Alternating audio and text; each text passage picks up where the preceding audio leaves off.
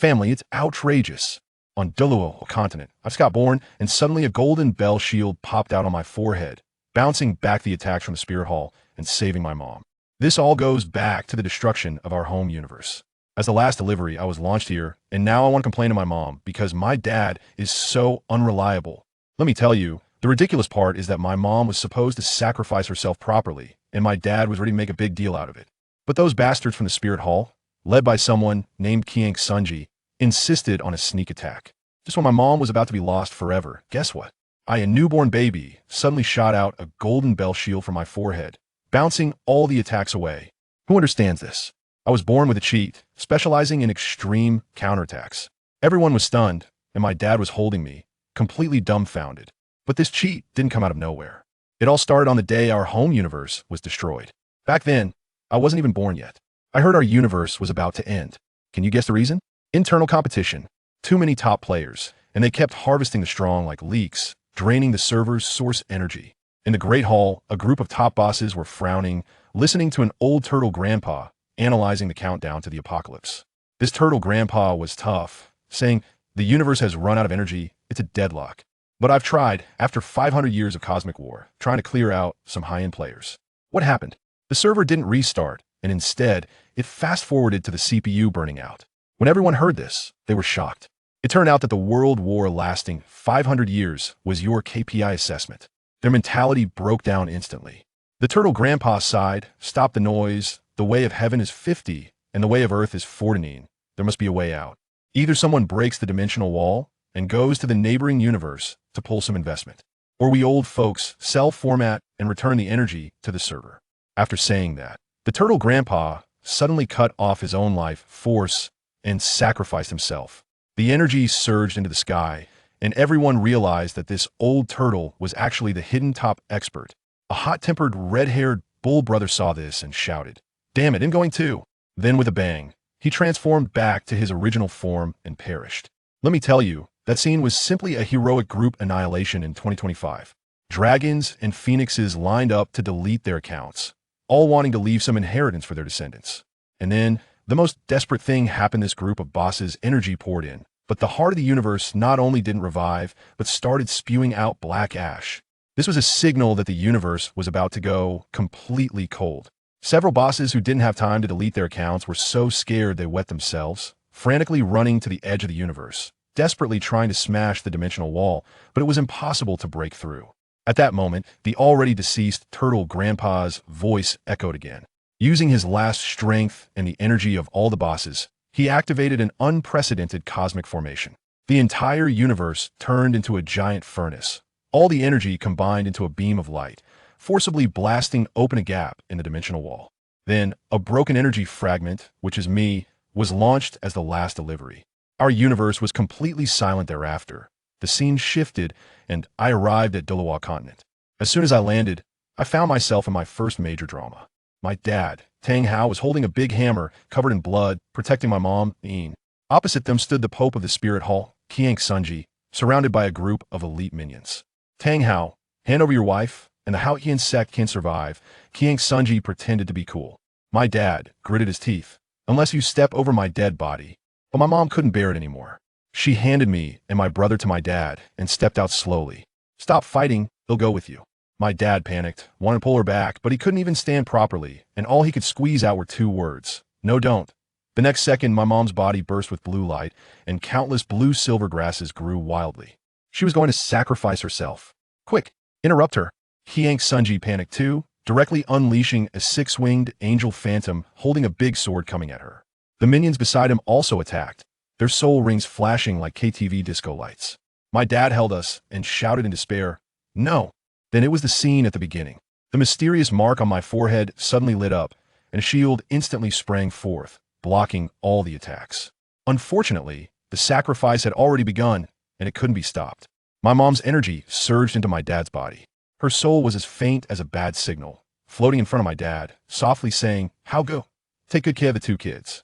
10 minutes later, a blood-red tint to sand your soul ring rose under my dad's feet.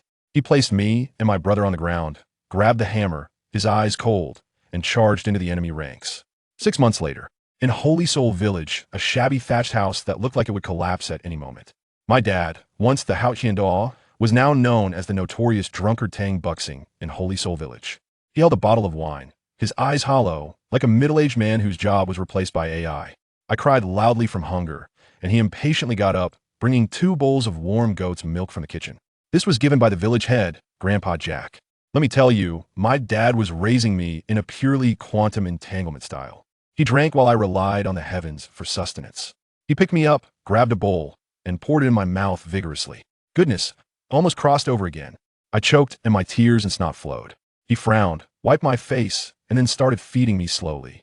Beside me, my brother Tang San, who had been reborn, lay quietly. His stomach also growled, but as a top assassin in his previous life, he couldn't bring himself to cry for food. This was the pride of the strong. So, we lived on clumsily until we were 1.5 years old and could walk. My brother was so malnourished he looked like a bean sprout. As for me, I relied on the occasional energy supply from the mark on my forehead to avoid developmental delays. It was mealtime again. My dad brought out 2 bowls of thin porridge, so clear you could see your reflection in it, that even greedy disaster relief officials would cry. Again with this stuff. I pouted, tears streaming down, and desperately squeezed out 2 words. You bad. In my eyes, this scruffy uncle was a villain, feeding me pig food every day, not eating himself, and always scolding me. My brother was better, obediently picked up the bowl and took small sips. After finishing, he came over to pat my back, intermittently comforting me. Little brother, if you don't drink, you'll be hungry. The Buddha really has nothing to say about family. After finishing the porridge, my dad took the bottle back to the room to emo. My brother silently thought about washing the dishes, but he was too short to reach.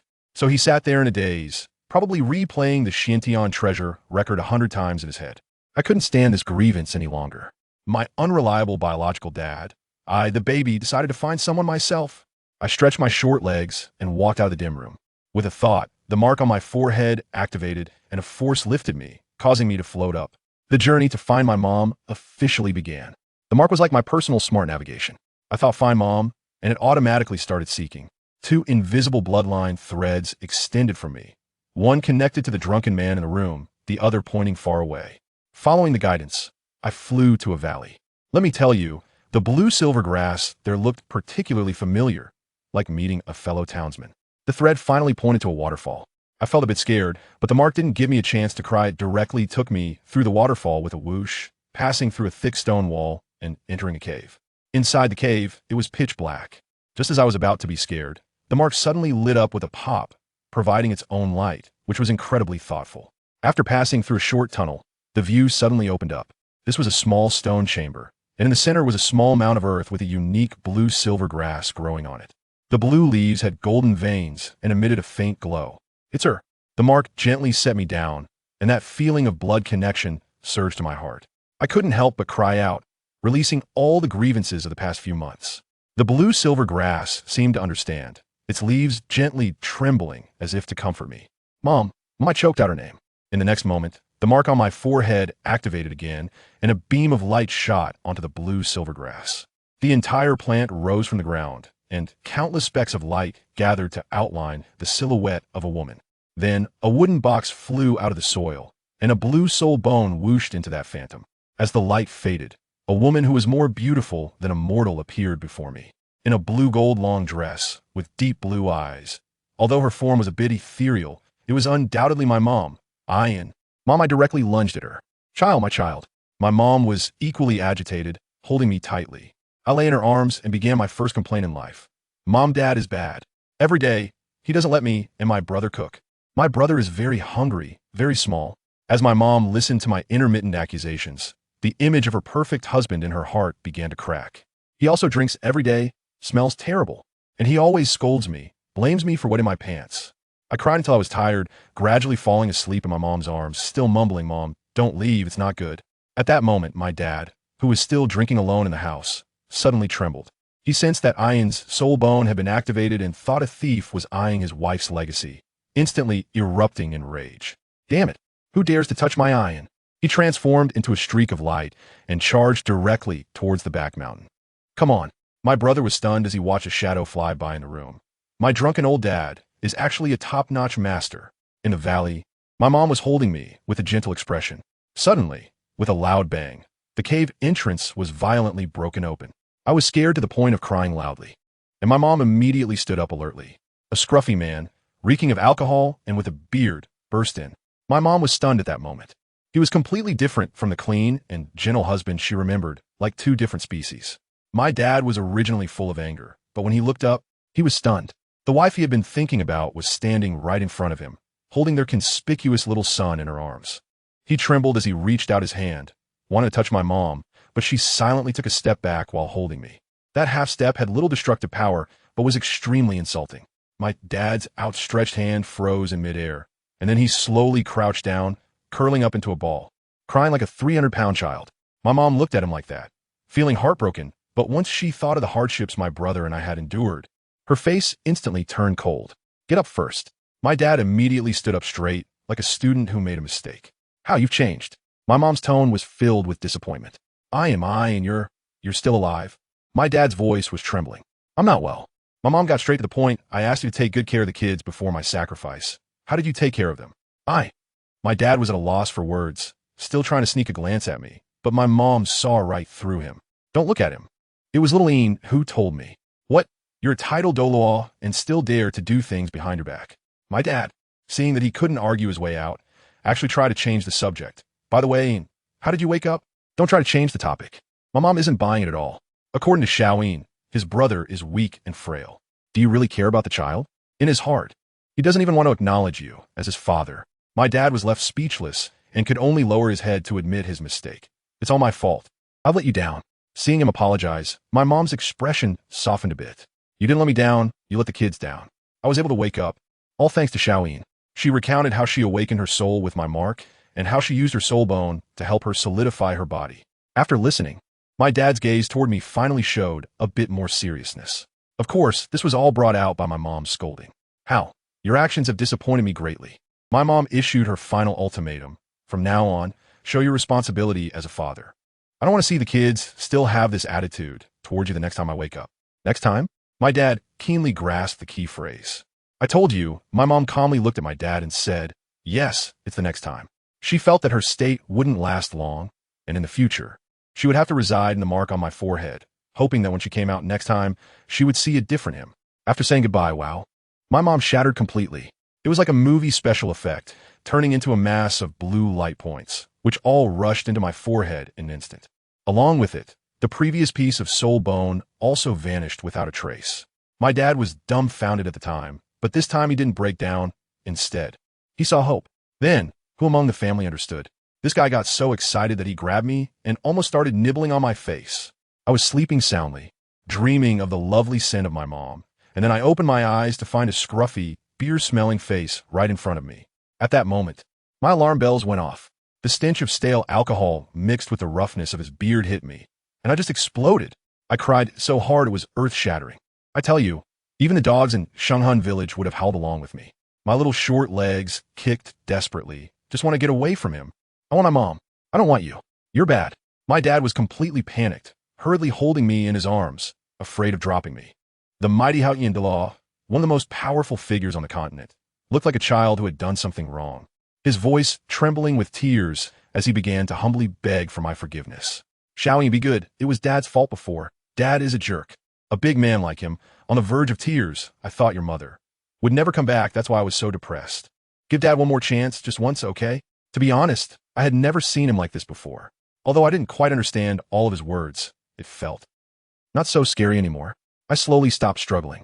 Seeing that I wasn't making a fuss, he quickly half-squatted down, and for the first time, we made proper eye contact. Looking at his tear-streaked face, I felt strangely in my heart, and I reached out my little hand to wipe away his tears. As soon as I saw it, I thought, hey, there's hope. The opportunity has come. I immediately stopped crying, stretched out my little hand, and set 3 rules with him. In the past, he was bad. I pointed at him, and from now on, he must be good. He nodded vigorously like a chick pecking at rice. Yes. From now on, good. Smelly. Mom, fragrant. Good. I won't drink alcohol anymore. You can't be fierce to me.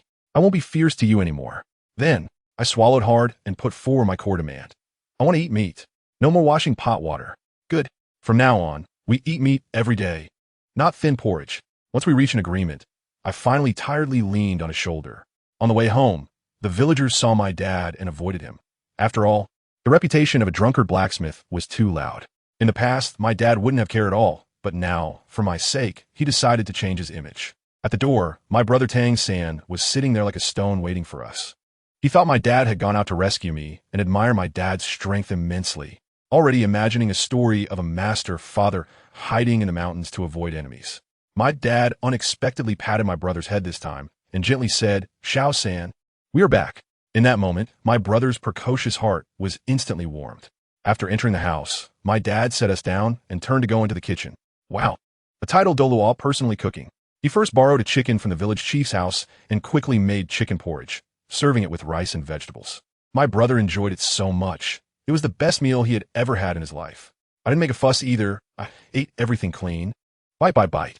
When my dad went to tidy up the house, I was full and approached my brother with a mysterious expression. "Gidge, I have a secret to tell you." My brother was shocked at the time, stammering as he asked, You mean you found Mom?" "Uh-huh." I nodded confidently, pointing to my forehead. "Mom is right here." My brother looked at me as if I were an idiot, reached out to touch my forehead, thinking I had a fever and was confused. "Brother, are you hysterical?" I was in a rush, wanted some of my mom for him to see, but the mark on my forehead showed no reaction at all, as if I had fallen into a deep sleep. My brother, seeing this, thought I was going crazy missing Mom, and said in a tone used to comfort children, Okay, I know you've seen Mom." Great, now it's hard to explain. Meanwhile, my dad had already started making big changes to our house.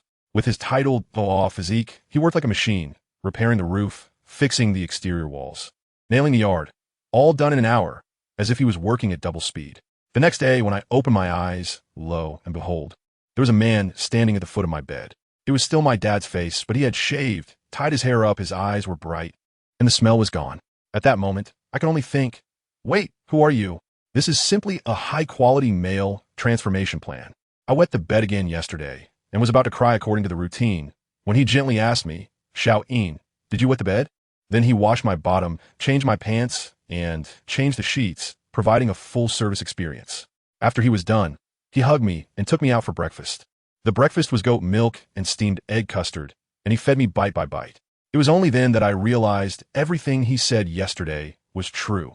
My brother was standing beside us, looking just as confused, unable to make sense of it all, so he decided to focus on his daily practice. Meanwhile, in the imprint space in my mind, my mother encountered an unexpected presence. That space resembled a sea of stars, besides my mother's own soul bone and body. There floated a long spear made of branches and a blood-red bow. The aura emitted by these two weapons was so powerful that it even startled my mother. Just then, an ancient voice echoed, "You must be this child's mother, right?" My mom instantly became alert. "Who are you?" A ghostly figure of an old man appeared, claiming to be Old Turtle. He said he was just a remnant about to dissipate and urged my mom not to worry. As a result, when my mom went in, she encountered a remnant of an old man who also called himself Old Turtle. This old man had quite the background. He said that the universe he used to live in was about to collapse. He had initiated a massive project, using the entire universe as a furnace to refine a spark of civilization. But in the end, the project failed. In the end, he was left with just a wisp of his soul and two artifacts, a gun made from a branch of the world tree and a bow.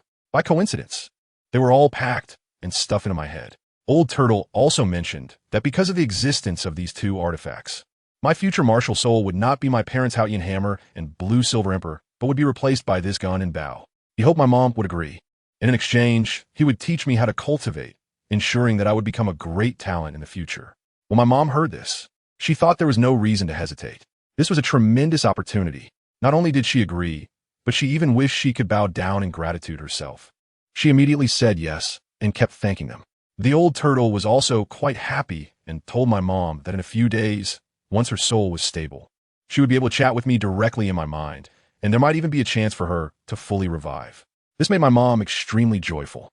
A few days later, while I was having lunch, I suddenly heard my mom's voice in my head. "Xiaoyin, can you hear me?" I got so excited that I stood up and shouted, "Mom, I can hear you." My dad was washing the dishes nearby. As soon as he heard this, he dropped the dishes and rushed over, looking as nervous as if he were at a job interview. "Xiaoyin, what did your mom say to you?" My brother beside me was stunned. His worldview was about to collapse. I became a messenger, passing messages back and forth between my parents. My mom was quite aloof, telling my dad not to always think about showing off, but to focus on taking care of the kids. My dad listened, and although he felt down, He became even more motivated, immediately thinking about how to earn money to support the family. After my dad left, my brother came over and asked me seriously, "Little brother, can you really see Mom?" I said, "Pigeon, didn't you know?" I thought he believed me last time. Then, "Can you help me send a message?" My brother said, "Just tell her, Mom, I miss you so much." I immediately relayed the message. After a while, I looked at my brother and said word by word, "Mom said, Xiao San, I miss you too." Life went on like this, and in the blink of an eye, I turned 3 years old. In this year and a half, our family underwent a complete transformation, from a thatched cottage to a brick house. My dad somehow got a bunch of herbs and made us take herbal baths every day. That stuff hurt so much that I screamed, feeling like my cells were having a party. My brother, on the other hand, was like an old cadre, pretending to scream a couple of times while secretly absorbing the medicinal power, fully showing his true colors as the king of rolling. My brother started practicing his Xiantian Gong at the age of 3, and I was also pulled into that starry sea-like spiritual world during a dream. I saw the old turtle for the first time, and I longed for Mom. I ran up and hugged my mom's leg, and she hugged me back, kissing me again and again. My mom told me that this old man is her savior and wants to take me as his apprentice to teach me skills. As soon as I heard that I could become stronger and protect my mom, there was nothing more to say. I became his apprentice on the spot. The ceremony was very simple. I just cupped my hands in front of the old man's shadow, and that was it. My master didn't waste any time and directly passed me a set of techniques called Heaven and Earth as Furnace. He said this technique is incredibly powerful, but cannot be shared with others. Then he began to recite the incantation, Heaven and Earth as Furnace, Creation as Craft. Every word exploded in my mind like thunder, and I even saw a huge illusory furnace appear before me. This is the core of the technique. You sit cross-legged first, and we'll take it step by step. Within a few days, under my master's guidance, I refined a really cool blue crystal furnace inside my body. My master said I had good talent, but since I was still young, I shouldn't practice recklessly and should lay a good foundation first. At that time, I was only half understanding, so I grabbed him and asked, "Master, what is muscle and bone? And what is foundation?" My master chuckled and said, "Hey, what is so hard to understand? Muscle and bone refer to all the parts of your body, like meridians, internal organs, and skeletal structure. All of it counts. As for foundation, it's even easier to understand. Just think of yourself as a wooden barrel. The foundation is made up of those wooden planks. The shortest plank determines how much water you can hold in your life." Got it? I'll tell you. My master explains things in such a simple and straightforward way that I understand immediately.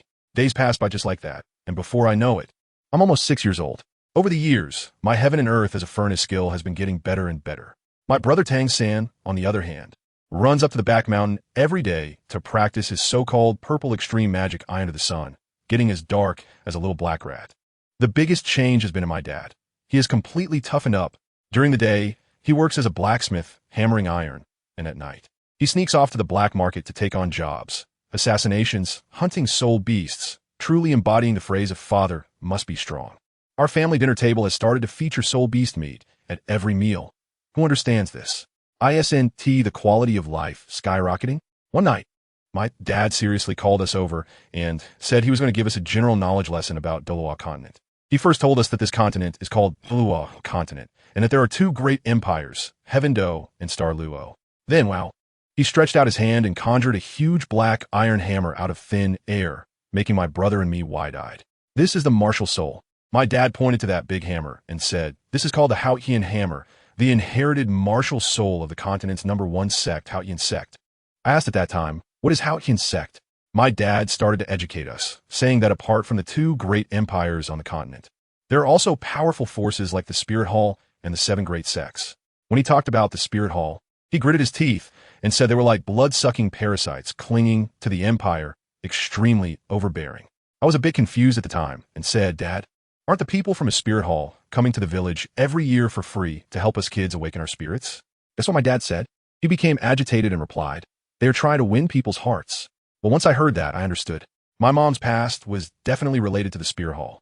Finally, on my 6th birthday, my dad said he wouldn't wait for the village to arrange it. He would personally help us awaken our spirits. But just at that crucial moment, I suddenly heard a ringing in my head.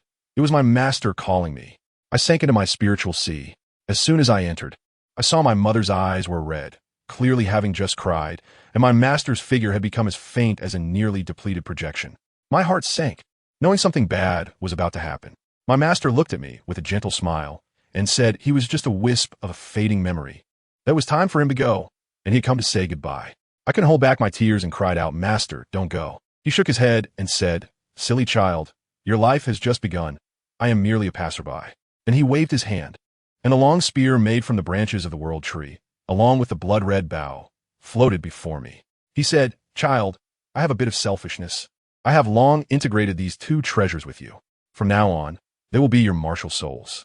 He named the spear Destiny and the bow Dragon Phoenix Bow. Finally, he patted my head and said, "Cherish the people you love in front of you, and don't let yourself regret." After saying this, his figure completely dissipated, like a wisp of blue smoke, disappearing without a trace.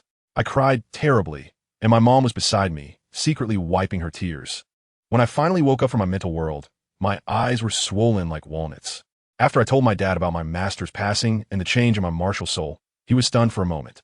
His expression was so complex that I guessed he was thinking, "This child's martial soul has changed. Is he really my biological son?" But he quickly accepted it, saying it was my destiny. Then, the martial soul awakening ceremony officially began. I went first, standing in the center of the six-pointed star formation. I felt warmth all over my body, and my palms felt like they were electrified, as if something was about to burst out. In the next moment, a brown long spear appeared in my right hand, adorned with a few small purple flowers, exuding a strong life force. My dad took a sniff and said it relieved his long-standing hidden injuries significantly. This was the Spear of Destiny. Soon after, a blood-red great bow emerged in my left hand, the bow resembling a phoenix's wings, looking incredibly cool. This was the Dragon Phoenix Bow. The most explosive part was yet to come. My dad took out a blue crystal ball to test my innate soul power. When I placed my hand on it, the crystal ball lit up with a bang, shining like a little sun, almost blinding my dad. He was so stunned that he stuttered while pointing at me, saying, "Innate. Innate level 20 soul power. Family, who understands?" My dad's expression was like he had won a 500 million lottery, so excited he was about to burst. When it was my brother's turn, he was also impressive. He had the Haotian hammer in his left hand and blue silvergrass in his right. However, his blue silvergrass was no ordinary one. It had 7 golden patterns on it, a complete blue silvergrass plus version. Later, my mom said it was all my fault for spending so much time with him that I had transferred some of my blue silver emperor's bloodline aura to him. This was definitely a case of heaven feeding me. 3 days later, after my mood had calmed down quite a bit, I told my dad I had good news. I could summon my mom briefly. I picked up my Spear of Destiny and unleashed life energy outward, and the scene looked like a 3D printing of a living person. My mom's figure, dressed in a blue long dress, gradually solidified in the air. My dad burst into tears on the spot, rushing over to hug my mom and not letting go. If I hadn't been unable to watch any longer and shouted from the side, "Dad, have you hugged enough? It's our turn to hug now." They could probably act in an 80-episode tearjerker drama. Finally, the whole family was reunited. After sitting down, they began a family meeting. My mom first explained that my martial soul belonged to the divine level, and it was the Pro Max version, which completely dispelled the last bit of doubt in my dad's heart. Then, they started planning my brother's future cultivation path. My dad initially wanted him to practice blue silvergrass first, to develop quietly. But my mom cut to the chase. "Are you stupid? With the surname Tang, using top-tier blue silvergrass, doesn't that mean you're wearing a sign saying 'I'm Tang House Kid' on your forehead? It's easier to be discovered." Upon hearing this, my dad suddenly understood and finally decided to let my brother focus on the Haotian hammer and take the domineering route. Next, he discussed my martial soul. My dad said that my fate spear had such a strong life energy. Was it an auxiliary type? My mom directly denied it. Don't be fooled by appearances. It is essentially a spear and must be practiced as a powerful attack type, Soul Master. As soon as I heard that, I immediately raised my hand. I want to be a strong attack Soul Master to protect my mom. My dad looked at us and nodded with satisfaction, then began to educate us on the basics of Soul Masters, explaining the levels of Soul Masters from Soul to Title Daw, and the colors of Soul Rings from 10-year white to 100,000-year red. I looked at the 9 terrifying rings that rose behind him that day and curiously asked, "Dad, is it like the kind of rings that floated around you that day?" As soon as I finished speaking, my dad nodded and said, "Right?" Then, wow, let me tell you, that scene was something else. Under his feet, 9 circles suddenly appeared. Yellow, yellow, purple, purple, black, black, black, black. The last one was a blood-red color that could scare someone into having a heart attack. That red circle was radiating a sinister aura, and my brother Tang San's eyes went wide. He had no concept of it before, but after hearing the explanation and seeing this setup, his brain probably crashed. He finally understood what level of monster our dad was. I'm different. I stared intensely at that red circle. Who understands? Family? The aura above, it is exactly like my mom's. My mind buzzed, and I recalled the scene from 5 years ago when I first met my mom. That dark cave, that dying bluegrass. I blurted out, "Is this 100,000-year soul ring mom's?" As soon as I said it, the air froze. My dad and mom shivered all over, but in the end, they didn't hide it. My brother beside me was also stunned, and his mind was probably playing out a dramatic ethical dilemma. He trembled and guessed, 100,000-year soul ring, Mom. Could it be that Mom isn't human? My dad sighed and said, "Yes, your mom has been cultivating to transform for 100,000 years as the Blue Silver Emperor." He then added that the story of how my mom became a soul ring was too tragic to us now. It would be like a restricted movie that we shouldn't watch. He finally left us with a sentence. Remember, only the strong can protect those around them. I'm still not qualified. The atmosphere instantly dropped to freezing point. It was my mom who stepped in to ease the mood, saying, "Oh, it's all in the past." It's a blessing in disguise.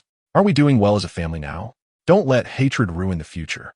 As soon as I heard that, I immediately raised my small hand and declared with great determination, "From now on, I will protect Mom." My mom patted my head, smiling in a way that was incredibly doting. From that day on, my dad began intense training. He mainly taught my brother how to use a hammer, with the core secret being one word: waste. All power comes from the waste. That is the core, he explained while teaching my brother hand in hand, using soul power to help him feel the activation of every muscle. My brother was already a genius, and with this guidance, he instantly grasped it, feeling his control over his body elevate to a new level. 2 days later, my brother successfully forged a piece of Iron Mother. My dad saw this and waved his hand, saying, "All right, let's leave the village." As a result, that evening, the village chief, old Grandpa Jack, came to our door. He thought we were still ordinary children and nervously informed us that we were to awaken our martial souls tomorrow. I politely opened the door and then directly revealed my martial soul. "Grandpa Jack, no need. I'm already a soul master." Old Grandpa Jack's eyes nearly popped out, and his mouth was agape enough to fit an egg. At that moment, my dad walked over and laid it all out. "Chief Jack, we are leaving. Thank you for taking care of us all these years." He then pulled out a heavy pouch filled with gold soul coins. Old Jack realized my dad was not an ordinary person, so he didn't T-stop us much, but he felt a bit reluctant to let us go. He took the money and remained silent for a long time. Finally, looking at my dad, he said slowly, "Take good care of Xiaoyin and Xiaosan. Also, there is something I've been holding in for 6 years. 6 years ago, you really weren't a good person. I tell you, this is definitely the best mouth substitute of 2025. It felt so good to curse." My dad didn't even get angry, just stood there watching old Grandpa Jack's back disappear into the night. The next morning, we quietly slipped away. My dad went straight to Nottingham to rent a carriage. The horse had the bloodline of a soul beast and ran like it was flying. The rental fee and deposit cost 1,000 gold soul coins. Wow, it turns out our family is so rich. In 2.5 days, we traveled thousands of kilometers. We arrived at a small town near the Stardow Forest. That place was simply the talent market for soul masters, bustling with lights at night, filled with soul masters just coming out of the forest. Some still had blood on them, while others were missing arms and legs. The scene was too brutal. My dad wasn't in a hurry to enter the forest and found a hotel for us to rest first. He went out to buy some dry food and insect repellent powder. For him, entering the outskirts of this forest was just like strolling in his own backyard. Early the next morning, we energetically stepped into the starry forest. The forest was dotted with small spirit master teams, and when they saw our odd combination of 1 adult and 2 kids, they cast curious glances our way. My dad found it annoying and released a bit of his aura, and the people around us instantly looked as if they had seen a ghost, quickly averting their eyes and not daring to make sound. Along the way, my dad also played the role of a tour guide, pointing at a little rabbit that dashed past and saying, "That's a soft-bone rabbit, a 10-year soul beast, and it runs fast," passing by a patch of blue silver grass. The grass actually bent slightly towards us, and my dad said, "It's paying tribute to your royal bloodline." Curious, I reached out to touch it, and unexpectedly, the little grass that had just cultivated its spirit power suddenly transformed into light spots and dove into my body, serving as a supplement for my mom. My mom's voice echoed in my head, "Little Silver, it's not easy for blue silver grass to cultivate. Don't do that." I felt a bit guilty about it too. As we walked deeper, suddenly, my father stopped in front of a cave. A 3-meter tall bear emerged from the cave, its fur a golden brown color, and its claws gleaming like metal, shining with a dark golden light, looking extremely sharp. My father calmly said, "Dark golden claw bear, nearly 400 years old, with pure bloodline. Xiao-san, this will be your first soul ring." Before he finished speaking, my father moved in a flash. I couldn't even see how he did it. Then I heard a dull thud, and the majestic bear's spine was directly broken, collapsing to the ground, barely alive. It was a complete domination, like a dimensional strike. My dad handed my brother a dagger and said, "Go, give a quick end." My brother took the dagger and finished off the bear. Before it died, the bear looked at me with an intensely vengeful gaze that made my heart race. Just then, my dad's blood energy erupted, and the bear's final resentment instantly vanished. A yellow soul ring floated up. My brother sat cross-legged and began to absorb it. As for my dad, he was turning the bear's corpse over and over, finally sighing. "What a pity, no soul bone dropped." Asked out of boredom, "What is a soul bone?" My dad explained that it's equipment that can drop after a soul beast dies and grants an additional skill. The most powerful thing about the dark old fearsome bear is its claws, and sometimes it can drop a type of claw soul bone. Just as he was saying this, I stretched out my hands, slightly clenched my fists, and suddenly 6 golden claws engraved with mysterious runes shot out from between my fingers. I looked at him innocently. "Is this it?" My dad fell silent immediately. His expression was like the mobile signal suddenly dropping from 5G to 2G. I quickly explained. That bear just glared at me, and I was scared, so I instinctively used the refining ability of heaven and earth as a furnace to extract the essence from its body. My dad probably has no words for it either. After all, we're all his kids, so who wouldn't use us? Half an hour later, my brother finished absorbing, and his Hautian hammer gained an extra layer of dark golden luster. He shouted his first soul skill, Dark Gold Power, and smashed it down, creating a large pit several meters wide with a loud bang. He said this move could double the weight and penetration, with a 50 chance to stun the opponent. But the downside is, he can barely lift it now. After dealing with my brother, it was my turn. My dad said he would find me a wooden attribute snake-type soul beast. Then, he took us on a wild run for 2 whole days, straight into the depths of the hybrid area of the Stardow Forest, to a haunted place called Qianlong Pond. The water there was as black as ink, with cold winds swirling around and countless eyes watching us from the shadows. My father directly communicated with soul power.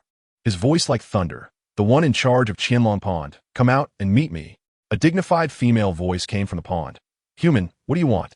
My dad was very straightforward. "Get my son a soul ring." The female voice instantly became furious. "Do you think my home is a vegetable market? You're trying to kill my people in front of me." Before she could finish her sentence, my dad signaled me to reveal my martial soul, Destiny. As soon as I took out the gun, the rich life energy immediately made the entire Qianlong pool boil. The female voice stopped abruptly. After a while, a huge purple giant snake emerged from the pool, with each scale shimmering like a gemstone. She fixed her gaze on my gun and said, "I can agree to this, but I have one condition." "What condition?" My dad asked. "I want to become one of his soul rings." Goodness, I couldn't even wrap my head around this operation. Is there really someone who actively wants to be a soul ring? It turned out that this 80-year-old amethyst serpent queen had reached a bottleneck in her cultivation, and she believed I was her only hope for evolution.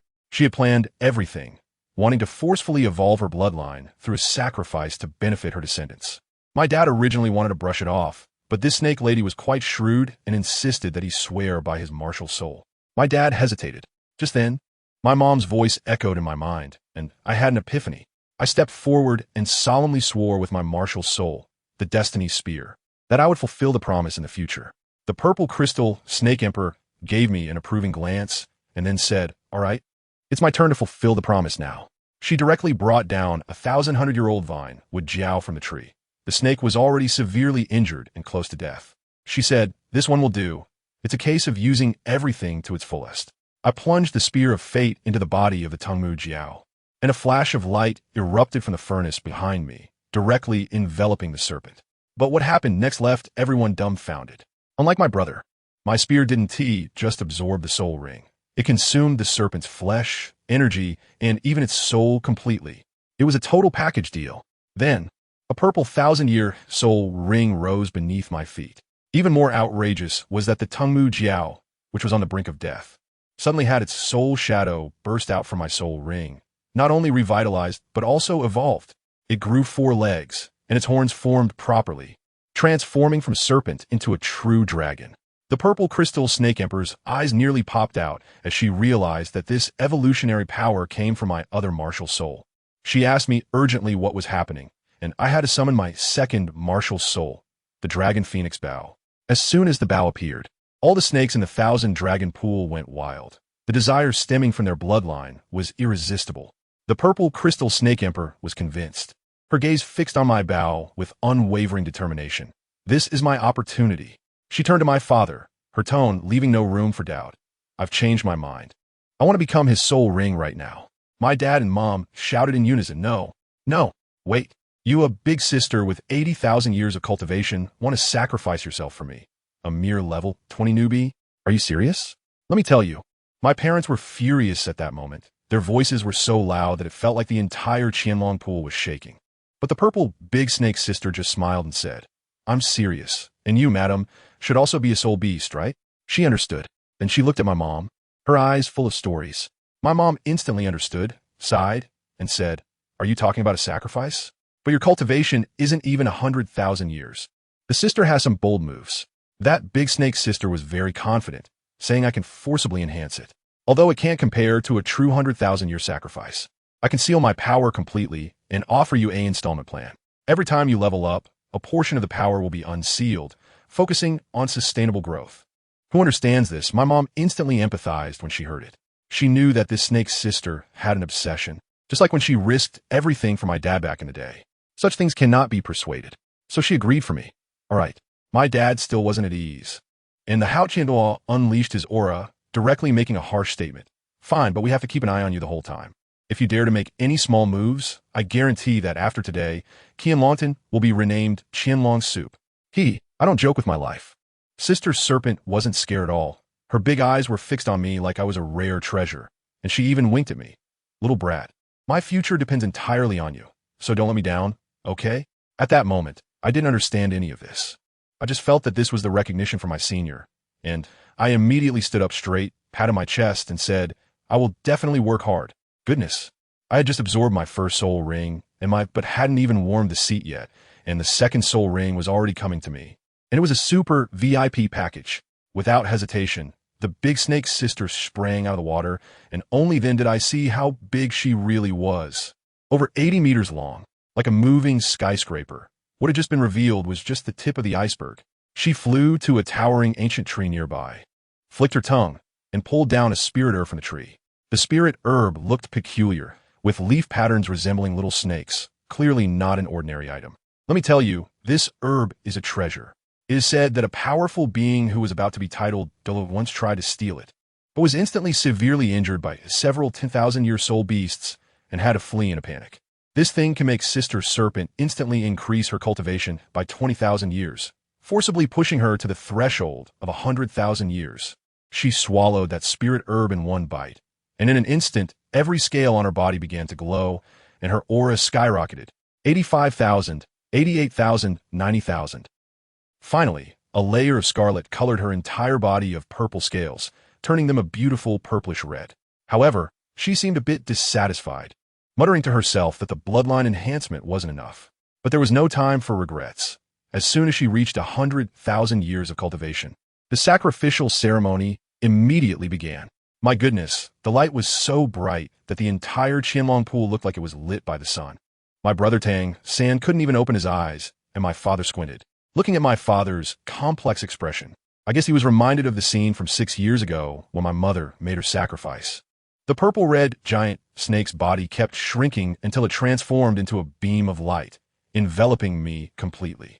I cooperated and raised my fate spear, making eye contact with her, and said earnestly, I won't let you down.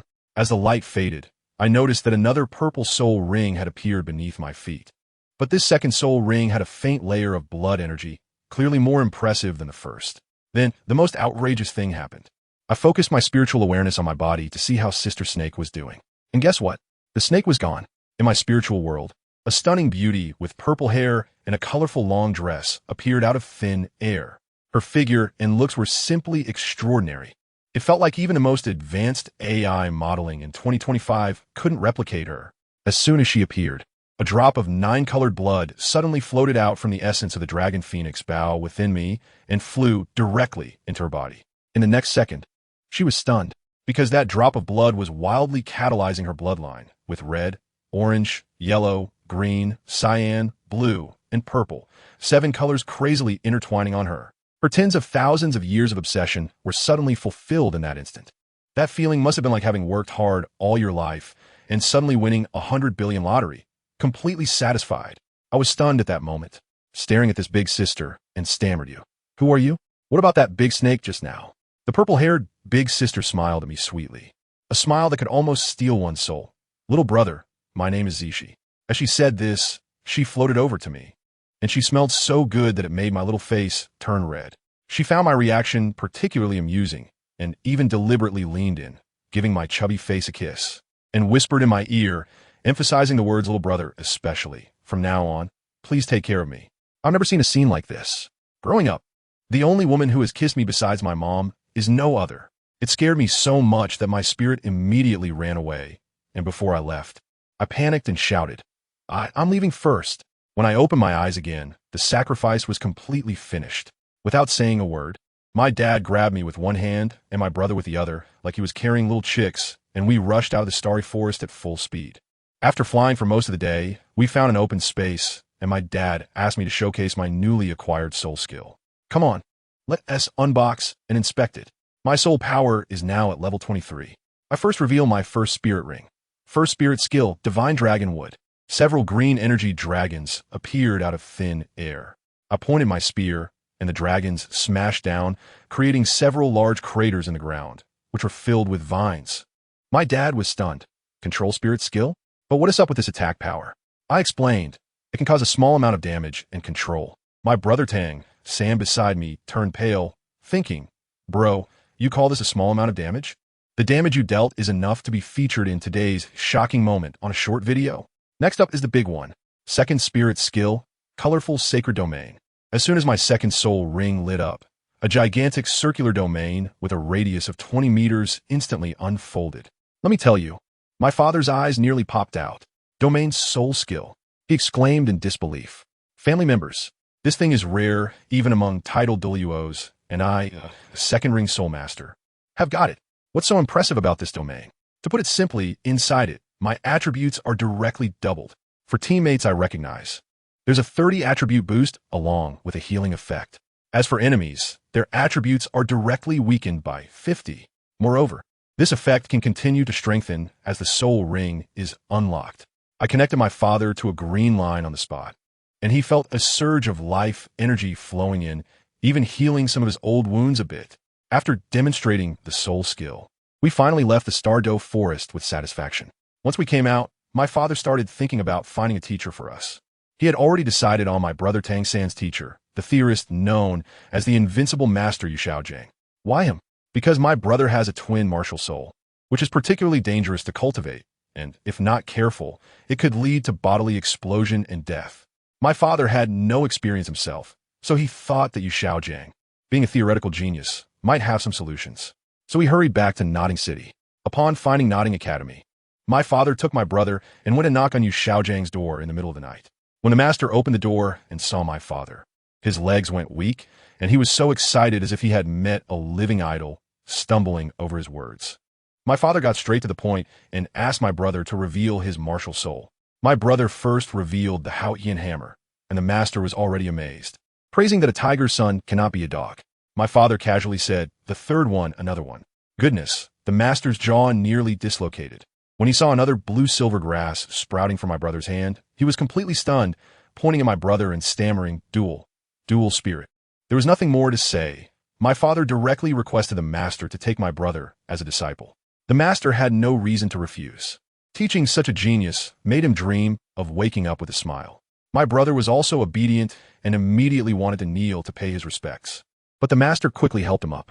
With everything settled, my father left, leaving my brother with the master, just while my brother was paying his respects. In the work-study student dormitory of Notting Academy, a girl named Xiao was almost scared to death. Her true form was a 100,000-year-old rabbit spirit, here to experience human life. However, my father's tidal aura swept through, directly pinpointing her location. Xiao Wu thought she was done for, her identity exposed, and she would be turned into a soul ring. Trembling in fear, she contemplated whether to flee back to the Stardow forest overnight. Just when she was in despair, my father's voice suddenly rang in her head. "Little rabbit, conceal your aura. No other title Douluo will come here." Xiao Wu was stunned, thinking this person discovered me. And instead of killing me, he reminded me? She couldn't understand, but since she felt safe, she simply went to sleep. My dad returned to the hotel, and my mom was already waiting in my room. He hugged my mom and gently said, "The issue with the mistress is resolved. In a few days, I will find a teacher for Xiaoyin." My dad had been gone for a whole half-month. During that time, I was stuck in a hotel practicing, feeling like I was about to grow mushrooms from boredom. Finally, when I looked forward to my dad's return, he appeared exhausted, but with bright eyes. "Xiaoyin, I found you a teacher who uses guns. Tomorrow, I'll take you to meet him." It turned out that during this half-month, my dad first went to Heavendoe City and found the leader of one of the 4 major sects that used to be affiliated with our Haotian sect, the Titan clan. Back when our sect went into seclusion, these affiliated sects were bullied terribly by the Spirit Hall. The teacher my dad found for me is the leader of the Breaking Clan, Yang Wudi, who is also a tough guy with guns. Coincidentally, in a few days, it would be the annual gathering of the 4 affiliated sections. Knowing that Yang Wudi held a grudge because of past events, my dad even made a special trip to the Stardow Forest, where he fought with a nearly 90,000-year-old lion to retrieve a 10,000-year-old purple crystal ginseng as my apprenticeship gift. 2 days later, in Heavendoe City, I had never seen such a large city in my life. The city walls were ridiculously high, and the city was bustling beyond belief. My dad held my hand and took me to the Titan clan's territory, where the clan leader, Titan, had been waiting at the entrance. Upon seeing my dad, he respectfully called him master and referred to himself as an old servant. As soon as I heard that title, I felt uncomfortable and directly told him, "Old man, you can't refer to yourself as old servant anymore." Titan was taken aback for a moment, and my father also spoke up, telling him not to call himself that in the future. Titan understood very well that my words carried more weight than anything else, and he immediately started to take me, this young master, seriously. Upon entering the conference hall, there were already 3 old men sitting inside. One was as strong as a bear, another was as thin as a bamboo pole, and the last one, well, that one had a face that seemed to express that the whole world owed him money, with a gaze as sharp as a knife, sitting there in silence. I locked my gaze on him at first sight because I could sense the forward momentum and sharpness in him, which resonated with my own intent to shoot. He was definitely a top-notch expert with a gun. Just as I was sizing him up, my father removed his hood and spoke in a deep voice. "Long time no see, Niu Gao, Yang Wudi uncle." The hall instantly fell silent. The old men looked at my father with complex expressions, shock, nostalgia, and a hint of resentment.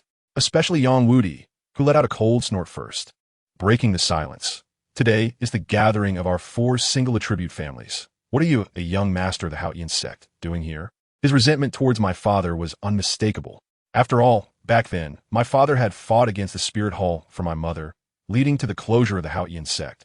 And they, as affiliated sects, were treated as punching bags, suffering heavy casualties. His son died. His brother was captured. Most of this grudge was placed on my father's shoulders. Titan tried to mediate, but Yang Wudi showed no courtesy, directly retorting, "Family? I can't afford that." Back then, when the Haotian sect said it would close, we were chased and beaten like stray dogs. Where were you at that time? He grew more agitated, even confronting my father's uncle, Baihe, the clan leader of the Min family, saying they were so poor they were almost begging. The atmosphere became extremely awkward. Finally, it was my father who spoke, his voice filled with weariness and guilt. "The mistakes of that year were all mine. I admit it. I know admitting wrongs is useless. My father was driven to death by anger, and you all lost loved ones and homes. I will repay this debt with my remaining life. I know you don't believe it, because I'm still not strong enough. Even as a titled Douluo, I'm still not enough." I stood by, listening, my heart filled with mixed emotions. It was only then that I vaguely understood how many people's youth and future had been crushed behind my parents' fairy tale love. The part of me, that is my mother, was already in tears. After hearing my father's words, Yang Wudi's excited emotions slowly calmed down, and he sat down quietly, no longer speaking. He knew that no matter how angry he was, the dead could not come back. The entire hall fell into a deathly silence once again. In this dead silence, let me tell you, it was that old man named Titan who couldn't hold on any longer, stepping in to ease the tension. saying that my father, oh no, the young master, was here today for an important matter and invited everyone to listen. My old man Tang, Hao, is also a straightforward person. He directly approached Yang Wudi, who had been wearing a sour face the whole time, and said, "My son Tang, Ian has a martial soul that is a spear, and I want you to take him as your disciple." Guess what? Yang Wudi exploded right away, looking at him as if to say, "Are you kidding me? You're a hammer wielder, your wife is a plant, and your child has a martial soul that is a spear? Are you trying to act in a sci-fi movie here?" My dad couldn't be bothered to waste words with him and just called out Xiao Yin. I understand now. With just a thought, I directly revealed my fate's long spear. Wow. 2 circles of dark purple rings suddenly appeared. Not only that, but when my martial soul emerged, it came with a life energy buff. The 4 old men instantly felt like they had become several years younger, no more sore backs or aching legs. They even had the energy to go upstairs. Especially Titan and that Niogao. Both of them were nearly 70 and looked like they were about to be buried, but suddenly they felt revitalized. Their facial wrinkles smoothed out, but they had no time to care about that.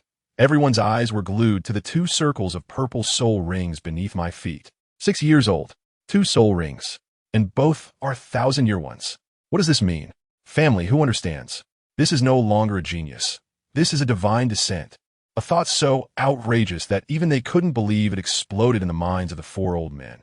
Innate level 20 soul power, plus the ability to absorb soul rings beyond their level. When my father saw that the timing was right, he directly added the final touch. "You are all elders, so I won't hide any longer. My son has an innate soul power of level 20.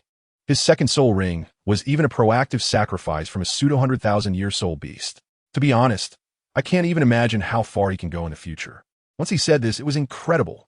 This wasn't just painting a big pie. It was like bringing a Michelin 3-star chef along with his entire kitchen to you. Just asking if you find this pie delicious. My father stared into Yang Wudi's eyes, and that gaze was like an X-ray.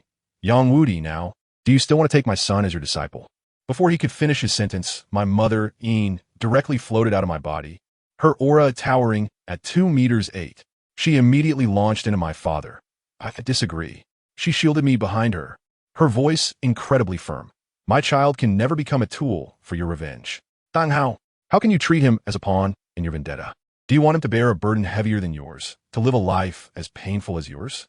Ask your conscience, do you still consider yourself a father?"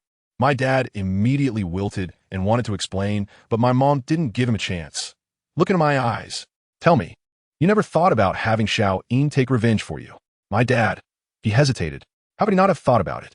With his son's extraordinary talent, waiting for over a decade, the 3 of us in the family could all become titled Douluos and directly bring down the Spear Hall. This script is simply too satisfying. Who understands? My family members. It's still up to me, a 6-year-old kid, to take charge. I took a step forward and said to them, "Dad, Mom, Grandpas, I will avenge this grudge in the future." When my mom heard this, her eyes turned red, and she became anxious. "Xiao Yin, you can't." I shook my head, interrupting her words, but my tone was very serious. "However, I will only go after those who were truly involved back then to settle accounts. And I will never implicate any innocent person. Moreover, I will not help you in seizing any power or benefits. I tell you," as soon as those words were spoken, the perpetually sullen Yang Wudi's eyes instantly lit up. He slapped his thigh and exclaimed, "Good. At such a young age, you're so straightforward. I like your character. This disciple of mine, Yang Wudi, will take you in." And just like that, it was settled. My mom held me, tears streaming down her face uncontrollably. My dad looked at my mom crying, and the joy in his heart over his son agreeing to take revenge vanished completely. He turned around and slapped himself hard across the face, and with a loud smack, half of his face instantly swelled up. He was punishing himself for his own incompetence. While other families have second-generation kids relying on their parents, in his case, good grief, he directly opened up a mode of relying on his son. His wife's revival depended on their son, and revenge would have to wait until their son grew up. He felt utterly pathetic to the extreme. I could only hold my mom and comfort her, then turn to my dad and say, "Dad, you can't do anything impulsive before I become stronger. Otherwise our agreement will be void. I know him too well. That beast of revenge in his heart cannot be ignored." My father came over and kissed my forehead, which counted as his agreement. Then he took out from his bag, which was my apprenticeship gift, and handed it to Yang Wudi. Yang Wudi's eyes nearly sparkled with golden light. He was saying polite words, but his hands were quicker than anyone else's, and he snatched it up in one go. My father passed away, and those 3 old rascals started causing trouble. Bai he cheerfully asked me to call him Uncle Grandpa. Nyo Gao wanted me to call him Grandpa Nyo, and Titan wanted me to call him Grandpa Titan. I obediently called each of them. As a result, the three of them turned their gaze toward Yang Wudi, and the meaning in their eyes was very obvious. Look, we're all grandpas, and you are just a teacher, a generation below us. Yang Wudi's face instantly darkened, turning as black as a pot bottom, and he cursed a bunch of old fools, then without saying another word. He grabbed me and rushed out like he was escaping for his life. Behind us, Nyo Gao's boisterous laughter rang out. Nephew Goat, don't go. Goodness. Once that nickname Nephew Goat came out, I felt my new teacher's blood pressure spike to 180, and the muscles on his face were twitching. So, I followed Yang Wudi back to their clan's territory. As soon as I settled in, rumors began to fly throughout the clan. There were stories about the clan leader's old tree blooming, celebrating the arrival of a precious child, and some even said I was the illegitimate child of the current pope. Brought back by the clan leader, preparing to stage an annual drama of mother-son rivalry. These rumors reached Yang Wudi's ears, and the next day, he announced with a dark face in front of the entire clan. This is my personal disciple, Yang Wudi. This finally quelled the uproar. The next day, training began. Yang Wudi asked me what I thought guns were for. I said, to protect the people I want to protect. He then asked, then why do you only attack and not defend when you fight? I replied naturally, because as long as my attack is strong enough, the enemy can only defend and 1T have time to attack me. He was stunned for a moment after hearing this, then suddenly burst into laughter, saying my approach was even more extreme than his, but I was on the right path. Then he assigned me my first task. Every day, I had to stab with a gun 10,000 times, and each stab had to produce a sound of breaking air to count as qualified. 10,000 times. I was dumbfounded, but there was no choice. I had to practice. By the end of the first day, I was almost exhausted, my hands shaking like I had Parkinson's, barely able to stand with the gun. Yang Wudi saw that I hadn't even eaten lunch, but still managed to complete the task, and although his expression remained cold, his eyes were filled with approval. Just before I fainted, he picked me up, stripped me, and threw me into a tub full of precious medicinal herbs. Let me tell you, the most outrageous part was that this old man playfully flicked my little brother and commented, little guy. I was truly stunned. And so, spring turned to autumn, and 4 years passed in a blink. Now, I am 10 years old, having grown into a graceful young man. My soul power can no longer be contained and has broken through to level 30. My third spirit ring is a 4,500-year-old Tongyu divine bamboo, which grants me a skill called Phantom Light Thousand Shadows, allowing me to decompose my spear into thousands of streams of light for attacks. With a built-in 100% armor-piercing capability, it's simply a tank's nemesis. The big sister in my mind, named Zishi, has also awakened. She is the pseudo-100,000 year soul beast from my second soul ring. Now, she shouts boring in my head every day, urging me to level up quickly so she can have a new soul ring little brother to play with. One day, the teacher said he would take me to an important royal banquet. I tidied myself up, put on a silver formal dress, and I looked so handsome that I wanted to take a few more glances at myself. Yang Wudi also changed into formal attire, and we rode in a luxurious carriage decorated with 5,000 gold soul coins to the banquet location. Let me tell you, the succession to the throne of the Starry Empire is basically a large-scale workplace bullying combined with a werewolf killing game. The princes must marry the daughters of the Duke of the Underworld, then kill each other, with the winner taking all, and the best outcome for the losers is to have their soul power stripped and be confined for life. When I arrived at the banquet hall, it was filled with big shots, all of them pretending to be dignified, flattering each other, utterly hypocritical. I couldn't take it anymore, so I found a corner to secretly eat cake. Not long after, the main event arrived. The Emperor and Empress of the Starry Empire made their entrance, and the hall fell silent. Everyone had to bow. I was sitting on the floor eating cake at that moment, and I quickly lowered my head, secretly popping the last bite of cake into my mouth while everyone was bowing. Just then, a suppressed giggle came from beside me. I nearly choked. After finally swallowing, I glared at the person who laughed at me. Locking my gaze, it was a girl about my age. She was also bowing, but her shoulders were shaking, and that. Ahem, the nearly bursting curves of her dress completely betrayed her. When the Emperor allowed everyone to stand up, I finally got a good look at her face. She had ear-length short hair, both cool and charming, and her figure was so good it didn't seem like someone of her age. She noticed me looking at her and threateningly raised her little fist at me, but after seeing my stunning beauty, she shyly looked away. Standing beside her were two younger sisters, especially the youngest one, who had a cold little face, but her figure was already taking shape. I glanced at the Empress on the stage and their mother, the Duchess of the Underworld, and instantly came to a conclusion. Do the genes of the Underworld Zhu family seem a bit too advanced? I immediately understood that the leading lady tonight was the three sisters. As an audience member, I shouldn't get involved with them, as that would only bring me trouble. So, once the stage was set, it was time for the main characters to make their entrance. I tell you, the eunuch raised his voice and first called up the three princes. Goodness, the princes of the Douluo Empire were practically three living examples. The eldest, Davis, was a tall guy over 1.8 meters, looking like a golden lion, with a gaze that was as arrogant as could be, as if his face was engraved with "I am the best in the world." The second, Dalu, looked like he was full of mischief. The most pitiful was the third, Damu, who trailed behind his two brothers like a bullied little wife, trembling and making one feel sorry for him. I figured this guy had the highest talent, but probably faced a lot of pressure from his two older brothers. Then, it was the turn of the Zhu family's three sisters. Zhu Zhuyun led her two younger sisters onto the stage, and those few steps felt longer than my cultivation journey, each step like a farewell to her life. Finally, she stood in front of the Golden Lion Prince, Davis. Although they had met before, the atmosphere was devoid of any affection. It was purely a business marriage. Davis looked at Zhu Zhuyun not as a fiancé, but as equipment, as if he was assessing his own martial soul fusion component, clearly very satisfied.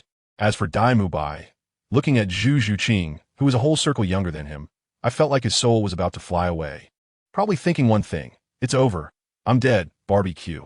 Next came the main event. 6 marriage contracts were brought out, with no sweet words or oaths. Just signing, stamping, exchanging, and signing again. The whole process was cold and emotionless, just like signing a business contract. I watched Zhu Zhuyun take the marriage contract and couldn't help but smile bitterly. That expression. Who would understand the feeling of putting on shackles with one's own hands? She must have been thinking, sisters from now on, it's a life or death situation. Once the engagement ceremony was over, the second prince, Dalu, pulled his fiancée, Zhu Zhumin, to start socializing. I tell you, these two were the true pair of a hidden dragon and a phoenix chick, a match made in heaven. Zhu Zhumin, on the surface, acted like a little white rabbit, but deep down, she was more cunning than anyone. She had long been displeased with her legitimate older sister and dreamed of becoming the queen. These two ambitious individuals coming together would definitely stir up some big trouble in the future. At that moment, the emperor spoke up, saying, I heard that the eldest and third young ladies of the Zhu family have both broken through, and my second son has also broken through. Are there any other children from the noble families who have broken through? As soon as I heard this, I understood. They were going to organize a collective soul-hunting event. In plain terms, it was to get all the young nobles to choose sides, to see whether they would support the eldest prince or the second prince. This was a political investment for the next 50 years. This royal drama was even more appetizing than the most popular electronic pickled vegetables in 2025. A bunch of marquises and dukes immediately began recommending their sons. Your Majesty. My son is capable too.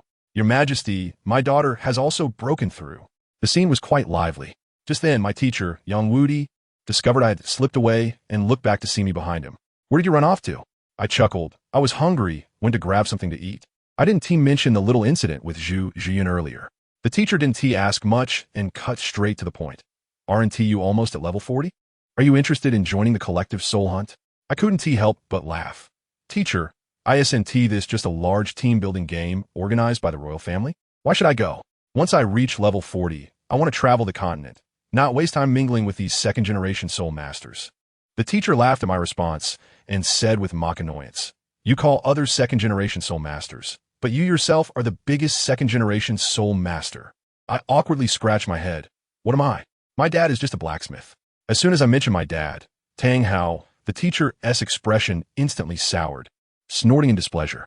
While we were chatting, I suddenly felt a malicious gaze locking onto us. I looked up, and good heavens, it was the eldest Prince Davis on stage. The way he looked at me was like he wanted to slice me alive. I was so confused that I quietly asked my teacher, Teacher, why is the crown prince looking at us? Did you owe him money from doing business? The teacher puffed up his cheeks and glared, Nonsense. How could I deal with that little brat? I thought it was you who offended him. I replied, No way, I saw him for the first time today. I haven't even wandered around Xinglua City that much. How could I have offended him? Let me tell you, I had no idea at the time. Just because I looked at Zhu Zhuyun a little longer. No, it was her who looked at me a little longer. This grudge was formed. That Davis. How extreme is his possessiveness? His fiancée, He can't even glance at another man. He thinks that Zhu Juyan looking at me is a challenge to his authority. I had just sneaked out of the banquet hall with my teacher when that guy walked over to his fiancée, Ian, asked in a sarcastic tone, "Dear Juyan, do you know that kid from earlier?" Zhu Juyan quickly shook her head in fear. And guess what Davis said? He said, "Oh, since you find him interesting, once we're together, let him come to the palace to keep you company." Folks, did you catch that? Come to the palace to keep you company. Like becoming a father-in-law. If I had heard that at the time, I would have definitely rushed up to turn him into a father-in-law first. Zhu Juyan turned pale, feeling incredibly guilty, thinking she had brought this upon me. That pervert Davis actually went to ask his father, "Father, who are that old man and the kid who just left?" Emperor Xingluo was quite astute and had already seen through his son's little thoughts. He replied casually, "The old man is Yang Wudi, the leader of the Peiji clan, who has just been promoted to Seoul Douluo. The young man beside him is his personal disciple, with top-notch talent, already at level 39 at just 14. Of course, my age was intentionally reported 4 years older by my teacher. Otherwise, being level 39 at 10 would be monstrous." The emperor added, "Moreover, I suspect that this kid might have an unknown title Douluo backing him." Well, let me tell you, Davis was completely stunned, his face turning pale in an instant. He never expected that just because a glance, he almost got involved with a Seoul Douluo, or even possibly a title Douluo. He was just thinking about messing with me, and now he probably wanted to bow down to me. That ridiculous thought vanished in an instant. Zhu Juyan, listening beside me, also breathed a sigh of relief, and her gaze towards me changed, probably already imagining some heroic rescue scenario in her mind. I returned to the residence with my teacher, knowing nothing but feeling hungry. The teacher immediately had a whole roasted lamb brought in, a 10-year-old Seoul beast rock sheep. The meat was tender and juicy, incredibly fragrant. I hadn't eaten enough at the banquet, but now I could finally indulge. I tore off a large piece of crispy lamb skin, wrapped it in lettuce, stuffed it into my mouth, and took a sip of lamb offal soup. What a delight. The teacher quietly watched me eat, and only when I was nearly finished with the whole lamb did he ask, "Xiaoyin, are you really not going to participate in tomorrow's group, soul hunting? You're 10 years old. It's not right to have no friends." I felt a bit defiant. "Who says I have no friends?" The teacher asked, though. "Who?" I confidently replied, "Da Huang is my friend." The teacher's expression stiffened because he knew that Da Huang was the dog I raised. After I was full, the teacher didn't push me anymore and said, "You've been stuck at level 39 for a while. Don't hold back, just let it happen naturally." I nodded yes. "Teacher, it will happen tonight." Back in my room, I sat cross-legged and began to cultivate. It was a smooth process. The soul power within me surged like a flood, and the bottleneck at level 40 crumbled like paper, breaking through directly. The entire process took less than half an hour. Soaking in hot water, I began to think about my fourth soul ring. I currently had control, domain, and attack, but I lacked speed. Suddenly, the face of Zhu Juyan flashed through my mind. That agility-type soul master was incredibly fast and indeed hard to deal with. I shouldn't think about it. She already has a partner, and I am a gentleman. I need to find a soul skill that allows for teleportation or acceleration to make up for my shortcomings. The next morning, I practiced with the bow and arrow. The 200-pound Iron Mother bow felt like a toy in my hands, hitting the target every time. After packing my things, I went to find the teacher. As soon as the teacher saw me, he knew I had broken through and directly said, "Let's eat. After we finish, we'll set off." This time my dad, Tang Hao, would also meet us in the Stardow Forest. The two of us took the Gale Line Griffin and reached the small town by the edge of the forest in no time. On the 3rd floor of tavern, we met my dad, whom I hadn't seen in over a month. His beard had grown a bit longer, and he looked quite weathered. I went up and greeted him. "Dad, I'm level 40 now." My dad didn't waste any time and directly asked, "What type of 4 soul ring do you want?" I said, "Dad, I need one that can increase my speed." He nodded and said, "I found a 9,000-year-old thorn dragon in the forest that fits your requirements perfectly." I directly refused. "Dad, the age is too low. I want to add a 10,000-year soul ring to my 4th one." As soon as I said this, both my dad and my teacher denied it in unison. They exchanged a glance and quickly looked away. My dad explained seriously, "Xiaoyin, you don't understand. A 10,000-year soul beast is worlds apart from a 1,000-year soul beast. Absorbing a 10,000-year soul ring will cause a soul shock.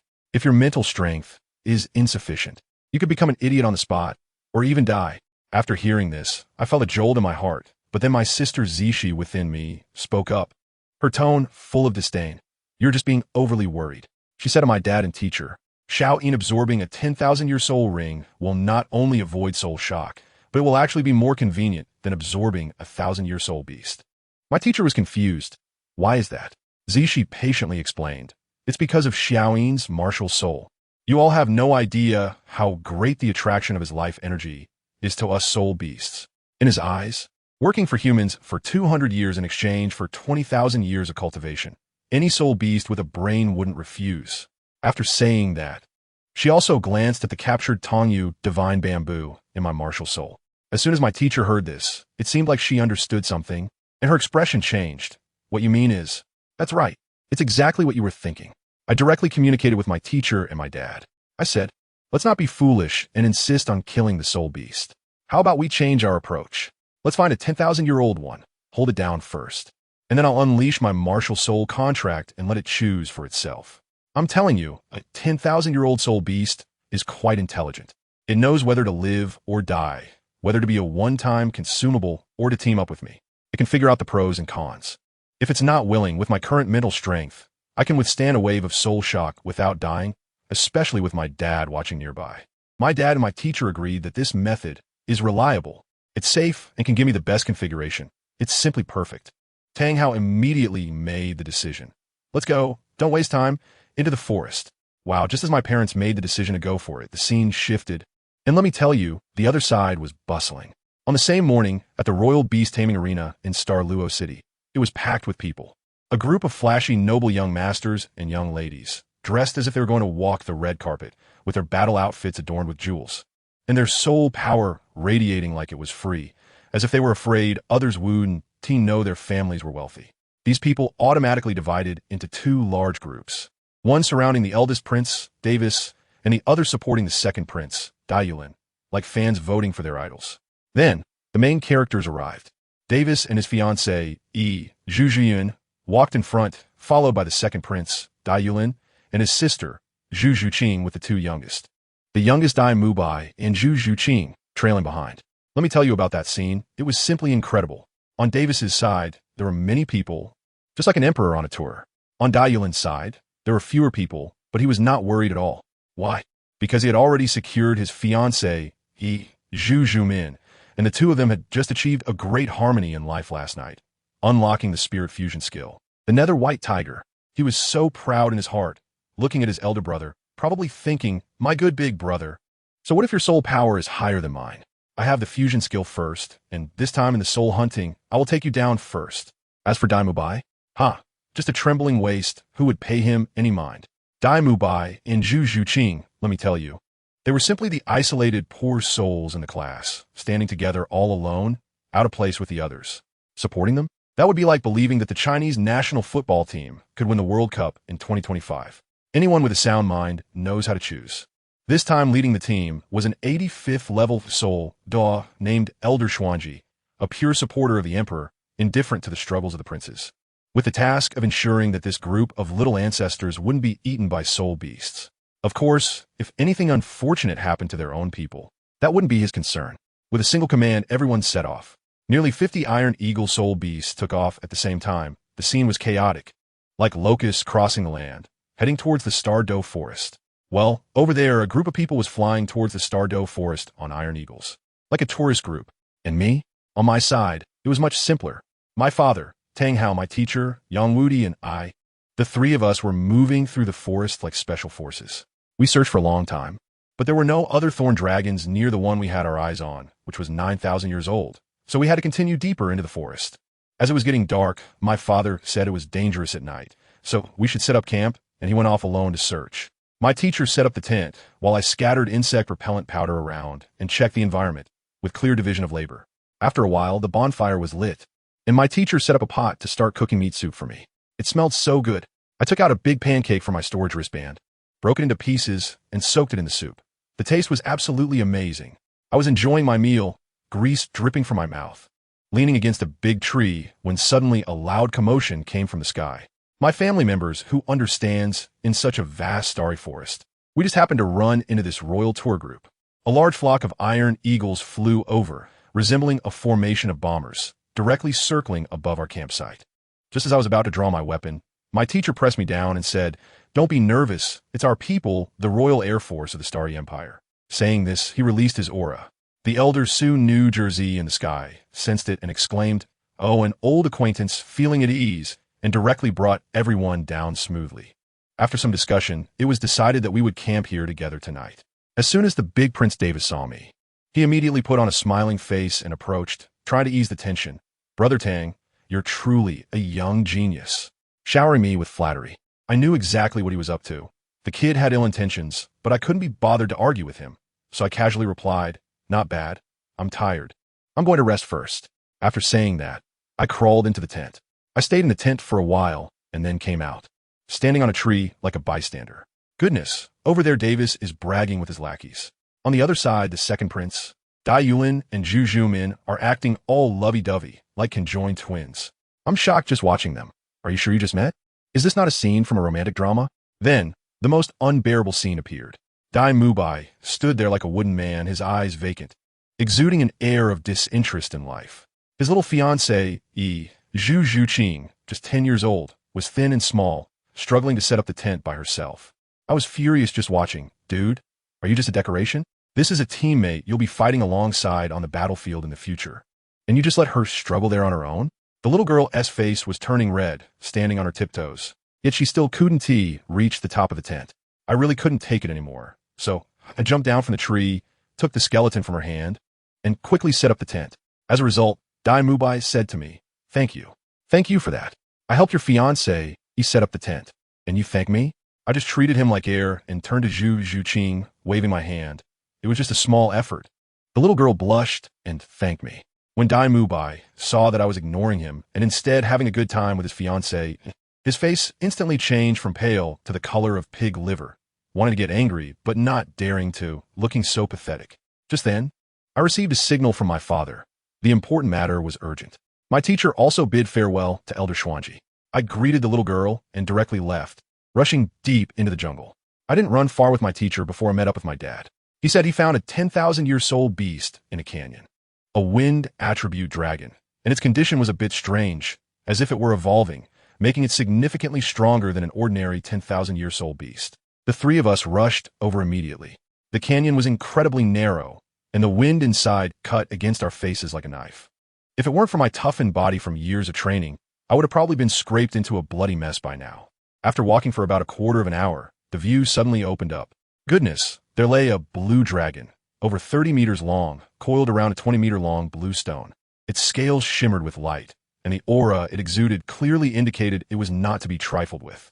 Upon seeing us, its yellow vertical pupils instantly filled with murderous intent. My dad and my teacher stood together, arms crossed, clearly indicating, "Young man, this is your show. All right then, let's go." With my spear held horizontally, I charged directly at it. The dragon was very alert, realizing that I was here to practice against it since my two elders didn't move. I didn't waste time with it. My first soul ring lit up, and 6 phantom divine dragons smashed forward. It reacted quickly, dodging in an instant. I took advantage of my speed to leap high and engage it in aerial combat.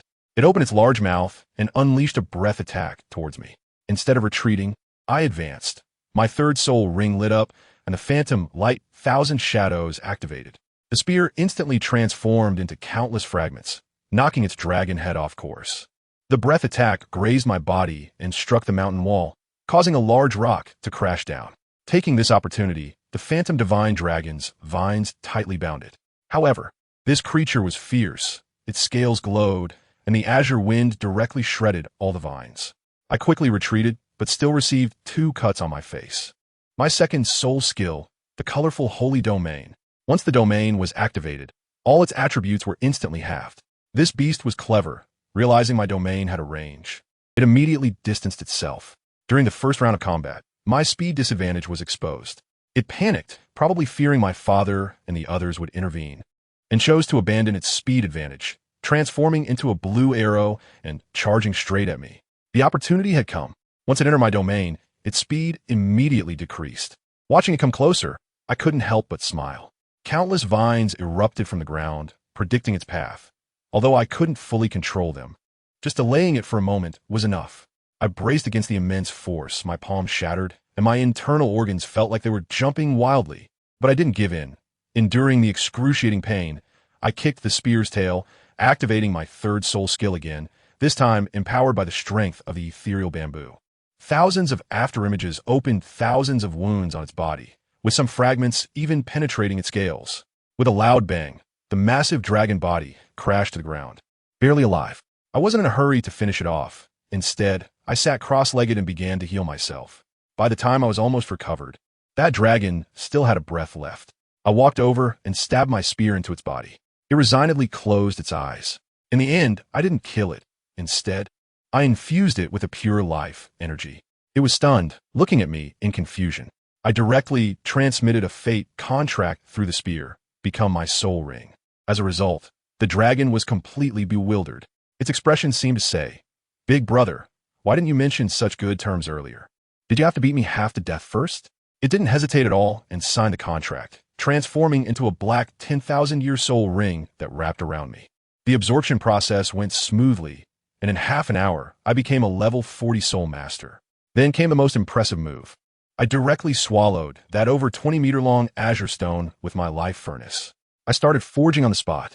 This forging lasted for 3 days. While I was in closed door training forging treasures, the royal tourist group wasn't idle either.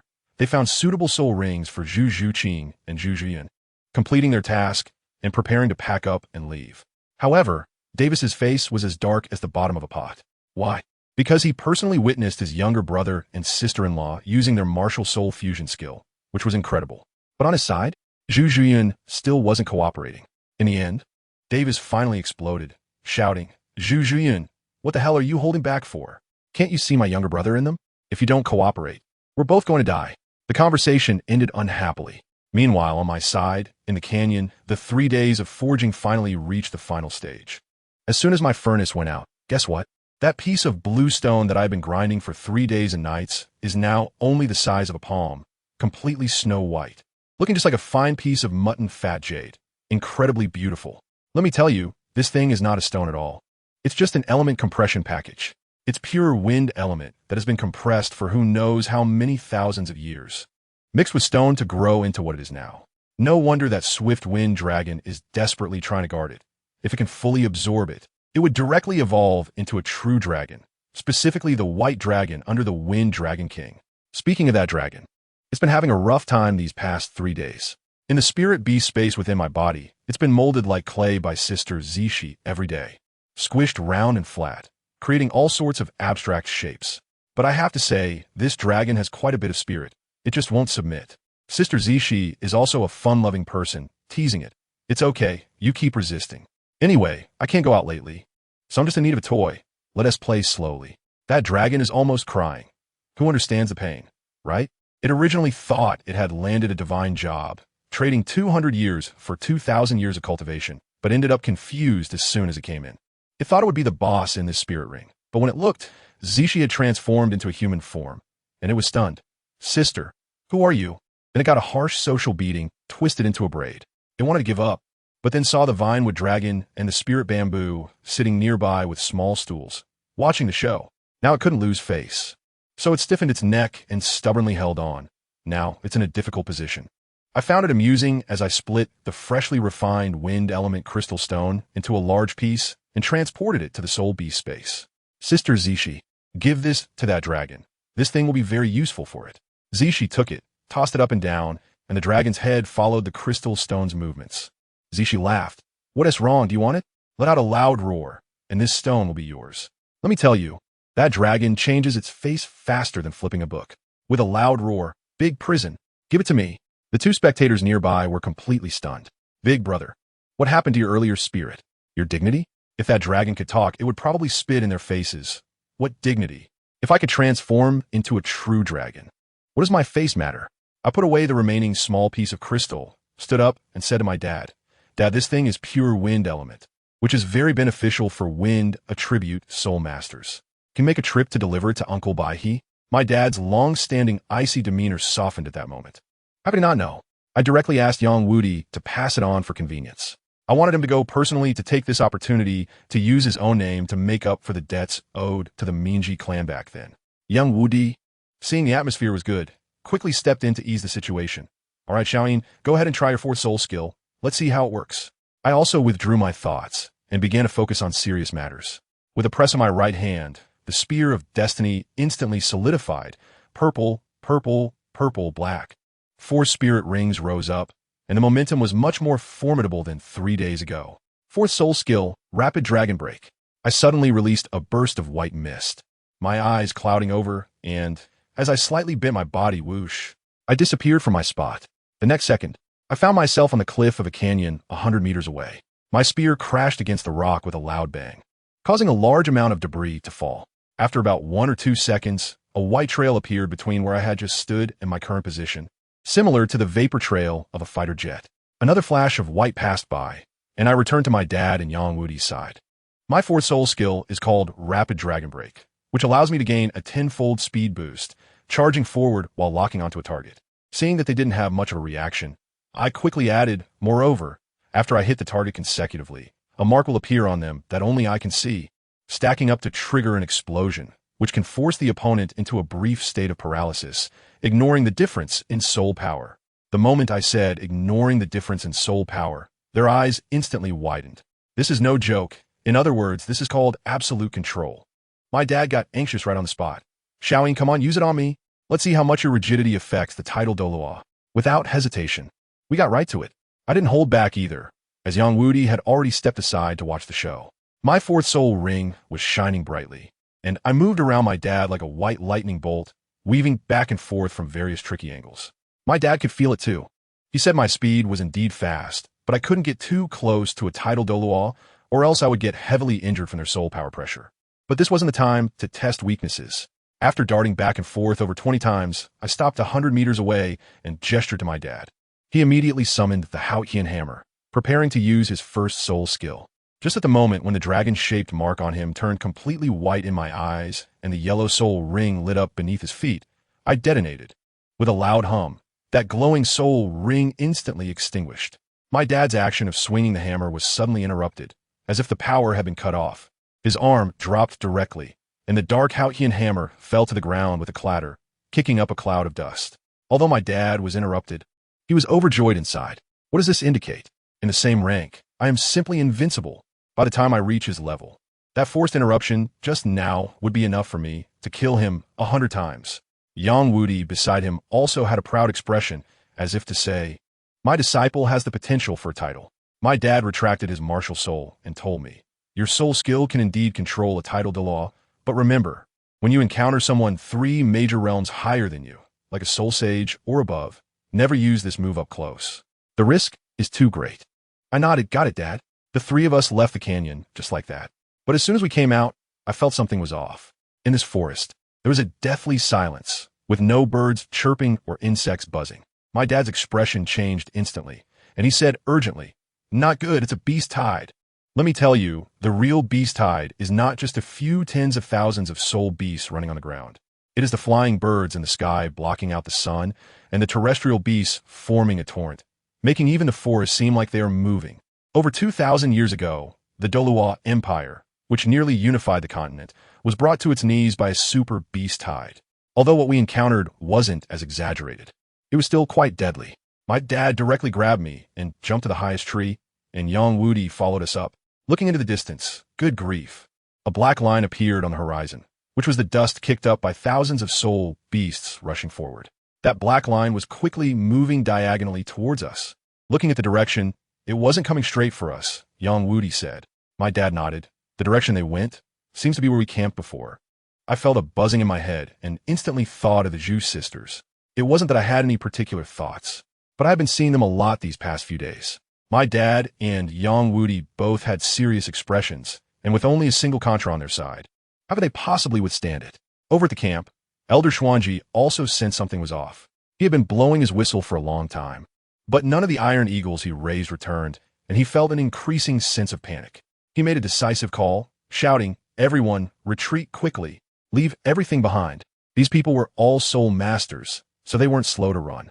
However, after running over 30 miles, Elder Xuanji's unease grew stronger. Suddenly, he felt an extremely faint tremor in the ground. His face turned pale, and he shouted, "Run? It's a beast tide." After saying that, he summoned his martial soul, the Xuanji umbrella, to protect the 3 princes and the future princess, desperately dashing forward. The remaining people were initially stunned. But the increasingly strong tremors made them react, wishing their parents had given them 2 more legs. But the speed of the beast tide was too fast. They were quickly caught up and instantly engulfed by a black torrent. A scream came from a little son of some marquis, who was directly stomped into a pulp by a 10,000-year-old mammoth. The sole emperor protecting him didn't even have a chance to act before being torn apart by several 10,000-year-old beasts. It was like hell on earth.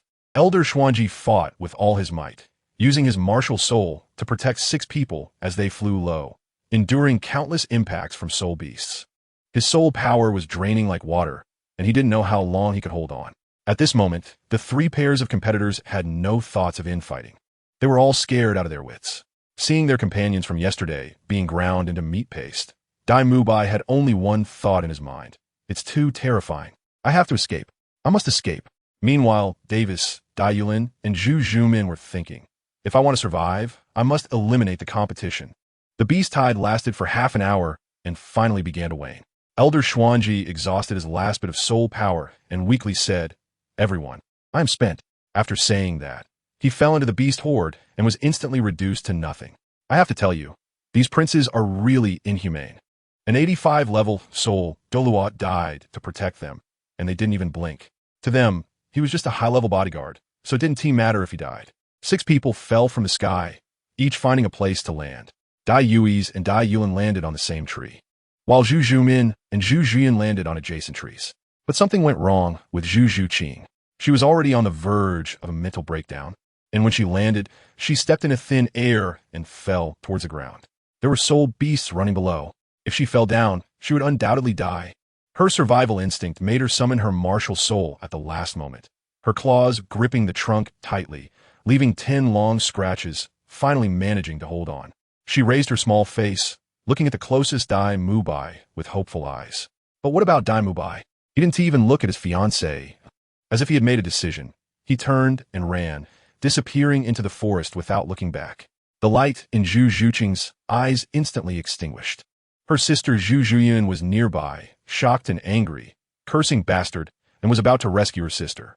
But she completely failed to notice that her half-sister Zhu Zhumin had silently appeared behind her. Zhu Zhumin activated her martial soul, and her first soul ring lit up. First soul skill, Nether Spike. Her claws expanded violently, piercing towards the back of Zhu Zhuyun's heart with a whoosh. Zhu Zhuyun's hair stood on end, and the crisis sensing of her spirit cat made her instinctively dodge to the side. But this was all within Zhu Zhumin's calculations. Her outstretched claws accurately predicted Zhu Zhuyun's dodging position. With a tearing sound, the leather jacket was ripped apart, leaving 3 bloody scratches deep enough to see bone. Zhu Zhuyun groaned in pain, her expression reaching the peak of agony. But she was fast enough. This attack only severely injured her, not fatal. Meanwhile, Dai Wei and Dai Yulin had also started to fight. This was definitely a scene of carnage. They knew it was the best time to take down their opponents, and the beast tide was the perfect scapegoat. White Tiger Titan transformation. Both of their third soul rings lit up simultaneously, their muscles bulging, transforming into fierce tigers. Battling fiercely on the narrow trunks, blood and flesh flying everywhere. Zhu Zhumin, after failing an attack, immediately changed her move, delivering a powerful whip kick to Zhu Zhuyun's chest. Zhu Zhuyin, in a hurry, used her claws to block, leveraging the force to retreat, while simultaneously countering with a Nether Hunter claws. She was careless, completely forgetting that the bloody family feud had already begun. The intense pain in her back reduced her speed, her wound bleeding continuously, and her body became heavier. Zhu Zhumin seized the opportunity, her third soul ring lit up. Third soul skill, Nether Rotation. She transformed into a purple blade storm, knocking Zhu Zhuyin back again. Zhu Zhuyin, losing too much blood, could no longer stand and fell toward the ground. To make matters worse, a giant armored rhinoceros was charging at her. After succeeding, Zhu Zhumin immediately jumped towards Dai Yulin's side to support her fiancée.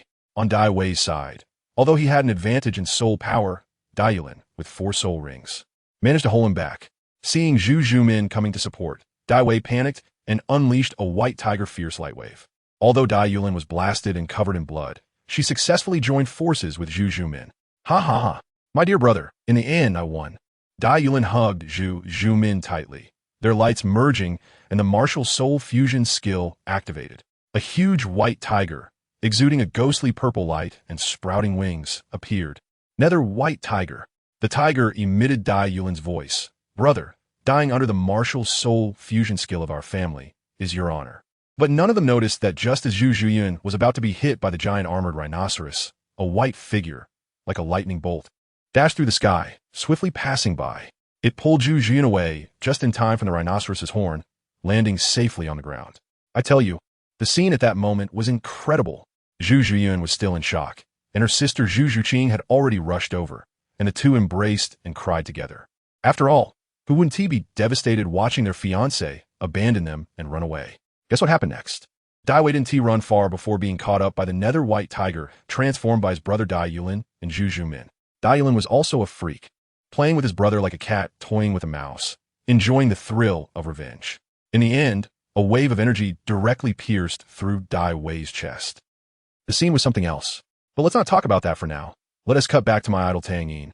After saving the people, he didn't say much, just turned his back to the two sisters, looking at the sunset, embodying the essence of a literary young man. Zhu Zhuyun was crying and lamenting that this was the curse of the Zhu family's legitimate daughter, born to kill her own sisters. After hearing this, Tang Yin turned around and delivered a striking blow. Have you never thought about controlling your own destiny? Wow, that statement left Zhu Zhuyun speechless. Of course, she wanted to. She dreamed of it. But what was the reality? As a level 40 little soul master, how could she escape from a prestigious family with a 1,000-year legacy? It was simply sending herself to the enemy for performance. Totally impossible. Just as Zhu Zhuyun was about to despair, Tang Yin stepped forward, casually reaching out to wipe her tears, then said in an undeniable tone, "You can escape as long as you want. I think the Nether Zhu family wouldn't offend a title Douluo for just one heir." Title Douluo? Zhu Zhuyun's eyes nearly popped out. She remembered the emperor had mentioned before that the family had a title Douluo backing them, and now, combined with Tang Yin's words, she instantly understood. Seeing her shocked expression, Tang Yin threw out another bombshell. "Yes, you and your sister can worship my father as your master, and then you can break free from your fate." "Your father?" "My father is title Hao Yin." I tell you, as soon as these four words came out, the air froze. Hao Yin Douluo, the legend of the #1 sect in the world, the Hao Yin sect. Even Zhu Zhuqing, who had been silent beside them, was so excited that she trembled and asked, "Is it that Hao Yin?" Just when the atmosphere reached its peak, suddenly a voice interrupted. "All right, kid, stop showing off your dad in front of the young lady." Old Master Yang Wudi appeared directly. He and Tang Hao had arrived long ago and had been watching the show from the side. Tang Hao also stepped out, tall and sturdy like a mountain. Yang Wudi mischievously leaned next to Tang Hao and said, "What did I tell you? You're going to be a grandpa." This left Tang Hao speechless for a long time. The Zhu sisters hurriedly bowed and addressed him as Your Excellency Hao Yin, showing great respect. Tang Hao glanced at the two of them, probably feeling overjoyed inside. He must support the girl his son likes. He directly spoke, his voice hoarse but full of authority. "You all heard what Xiao Yin said. Worship me as your master, and the Yumming Zhu family won't dare to touch you. Even if the Star Luo Emperor comes, the two of you can use your martial soul fusion skill, and they still can't do anything to me." This confidence, this sense of security, Zhu Zhuyun's anxious heart finally relaxed. But she still looked at Tang Yin and asked the crucial question, "Why are you helping me like this?" Tang Yin scratched his head and replied innocently, "We're friends, right?" Friends. Those two words completely left Zhu Zhuyun at a loss. She thought, when did we become friends? But it didn't matter. We are now. Zhu Zhuqing quickly chimed in. Then are we friends too? Fearing being left out. Of course, we're good friends. Tang Yin's definition of friends was quite broad. Now, the two sisters wasted no time and immediately bowed to Tang Hao to pay their respects, and their master-disciple relationship was established just like that. That night, Tang Hao and Yang Wudi, the two old men, went to pick up the spoils after the beast tide, claiming they could make a small fortune. This left Tang Yin and the Zhu sisters staring at each other in silence. Suddenly, Tang Yin seemed to remember something and pulled out an item from his soul guide. What do family members understand? It was a pair of dark golden hand bones, with 5 3-foot-long sharp claws glistening coldly. The external soul bone of the dark golden terror claw bear. Finally, the Zhu sisters turned to receive such immense fortune, right? Tang Yin handed over this item, casually saying, "This is a gift for you, considered as an entrance gift from my father." Zhu Zhuyun was so scared that she quickly waved her hands. "We can't accept this. It's too precious." But Tang Yin stopped her with one sentence, "We are friends." What you need now is power. A backing can only protect you temporarily. To truly break free from your fate, you must rely on yourselves. With those words, Zhu Zhuyun couldn't refuse anymore. Yes, power. What she lacked the most now was power. She took the left-hand bone, and a bold thought suddenly emerged in her mind. She didn't just want to be Tang Yin's friend anymore. The sisters immediately began to absorb the soul bones, and Tang Yin stood by to protect them. The pain of the bones shattering and reassembling made the two girls' faces turn pale, but not a single one of them made a sound, gritting their teeth and enduring. While they were absorbing the soul bones, no one knew that a meeting determining the fate of soul beasts was being held at the very core of the Douluo forest. That place was called the Lake of Life, with liquefied life energy floating above it. 6 figures were seated on the lake, each exuding terrifying auras. The leader, a handsome man with long black hair and golden eyes, was named Tian, the 800,000-year-old golden-eyed Black Dragon King. Beside him was a muscular man with a scarred face, Xiangjun, along with 2 stunning beauties, Baiji and Ziji, and 2 uniquely looking figures, the King of 10,000 Beasts and the Red King. These 6 were the true powerhouses of the Douluo forest, and the previous beast tide was caused by the momentum they released upon awakening. As soon as Xiangjun spoke, he complained, Tian, why did you wake us up? I haven't finished absorbing that bug-s energy. Tian ignored him and directly threw out a shocking piece of news. The master has awakened. Everyone was stunned. Their mysterious master was supposed to be in a deep sleep for another 10,000 years. Tian explained that the master sensed a special aura that could help her recover, located right in the Douluo forest. The owner of this aura was a highly gifted human soul master, and what they needed to do was find this person and have him help the master. Xiangjun, with his explosive temper, immediately said, then what are we waiting for? Just grab him. But Baiji and Tian both rejected that idea, saying they couldn't act personally for fear of attracting the attention of the divine realm. They ultimately decided to have the 200,000-year soul beasts guarding the outer core area, the Tianqing, Niumang Daming, and the Titan Great Ape Erming, keep an eye out.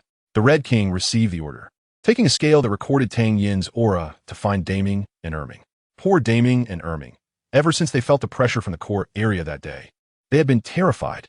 Erming directly buried his head underwater, sticking his big butt up, acting as if you can't see me, which was simply hilarious. The Red King tossed the scale and the task at them and left, leaving Daming and Erming staring at each other, pondering that they would need Sister Xiao Wu's help with this matter. The next morning, after Tang Yin had kept watch all night, the Zhu sisters successfully absorbed the soul bones. Tang Hao and Yang Wudi returned from their spoil hunt, having obtained 2 pieces of 1,000-year soul bones, enough funds for the Zhu family to move. While eating roasted meat, Tang Yin suddenly made a decision. He said to Tang Hao and Yang Wudi, Dad, teacher, let us say goodbye here. He felt too weak. The recent beast tide filled him with a sense of helplessness. He wanted to venture out on his own to find his own path. Although Tang Hao was reluctant, he supported his son's decision, just reminding him to be careful in everything. Tang Yin finished the mutton leg in his hand and left without any hesitation, looking incredibly carefree. Zhu Jian watched his back, silently wishing, goodbye. I hope next time we meet, you won't forget me. However, on the other side of the story, a twist occurred. Remember Davis, who was killed in one move by Dai Yuling. Let me tell you, this old six didn't die at all. While Dai Yuling was giving her victory speech, Davis lay on the ground, struggling to raise his hand and use his last bit of soul power to hit her with a white tiger's fierce light wave, directly counterattacking. Dai Yuling couldn't believe it until the end, staring wide-eyed as she fell. Only then did Davis weakly get up and say to the corpse, Second brother, let me teach you 2 lessons. First, when killing, make sure to finish the job. Second, know your opponent. Didn't you know my heart is inherently on the right side? Amazing. This operation was simply divine. After killing his brother, Davis turned his gaze to Zhu Zhuqing beside him. He directly offered a condition. Your sister and younger sisters are all dead, and my 3rd brother has run away. Now we are your only choice. Help me, and you will be the future empress of Douluo. Zhu Zhuqing was tempted. What she wanted was the position of empress. It didn't matter who the emperor was. Therefore, she helped the heavily injured Davis up, and the 2 formed a new alliance, walking out of the forest. The true winner is always the one who laughs last. Poor Dai Yuling. Her corpse would probably become fertilizer for soul beasts. The scene shifted again. After Tang Yin left the forest, he traveled along the way and arrived at the border between the Tiando Empire and the Douluo Empire. Let me tell you how outrageous this war was. It started because the beloved son of a general from Douluo was killed during a bandit extermination, and, in retaliation, the father sent troops to pursue them. Inadvertently, they crossed the border and were killed by Tiendo soldiers. Just because of this trivial matter, the two countries directly mobilized tens of thousands of troops and started fighting. This excellent matchmaking mechanism is simply unbelievable. However, the battle was quite tacitly coordinated. As neither side's nobles truly wanted to fight, they privately agreed to have one match, and once it was over, that would be it, not wanting to affect their business dealings. At this time, Tang Yin was sitting in the military camp of the Tiendo Empire, holding a spear and watching a young general arrange his troops. This general was named Guiyang, 23 years old, a level 46 soul master, with a top-tier martial soul, the eyeball of vengeance. His father was even the war god of the Tiendo Empire. Guiyang was clad in silver armor, with a flowing cape behind him, looking exceptionally heroic and extraordinary. I tell you, the scene when I met him was much cooler and more tragic than this. Not long ago, I passed by a village, and it was truly a hell on earth. A group of soldiers from the Luo Empire, under the pretense of catching thieves, came into the village and directly implemented the 3 policies of destruction: burning, killing, and looting without any mercy. The cries and wails were so loud that I could hear them from far away, and it made my head hurt. I tell you, my anger flared up instantly. Without saying a word, I went up and took care of those beasts. The blood of the last soldier sprayed all over my face, and the smell was both foul and bloody, but I didn't even frown. Who understands the despair behind this? I had only read about soldiers behaving like this in books before, but seeing it with my own eyes made me realize how hopeless it was. After I treated the wounds of the surviving villagers, this guy, Guiyang, finally arrived with a large troop. He was shocked to see an 11 or 12-year-old kid like me cleaning up the mess. He came over and asked if I wanted to join the army. I didn't agree immediately, but asked him a few questions. I asked him, is it true that all soldiers in the Luo Empire behave like this? He nodded and said that their lower-level soldiers had no way to be promoted, and robbing civilians from our Tiendo was their main way of making money. I asked again, do you guys in Tiendo do the same? This left him speechless. After a long pause, he finally replied, at least my soldiers want to do that. All right, just based on that sentence, I joined his army on the spot and became an honorary captain. As the army set off, I chatted with him on the way and realized how absurd this war was. Guiyang told me that this war was actually just a breakup fight agreed upon by the Bala Kingdom and the Halian Kingdom across the way. They would fight, regardless of the outcome, and then stop the war. I had the expression of an elderly person on the subway looking at their phone and said, after all this, you guys are just putting on a show? What about the common people who have been displaced because of the war? Guiyang also felt helpless and said that those noble lords didn't care. In the end, it would still be the spirit hall that would come forward to provide relief. I'm telling you, this situation is simply the biggest joke of 2025. The two great empires created this mess themselves, and in the end, it's actually the spirit hall that has to clean it up, and they think it's only natural. Guiyang is a decent guy. Just before the battle, he specifically advised me not to rush forward. He said that if he gets killed, I should help bring his men back alive. I thought to myself that this guy is reliable, so I gave him my word. Don't worry. As long as they don't send a soul sage and the top-tier soul emperors don't come out, I'll ensure your safety. When we arrived at the Yama Plain, goodness, the scene was overwhelming. The two armies were lined up like two black lines confronting each other. When I saw this scene, my DNA stirred. I felt like I understood something. Boom, boom, boom. Once the war drums sounded, the heavily armored cavalry at the front of both sides began to move. Let me tell you, that scene was something else. Thousands of iron cans riding on Chelan horses with bloodline from soul beasts slowly accelerated and then crashed into each other with a bang. It was truly a chaos of limbs and blood. After the first wave of charge, over 100 people fell. Just when both sides were in a frenzy, the central army from Luo's side, the one directly facing Guiyang, suddenly disregarded the rules of warfare and charged over to us without orders. Guiyang immediately shouted, "Brothers, prepare to defend against the enemy." I closed and opened my eyes, and my entire aura changed. I jumped directly off the horse, and Guiyang beside me shouted anxiously, "Little brother, get back on the horse, it's dangerous." I didn't pay him any attention, my right hand held out as if gripping, and then purple, purple, purple, black. For soul rings popped up one after another. I want to tell you that at that moment, Guiyang's eyes were almost popping out, and the surrounding soldiers were all in an uproar, their morale instantly soaring. I stepped forward, feeling as if I had merged with the entire battlefield. At that moment, I was not fighting alone. I was 1,000 troops, and 10,000 horses. The soul power, mental strength, energy, and momentum within me all twisted together into a single force, transforming into my self-created first move. Break the 1,000 armies. I kicked off the ground with all my might, launching myself into the air and tracing an arc like a meteor crashing fiercely into the chaotic charge formation on the opposite side. That invisible momentum surged alongside me. The soldiers of the Starred Iron, facing not just me, but a tiger wolf army capable of tearing them apart in an instant. With a loud bang, I smashed into the crowd, causing immediate chaos. The commander who ordered the charge was the first to bear the brunt of my momentum. He didn't even move his hands and collapsed from mental breakdown, blood flowing from all 7 orifices, dying on the spot. With the main commander dead, the remaining soldiers instantly crumbled, crying out and dropping their weapons as they fled. A whole reorganized regiment couldn't withstand even a single round against me. The marshal of the Hadrian kingdom on the opposite side was dumbfounded, thinking we had sent a soul saint to massacre them. But upon closer inspection, he realized that the one causing such a commotion was just a young boy. The main corps commander from Xingluo saw his men being crushed and immediately panicked. Unable to afford a loss, he sent out a deputy commander, a 6-ring soul emperor, with a team charging towards me, completely disregarding the consequences of escalating the war. That guy rode a winged lion, charging over aggressively, showcasing all 6 of his soul rings from a distance. Yellow, purple, purple, purple, black. As if to make sure everyone knew he was a soul emperor. He wielded 2 blood-red daggers, clearly not a good sign.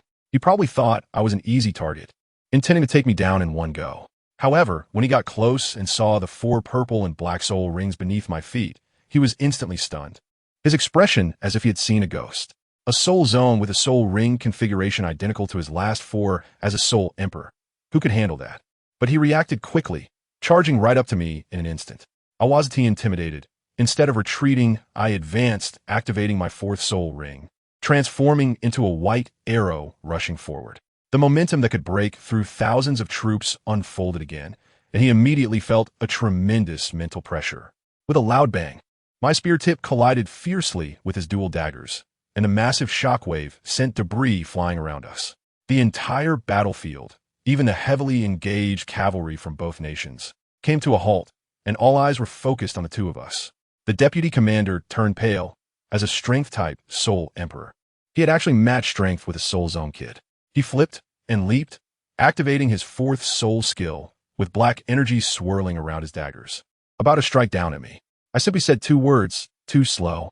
A swift dragon strike flashed past his side, leaving a mark on him. Just as he prepared to attack again, an unexpected change occurred. The entire sky suddenly turned golden, and a gigantic chrysanthemum bloomed in the sky. An invisible pressure enveloping the entire battlefield, making everyone feel paralyzed. A soft voice echoed through the heavens. By order of the Pope, both sides immediately cease hostilities and restore pre-war order. Then, a figure dressed in an extravagant crimson robe, indistinguishable in gender, appeared in the sky. Yellow, yellow, purple, purple, black. Black, black, black, black. 9 soul rings. Goodness, a title Douluo? Who would dare to act recklessly now?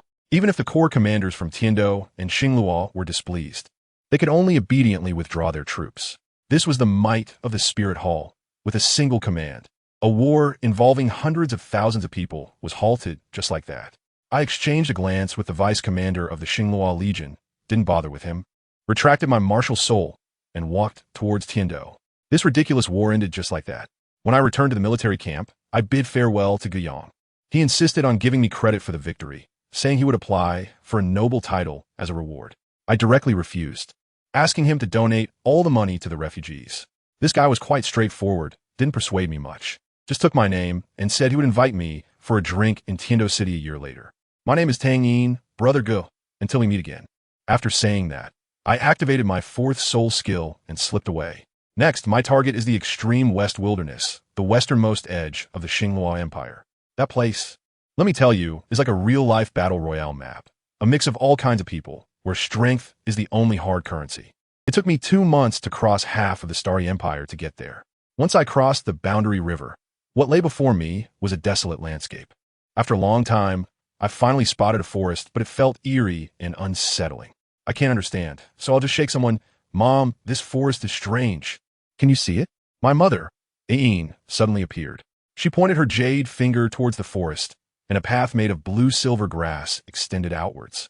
However, after closing her eyes and sensing for a long time, she shook her head and said she found nothing unusual, urging me to prioritize safety and leave quickly.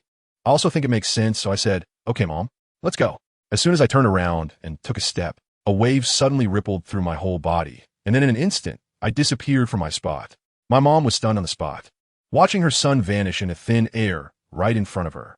She hurriedly activated the mark between us, only to find that it had failed for the first time. Yin's eyes instantly turned red, but she forced herself to calm down. When she looked up again, there was no forest in the distance. At the end of the blue-silver grass path was a deep, bottomless chasm. "I need to stay calm down."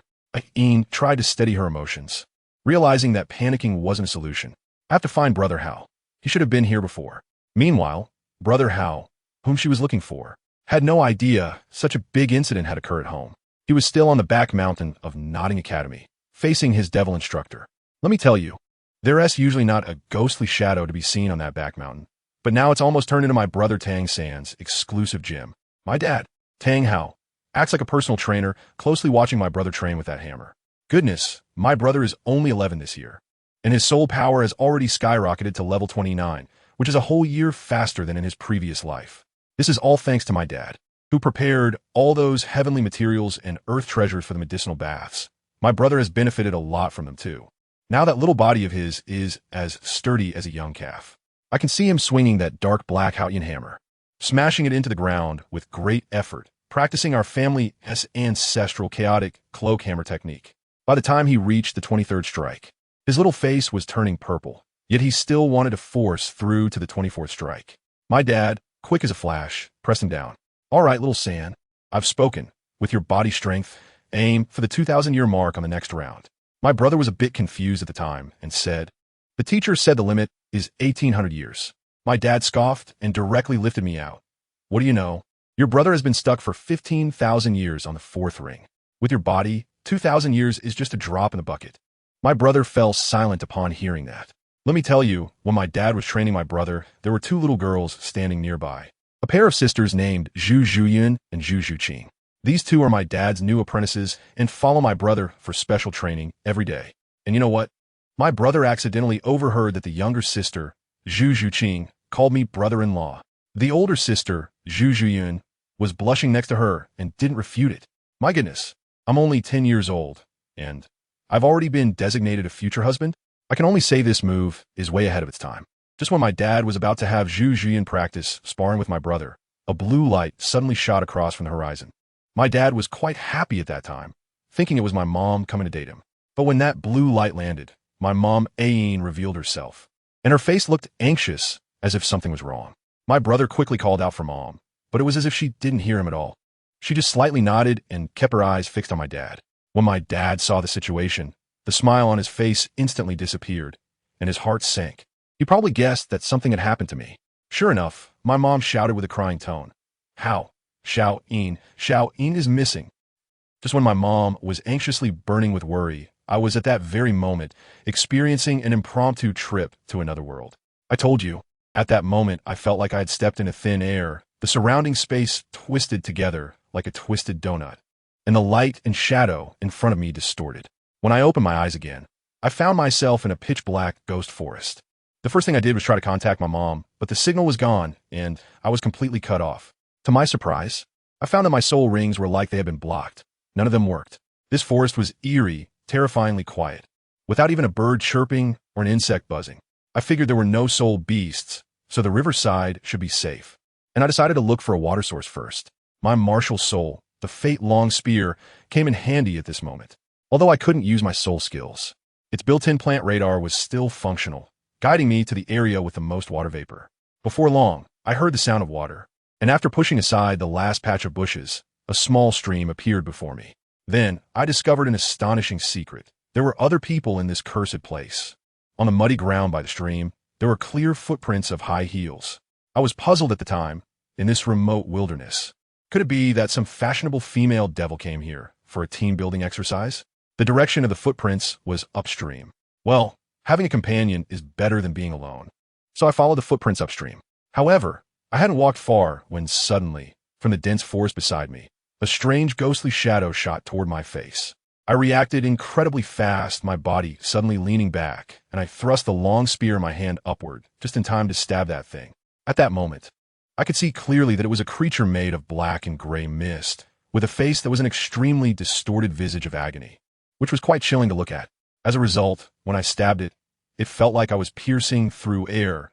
That ghostly figure dissipated with a puff, turning into a wisp of black smoke, and continued to burrow into my forehead, trying to get into my head. Did you buy a ticket before barging in? I was furious at that moment, and my powerful mental strength instantly radiated outward, forming an invisible wall in front of my forehead. The black smoke crashed against the wall with a thud, unable to get in at all. When it realized it was hopeless, it tried to escape. But how could I let it run away? My mental strength directly transformed into a cage, trapping it tightly inside. I took a closer look at it, and to my surprise, this thing is actually a pure mental attack. Physical attacks are ineffective against it. It seems that in this ghostly place, mental power is the real currency. I definitely don't want to leave a ticking time bomb by my side. With a thought, my mental power cage crazily compressed, squeezing that ghostly mist into a point. With a soft bang, it completely turned to dust. Having dealt with one, I roughly have an idea. But at the same time, I'm starting to worry about the woman who left the high-heel prints. I hope she hasn't gotten into trouble. I followed the footprints and continued forward, quickly discovering signs of a struggle. A large tree had 4 holes poked into it, and black smoke was hissing out from the surroundings, clearly indicating the presence of poison. My heart tightened, and I quickened my pace. Finally, in a small clearing, I found her. My God, that scene is simply like a party of 100 ghosts. A woman in a purple long dress, with 8 spider legs growing from her back, is weakly kneeling on the ground, surrounded by hundreds of those ghostly mist. The most critical part is that there's an oversized ghostly mist stuck on her forehead, with a black line connected to her brow, clearly draining her spiritual energy. Can I just stand by and do nothing? Absolutely not. But I also can't just rush in. Charging in with so many ghostly mists would be like delivering myself to them. Ranged attack. Ranged. I've got it. I stretched out my left hand, and my second martial soul, the dragon phoenix bow, instantly took shape. It was completely blood red, exuding an overwhelming aura. But the awkward part was that I hadn't prepared any arrows for it. At this critical moment, a flash of inspiration struck me, and I grabbed the Fate Lance with my right hand. Isn't this just a ready-made arrow? This move is truly a top-level understanding. I immediately shortened the 2-meter-long spear to 3 feet, drew the bow, and infused all my mental strength into it. I tell you, in that moment, the long gun in my hand shone like a little sun. But then the problem arose. The power was too overwhelming, and I couldn't control it all. My left eye, overloaded with mental energy, started to bleed tears like a faucet. Just when it seemed I was about to fail, suddenly, a white pearl shot out from my dragon phoenix bow with a bayou and precisely embedded itself into the socket of my bleeding left eye. In an instant, a massive amount of information flooded into my mind. Goodness, this is the eyeball of the divine beast Xieji.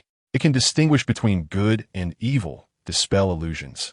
And most importantly, it even comes with a super power bank function, instantly refilling my nearly depleted sea of mental energy. I felt a change in my entire aura. My lethargy vanished in an instant. My left eye turned completely white, contrasting with the bloodstains on my face, making me look utterly eerie. Breakthrough. I let out a low roar and released the bowstring. The Fate Spear, infused with the power of the divine beast, transformed into a beam of holy light that tore through the darkness with unstoppable force. All the ghostly mist in its path instantly evaporated, and with a single shot, it pinned the largest, ghostly figure firmly to the ground. Boom! With a loud bang, all the ghostly mist surrounding the woman exploded like a chain reaction of fireworks. The crisis was averted, but the woman in the purple dress could no longer hold on. She retracted her spider legs and collapsed softly. Strangely, she was unharmed at the center of the explosion, except, her purple dress had been blown to a point where it was a bit lacking in fabric. Does anyone understand? My newly acquired eye of the Xieji allowed me to see in such high definition. Her perfect figure, snow-white skin, long legs. As a pure-hearted young man who had been single for 11 years, I had never seen anything like this before, and my face instantly turned bright red. I took a deep breath, silently reminding myself to not look at anything inappropriate, forcing down the restlessness inside me as I walked towards that woman. On the other side, my dad Tang Hao and my mom Ain had quickly rushed to the place where I had gone missing. My dad is really familiar with this place.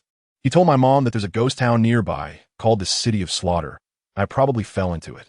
After settling my mom, without saying a word, my dad directly descended into a gloomy little town and walked into a tavern like he knew the way. He didn't waste time. He slammed the Houtian hammer down, and with a flash of yellow, purple, black, and red, all 9 soul rings lit up. Once the Killing God domain was activated, the atmosphere in the entire tavern became tense, and someone even wet their pants on the spot from fear. My father smashed open the bar with a hammer, revealing a dark hole, and jumped right in. At the entrance of the City of Slaughter, a group of fearsome knights instantly felt a sense of impending danger. My father stepped out of the darkness, slammed the hammer on the ground, and got straight to the point. Called the King of Slaughter out to see me. The knights were so scared their legs went weak and quickly sent someone to report. In a short while, a guy dressed in blood-red armor and carrying enormous bat wings walked out. He was the King of Slaughter. Not knowing what the God of Death was doing back in this old place, I asked, "What brings you here?" My father didn't bother to beat around the bush and directly asked, 10 days ago, was there an 11-year-old boy with a brown long spear who accidentally entered this place? The King of Killers thought for a moment and shook his head. No, I've seen everyone who came in here, and there was no boy like the one you mentioned. My dad immediately got agitated, his tone rising. Isn't this the only ghost place around here? How could a living person just disappear like that? When the King of Slaughter heard this, his attitude immediately softened. He joked with my dad, saying, "Oh, don't be anxious, God of Killing. We only have one entrance here, like a one-way street, so it's impossible for anyone to wander in. Your child probably hasn't even made it to my place." My dad isn't a fool. He knows that pushing further is useless. This place is very strange, and forcing our way in won't do any good. He could only leave with a dark face. When he returned to the desolate wasteland outside, my mom, Ian, looked at him with shining eyes, like a searchlight aiming at him. As a result, my dad could only shake his head, and that light instantly went out. Let me tell you, in that moment, my mom just, she looked like a wilted eggplant, completely deflated. She sat there, hugging her knees by that bottomless crack, her eyes vacant, not saying a word. My dad felt like there was a heavy stone pressing down on him, but he couldn't show weakness. He had to hold it together. He is the pillar of this family. In the end, it was my mom who spoke first. Her voice was not loud, but every word hit like a nail, making one's heart tremble. "I'm here waiting for Xiaoyin." My dad was about to persuade her, saying that just waiting like this wasn't a solution. But my mom immediately shut him down with her next sentence. She said, "Xiaoyin is my everything. He gave me a second life. If he hadn't come out, I might as well go back to being like I was before, just a grass that no one knows. Anyway, without him, what's the difference between me living and being dead?" Wow. As soon as those words came out, my dad was completely taken aback. What could he say? He silently sat down next to my mom, put his arm around her shoulders, and the two of them just sat there together, facing that pitch-black abyss, waiting. The scene shifts, and let's take a look at my unfortunate brother, Tang San. At this moment, in the middle of the night at Nodding Academy, he was the only one lying on the grass in the back mountain, feeling emo. Oh wait, there was also Xiao Wu sitting next to him. This girl, Xiao Wu, is very observant and directly asked, "Xiao San, something's off with you. You've been distracted these past few days. You're not throwing your hidden weapons anymore, and you're zoning out in class. Who are you trying to impress with this deep act?" My brother was taken aback by the question, smiled wryly, and poured out everything he had in his heart. He said that his twin brother, which is me, had an accident. He mentioned that when they were little, our dad was very indifferent to the two of them, until the time I came back home at 1.5 years old, when our dad seemed to have changed into a different person, who understand the family. My brother said, "It was me who told him that our mom lives in my body." Xiao was shocked on the spot. "Your mom?" My brother nodded and continued, "Yes. It seems like my mom is seriously hurt and can only recover with the treasures on me." His tone was a bit sour. The day of his soul awakening was the first time I saw what my mom looked like, and she was unbelievably beautiful. My dad is handsome, and my younger brother is good-looking too. Sometimes I feel like the three of them are a family, and I'm just the extra one. My brother has more talent than I do, and my dad talks about how amazing my brother is every day, never praising me even once. This time when something happened to me, my parents were in a panic and ran off without even looking at me. I know they are anxious, and I understand. But I want them to care about me too. At this point, he paused, and his expression was so complicated, it was something else. There was even a moment when I thought, if only it had been me who got into trouble. Do you think I'm being too selfish?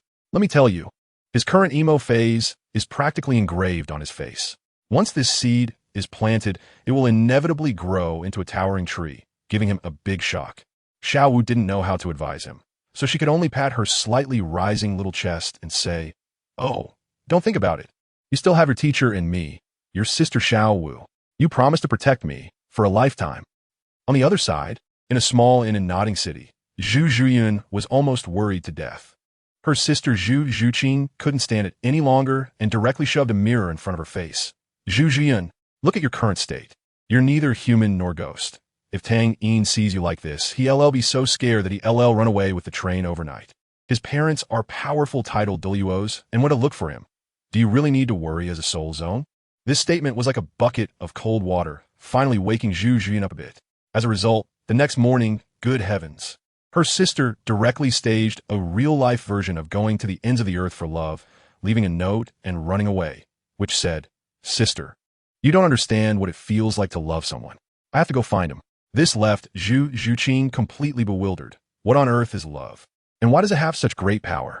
As for me, let us return to the secret realm. I looked at the purple-haired big sister lying on the ground and quickly crouched down to check her breath. Fortunately, she was still alive. The external injuries were minor. But the key issue was that her spiritual sea seemed to have been shattered, which could be troublesome. I quickly took out a blanket from the soul guide and spread it out, moving her onto it. Let me tell you, her hair smelled amazing, and her skin was incredibly smooth. The key was that her clothes were all torn, revealing large areas of pure white. Ahem. I hurriedly took off my own shirt to cover her up. Respectful avoidance, respectful avoidance. I need to focus on saving her. I took out my spear of fate, mobilized the life energy within it, and began to heal her wounds. Those external injuries healed instantly, and the internal ones slowly recovered. It was at this moment that I took a closer look at her face. When I lowered my head, wow, this sister was simply rubbing my aesthetic sensibilities into the ground. She was even more beautiful than my mother. Compared to her, Zhu Zhuyun and Zhu Zhuqing had to step back a little. She had that kind of beauty where just one glance could make your heart skip a beat, and for a pure-hearted young boy like me. Her impact was simply an overwhelming blow. I was stunned at that moment. My rational mind and instincts were in a crazy battle. But the priority is the important thing. External injuries are easy to treat, but injuries to the mental realm are hard to deal with. That place is a forbidden zone for humans. Forcing my way in is no different from throwing a bomb in her mind. Just when I was feeling overwhelmed, she suddenly let out a painful groan. There was a reaction. It shows that her consciousness is still there. I hurriedly leaned close to her ear and whispered, "Sister, can you hear me? If you can, give me a sign." She responded with a soft her voice hoarse and enticing. I continue. "I'm going to enter your mind to help you heal. If you agree, just move your left index finger." I stared intently at her hand, and I saw that slender, white index finger bend slightly with great effort. Immediately after, a pleading voice filled with sobs came through, save me." My heart trembled at that moment. Without saying a word, the eye of the Xieji activated directly, and a white thread of mental power swiftly and accurately connected to her third eye. My consciousness followed the line and drilled in. As soon as I entered, I was dumbfounded. This isn't a broken mental sea. This is a goddamn Cthulhu's backyard. The entire space was pitch black, filled with negative emotions like pain, resentment, and loneliness. These things twisted together, forming a huge and hideous monster that was crazily gnawing at her sanity. Later, I learned that this sister was undergoing a trial. She was participating in some test called the Rakshasa God, with the task of eliminating 1,000 things called resentful spirits. Unfortunately for her, she ran into a large group, complete with a boss, which directly breached her mental defenses. The most ridiculous part? She was in a daze, with her mind ringing with completion alerts for the task. When she wakes up, she'll probably be confused, wondering when she became so fierce. Right now, looking at that disgusting monster, and then at the tiny bit of light still stubbornly shining in this endless darkness, that's her last shred of consciousness, like a stubborn nail householder. I immediately understood that I wasn't here to do renovations. I was here to do a thorough cleanup. I summoned the life energy from my martial soul, and combined with the righteous aura of the eye of the Xieji, I charged towards that mass of darkness. Green and white light intertwined, like 2 drops of dish soap being added to a pot of black ink, desperately purifying and spreading. But this thing consumed a lot of blue energy. I felt my mental strength plummeting like a dam that had burst, considering I didn't know what dangers lay ahead. After using up almost half of my mental energy to help her stabilize her footing and creating a small green island in her dark sea of consciousness, I quickly withdrew. When my awareness returned to my body, I was drenched in sweat, feeling as if my body had been drained. I sat cross-legged for a while before going to check on her condition. Hey, her complexion is much better, and her eyebrows have relaxed. She must be sleeping soundly. I took a look at the camp she had set up earlier. The location was good, and I didn't want to move. This place had just finished a major battle, so the surrounding monsters were probably cleared out, making it the safest option for a short period. I quickly set up my tent and carefully placed her inside. I couldn't just leave a beautiful woman who was unconscious outside, could I? As for myself, I crawled into her makeshift little shelter made of leaves, got into my sleeping bag, and fell asleep right away. To be honest, there was a faint, pleasant fragrance lingering at the tip of my nose. After a long day, I didn't think much of it and fell asleep instantly. When I woke up at dawn and started packing my sleeping bag, I realized that I had spent the whole night resting my head on a light purple dress. No wonder it smelled so good. I walked out of my little nest without changing my expression, pretending that nothing had happened, and started to make a fire and cook. When I reached the riverbank and saw the lively fish in the water, I took out my fate spear and jumped in. As a result, hey, that fish was even more agile than me, slipping right through my legs with a smooth little combo.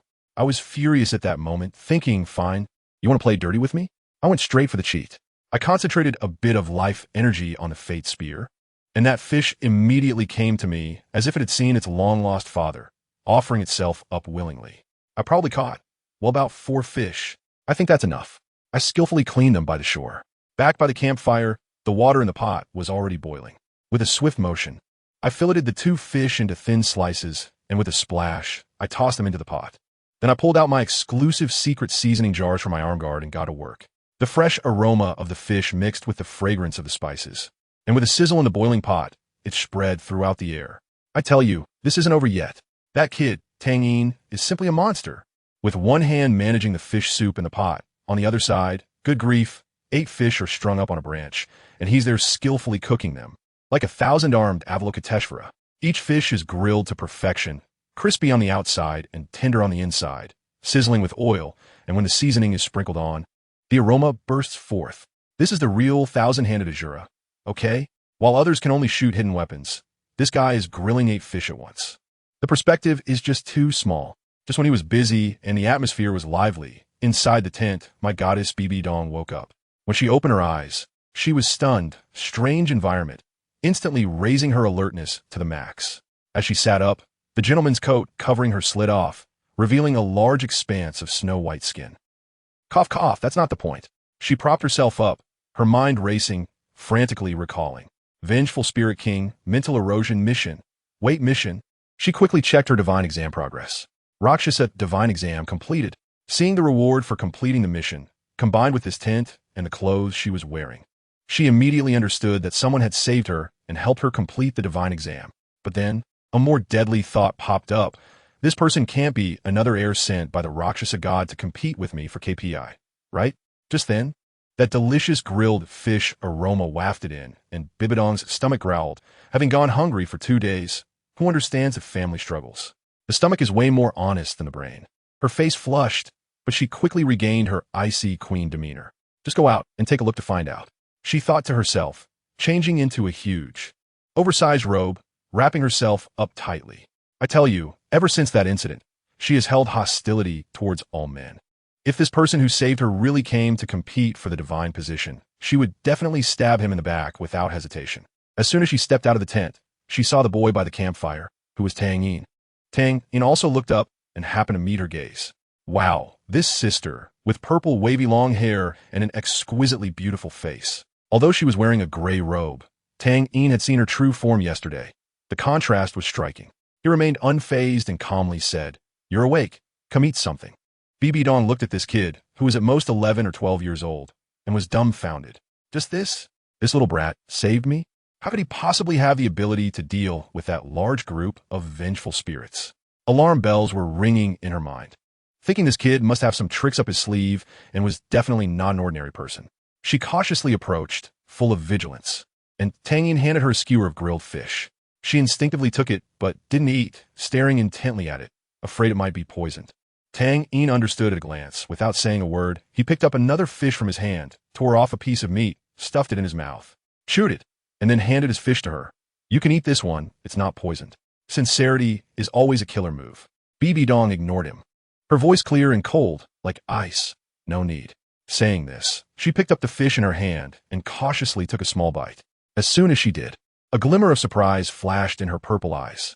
The outer skin was fragrant and crispy, and the meat inside was tender and juicy. Having eaten grilled charcoal for 2 days, she had never tasted anything this delicious. But who is she? The Pope, the master of emotional management. Her face remained expressionless as she ate small bites, acting as if it were nothing. But she didn't know that Tang Yin noticed every little change in her expression. Tang Yin then casually handed her a bowl of fish soup. Have some soup. BB Dong didn't refuse, since she had already eaten the fish. A bowl of soup wouldn't make much difference. The two quietly finished their meal without a word. Just as she set down the bowl, Tang Yin got straight to the point. Sister, did you accidentally stumble into this ghostly place too? Sister? BB Dong was taken aback for a moment. The title felt a bit strange. She was at least 30 years older than this little brat, calling her sister, well, better than calling her aunt. But more importantly, she caught the key information from this sentence. This kid had stumbled in. He didn't know where this was. He was probably not her competitor. An opportunity arose. BB Dong immediately began to act, putting on a confused expression. You stumbled into? Can you tell me what happened? She was practically channeling a PUA master, starting to set the trap. Tang Yin, the naive kid, lived by the principle of treating people with sincerity and without a second thought. He shared how he saw the projection of the forest and then got sucked in. After listening, BB Dong believed about 80% of what he said. She decided to play along and started fabricating a story. I also stumbled in a few days earlier than you and found some clues. Tang Yin's eyes lit up. Is there a way out? Not sure. BB Dong dangled the bait in front of him, slowly reeling him in. But if there really was an exit, it could only be in one place. She changed the subject. Do you remember those monsters from last night? The strange fog? Of course, he remembered. That strange fog was actually a powerful stimulant for mental energy, but it was also highly toxic. It would pollute a person's mind and drive them insane. BB Dong explained, and Tang Yin felt a shiver of fear, along with a bit of pity for this sister in front of him. How much pain must she be enduring? BB Dong sensed the change in his emotions, and a thought flashed through her mind. Is he pitying me? How could that be? She shook her head and continued her performance. I had previously ventured deep into the forest and discovered a great secret hidden in the center. I suspect that the strange fog from last night was coming after me.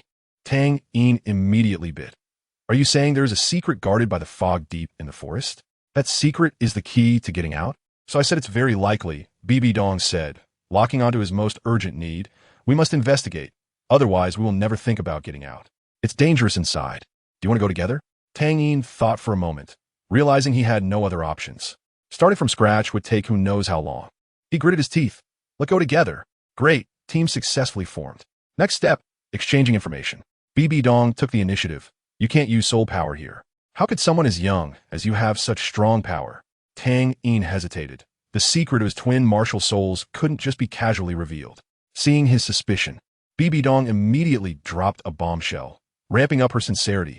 I am a title Douluo. Title Douluo? Tang Yin was dumbfounded. His father, Tang Hao, became a title Douluo at 44. And this sister, who looked even younger than his father, was also one.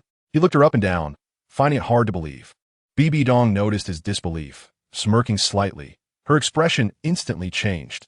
A terrifying pressure belonging to a title Douluo shot into Tang Yin's eyes like an invisible sword. In that moment, Tang Yin felt like an ant that could be crushed at any time.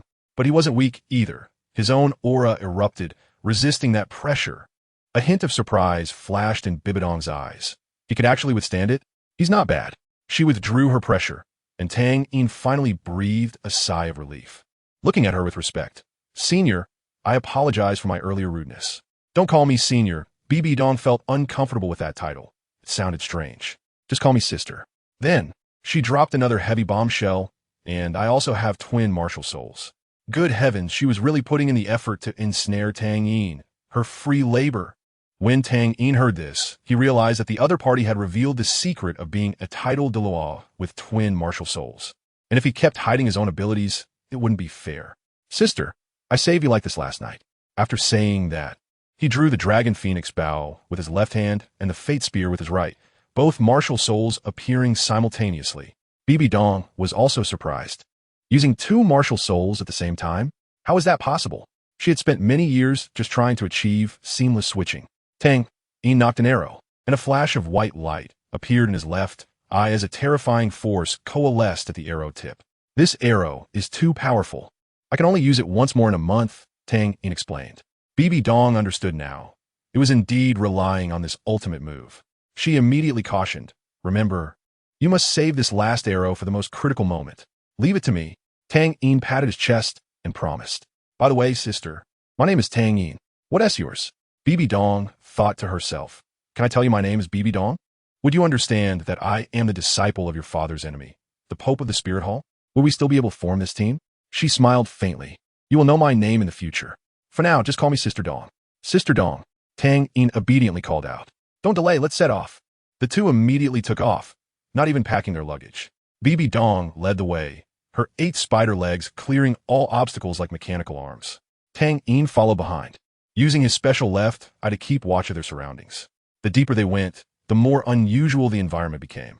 The trees became bare, the ground pitch black, and the entire world felt lifeless, with not even a breeze. Eventually, Bibi Dong stopped. Tang Yin looked ahead and saw a large clearing, in the center of which was a bottomless pit, so dark it seemed to swallow all light. It's here, Sister Dong calmly said. As soon as she spoke, a terrifying sense of crisis enveloped Tang Yin. He stared intently at the giant pit, seeing swirling black mist pouring out and frantically gathering, twisting, and merging at the entrance. Soon, a female monster composed of countless vengeful spirits appeared before them. Her long skirt was covered in faces of suffering ghosts, and behind her, 9 enormous black rings slowly formed. When the 9th ring appeared, the restrictions on Bibi Dong and Tang Yin suddenly vanished. The monster, Yashi Yuan, attacked the moment it took shape. Its small mouth tore open into a huge bloody maw, and a piercing sound wave blasted towards them. The two instantly summoned their mental shields. However, Tang Yin's shield quickly developed cracks. He knew he couldn't keep this up. Bibi Dong understood as well. Her task was to kill. A flash of purple light appeared in her eyes, and she shot forward like a cannonball, her 8 spider legs transforming into spears. Stabbing directly at Yashi Yuan. Yashi Yuan formed hand seals, and a massive black shield appeared in front of her. Clang! Bibi Dong's spider legs pierced fiercely into the shield, but got stuck, unable to move. The black shield seemed to turn into quicksand, swallowing her hands as well. Bibi Dong thought it was bad. She saw Yashi Yuan's mouth curling into a more sinister smile, filled with the satisfaction of a successful scheme. But who was Sister Dong? A battle-hardened queen. She decisively abandoned the stuck soul-eating spider queen Martial Soul, instantly switching to the death spider queen.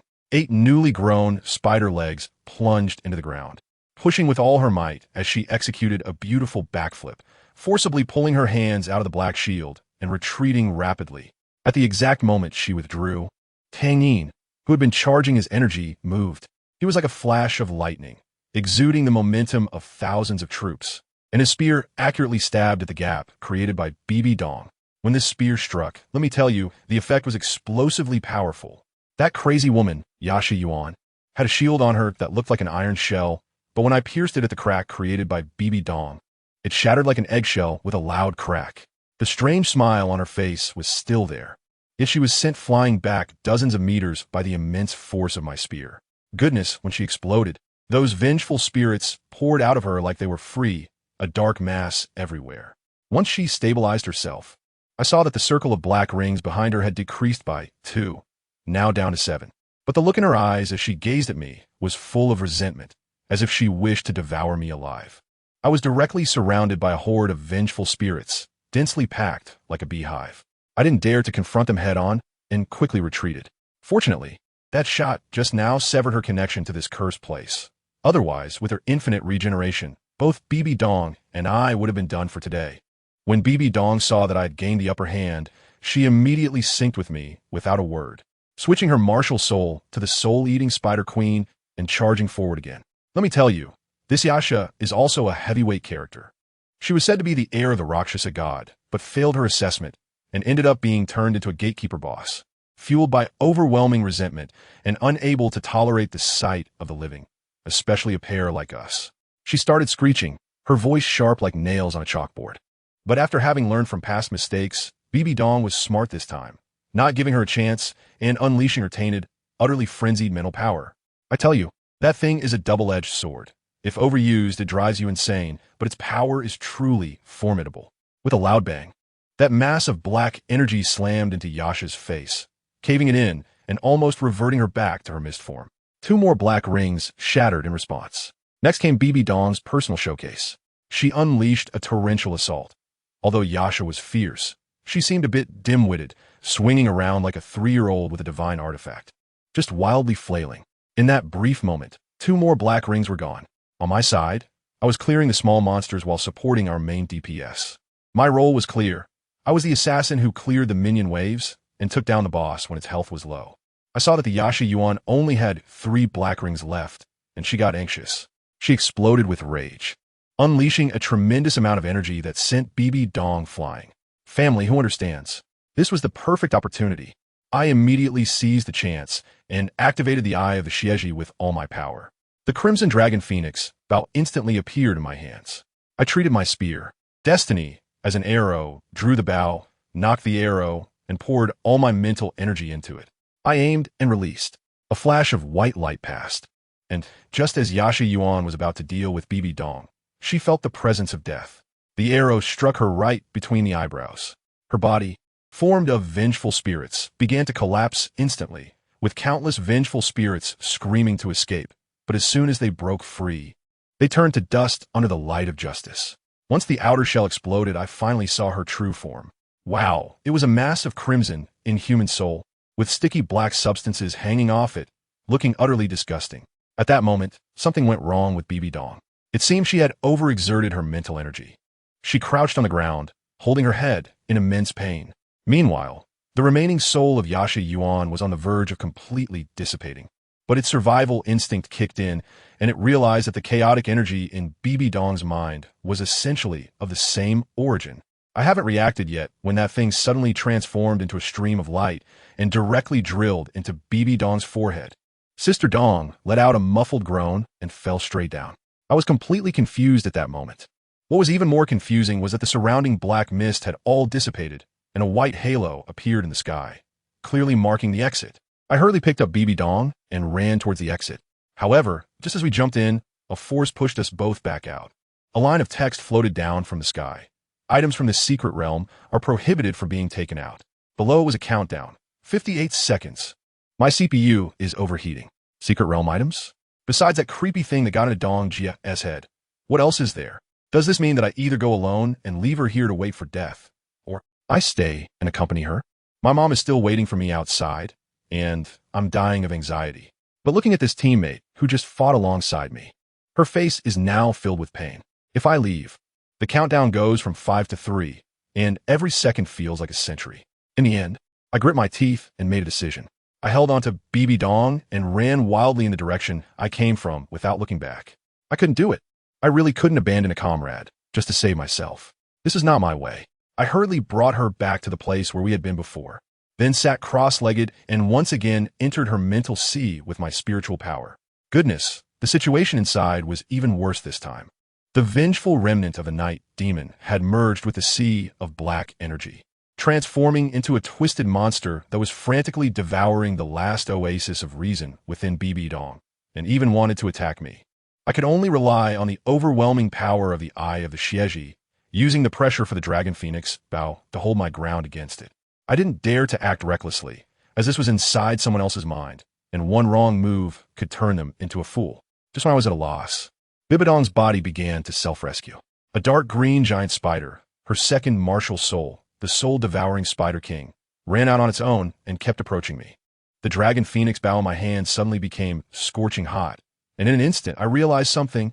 After the giant spider got close to me, it transformed into a dark green arrow, with its tip formed by the 8 spider spears converging together, sharp as can be. I placed it on the bow, and a bold hypothesis formed in my mind. My Dragon Phoenix bow might not just be a universal plug, capable of merging with all beast martial souls for martial soul fusion skills. I pulled back the bowstring and aimed at the dark red light spot in the monster, which was the core of the vengeful spirit of the night demon. I shot an arrow.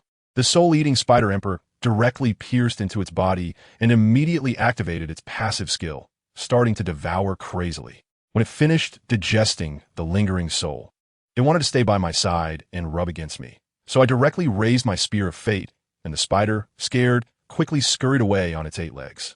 After dealing with all this, I used the last bit of my life energy to help Dong repair her almost submerged green island, and then I retreated. As soon as my consciousness returned to my body, a strong sense of fatigue overwhelmed me instantly. My vision went dark, and I collapsed. In the last moment before losing consciousness, I only felt so soft, as if I had fallen into my mother's embrace. When I regained consciousness, I was awakened by the smell of something burnt. I opened my eyes and found Dong roasting fish, but she had burnt again. I got up, took the fish, and cut off the burnt parts. She had woken up earlier than me, already changed back into her purple long dress, sitting quietly by the campfire, watching me. "Why didn't you leave alone?" she suddenly asked. "If I leave, you will die," I replied directly. "But you were clearly in a hurry to leave." I couldn't accept being someone who ignores others in danger. The atmosphere was a bit heavy. I handed her the roasted fish, and she softly said thank you. I told her that I planned to look for another way out in the forest tomorrow. She was silent for a while, and finally confessed a bit to me. She said this was a trial secret realm, and killing the Yiksha Yuan could indeed lead to an exit, but we had missed that only way out. To get out again, it might take several years. Several years. My heart sank. She noticed my disappointment and asked why I was in such a hurry. I told her about my mother, how she was home alone, and if I suddenly disappeared, she would definitely go crazy with worry. As I spoke, I felt my eyes getting a bit warm. After hearing this, she comforted me, saying that the flow of time in this secret realm was different from the outside. Here, 1 year equaled only 1 month outside. Finally, she promised me, "Trust me, at most 3 years, I will definitely give you a clear answer." Although I didn't know if it was true, I could only trust her now. The next day, I went out for a walk and found that the animals in this forest were as harmless as herbivores, lacking any aggression. I hunted a goat, and when I returned to the camp, I saw Dong sitting by the riverbank, the sunlight shining on her, making her look like a beautiful painting. I quickly dealt with the sheep and put it on the fire to roast. She sat quietly beside me, watching. There was no soul power here, and she asked me, "How do you plan to spend these 3 years?" This question made me slow down in my movements of flipping the lamb. Indeed, in 3 years, without the ability to enhance soul power, what could I do? Just as I was feeling lost, a phrase my master taught me in childhood suddenly emerged from the depths of my memory. Cultivation is also about cultivating the heart. If the heart is not tranquil, all affairs will decline. "Master, I think I understand." My movements became smooth again. Dong saw me snap back from my thoughts and knew that I should have found the answer in my heart. "I want to cultivate," I told her.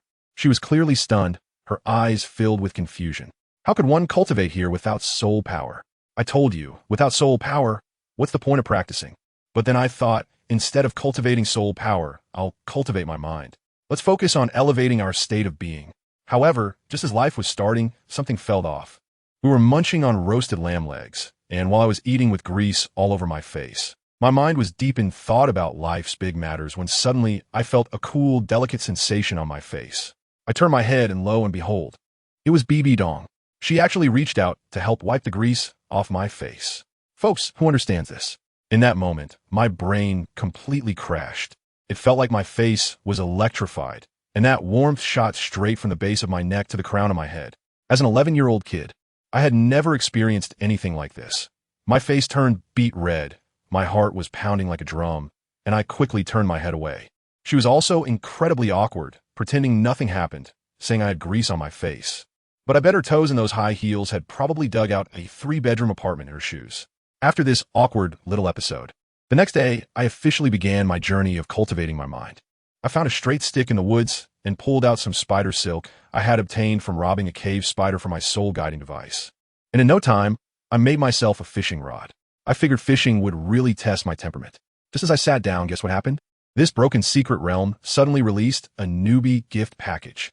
As soon as Dong stepped out, she saw the entrance of the woods filled with rice, vegetables, fruits, and even pots and pans were all provided. Then, with a loud bang, a beautifully furnished little wooden house rose right up from the ground. At that moment, I thought, wow, this Rakshasa God's trial really has good service. The only downside was that in the bedroom, there was just a 2-meter wide bed. You know what I mean? Anyway, from that day on, our lives entered a strange mode. Every day, I would sit by the river fishing without fail, while she took care of everything else. To be honest, as a titled Dalu, her cooking skills, well, the appearance was simply a visual assault. A dark pot that I couldn't tell if it was food or porridge. But believe it or not, Although it smelled terrifying, it actually tasted pretty good. Days passed like this, with me sitting by the river, exposed to the wind and sun, and even heavy rain, without moving an inch. At first, I was indeed restless. But slowly I calmed down completely. Spring went and autumn came. And before I knew it, 3 years had passed. During these 3 years, I had grown a lot taller, nearly level with BB Dong in her high heels. The youthful sharpness I once had completely worn off, replaced by an indescribable steadiness. And my fishing rod had long since transformed into my fate spear. After sitting there for a day and night, I suddenly opened my eyes. Let me tell you, in that moment, I felt like the whole world was different. I slowly raised my spear, moving as slowly as a rusted robot, and gently pointed it at the stream in front of me. A miracle happened. The stream that had been flowing swiftly began to slow down until it eventually came to a complete standstill. Even the leaves drifting nearby froze in midair. 2 words popped into my mind. Eternity. This is the second move of gunplay, I've realized. I picked up the gun, stood up, and felt incredibly cool. Over the past 3 years, my relationship with BB Dong has also become particularly subtle, just like an old married couple. Every day when I come back from fishing, I habitually ask, Sister Dong, what are we having for dinner today? She would naturally respond to me. I can feel that she is becoming more and more dependent on me, and I have already developed feelings for her. That day, I came out of my retreat, and with this momentum, I tentatively asked her what her name was. As a result, she deflected my question and brushed it off. I was quite disappointed at the time, but little did I know that up in the heavens, a deity was watching our pure love drama with a magnifying glass. Let me tell you, there are traps everywhere behind this. There's a big sister called Luo Cha Shun, who is born in the divine realm and treats us like a soap opera. She is the GM of this secret realm, and after watching us for 3 years without much progress, she found it too slow and directly hit the fast-forward button. Goodness, is this plot written by AI? It's simply ridiculous. That night, after we finished dinner, we lay on the grass looking at the stars as usual. Suddenly, a surge of evil fire shot up from the soles of my feet to the top of my head without warning. I instantly fell off, my eyes turned blood red. My breathing was like a bellows, and my mind was left with just one primal thought. I turned my head and saw that BB Dong beside me was also paralyzed, unable to move, with a look of long-lost fear in her eyes. I tell you, I was really about to lose my mind at that moment. My reason was like a small flame in a raging wind, ready to extinguish at any time. There was a voice in my head shouting, "Go for it. Haven't you been wanting this for a long time? Why pretend to be a righteous person?" I used the last bit of my strength to squeeze out a few words between my teeth. "Go, quickly." But she couldn't move at all. I crawled over step by step, like a beast driven by desire, pressing myself against her, looking at her face that was filled with helplessness and a hint of resignation. She closed her eyes, as if waiting for me to make a move.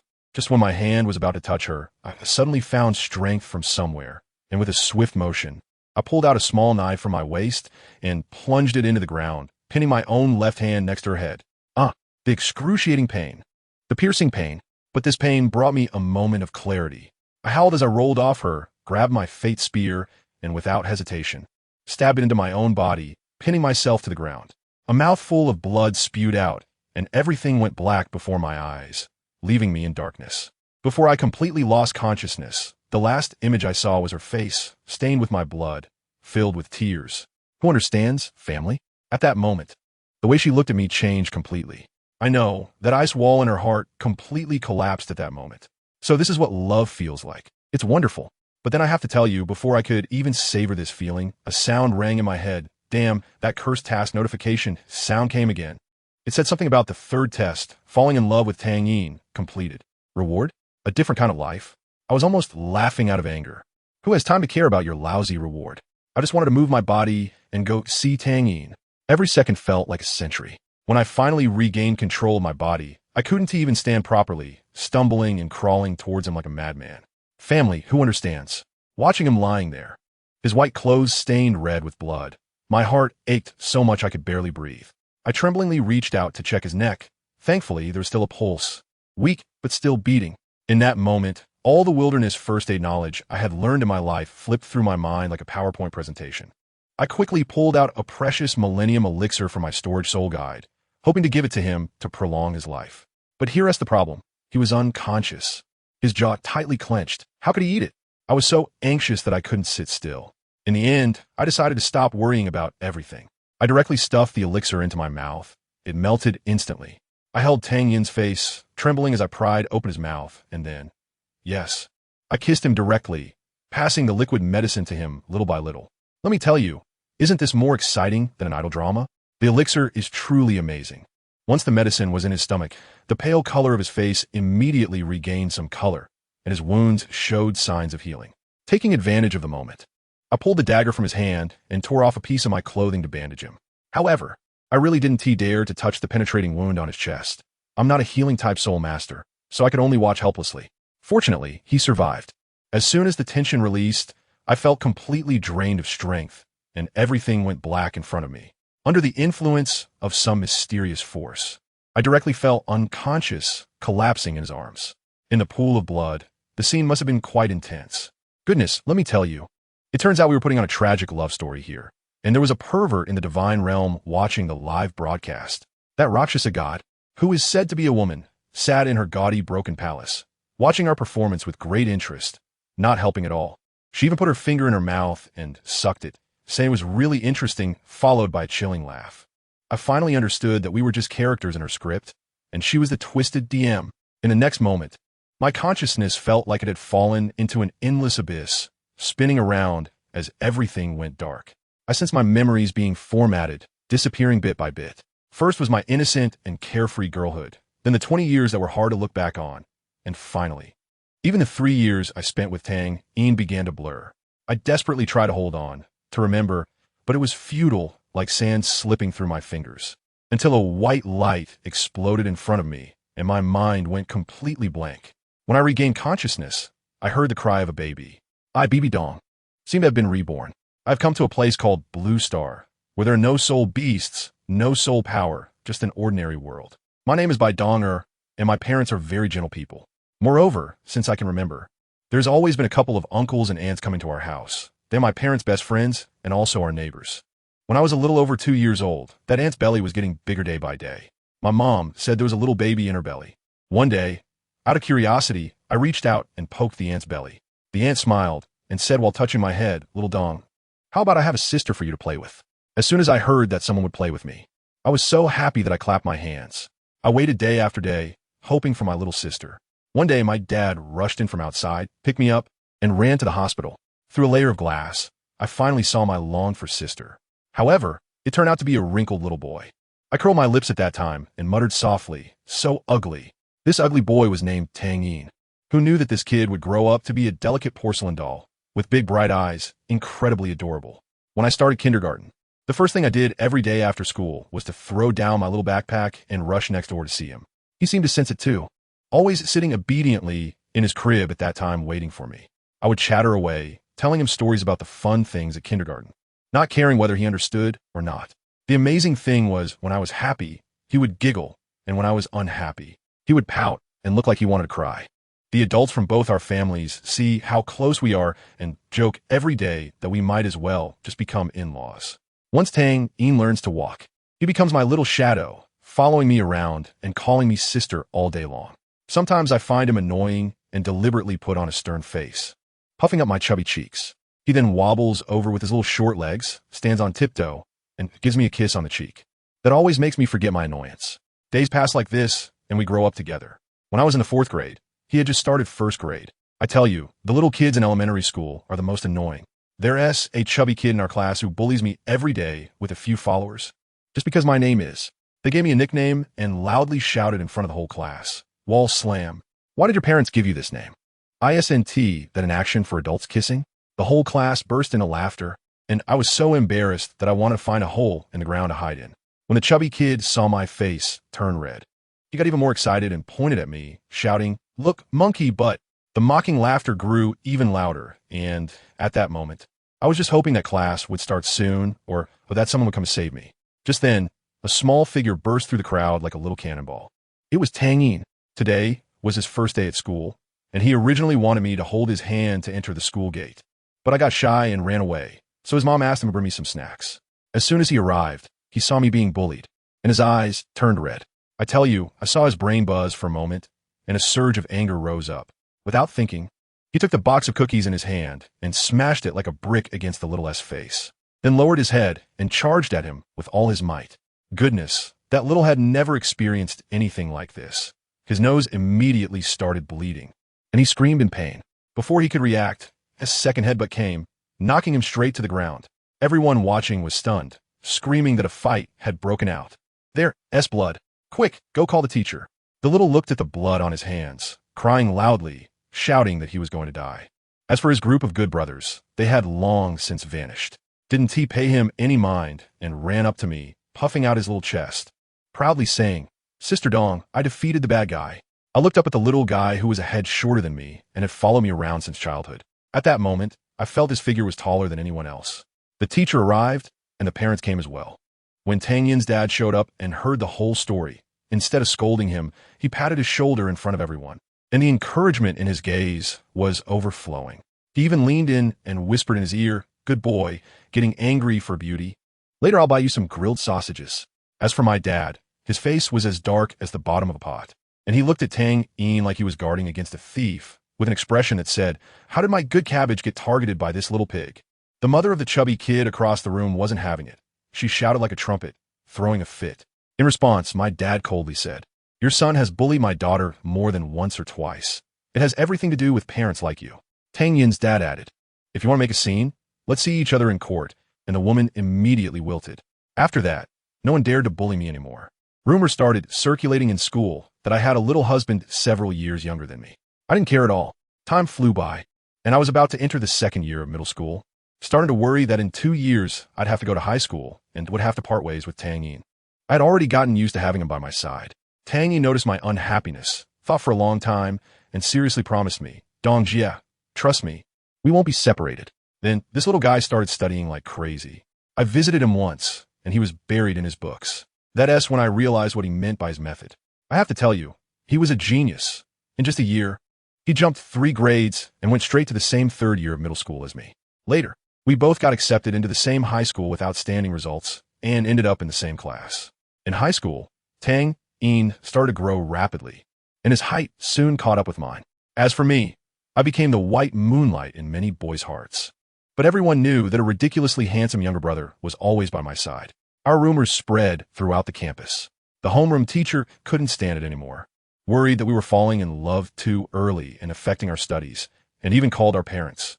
However, both sets of parents were our #1 CP fans, so the teacher could only back down. In the winter of our senior year, it surprisingly started to snow in our southern town where it rarely snowed.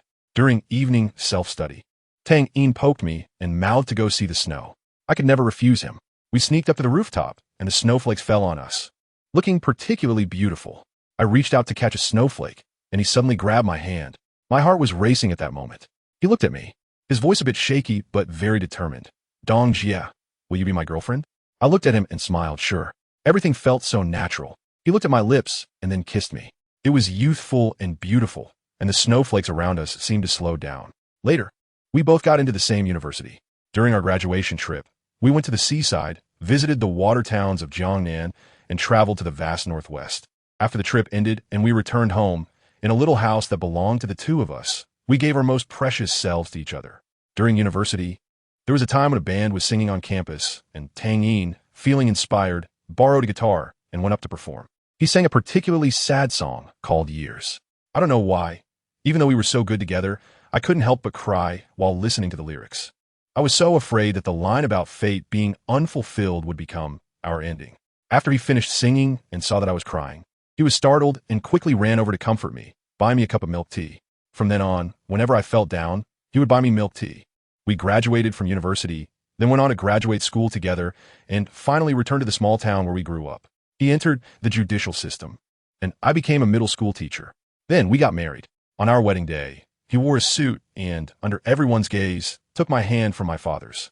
I wore a bright red phoenix robe, beautiful enough to leave him in awe.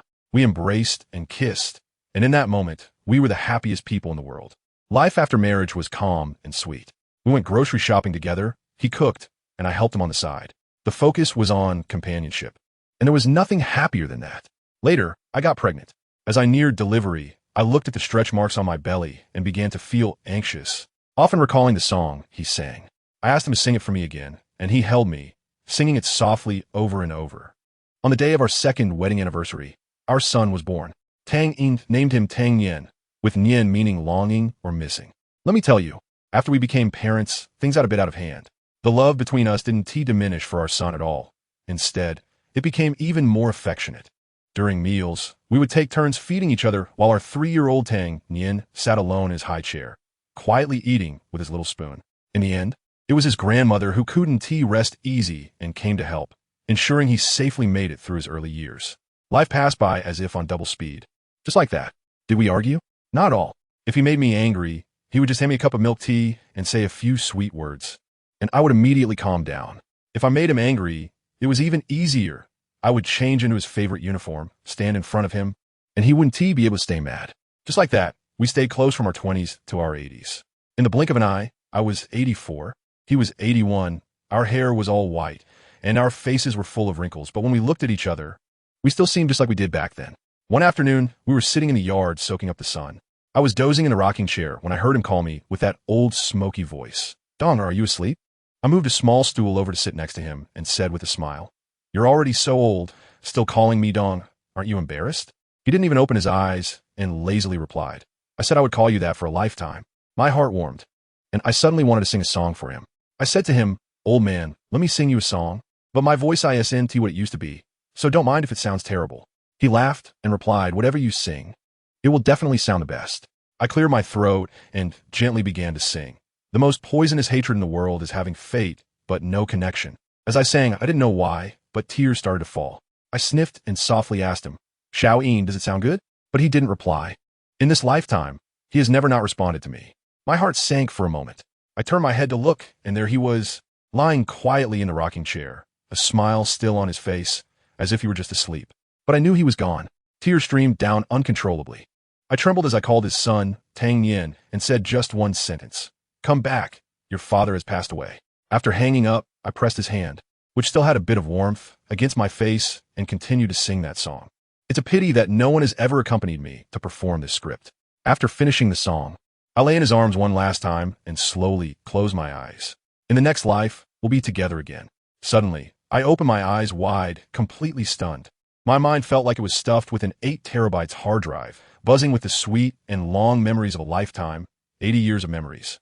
Every frame clear as if it had just happened yesterday.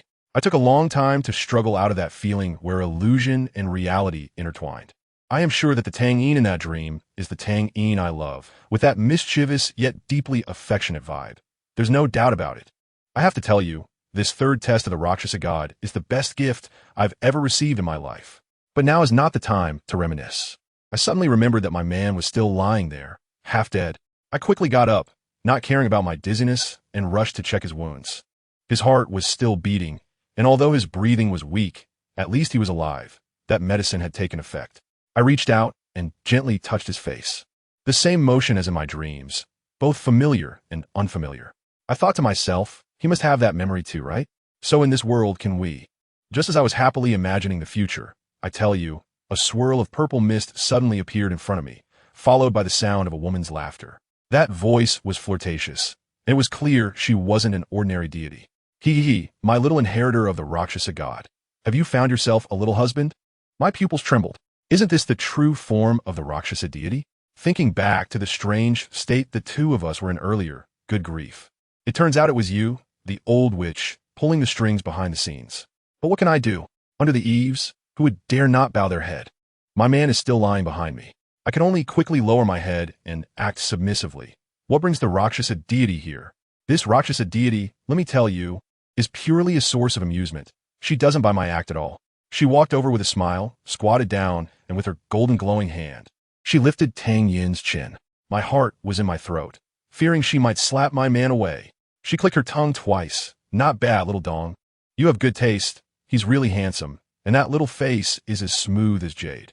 I have no interest in listening to her fawn over me. All I can think is, hurry up and leave. But it seems like she knows what I'm thinking as she stands up, claps her hands, and says, all right. I'm not teasing you anymore. This time I'm here not only to keep an eye on things for you, but also to give you the task for the 4th assessment." As soon as I heard that, I felt even more uncertain and could only brace myself and say, "Please go ahead." She pretended to clear her throat, and the smile at the corners of her mouth made my heart race. Then, let me tell you, when she opened her mouth, I almost couldn't handle it. The fourth test of the Rakshasa god, kill Tang Yin.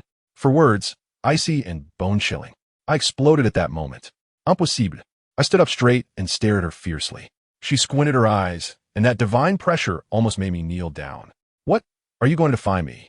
I had no choice but to kneel down with a thud and plead, please, great Lord Rakshasa, retract your command. She, on the other hand, pretended to help me up, saying, oh dear, Xiao Dong, what are you doing? I'm doing this for your own good. Have you forgotten what kind of deity we are? Falling in love will only bring us harm. She started lecturing me like a caring older sister. Look at you now, bowing and scraping for a man. I still prefer the rebellious you from before. I don't listen to her PUA at all. Her voice is hoarse. But her attitude is extremely resolute. If the fourth test is to kill him, I'd rather give up the divine test. Oh, give up? She laughed, and her laughter was full of mockery. Do you still remember that night demon you killed in your second test? That was your previous senior, who failed and was turned into a monster by me. Are you willing to die for this little man?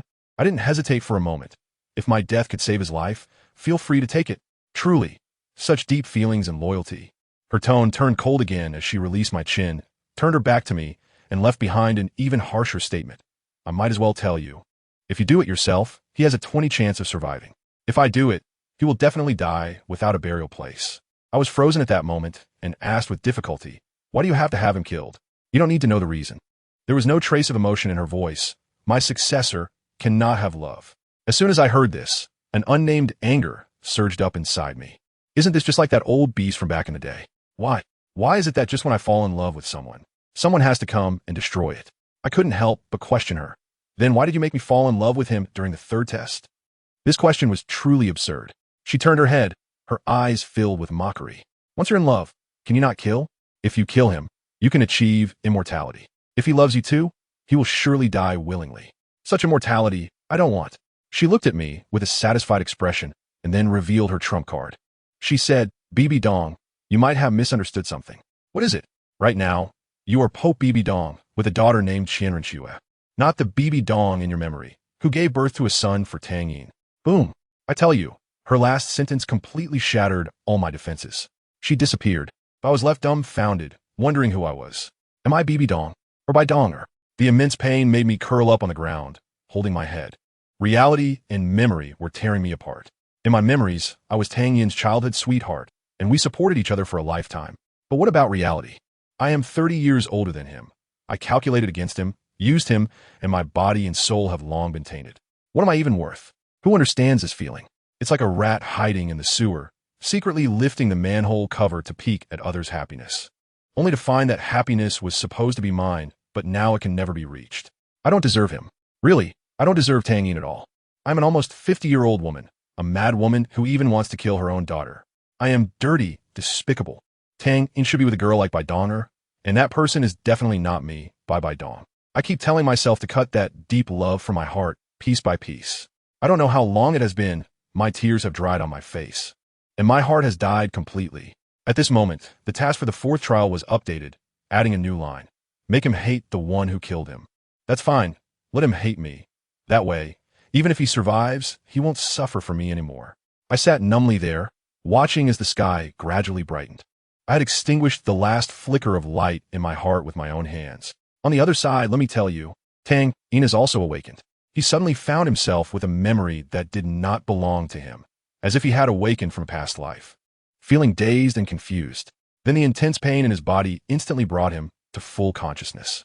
He opened his eyes, feeling weak all over, his mouth dry as a desert, and instinctively shouted, "Water!" I heard it, and my instinct was to go get some water, but I held myself back. I forced myself to walk step by step to his side. Those few steps felt longer than a lifetime. When he saw me, through his blurred vision, he even smiled and weakly said, "Sister Dong, as long as you're okay." That's good. That smile, let me tell you, hit me like a hammer, crashing down on my heart. The psychological barrier I had painstakingly built for myself collapsed in an instant. No, I must make him live, even if there's only a 20 chance, even if he would hate me for a lifetime. The hesitation on my face instantly vanished, replaced by a coldness. The dagger in my hand plunged into his still healing heart with a soft thud. His eyes widened in disbelief as he looked at me. That familiar face was now terrifyingly unfamiliar. I heard myself say in a tone devoid of emotion, "Can't believe it? Kid, you have other thoughts about me, don't you? You're just like other men, making me feel disgusted." The words disgusted pierced his heart deeply. I squatted down and disdainfully lifted his chin. Put away that dead look of yours. Seeing you on the verge of death, I'll fulfill one of your wishes. My name is BB Dong, the Pope of the Spirit Hall. I saw the light in his eyes gradually fade away. That knife plunged into him. Also pierced my own heart. I could only bite my tongue and force myself to continue acting. You don't think I've fallen in love with you, do you? Don't be ridiculous. It's just that I value your abilities and played a little trick. Xiaoyin, hate me quickly. Hurry. I was screaming crazily in my heart. He closed his eyes, and the warm memories of the past were shattered by my own hands at that moment. Finally, as his consciousness was about to fade, he used all his strength to call out to me, Dong, sister. Just those 2 words, and I could no longer hold myself together. I watched helplessly as his body in front of me turned into specks of light, disappearing completely, inch by inch. I am completely shattered, crazily lying in the place where he disappeared, burying my face in the pool of blood that still carries his warmth, crying out loud. The notification sound in my mind for completing the task sounds so ironic. It's all my fault. I shouldn't have fallen in love with you. I looked at the dagger in my hand, stained with his blood, and only one thought remained in my mind. What face do I have to live in this world as such a worthless person? I raised the dagger and slowly plunged it into my heart.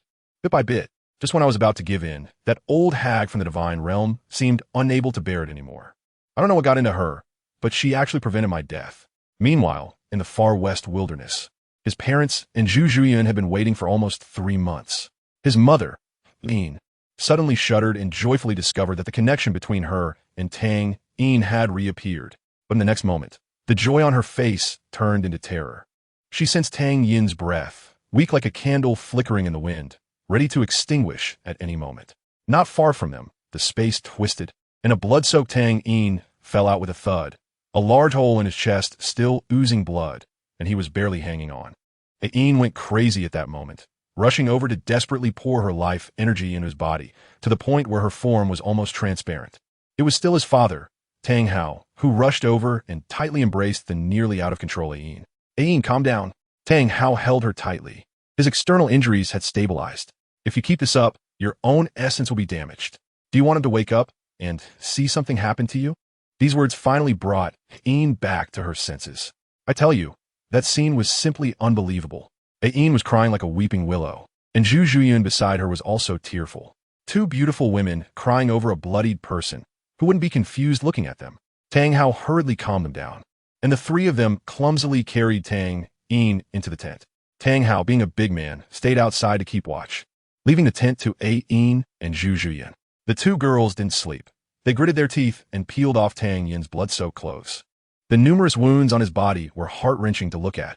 They carefully cleaned him with fresh water and found a new set of clothes from Tang Yin's storage soul guide to change him into. After tidying up, aside from his face being as white as paper, he didn't look so terrifying anymore. Just as they were about to catch their breath, the most outrageous thing happened. A female voice suddenly emerged from Tang Yin's body. Senior Yin, what happened to Xiaoyin? I've lost contact with him for 3 whole years. Who? Xi. Yin and Zhu Zhuyan were both startled. But the key point wasn't that. The key point was that sentence, 3 years? Yin was completely bewildered. What the heck? It had only been 3 months on their side. How could she say 3 years? She quickly leaned in to examine Tang Yin's face, and upon seeing it, her heart sank. Really, Tang Yin's face had matured far too much compared to 3 months ago. The youthful innocence was almost gone, replaced by a handsome, defined look. But the heroic spirit between his brows was heavy, as if burdened by many things. The truth was out. The time flow in that ghostly place Tang Yin was pulled into was completely different from theirs. 2 days and nights passed like this, with Yin tirelessly transferring life force to him, to the point where she was almost becoming a transparent shadow. Zhu Zhuyan beside her was urging her until her lips were almost worn out, but Yin wouldn't listen. Until the 3rd night, a faint cough suddenly sounded in the tent. At that moment, that sound was more beautiful than any music. Yin and Zhu Zhuyan rushed over and saw Tang Yin. He opened his eyes, but let me tell you, that was not the gaze of a living person.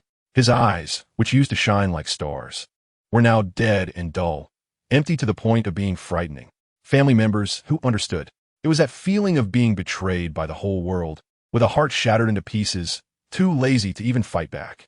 Tang Hao, upon hearing the commotion, rushed in and seeing that gaze, his hands started to tremble. He understood all too well When Ain made her sacrifice back then, he had looked just like this. "Mommy," he called out with a choked voice, and tears streamed down Tang Yin's cheeks. It was over. The emotional defenses were broken. The decisive boss outside turned into a 3-year-old child the moment he saw his mom. Yin's heart was breaking, and she quickly held his hand. "Xiao Yin, don't cry. Mommy is here. Tell Mommy anything." As she spoke, she signaled to Tang Hao and Zhu Zhuyun to step outside first. The tent was left with just the mother and son. Tang Yin drank some water to moisten his dry throat, then lay there, staring intently at the top of the tent, not speaking for a long time. Suddenly, he asked, "Mom, what does it feel like to love someone?" Ain was taken aback for a moment, then began to recall her past with Tang Hao with great tenderness, saying that love is wanting to see him all the time, to tolerate him, to give everything for him, even life itself. As Tang Yin listened, each word felt like a knife stabbing at his heart. He closed his eyes and painfully asked, Can these be faked?" Yin's heart sank. She realized her son had fallen into the troubles of love. Tang Yin's mind was in chaos, torn between the ambiguous affection Bai Dong had for him during those 3 years, which was impossible to fake, and her last crazy laughter. That everything was just a performance, playing like a curse in his mind. 2 extreme emotions were tearing him apart, nearly causing his head to explode. He finally forced out a smile that was uglier than crying, saying to Ain, "Mom, you should go back to rest. You can't hold on much longer in this state." Ain couldn't argue with him, so she could only give him a few reminders before transforming into light and returning to Tang Yin's body. In the tent, Tang Yin's relaxed expression disappeared in an instant, reverting to that of a living dead person. The next morning, when Ain came out again, she gasped in shock. Tang Yin, that youthful Tang Yin, had turned all his hair white overnight. Underneath that glaring white hair were a pair of blood-red eyes, filled with struggle and pain. Upon seeing Ain, the redness gradually faded. He could no longer hold back and threw himself into Yin's arms, crying like a child. "I'm sorry, Mommy. I can't forget. I really can't forget." Ain held him, her heart shattered, and could only repeatedly comfort him. "If you can't forget, then don't. Just as long as you're okay." When he calmed down a bit, Ain supported him out of the tent. Only then did Tang Yin see Zhu Zhuyun, who had been silently waiting outside. To be honest, he had almost forgotten about this girl. But when Ain told him that Zhu Zhuyun had crossed thousands of miles to wait for him in this desolate place for nearly 3 months, Tang Yin fell silent. He had just experienced something similar. How could he not understand this girl's feelings? He wanted to refuse, wanted to clarify things, but when he saw Zhu Zhuyun's haggard yet hopeful face, he couldn't say a word. In the end, it was Zhu Zhuyun who broke the silence, saying very seriously, "We are friends, you said it yourself." One sentence blocked all of Tang Yin's words of rejection. Fine, friends, such a fragile yet useful excuse. Tang Yin was now too weak to use any soul power. He was puzzled. Zishi had tricked him into thinking it was some after effect that would be fine in a few months. But let me tell you, it wasn't tea at all. Zishi discovered that inside Tang Yin's body, there was suddenly a identical Tang Yin, covered in dark mist, eerie like a ghost. This was his inner demon. Zishi was afraid that once he cultivated, this inner demon would break free from its seal, so she could only seal his soul power first. Tang Hao was also a man of action. He pulled out a wooden wheelchair from somewhere and, without saying a word, pushed Tang Yin into it. On the way, Tang Yin suddenly made an excuse to go to the bathroom, asking Tang Hao to push him to a secluded thicket. Once they were away from Yin and Zhu Zhuyun, he spoke in a voice barely audible. "Dad, can you help me with a favor?" Tang Hao's heart skipped a beat. "I want to know about the current Pope Bai Dong's past as detailed as possible." "I tell you." Tang Hao's eyes nearly popped out. Heartbreak, white hair, and, on top of that, this name. Even a fool could connect these 2 things. Tang Yin looked at his dad's expression and directly laid it all out. "You're not wrong. The person I've been with for 3 years is Bai Dong." Although he was somewhat prepared, hearing it with his own ears still made Tang Hao feel like thunder was rolling in. His own son, with a woman who was decades older than him, and also the Pope of the Spirit Hall, for 3 years. What was this about? But looking at his son's ghostly expression, in the end, he could only nod heavily. "Xiao Yin, I understand." After that, Tang Hao bid farewell, as he needed to find a soul ring for Tang San. Tang Yin and the others then sat in a rickety horse-drawn carriage hired by Tang Hao, swaying towards Holy Soul Village. Just when the atmosphere was heavy on our side, on the other end, someone was calculating his own little scheme. Who? Teacher Yu Xiaojiang. In the middle of the night, he called Tang San to his room. He first pretended to chat about Tang San breaking through level 30. rambling on about the theoretical core competitiveness of the top 10 martial souls, leaving Tang sand-dazed. As they talked, the topic shifted to Tang Yin. Tang Sin didn't think much of it and honestly said, "My brother Tang Yin, his talent is way better than mine." Yu Xiaojiang was secretly shocked. And then he heard Tang San drop a bombshell. "Teacher, my brother, his innate soul power is already level 20. Clang. I seem to hear the sound of Yu Xiaojiang's worldview collapsing. Innate level 20. This would be considered a printing error if written in textbooks. I have to tell you, Yu Xiaojiang's zombie-like face couldn't hold up at that moment. The light in his eyes was so intense. It wasn't just looking at a disciple. It was like looking at a walking Nobel Prize in theory. He suppressed his excitement and pretended to be calm as he speculated. He should also be a twin martial soul. Tang Sin looked at him with admiration. As expected of a teacher, "You are amazing." Yu Xiaojiang felt incredibly pleased. When he heard that Tang Yin's teacher had passed away, his little thoughts became lively. With just a Tang San, he could already feel proud. If he could take this unprecedented innate level 20 genius as a disciple. Ha ha ha. He, Yu Xiaojiang, would become the strongest teacher on the continent. Who would dare say his theories were rubbish? He looked at the huge map on the wall behind him, his gaze seemingly piercing through thousands of mountains and rivers, landing on his future second disciple, who would make his name immortal in history. Taking Tang Yin as a disciple was not a sudden whim, but a well-considered decision. Everything tonight was to get a preliminary understanding of Tang Yin. Chapter 77. The Golden Generation Wuhuan City, the holy place for all soul masters on the continent, stands tall with soldiers patrolling its high walls in an orderly fashion, maintaining the peace of Wuhuan City. Upon closer observation, one can find that every soldier here is actually a respected soul master. Entering Wuhuan City, a tall statue of an angel comes into view. Standing here for 1,000 years, the once sacred light of the angel seems to still shine upon the world, dispelling all injustice and darkness. In the eastern suburbs of Wuhuan City, the Wuhuan Palace Academy, which trains soul masters, is located here. In this valuable land of Wuhuan City, this academy occupies a small portion of the eastern area, even containing a sizable forest and lake. Various special terrains can be found within this academy, suitable for all types of soul master mimic training. Moreover, the academy is equipped with teaching facilities such as teaching buildings, dormitories, cafeterias, and practical combat arenas. At this moment, a 1v1 battle is being held on a platform made of white marble. A tall, muscular young man with red hair, covered in red patterns like flowing lava, has a layer of gray stone armor on his skin, dark red eyes, and 4 soul rings of yellow and purple slowly rotating beneath him. The soul rings beneath him are similarly yellow and purple.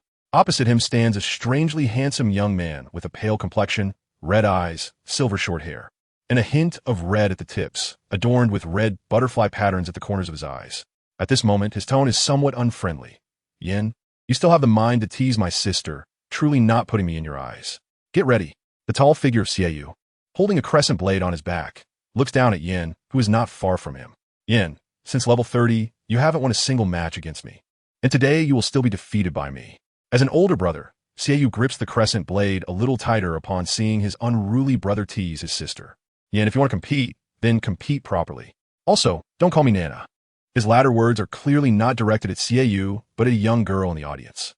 Perhaps due to the talent bestowed by her martial soul, her voice is somewhat hoarse, mixed with an undeniable special charm that is soft to the bone. The girl looks somewhat similar to Xiaoyu, with long black hair casually draped behind her, and her nearly perfect face shows no flaws, exuding a faint special aura, a special ability granted by her martial soul, charm. Hulaina's tone is quite unfriendly, as she has no good feelings for Yin. Yan's temper is as explosive as his martial soul. "Although I like your sister, it doesn't mean I'm afraid of you. Nana, just watch and see how I convince my brother-in-law today." The strange young man named Xiaoyu is also a leader of the Golden Generation and a level 45 soul master. The distance between the two is not far. Xiaoyu almost instantly appears in front of Yin, raising his crescent blade. They are 2 of the 3 members of the contemporary Wuhuan Palace's Golden Generation. The girl named Hulaina is the last member of the Golden Generation and Xiaoyu's sister. The strange young man holds 2 beautifully curved blood-red crescent blades, which are his martial soul, a top-level offensive and agile martial soul, the Moonblade. Having experienced 33 battles and 33 defeats, Yin is familiar with Xiaoyu's speed and power from years of experience. The red-haired youth, named Yin, has the martial soul of the Flame Lord, and is a level 45 powerful attack-type soul master. As soon as his words fell, Xiaoyu's figure instantly disappeared from the spot, quickly rushing towards Yin, leaving a shadow behind. The second soul ring beneath Xiaoyu lit up at the moment he called out for his attack. Second soul skill, Granite Armor. A layer of gray-white granite armor quickly condensed over his originally gray skin, greatly enhancing his defense. First soul skill, Silver Lightblade. Xiaoyu's first soul ring lit up, and a layer of silvery light enveloped the two crescent blades, like moonlight cascading upon them. Even though he had repeatedly defeated Yin, Xiaoyu still regarded him as a strong opponent. Against an evenly matched opponent, one must give their all.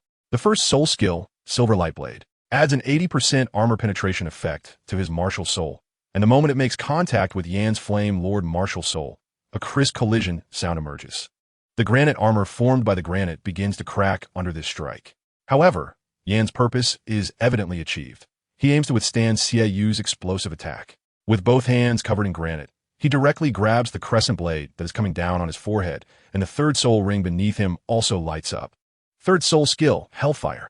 As Yan's hands covered in granite activate the third soul skill, they begin to crack, dark red patterns becoming more distinct, and a layer of orange molten lava starts to attach itself to Xiaoyu's crescent blade. This soul skill is not as simple as it appears.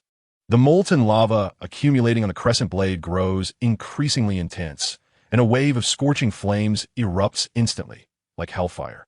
Facing the flames rushing towards him, Xiaoyu does not dare to be careless. His third soul ring activates in an instant.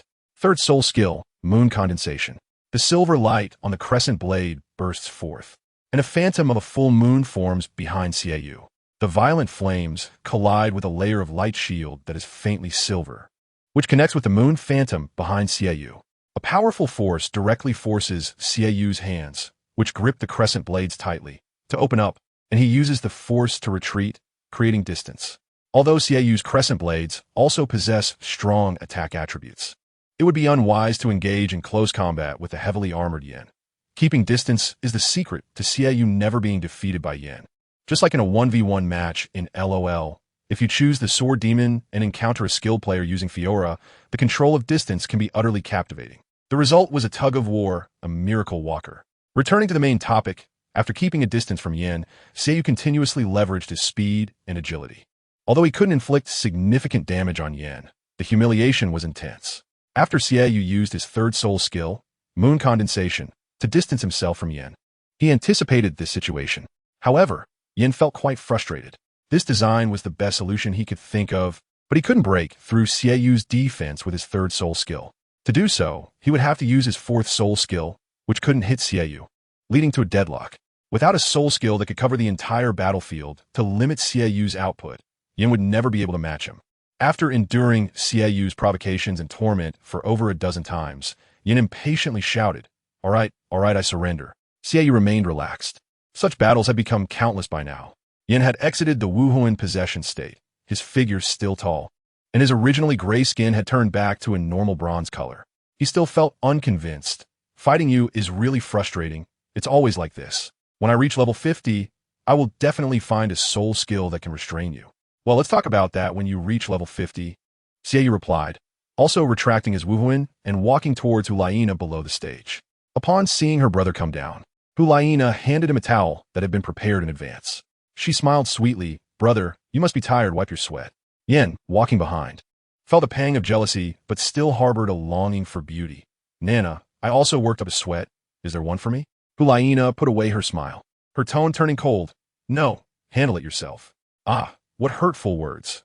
Only someone who loves you as much as I do would endlessly tolerate your recklessness." Yin sighed in his heart, taking out a towel from his storage soul guide and wiping himself off. Xiaoyu looked at Yin, who was lost in his thoughts, speechless. He knew his sister didn't like a sycophant. As a good brother, he had hinted to Yin many times, but Yin's response was baffling. Loving someone requires sincerity and time. With such a mindset, Xiaoyu could only let this brother be. Just as the three were about to leave, a middle-aged woman in a silver robe with golden embroidery on her chest approached them. She respectfully bowed to the three and said, "You three, the Pope has summoned you. Please follow me." Chapter 78. Task. All three bowed in response and followed the ecclesiastical attendant of the Pope. Hulaina was somewhat puzzled as to why her teacher would suddenly summon them. Yin also felt confused and directly asked his question, not to Hulaina, the Pope's disciple, but to her brother, Xiaoyu. What do you think the Pope wants us for? Xiaoyu shook his head. I can't be sure, but I suspect it has something to do with the next Continental Advanced Soul Master Academy elite competition. It is said that last year we lost to the Xingluo Royal Academy, and the Pope was furious, sending all the participating members to the Lost Canyon for training. As he spoke, Xiaoyu's voice was very low, almost whispering in Yan's ear. Upon hearing Lost Canyon, Yan shivered, as if recalling something unpleasant. The Lost Canyon. I hope to see the seniors alive in the future. After a moment of silence for those seniors in his heart, the three stopped talking. The distance from the eastern city to the central spirit hall was considerable, and even using soul power, it took them half an hour to walk there. The Pope's hall was grand and magnificent, with a towering peak reaching the clouds, its exterior made of various precious stones, and angels carved into every step. Angels were everywhere, and this was a holy place longed for by countless soul masters. Her face was still so cold and beautiful, her delicate chin slightly raised as she looked at Hulaina and the others entering the room. If Tang Yin were to enter this room, he would quickly recognize the layout. It was almost identical to the study in the house he lived with Bibi Dong in his memories. As a disciple, Hulaina was also somewhat delighted to see her teacher. After the silver-robed attendant opened the door, she gestured for Hulaina and the others to enter. Hulaina was quite curious about the novel furnishings in the room, but she didn't dare to be too unruly in front of her teacher, only stealing glances. This was the Pope's exclusive office. Apart from formal occasions, Bibi Dong rarely received others in the main hall. After observing for a while, she turned her gaze to her teacher, Bibi Dong, who was sitting at the desk. Among the three, although Xiaoyu was the leader, Hulaina, as Bibi Dong's direct disciple, walked in the front when meeting the Pope, and Xiaoyu saw nothing wrong with that. The silver-robed attendant stood at the door, knocked 3 times, and respectfully awaited a response from inside. Inside the hall, soul guides illuminated the space, with light almost indistinguishable from the daytime outside. Hulaina knew her teacher had been in seclusion for a while, and she wasn't sure when it would end. This was Bibi Dong's first summons after her seclusion. Starting from the first step, there were knights guarding every third step on both sides. These knights stood tall, their long spears over a yard long, and their armor glittered in the sunlight. The furnishings in the room were unique, entirely different from any style of decoration on the continent. After a while, a cold voice rang out, "Come in." Following the silver-robed attendant, Hulaina and the others walked into the Pope's great hall. After the three entered the room, the attendant gently closed the door. Bibi Dong was wearing a loose white cashmere turtleneck sweater today, over which she had a black coat. Her skirt enveloped her round, beautiful legs, covered in black silk stockings, and she wore high boots. The silver-robed attendant showed no surprise. She led Hulaina and the others into a small room next door. At this moment, the hall was empty, and there was no sign of Bibi Dong on the Pope's throne. In Bibi Dong's private space, there would be no objects related to angels. Xiaoyu and Yin kept their heads down the entire time, not daring to look directly at the Pope. Their feelings were even more pronounced, the oppressive air making them vaguely guess that something bad was about to happen. The three bowed to Bibi Dong. "We pay our respects to your holiness, teacher." Those eyes, devoid of any emotion, held no trace of feeling. Her voice was calm, almost devoid of emotion. "Get up. The next Continental Advanced Soul Master Academy elite competition is still 3 years away. As the absolute main force, I hope your cultivation can break through to the Soul King level. It really is about this matter." Xiaoyu guessed correctly, Yin thought to himself. As the leader of the three, Xiaoyu stepped forward to respond. "We will not disappoint your holiness's expectations. Your achievements still fall short. I have 3 relatively easy tasks for you, and you will lead the way to complete them." "Understood. You may leave now. Nana, stay behind." After Xiaoyu and Yin exited the room, only Bibi Dong and Hulaina remained inside. At this moment, Bibi Dong's gaze softened, and her tone was no longer as cold as before. "Nana, sit down." Bibi Dong patted a chair beside her, signaling Hulaina to take a seat. Hulaina also relaxed a bit, sitting next to Bibi Dong, linking her arm and affectionately calling out. Teacher Bibi Dong merely cast a doting glance at Hulaina's act of being coy. She had kept Hulaina here for a reason. Bibi Dong picked up 3 documents from the table and handed them to Hulaina. "Nana, these 3 are tasks for the 3 of you to complete. You can choose one from them." Hulaina knew this was her teacher giving her a break, but she just smiled and didn't take the documents from Bibi Dong's hand, instead directly pulling one out from the pile. Bibi Dong did not reprimand Hulaina for this. Her sense of teamwork at such a young age was necessary. Hulaina leaned her head on Bibi Dong's fragrant shoulder, a subtle fragrance wafting from Bibi Dong's hair. Her gaze fell on a large table, where beside some documents, there was also a transparent cup. Its design was peculiar, made entirely of clear glass, shaped like a cylinder, narrow at the bottom and wide at the top, capped with a semicircular lid, topped with a straw. Inside the cup was some brown liquid, along with black pearls resembling beads. Hulaina curiously asked, "Teacher, what is this?" Bibi Dong followed the direction of Hulaina's finger and looked at the cup of bubble tea on the table. "Why don't you try it and find out?" Hulaina didn't hesitate to sample it, taking a sip, but the overly sweet bubble tea made her pretty face contort a little. "Teacher, why is it so sweet?" Hulaina forced the bubble tea down and asked Bibi Dong. Bibi Dong was taken aback. "Sweet? Yes, but the texture is still nice, if less sugar was used. It should taste great." After chatting for a while, Hulaina left the room with the 3 task documents in hand. Once Bibi Dong saw Hulaina leave, her expression gradually turned desolate. She picked up the cup, slightly parted her red lips, bit the straw, and gently sucked, the bubble tea flowing through the straw into her mouth. This was made by Bibi Dong according to the method she remembered, although the method was the same. She could no longer taste the sweet flavor from her memories. She thought she had put in too little sugar, so she added it spoonful by spoonful, but it still tasted bitter. Chapter 79. The broken calm. After Hulaina left the room, Xiaoyu and Yin, who had been waiting outside for a long time, approached. Nana, what task did the Pope give us this time?" Yin asked impatiently. He found the training at the academy quite dull and was very fond of tasks that could earn merit. Xiaoyu, however, was not as excited. He looked at his sister with a cold voice, which was characteristic of him, but gentle. "Sister, the Pope must have given you the task documents. Let's discuss the distribution." Xiaoyu noticed the 3 unsealed documents in Hulaina's hand. Although the tasks assigned by the Pope were not very dangerous, there were still certain risks involved. Xiaoyu said this to suggest that his sister take the least dangerous task, while he and Yin would handle the other 2. Objectively, as the leader among the 3, Hulaina was the youngest, and her soul power was the lowest at only level 40. Subjectively, as her brother, he didn't want his sister to face too much danger. As for Yin, there was no way that Fei Yangyang would allow Mei Yangyang to get hurt. Hulaina had long predicted Xiaoyu's thoughts. She handed over the 2 task documents she was holding in her right hand to him, somewhat displeased. "I knew you would want me to take the easiest task." Saying this, she shook the other task document in her hand. Once, Hulaina had seen several female soul masters rescued from a wolf bandit den. Their tragic condition was hard to describe in words and left her with a significant psychological shadow. "I've already chosen. You 2 can discuss among yourselves."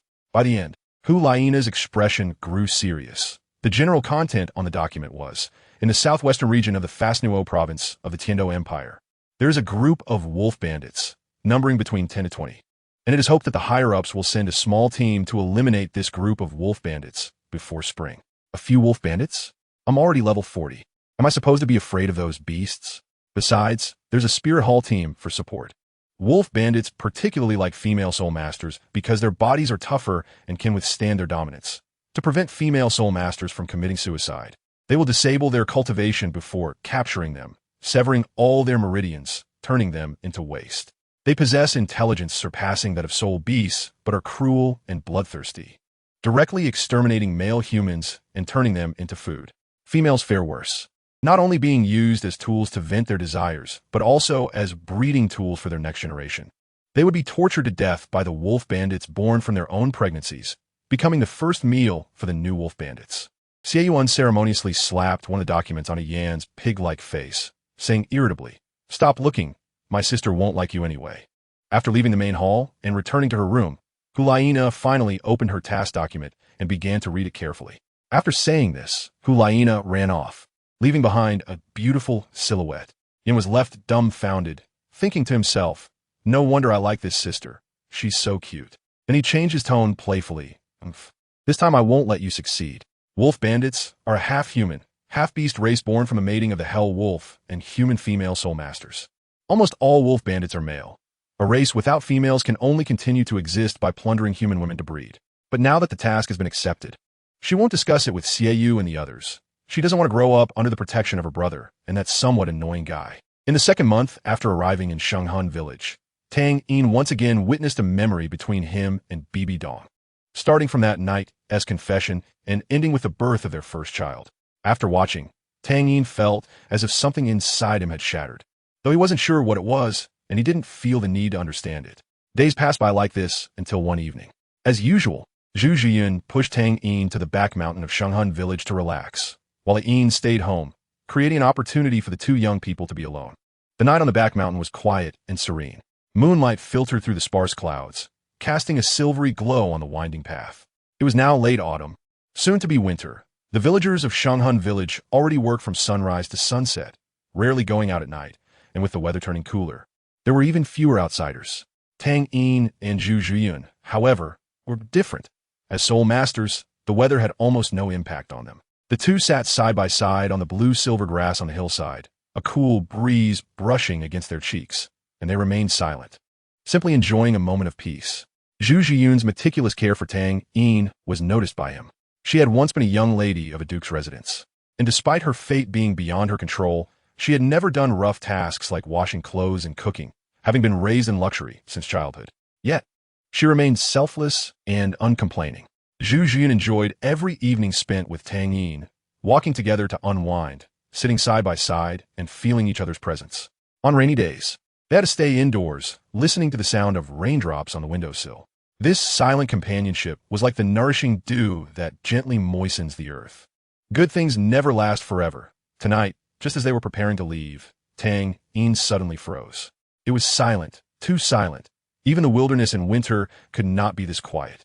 As Zhu Zhiyun noticed the change in Tang Yin's expression, she also sensed something was off around them. A rustling sound came from the dark thicket behind them, and Tang Yin immediately became alert, the eye of the Xieji on his left glowing. The darkness no longer able to obstruct his vision. Everything became clear in his eyes. A girl with long black hair, very beautiful, was supporting a woman who looked to be in her 30s, a soul master, as they approached them. The panic on the girl's face indicated she was being chased by something terrifying. Tang Yin's gaze extended deeper, and he spotted a dozen pairs of green eyes in his line of sight. The half-wolf, half-human figures quickly revealed what was pursuing them, the wolf bandits. Tang Yin grabbed his fate spear, and the 4 soul rings of purple, purple, purple, and black rose one by one beneath his feet. Since receiving the second part of his memory, the seal on Tang Yin had shattered. Zihui watched as Tang Yin merged with himself. Fortunately, nothing had happened during these days, but a sense of unease lingered in Zihui's heart. She had warned Tang Yin not to use his soul power unless absolutely necessary. Tang Yin had agreed, but it was clear that this was now a matter of life and death, as he would not stand by and watch someone die. Chapter 80. Wolf Bandits. Hyena clearly did not expect an accident during this mission. In her small team, aside from herself, there were 3 soul ancestors and 1 soul king. Normally, this 5-person configuration would be more than enough to handle a group of fewer than 20 wolf bandits. The leader of such a small-scale wolf bandit group would not exceed the strength of a 10,000-year soul beast. However, this time, an unexpected incident occurred. They had received the latest movements of the wolf bandits from the Wuhuan Palace in the Fasnuo province, and indeed found traces of their activities in a canyon. But they did not find any sign of the bandits. This was illogical, as the wolf bandits would seek a safe place to winter and then become active in the spring. Clearly, this canyon should have been their gathering point. Just as everyone was puzzled, a relatively weak soul ancestor suddenly died from excessive bleeding. As a mental-type control soul master, Hyena immediately deduced that it was a mental attack. The existence of such an attack could only mean that the leading wolf bandit had mutated and gained the ability to attack mentally, and it was clear that its cultivation level was not at the 10,000-year level. But it was too late. Above the canyon, several figures leaped down, directly pouncing on the remaining 4 members of the small team. The primary target of the wolf bandits was male soul masters, while they employed a delaying tactic against Hyena and another female soul ancestor. The leading Soul King knew Hyena's identity. He had family in the Wuhuan city, and he could not let anything happen to her. Tang Yin did not explain much. He used the life energy from fate to stabilize the female soul master who had lost too much blood. Once he ensured she would not die in the short term, he turned his full attention to the thicket from which Hyena had previously escaped.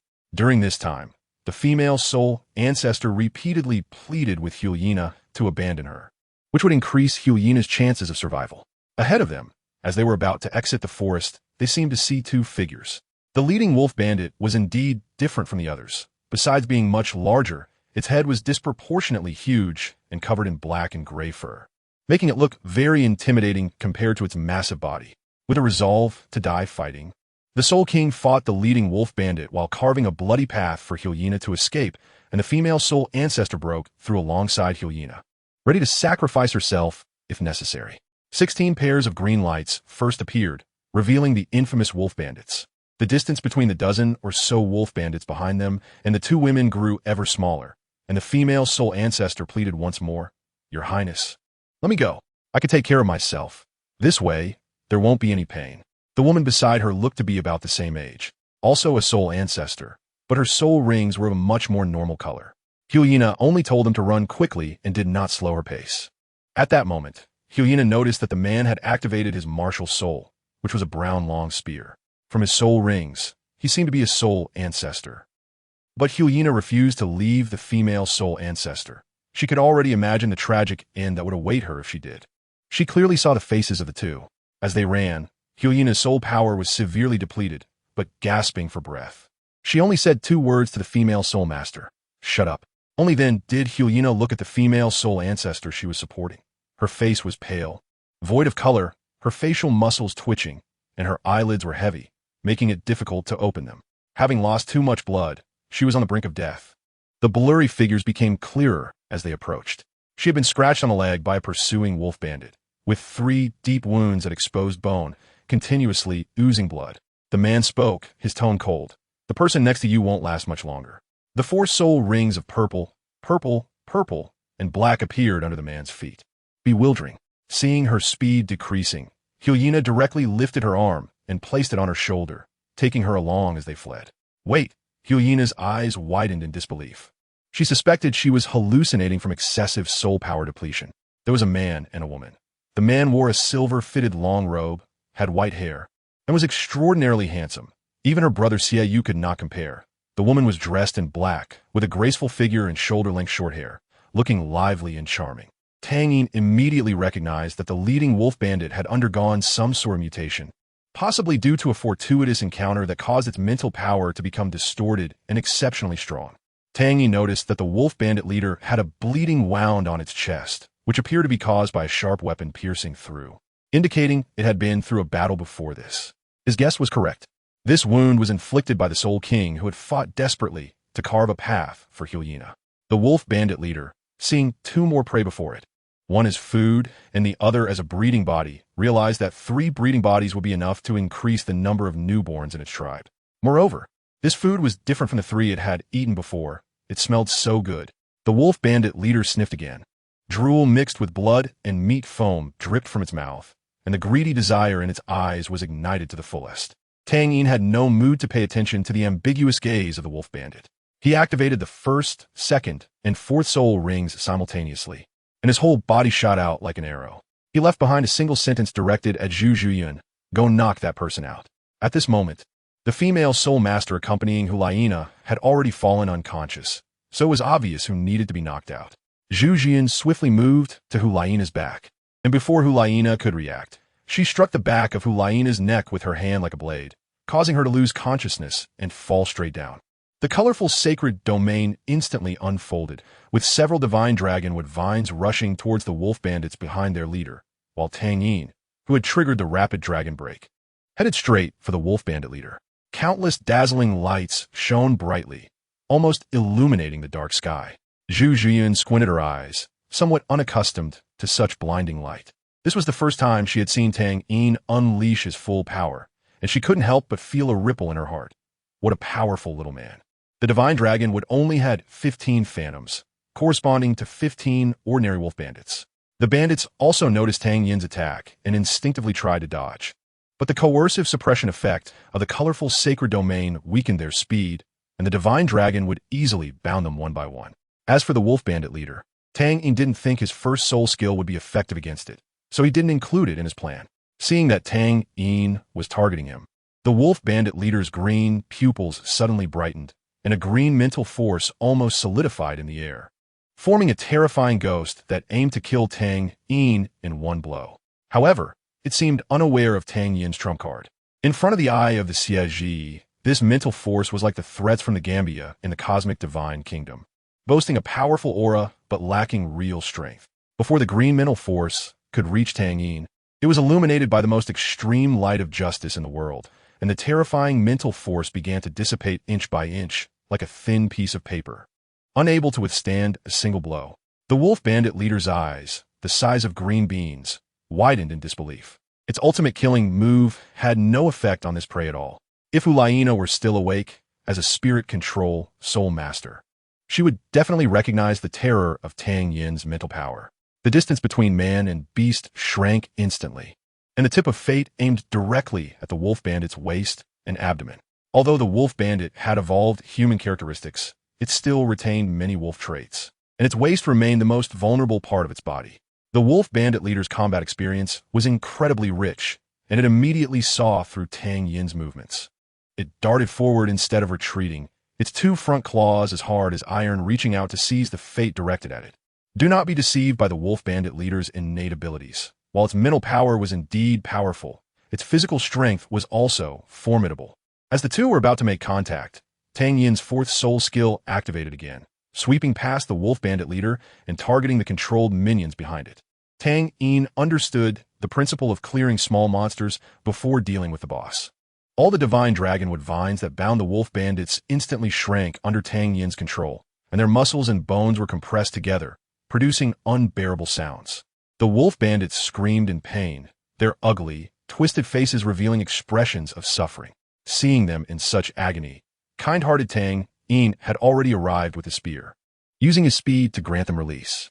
Seeing that Tang Yin's target was not itself, the wolf bandit leader suddenly turned around and saw its beloved subordinates falling one by one. Its eyes bulged with rage, and tears of blood flowed from its eye sockets. Its tribe was finished. Now, as a lone commander, all it had to do was kill the person who annihilated its entire clan, devour their flesh and blood, and use that to breed new offspring with the three mothers. In that moment, the wolf bandit leader's speed erupted, and although it was not as fast as Tang Yin, who had activated his fourth soul skill, it was still swift as the wind. Tang Yin held fate in front of him to block the wolf bandit leader's first wave of attack, and he was somewhat surprised by the leader's speed. After several intense clashes, sparks flew as steel claws scraped against fate. In another assault, the wolf bandit leader leaped high, its claws aimed directly at Tang Yin's head. This time, fate shattered upon contact with it. The wolf claws met no resistance, and the sharp tips drew closer to Tang Yin's head. The wolf bandit leader could already imagine its claws easily slicing through this person's skull, hearing the sound of flesh being torn apart. Zhu Zhuyan, witnessing this scene, was horrified and activated her most powerful fourth soul ring, intending to support Tang Yin. Just as her soul skill was about to launch, she noticed Tang Yin's lips curling into a smile. Everything around Tang Yin turned black and white. The wolf bandit leader's claws froze just before touching Tang Yin's forehead, along with the lewd expression on its face, and even the drool in its mouth was suspended in midair. Tang Yin retracted his empty right hand, and the third deep purple soul ring beneath his feet lit up. The fate that had vanished transformed into thousands of flowing lights, piercing into the wolf bandit leader's body. Blood splattering, but it was also frozen as it approached Tang Yin. Zhu Zhiyun's mouth dropped wide open. She had never seen such a technique before. She was certain it was neither Tang Yin's soul skill nor soul bone, leaving only one possibility: self-created soul skill. Tang Yin snapped his fingers, and the black and white around him gradually returned to color, allowing the wolf bandit leader to regain its mobility. Its expression instantly twisted in pain as its body flew backward. It didn't even know what had just happened. From the wolf bandit leader's perspective, it was just about to succeed, but why was it suddenly gravely injured the next moment? This was Tang Yin's first practical application of his understanding of eternity, and it seemed the effect was unexpectedly good, making it a potential killing move for the future. Without time to think, the wolf bandit leader, seeing Tang Yin approaching, desperately thought of its only self-rescue method. That prey seemed to be with the mother in black clothing. As long as it captured her, there might still be a glimmer of hope for survival. In a life-or-death situation, the wolf bandit leader's intelligence rivaled that of an adult, finding a sliver of opportunity for itself. It charged toward Zhu Zhuyan with its severely injured body. Seeing Tang Yin's heroic state, Zhu Zhuyan knew that to stay close to him, she needed to follow closely behind. A genius like Tang Yin didn't need a dispensable vase by his side. Noticing the wolf bandit leader dragging its wounded body towards her, while Tang Yin stood still, quietly observing everything. Zhu Jiyun understood that it was time for her to showcase her strength.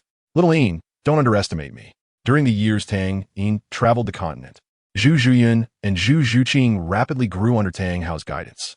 Although their soul power growth was not much faster than before, their practical combat experience had increased dramatically. While Tang Yin easily defeated the group of wolf bandits, Zhu Jiyun knew her own strengths and didn't dare to be careless against the charging wolf bandit leader. Her left hand radiated golden light as the dark golden claws of the Grim Claw fused with her martial soul, creating a power greater than two combined. The fourth soul ring lit up, and Zhu Jiyun unleashed her most powerful soul skill, Phantom Slash. Zhu Jiyun was like a spirit moving in the darkness, deftly dodging the attack from the wolf bandit leader. Shifting her position, Zhu Jiyun arrived behind the wolf bandit leader. The wolf bandit leader, having missed its strike, seemed to realize what it was about to face, and its speed slowed considerably. Zhu Jiyun's agile body arched almost into a crescent shape in the air. Her left hand's golden terror claw and her right hand's ghostly cat claw came together. Purple gold light intertwined and slashed down at the back of the wolf bandit leader. In that moment, the enormous wolf body, 3 meters tall, came to a halt, blood spurting from the fatal wound at its back, and its raised wolf claw fell weakly. The wolf bandit leader looked at its body collapsing, its vision blurring, still holding onto a sense of unwillingness as it took its last breath. This notorious wolf bandit leader ended its evil life. Zhu Jiyun was incredibly fast. Not a drop of blood from the dying wolf bandit leader stained her clothes. After landing steadily, she looked at Tang Yin, her eyes sparkling, as if saying, "Quick, praise me." However, at that moment, Tang Yin's condition seemed off. Chapter 81, Inner Demons, Release of Desires, Absurdities. Zhu Jiyun noticed that Tang Yin didn't seem to want to see her performance. Rather, there was something wrong with his own body. This startled Zhu Jiyun, and she no longer had any other thoughts. She quickly walked to Tang Yin's side, observing his changes closely. Tang Yin stood still. His aura had turned very cold, no longer as kind as usual. After the closing of the Siege's eyes, his own eyes returned to their original black, but had inexplicably been replaced by a crimson hue. Zishi's worries had indeed come true.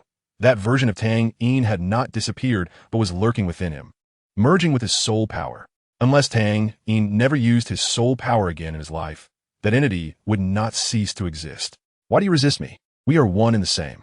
You, in your ridiculous pursuit of integrity and kindness, dare not confront your own heart, and thus a version of me was split off. Tang Yin, you could have had that woman, pulled up your pants and denied it, yet you pretended to be a gentleman. I know you. You were already unable to resist wanting her. No need to lie to me, because I am you. Do you know that it is because of your hypocrisy that our body has serious problems? If you don't vent that primal desire on her, it will eventually harm those around you. Tang Yin, do you want to be a coward and avoid this for the rest of your life? Face me. Tang Yin understood in his heart that everything the other him said was right. He had been escaping, too afraid to face reality, like a coward. Zishi, upon seeing Tang Yin willingly embrace that devil-like version of himself, finally felt her heart settle. Tang Yin's lips gently kissed her earlobe, the sensation somewhat ticklish but very comfortable. During this time, Tang Yin's hands were also restless, slipping from Zhu Jiyun's waist to her firm backside. Ultimately, Tang Yin embraced himself, confronting his own heart. Zhu Jiyun excitedly shouted, "Little Yin, you're okay now." Lost in primal desire, Tang Yin had little thought for anything else. He freed one hand to directly grab the hand that Zhu Jiyun used to slap his face, and his lips moved forward to seal her mouth, which seemed a bit noisy to him at that moment. I don't want to escape anymore. Standing next to Tang Yin, Zhu Jiyun felt anxious. She was afraid something was wrong with him again, and with her strength, she didn't know how to deal with this sudden situation. But Tang Yin did not respond. Instead, he looked at Zhu Jiyun, who was so close. Suddenly, he stepped forward, wrapping her in his arms, resting his head against her snowy white neck. Today, Zhu Jiyun was still stunningly beautiful. At 17, she had developed a certain allure, her curvy figure making her almost enchanting. After a quarter of an hour, Tang Yin began to move, but his eyes still glowed crimson like blood. She could no longer see what Tang Yin would become. Just as Zhu Jiyun was about to sink into this ambiguous atmosphere, she seemed to think of something, her dreamy eyes instantly becoming clear. Zhu Jiyun knew that the current Tang Yin was very strange. If she indulged herself like this, it would be irresponsible to him and to herself. A soft, elastic sensation transmitted through her hands, and Tang Yin couldn't help but squeeze twice. One hand propped against Tang Yin's chest, the other gently patting his cheek. Her voice now a bit rough and anxious. Lillian, wake up quickly. For some reason, at that moment, he thought of Zhu Zhuyun, the girl who had always been by his side. A warm, heavy breath came from her neck, her full bosom pressed against Tang Yin's chest. She had fantasized countless times about Tang Yin's embrace, never expecting it to happen today. Zhu Zhuyun inherited her family's excellent bloodline, and, at only 17, she had developed far beyond the norm. Zhu Zhuyun felt a bit scared under Tang Yin's gaze. At that moment, he felt too unfamiliar. So unfamiliar that she thought the person before her wasn't Tang Yin. Now was not the time for such things. Zhu Zhuyun's eyes widened, and a warm sensation came from her lips. Before long, a nimble tongue pried open her pearly teeth and entered her mouth. The panic of their first kiss left Zhu Zhuyun somewhat at a loss, but the feeling of their intertwined connection was truly wonderful, like sweet candy. With a soft heart, Zhu Zhuyun bit down hard on the entangled tongue, a metallic sweetness filling her mouth. She didn't know whose blood it was, but she could no longer care. Tang Yin, feeling pain, retracted his tongue, and just as he was about to take the next step, Zhu Zhuyun's almost pleading voice rang in his ear. No. Tang Yin paused. At that moment, he seemed to regain some sanity. Zhu Zhuyun's voice continued. Little Yin, it's not that I don't want to give it to you, but I hope our first time can be when you are awake, okay? Okay. After a long time, Tang Yin mechanically replied with a word, slowly releasing Zhu Zhuyun and reaching out to wipe the tears from the corners of her eyes. After letting go of Zhu Zhuyun, Tang Yin's gaze fell on the unconscious Hulaina.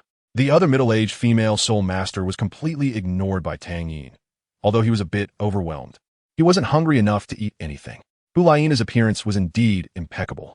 To complete the mission, her long, straight black hair was tied into a bun, a few strands hanging down in front of her forehead, her brow adorned with a hint of charm, making her a captivating beauty. Feeling Tang Yin's increasingly close footsteps, Hulaina trembled with nervousness. Zhu Zhuyun's strength against her neck had lessened a bit. She had woken up when Tang Yin used the eternal heavy strike on the wolf bandit leader. It was Hulaina's first time seeing such an extraordinarily handsome young man. It seemed that this white-haired boy was only a few years younger than herself, yet his strength was far beyond hers. Growing up in the fiercely competitive environment of the Martial Soul Academy, Hulaina had seen countless talents, but she had never encountered someone like Tang Yin. She had planned to invite Tang Yin to join the Martial Soul Hall after the battle, but who knew such a thing would happen? Stop pretending. Get up quickly. Tang Yin's tone was very cold, carrying an order-like tone. Hulaina knew she could no longer pretend, and she trembled as she propped herself up, her expression filled with panic. What do you want? Let down your hair. You're being presumptuous. I am from the Spirit Hall. If you touch me, there will be serious consequences. Let down your hair. Tang Yin mechanically repeated. You. Hulaina wanted to say more, but was directly interrupted by Tang Yin. Let down your hair. This time, Tang Yin's tone was more forceful. The cold aura combined with his emotionless crimson eyes surrounded Hulaina with various oppressive emotions. Time passed second by second, and after just 23 seconds, the last thread of Hulaina's heart completely snapped.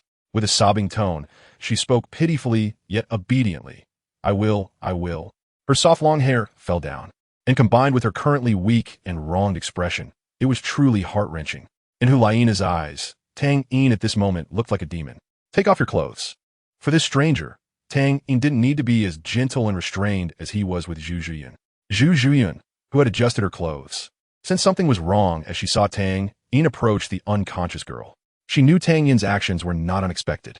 She realized that if she didn't do something, the person she loved was about to have relations with another woman right in front of her. Zhu Zhuyun took a deep breath and made her decision. She approached Hulaina from behind and knocked her out while she was loosening her clothes, this time with much more force, ensuring that Hulaina wouldn't wake up for a short time. Tang Yin's expression froze, looking at Zhu Zhuyun in confusion. Zhu Zhuyun smiled calmly. Shout, Yin. It must be hard for you. Let me help you. There's a poem that goes, the moonlight blows the flute, the night is not yet over between the flowers. The wine is still flowing.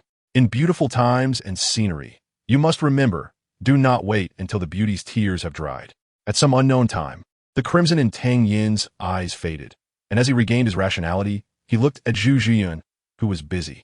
Tang Yin exhaled a breath of turbid air, enjoying the absurd yet beautiful time. The four people present were unaware that at the moment they collided, two powerful auras also converged. Chapter 82. Tang Hao and Douluo offering a multitude of updates. In the dark, Tang Hao and Zhu Douluo were both startled, never expecting to encounter each other here. After taking Tang San to obtain the third spirit ring, Tang Hao began to investigate the matters that Tang Yin had entrusted him with. Compared to Tang San's maturity, Tang Yin had caused him much more trouble since childhood. Upon seeing Yin, that impatience gradually turned into enjoyment as he embraced the responsibilities of being a father. Tang Hao actually knew that Bibi Dong had once had a relationship with Tang San's teacher, Yu Xiaojiang, but he couldn't tell Tang Yin yet. At least not until Tang Yin and his disciple got together. Then he could share these matters. Perhaps it would ease his heart a bit. In addition, Tang Hao also found out that Bibi Dong's separation from her master back then had something to do with Qiang Sunji, but only the parties involved would know the specifics. However, Tang Hao had no good reason to directly inquire about the master, as there was very little known about the past of this pope. For nearly a decade, there had been no rumors about this pope. She seemed to have disappeared from the human realm until she ascended to the papacy after Qiang Sunji's death, ruling over the spirit masterworld. After finding no leads, Tang Hao, uneasy about Tang Yin, returned to Holy Soul Village to secretly protect him, not even telling Yin. Over these days, the relationship between Tang Yin and Zhu Zhiyun began to undergo subtle changes. The two of them didn't show much, but as someone who had been through it, Tang Hao saw through it all at a glance. That night, as he guarded Tang Yin as usual, he indeed encountered an old acquaintance in this remote Holy Soul Village. Zhu Douluo was naturally sent by Bibi Dong to secretly protect Hulaina. In Bibi Dong's heart, Hulaina was not only her direct disciple, but also her daughter. Upon learning that Hulaina's task was to hunt down the wolf bandits, she sent Zhu Douluo to rescue her when Hulaina encountered danger. His surprise was not yet over. Your injuries have healed. Zhu, do you think you can send anyone to hunt me down? Dalu? Or you and that little ghost? The little ghost referred to Ghost Douluo Mei. Zhu Douluo's somewhat delicate face turned veiny, but she quickly calmed herself. Tang Hao smiled disdainfully, his aura suddenly erupting, but the surroundings remained calm. This pressure was directed only at Zhu Douluo, dressed in a black robe. Upon seeing Zhu Douluo, he couldn't help but tease. Old Zhu, at your age, still dressed so flamboyantly. Is it to please that little ghost beside you? Tang Hao, I don't have time to chat with you. I have a mission. Zhu Douluo faced Tang Hao alone, feeling a bit intimidated. They moved to a place far from the four, where the commotion wouldn't be detected by them. But as titled Douluo, Tang Hao and Zhu Douluo could sense their presence. At this moment, he was quite frustrated, clearly just a small task of protecting the Pope's disciple. How did it turn into an encounter with this play god? Both were following in secret, with no intention of revealing their identities. Tang Hao conveyed through his thoughts, Zhu, let's talk. Tang Hao, you dare to show your face on the continent. Not afraid of being hunted by the spirit hall? Zhu Douluo did not act in the canyon. She just watched Hulaina escape from the pursuit of the wolf bandits. After some hesitation, Zhu Douluo decided to trust Tang Hao because the initiative was not in her hands. Leave this to my son. Nothing will happen. Tang Hao's lazy voice came again. Zhu Douluo, feeling Tang Hao's tidal Douluo pressure, was filled with disbelief in her peach blossom eyes, almost exclaiming, how is that possible? You are already level 96. If this man went crazy, not only would his own life be at risk, but the Pope's disciple would likely also be in danger. 12 years ago, Zhu Ghost Douluo followed the Pope to ambush Tang Hao and the 100,000-year Blue-Silver Emperor. Ultimately, the Pope was severely injured, and Tang Hao was left with serious aftereffects. But at this moment, Zhu Douluo felt no trace of weakness from Tang Hao. His spirit and demeanor were not faked. The 3 points of wariness in her heart directly rose to 7. Just stepping into tidal Douluo, Tang Hao could take on 3 opponents. Now, with his spirit power surpassing her own, the odds of winning were almost 0. Zhu Douluo quickly weighed the pros and cons in her heart, ultimately choosing to follow her instincts. Tang Hao, I'm not here to cause you trouble this time. I advise you to be careful. Although she backed down, she couldn't lose in momentum. Let's stay here for a while. After my son finishes dealing with those wolf bandits, you can take your spirit hall people and leave. Those wolf bandits are not simple. Can your son handle it? Before she could finish her sentence, Zhu Douluo sensed all the wolf bandits' auras disappearing. It seems that truly like father, like son. Since it's already resolved, let's part ways here. Zhu Douluo directly cupped her fist towards Tang Hao, wanting to distance herself from this play god. Tang Hao's expression suddenly became serious, and his tone was low. No, I'm feeling restless. Let's go fight. Tang Hao, don't bully me too much. Zhu Douluo was thrown off by Tang Hao's repeated provocations. I'm bullying you too much. Come fight me. Tang Hao raised the Haotian hammer in his hand, pointing it directly at Zhu Douluo. Zhu Douluo also had a temper. After being humiliated repeatedly by Tang Hao, he was getting angry. Let's fight then. Am I supposed to be afraid of you? Zhu Douluo instantly summoned his martial soul, with 9 soul rings of yellow, purple, and black rising from his feet, and a bright yellow chrysanthemum blooming behind him. They're safe now. Let's go fight somewhere further away. Oof, just don't run. Zhu Douluo, in his anger, spoke without thinking. Fortunately, Tang Hao didn't really want to fight. He sensed that his son was about to have some interaction with the Pope's disciple. Such a matter related to the continuation of the Tang family should not be disturbed. After luring Zhu Douluo away, Tang Hao had a fierce battle with him. Even with Tang Hao holding back, Zhu Douluo was still beaten badly, taking at least 2 blows to the chest, disrupting his breathing and causing his blood to surge. Tang Hao felt that Tang Yin was almost done over there. After knocking Zhu Douluo back with a hammer, he said, somewhat bored, "Chrysanthemum, you should go practice. You haven't made any progress in over a decade. Remember to bring that little brat next time, or I won't even be interested." After being bloodied, Zhu Douluo finally regained his composure and disdainfully ignored Tang Hao's provocation. "Goodbye, Hao Yandoa." He emphasized the last 4 words heavily. Chapter 83, Moon Pavilion.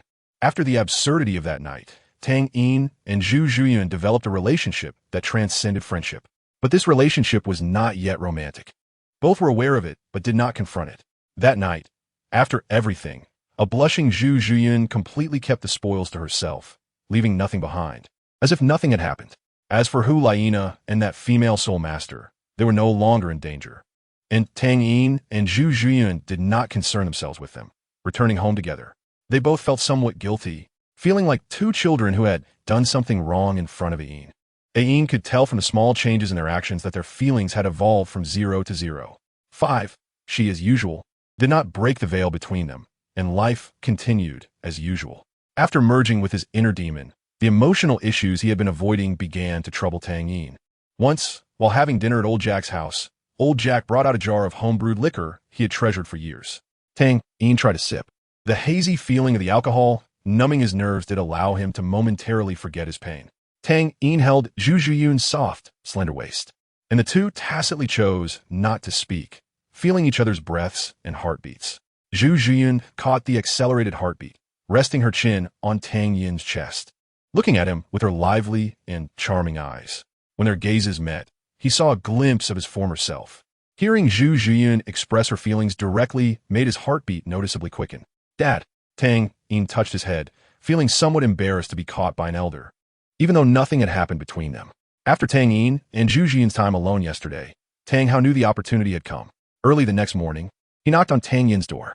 From that day on, Tang Yin began drinking, and every time he was hung over, Zhu Zhuyuan would take care of him, and occasionally, intimate moments would occur between them. Zhu Zhuyuan put down the towel in her hand, resting her head on Tang Yin's chest, listening to the sound of his heartbeat. One day, when Tang Yin was once again drunk, he leaned against the bed, the smell of alcohol overwhelming.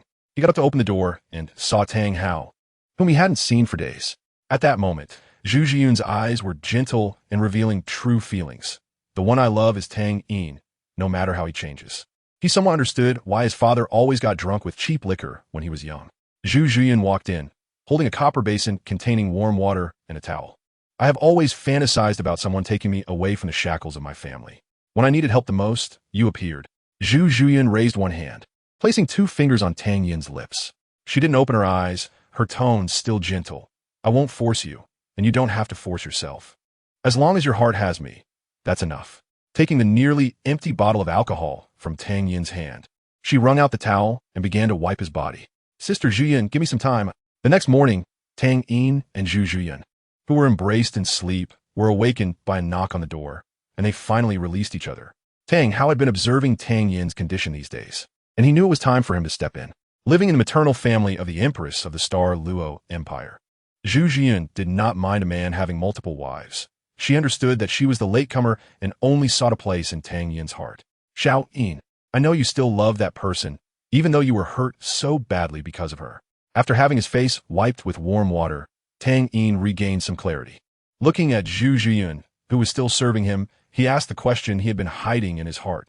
"Sister Zhuyuan, I always thought you liked my gentleness and talent in the past, but now that I'm so downcast and need you to take care of me every day, what do you still like about me?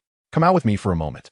If Tang Yi knew that Tang Hao had already found out about his and Zhu Zhiyun's relationship, he might just die of embarrassment. I've gathered most of the information you wanted me to look into, but before I tell you, you have to promise me one thing. Okay. As Tang Yin was about to learn about her past, he felt surprisingly calm inside.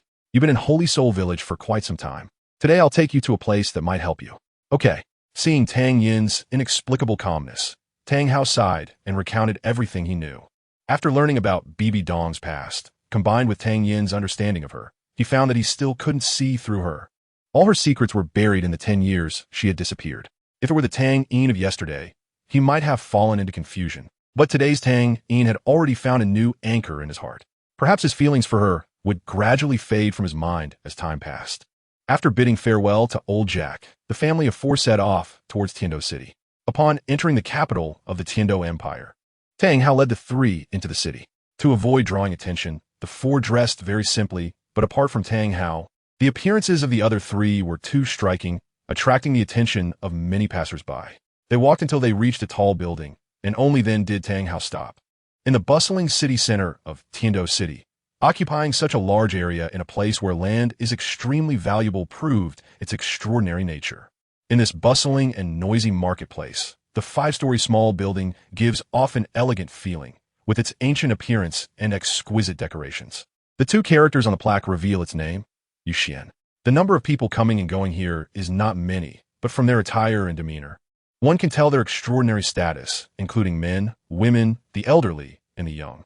They merely cast a sidelong glance at Tang Hao and his companions, who are dressed like beggars standing in front of Yuxian, and then lose interest, but the trace of disdain in their eyes is fully captured by Tang Yin.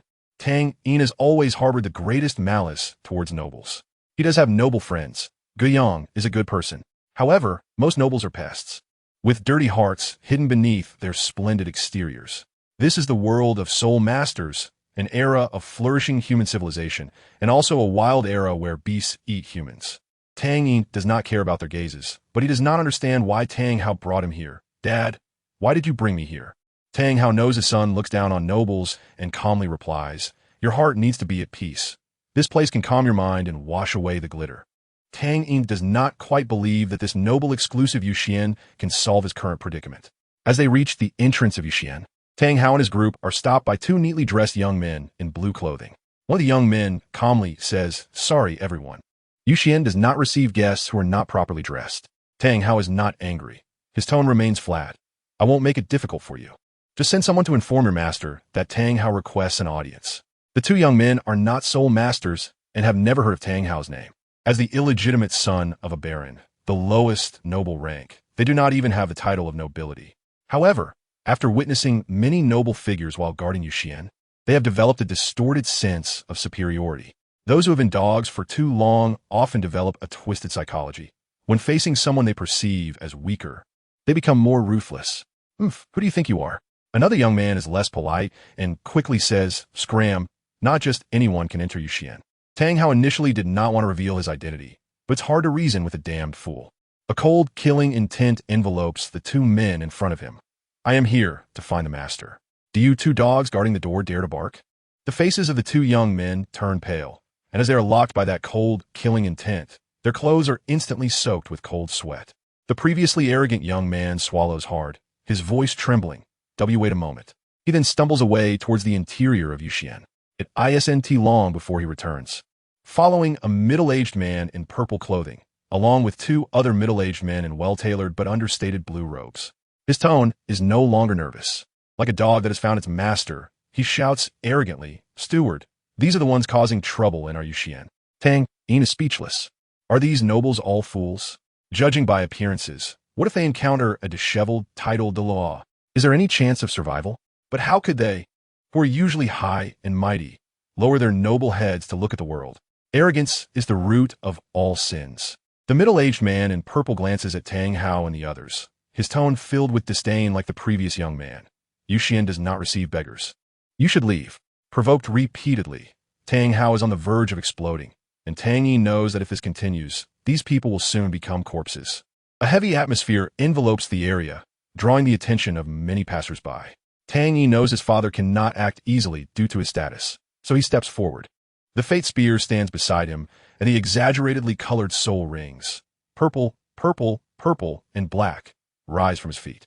The two blue-robed men behind the purple-robed middle-aged man gasp at the sight of Tang Yin's soul ring colors. Terrifying. Step aside. If a fight breaks out, I can't guarantee that Yu Xian will remain intact. The blue-robed middle-aged man hesitates. Their soul power is not much higher than Tang Yin's, and from appearances, he is the youngest among the four. If a fight breaks out, their side will definitely suffer. The expression on the purple-robed middle-aged man turns terrifyingly ugly, and he sternly says, "Are you threatening me?" This is the capital of the Tiando Empire, where powerful individuals are numerous. If you harm any of the nobles inside, you won't have enough heads to pay for it. Dam nobo, tan yin snodit daifun. Since the mask has been torn off, there is no need for hypocrisy. I'll give you a chance. Anyone below Soul Saint who can kill me, come try. The previous Tang Yin would not have been so impulsive, but unfortunately, he is no longer who he used to be. Although his nature has not changed significantly, his previously somewhat benevolent approach has undergone minor adjustments. With pent-up frustration, how could he waste the opportunity presented to him? The second soul skill is activated, and colorful light bursts forth from Tang Yin, enveloping a radius of 100 meters. The oppressive force of the domain changes the expressions of the four people at Yu Xian. The ordinary young man is so frightened that he loses control and faints. The other three, being soul masters, handle it slightly better, but they all summon their martial souls, displaying a defensive posture. Among them, the purple-robed middle-aged man has the highest soul power, with 5 soul rings, and possesses the best soul ring combination: yellow, yellow, purple, purple, and black. The other two he brought have slightly weaker powers, with only 4 soul rings and not the best combination. Seeing the opponents summon their soul rings, Zhu Zhuyun, who does not want Tang Yin to face 3 opponents alone, also summons her martial soul. The purple-robed middle-aged man gives Tang Yin a final warning. "Kid, let me tell you, today our Xian is hosting important guests, and even a lady is personally receiving them. If you disturb those adults, you will truly be dead." "It seems I should thank you for your kindness," Tang Yin replies, his fate already poised for action. Just as tensions are about to escalate, a calm and authoritative middle-aged voice comes from within Yu Xian. "Why don't both sides take a step back? Since you are here to visit Yu Xian, why not come in for a gathering?" Upon hearing the middle-aged man's voice, the previously sharp-tongued, purple-robed middle-aged man withdraws his martial soul and respectfully bows, agreeing. Tang Hao's expression also softens, and he gently says to Tang Yin, "Xiao Yin, Zhu Yun, put away your martial souls. Let us go up." Chapter 84. Ning Fengji. Today is the day Ning Fengji brings his daughter to Yu Xian to learn etiquette. As the current sect master of the Seven Treasures Glazed Tile School, he is busy with daily affairs and rarely pays attention to his children's education, leaving it to others to handle. His daughter, Ning Rongrong, is his youngest child and is doted on by the 2 elder protectors of the sect, making her somewhat unruly over the years.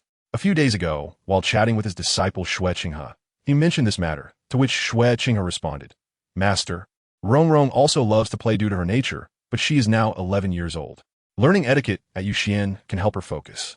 After thinking for a moment, Ning Fengji found this suggestion quite good.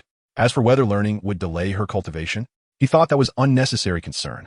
Anyway, Ning Rongrong would be wild at home, so it would be better to send her to Yu Xian to learn noble etiquette. At least it would be useful for her to socialize among the upper nobility in the future. It's a good approach. Since the teacher agrees, I will make a trip to the Moon Pavilion to help you schedule a meeting time with Madame Tang. Ning Fengji nodded and said, "Thank you for your trouble, Qinghe." Xue Qinghe stood up and saluted Ning Fengji, saying, "I dare not. It is the student's responsibility to relieve the teacher's worries." Just like that, Xue Qinghe informed Ning Fengji of a specific time. "Dad, I want to go to that Moon Pavilion to learn etiquette." In front of the carriage, Ning Rongrong clung to Ning Fengji's arm, shaking it continuously and acting cute. At this moment, Ning Fengji pretended to be stern, his tone resolute and unquestionable. "No. Your brother Qinghe has already scheduled a teacher for you, and that teacher is Madame Tang, the master of the Moon Pavilion. I don't know how many people want her guidance but cannot get it." When she heard that Xue Qinghe had found her a teacher, the little witch noted the elegant prints in her little notebook. Seeing that her acting cute was ineffective against her father, she turned her gaze to an elder beside Ning Fengji. Dressed in a spotless white robe, his hair and beard were all white, with silver long hair neatly combed behind him. His appearance was ancient, with a face as tender as a baby's, an expression indifferent. and his eyes seemed not to see anything around him, just quietly standing there without speaking. He was one of the protective elders of the Seven Treasure Glazed Tile School. A title Douluo with a cultivation level of 96, Sword Douluo Qinshin. Noticing that Ning Rongrong was looking at him, Qinshin's indifferent expression immediately broke into a smile. Like a kind old grandfather, Ning Rongrong released her father's arm and hugged Qinshin's hand instead. Her bright, big eyes instantly glistened with tears, and a drop of tear formed at the corner of her eye. Her voice trembled with a hint of crying and grievance. Grandpa Jian, Rongrong doesn't want to leave you. Rongrong wants to stay by Grandpa Jian's side every day. Seeing his little princess like this, Qinshin's heart softened, but thinking of Ning Fengji's earlier advice, he still said, Rongrong, be good. That moon pavilion is not far from our sect, and Grandpa can come to you right away when you miss him. Ning Fengji certainly understood his daughter's temperament. All her little schemes were completely predicted by her old father. Qinshin's words were clearly a rejection, and Ning Rongrong immediately burst into tears, shouting incoherently, Grandpa Jian doesn't want Rongrong. I want to find Grandpa Gu. Before Ning Rongrong could run into the sect, a rough voice came from inside. Rongrong, be good and study hard. Grandpa Gu will come to see you in a few days. Her wailing stopped abruptly upon hearing Gu Rong's voice. She knew she had to go to the moon pavilion. Gu Rong was another protective elder of the Seven Treasure Glazed Tile School, known as Bone Douluo, with the world's first unique martial soul, the Bone Dragon. After watching her little witch's performance, Ning Fengji helplessly said, get in the carriage. Ning Rongrong was still sobbing, but reluctantly climbed into the carriage. Inside the Seven Treasure Glazed Tile School, upon learning that the little witch had finally left, there was quite a commotion of cheers within the sect. When the carriage arrived at the moon pavilion, Shueqinghe had long been waiting at the door. The middle-aged butler in a purple robe had been waiting at the entrance, ready to welcome Ning Fengji. Under the earnest guidance of the middle-aged butler, Ning Fengji met the master of the moon pavilion, who was also Tang Hao's younger sister, Tang Yin's aunt, Tang Yuehua.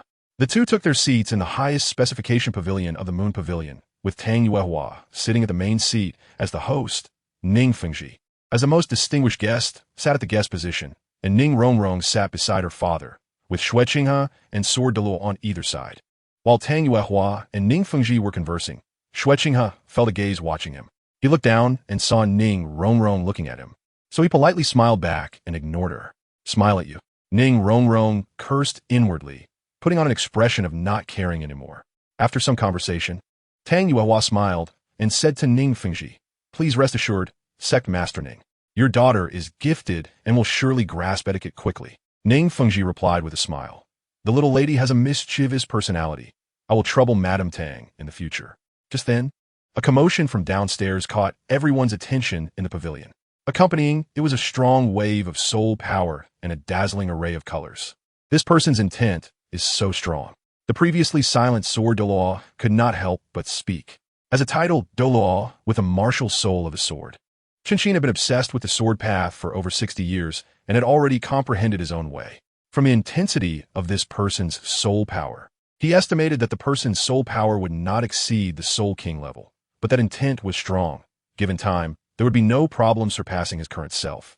Tang Yuehua frowned. As the host, it was her breach of etiquette to let her guests be disturbed. She stood up to apologize to Ning Fengji. I apologize for disturbing Sect Master Ning. Please excuse me for a moment. Qinshin whispered a few words to Ning Fengji, telling him what he had heard. As a titled Douluo, he could clearly hear the conversation between Tang Yin and the middle-aged man in purple. He speculated that the person with that strong intent was the young man arguing with the middle-aged man in purple, and he was somewhat eager to meet him. There is no need for Madame to be like this.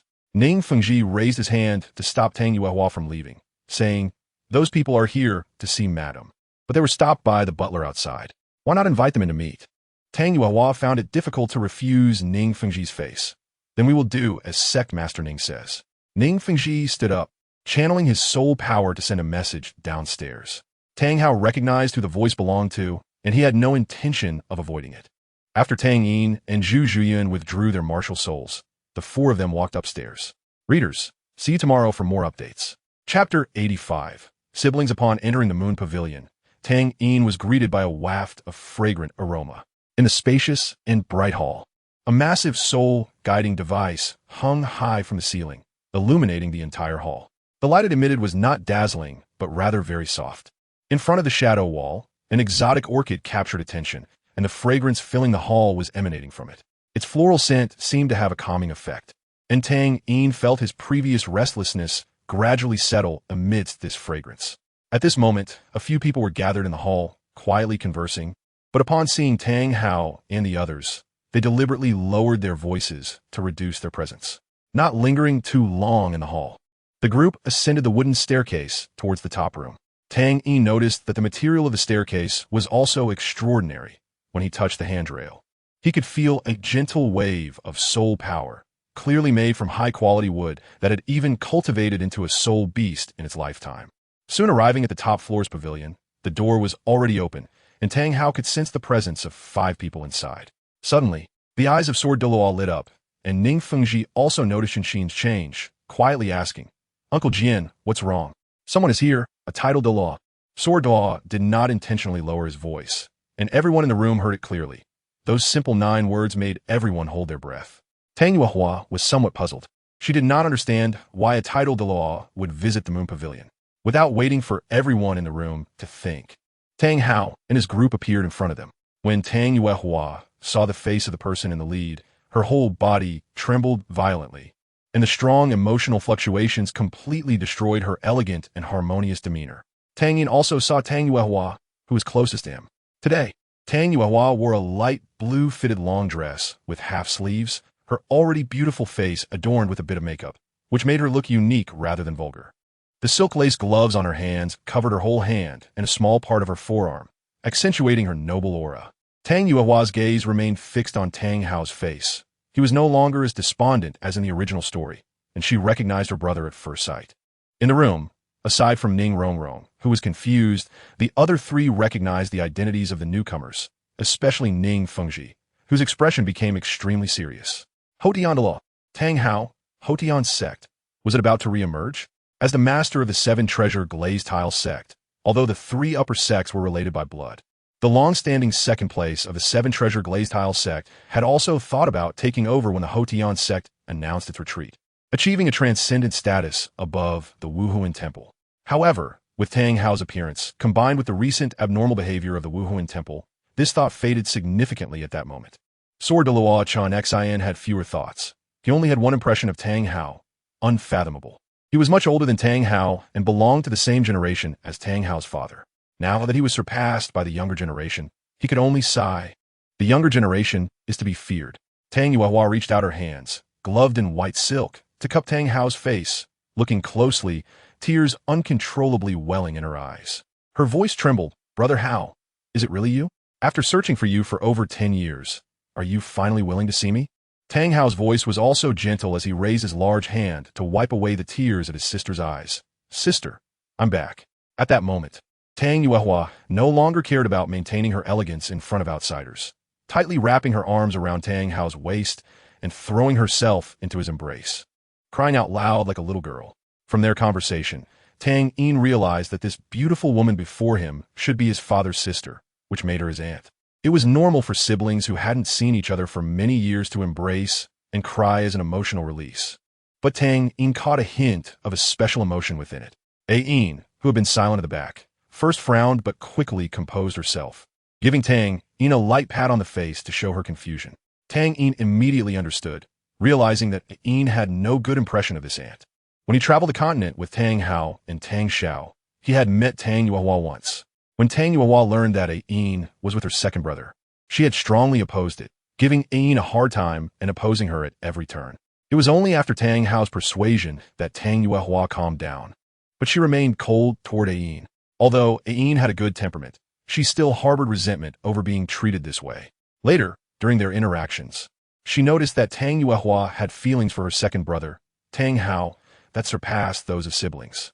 Tang Yuehua indeed had a brother complex. Yin had not told Tang Hao about this, as it would sound like she was trying to incite hatred between them. Now that the siblings had reunited, Yin wouldn't say much. After all, what future could they have? Tang Yin was indeed surprised. Yin's gesture undoubtedly confirmed his suspicions, and it seemed that his mother also knew about this, as long as it didn't involve his feelings. Tang Yin's judgments were always accurate. Sensing his sister's emotions gradually stabilizing, Tang Hao patted Tang Yuehua's back, and the two finally separated. Tang Hao spoke in a gentle tone. laced with affection for his sister. All right, we're both over 40 now. How can you still act like a little girl? If I'm 80. And you're still my brother, Tang Yuehua said somewhat petulantly, no longer resembling the elegant lord who taught noble etiquette. It was then that she looked towards Yin, Zhu Zhuyun, and Tang Yin behind Tang Hao. Upon meeting Yin's gaze, her face clearly showed a moment of shock. Yin smiled slightly and said, "Little sister, how could Tang Yuehua not be shocked?" According to the information she had, the reason Tang Hao left the sect and disappeared was related to her second sister-in-law. And she knew that this second sister-in-law was already dead. Yet now, she stood before her. Tang Hao then introduced, "My wife, Yin, you know her. Tang Yin, our child. Zhu Zhuyun, my disciple." Tang Yin and Zhu Zhuyun were not dull either. They stepped forward to greet Tang Yuehua, saying it. Tang Yuehua's expression returned to normal, and she said, "Get up."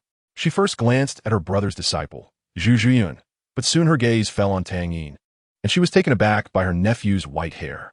Chapter 86. Longing. Tang Yuehua immediately realized that her nephew's white hair was not natural. In the Douluo continent, there are people with white hair, but it is not due to genetic mutation. It is inherited from parents. Tang Hao's black hair and Yin's blue hair could not possibly produce a child with congenital white hair, so there was only one possibility: it was acquired. Considering the age, Tang Yin was only about 12 years old now. Tang Yuehua did not know what her nephew had experienced to look like this at such a young age. She stepped forward and held Tang Yin's hand, and Tang Yin did not resist, allowing her to hold it. Tang Yin felt a natural and peaceful wave emanating from his aunt's hand, and the negative emotions and madness he had accumulated in his heart began to dissipate slightly upon contact with this aura. This miraculous ability, Tang Yin could be certain, was not a soul skill, as he could only feel less than level 10 soul power fluctuations from her. It's a domain, Ziheng transmitted to Tang Yin, similar to the second soul ring I provided you, and her domain is innate. Innate domain, Tang Yin had never heard of before, but it was not difficult to understand from the literal meaning. Tang Yuehua was also very shocked, but her expression remained elegant. What on earth had her nephew experienced that led to such a gloomy heart? "Your name is Tang Yin, right?" Tang Yuehua looked at Tang Yin and asked gently. Tang Yuehua was tall, and in high heels, she was even over 1.8 meters. Now, Tang Yin could just look her in the eye. "Yes, aunt." "Tang Yin, Tang Yin." She repeated Tang Yin's name softly several times. Tang Yin saw his aunt's gaze shift to his mother, Yin, and then quickly return to him. "I know why your father came to find me, little Yin. You will be staying with me at Yuxian for a while." Originally skeptical about his father's intentions, Tang Yin now understood why his father brought him to such a place.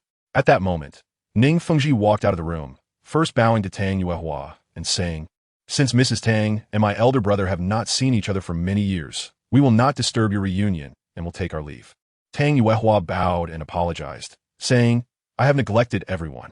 I'm a bit out of sorts today, and I hope that Sect Master Ning can forgive me. I will definitely host a banquet for you to make amends." "No need for such formalities, madam. As long as you invite me, Ning will certainly attend," replied Ning Rongrong's father.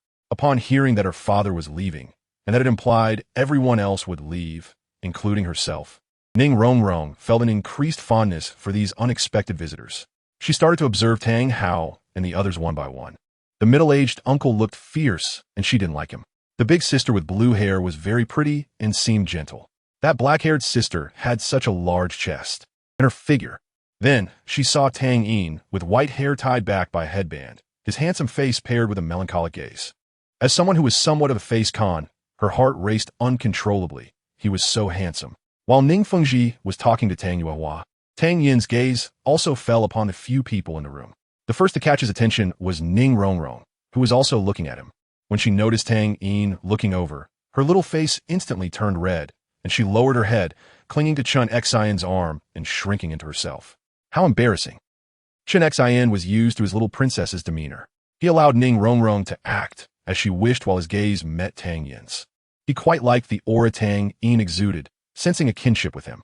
Though Tang Yin did not wield a sword, and Chun Xian did not use a spear. The spear is the king of weapons, while the sword is the lord of weapons. All weapons ultimately lead to the same goal.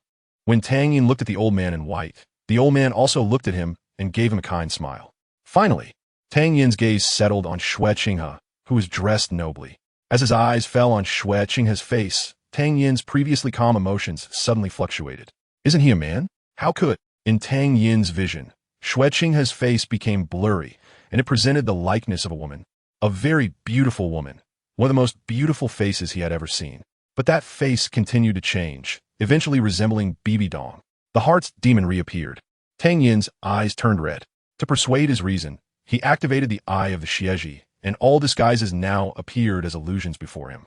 However, while the eye of the Xieji allowed Tang Yin to see reality, it could not help him understand his own heart. Qianrenxue, disguised as Xue Qinghe, changed completely when she noticed the white-haired youth looking at her. When the white light from Tang Yin's left eye burst forth, Qianrenxue panicked entirely. She clearly sensed that the white light penetrated her angelic armor's disguise, exposing her completely. How could this be? Qianrenxue never expected that after just coming to the Moon Pavilion with Ning Fengji, she would encounter someone capable of seeing through the angelic armor's disguise. This was even more absurd than her becoming the emperor of the Tiando Empire right now. Now, Qianrenxue could only force herself to calm down and analyze her situation. The two titled Douluos sent by her grandfather to protect her were not by her side at the moment. She knew that Ning Fengji always had a titled Douluo protecting him, and she wouldn't risk exposing her identity by bringing two titled Douluos along. Qianrenxue realized that she could no longer hide her identity, and her undercover mission had essentially turned to dust. Although her heart was bleeding, this was not the time for lamentation. Assessing her current situation with two titled Douluos present, escaping unscathed was nearly impossible. Her gaze fell on Ning Rongrong, who was not far from her. It seemed there was only one way left, to take Ning Rongrong hostage. The risk of doing so was enormous. Ning Rongrong was too close to Chen Xin, and Qianrenxue had no confidence in snatching her away from him. In such a tense atmosphere, sweat began to bead in Qianrenxue's palms. After years of disguise, this was the first time she felt like she was walking on thin ice. Zhu Zhuyan quickly noticed something was off with Tang Yin. She subtly grasped Tang Yin's hand that was hanging by his side, intertwining their fingers, and softly called out, "Xiaoyin." When Tang Yin heard Zhu Zhuyan's call, he froze for a moment, the redness in his eyes fading, and the white light of the eye of the Xieji gradually closed. Once he returned to normal, Tang Yin patted Zhu Zhiyun's hand that was gripping his tightly and smiled, saying, "Sister Zhuyan, I'm fine." Then Tang Yin turned to the anxious Qianrenxue, sitting there, and offered her a friendly smile. Seeing Tang Yin return to normal, Zhu Zhuyan released his hand, following his smiling direction with her gaze, landing on Xue Qinghe's face. The worried expression on her face turned strange as an absurd thought appeared in her mind. Her little Yin couldn't possibly have feelings for a man. As Qianrenxue saw Tang Yin's friendly smile, she also calmed down a bit. She did not know what Tang Yin was thinking, but it seemed he did not intend to expose her, so she returned a peaceful smile. Tang Yin was stunned. She looked so much like Bibi Dong. The way she smiled was almost identical. Seeing Tang Yin lost in thought while looking at the man in the room, Zhu Zhuyan became even more anxious. No way. Xiaoyin wouldn't really like that man, would he? The more she thought about it, the more she felt it was possible, because she saw love in Tang Yin's eyes. One could hardly imagine a man showing such an expression toward another man he had just met. Qianrenxue did not want to sit idly by. She stood up and walked to Tang Yin's side, greeting him as Xue Qinghe. "Hello, young brother. My name is Xue Qinghe. It's a pleasure to meet you." After a moment of hesitation, Tang Yin took Qianrenxue's outstretched hand. He did not know why this person was disguised as a man, nor did he know her identity or motives. Directly exposing her would bring him no benefit and would only cause unnecessary trouble. Tang Yin was a clever person. He knew how to maximize his own gains. Moreover, her appearance bore a striking resemblance to Bibi Dong, and for personal reasons, he had no reason to expose her. To outsiders, Tang Yin was merely shaking hands with Xue Qinghe, while in Tang Yin's perspective, it was Qianrenxue who extended a delicate hand to him. At that moment, Tang Yin's left hand was still intertwined with Zhu Zhiyun's fingers while his right hand held Qianrenxue's. Tang Yin couldn't help but compare the two. Zhu Zhiyun's hand felt colder, as if it were a piece of jade, while Qianrenxue's hand was warmer and smoother. It seemed that the blue-silver emperor bloodline within him was particularly fond of her aura. The holy light of angels indeed had an irresistible attraction to plant-type martial souls. Seeing Tang Yin holding onto the hand of this man without letting go, Zhu Zhiyun was startled and quickly tightened her grip on his hand to bring him back to his senses. Qianrenxue, held by Tang Yin, did not dare to show any intention of refusal, as she still had her leverage in this person's hands. She could only maintain a smile on her face to mask her embarrassment. With Zhu Zhiyun squeezing him like that, Tang Yin finally came to his senses. He then released Qian Rinchue's hand and smiled as he said, I'm also very glad to meet you. My name is Tang Yin. May I ask how to address you? Brother? Qian Rinchue replied, my name is Xue Qinghe. Given the age difference, I'm a few years older than you, so you can call me Brother Xue. Ning Fengji looked at his disciple's strange behavior and couldn't help but ask, Qinghe, do you know this young brother? Qian Rinchue shook her head with a smile, no, master. I just felt that this young brother was very friendly, so I came over to get acquainted. Tang Yin secretly thought, sure enough, the more beautiful a woman is, the better she is at deceiving. Ning Fengji then turned to Tang Hao and clasped his fists, saying, Brother Tang, it's been many years since we last met. You still have your charm. Tang Hao returned the greeting, saying, you're too polite, Sect Master Ning. I can hardly call it charm. I'm forced to the point where I don't even dare return home. Unlike you, Sect Master Ning, who holds the world's wealth and commands the winds and clouds.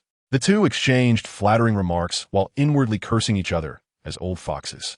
Ning Fengji patted Qian Rinchue's shoulder and smiled as he introduced, this is my disciple, and also the current prince of the Tiando Empire, Xue Qinghe. Upon hearing Ning Fengji introduce her identity, Qian Rinchue couldn't help but look at Tang Yin.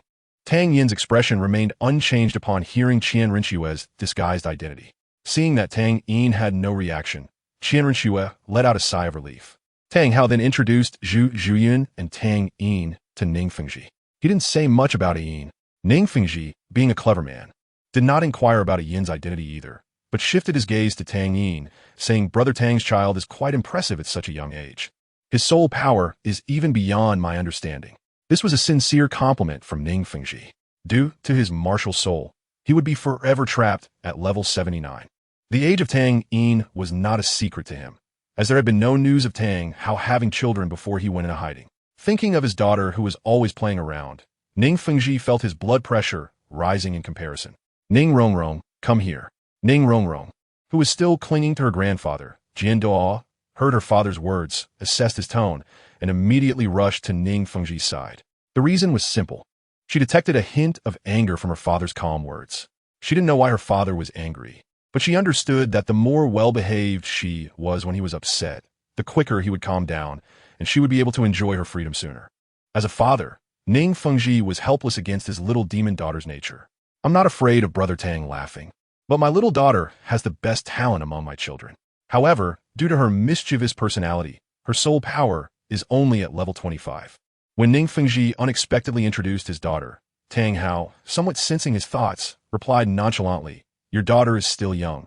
Being playful is a child's nature. My son is no better. At such a young age, he is already infatuated with love. Look, he is still holding hands with my disciple, and one T let go. Hearing her teacher suddenly mention her relationship with Tang Yin, Zhu Zhiyun's face instantly flushed red. Nevertheless, she still did not release Tang Yin's hand. At this moment, she felt very happy because Tang Yin did not deny their romantic relationship. She was Tang Yin's girlfriend. Tang Yin remained silent. He understood his father's intentions. After seeing Tang Yin's talent, Ning Fengji had thoughts of a marriage alliance, and Tang Hao bringing up Zhu Zhiyun and Tang Yin at that moment was an indication of refusal. Seeing Tang Hao's attitude, Ning Fengji decided to leave to avoid awkwardness. After bidding farewell to everyone, Ning Fengji said, Jian Shu, let's go. At this time, Jian Douluo finally stood up and approached Tang Yin, patting him on the shoulder, saying, Young one, come visit the 7-treasure glazed tile school someday. I'll guide you a bit. Tang Yin quickly returned the gesture, having been told before to maintain respect for titled Douluos, especially one who would guide him. Thank you, senior. I will definitely visit in the future. After exchanging nods with Tang Hao, Chen Xian followed behind Ning Fengji as they left the pavilion. Qian Rinchue was the last to leave. As she reached the corner about to go downstairs, she turned back and smiled at Tang Yin before disappearing from sight. Watching Ning Fengji and the others leave, only Tang Yin's family remained in the room. Zhu Zhiyun was also part of his family. This prince wouldn't have any interest in men, would he? Zhu Zhiyun noticed Qian Rinchue's final expression, but she didn't see it as Qian Rinchue. She saw it as Xue Qinghe's appearance. To her, it felt like a man was flirting with her boyfriend, and her boyfriend showed no sign of discomfort. No, I need to do something, otherwise, Xiaoyin will run off with a man. Zhu Zhiyun was now worried not about the top rival she had never even met, but rather about protecting Tang Yin to ensure her boyfriend didn't get swayed. Otherwise, she would have to live in a situation of an active widow. Tang Yuehua looked at Tang Hao and said, Brother Hao, you must have come to find me this time for Xiaoyin, right? Tang Hao nodded without denying it. if it weren't for Xiao Yin's health issues. I might have waited a few more years to come find you. Hearing this, Tang Yuehua felt a bit resentful. You only think of me when you have matters to discuss. It's really annoying. Yin knew that her son's heartache could only be cured by this little sister in front of her. As a mother, she had to mend her relationship with this sister-in-law for the sake of Tang Yin. I leave Xiao Yin's matters to you, Yuehua. Tang Yuehua waved her hand. Her tone somewhat relieved. Sister-in-law, there's no need to be so polite. Xiao Yin is also my nephew. Over the years, she had come to terms with it, realizing she couldn't live in unrealistic fantasies forever. With the term sister-in-law, the grievances between Tang Yuehua and Yin were settled. Tang Hao did not understand the meaning of his sister's words, but he knew that his sister, who had always been at odds with Yin, had truly accepted her, which made him feel very gratified. Brother Hao, Xiao Yin needs a calming spiritual herb. You can take him to the Tiando auction house tomorrow to see if there are any suitable ones. As for the money, don't worry. It will be a gift from an aunt to her nephew. Tang Hao did not refuse, knowing his sister was quite stubborn. Okay, I'll take Xiao Yin to the Tiando auction house tomorrow. Tang Hao, Tang Yuehua, and Yin's conversation was unknown to Tang Yin and Zhu Zhuyin. Zhu Zhuyin was thinking about how to lock Tang Yin's heart so that he wouldn't go down the wrong path. Tang Yin was still pondering the identity of the disguised Qian Renxue. That night, Tang Yin and Zhu Zhuyin stayed in the same room at the hotel. Initially, Tang Yin wanted to book 2 rooms, but for some reason, Zhu Zhuyin insisted on sharing a room with him, her attitude very firm. They had already done some intimate things between them, so Tang Yin did not oppose Zhu Zhuyin's stance. Thus, they settled into the same room. After washing up, Tang Yin had just lain down on the bed when, before he could say anything, Zhu Zhuyin flipped over and pressed down on him, leaning in with a serious expression and a very earnest tone. Xiao Yin, do you think I'm pretty? Under the ambiguous lighting, the visual communication created by the interplay of light and shadow added a touch of mystery to Zhu Zhuyin's already beautiful face. A strand of Zhu Zhuyin's hair fell on Tang Yin's nose, the faint fragrance wafting into his nostrils, causing him to swallow hard. Tang Yin gazed at the fullness that was less than 30 centimeters away from him. Zhu Zhuyin sensed something. Having experienced this a few times before, she was no longer so flustered this time. Zhu Zhuyin smiled charmingly, alluring yet not vulgar. Xiao Yin, sister knows your answer now. Today, sister will reward you with something different. Tang Yin's breath became heavy, and he decided to first claim some rewards for himself. Sitting up, he directly pulled Zhu Zhuyin into his arms, savoring the hint of cherry red. Tang Yin could clearly see Zhu Zhuyin's slightly trembling eyelashes. Their eyes met, but in the end, Zhu Zhuyin avoided Tang Yin's gaze. She was shy. Tang Yin lowered his eyes to look at the pale full moon. As she dressed, Zhu Zhuyin remained silent. However, her gradually heavier breathing revealed her mindset. Tang Yin released her lips, and Zhu Zhuyin's breath, slightly panting, blew onto Tang Yin's face. At that moment, Tang Yin slowly leaned down. The infatuated Zhu Zhuyin suddenly playfully slapped Tang Yin's head. No biting. Tang Yin raised his head with an awkward smile, quietly watching this Zhu Zhuyin in front of him. Zhu Zhuyin adjusted her mindset, thinking to herself, I'm not the one taking the initiative today? How'd I end up being controlled by Xiao Yin again? But he's really good at this. For the rest of the time, you are not allowed to move randomly. Everything will be led by me, Zhu Zhuyin said fiercely. However, in Tang Yin's view, she was cute in her fierceness, just like what he had tasted earlier. Zhu Zhuyin arched her body into a beautiful curve, each toe wrapped beneath the black stockings curling and shrinking restlessly. She moved upward, her hazy ankles, long, beautiful legs, appearing very textured from years of exercise, slender yet not weak. The fullness beneath her black silk skirt sparked imagination. Unlike before, this time the feeling was soft and delicate. Tang Yin enjoyed Zhu Zhuyin's reward just like that. Chapter 88. The third memory after everything was done. Zhu Zhuyin once again did not let go of her spoils. As mentioned before, as long as the Rakshasa god consumed Tang Yin, they could eventually ascend to the highest divine king. Tang Yin had such a deadly attraction for the deities, let alone for Zhu Zhuyin, who only had soul sect cultivation. The first time she had been inexperienced, thinking she shouldn't waste it, so she swallowed it whole. But she was surprised to find that in the following days, her cultivation seemed to have no bottleneck, making tremendous progress.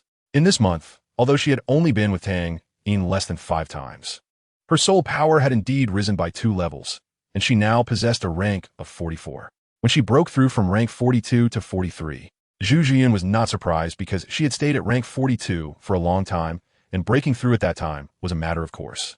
However, When she broke through to rank 44, she felt something was off. After rank 40, every level up required several months or even a year to break through. Yet Zhu Zhiyun had risen 2 levels in just 1 month. And recalling everything during her cultivation, she understood that Xiao Yin's assistance had greatly helped her. But how could Zhu Zhiyun bring herself to tell Tang Yin about this? She couldn't possibly say, "Man, you were useful to me. I want you to help me cultivate." After cleaning up the battlefield together, the two of them laid down together again. "Xiao Yin, do you like it?" Zhu Zhiyun lazily asked, like a little cat.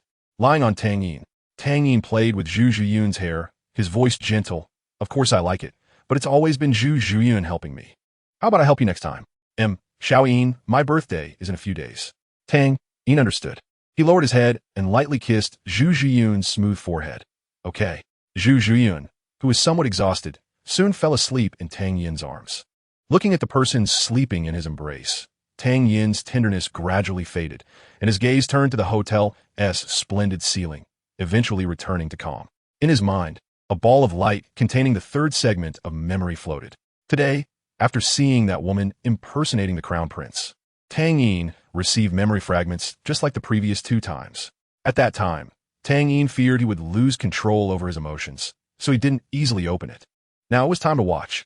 Memories like flowing water slowly surged forth, and Tang Yin became that Tang Yin again, living in a world without any extraordinary abilities. He lived closely with Bibi Dong every day, and the already happy couple became even warmer with the addition of a child. The final scene lingered on their 40th anniversary of being in love, as time eventually changed the youthful couple's appearance. Bibi Dong's face already showed some faint wrinkles.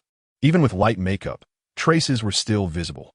Both of their parents were no longer present, and they were the closest people to each other in this world. They returned to the seaside where they first traveled together. Bibi Dong rested her hands on the railing, while Tang Yin wrapped his arms around her waist from behind, gently resting his head on her shoulder. "What's so good to look at? We're both over 50 now." Tang Yin gazed at his wife's profile and smiled. "You're beautiful. I could never get tired of looking at you for a lifetime. You just know how to say nice things to flatter me," Bibi Dong teased. The two embraced like this for a long, long time, until the sun sank beneath the horizon. In the final moment, Tang Yin saw the faint smile on Bibi Dong's face. The blooming smile on Bibi Dong's face and the cold expression on his own, which had been heavily injured by her, kept switching in front of Tang Yin's eyes, representing the madness of crimson and the rationality of black, alternating until the memory ended. Why must it be like this? Just as Tang Yin was about to fall into the trap of his heart's demons once again, he heard Zhu Zhiyun's anxious voice. Xiao Yin, what's wrong?" Suddenly awakened, Tang Yin saw Zhu Zhiyun's face filled with concern. Guilt filled Tang Yin's eyes as he gently patted Zhu Zhiyun's head, comforting her. "I'm fine now." Zhu Yunjia. To his surprise, Zhu Zhiyun's eyes held a hint of guilt, and her tone was low. "Xiao Yin, I don't know what you've been through, and I won't ask, but can you promise me to try to let her go?" Feeling the hands around her waist suddenly pause, Zhu Zhiyun hurriedly explained, her voice tinged with a hint of crying. I don't want to monopolize you. I just don't want to see you suffer like this anymore. I greedily want to completely occupy you. Really, I'm sorry. By the end, Zhu Zhiyun had buried herself in Tang Yin's embrace, crying uncontrollably. "Zhu Yunjia, I understand your intentions." Tang Yin realized that Zhu Zhiyun had misunderstood him. He was the one who needed to apologize. Tang Yin cupped Zhu Zhiyun's face in his hands. The darkness could not limit his sight. Zhu Zhiyun's face, which had just cried in Tang Yin's arms, was not pretty, but at that moment, Tang Yin found her very adorable. Zhu Zhiyun's body was lifted slightly, and Tang Yin's lips gently touched her rosy lips. "All right, how could I be angry with Sister Zhiyan? Let's go to sleep." Tang Yin comforted Zhu Zhiyun like a child, no longer bothering with the troublesome matters, and fell asleep holding Zhu Zhiyun. The next day, when a ray of morning light shone through the gap in the curtains into the room, Tang Yin had already dressed and gotten up. Zhu Zhiyun was already exhausted from last night and had experienced a significant emotional upheaval, so she needed enough rest at this time. Tang Yin did not disturb her, gently kissed Zhu Zhiyun's forehead, and quietly left the room. After leaving the hotel, he saw Tang Hao waiting by the roadside. It seemed that Tang Hao was in good spirits. "Where's Mom?" When Tang Yin approached Tang Hao, he did not see a Yin's figure. Tang Hao coughed lightly and clenched his fist to hide his embarrassment. "Your mom is still sleeping. We could just go to the Tiendo auction house by ourselves." Tang Yin's expression was a bit strange, but he still reminded him, "Mom hasn't fully recovered yet. Don't cause any trouble." Tang Hao unceremoniously patted Tang Yin's head, asserting his authority as a father. You little brat, you're even managing your dad now. Yin no longer needed to reside within Tang Yin. She could absorb soul power from the world on her own, maintaining her current physical state as long as she was not far from Tang Yin. The Tiando Auction House was also one of the iconic buildings in Tiando City, and it wasn't difficult to find its location. Tang Yin and Tang Hao quickly found the half-circular building. Chapter 89. Tiando Auction House. Standing in front of the Tiando Auction House, Tang Yin could truly feel its grandeur. The entire Tiando Auction House was a semicircular structure, resembling a bowl turned upside down. Only this bowl appeared to be quite large. With a diameter of over 500 meters and a height of 80 meters at its tallest point, its exterior was milky white, reflecting dazzling light under the sun. Tang Hao led Tang Yin toward the entrance of the Tiando Auction House. The decorations at the entrance were minimal, yet quite imposing, with four slender, tall young women standing there. Their appearances were impeccable, each over 175 meters tall, wearing 10-centimeter high white heels, and their milky white kipeos accentuated their perfect figures. Upon seeing guests arrive, one of the young women stepped forward and slightly bowed. May I ask what assistance I can provide for you two? After yesterday's unpleasant experience, Tang Hao was dressed very appropriately today, in a black suit that perfectly outlined his sturdy figure, his black hair meticulously groomed, exuding the unique aura of a titled Dalu, making him a handsome middle-aged man. Tang Yin also knew that in the snobbish environment of Tiando City, dressing well could help avoid unnecessary trouble. Buying something, Tang Hao simply replied, Do you have a bidding qualification certificate, sir? The young woman asked respectfully according to procedure. Tang Hao took out the black level qualification certificate that Tang Yuehua had given him the day before and handed it to the young woman. After checking it, the young woman handed back the black level qualification certificate to Tang Hao, bending at the waist and speaking more respectfully. Esteemed black level guest, welcome to the Tiando Auction House. I will provide you with full accompanying service. At this moment, the other three young women also bowed at a 90-degree angle, speaking respectfully. Welcome to the Tiando Auction House. Please come in.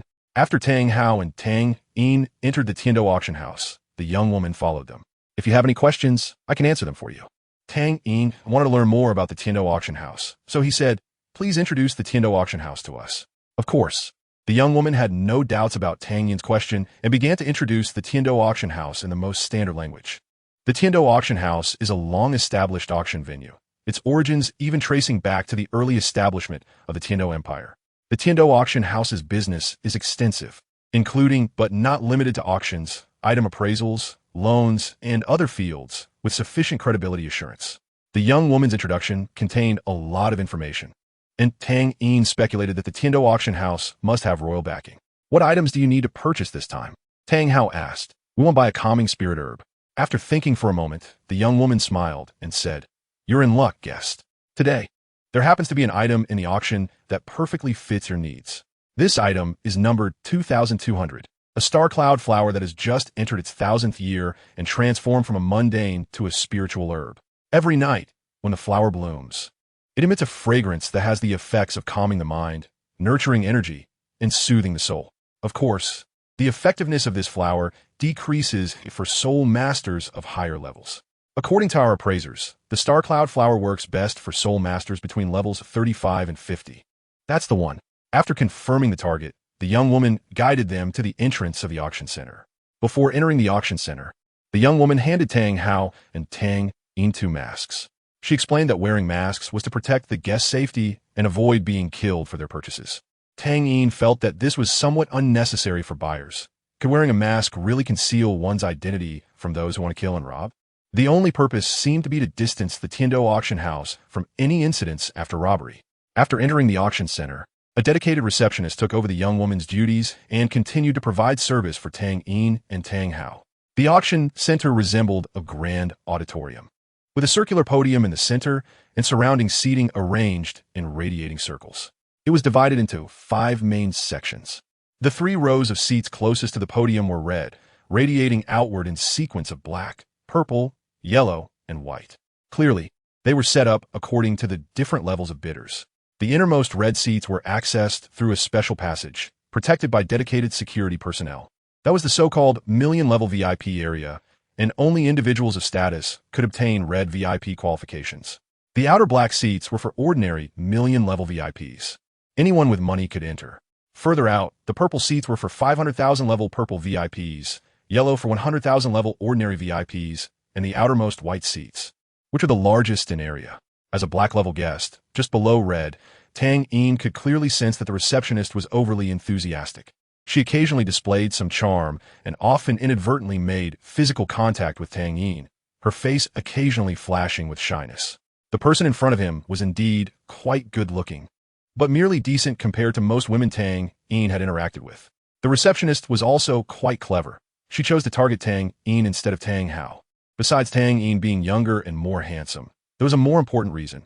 Young men often found it hard to control themselves. To dispel the receptionist's unrealistic fantasies, Tang Yin bluntly said, "Sister, please keep your distance. I like men." Upon hearing this, Tang Hao couldn't help but glance at him, but quickly looked away. After hearing Tang Yin's words, the receptionist awkwardly smiled and then did not make any further advances. At this moment, there weren't many people in the auction center, and they were sitting quite scattered in groups of 2 or 3.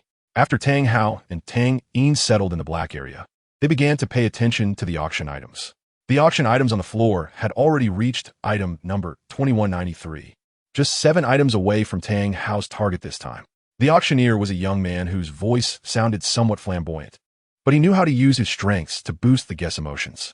This item was a storage soul guide device excavated from ancient ruins. Its design was so perfect, featuring a necklace as the main body, with 7 diamond-shaped gemstones in red, orange, yellow, green, cyan, blue, and purple embedded in order, each gem having a cubic storage space. We have given it a very elegant name, Colorful Star. On the stage, a necklace was placed under a glass cover, and even from a considerable distance, Tang Yin could clearly see the corners of each gemstone on the necklace. Although the storage functionality of Colorful Star was not outstanding, it was a precious piece of artwork that could be given as a gift to your girlfriend, wife, or even daughter. Alright, the starting price for this item is 10,000 gold soul coins, and each bid must not be less than 1,000 gold soul coins. Bidding begin. Even though the host spoke extravagantly, none of the attendees were particularly eager to acquire this item since everyone had at least one storage soul guide device, and the desire to buy something non-essential was indeed weak. There were only a few bids, but no one showed a strong desire to obtain this item. After 5 rounds of bidding, the price of the necklace barely reached 20,000 gold soul coins. Tang Yin thought of what Zhu Zhuyan had told him last night. He was worried about what to give as a gift, and just as he was dozing off, someone sent him a pillow. I bid 25,000 gold soul coins. Once Tang Yin's bid was announced, no one else competed. A 7-cubic storage soul guide device, in terms of cost effectiveness, shouldn't exceed 10,000 gold soul coins, let alone this one divided into 7 small spaces. Tang Yin successfully obtained the necklace as he wished. Tang Hao did not ask Tang Yin why he was bidding for this necklace, only whether he needed to pay for it himself. Naturally, Tang Yin refused. How could he ask his father for money for a gift for his girlfriend? Just as Tang Yin was about to continue watching the next item, he spotted a familiar figure not far from him. Chapter 90. Tang Yin's path in the red area not far ahead of Tang Yin. A middle-aged man in white caught his attention. Wasn't it the master of the 7 Treasures glazed tile school he had encountered at Yuexian yesterday? Beside him sat a strange old man. The old man was quite large. The seats in the red area were already quite spacious, yet they still couldn't accommodate him. To be precise, this old man's frame was very big, with a few sparse hairs on his head flying about, clearly unkempt. Ning Fengji also noticed Tang Yin's gaze and turned to look at him. Both of them were wearing masks, but it seemed to have little effect. Ning Fengji whispered a couple of words in the ear of the tall old man. Then both of them stood up and walked towards Tang Yin and Tang Hao. Tang Hao also noticed Ning Fengji. Just like yesterday, he had no hostility towards Ning Fengji, nor did he feel any inexplicable fondness. Ning Fengji and the old man sat beside Tang Yin, and then Ning Fengji naturally greeted Tang Yin, "Little brother, we meet again." Tang Yin performed a cupped fist salute to Master Ning. Junior greets Master Ning. Calling me Master Ning feels too formal. We 3 sects are connected by blood. I am of the same generation as your father, so just call me Uncle Ning. This became somewhat awkward, although Tang Hao was from the Haotian sect. Tang Yin felt he did not belong to the Haotian sect. He had neither the Haotian hammer nor even known where the Haotian sect was. So how could he count as a disciple of the Haotian sect? Seeing that Tang Yin did not respond for a moment, the atmosphere was about to become awkward when Tang Hao spoke up. "Xiao Yin, Master Ning is my friend. It's fine to call him uncle. Uncle Ning. Tang Yin obediently called out. Haha, good nephew. Ning Fengji showed a hint of surprise. The reason Ning Fengji had such an expression and the reason he appeared here today were actually related to Tang Yin. After returning to the sect yesterday, Ning Rongrong, who learned that she didn't have to study etiquette for the time being, began to run wild and disappeared without a trace. After Ning Fengji and Chen Xian got off the carriage, they strolled leisurely towards the back courtyard of the Seven Treasures Glazed Tile School. Ning Fengji walked in front, his staff rhythmically tapping the ground, and after pondering for a long time, he finally asked softly, Sword Uncle, what do you think of that Hao Ian Doluo's child we saw today? Chen Xian immediately replied, very strong. His talent is the strongest I've ever seen, bar none, whether in terms of soul power or understanding of weapon martial souls. Oh, Ning Fengji was somewhat surprised by Chen Xian's high evaluation of a young boy. Chen Xian continued, Fengji, that child's soul power is probably around level 40, and considering his age is only about 15, he has grown 3 years in the secret realm. This cultivation speed is already the fastest among those I know, but that's not his most dazzling talent. Hearing what Chen Xian said, Ning Fengji, who was walking in front, stopped, turned around, and looked at his sex guardian elder. His most outstanding talent is his understanding of his own martial soul. Fengji, weapon soul masters like me actually have the highest upper limit. This is not self-praise. The reason why the first sect of the continent, the Hao Ian sect, can remain at the top is that it is due to the astonishing Hao Ian hammer technique of former sect master Tang Chun. This hammer technique is the understanding of one's martial soul by weapon soul masters. I have followed my father and witnessed the Hao Ian hammer demonstrated by that senior Tang Chun, and the might of it is still fresh in my memory. And today, the Tang Yin we met gives me the feeling of being a growing Tang Chun. After hearing Chen Xian's evaluation of Tang Yin, Ning Fengji was completely stunned. He knew Tang Yin's talent was remarkable, but he didn't know it was exaggerated to this extent. If Tang Yin did not suffer an early death, he would undoubtedly lead an era. It seems that for at least the next 100 years, we can only remain under the Hao Ian sect. After a long time, Ning Fengji let out a sigh of admiration. Fengji, you actually want to form a marriage alliance with Tang Hao, letting Rongrong marry that Tang Yin, right? Ning Fengji showed a bitter smile. Yes, Sword Uncle. But I didn't expect that Tang Yin's talent would be so extraordinary. Otherwise, I would have had to shamelessly push for their union, even if Tang Yin has a girlfriend. Chen Xian said, this matter is not urgent. I didn't expect that Hao Ianhua and Madame Tang from Yuexian would actually be siblings. Since Tang Hao is here to find his sister today, it means they won't be leaving Heaven-Do City in the short term. Let's prepare a gift and formally visit the Hao Ianhua family tomorrow, just to establish a good relationship. All right, Ning Feng Ti noted. I heard that a batch of good treasures arrived at the Heaven-Do auction house. I'll go pick a few tomorrow as a meeting gift. Seeing Tang Yin at the Heaven-Do auction house today was also somewhat unexpected for Ning Fengji. Ning Fengji smiled and asked, like a kind elder, Little Silver, if you see any auction item you like, just let me know. I have some influence in this Heavenly Do auction house, and anything I bid for will be a gift from your uncle to you. Tang Yin felt that Ning Zhongzhu was too enthusiastic, making him a bit embarrassed. However, this was not how Ning Fengji saw it. As an outstanding businessman, a small sum of money could forge a good relationship with a future top powerhouse, which could be considered a super profitable deal. Unable to refuse such generosity, Tang Yin thanked him. Thank you for your kindness, Uncle Ning. While the few were conversing, auction item number 2194 went unsold, and item 2195 was about to be displayed. At this moment, the auctioneer's voice suddenly lowered and combined with his originally exaggerated tone. It sounded somewhat lewd. The next item is one of today's important pieces, so esteemed guests, do not blink. As he waved his hand, several burly men brought a card onto the stage, which seemed to hold a box but was covered with a thick red cloth, obscuring what was inside. The moment the cage was pushed out, Tang Yin's gaze turned cold. He sensed that beneath the red cloth was a person. Indeed, when the auctioneer forcefully pulled away the red cloth, it revealed not a box, but an iron cage inside which a girl was curled up, looking around with fear in her eyes. She was very beautiful, with long black hair cascading like large waves, and her figure was perfectly proportioned. Almost all of her skin was exposed, with only the important areas covered by clothing. However, this covering only served to further ignite the desires of the crowd below. After this item appeared, the previously dull atmosphere instantly became lively, with many guests from both the black and red zones showing keen interest in the item. Before the auctioneer could begin his introduction, Tang Yin suddenly stood up, his aura completely transforming. You are openly violating imperial law by trading slaves. Tang Yin's voice was calm, yet it suppressed the anger within him. His voice was not loud, but it echoed throughout every corner of the auction center. Ning Fengji and Gu Rong had no reaction to Tang Yin's actions, merely sitting quietly. The sudden turn of events drew the attention of everyone present, their astonished expressions gradually turning to mockery. Upon hearing Tang Yin's words, the entire audience burst into sharp laughter almost simultaneously. Haha, where did this kid come from? Too funny. Law. I'm the son of the president of the Supreme Court. Do you think you could talk to me about laws? Haha. The mocking words reached Tang Yin's ears, and instead of feeling ashamed, he felt the urge to destroy this place. 4 soul rings, purple, purple, purple, and black, appeared beneath Tang Yin's feet. As he reached out, ready to seize his fate, a large hand landed on his shoulder. Tang Hao's voice came from behind. Little Silver, calm down. The two who were originally just watching the show never expected that Tang Yin would actually want to take action.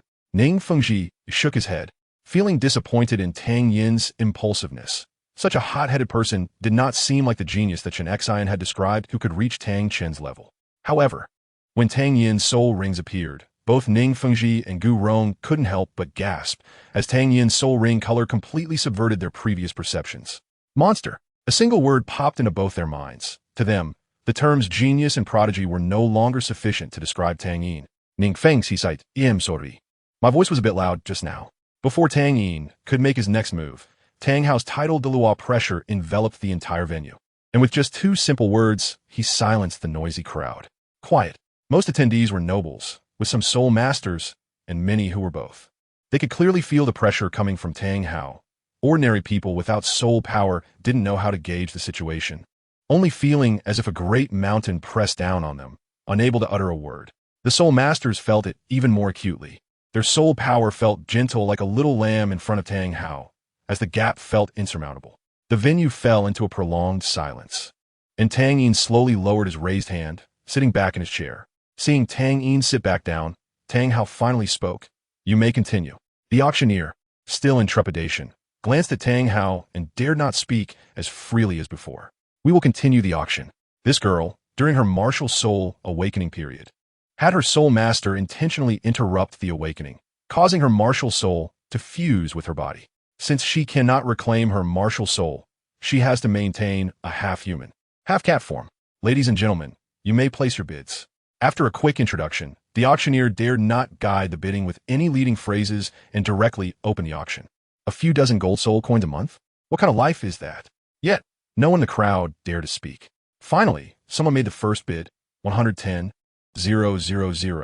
Then a rebellious voice rang out. Humph, isn't that just a title, Douluo? What's there to be afraid of? The others seemed to recognize this person and, upon hearing his words, began to bid according to their financial strength. Dad, help me buy her. Tang Yin's voice was very calm. Tang Hao's response was equally succinct. Okay. Ning Fengji, somewhat interested, asked Tang Yin, Little Silver, what do you gain from saving this girl today? I can't just watch her fall into the hands of those insects and become their plaything. But what if fox girls or leopard girls appear in the future? What will you do then? As far as I know, just last week a snake girl was bought for 150,000 by the man who just spoke. Who can save her? Ning Fengji's words left Tang Yin in silence. He recalled the disdainful expressions and mockery of the nobles just now, the disgusting faces of nobles he encountered while traveling the continent, and the kind-hearted commoners who were exploited. Yes, Uncle Ning was right. Could he save them all? In the rules set by the nobles, how could he save these poor souls? A passage from history he studied on Blue Star flashed through his mind. This world is sick, and what should I do? Just as Tang Hao was about to press the bidding button, Ning Fengji smiled at Tang Hao, signaling him to let him take over. Tang Hao did not contest with Ning Fengji and withdrew his hand. Ning Fengji pressed the button in front of him, and at that moment, the girl's price had already reached 160,000. Meanwhile, Tang Yin's voice came from beside him, causing Ning Fengji's hand to pause over the button, leaving him stunned. Then I will overturn this old world and build it into the way I want it to be. Ning Fengji, child, you are being a bit too extreme. Ning Fengji was very surprised by Tang Yin's words. Reason told him that Tang Yin was almost being fantastical. But a voice inside him seemed to keep telling him that in the future, this boy might really be able to achieve that step. Damn it, I want to see who dares to compete with me. The rebellious young man suddenly stood up and looked towards Ning Fengji, who raised his hand to signal him.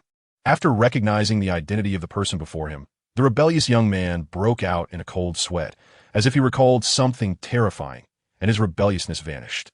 A hand reached out beside the rebellious young man, pulling him back to his seat. In the end, this cat girl was bought by Ning Fengji for 160,000 gold soul coins. Thank you, Uncle Ning. Seeing that Ning Fengji had purchased the cat girl, Tang Yin expressed his gratitude. Ning Fengji smiled and waved his hand, saying, I didn't buy her for you. The sect just happens to need a maid, and I think she's quite good. Tang Yin also understood that Ning Fengji was joking with him, implying that this was not a gift to him. Even though Ning Fengji was aware of Tang Yin's crazy plan, he still maintained a friendly demeanor. It was this kindness today that would save the Seven Treasures Glazed Tile School in the future. Tang Yin lost interest in the subsequent auction items. After buying the nebula flower, he and Tang Hao said goodbye to Ning Fengji.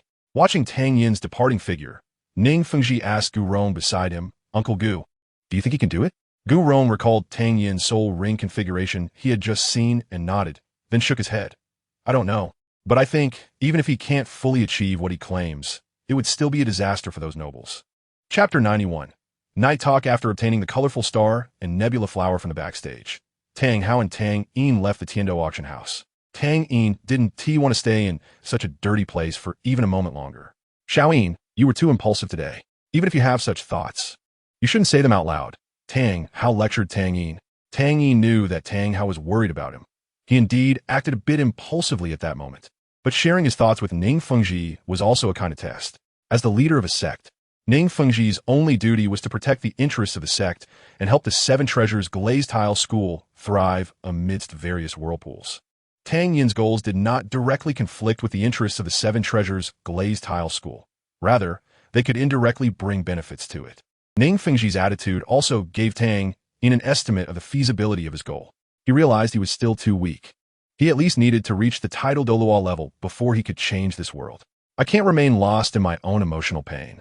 There are more important matters waiting for me to address. Over the past 6 months, Tang Yin's training had indeed become lax, without a goal. It was nearly impossible for him to find the motivation to cultivate. However, due to Tang Yin's extraordinary talent, even with just the natural growth of his soul power, he had increased from level 45 to level 46 in these 6 months. When a person has a goal, they will have motivation. Just as the two were about to head to the Moon Pavilion, a young woman dressed in palace attire jogged towards them. After confirming Tang Yin's appearance several times, she respectfully handed him a token. Young Master Tang Yin, His Highness the Crown Prince invites you to gather at the Crown Prince's residence tonight. The Crown Prince? Tang Yin immediately thought of Qian Rinchue's stunning face. What does she want with me? However, he recalled that she seemed to have disguised herself as the current Crown Prince of the Tiando Empire. The real Crown Prince was either imprisoned or killed. He was planning to overthrow the noble rule of the Tiando Empire. Could there be a possibility of cooperation with her? In the end, Tang Yin decided to meet her. As for how she knew he was at the Tiando auction house, did he need a guess? Knowing Tang Yin had figured out her identity, she must be sleeping uneasily. Tang Yin took the token and politely replied, Thank you, Mississippi. Please inform His Highness that I will definitely visit tonight. The young woman had never met such a humble young man before, and her tone was very polite. Then I will take my leave. Watching her walk away, Tang Hao asked, Xiaoyin, aren't you planning to overthrow the Tiando Empire? Why are you going to meet the current Crown Prince? Tang Yin simply revealed a mysterious smile. Dad, you'll know later. Seeing that Tang Yin was unwilling to elaborate, Tang Hao did not press further. After returning to the Moon Pavilion, they encountered no obstacles today, and Tang Hao and Tang Yin made their way smoothly to the top floor, which was Tang Yuehua's private reception room. All the furniture here was made from expensive agarwood, exuding a faint fragrance, and the understated decoration gave the place an elegant and low-key atmosphere. Today, Tang Yuehua was dressed in a light green casual dress, kneeling in front of a low table, playing the guqin. The incense burning in the bronze incense burner beside her slowly released a wisp of blue smoke, its aroma complementing the scent of the agarwood. Without any hint of discord, Tang Yin sat on a nearby chair, quietly listening to the melodious guqin music. Tang Yin had never learned the guqin and knew nothing about music theory, but appreciating music is an innate talent everyone possesses. From Tang Yuehua's playing, Tang Yin could sense the joy contained within, along with a faint, persistent sadness that could not be erased. When the last note was played, Tang Yuehua finally raised her head and looked at Tang Yin and Tang Hao beside her. She smiled brightly, naturally at Tang Hao. Brother Hao, you're here. Tang Hao returned the black card that Tang Yuehua had given him yesterday. He had successfully purchased a Millennium Nebula flower. Sister, I'll leave Xiao Yin in your care. Hearing the farewell in Tang Hao's words, Tang Yuehua immediately stood up, approached Tang Hao, and linked her arm with his, her tone a bit aggrieved. Are you really leaving? We just met, and I even had someone notify Big Brother. Hearing Tang Yuehua mention Big Brother, Tang Hao's expression turned melancholic, and he asked in a low voice, Big Brother, is he doing well? Since their father passed away, the affairs of the sect had been managed by Big Brother. However, he had never taken over the position of sect master. He was waiting for your return to the sect. Tang Hao shook his head. I have no face to return to the sect now. Then will you keep avoiding us? Don't you know, the last time I returned to the sect, I found Big Brother secretly holding onto our group photo album and wiping it repeatedly. He is about to come. Can't you just fulfill his wish? As Tang Yuehua spoke, her tone took on a hint of pleading. Tang Hao helplessly explained. I'm not avoiding Big Brother. I have a child with Yin. His name is Tang San, and he is Xiao Yin's biological older brother. I left to guide him in his training. Now it was Tang Yuehua's turn to feel awkward. She thought Tang Hao only had Tang Yin as a child, but unexpectedly. Looking at Tang Yuehua's slightly dazed expression, Tang Hao gently pinched her cheek, his tone soft. Yuehua, I'm leaving. Before Tang Yuehua could respond, he turned and left the moon pavilion. Tang Yin looked at his aunt, who was still in a daze, and softly reminded her, Aunt, my dad has gone far. Only then did Tang Yuehua come back to her senses. Recalling Tang Hao's doting expression and gentle tone, a faint blush appeared on her face. At this moment, Tang Yuehua suddenly remembered that there were still outsiders present. Sure enough, Tang Yin was looking at her with a very calm expression. Tang Yuehua coughed lightly to conceal her embarrassment and said softly, Xiao Yin, set aside an hour for me every day from now on, and I will help you cleanse your mind. Tang Yin put away her strange thoughts and obediently nodded. Okay, Annie. After finishing today's healing, Tang Yin first met with her sister Zhu Zhuyun, and they had lunch together. Zhu Zhuyun had already made plans with Yin to stroll around the imperial city of Tiando in the afternoon, and although Tang Yin wanted to accompany them, Zhu Zhuyun refused. She did not explain her reasons to Tang Yin. With nothing else to do, Tang Yin spent the afternoon in her hotel room practicing, consolidating her soul power at level 46. The heaven and earth as furnace technique, which she hadn't used in a long time, greedily absorbed the surrounding spiritual energy, circulating it through her body before expelling it, allowing her long-neglected meridians to adapt to the soul power. Time flew by during her practice, and soon Zhu Zhuyun and Yin returned to the hotel. When Tang Yin informed Zhu Zhuyun that she would be going to the prince's mansion tonight, a clear panic appeared on Zhu Zhuyun's face, making Tang Yin feel as if she were about to do something bad. After explaining the situation thoroughly to Zhu Zhuyun, she finally felt reassured enough to let Tang Yin leave. On the way to the prince's mansion, Tang Yin's mind was still recalling the earlier flirtation. She didn't understand why Sister Zhuyun insisted that she must have returned before she could leave. Even though Tang Yin was clever, she couldn't fathom that Zhu Zhuyun was worried about her possibly getting involved with Prince Xue Qinghe. The prince's mansion was not far from the center of Tiando City, making it relatively easy to find. Along the way, Tang Yin took out the token that the young woman had given her that morning and examined it closely. The token was made entirely of gold, adorned with 3 precious purple gems at the top, with the characters Tiando inscribed on the front. And the back depicted the symbol of the Tiando royal family, a swan. Upon arriving at the entrance of the prince's mansion, she handed the token to the guard knight at the door, and one of them immediately went inside to report. Before long, the young woman who delivered the token in the morning appeared in Tang Yin's sight. She smiled at Tang Yin and said, Young Master Tang Yin, His Highness the Prince has been waiting for a long time. Please follow me.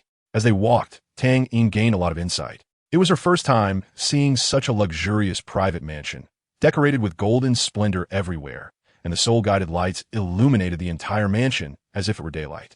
Even more extravagantly, to maximize the effectiveness of the soul-guided lights, many natural transparent crystals were installed around them.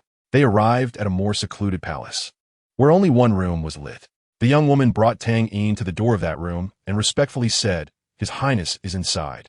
I will not disturb the two of you. After saying this, the young woman exited the room and disappeared around the corner of the corridor. Tang Yin felt no fear and directly pushed the door open. Once inside, she closed the door behind her and saw Xue Qinghe leisurely brewing tea while sitting in a chair. No, to be precise, it should be Qianren Xue. Tonight, Qian Rinxue was still dressed in a nobleman's attire, and there was no hint of panic in her eyes. "Your Highness, did you invite me here tonight for something?" Tang Yin asked knowingly. She walked steadily and directly sat down in the chair opposite Qian Rinxue. Qian Rinxue pushed a cup of brewed tea towards Tang Yin and smiled. "First, have a cup of tea. It's top-grade Shui Long Yin." Tang Yin did not hesitate and lifted the cup to drink the tea. Was she afraid of poisoning? To put it bluntly, Tang Yin feared nothing less than poison. Having learned about herbs from Yang Wudi since childhood, Tang Yin was quite sensitive to toxins. More importantly, Tang Yin was not afraid of poison. The overwhelming life energy within her was sufficient to isolate her from any toxins that might threaten her life. Seeing Tang Yin drink the tea without any hesitation, Qian Rinxue was somewhat impressed by the courage of the person before her. "I heard that something unpleasant happened to you at the Tiando auction house today." Tang Yin calmly set down the cup in her hand, showing no signs of shock or surprise. She looked into Qian Rinxue's eyes, did not respond directly, but instead asked, "You must know what happened this morning. Why bother asking me?" "But, beautiful sister, you didn't invite me here tonight just because of that, did you?" When Tang Yin said her last sentence, she sensed two presences locking onto her from the shadows. Qian Rinxue merely waved her hand and smiled. "Since you call me sister, I want to beat around the bush with you." Upon making this gesture, Tang Yin clearly felt the two presences retracting instantaneously, and the immense pressure dissipated. Qian Rinxue raised her hand and lifted the disguise of her angelic bone. This was the first time Tang Yin formally saw Qian Rinxue's appearance. She looked very young, probably around 20 years old, with skin whiter than snow, a straight nose, slightly slender phoenix eyes, and an incredibly beautiful face that carried a hint of majesty. More importantly, Tang Yin saw a resemblance to someone he knew on Qian Rinxue's face. Even though he had seen her in this form before, at this moment, Tang Yin was still stunned. "Is it beautiful?" Qian Rinxue smiled charmingly, completely unconcerned about Tang Yin's scrutinizing gaze. "Yes, it's beautiful." Tang Yin was very honest. Qian Rinxue was indeed the most beautiful girl he had ever seen. "Since my sister is so sincere with you, can you tell me how you saw through my disguise?" Tang Yin's left eye glowed with white light as he showed Qian Rinxue his Xieji eye. "That's how I saw through it. Is it also a soul bone?" Qian Rinxue thought to herself. Even if she didn't believe there was a soul bone capable of breaking through the disguise of the angelic bone, the reality was right before her eyes. She had to accept it. Then, Qian Rinxue asked the second question that had been haunting her heart. "Why didn't you expose me yesterday? There were two titled Douluo present. I couldn't have escaped no matter what. I have many reasons for not exposing you. One reason is that revealing you would bring me no benefit." Tang Yin said this, and paused for a long time before slowly stating the second reason. "The most important point is that you resemble a deceased acquaintance of mine." "Oh, who is it?" Qian Rinxue became interested. She didn't know who this young man was referring to. "The current pope, Bibi Dong." Tang Yin enunciated each word clearly, looking directly into Qian Rinxue's eyes. When the name Bibi Dong was uttered, Tang Yin noticed a significant contraction of Qian Rinxue's pupils, a subconscious action of a person under tension. "What is your relationship with her?" Tang Yin then asked. Qian Rinxue's expression became somewhat unnatural. She never expected that Tang Hao's son would know the Pope and know her mother. "She is my sister." Qian Rinxue lowered her head to pour herself some water, and at that moment, Tang Yin did not see the loneliness in her eyes. "Sisters, huh?" Although Tang Yin still felt some confusion, now was not the time to delve deeper. The Pope, sisters, the Spirit Hall, the Crown Prince of the Tiando Empire. Multiple clues connected these pieces of information together. Ultimately, two words emerged in Tang Yin's mind. Usurpation. "I think I have guessed your plan. I came here tonight at your invitation for a matter that is also related to what happened this morning." "What is it?" Tang Yin stood up and gradually leaned her head towards Qian Rinxue across the table. As she watched the face getting closer, Qian Rinxue's heart felt a bit flustered. Tang Yin leaned in closer to Qian Rinxue's ear and spoke in a voice only the two of them could hear. "I will help you plot for the country, and you'll help me innovate." Qian Rinxue didn't rush to respond, but looked at Tang Yin's profile, which was only a few centimeters away, with a smile in her eyes. "Why do you think I would cooperate with you? Aren't you afraid I might kill you?" Tang Yin turned her head to meet Qian Rinxue's beautiful gaze, and their faces were so close that one couldn't help but want to taste her tender red lips. Both could feel each other's breath and hear each other's heartbeat, creating an ambiguous atmosphere between them. Tang Yin blinked her innocent big eyes, exuding a pure beauty. "Sister, if you wanted to kill me, wouldn't you have done it already? But you look like you're not even 15. What can you use to cooperate with me?" Qian Rinxue knew that Tang Yin's innocence was feigned, but for some reason, she found it quite adorable and wanted to pinch Tang Yin's face. Just based on my innate soul power of level 20. This statement was still only heard by the two of them. Qian Renxue seemed to fall into some kind of contemplation, not giving Tang Yin a reply for a long time. When Qian Renxue regained her senses, she suddenly leaned forward, and their lips touched. Before Tang Yin could react, Qian Renxue had already pulled away from her lips. Allies are too unreliable. From now on, you'll be my sister.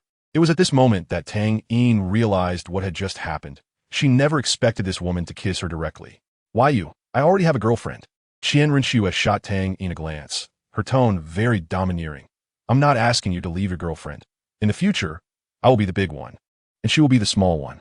Tang Yin was left speechless by her words. But I don't even know your name. I am Qian Renxue. All right, stop being so wishy-washy. You sound like a woman. They were both smart people. There was no point in going around in circles. Being direct and straightforward could save a lot of trouble. For Qian Renxue, the matter of killing her father was just a trivial thing. And at this moment, Tang Yin also forgot about her family's grievances with the Wuhuan Hall. Chapter 92. Living in memories after watching Tang Yin leave, two figures, one tall and one short, stepped out from the darkness. The aura they exuded proved that they were both titled Douluo. The tall, thin elder was named Shilong, title Serpent Spear, while the short, stout elder was named C.I. Shui, title Stab Pig. The stout C.I. Shui asked in confusion, Young master, why didn't you let us kill that kid just now? He already knows your identity. He cannot be left alive.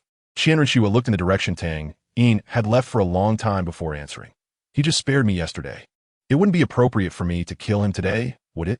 C.I. Shui's tone was clearly anxious, but the former pope was killed by that kid's father. Even if you don't kill him, how can you? Qian Renxue interrupted C.I. Shui, her tone somewhat displeased. Grandpa C.I. Shui, you were sent to protect me, not to dictate my actions. C.I. Shui sensed the anger in his young master's tone and dared not continue persuading her, bowing respectfully and saying, I wouldn't dare. Y'all can leave now. Yes. C.I. Shui and Shilong, who had remained silent, exited the room, leaving her alone.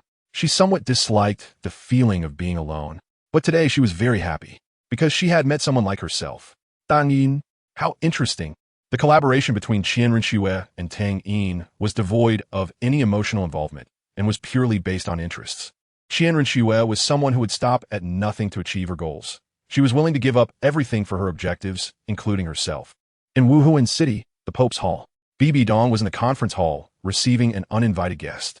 It was an old man with golden hair, looking relatively short but very robust, dressed in a brilliant golden armor, with a golden lion engraved on the left chest of the armor. He was the fourth elder of Wuhuan Hall, the Lion Douluo, with a soul power level of 97. His voice was very rough, and one could even say somewhat arrogant, showing no courtesy to Bibi Dong, the Pope. Bibi Dong, have you made your decision? On the desk in front of Bibi Dong lay a document titled Personnel Promotion and Transfer Plan for the Wuhuan Main Hall.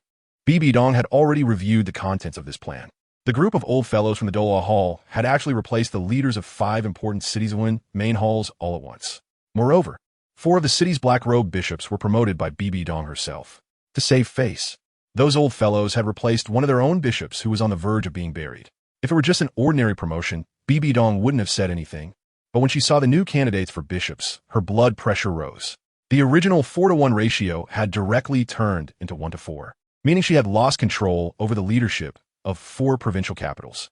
This was clearly an attempt to suppress her and limit her power as pope. Are you joking with me? That Males, the bug from Gengxin City, had a poor performance evaluation last time, and his daily conduct is extremely poor. Yet you promote him to the leader of Gengxin City's Wuhuan Hall? Bibi Dong tried to control her tone, even though she was already on the edge of exploding. It was not yet the time to tear her face with the Douluo Hall. She did not have that strength yet. Bibi Dong, I'm not here to negotiate with you, but to inform you. This plan was discussed by several of my old brothers together. You just need to execute it. After saying this, the Lion Daw turned and left the conference hall of the Pope's Hall. Bibi Dong's gaze remained fixed on the document, below the table. Her hands had turned white from gripping tightly. The current Wuhuan Hall appeared to be a whole, but in reality, it was divided into 3 factions. The great offerings of the Daw Hall occupied 2/3 of the power, while as the Pope, Bibi Dong had barely managed to hold onto 1/3 of the power after more than a decade of maneuvering. Living daily in such tedious power struggles, Bibi Dong was already very weary. Dragging her exhausted body, BB Dong returned home. She took off her shoes and placed them at the entrance, changing into home slippers. Beside them, there was a brand new pair of men's slippers. The dim yellow light illuminated the dark room, and the soft light added a touch of warmth. Arriving at the soft sofa in the living room, BB Dong sank into it, and on the wall in front of her hung a huge portrait. The lines of the portrait were very realistic, and it was a piece that BB Dong had put a lot of effort into having someone paint.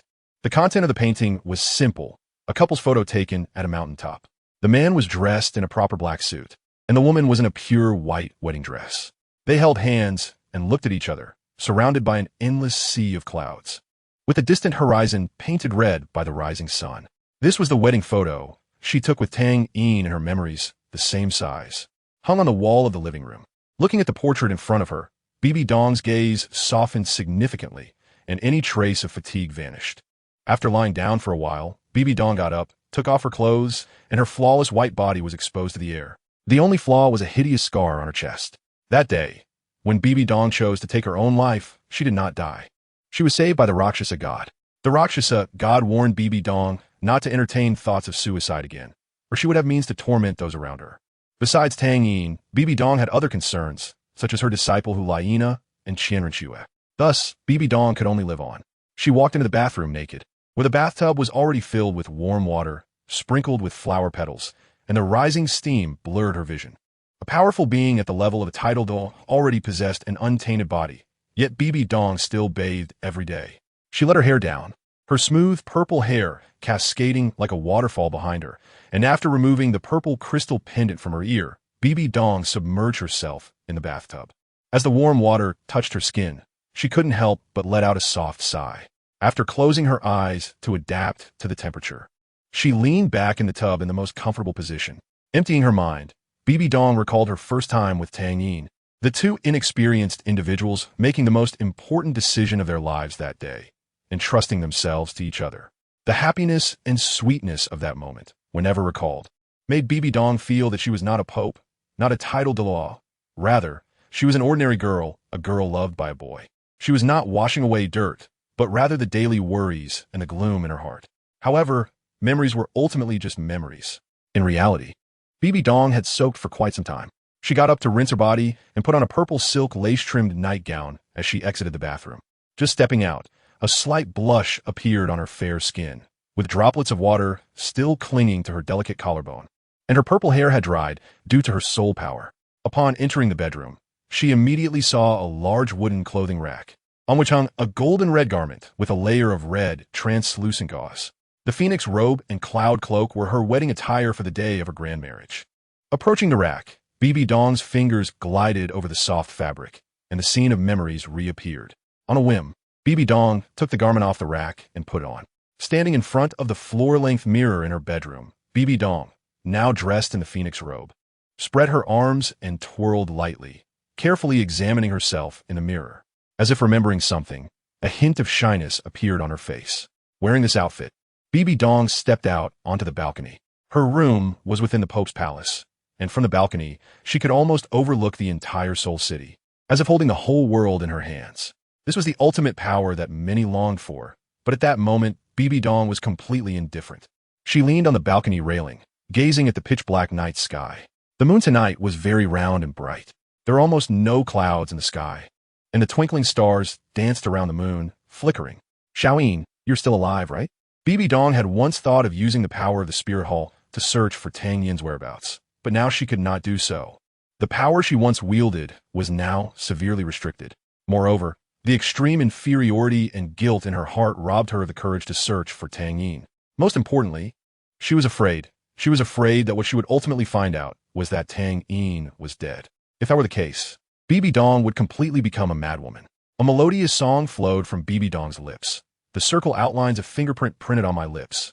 The memories of bittersweet kisses are the roots of trees, flourishing from spring to autumn, yet obscuring the dusk. In the cold night, I am left alone, waiting for dawn. In reality, this song sang not of memories, but of reality.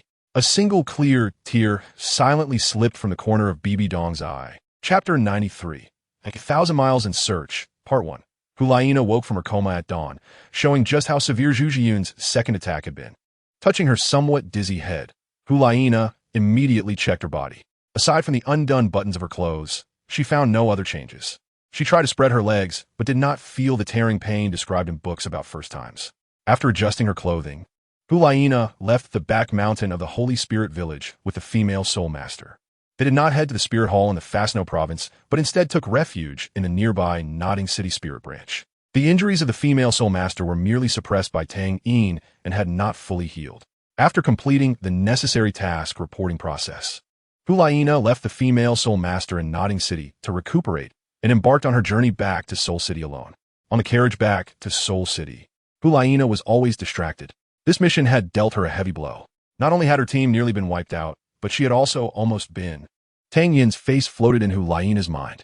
Just thinking of Tang Yin's cold gaze and emotionless commands sent chills down her spine, causing her to instinctively curl up, seeking a trivial sense of security. The carriage jolted along the way, and after several days, Hulaina finally returned to Soul City. The Jew Douluo, who had been secretly protecting her, was unaware of what Hulaina had gone through and only thought she was feeling down due to the mission's failure. After completing the protection task, the Jew Douluo went directly to the Pope's palace to report, as the news of encountering Tang Hao was extremely important. His injuries had mostly healed, and the Jew Douluo was well aware that Tang Hao had not tried to kill him. Upon entering the Pope's palace, the attendant brought the Jew Douluo to the door of Bibi Dong's office. After announcing his arrival, the Jew Douluo entered the room. Facing Bibi Dong, the Pope, the Jew Douluo was still very respectful. After bowing to Bibi Dong, he began to report on the task. After listening to the Jew Douluo's account, Bibi Dong noticed a suspicious detail. The intelligence regarding the Wolf Bandit leader was incorrect. Even a captain at the Soul King level had died at the hands of the Wolf Bandit, indicating that the Wolf Bandit leader's strength was at least at the Soul King level. At that time, Nana had already been caught up by the Wolf Bandits. And when you were about to rescue her, Tang Hao stopped you, saying his son could handle it. That's right, the Jew Dalu recalled the frustration of that night, his tone tinged with grievance. Not only did he stop me from saving Nana, but he also beat me up pretty badly. However, Nana was indeed fine, and that group of wolf bandits all became corpses. Did you check how those wolf bandits died? The Jew Douluo nodded. I certainly wouldn't neglect matters related to Tang Hao. I examined all the wolf bandit corpses, aside from the wolf bandit leader, who died from claw wounds to the back. The rest of the wolf bandits all died from being pierced through the body. Pierced through? Yes. If I'm not mistaken, Tang Hao's son must have a gun as his martial spirit. Upon hearing gun, Bibi Dong's heart suddenly skipped a beat. A gun martial spirit. With the surname Tang, an audacious guess sprang to her mind. Are there any other clues? Bibi Dong asked anxiously. Jew Dalu shook his head. I can't see anything else. Perhaps Nana knows more than I do. Someone, go call Hulaina over. After receiving the order, someone immediately went to find Hulaina. Hulaina, who had not yet returned to her room to rest, was brought directly before Bibi Dong. Looking at the fatigue and worry on Hulaina's face, Bibi Dong felt a pang of heartache. But this was not the time to concern herself with her disciple. She had very important matters to attend to. Nana, tell me everything about Tang Hao's son, the one who saved you, as detailed as possible. Hulaina initially thought her teacher had called her in to comfort her. But unexpectedly, it was an interrogation, and a bitter feeling surged in her heart. Although she felt wronged, Hulaina would not go against Bibi Dong's wishes. She began to recall the appearance of Tang Yin that night. The person was about 14 years old, very good-looking with white hair. After hearing Hulaina's description of his appearance, Bibi Dong's heart sank. Tang Yin was indeed handsome, but he had black hair.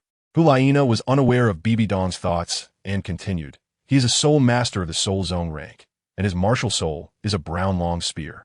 But his soul ring configuration is terrifying, colored purple, purple, purple, black. At that time, I thought I was seeing things, but I confirmed it repeatedly. It was indeed this color. Purple, purple, purple, black. Dalu seemed to recall something. About a year ago, when I went to the Bala Kingdom to mediate the dispute between the Tiando Empire and the Xingluo Empire, I heard about a genius on the battlefield who possessed a purple, purple, purple, black soul ring configuration. I thought it was just a rumor, but it turned out to be true. After Dalu finished speaking, Hulaina added, oh right, his martial soul also has healing functions. With just a single finger, he saved the female soul master who escaped with me. After Hulaina finished her description, Bibi Dong controlled her emotions and managed to utter 2 words with difficulty. Leave. Hulaina felt her teacher had become somewhat strange, but still left the study with Dalu. As they left, Hulaina glanced back at her teacher, who was sitting there with her head down, silent. After everyone had left, Bibi Dong immediately got up and locked the door, feeling as if she had lost all strength, leaning against the door and slowly sliding down to the floor. When she heard Huliana's description of Tang Yin's martial soul, Bibi Dong could confirm that Tang Hao's son was indeed Tang Yin. It was the Tang Yin she loved. Bibi Dong could not face the deceased Tang Yin, and upon learning that Tang Yin was still alive, how could she not feel joy? You're still alive, you're still alive, woo woo woo. Bibi Dong hugged her knees, venting the emotions she had suppressed for days. After releasing her feelings, Bibi Dong felt much better, with a head full of white hair. Remembering Huliana's description of Tang Yin's appearance, Bibi Dong felt a wave of heartache. She could not imagine what Tang Yin had gone through emotionally. Bibi Dong knew that Tang Yin loved her deeply, even more than she loved him. Otherwise, Tang Yin would not have done that for her. Knowing the truth was so painful for her. How much more painful must it be for him, who had been kept in the dark? Moreover, at that time, she had devalued his love to nothing. How heartbroken he must have been. No, I must go find him. I need to clarify things with him. Bibi Dong almost instinctively made the decision. When emotions are under absolute control, even the most rational person can become impulsive, let alone Bibi Dong, who was lovesick. As for who would handle the daily affairs of the Pope's Hall, those old fellows like to meddle, let them worry about it. Bibi Dong returned to her room and opened the wardrobe in her bedroom. Inside were many clothes that looked quite rare in the current Douluo continent. After picking for a long time, Bibi Dong took a set of clothes and matching items and put them in her storage soul guide. After everything was ready, Bibi Dong set off on her journey to find her husband. Chapter 94. Searching for Traces, Part 2. The Pope had disappeared without leaving any message. The steward on duty that day did not know what to do, so he reported to the Elder Hall. Every time Bibi Dong entered seclusion, she would arrange the daily affairs of the Spirit Hall in advance. But this time she left in a hurry, without time or inclination to manage these matters. After a discussion among several elders, nearly half of them suggested reporting to the Douluo Hall and letting the offerings handle it. While the people of the Spirit Hall were busy in a panic, Bibi Dong had already crossed the Bala Kingdom and arrived at the Fasnuo province. She did not know the specific location of the Holy Spirit village and instead took a detour to the nearby Nodding City. Just a few days before Bibi Dong arrived in Nodding City, Tang San and Xiao Wu had graduated from the Junior Soul Master Academy in Nodding City under the guidance of their master and proceeded to Shrek Academy located in the suburbs of Soto City in the Bala Kingdom. Thus, it seemed that fate favored Xiao Wu, allowing her to escape another disaster. However, even if they met, as long as Tang San revealed his identity, Bibi Dong would not act against Xiao Wu. In the Soul Master Branch Hall of Nodding City, Su Yuntao began his daily clock-in as usual. After greeting his goddess, Cici, he was stopped on his way to his office by Master Masino, who was accompanied by a person in a black robe. Masino respectfully bowed to the figure in the black robe and said, "Your Highness, this is Su Yuntao, the steward responsible for the martial soul awakening in Holy Spirit Village every year, a rank 27 battle soul master." Bibi Dong wore a black cloak to avoid revealing her identity and to prevent unnecessary trouble. "Take me to Holy Spirit Village." Bibi Dong's voice was low and somewhat hoarse. This was directed at Su Yuntao, who realized from Master Masino's address that this mysterious person must be a high-ranking member of the Spirit Hall. After years of experience in the workplace, Su Yuntao immediately understood that this was his opportunity, if he could make this big shot happy. Promoting and marrying the goddess would no longer be a dream. Su Yuntao adopted a respectful attitude and bowed deeply to Bibi Dong. "It is my honor to serve your highness." Bibi Dong had no time for the flattery of her subordinates. She walked straight outside the Soul Master Branch Hall, and an impatient voice came from behind Su Yuntao. "Don't waste my time." Cold sweat broke out on Su Yuntao's forehead. It seemed he had messed things up again. Under Su Yuntao's guidance, Bibi Dong arrived at Holy Spirit Village. Holy Spirit Village was as peaceful as ever. The villagers, already in winter, mostly stayed at home and rarely went out. Occasionally, a villager fetching water by the river would respectfully call out to Su Yuntao as Master Su Yuntao. "It seems you are quite popular," Bibi Dong said to Su Yuntao beside her. This time, Su Yuntao behaved much more normally and simply said, "Your Highness flatters me. I am just doing my duty." No need to be modest. Awakening martial souls for the common people is very complicated, especially for the children in these villages. You are the foundation of the Spirit Hall. When you awaken the martial souls for these villagers' children, their respect for you is well-deserved. Bibi Dong said, "Matthew Nuo is getting old. When you reach level 30, you can take over his position." This statement left Su Yuntao stunned for a moment, but he quickly understood and a look of joy appeared on his face. Matthew Nua's position is none other than the master of the Wuhuan Hall in Notting City, right? Thank you, Your Majesty, for your promotion. This time, Su Yuntao bowed at 120 degrees. You can go back now. Just tell Matthew Nua directly, and he will write you a recommendation letter. After Su Yuntao left, Bibi Dong slowly walked along the path in Holy Soul Village. Holy Soul Village is quite a large village, and Bibi Dong didn't want to disturb the lives of these ordinary villagers. Knock, knock, knock. The door of old Jack's house was knocked on. Bibi Dong waited at the door for a while before hearing a voice from inside. Coming, coming. Then came the sound of a cane tapping on the ground and unsteady footsteps. The door opened, and old Jack looked at the stranger in black clothes with a puzzled expression. Who are you? Bibi Dong took off her wide hat and revealed a kind smile. Old village chief, may I ask if there's someone named Tang Yin here? You're too late. Xiaoyin has already left Holy Soul Village. Do you know where he went? Upon hearing that Tang Yin had left, Bibi Dong pressed on. What do you want of Xiaoyin? What is your relationship with him? Old Jack became somewhat vigilant, thinking that it might be an enemy of Tang Yin coming to find him. Sensing the wariness on old Jack's face, Bibi Dong quickly explained. Old village chief, please don't misunderstand. I'm Xiaoyin's girlfriend. We had a fight, and I came to apologize. Isn't Xiaoyin already in a relationship? How can there be another girlfriend? Old Jack was somewhat confused. Hearing old Jack say that Tang Yin had a girlfriend made Bibi Dong's heart ache. It felt very unpleasant. Xiaoyin, he has a new girlfriend? Old Jack said. When Xiaoyin came back, he was seriously injured. Not only did his hair turn completely white, but he was also so weak he couldn't even walk. He came back with his mother and a girl. That girl is quite beautiful, clearly a noble lady. We can't raise such a girl in our rural area. Xiaoyin's daily life is taken care of by her. And even Xiaoyin's mother is very fond of her. After listening to old Jack's account, Bibi Dong's impulsive heart calmed down. Xiaoyin already had new life. Should she disturb him? Thinking of her current self, her inner inferiority surged again, and her originally bright eyes dimmed. Old Jack looked at Bibi Dong's expression and sighed. Girl, I don't understand the matters between you young people. But looking at you like this, you must really care for Xiaoyin. Xiaoyin has gone to Tianzhou City to find his aunt. It seems to be a place called, I remember it's called Yuxian.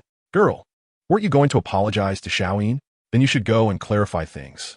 Yes, even if Xiaoyin already has a new girlfriend, I should still talk to him. Thank you for your guidance, old village chief. Bibi Dong bowed solemnly to old Jack. Old Jack hurriedly helped Bibi Dong up. What are you doing? Xiaoyin grew up under my watch. He is very smart and knows how to care for others' feelings. He is a gentle child. If you go and clarify things, there might still be some chance. In Douluo continent, polygamy is allowed. Not to mention the royal families of the two great empires. Even Zhu Zhiyun's father, Duke Yuming, has several wives. After bidding farewell to old Jack, Bibi Dong did not stop and headed north towards Tianzhou City. Chapter 95. Peaking snow began to fall in Tianzhou City, marking the first snowfall of the year. The gently falling snowflakes landed on the rooftops, draping this ancient city in a layer of silver-white veil, and even on the busiest streets of Tianzhou City, pedestrians were rare. Yuxian, Tang Yin, and Tang Yuehua sat facing each other. A circle of faint white light extended outward from Tang Yuehua, enveloping Tang Yin. Soft energy continuously flowed into Tang Yin's body, soothing his emotions. This was Tang Yuehua's innate domain skill, Noble Ring. The Noble Ring can calm people's inner restlessness. All negative emotions in the world will gradually be pacified under the glow of Tang Yuehua's halo. To put it bluntly, it allows people to enter a state of sage time. Tang Yuehua extended a hand and gently brushed Tang Yin's white hair away from his forehead, smiling as she said, "Silly child, why are you still so polite with your aunt?" When Tang Yin first experienced the effects of his aunt's noble ring, he felt its uniqueness. If Tang Yuehua could cultivate, she might truly become a goddess who brings peace to the continent. If her treatment of Tang Yin was initially due to Tang Hao's request, then after spending these days together, Tang Yuehua has already regarded Tang Yin as her own child. The uniqueness lies not in its final effect, but in its conceptual function that changes your perception of things at a subconscious level. Aunt, you've worked hard. Both Tang Yin and A Yin are kind-hearted people. So young and already so smooth-tongued, I wonder how many girls you'll deceive in the future, Tang Yuehua teased. With no intention of reproach, mostly joking. All right, it's getting late. ISNT today, your little girlfriend's birthday? Your Aunt wants tea keep you. Don't let the girl wait too long. On the low table in front of Tang Yin, there was the star cloud flower he bought from the Tianzhou auction house. But one day, when Tang Yin came a bit earlier, he saw Tang Yuehua as somewhat lonely back. Tang Yin chuckled a few times. This isn't being polite. It's showing concern for you, aunt. After adapting to his calmed heart, Tang Yin slowly opened his eyes. Tang Yin had sensed the changes in Tang Yuehua's feelings towards him before and was afraid of Yin being unhappy, so he deliberately kept his distance from Tang Yuehua. The star-cloud flower was emitting a faint fragrance, and the little white marks on the petals were sparkling like twinkling stars. After a quarter of an hour, Tang Yuehua slowly exhaled a breath of turbid air. A daily hour of treatment was quite exhausting for her, a level 9 soul master. She was ultimately a woman of unfortunate fate. What could be more painful than falling in love with someone impossible? The taboo love between Yu Xiaojiang and Lu Erlong was already frowned upon by the world, not to mention her forbidden love with her own brother. The petals of the star-cloud flower were round, with purple petals dotted with white marks, and the deep blue flower core in the center had only a few strands, resembling a star hanging above. Tang Yin's heart also accepted this special love from his aunt, and Yin had said nothing upon learning of it. Under the enhancement of Tang Yuehua's domain, the calming effect of the star-cloud flower was even more pronounced. Looking at the somewhat weak, beautiful woman in front of him, Tang Yin felt a pang of heartache. Of course, Tang Yin did not forget that today was Zhu Zhiyun's birthday, and the gift had been prepared early. Picking up the star-cloud flower on the table, Tang Yin bid farewell to Tang Yuehua and walked out of Yuxian. Since he was going to stay in Tiando City for a while, Tang Yin and Zhu Zhiyan did not stay in a hotel, but rented a small courtyard not far from Yuxian. Tang Yin did not go directly home, but instead went to the market to buy many things. Along the way, he was unaware that someone had been following him closely. While Tang Yin was receiving treatment from Tang Yuehua, Bibi Dong had been watching from outside. After parting ways in the secret realm, this was the first time Bibi Dong had seen Tang Yin. No matter how much she had prepared herself psychologically, she couldn't help but shed tears upon seeing Tang Yin's appearance. For a moment, she wanted to rush in, recognize herself to Tang Yin, hug him, and tell him everything she knew. However, her inner self-doubt and rationality held her back. At that moment, Bibi Dong was still wearing a black cloak on the outside, but inside she had changed into a carefully selected outfit. It was a beige long coat paired with a white turtleneck sweater, black tights, and a pair of white ankle boots. She wore a cat ear headband that made her look youthful and a bit cute. This was the outfit she wore when she confessed to Tang Yin in the snow that night. Coincidentally, it was snowing again today. Unable to muster the courage to approach him, Bibi Dong followed Tang Yin closely behind, watching him knock on his own door. A girl in a black velvet outfit opened the door. It was Zhu Zhiyan. Seeing that it was Tang Yin who had returned, she smiled with joy, took the items from his hands, and linked her arm with his as they entered the house. Bibi Dong carefully observed Zhu Zhiyan, and when she saw the joy on Zhu Zhiyun's face, it was as if she saw her former self in her. As someone who had been through it, Bibi Dong understood very well that was the expression of a girl in love. She no longer had the courage to approach. The impulsiveness that had given her courage in Shanghan village had already been exhausted. Not all places were illuminated by soul-guiding devices. With the fall of the Douluo Empire, the technology of soul-guiding devices gradually faded away, and now even basic soul-guided lighting was not achievable. The dim candlelight brought some brightness to the room. Today was Zhu Zhiyun's birthday, and Tang Yin personally prepared dinner for the two of them and bought a cake. Zhu Zhiyan enjoyed her time with Tang Yin. Wherever he was, she felt comfortable. Yin, in order to give them enough space, did not live with them, which was a request she specifically made. After simply eating some food, Tang Yin lit the candles on Zhu Zhiyan's birthday cake. After today, Zhu Zhiyan would be 18 years old. Sister Zhiyan, make a wish. Through the candlelight, Zhu Zhiyan saw Tang Yin's gentle smile. Closing her eyes, Zhu Zhiyan clasped her hands together in front of her chest and made a wish for her 18th birthday, to be able to be happy with Xiao Yin forever. As the candles were blown out, the room fell into a brief darkness before lighting up again. When the light returned, Zhu Zhiyan saw Tang Yin standing in front of her, holding a necklace. The necklace reflected dazzling light under the candlelight. Happy birthday, Sister Zhiyan. It was the gift Tang Yin bought for Zhu Zhiyan, the colorful star. The gift was prepared in a rush, so don't dislike it, Sister Zhiyan.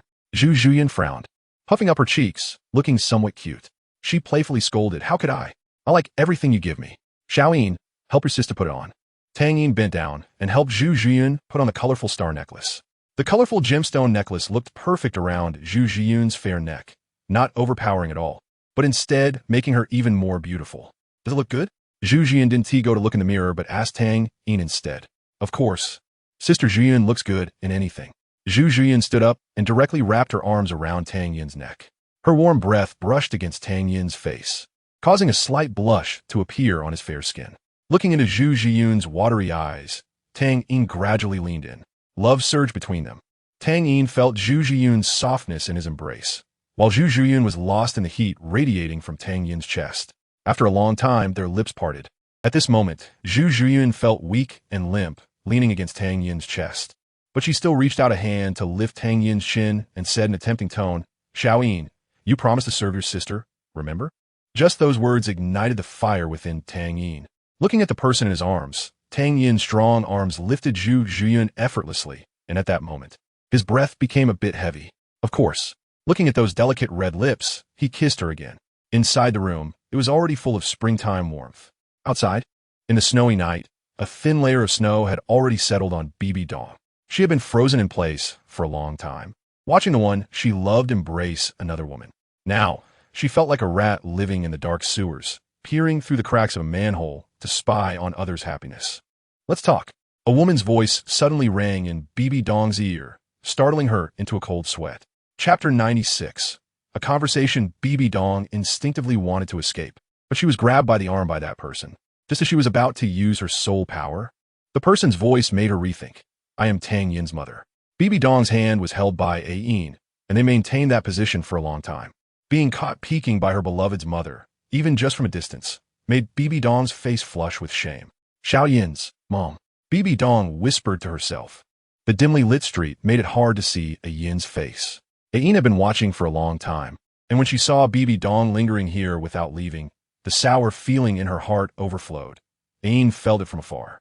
A Yin brushed the snow off Bibi Dong and said, "Don't stand here.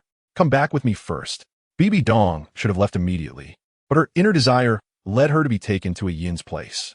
A Yin's residence was not far from Tang Yin and Zhu Zhiyun's small courtyard, just separated by a small alley. Tang Yin did this to avoid putting A Yin in a difficult position. A Yin then observed Bibi Dong.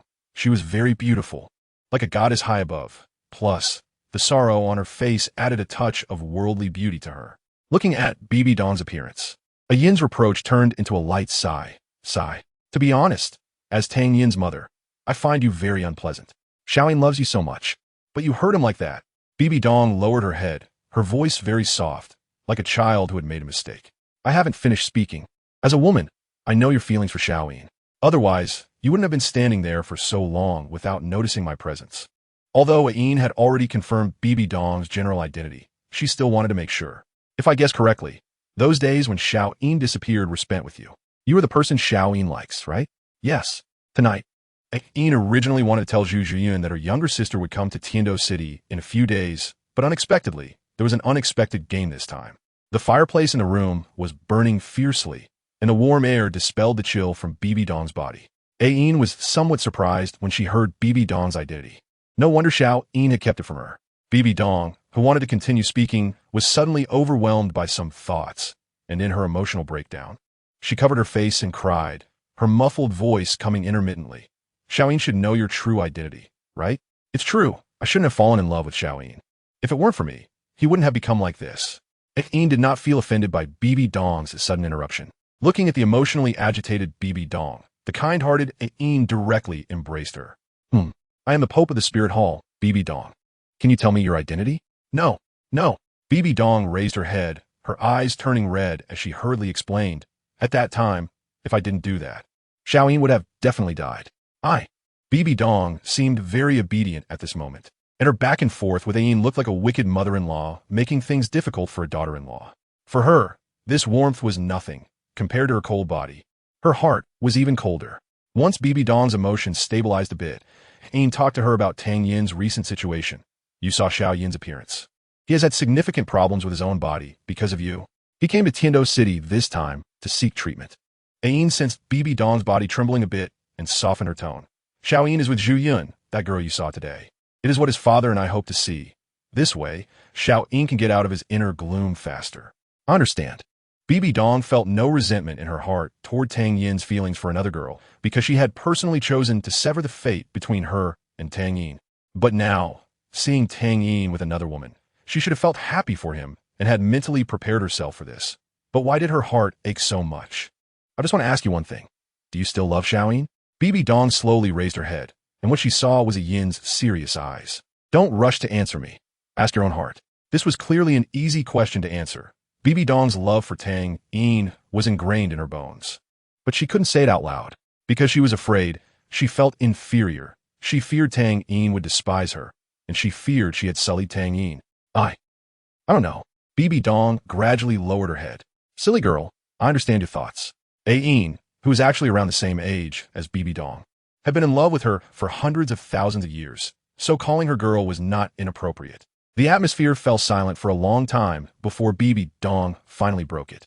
And, actually a few days ago, I thought Xiaoyin was already dead, killed by me with my own hands. But now that I know he is alive, with you and someone who loves him by his side, I am already very content. From now on, I will not disturb Xiaoyin again. Bibi Dong forced a smile of resignation on her face.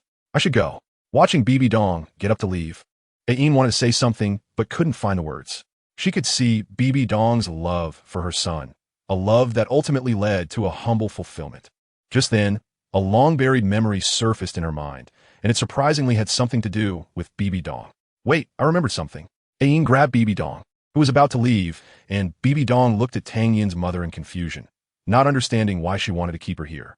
Once, a night passed in silence. In the morning, Zhu Zhiyun woke up from Tang Yin's embrace, recalling the sweetness and shyness of last night. Her face flushed. This younger brother, how can he be so? Looking at that still, sleeping little face, Zhu Zhiyun curiously stretched out her delicate hand, constantly pinching Tang Yin's face into various shapes. Naughty brother, stinky brother, actually fed me. As she said this, Zhu Zhiyun's face turned even redder. Tang Yin seemed very tired and had not woken up despite Zhu Zhiyun's teasing. Looking at Tang Yin's rosy lips, she was not polite and directly pecked at them. Just as the two were about to proceed to the next step of their morning exercise, a voice familiar to Zhu Zhiyun came from outside the room. Sister? Are you there? Zhu Zhiyun, whose body was slowly sliding down, suddenly froze. After recognizing the owner of the voice, she leaped up like a startled kitten. At the same time, Tang Yin, who was unhindered, couldn't help but sigh. Great, no need for more words. At this moment, Zhu Zhiyun looked like she had been caught in bed, hurriedly picking up the clothes on the floor and putting them on. The torn black stockings were stored in her soul guide. Looking at Tang Yin, who still remained motionless, Zhu Zhiyun became anxious. Xiaoyin, Zhu Qing is here. Hurry and get dressed. Tang Yin was speechless. He got up and hugged Zhu Zhiyun. We're a proper boyfriend and girlfriend. What are you afraid of? It was only then that the day Zhu Zhiyun remembered that she and Tang Yin were already a couple. Right? Why am I in such a hurry?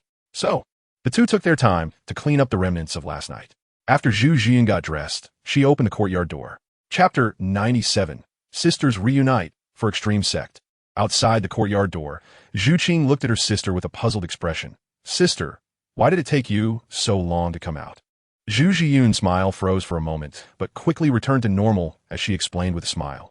I was sleeping deeply and didn't hear. Seeing that Zhu Qing still wanted to ask something, Zhu Zhiyun quickly changed the subject. By the way, Zhu Qing, why did you come to Tiando City? The teacher returned to Nodding City a few days ago and told me you were in Tiando City, so I came here to find you. Zhu Qing stepped forward, hugging her sister's arm, and continued, actually I arrived last night. I learned from the teacher's younger sister, Mrs. Tang, that you were staying here. Looking at her sister, who was so clingy, Zhu Zhiyun stroked her head like an elder. Have you been practicing well these days? Zhu Qing was now considerably shorter than Zhu Zhiyun. She looked up at her sister with a proud expression. Of course, I now have level 28 soul power. The dark golden terror claw bear's right palm bone that Tang Yin gifted to Zhu Qing greatly aided her training. Compared to the original work, her soul power was 2 levels higher than in the original timeline. Without the pressure of crisis in an extreme environment, but also without the pain of being hunted by loved ones, it was a good thing for Zhu Qing. Zhu Zhiyun's face suddenly turned red, and she hurriedly pulled up her collar to cover the red mark on her neck. At this moment, she was nothing like the cold personality she had in the original work, but rather an ordinary girl with a goal, to escape her family's fate, and family, Sister Zhu Zhiyun. Zhu Qing met Tang Yin again after 2 years. Just as she was about to withdraw her gaze, she happened to see the red mark on Zhu Zhiyun's neck. Tang Yin handed Zhu Zhiyun a wrung towel. He was injured a bit, but he has mostly recovered. Tang Yin had finished dressing up, simply tying his hair into a single ponytail and securing it with a purple gold crown. Damn Xiaoyin, why did you have to kiss such an obvious place? Tang Yin knew that when he found out, he would definitely shout injustice, because he had planted a few marks on Xiong Xiong as well. Tang Yin smiled and greeted Zhu Zhuqing. Long time no see, Zhuqing. With doubts in her heart, the two sisters walked into the house arm in arm. Although Zhu Zhuqing was not very convinced, she believed her sister would not lie to her. Sister, why is your neck red? Did mosquito bite you? But where would mosquitoes come from in the middle of winter? Tang Yin simply explained a bit.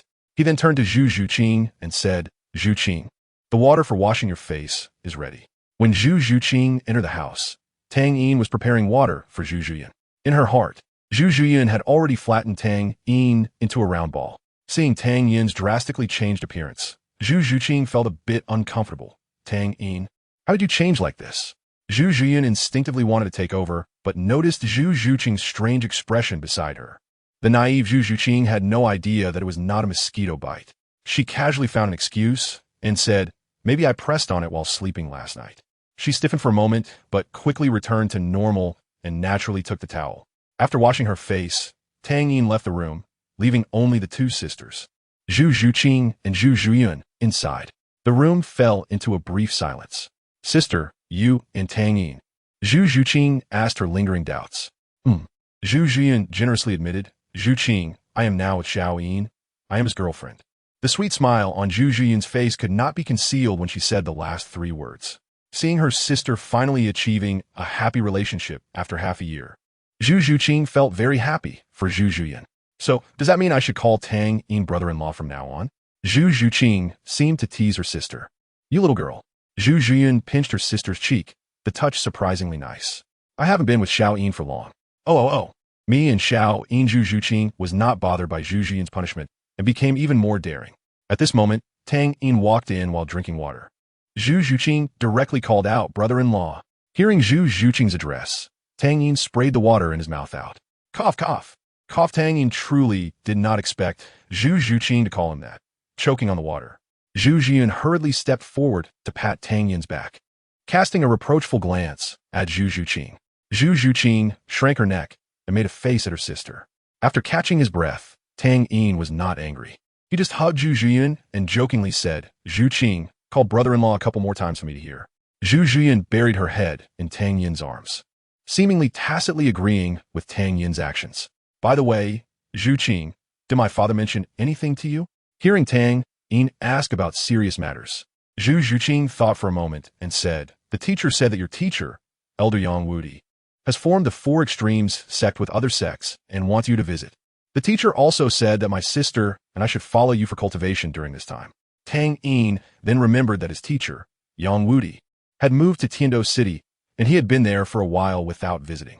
Since it was just brought up, Tang Yin did not delay and took Zhu Zhuyin and Zhu Zhuqing to visit the Four Extremes sect.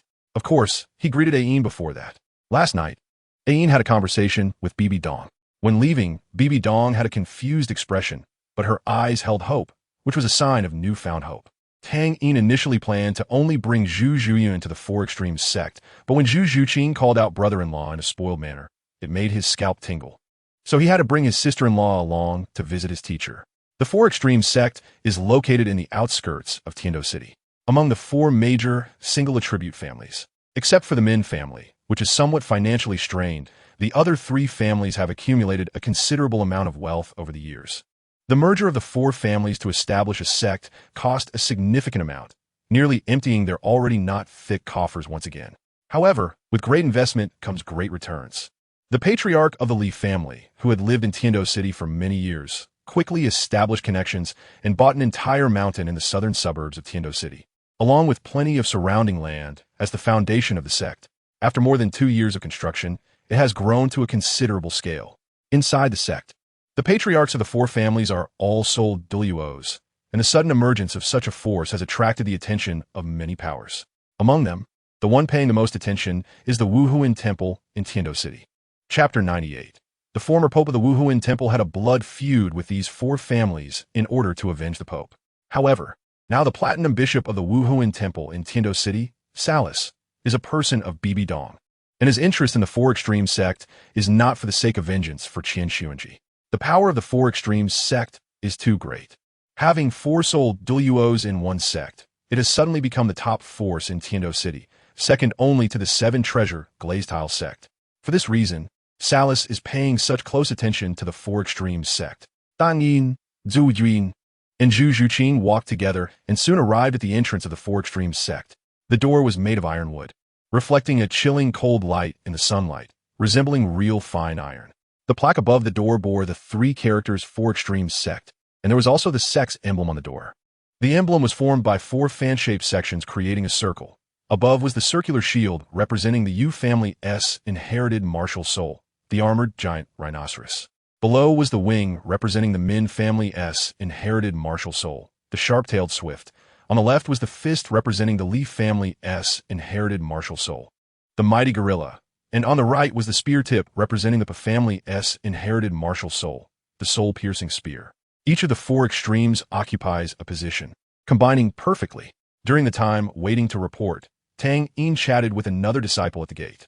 Tang Yin began to inquire about some information. Brother, how long have you moved here? Judging by his physique, Tang Yin guessed this person was either from the Li family or the Yu family.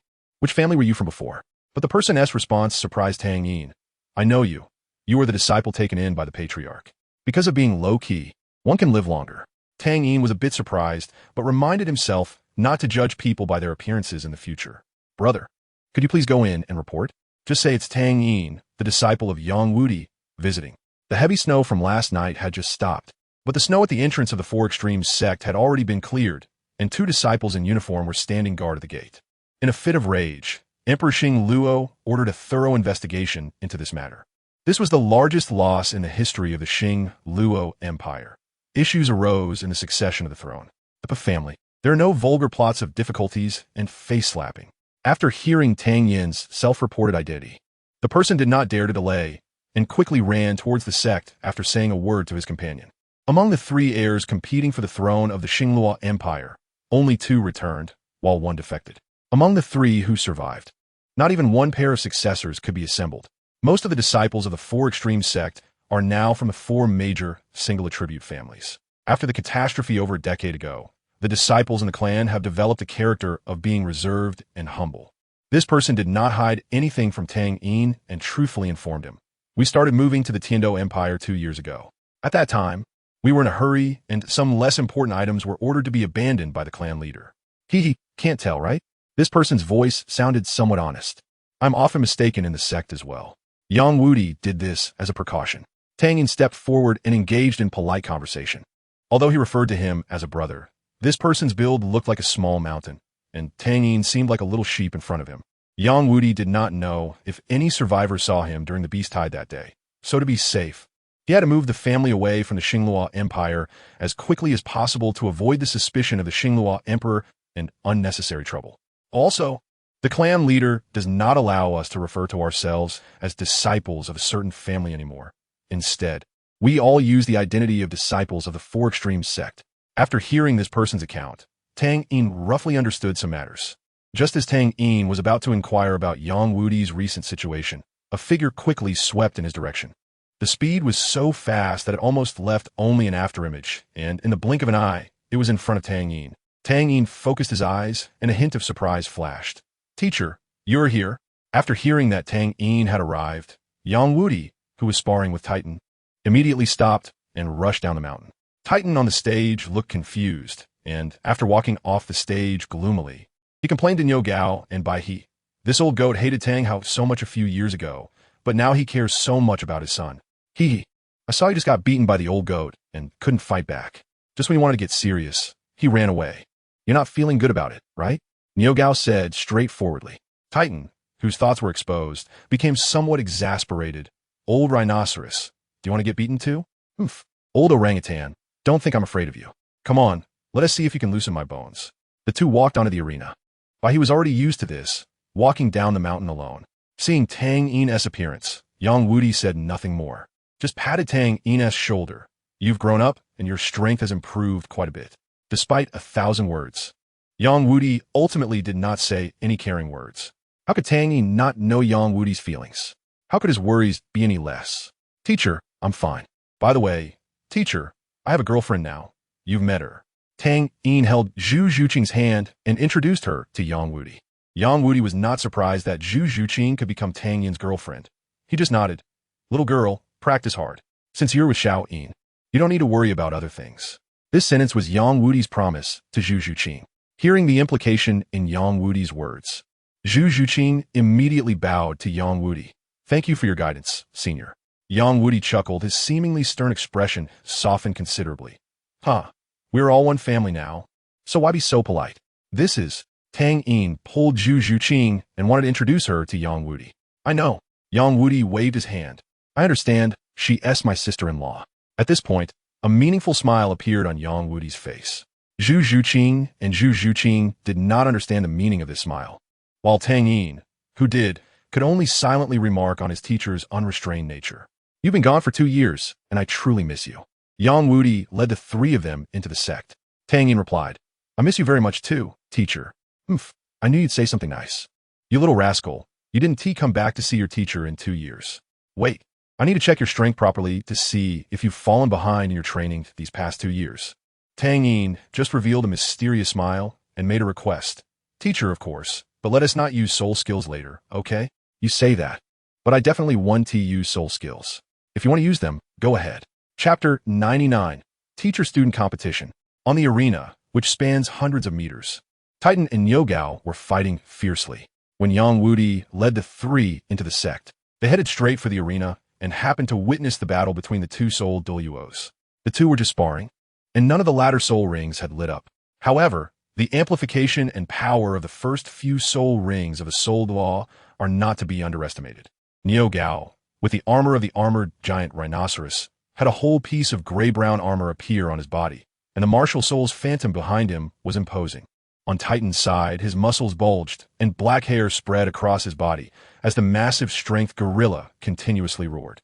All of Titan's soul rings were amplifications of power attributes and power-type soul skills, pushing the limits of strength to the extreme. He would acknowledge Tang Hao as his master because he was proud of his strength, which had been defeated by Tang Hao. The fist, infused with immense power, headed straight for Niugao's chest, and the amplification from the first 2 soul rings increased the power of this punch by 150%. Niugao did not avoid it.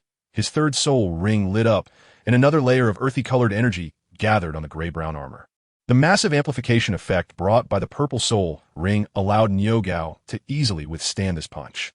As a loyal subordinate of Tang Hao, he also held great respect for Tang Yin. A look of "you can hit me" appeared on his stubbled face. Junior Zhu Zhuqing, greets Senior Titan and Senior Niugao. When Titan came down, he loudly called out for the sake of his own face. Old rhinoceros. If it weren't for me not using my full strength, how could your turtle shell withstand my attacks? At this moment, the smile on Tang Yin's face disappeared along with his words, and his entire aura became sharp. Yang Wudi did not make any offensive moves, only continuously defended against Tang Yin's attacks. The spear in his hand lunged towards Yang Wudi's lower body. Using the force from Yang Wudi's block, the spear tip flicked, changing the direction of the attack. Niugao also noticed Yang Wudi's expression. He stepped forward, patted Tang Yin on the shoulder, and spoke in a rough, hearty voice. Xiao Yin, you've grown so fast.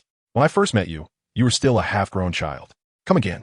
Before Tang Yin and the others arrived, Titan and Niugao had already exchanged blows several times, and after multiple attacks failed to subdue Niugao, Titan was somewhat heated. I know you're anxious, but don't rush it. This master and disciple are going to fight as soon as they meet. Tang Yin knew his sneak attack would not succeed. It was just a feint. Niugao scratched his head. He was just here. He might have left for some reason. All right, you guys stop fighting. If this continues, the place will really be torn apart. Niugao really didn't quite understand. Tang Yin politely greeted the 2 soul Douluos. Grandpa Titan, Grandpa Niugao, it's been years, and you both look even stronger. No need for such formalities. Niugao and Titan each helped one up.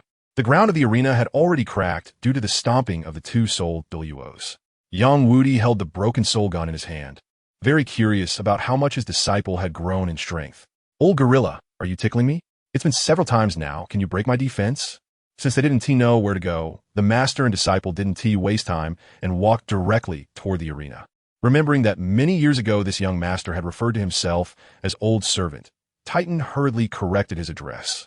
Yang Wudi's movements were incredibly quick. He merely lifted and swung the broken soul gun lightly, effortlessly countering Tang Yin's sudden attack. Especially Titan. He immediately noticed that the girl named Zhu Zhuyun had an extraordinary relationship with his young master.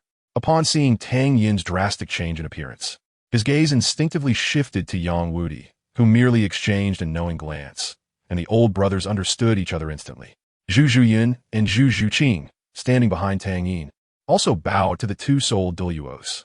The two girls walked toward the arena. Good kid, you've learned to ambush in 2 years. Tang Yin smiled slightly. Teacher, we agreed not to use soul skills. How can you go back on your word? Noticing that 3 of the 4 heads of the single attribute families were present, Tang Yin curiously asked, where's Uncle Bai He? Young master, it's been a long time, old in. I really miss you. Titan and Niu Gao exchanged glances. Titan ignored Niu Gao's mockery because he had already seen Tang Yin. Xiaoyin, use your full strength. If you can force me to use a soul skill, you win. Niu Gao knew that this old brother valued his face, so he didn't argue, just taunted. Titan's gaze remained fixed on the arena, responding without looking back, just fight. It's a good opportunity to see how far this innate level 20 genius has grown. When Titan roared and wanted to continue fighting, Yang Wudi's voice stopped their battle. The master and disciple separated, and Tang Yin bowed to Yang Wudi, showing great respect for his teacher. Seeing Yang Wudi arrive with his disciple, Titan and Niu Gao did not strike again, occasionally pointing out flaws in Tang Yin's attacks. Just as the master and disciple were exchanging blows, Titan and Niu Gao spotted the long-missing Bai He. Beside Bai He was a girl about the same size as Tang Yin. The girl was delicate and charming. With a lively expression, her long purple hair braided into several pigtails, forming 2 beautiful ponytails that hung behind her. Titan and Niu Gao instantly recognized the girl's identity, Bai He's granddaughter, Bai Qinxiang. Their expressions varied upon seeing Bai He approaching with his granddaughter. Niu Gao's face showed no change, while Titan initially cursed the old fox but then glanced at Zhu Zhiyan beside him, feeling fortunate. Hee, you miscalculated this time. Bai He was unaware that Titan had already guessed his thoughts. After learning of Tang Yin's arrival, he went to find his granddaughter. Bai Qinxiang was only 12 years old this year, and being of similar age, they would surely have many common topics. If they hit it off, it would be a close relationship, even closer than family. Bai He's sister married Tang Yin's grandfather, making them distant relatives by this generation. Bai Qinxiang had no idea what her grandfather was plotting. Although she had a naturally lively and active personality and was a bit proud, she behaved like a little sheep in front of her grandfather. Qinxiang, Grandpa will introduce you to a person. He's a rare talent. Bai He kept reminding Bai Qinxiang along the way. Bai Qinxiang could only nod repeatedly, but her pride had already led her to greatly decrease her expectations for the person she was about to meet. What talent! I'll have to see what skills you have later. Bai Qinxiang also had the capital for her pride, having inherited the martial soul, sharp-tailed swift from the Min family. Her innate soul power was as high as level 8, and at just 12 years old, she already possessed level 26 soul power, making her a top genius among her peers in the 4 Extremes sect. When they saw someone else coming, Zhu Zhuyan and Zhu Zhuqing's gaze fell on Bai He and Bai Qinxiang. Titan introduced the 2 sisters.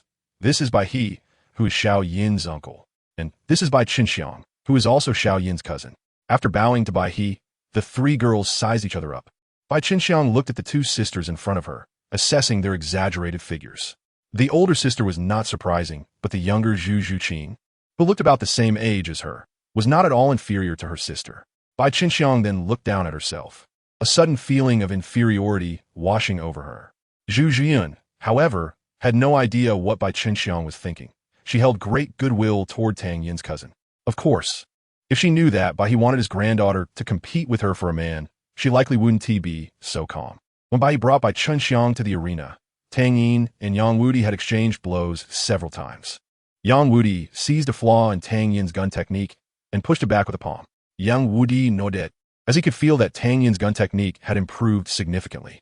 Xiaoyin, your gun skills have indeed not fallen behind in these 2 years. If your attacks were just a bit sharper, I wouldn't find a gap to counter. The flaw in Tang Yin's gun technique was that his attacks weren't dense enough. He was all offense and no defense. After a long period of attacking, Tang Yin's stamina was somewhat depleted, and his forehead was already covered with fine beads of sweat. But he felt exhilarated. His earlier encounters with the wolf thieves hadn't been this enjoyable. Teacher, my results are still to come. Yang Wudi's curious gaze gradually turned to shock. Tang Yin's aura surged again, and Yang Wudi felt his body seemed so insignificant in the face of this momentum. The intangible spirit transformed into a mighty army. In Yang Wudi's eyes, the figure standing opposite him was not his disciple Tang Yin, but a general leading thousands of troops, charging toward him. Yang Wudi dared not underestimate him. He retracted the ease he had during their earlier exchanges, his entire aura instantly converging as he faced Tang Yin's impending attack seriously. Tang Yin exerted force under his feet, creating a depression in the arena. He leaped high, looking down at Yang Wudi with unwavering conviction in his eyes, holding fate in his hands as he dove down. Yang Wudi, locked on, dared not be careless. An ink-like energy surged from the broken soul gun, instantly unleashing its might. To avoid hurting Tang Yin, the black energy formed a flat surface, only for defense. Tang Yin instantly arrived in front of Yang Wudi, and as the tip of the fate gun touched that layer of ink-like barrier, it was blocked outside.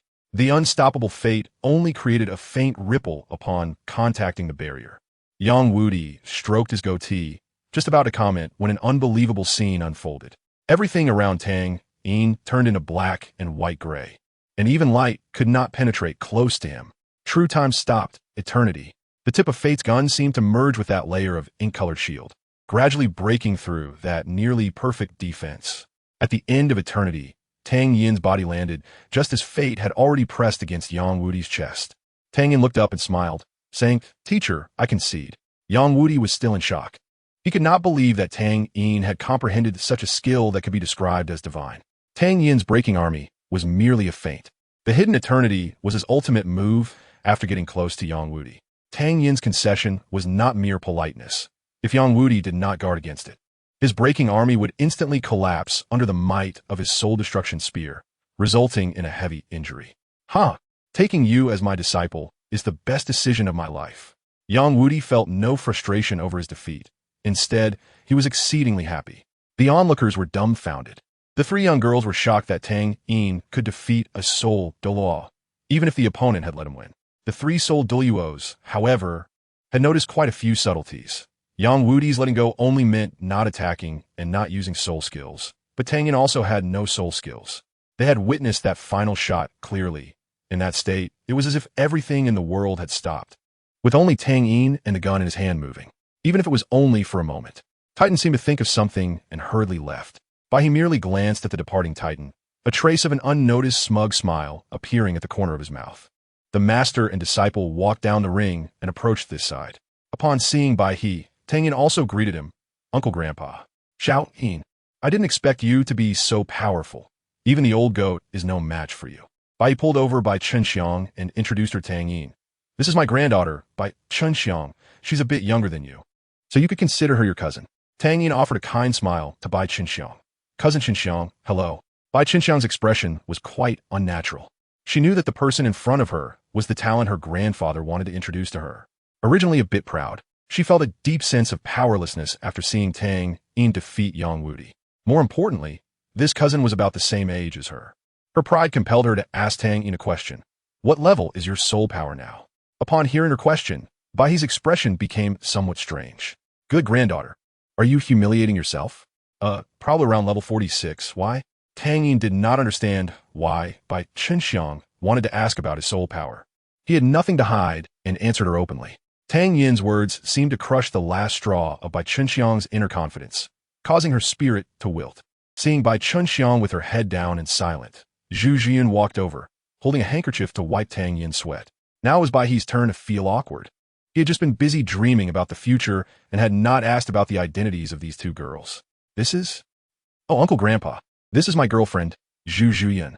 That's her sister, Zhu Zhuqing," Tang Yin replied. In just 2 sentences, both the grandfather and granddaughter were caught off guard.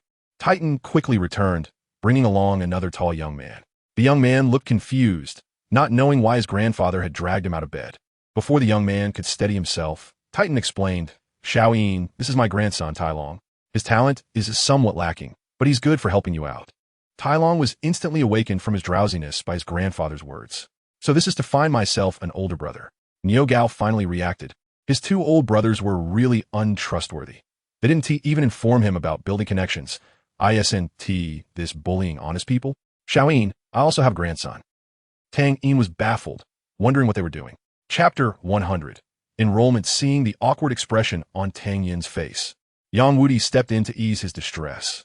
"What are you old fellows doing?" Xiao just got back, and you're already making a fuss. The other three replied, If Xiao Yin weren't your disciple, let us see how you would act. All right, stop standing outside. Let's go inside and talk. But he also took the opportunity to change the subject and did not continue making connections. Everyone entered the discussion hall of the Four Extremes sect. This discussion hall was quite spacious, although it couldn't compare to the opulence of the Spirit Hall's papal chamber. It was still intricately designed and had clearly taken quite some effort. Tang Yin still had some questions to ask Yang Wudi and directly asked, Teacher, has the current sect master of the Four Extremes sect been confirmed? A sect needs a helmsman, just like a family. No, Yang Wudi answered succinctly, currently. The Four Extremes sect is jointly discussing matters with me and the other three clan leaders. The four of us have equal status and powers. That might be a bit inconvenient. Tang Yin quickly waved his hand. No, I'm still too young, and my identity isn't quite suitable. Yang Wudi's words were startling, causing a brief awkwardness in the atmosphere. Yeah, I think that is fine, Titan stated. For him, it didn't matter whether Tang Hao or Tang Yin became the sect master. Tang Yin cast a grateful glance at Bai He. Xiao Yin, do you have any plans for the future? Yang Wudi asked. Tang Yin sensed the worry in Yang Wudi's words and replied, I plan to stay in Heavendo City for a long time, and I might look for a high-level Soul Master Academy to enroll. Yang Wudi's remark was indeed surprising, and Tang Yin did not dare to easily agree. But he ultimately stepped in to mediate, proposing a compromise. All right. Xiao Yin is still young, and there aren't any major matters in the sect recently. Why not wait until Xiao Yin is older before discussing this? In my opinion, let Xiao Yin be the sect master. Clearly, Tang Yin's refusal was ignored. The other three clan leaders were also present, making it inappropriate for Tang Yin to directly point out what was wrong. In fact, Bai He Niugao and Yang Wudi had their reasons for disagreeing with Tang Hao becoming the sect master. To be honest, Yang Wudi was currently against Tang Yin traveling outside again. Seeing Tang Yin's drastically changed appearance upon their first meeting had genuinely frightened him. This time, he wanted to keep him nearby for a while, at least until he reached the Soul King or, Soul Emperor level before letting him go out. Unlike the Li family, the other three clans did not have such a close relationship with Tang Hao. Instead, due to the problems Tang Hao faced, the clan leaders had to consider the acceptance level of their clansmen. Titan complained, suggested choosing Xiao Yin's father, the Hao Qian, as the sect master back then. And all of you agreed. What could I do? Bai He responded, There are indeed some inconveniences, but we old fellows don't want to quarrel over these trivial matters. However, if we encounter a major issue in the future, we might end up arguing. Tang Yin couldn't even serve as the sect master. He was only in his 40s, and whether in strength or identity, he wasn't enough to command respect. The honest Niu Gao listened to the three old brothers discussing the sect master issue and felt that Tang Yin's identity was indeed quite good. Raising his hand in agreement, I agree too. Don't think this is wasting time. Every high-level Soul Master Academy, except for Shrek Academy, has enough cultivation environment and vast collections of books. Tang Yin needs a place where he can acquire knowledge. There's one more important point. He wants to participate in the next Continental Advanced Soul Master Academy Elite Competition, a high-profile event hosted by the Spirit Hall and assisted by the two major empires. Subconsciously, Tang Yin also wants to see her again. Upon enrollment, the shrewd Titan immediately suggested, Little Yin, my grandson happens to be studying at an Advanced Soul Master Academy. How about I let him take you to register? Hearing his grandfather's flattering tone, Talon looked wronged, almost bursting with grievance. Talon, I'm your real grandson. Why do I feel like I've been picked up? Titan ignored his grandson's feelings and looked at Tang Yin with anticipation, waiting for his response. Tang Yin originally wanted to find an Advanced Soul Master Academy to study at himself, but now that Titan proposed for his grandson to take him to register, he couldn't refuse out of respect. Can you introduce that academy to me? Hearing Tang Yin ask this, Titan knew the matter was more than half settled. He slapped Talon, who was still in a daze, on the head and said irritably, Why don't you quickly introduce your academy? Talon, awakened by the slap, began to introduce his academy. The academy I attend is called Blue Tyrant Academy. The principal is a female soul sage, whom I have never seen, but I have heard of her. Our academy. After Talon finished introducing, Tang Yin asked him a question. Brother Talon, are there many nobles at your school? Talon felt a surge of goodwill when Tang Yin called him brother. Not many. Most of the students at our academy are commoners. Tang Yin was somewhat surprised that there was such a place in Heavendo City. To be clear, Heavendo City is filled with powerful figures. and just dropping a brick from a high place could hit a noble. Then please trouble Brother Talon to tell the teachers of your academy.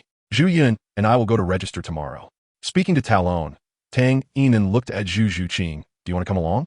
Tang Yin did not ask Zhu Yun because he knew that wherever he went, Zhu Yun would not leave his side. Zhu Zhuqing looked at Tang Yin and blinked her bright eyes. The teacher told me to follow you. After discussing this matter, the three of them had lunch at the Four Extremes sect and then left. In the afternoon, Tang Yin still needed to go to Moon Pavilion to heal. After Tang Yin and the others left, the four clan leaders also went about their own business. Talon followed his grandfather and asked the question he had been wanting to ask. Grandpa, who was that person just now? Talon was still curious about Tang Yin's identity.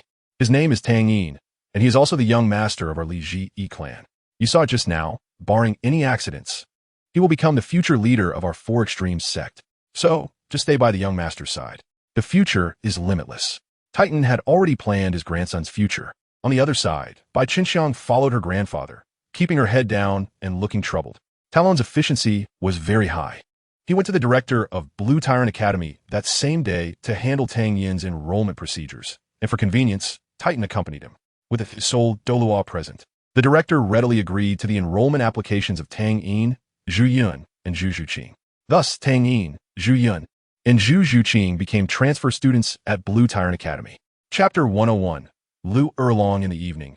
Zhu Yun found herself in an awkward situation. She looked at her younger sister sitting in a chair and then at Tang Yin in the room, feeling somewhat at a loss. Noticing her sister's predicament, Zhu Zhuqing was not unaware of the situation. Otherwise, she wouldn't have stayed alone in Nodding City, even though her sister was not far away in Holy Soul Village. Sister, I am tired. I'm going to rest first.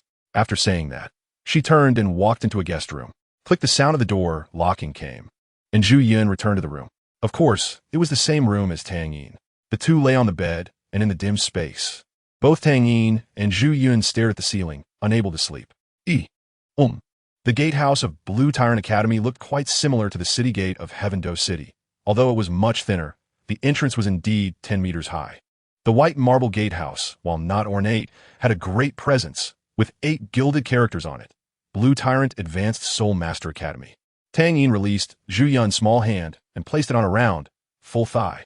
That must be painful. Your voice sounded so pained. In the morning, a spirited Zhu Yun looked at the somewhat listless Zhu Zhuqing and asked with concern, Zhuqing, didn't you rest well last night? Just as the two were exercising, a sneaky figure was peeking through the door crack, watching the drama about to unfold. Unfamiliar with such matters, she was quite curious. After watching for a while, Zhu Zhuqing's heart raced. She was afraid of being exposed and dared not look any longer, tiptoeing back to her room. Zhu Yun's body trembled, and her voice quivered. Sister Zhu Yun, help me. After the three had a simple breakfast, they headed to the address of Blue Tyrant Academy that Talon had told them about yesterday. Tang Yin tentatively reached out his hand and took Zhu Yun's small hand, their fingers interlocking. Sister Zhu Yun, are you asleep? Tang Yin's voice was soft and light, afraid of disturbing Zhu Yun. Zhu Zhuqing's face turned red, filled with curiosity and a bit of fear. Blue Tyrant Academy was located in Heaven-Do City, not in a central area, and the three of them took several twists and turns before finally reaching their destination. Zhu Zhuqing made an excuse for herself. Maybe I'm just not used to it. It will be fine in a few days. No, not at all. Soft and cool. Smooth as jade. After a while, Zhu Zhuqing is still next door. Sister Zhu Yun, do you want it? Before reaching the door, Tang Yin saw Talon waiting at the entrance. Beside him stood a middle-aged man. When Tang Yin walked over, Talon whispered a few words to the middle-aged man, who then stepped forward and greeted, Subordinate Taino, greetings, young master. Taino, a Soul King level expert, was also Talon's father, known as the Strong King. Oh, young master. This is my father, Taino, Talon introduced. Yesterday, Titan had instructed Talon that in the future, he should refer to Tang Yin as young master. Today, Titan had some matters to attend to, so he sent Taino to receive Tang Yin in his place. Tang Yin didn't like being called young master. Uncle Taino, brother Talon, just call me Tang Yin. Seeing the father and son hesitate, Tang Yin decisively used the magic to defeat the awkwardness. Then I command you in the capacity of young master, not to call me young master. Yes, Tang. Small Yin. Taino felt it was somewhat inappropriate to call him by his name directly, so he changed it to the same way he addressed Tang Yin as Titan. Not dwelling on this matter any longer, Taino led the three into Blue Tyrant Academy. Blue Tyrant Academy truly lived up to its name as an advanced Soul Master Academy, covering a large area with various teaching facilities. To Tang Yin's surprise, there was even a forest here. The entire Blue Tyrant Academy seemed to be built within a forest, as the remaining area around the teaching buildings was all forested. It is said that this is the largest plant colony in Heavendo City. This is equivalent to Central Park located in the heart of Manhattan, where every inch of land is precious. The enrollment procedures were completed yesterday, and Tang Yin, Zhu Zhiyun, and Zhu Zhuqing only need to register briefly to officially enroll. Tang Yin, please test your soul power. The registration teacher processed according to the procedure. There are enrollment thresholds for advanced Soul Master Academies, not unique to Shrek Academy. However, unlike Shrek's harsh admission conditions, the enrollment criteria for Lamba Academy are much more lenient. One must reach level 15 of soul power by the age of 20 to enroll. Tang Yin placed his hand on the crystal ball, and as his soul power was injected, the crystal ball burst into dazzling brilliance. Then, with a bang, the crystal ball shattered.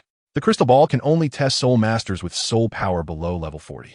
When Tang Yin's soul power was injected, it exceeded level 40, causing the crystal ball to explode. The registration teacher's eyes widened in disbelief at what he was seeing. He looked down at Tang Yin's registration form to confirm again. Name, Tang Yin. Age, 12 Soul Spirit. Wooden Spear, 12 years old. Soul power exceeds level 40. Why you wait a moment? The registration teacher hurriedly left, not daring to delay. This kind of prodigy must be reported to the dean. Tai Lung already knew about Tang Yin's soul power yesterday and did not show much surprise. But Tai Nua found it difficult to manage his facial expressions. Wow, is the young master this amazing? Not long after, the teacher returned with a beautiful woman. The woman appeared to be in her 30s, wearing a simple blue cloth dress, a cloth scarf tied up a strand of her hair, and on her somewhat pale face. Her features were exquisite and captivating, with a pair of large black eyes full of spirit, yet carrying a hint of unshakable sadness. Beneath her robe was a figure that ordinary girls could not compare to, a perfect physique. She was Lu Erlong, the dean of Lamba Academy. After hearing the report from the registration teacher, Lu Erlong hurried over. Although she did not manage the academy's affairs much, she had to come and see such a genius enrolling in her academy. Lu Erlong asked, "Who is Tang Yin?" "I am." Tang Yin stepped forward to identify himself. The eyes are the windows to the soul. Tang Yin saw many things in Lu Erlong's eyes. Another person who was hurt by love. While Tang Yin was lamenting others, he seemed to forget that he was also hurt by love. Lu Erlong surprisingly felt a sense of kinship from Tang Yin. Perhaps this was the connection between defeated individuals. "I am the dean of Lamba Academy. May I see your soul spirit?" Tang Yin did not refuse Lu Erlong's request. Summoning his fate, the 4 soul rings beneath Tang Yin rose one by one. The soul ring colors that transcended cognition shocked everyone except for the Zhu sisters. Is this really true?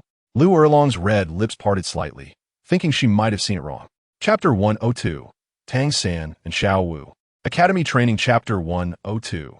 Tang San and Xiao Wu's academy training. The facts lay before her, and Lu Erlong couldn't help but be incredulous. Is it okay? Tang Yin's words pulled Lu Erlong, who was in a daze, back to reality. Her tone was clearly a bit excited. Yes, very good. Lu Erlong extended her fair hand towards Tang Yin, and they shook hands gently. Your name is Tang Yin, right? Lamba Academy welcomes your enrollment. Next, Zhu Zhiyun and Zhu Zhuqing tested their soul power. At just 18 years old, Zhu Zhiyun had already reached level 44. Her future was indeed promising. Zhu Zhuqing was shocked when she heard her sister's soul power. After all, it had only been half a year since they had separated, and she knew her sister's soul power when she left. Zhu Zhuqing also tested her soul power, now possessing the level 28 soul power of a great soul master. With her dark gold fearsome bare right palm bone perfectly compensating for her innate soul power deficiencies, making her strength 2 levels higher than her original self. Xiao Wu's tone carried obvious reproach. Thinking of the cruel appearance of those ferocious beasts, Xiao Wu shivered in fear. Saying this, Erming lifted Xiao Wu high in his hands and placed her next to Deming's lantern-like eyes, afraid he wouldn't see her. On the other side, to avoid learning etiquette, the little witch Ning Rongrong planned a seemingly flawless escape plan. Those monsters! Erming's honest voice echoed in Xiao Wu's mind. But his words truly shocked her. Sister Xiao Wu, there's an emergency. If I don't handle it well, Deming and I will end up like uncle and be eaten.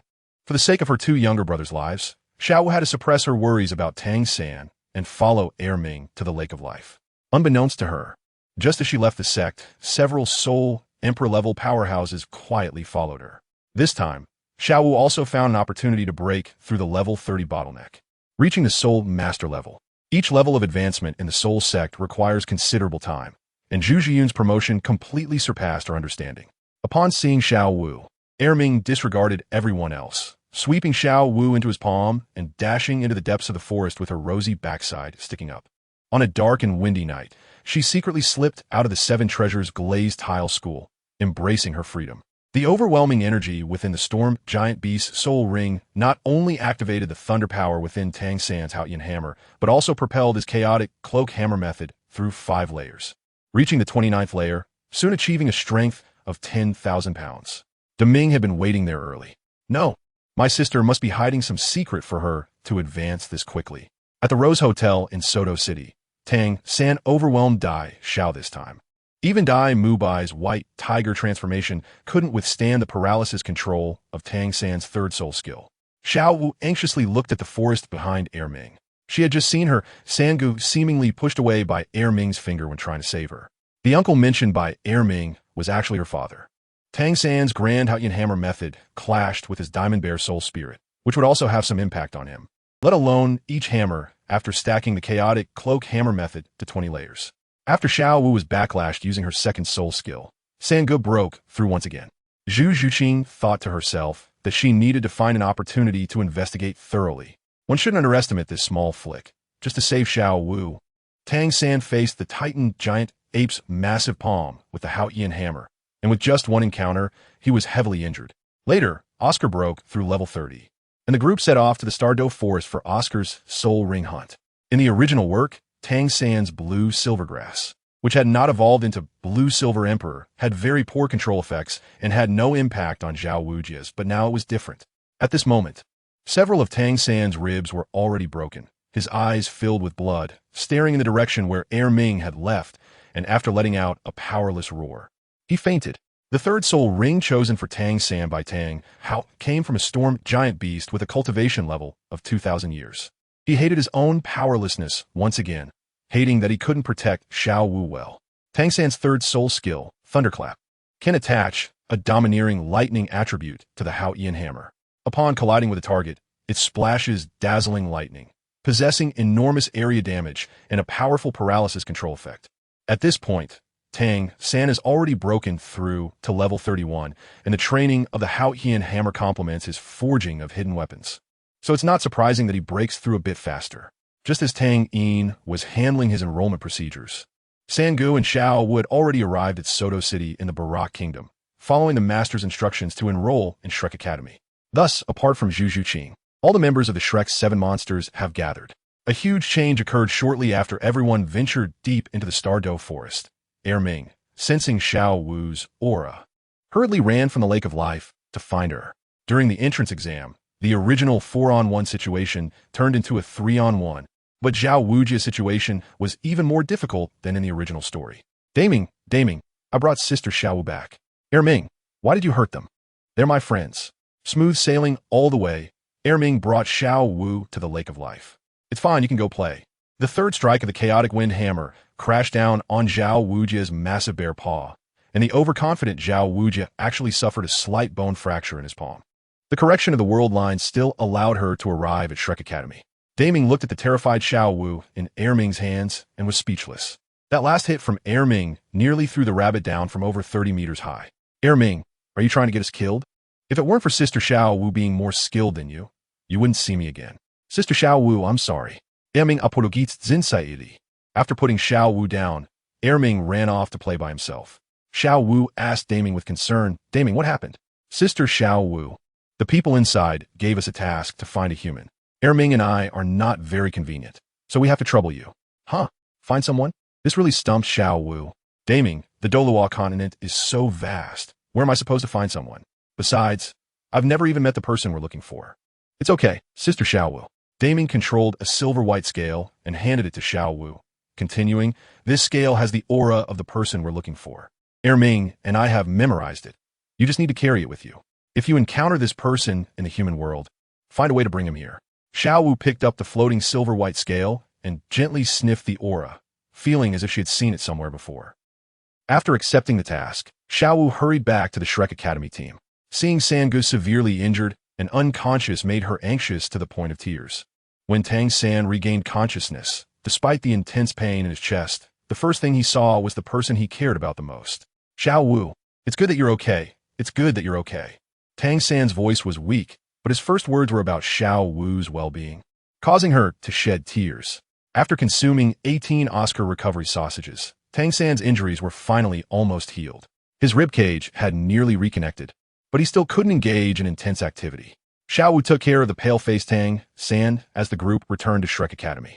After failing to protect Xiaowu twice in a row, Sangu was very dissatisfied with his current strength. I need to become stronger. Tang San secretly vowed. Early in the morning, he climbed onto the roof to absorb the first rays of dawn, practicing the purple extreme magic eye. Then, he saw a familiar figure, a stiff face, thick lips, and lifeless eyes. It was none other than his teacher, Yu Xiaojiang. Teacher, Tang San exclaimed in surprise. Not expecting to see his teacher here. What brings you here? Xiao San, come here. Yu Xiaojiang patted the spot next to him, beckoning Tang San. For this disciple, Yu Xiaojiang had poured in too much effort. To him, Tang San was not just a simple student, but more like a son. What's wrong? Do you have something on your mind? Yu Xiaojiang noticed Tang San's concerns. Tang San sighed. It seems I can't hide anything from you. Teacher, I am your teacher, and I am also your elder. Whether in life or cultivation, you can share any difficulties with me. Perhaps I can help you. Teacher, I feel that my current strength is too weak. Tang San raised his calloused hand, which was covered in scars from forging. The momentary flicker of despair in his eyes, revealing his thoughts. Right now, I can't even protect those around me. I couldn't protect Xiaowu when she was injured, and when I encountered that monster, I could only watch helplessly. Everything I do seems futile. Tang San's words startled Yu Xiaojiang. He realized that Tang San had fallen into a mental block. If not handled properly, his disciple could be ruined. Yu Xiaojiang looked at Tang San seriously, his expression grave, and said solemnly, Xiao San, tell me, what level are you at, and what level is Teacher Zhao Wujia? I'm at level 31, and Teacher Zhao Wujia is a level 76 Soul Sage. Now let me ask you, do you know what level the soul beast that attacked you was? Tang San shook his head in confusion, as he truly didn't know what kind of soul beast Air Ming was. Let me tell you, the soul beast that attacked you is called the Titan Giant Ape, a dominant level soul beast in the Stardow Forest, possessing over 50,000 years of cultivation, strong enough to rival our human title Douluo. Yu Xiaojiang's words truly stunned Tang San. Yu Xiaojiang's tone softened. Xiao San, you are only 12 years old now. The road ahead is still long. If nothing unexpected happens, your future achievements will at least make you a title Douluo. By then, neither Teacher Zhao Wujia nor that Titan Giant Ape will be your match. Remember, there are no shortcuts in cultivation. Every step is a solid foundation. What you need to do now is to take it step by step and let yourself go further. Teacher, I understand. While Tang San was receiving guidance from Yu Xiaojiang on the roof, Xiaowu was hiding under the covers, holding that silver scale close to her nose, taking gentle sniffs. The more she smelled, the more familiar it became. She was certain she had encountered this scent somewhere before, but she couldn't recall where at the moment. What a familiar smell. Where have I smelled it before? It was indeed a bit challenging for someone as carefree as Xiaowu to undertake such a search. She had indeed smelled this aura before, and it was on Tang San.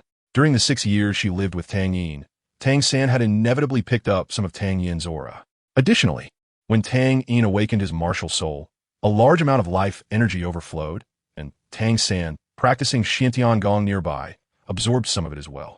However, as time passed, the aura on Tang San had faded more and more, and the hint of Tang Yin's aura had long since disappeared. Just as Xiao was trying to remember, a sudden slap from Ning Rongrong landed on Xiao Wu's rear. Startled, Xiao Wu jumped, hurriedly putting away the silver scale. Xiao Wu, get up quickly. Class is about to start. As the only two girls at Shrek Academy, they naturally shared the same dormitory. Xiao Wu poked her head out, and at this moment, her face was still a bit red. Rongrong, just call me that from now on. Xiao Wu, why is your face so red? Ning Rongrong revealed her mischievous side, grinning as she said, I didn't expect that, couldn't tell usually, but the texture is surprisingly nice when I give a pat. After teasing Xiao Wu, without waiting for her response, Ning Rongrong ran out of the dormitory. Today, Teacher Dai began his first class. It was nothing more than sparring between the students, followed by his comments, which lacked novelty. However, Teacher Dai was somewhat capable. His insight was indeed strong. able to accurately point out their flaws during battles. There was nothing special about it, just familiar with the craft. If you were to ask Teacher Dai to provide guidance on title Douluo or Soul Dual level battles, you would only be at a loss. Teacher Dai truly understands Soul Sage, because his good brother is a Soul Sage. Then came the time-honored method of weighted running training. If Tang Yin heard someone suggesting he undergo such meaningless training, he would definitely think that person might have a problem. This crude method of physical exercise did not address the different situations of each soul master, nor did it consider the efficiency of training. Wouldn't using soul power to wash through the meridians, muscles, and bones be much more efficient than running 100 or 80 miles? However, this method surprisingly earned the admiration of all 6 Shrek students towards Teacher Dai. The next stage was the special training at the Soul Arena in Soto City. They aimed to improve the students' practical combat abilities through arena matches. Due to the absence of one person, Shrek Academy never registered for the 7-person team competition, and the coordination among the 6 was not as seamless as in the original story. After being guided by Teacher Dai and having made up his mind to train hard, Tang San had made significant improvements in both cultivation and combat abilities during this period. Just in terms of soul power, within half a year, he had broken through 2 levels and had been stuck at level 33 for quite some time. With 21 wins out of 21 in individual battles at the Soul Arena, Tang San seemed to have regained his confidence. Xiao was still desperately searching for the owner of that aura. Little did she know that the person she was looking for was a relative of her closest person. Chapter 103 Tang San and Xiao Academy Training. Chapter 102 Tang San and Xiao's Academy Training. The facts were laid out before her, and Lu Erlong couldn't help but doubt. Is it okay? Tang Yin's words pulled the dazed Lu Erlong back. Her tone was clearly a bit excited. Yes, yes, very yes. Lu Erlong extended her delicate white hand towards Tang Yin, who gently shook it. You're Tang Yin, right? The Blue Tyrant Academy welcomes your enrollment. Next, Zhu Zhuyun and Zhu Zhuqing tested their soul power. The 44th level Zhu Zhuyun was only 18 years old, truly promising for the future. Zhu Zhuqing was shocked when she heard her sister's soul power. Counting carefully, Zhu Zhuqing had only been apart from her sister for half a year, and she knew her sister's soul power when she left. Every level of the Soul Master requires quite a bit of time to improve, and Zhu Zhuyun's advancement completely exceeded her understanding. No, my sister must be hiding some secret to advance so quickly, Zhu Zhuqing thought to herself. She needed to find an opportunity to investigate thoroughly. Zhu Zhuqing also tested her soul power. She was now a great soul master with 28 levels of soul power. The right palm bone of the dark golden terror claw bear perfectly compensated for her innate soul power deficiencies, making her strength 2 levels higher than her original timeline. Just as Tang Yin was handling the enrollment procedures, Sangu and Xiaowu had already arrived in Soto City of the Barak Kingdom to enroll in Shrek according to Teacher Dai's instructions. At this time, Tang San had already broken through to level 31, and the training of the Haotian hammer complemented his forging of hidden weapons, making his breakthrough relatively quick. Xiaowu also found an opportunity to break through the bottleneck of level 30, reaching the rank of Soul Zone.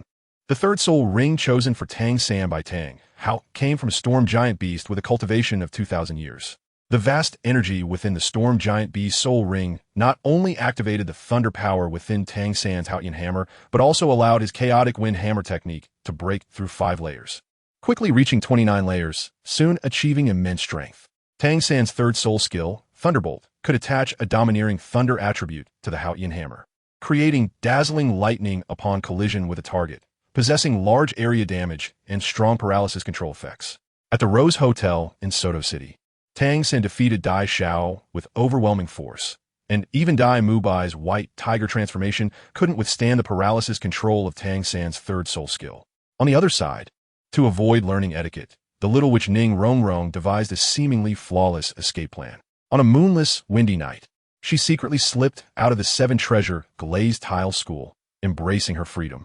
Little did she know that just as she left the sect, several Soul Emperor-level experts quietly followed her. The correction of the world line allowed her to still reach Shrek Academy. By now, except for Zhu Zhuqing, all the members of the Shrek 7 were gathered. During the entrance exam, the original 4-on-1 became 3-on-1, but Zhao Wujia's situation was worse than in the original story. In the original, Tang San's blue-silver grass, which had not evolved into blue-silver emperor, had poor control effects and had no impact on Zhao Wujia. Now it was different. Tang San's grand Haotian hammer technique colliding with his Diamond Bear martial soul would have some effect on him. Not to mention, every hammer after the chaotic wind hammer technique reached 20 layers. After Xiaowu was backfired using her second soul skill, Sange broke through once again. The third hammer of the chaotic wind hammer slammed heavily onto Zhao Wujia's massive bear paw, and the overconfident Zhao Wujia's palm surprisingly showed slight bone cracks. Later, Oscar broke through to level 30, and the group headed to the Stardow Forest to hunt soul rings for Oscar. A huge change occurred. Shortly after they ventured deep into the Stardow Forest, Ming, feeling Xiaowu's aura, hurriedly ran from the Lake of Life to find her. Upon seeing Xiaowu, Ming ignored everyone else, scooping Xiaowu into his hand and, with her little red but sticking up, dashed deeper into the forest. Xiaowu anxiously looked at the forest behind Ming. She had just seen her, Sange, seemingly being flicked away by Ming's finger while trying to save her. Don't underestimate this small flick. Just moments ago, to save Xiaowu, Tang San faced the Titan Giant Ape's massive palm with his Haotian hammer, and in that single encounter, Tang San was severely injured. At this moment, several of Tang San's ribs had already broken, and his eyes were filled with crimson as he stared in the direction Ming was leaving, letting out a powerless roar before fainting. He once again hated his own helplessness, despising himself for not being able to protect Xiaowu. Ming, why did you harm them? They're my friends. Xiaowu's tone was filled with obvious reproach. Ming's honest voice echoed in Xiaowu's mind, but his words truly shocked her. Sister Xiaowu, there's an emergency. If I don't handle it well, Ming and I will be eaten like uncle.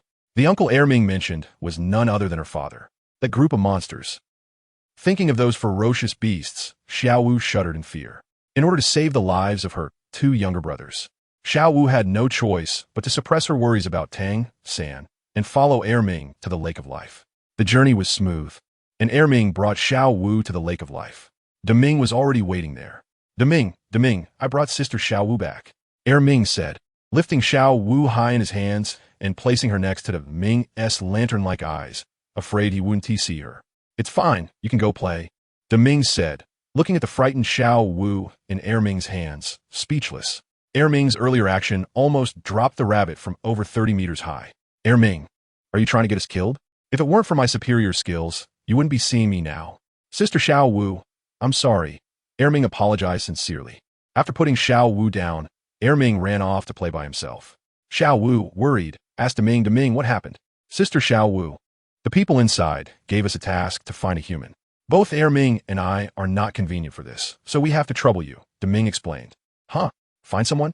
This is difficult for Xiaowu. Ming, the Douluo continent is so vast. Where am I supposed to look for someone? Moreover, I've never even seen the person we're looking for. It's okay, Sister Xiaowu. Ming controlled a silver-white scale and handed it to Xiaowu, continuing, this scale has the aura of the person we need to find. Ming and I have memorized it, so you just need to keep it on you. If you encounter this person in the human world, find a way to bring him here. Xiaowu cupped the floating silver scale in her hands and gently sniffed the aura. She vaguely felt like she had seen it somewhere before. After accepting the task, Xiaowu hurried back to the Shrek Academy team, seeing Sange, who was severely injured and unconscious. Xiaowu was so anxious that tears began to fall. When Tang San regained consciousness, despite the intense pain in his chest, the first thing he saw was the person he cared about the most. Xiaowu, it's good that you're okay. It's good that you're okay. Tang San's voice was weak, but his first words were concern for Xiaowu, causing her to shed tears. After eating 18 Oscar recovery sausages, Tang San's injuries were finally almost healed. The ribs in his chest had mostly reconnected, but he still couldn't engage in strenuous activity. Xiaowu took care of the pale-faced Tang San as they returned to Shrek Academy. After failing to protect Xiaowu twice, Sange was very dissatisfied with his current strength. I need to get stronger, even stronger, Tang San silently vowed. Early in the morning, he climbed onto the roof, preparing to absorb the first ray of sunlight to practice the purple extreme magic eye. Then, he saw a familiar figure, a stiff face, thick lips, and lifeless eyes. It was none other than his teacher, Yu Xiaojiang. Teacher, Tang San exclaimed in surprise, not expecting to see his teacher here. What brings you here? Xiao San, come here. Yu Xiaojiang patted the spot beside him and said to Tang San. Yu Xiaojiang had invested a lot of effort into this disciple. To him, Tang San was not just a simple student. Their relationship transcended that of teacher and student. It was more like father and son. What's wrong? Do you have something on your mind? Yu Xiaojiang noticed Tang San's troubled expression. Tang San sighed. It seems I can't hide anything from you, teacher. I am your teacher, and also your elder. Whether in life or cultivation, if you encounter any difficulties, you can talk to me. Perhaps I can help you solve them. Teacher, I feel that my strength is too weak now. Tang San raised his calloused hand, which was full of calluses from forging, and a fleeting look of despondency crossed his eyes. Right now, I can't even protect those around me. I couldn't protect Xiao Wu when she was injured, and when I encountered that monster, I could only watch helplessly. Everything I did was in vain. Tang San's words shocked Yu Xiaojing. He realized Tang San was in a mental block, and if not handled properly, his disciple could be ruined. Yu Xiaojing looked at Tang San seriously, his expression stern, and spoke earnestly. Xiao San, tell me, what level are you at, and what level is teacher Zhao Wujin? I'm currently at level 31, and teacher Zhao Wujin is at level 76, a soul sage. Let me ask you again, do you know what level the soul beast that attacked you is? Tang San shook his head in confusion, as he truly didn't know what kind of soul beast Erming was. Then let me tell you, the soul beast that attacked you is called the Titan Giant Ape. It is a dominant level soul beast in the Star Doe Forest, with over 50,000 years of cultivation. And its strength is enough to rival our human's title Douluo. Yu Xiaojing's words truly stunned Tang San. Yu Xiaojing's tone softened. Xiao San, you're only 12 years old now. There's still a long way to go. In the future, your achievements, barring accidents, will at least make you a title Douluo. By then, neither teacher Zhao Wujin nor that Titan Giant Ape will be your match. Remember, there are no shortcuts in cultivation. Every step is a solid foundation. What you need to do now is to take it one step at a time and go further. Teacher, I understand. While Tang San was receiving guidance from Yu Xiaojing on the roof, Xiao was hiding under the covers, holding the silver scale close to her nose, inhaling deeply. The more she smelled it, the more familiar it became. She was very sure she had smelled this aura somewhere before, but she couldn't quite remember where. What a familiar scent. Where have I smelled it before? It was indeed a bit difficult for someone as carefree as Xiao Wu to do something like searching for someone. Xiao Wu had indeed smelled this aura. She had smelled it on Tang San. At that time, after living with Tang Yin for 6 years, Tang San had inevitably absorbed some of Tang Yin's aura. Moreover, when Tang Yin's martial soul awakened, a large amount of life energy overflowed, and Tang San, who was beside him, also absorbed some while operating the Shen Tiangong. However, as time passed, the aura Tang San had absorbed faded more and more, and that trace of Tang Yin's aura had long since disappeared. Just as Xiao Wu was trying to recall, a sudden slap sounded as Ning Rongrong's little hand smacked her on the rear. Startled, Xiao Wu jumped and quickly hid the silver scale. Xiao Wu, get up quickly. Class is about to start. As one of the only 2 girls at Shrek Academy, they, of course, shared the same dormitory. Xiao Wu poked her head out, her face still a bit red. Rongrong, just call me from now on. Xiao Wu, why is your face so red? Ning Rongrong revealed her mischievous side, grinning as she said, I didn't expect it. Usually you can't tell, but the feeling of a slap is unexpectedly good. After teasing Xiao Wu before she could react, Ning Rongrong ran out of the dormitory by herself. Today, Yu Xiaojing began his first class.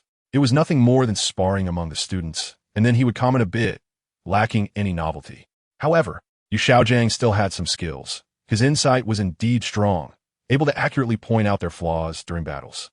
But beyond that, if you wanted him to guide a title Douluo or know a soul Douluo level battle, he would be completely at a loss. The soul sage's master can truly see clearly, because his good brother is the soul sage. Then there is the weight-bearing running exercise method that has been passed down for thousands of years. If Tang Yin heard someone suggesting he engage in such a meaningless exercise, he would surely think that person might have a problem with their mind. This rough method of exercising the body neither targets the different situations of each soul master nor considers the efficiency of the training. Isn't it much more efficient to wash the meridians, muscles, and bones with soul power than to run 100 or 80 miles? However, it is this very method that has made the 6 Shrek Academy students admire their master greatly. The next stage is the special training at the Soto City Fighting Arena, which will enhance the students' practical combat abilities through arena battles. Because they lack one person, Shrek Academy has never signed up for the 7-person team competition. The cooperation among the 6 is not as tacit as in the original story. With the guidance of the master and his own determination to cultivate diligently, Tang San has made significant progress in both cultivation and practical combat abilities during this period. Just take soul power as an example.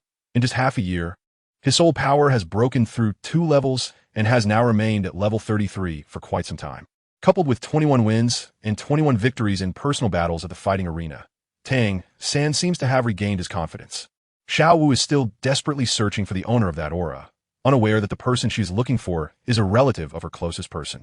Chapter 104. Detective Zhu Qing regarding why his sister Zhu Zhuyun has advanced so rapidly. Zhu Qing has spent a considerable amount of time observing over the past 6 months. Yes, Tang Yin and the Zhu sisters, Zhu Zhuyun and Zhu Qing, have been studying at Lamba Academy for half a year.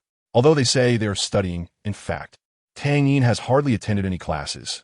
At most, he has listened to courses related to soul beasts, and in terms of practical combat and cultivation. He believes that the only one who can teach him anything in the academy is that beautiful dean, Lu Erlong.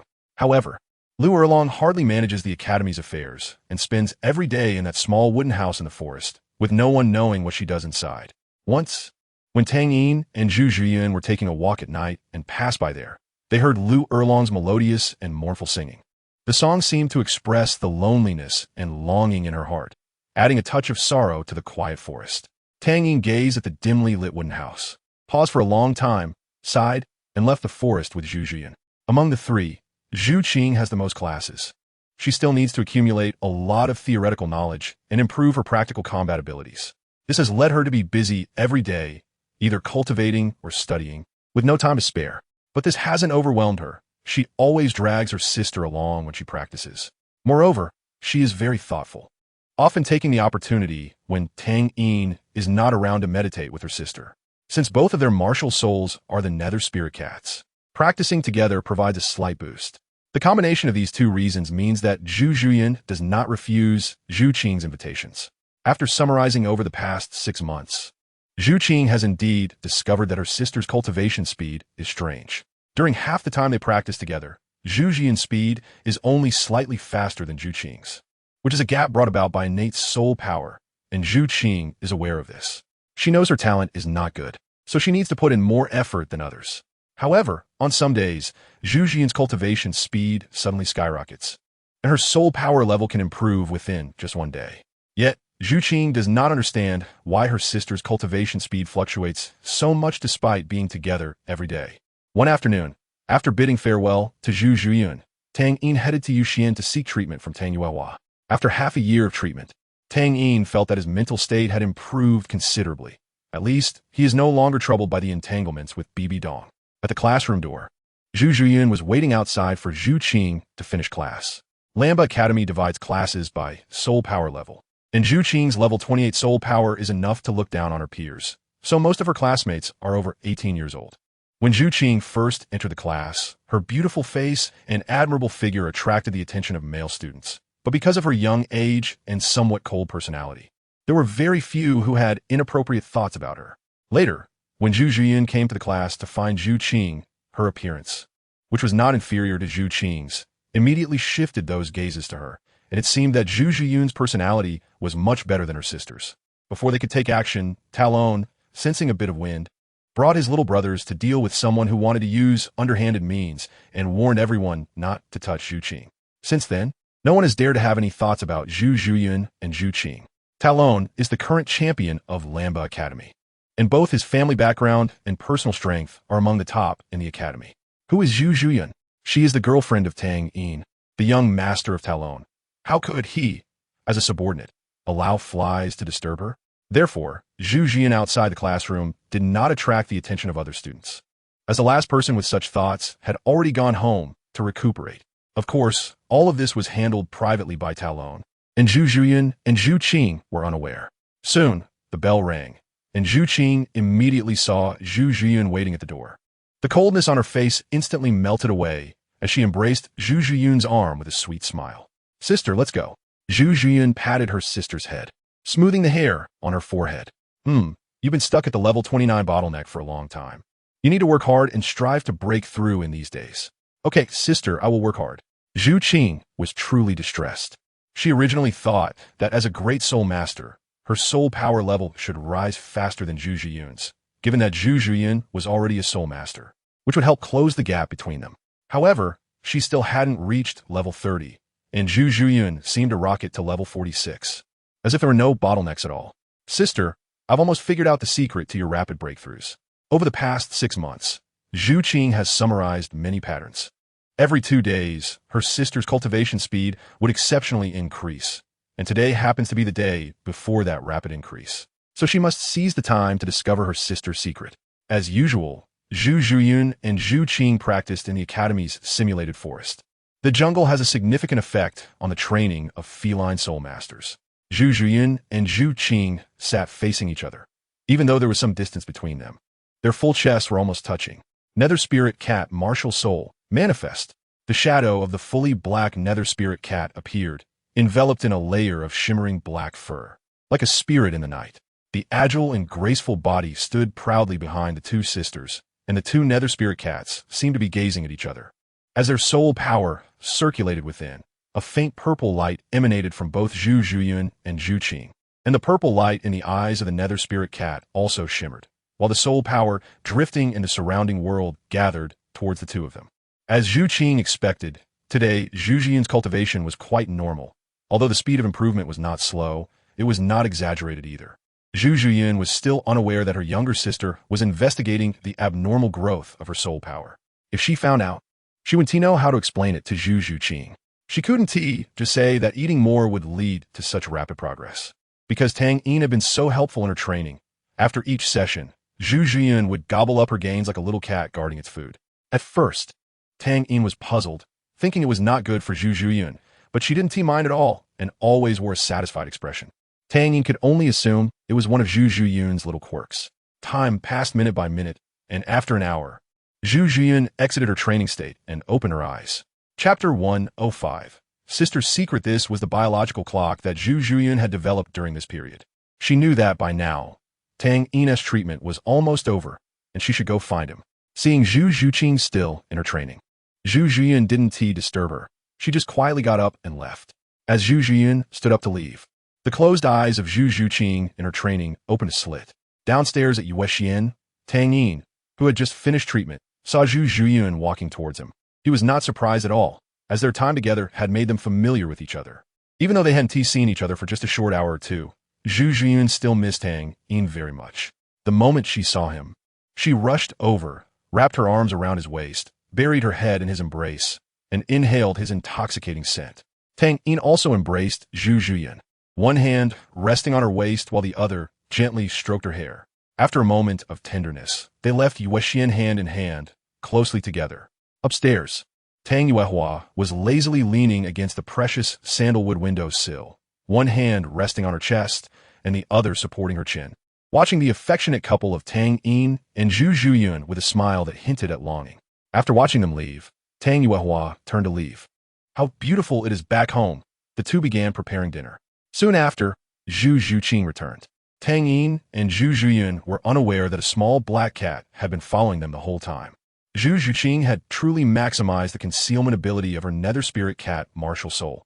Unless one actively sought her out, they wouldn't discover her. Even Tang Yin, who could see Zhu Qing, did not notice her because he never expected anyone would follow him. In fact, Zhu Qing was not tracking Tang Yin but Zhu Zhuyun. Throughout the journey, Zhu Qing had not gathered any useful information. It shouldn't be like this. Zhu Qing scratched her head, unable to understand. She had not noticed that today, Zhu Zhuyun's behavior was no different from usual. If there was anything different, it was that today, before returning home, her sister spent 36 more seconds in Tang Yin's embrace than yesterday. Indeed, to conduct a comparative experiment. The tracking plan had started the day before yesterday, when Zhu Zhuyun's cultivation speed skyrocketed. Today, Zhu Qing was determined to uncover the secret of her sister, Zhu Zhuyun. Upon seeing Zhu Qing return, Zhu Zhuyun, who was coming out of the kitchen with a plate, said, "Zhu Qing is back. You must be tired from training. Wash your hands quickly. Dinner will be ready soon." "Okay," Zhu Qing replied simply and walked into the kitchen, where she saw Tang Yin still busy. Regarding this brother-in-law, Zhu Qing had a very favorable impression. More than 2 years ago, it was this person who helped her and her sister escape the confines of their family, thus avoiding the bloody and brutal conflict between the two sisters. The ruler of the Xingluo Empire? The position of queen? To be honest, young Zhu Qing had no concept of this. In the original story, her choice to fight was simply to survive. "Brother-in-law, thank you for your hard work," Zhu Qing said, prompting Tang Yin to turn and look at her. Tang Yin smiled slightly. "What hard work? We are a family, so hurry and serve the rice. The three of them sat at a small table and began dinner. Zhu Zhuyun sat next to Tang Yin, while Zhu Zhuqing sat alone opposite them. With Zhu Zhuqing present, Zhu Zhuyun and Tang Yin did not get overly affectionate at the dinner table. After a simple meal, Zhu Zhuqing took the initiative to clear the dishes. This was the tacit understanding formed from living together. Initially, Tang Yin wanted to wash them himself, but Zhu Zhuyun stopped him with a glance. Tang Yin understood that this kind of life would rarely lead to conflicts. While washing the dishes, Zhu Zhuqing grew more anxious. The day was almost over, yet her sister was still behaving as usual. How could she uncover the secret that had been troubling her? At night, it was the time for Tang Yin and Zhu Zhuyun to be affectionate. They would engage in this every 2 days, not as if they were an old married couple sharing duties. It should be noted that they were now a couple in love. Tang Yin also needed to train. After summarizing over these days, he found that alternating 2 days of training with 1 day of rest maximized his training efficiency. Zhu Zhuyun was fine with this arrangement and thought it was quite good. As the night breeze warmed the spring night and the clouds dispersed, Zhu Zhuyun, as usual, consumed her gains, and the two, exhausted from excessive consumption, embraced and fell asleep. Outside the door, Zhu Zhuqing witnessed everything, her small face as red as a ripe apple, nearly dripping with blood. Her blush was not only from shyness but also from a sudden realization. I understand now, I understand everything. The unexpected variable that had not appeared before emerged at the last moment of the night. That was Tang Yin. The reason her sister's cultivation improved so rapidly could not possibly be. Zhu Zhuqing found it hard to believe, but the truth was laid before her, making it impossible to deny. No, I need to verify my guess. With her heart racing with excitement, she fell asleep, and the next day, during training, Zhu Zhuqing felt both anxious and excited as she began today's training with Zhu Zhuyun. During today's training, the aura of the nether spirit cat shadow behind Zhu Zhuyun was significantly stronger than yesterday, with its black fur exuding an invisible pressure and unparalleled vitality. Zhu Zhuqing secretly observed her sister Zhu Zhuyun's training state. When Zhu Zhuyun's soul power circulated, the terrifying absorption speed left Zhu Zhuqing speechless. It can't be real. Zhu Zhuqing still had some doubts, but the truth was right in front of her, making it hard not to believe. A few days passed, and after continuously observing several instances of the couple's intimacy, Zhu Zhuqing developed new doubts. She knew how intimacy should be between men and women, but after secretly watching her sister and brother-in-law, she was perplexed. Why did her sister always want to consume everything in the end? But soon she got her answer. One day, Tang Yin and Zhu Zhuyun, deeply in love, didn't care about anything else. The next day, during training, Zhu Zhuqing noticed that Zhu Zhuyun's training speed had not significantly increased.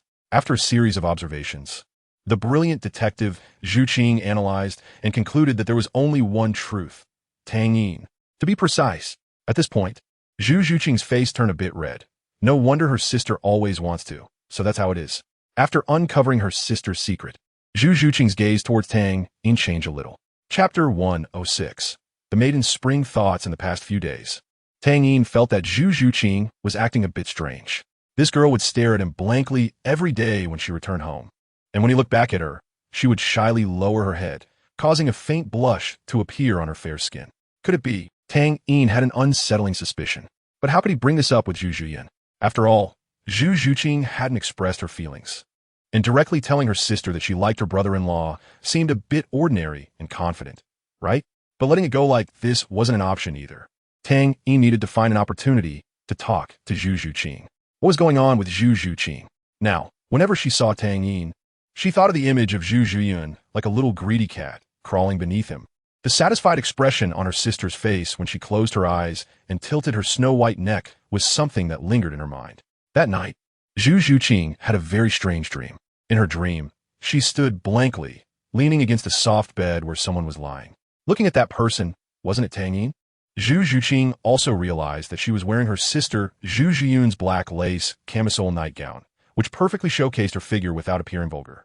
She also noticed that Tang Yin was wearing a nightgown as well, and if he untied the belt at his waist, his strong physique would be revealed before her.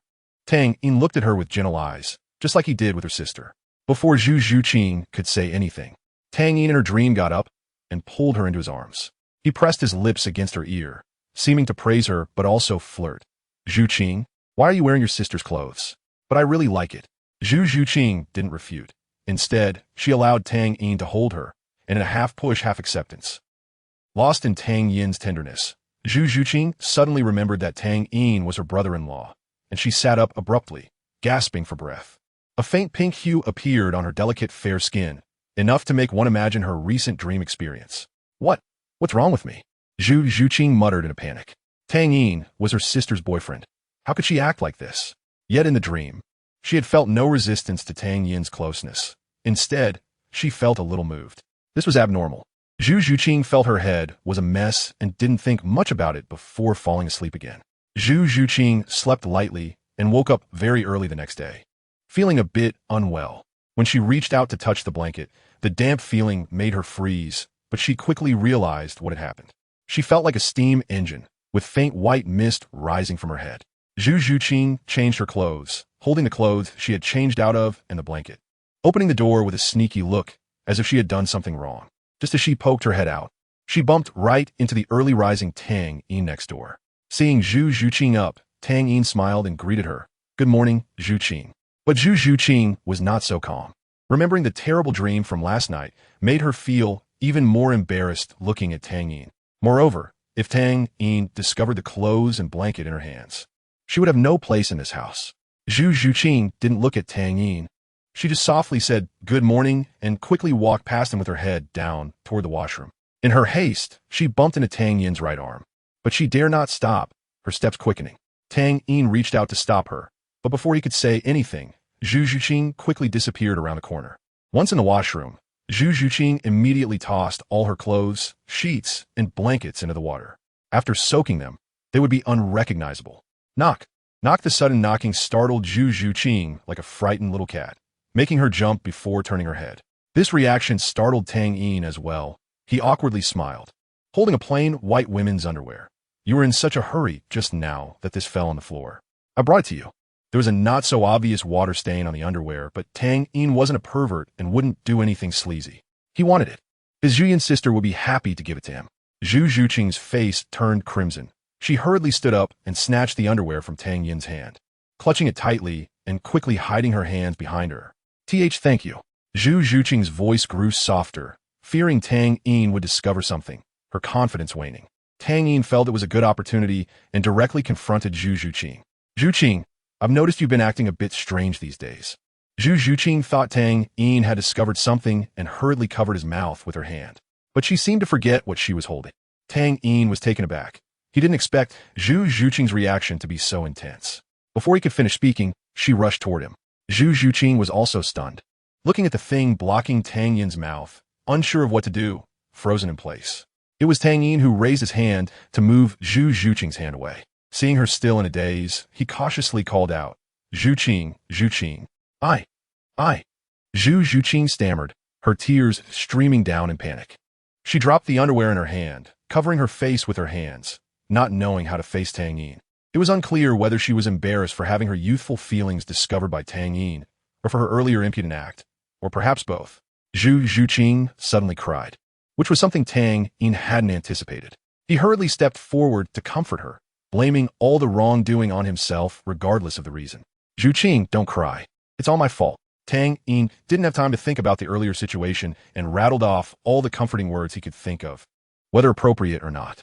Fortunately, Zhu Yun had exhausted herself the night before and was still dreaming. If she saw him make her sister cry, she would probably be angry too. Tang Yin secretly felt relieved. Zhu Zhuqing knew it was her fault, and after venting her emotions, it was time to stop.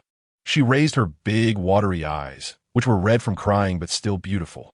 Brother-in-law, please don't tell my sister about this, okay? The tone of her grievance melted Tang Yin's heart. Okay. Chapter 107. Goodbye. Qian Ringshu, due to this little incident, Tang Yin felt it was inappropriate to continue discussing that matter. After calming Zhu Zhuqing down, he hurriedly fled the washroom. Before Tang Yin could collect himself, he ran into Zhu Zhuyun, who had just gotten out of bed.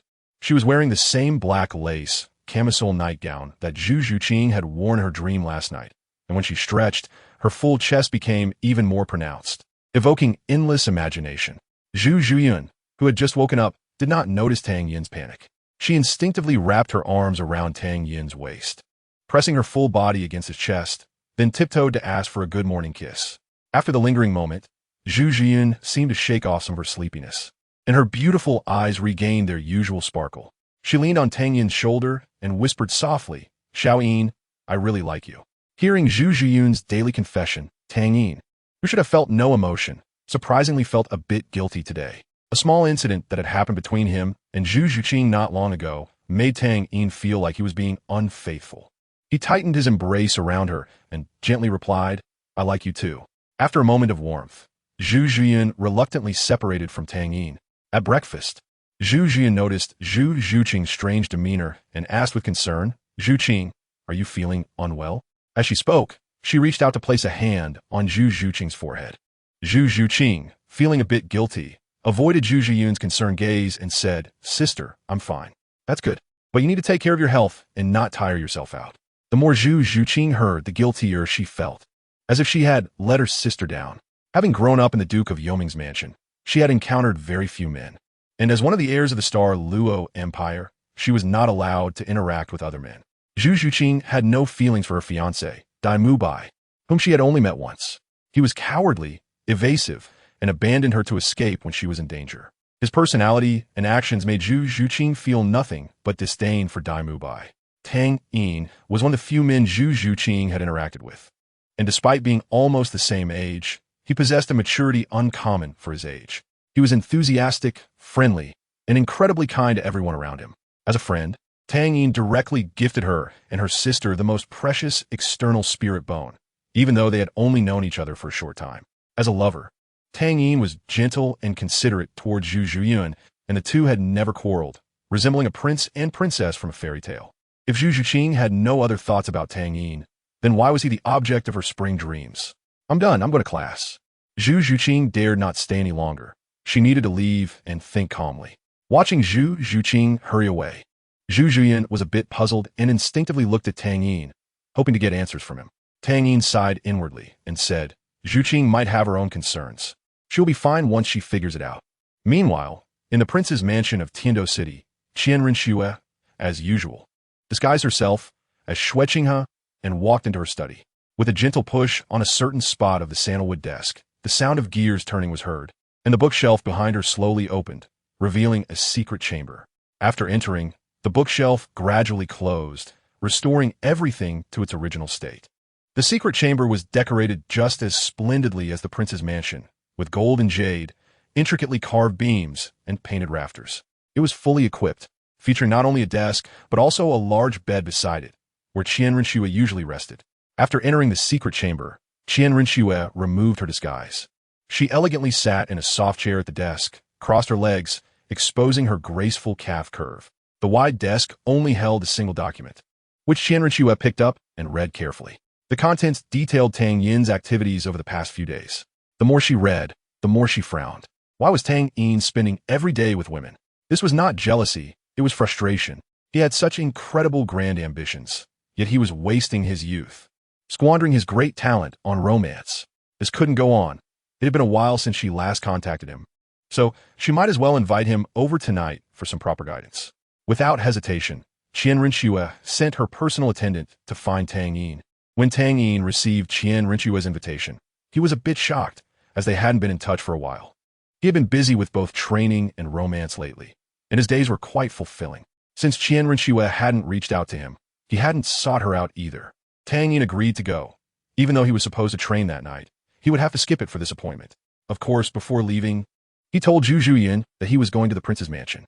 Tang Yin thought it was just a simple report, but he noticed that Zhu Zhuyun's expression froze when she heard he was going to the prince's mansion, as if she were deeply shocked. Zhu Zhuyin was indeed shocked. Forgotten memories suddenly resurfaced, and she didn't understand why Tang Yin mentioned going to the prince's mansion. The prince, Tang Yin, the scene from that day replayed in her mind, and a lingering gaze between Xue Qinghe and Tang Yin was deeply etched in Zhu Zhuyun's memory. She had thought that the storm regarding Tang Yin's preferences had passed, especially since she and Tang Yin had done everything they should and shouldn't have done over the past 6 months. Moreover, Zhu Zhuyin knew that Tang Yin wasn't fond of taking the dry road. He would go early and return early. Although she was worried, Zhu Zhuyin understood that she couldn't recklessly try to change Tang Yin's thoughts just because of his love for her.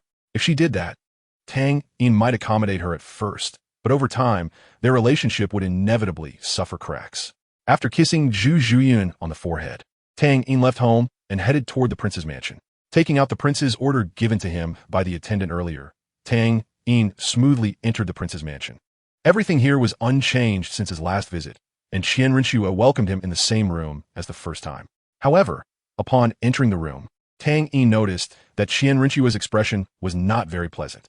How could Tang Yin know that he had upset her? "Sister, did you call me for something?" Tang Yin asked straightforwardly, looking at the now unmasked Qian Rinxue. Qian Rinxue stood up and walked toward Tang Yin. Feeling the pressure from Qian Rinxue, Tang Yin's breath weakened, as if he were a child who had done something wrong. As Qian Rinxue approached, Tang Yin kept retreating until his back hit the closed door. Tang Yin still didn't understand why Qian Rinxue had called him over, and why did his sister look like she wanted to eat him. With no retreat left, Qian Rinxue pressed up against him, pinning Tang Yin against the door. Tang Yin then realized that Qian Rinxue was not much shorter than him. Looking at Qian Rinxue's stunning face, the tense atmosphere made Tang Yin unable to help but swallow hard. What do you want to do?" Qian Rinxue lifted Tang Yin's chin, her tone unfriendly. "I've heard that you've recently been indulging in women and neglecting your training. Let your sister teach you a lesson." Chapter 108, Invitation. Tang Yin looked into Qian Rinxue's beautiful and aggressive eyes, and he seemed to sense what was about to happen. Qian Rinxue's rosy lips glistened under the light, sexy and alluring. Although he felt a bit guilty towards Zhu Zhuyun, the thrill of this forbidden stimulation surprisingly made Tang Yin a little excited, his heart pounding. Qian Rinxue seemed to see through Tang Yin's thoughts. Her expression shifted, the dominance in her eyes turning into cunning, and the corners of her mouth slightly curled up. Tang Yin immediately realized he had fallen for her trick. Qian Rinxue continued to move her hand, which was pinching Tang Yin's chin, higher up, and raised another hand, pinching each side of Tang Yin's face. Her tone was lecturing, but sounded teasing. "Humph, little lecher, what are you thinking? Are you wondering if your sister will kiss you?" Feeling guilty, Tang Yin allowed Qian Rinxue to play with his face, not daring to resist even slightly. When Qian Rinxue grew tired of playing, she stopped and turned back to her position.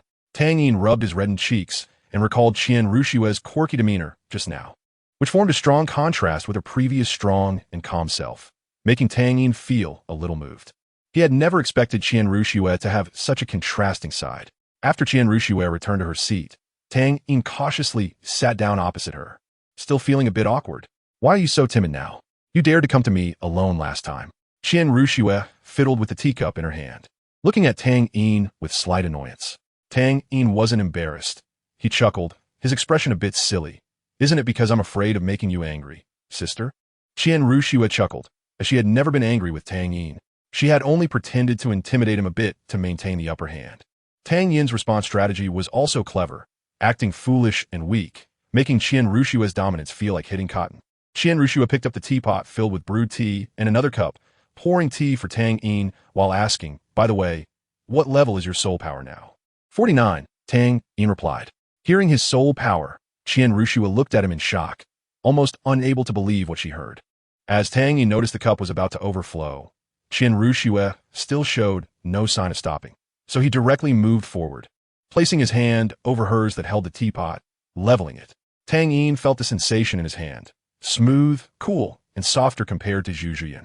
Zhu Zhuyun's martial soul was the nether spirit cat, making her claws her main attack method, which led to her hands not being as delicate as most women's, but rather having a certain texture. The blend of softness and strength was a beauty that only Tang Yin could appreciate, indescribable.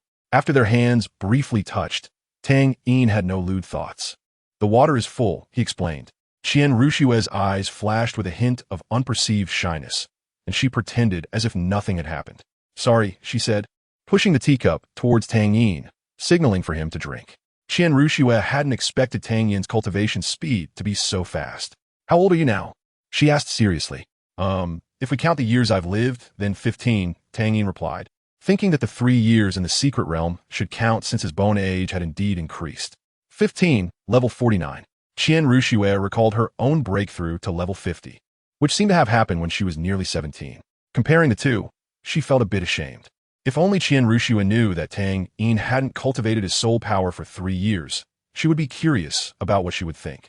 Actually, Qian Rinxue had good talent, but the national theft plan severely affected her cultivation speed, as she had to spend a lot of time pretending to be a man, mimicking his personality and everything about him. Sometimes, Qian Ruxue didn't even know if she was the prince of the Tiando Empire, Xue Qinghe, or the descendant of the angel clan of the martial soul hall, Qian Ruxue. When a person disguises themselves for too long, the fake can quickly become real.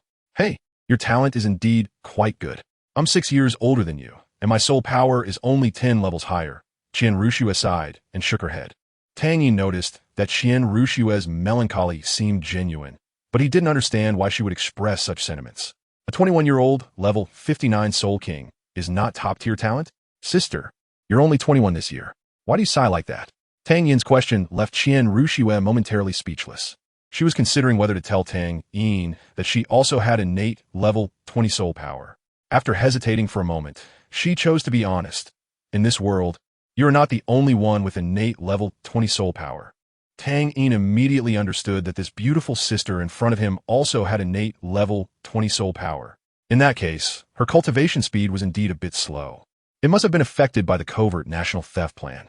Following that, Tang Yin recalled a series of puzzling actions from Qian Ruxue during their interactions, and everything suddenly became clear. Is this why you chose to use feelings as the bond to maintain our cooperative relationship? I sense a kinship with you. We should be a pair. Qian Ruxue's words were very rational and serious, not sounding like a joke, as if it were natural for Tang Yin to be with her. Tang Yin fell silent. To be honest, as someone who was extremely emotional and indecisive in his own feelings, he felt that mixing emotions into serious matters would affect his judgment and choices. All right, feelings develop over time. Qian Ruxue also didn't want to continue on this topic. Choosing to change the subject. We're about to break through. How about we go to the Sunset Forest together next time to hunt for soul rings? Faced with Qian Ruxue's invitation, Tang Yin hesitated for a moment before ultimately agreeing. When their conversation came to an end and Tang Yin was about to get up to leave, Qian Ruxue suddenly grabbed his hand. What? Before Tang Yin could ask, Qian Ruxue's head leaned over. Tang Yin's head was held by Qian Ruxue, and this time, the assertive sister, Xue, did not intend to let go of this little white rabbit as she had last time. However, Tang Yin quickly realized that although Qian Ruxue wanted to take the initiative, she seemed to lack kissing experience. After a moment, the roles reversed. Qian Ruxue quickly became dizzy with the kiss, her hormones making her consciousness a bit hazy, seemingly forgetting that she only intended to make up for the punishment from their last meeting. Qian Ruxue lay weakly in Tang Yin's arms, gasping for air. Even so, she still stubbornly said, This is me making it up to you, but don't think too much of it. Tang Yin held the golden-haired girl in his arms, gently inhaling the fragrance from her hair, feeling her softness. He did not refute her, but followed her words. Then, thank you for the punishment, sister. Releasing Qian Ruxue, Tang Yin left the room. After losing Tang Yin's support, Qian Ruxue's body went soft, but fortunately, Tang Yin didn't notice. She quickly steadied herself against the nearby table, and once Tang Yin left the room, she slumped down weakly on the floor. Chapter 109. Sunset Forest. On the way home, Tang Yin was still savoring the kiss from just now. To be precise, this time could be considered a true kiss with Qian Ruxue. The last time was merely a fleeting encounter. No, I already have a girlfriend. Tang Yin thought of Zhu Zhuyun and her gentle face, feeling a pang of guilt in his heart. He returned home with a heavy heart, and the lights in his room had long been turned off. Tonight was a night for cultivation. So Tang Yin did not disturb Zhu Zhuyun's rest, and instead headed to a small, unoccupied room for his training. This room, less than 10 square meters, had been converted into a simple cultivation chamber. As he activated heaven and earth as the furnace, Tang Yin began to break through the bottleneck he had not overcome for a long time, aiming to reach level 50 in the coming days. Shortly after Tang Yin left, Qian Ruxue, feeling a bit guilty, tidied up the blanket that had some water stains and had someone prepare hot water for a bath. It seemed Qian Ruxue had been hungry for a long time, which made her so eager. To be safe, she reverted to her snow Qinghe face. The rising steam enveloped her in a haze, making her appear both real and illusory, much like her current state. Qian Ruxue submerged herself in the water, and the entire world fell silent, her eyes filled with loneliness. She had never shown her true inner self in front of others, not even to the Tang Yin she believed would be with her in the next life. After emerging from the bath, Qian Ruxue returned to her secret chamber, seizing the time to cultivate and hoping to break through to level 60 soon. Tang Yin and Qian Ringsha broke through one after the other and agreed to meet at the north gate of Tiando City to head to the Sunset Forest together. In the morning, there were already many figures coming and going at the north gate of Tiando City. Amid the bustling crowd, Tang Yin quickly spotted Qian Ringshu. She was simply too conspicuous. Today, Qian Ringshu had no disguises at all, though she dressed very low-key, shrouded in a large black robe, with a black hood covering her golden hair and stunning beauty. However, her aura still allowed Tang Yin to identify her immediately. There were no guards around Qian Ringshu, clearly indicating she did not intend to reveal her identity as a princess. Tang Yin knew this was not a place for idle chatter, and after confirming Qian Ringshu's identity, the two left Tiando City and headed towards the Sunset Forest.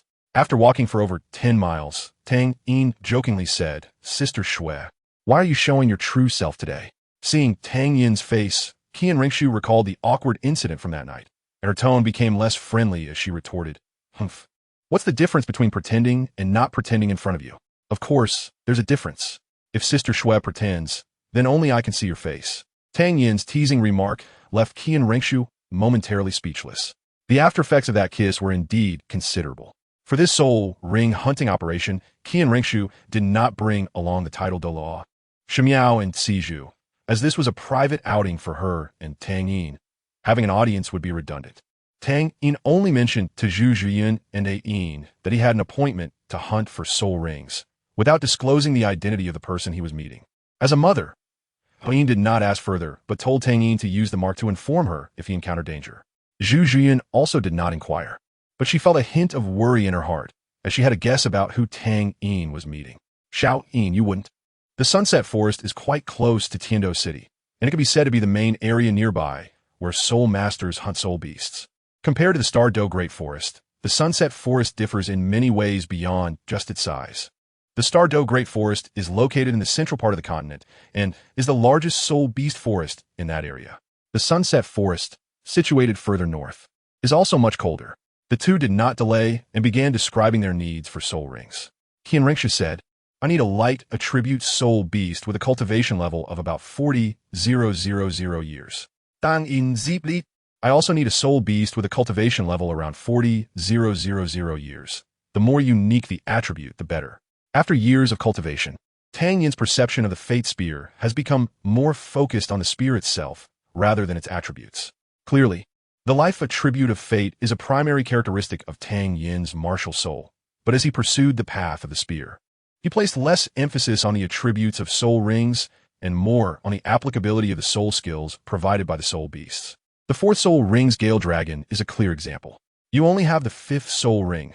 Can your body withstand the impact of a 40,000 year soul beast? Qian Ringshu was genuinely startled by Tang Yin's words, thinking she must have misheard, and looked at him with a puzzled expression. Tang Yin offered no further explanation and summoned his martial soul, revealing the brownish fate with 4 soul rings of purple, purple, purple, and black slowly rotating. "Sister Shui, all my soul rings are absorbed beyond their years." Qian Ringshu fell silent once more. Tang Yin's words felt like a heavy blow, leaving her speechless. "I understand. Put away quickly." After saying this, Qian Ringshu walked ahead without paying any more attention to Tang Yin. Tang Yin, unsure of what he had done wrong, hurried to catch up, not surpassing Qian Ringshu, but following closely behind her. Qian Ringshu was inherently proud. With innate soul power at level 20, she had always believed she stood at the pinnacle of the pyramid, looking down on all heroes. Even her legendary titled law grandfather held her in high regard. However, after meeting Tang Yin, Qian Ringshu felt deeply impacted. Even her innate soul power of 20 was nothing to be proud of in front of him. Qian Ringshu deliberately quickened her pace, trying to shake off Tang Yin, but he also sped up to keep up with her. When she realized she couldn't shake him off, Qian Ringshu intentionally stopped, and Tang Yin immediately halted, still standing behind her. Qian Ringshu looked at Tang Yin with a mix of annoyance and amusement. "What are you doing? Aren't you just making me angry? I'm not someone who gets angry easily. Let us go." All right. The two had been in the Sunset Forest for half a day, and Tang Yin noticed that the number of soul beasts they encountered on the road was similar to that in the Star Do Great Forest, but the quality was somewhat lacking. Although they did come across a few thousand-year level soul beasts, most were barely over 1,000 years old. Since they needed soul rings with a high age requirement, they had to venture deeper into the Sunset Forest. The further they went in, the lower the density of soul beasts, but each beast's aura became more powerful. With his keen sensing ability, Tang Yin soon realized that he and Qian Rengshu had entered the territory of a 10,000-year soul beast, and their presence had already been locked onto. Chapter 110. Crystal Radiance. Yan Huang, realizing they had been detected, Tang Yin and Qian Rengshu simultaneously halted, suppressing their auras and directing their gazes toward the same direction. In the dim forest, rustling sounds emerged, and then a pair of thick, earth-colored claws pushed aside the bushes, revealing a massive head. It was a rock armor bear, standing 5 meters tall, with crimson eyes warily watching Tang Yin and Qian Rengshu, its enormous mouth emitting threatening low growls, warning the two intruders to leave its territory. After observing, Tang Yin noticed that the fur around the rock armor bear's mouth and on its paws was stained with blood and flesh, with dark red blood dripping from its short, thick claws. Tang Yin speculated that this rock-armored bear had just been feeding, and he and Qian Renshua had merely intruded into its territory. The reason for its appearance here was simply to drive away intruders. Of course, this was only one of the reasons. If Tang Yin and Qian Renshua were not strong enough, the rock-armored bear would not recommend adding to its meal. Its attack intentions were not strong, so they could just avoid it. After Tang Yin finished speaking, he slowly withdrew with Qian Renshua. Qian Renshua was not reckless. She knew that she should maintain her best state when encountering a soul beast suitable for her. The three of them, 2 people and 1 beast, were vigilant of each other, and after creating enough distance, Tang Yin and Qian Renshua felt somewhat relieved and continued to move deeper into the forest. We have now entered the habitat of 10,000-year soul beasts. If we go a bit deeper, we can start looking for soul beasts, Tang Yin said to Qian Renshua beside him. Qian Renshua nodded in agreement with Tang Yin's suggestion. After they had walked more than 10 miles into the sunset forest, they slowed their pace. The surrounding forest environment had changed dramatically. Towering ancient trees blocked out the sunlight, making it almost impossible for light to penetrate. In such a vast area, there were hardly any bird calls or insect sounds. Moss covered the damp rocks, and a chilling wind blew in from nowhere, causing a shiver. The outer area of the sunset forest had changed significantly due to human soul masters' activities, just like the outer area of the Stardow forest. Only here could one see such a primitive forest landscape. However, now is not the time to admire the scenery. After discussing it, Tang Yin and Qian Renshua decided to split up to search for soul beasts, agreeing to return here to gather after half an hour. Regardless of whether they found any soul beasts, Tang Yin walked alone deep into the sunset forest, activating his Xieji Eye. In this dim environment, he was unaffected and observed even more closely. After walking over 1,000 meters, Tang Yin discovered traces of soul beasts. From the marks left behind, he could determine that it was a feline soul beast, and the residual aura suggested that it was at least 10,000 years old. Clearing the dense thicket in front of him with fate, Tang Yin made a significant discovery. It was a flower radiating intense white light, almost like a small sun in this dark environment. The thicket he had cleared was so thick that hardly any light could pass through. After observing for a while and confirming that there were no soul beasts around, Tang Yin approached the little flower and examined it closely. As he got closer, a warm breeze greeted him. Just by smelling the fragrance of this flower, Tang Yin felt a surge of warmth flow through his body. Each petal of the little flower was made of a white light screen, and after careful observation, Tang Yin discovered that the petals were actually transparent. Not only the petals, but also the flower's stamen, receptacle, and stem were all transparent. Strangely, this flower was not rooted in the soil, but was attached to a small stone. The stone's material was indiscernible, and Tang Yin did not dare to touch the flower directly. When he was younger, Tang Yin had learned about pharmacology from Yang Wudi, and he had read through the medicinal books and records treasured by the family. He knew that when encountering uncertain spiritual flowers and herbs in the wild, one should not touch them with bare hands. Aside from safety considerations, some herbs had extremely strict harvesting conditions and would wither shortly after contact with the human body, losing not only their spiritual essence, but also a substantial portion of their medicinal power. Tang Yin began to compare the appearance of this flower with images in his mind. Sunflower? No. Although sunflowers also emit light, the premium sunflowers have a light red body, he thought. Moondew hibiscus? No, its luster isn't this bright. After ruling out several options, Tang Yin finally confirmed the name of this flower, crystal glimmering hibiscus. Upon confirmation, Tang Yin's eyes widened. He had never seen a crystal glimmering hibiscus of such high quality. He did not recognize it immediately, because the crystal body of the crystal glimmering hibiscus rarely had such pure transparency. What does near transparency mean? It means perfect quality. Such a rare and sought-after treasure. Yet Tang Yin immediately calmed down. He knew that treasures in the forest were always guarded by powerful soul beasts, and he would not assume that he was lucky enough to discover an unclaimed flower. Based on the flower's attributes, Tang Yin could roughly guess that the soul beast guarding this flower was likely of the fire or light attribute.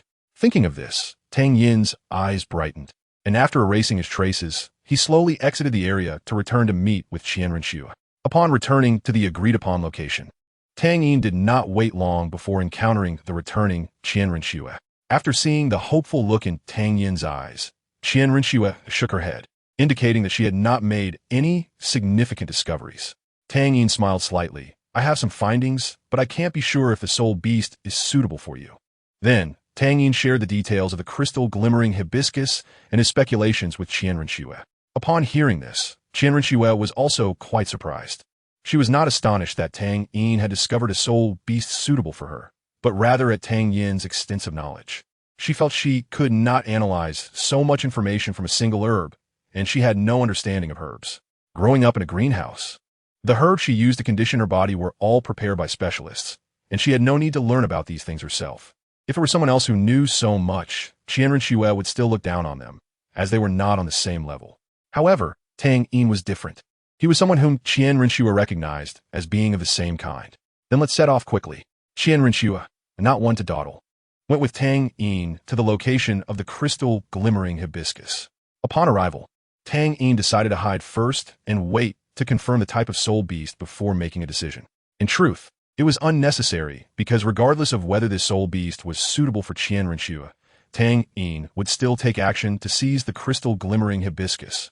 As expected, this crystal glimmering hibiscus was indeed guarded by a soul beast. The two of them had not stayed in the tree long when a massive figure appeared in their line of sight. It was a white tiger, measuring over 3 meters in length, with wings on its back. Its fur was as pure as the whitest snow on a winter day, shining with a soft glow, and its black stripes made it look like a giant insect, with every hair seemingly containing the power of holy light.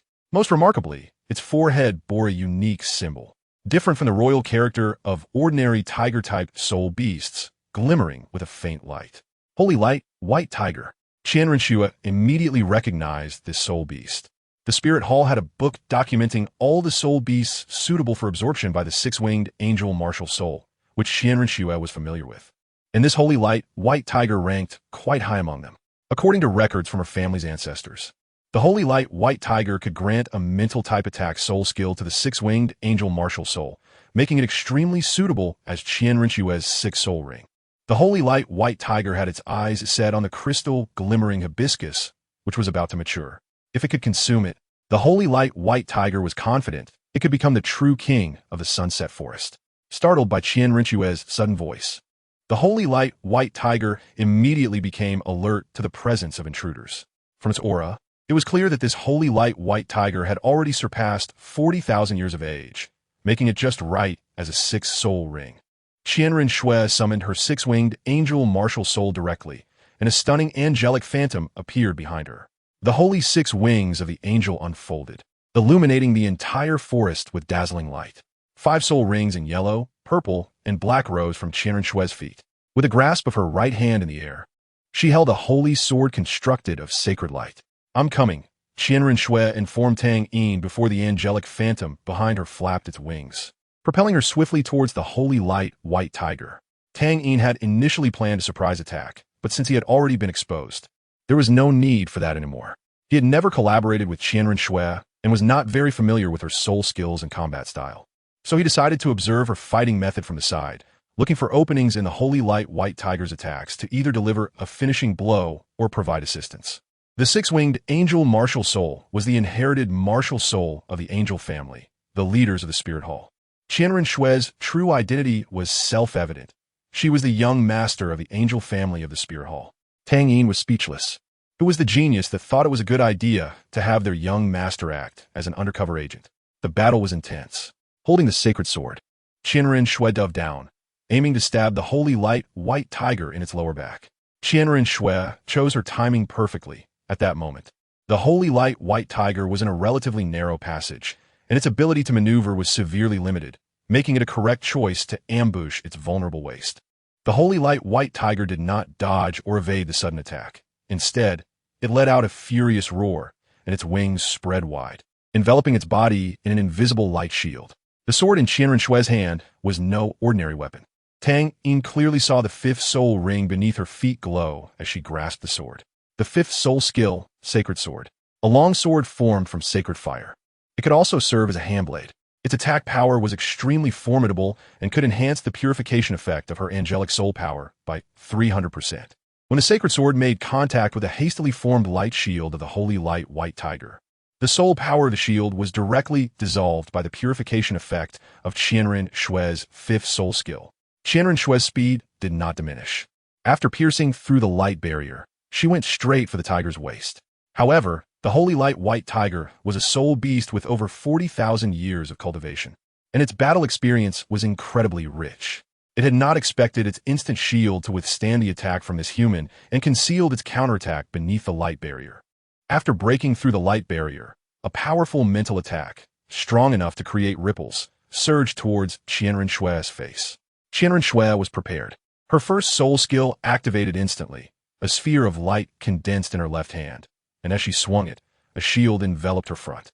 The mental attack from the tiger's roar was partially deflected by the shield. Although the momentum of the sacred sword was slightly reduced, it still left a wound on the back of the holy light white tiger, and the burning sensation of the sacred fire felt like maggots eating into its bones, causing the holy light white tiger to let out a painful howl. The howl contained a powerful mental attack, and Qianren Shui dared not take it head-on, quickly retreating. Tang Yin, perched on a tree, seized the opportunity, relying on the speed of his dragon break before the holy light white tiger could react. Tang Yin's fate blocked its path. Bang! A loud explosion sounded as the massive body of the holy light white tiger was sent flying by Tang Yin, crashing heavily into a gigantic tree. The tree, which had a diameter of 5 to 6 meters, emitted a sound of being unable to bear the weight and was actually broken by this force. The holy light white tiger quickly adjusted its stance, getting up from the ground, its black eyes shimmering with white light as it stared at the two humans before it. It was contemplating whether to fight to the death with these two humans. From their brief engagement, it sensed that they were not to be trifled with. Even if it managed to take them down, it would be severely injured. Qianren Shui's expression was serious as she stared at the holy light white tiger. She had not expected such a top-tier soul beast to be so difficult to deal with. Facing the roar of the holy light white tiger, even though Qianren Shui had absorbed the head soul bone of the heavenly god set, she still felt a bit dazed mentally. She turned to glance at Tang Yin beside her and found him looking calm, seemingly unaffected by the mental attack of the tiger, which piqued her curiosity. When she was pushed back, Tang Yin had charged forward directly. She thought it impossible for him to have escaped any attack. That mental attack from the holy light white tiger is very hard to defend against. You weren't affected at all, were you? Facing her sudden concern, Tang Yin kept his eyes on the holy light white tiger and explained, "My mental power is exceptionally strong. Its attack has a minimal effect on me." Seeing that the holy light white tiger was slow to counterattack, Tang Yin felt something was off. It wouldn't he be thinking of running away, would it? He speculated, believing there was a significant possibility. The holy light white tiger was very familiar with its surroundings. If it wanted to escape, Tang Yin had little confidence in being able to keep it here. Without hesitation, Tang Yin sprinted towards the location of the crystal radiance flame lotus. The holy light white tiger thought Tang Yin was going to attack it and prepared to flee, but after realizing Tang Yin's target was not it, the tiger felt uneasy again. Tang Yin looked at the flower about to bloom, casting a threatening smile towards the holy light white tiger. "If you run away, I'll take this flower." Chapter 111. Holy light white tiger, seeing that its intention to escape had been seen through and that the male human had grasped its weakness. The holy light white tiger hesitated but steadied its stance. It let out a long howl, shaking the surrounding forest. The majesty of the king of the forest emanated from it, and the terrifying power of the 40,000-year soul beast made Qianren Shui and Tang Yin's expressions grow increasingly grave. The holy light white tiger was not planning to escape. It knew these two humans would not let it go easily. Moreover, it would not give up the opportunity it had waited for who knows how many years. If it missed this chance, it did not know when it could advance to a higher level. "I'll assist you." Tang Yin's voice came from behind Qianren Shui. Immediately, a rainbow of holy light enveloped Qianren Shui's body, and in the brilliant light, the six-winged angel became even more sacred. It was Tang Yin's second soul skill, Rainbow Holy Domain. Qianren Shui felt her inner power surge, and all her attributes received a comprehensive boost. At this moment, she truly experienced the terrifying effect of Tang Yin's second soul skill assistance. In contrast, the Holy Light White Tiger felt completely different. This energy, which originally came from the same source, not only failed to give it any enhancement, but instead suppressed the white light within it fiercely. Seizing this opportunity, Qianren Shui once again gripped the sacred sword and charged towards the Holy Light White Tiger. This time, Qianren Shui's speed was even faster, and the sacred sword made of divine fire cut through the air, filling the primordial forest with a scorching sacred aura. Even when suppressed, the Holy Light White Tiger remained unafraid. Its front claws also erupted with white sacred light, all its energy attaching to its claws as its wings spread wide. Rushing to meet Qianren Shui's attack, the sacred sword collided with the Holy Light White Tiger's claws, the brilliance making it hard to look directly at. Qianren Shui's momentum surged higher, and her fourth soul ring suddenly lit up. The six-winged angel martial soul behind her placed its hands on its chest, shielding Qianren Shui within its embrace. Fourth soul skill, Angel's Tribute. This single-target enhancement skill allows Qianren Shui to increase all attributes by 200 and purify all negative effects on herself. The suppressed Holy Light White Tiger gradually finds itself at a disadvantage, its hind claws unable to bear the weight, sinking deep into the soil and leaving two cracked pits. In this unfavorable situation, fighting head-on is not wise. The Holy Light White Tiger quickly assesses the situation and decisively decides to retreat. A ball of holy light gathers in its mouth, targeting the defenseless Qianren Shui right in front of it. Just as Qianren Shui intends to escape, the pupils of the Holy Light White Tiger suddenly contract, and the sudden mental attack causes even Qianren Shui, who possesses the angelic divine armor skull, to experience a brief mental disorientation. This change happens too quickly. The momentum shifts in an instant. The Holy Light White Tiger feels a surge of joy, knowing that even if it cannot kill the human before it, it can still severely injure her, rendering her unable to fight. As the light mass completes its charge, a beam of holy light rushes towards Qianren Shui's unguarded face. At the critical moment, Qianren Shui's first soul skill is hastily formed. The golden light shield of angelic assault blocks in front of her, and the tremendous impact sends Qianren Shui flying. She tries her best to stabilize her form, but the beam seems to continue to assault the light shield in front of her, showing no signs of weakening, making it difficult for her to control her body. The Holy Light White Tiger, realizing it has not achieved its goal of severely injuring Qianren Shui, becomes anxious and once again increases the energy output of the beam, which expand from the size of a bowl to double its original size in an instant. Several green vines burst from the ground, binding the Holy Light White Tiger that is spewing the light beam tightly, and one of the vines wraps around its mouth, which is pouring out energy. A strong arm supports Qianren Shui from behind. With a slight exertion, she feels her back pressed against a broad chest. Warmth and safety. That is how Qianren Shui feels at this moment.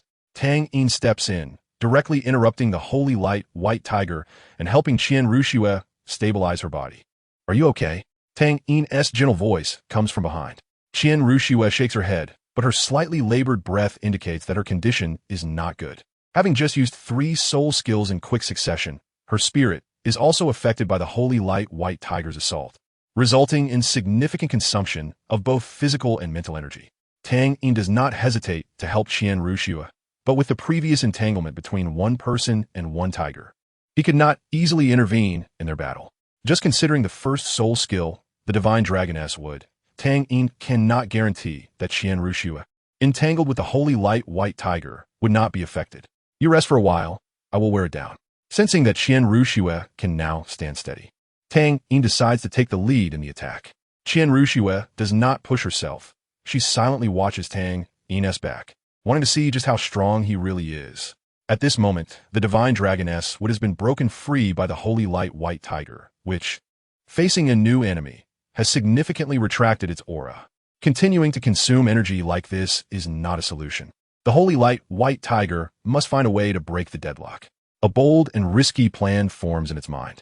Tang Yin, holding destiny, does not waste words and directly activates his 4th soul skill, Rapid Dragon Break. With the plan set, the Holy Light White Tiger does not delay and faces Tang Yin's charge head-on. Tang Yin has just observed the battle between Qian Ruxue and the Holy Light White Tiger. Roughly estimating the tiger's defensive capabilities and realizing that his attacks would struggle to penetrate its defenses. The Holy Light White Tiger has a layer of holy light protecting its body. Qian Ruxue can effortlessly cut through the skin of the Holy Light White Tiger due to the melting properties of her fifth soul skill, the Holy Sword. Therefore, Tang Yin only has that one move left. The Rapid Dragon Break continuously crashes into the Holy Light White Tiger's body, which is nearly ineffective against the tigeress defenses. The Holy Light White Tiger had intended to feign an attack on Tang Yin and then pounce on Qian Ruxue, disrupting their attack rhythm, with the ultimate goal of swallowing the Crystal Radiance Flame Lotus. Although the Crystal Radiance Flame Lotus is not fully matured, and its effects are certainly not as potent as when it is fully matured, now is not the time to quibble over such gains and losses. Tang Yin does not directly attack the Holy Light White Tiger, causing it to temporarily change its plan and skip the first step. Like a dragon soaring through clouds and a tiger rushing through wind, the Holy Light White Tiger, although a mutated soul beast, still possesses the characteristics of ordinary tiger-type soul beasts. It swiftly darts past Qian Ruxue, racing towards the direction of the Crystal Radiance Flame Lotus. Qian Ruxue immediately senses that something is wrong and wants to stop it, but it is already too late. At this moment, Tang Yin also stops in his tracks. When he turns around, he sees the Holy Light White Tiger opening its mouth, about to swallow the Crystal Radiance Flame Lotus and complete its bloodline transformation. Chapter 112. Gratitude. At this moment, Tang Yin no longer holds only destiny in his hand. The long-dormant Dragon Phoenix bow has been grasped in his left hand, and the suddenly appearing crimson light causes Qian Ruxue to look back in surprise. In her stunned gaze, Tang Yin places destiny on the crimson bow, and the eye that pierces through her disguise shines with a brilliant white light. The Holy Light White Tiger feels the immense pressure suddenly coming from behind.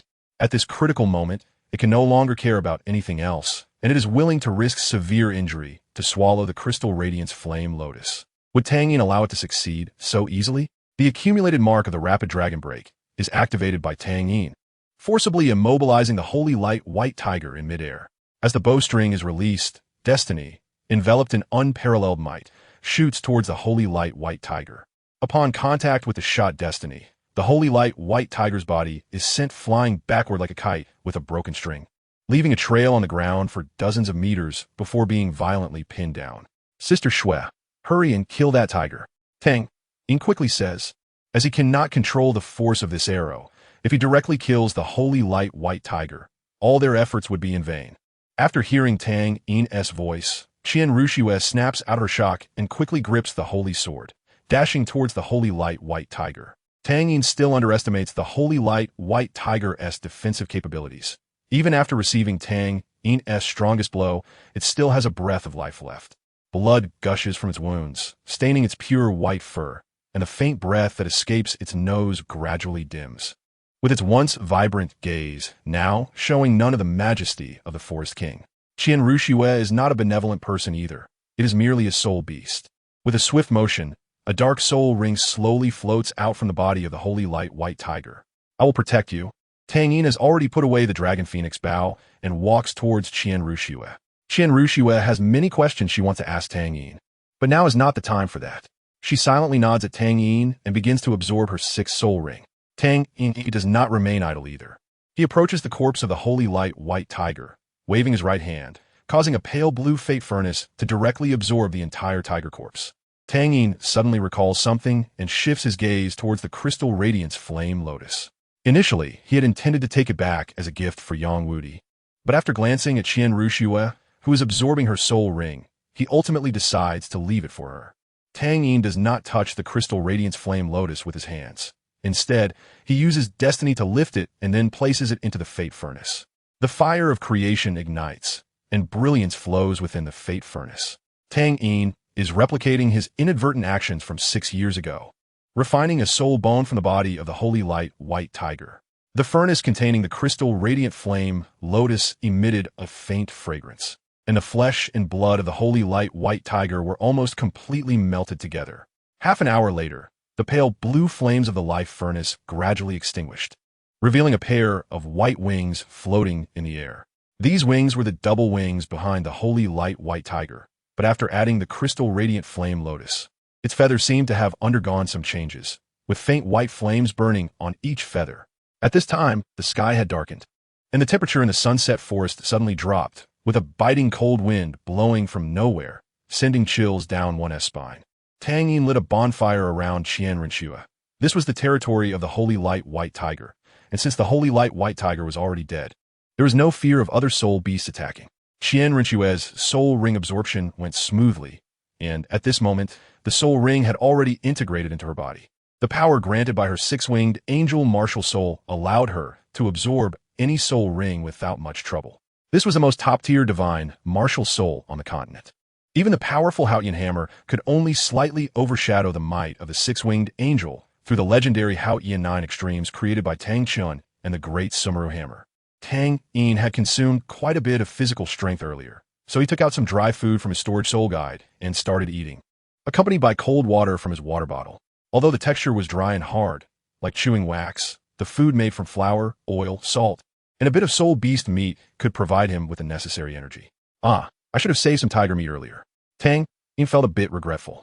He and T thought to save some of the Holy Light White Tiger's meat for grilling, which was truly his biggest decision-making mistake of the day. 40,000-year-old Holy Light White Tiger soul beast meat. He couldn't even imagine how delicious it would be. After finishing the dry food, Tang Yin took a big gulp of water to swallow the remaining dry food.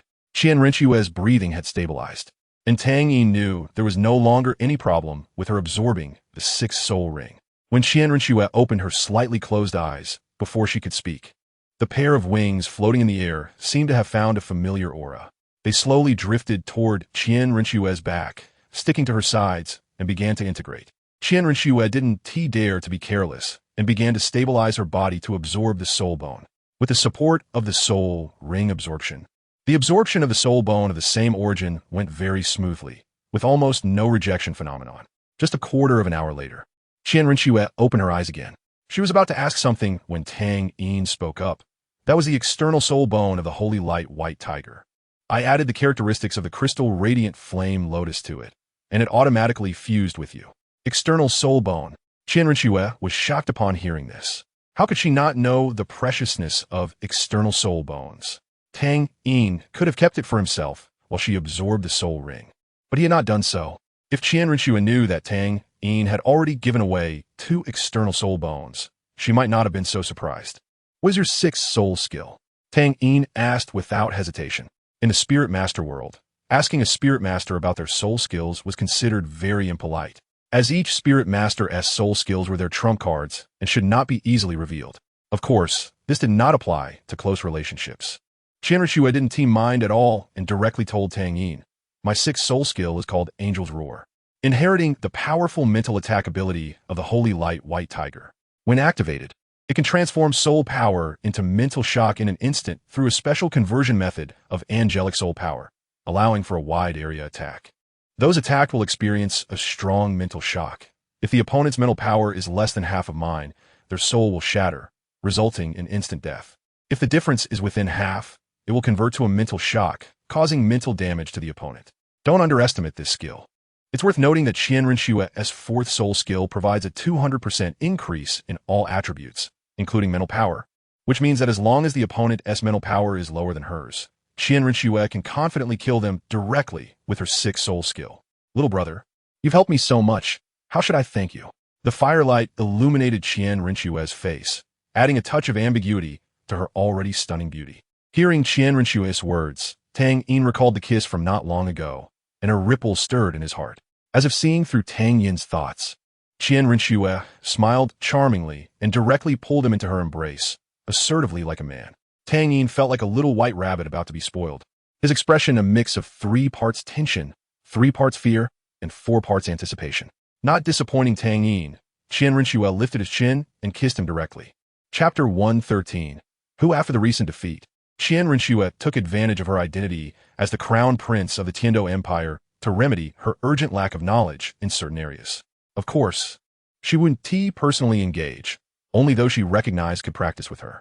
So, during this time, 2 elegantly dressed girls blushing would often walk out from the prince's study. But what happened inside remained undisclosed. After a long while, their lips parted. Tang Yin looked at Qianrenshuwa with shock. He truly didn't expect that today, as Qianren was no longer the one who would lose her senses with a kiss. A separation of 3 days leads to a fresh perspective.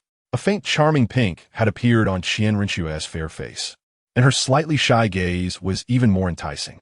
Enchanted, her small mouth slightly parted, her warm red lips glimmering with a sheen, and her rising chest indicated that her heart was not as calm as it appeared. Sister Shui, you're so beautiful.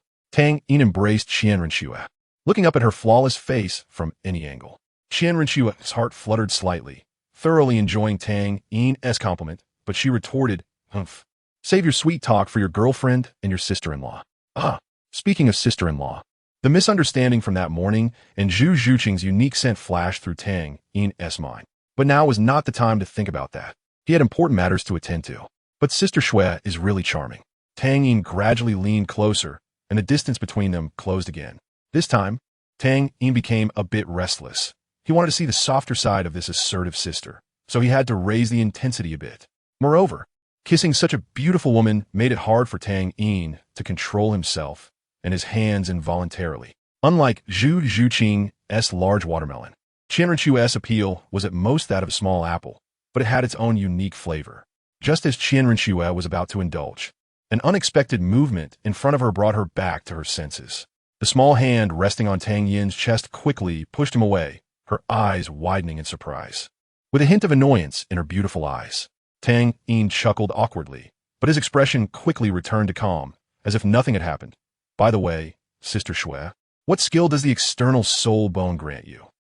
Qianren stared at Tang Yin for a long time, silently cursing the little lecher in her heart before she stopped dwelling on the matter. In a cold tone, she told Tang Yin about the skill of her external soul bone. The pair of wings provided me with a skill called Eternal Burning Wings, which is a very powerful passive skill that not only significantly increases my flight speed, but also allows the sacred fire burning on the wings to reduce the damage from attacks against me by at least 20%. Moreover, Qianren said as she stood up, turning her back to Tang Yin, removing her outer black robe, revealing her flawless white back skin to Tang Yin's gaze, with beautiful curves that seemed like a masterpiece crafted by God. The pair of sacred wings gathered from the inner sides of her shoulder blades, with a pair of slightly smaller wings coalescing above and below them. Tang Yin understood that the external soul bone of the holy light white tiger's wings had fused with Qianren's main wings of the six-winged angel. On the main wings behind Qianren, the holy white flames burned eternally, with a layer of invisible energy protecting her within. After being seen by Tang Yin, she showed no signs of shame, as she had already been looked at and touched. As you can see, the external soul bone has merged with my angelic main wings, and the two have no negative effects on each other. Instead, they complement each other. Just as Qianren intended to turn around, she noticed that Tang Yin had already reached out to her wings. No. After the six-winged angel possessed her, the wings fused with Qianren's body, meaning that the wings connected to all of Qianren's sensations. Moreover, the wings seemed to be her sensitive spot. Tang Yin did not expect that the wings on Qianren's back felt unexpectedly good to touch. Unlike touching feathers, it had a smooth, skin-like feel. Hearing Qianren's soft moan, Tang Yin quickly withdrew his hand. Qianren tried hard to calm her inner turmoil, pretending that nothing had happened. She was getting used to the state of being possessed by the six-winged angel, retracting her wings, bending down to pick up the black robe on the ground, and putting it back on to cover her beautiful figure. Then she sat aside, silently gazing at the burning campfire. At this moment, only the crackling sound of the campfire could be heard, occasionally interrupted by a gust of wind that made the flames flicker. Qianren truly did not expect Tang Yin to touch her wings. Throughout her life, even her closest relatives had never touched her wings. Tang Yin also knew he had done something wrong. He did not realize how sensitive Qianren would be. After all, he had once pulled Sister Zhu Yun's tail back then. Wait, Sister Zhu Yun at that time. Tang Yin slapped his forehead, secretly thinking he had been careless. The martial soul is a very important part of the human body, especially for possession-type martial souls. The body parts derived from the martial soul are very sensitive in daily life, just like the nether spirit cat. Tang Yin could not forget that famous scene of flowing water falling 3,000 feet. Similarly, the six-winged angel martial soul is also like this. Sister Shui, I'm sorry for the offense earlier, Tang Yin said sincerely, truly apologizing to Qianren. Qianren felt a bit complicated but did not really blame Tang Yin. She was about to speak to forgive him, but then thought she could not let him off too easily if she indulged him. She did not know how he would bully her in the future. You should go to sleep. I'll keep watch for the first half of the night. Qianren Shui's tone was cold, seemingly unwilling to mention the matter again. Tang Yin hesitated for a moment, unsure whether to leave or not. Seeing that Tang Yin did not leave, Qianren Shui's cold eyes narrowed slightly, seemingly displeased with him. Tang Yin seemed to have made up his mind, decisively stood up, squatted in front of Qianren Shui, and met her cold gaze. Then, in front of Qianren Shui, he gently pecked her lips. Tang Yin clearly saw a blush rise on Qianren Shui's cold face, with indifference and shyness, two seemingly unrelated, even opposing expressions appearing simultaneously on her face. So you weren't angry. Tang Yin thought Qianren Shui looked incredibly cute at that moment, and he pecked her again, smiling as he said to her, "Good night. I'll come to switch with you later."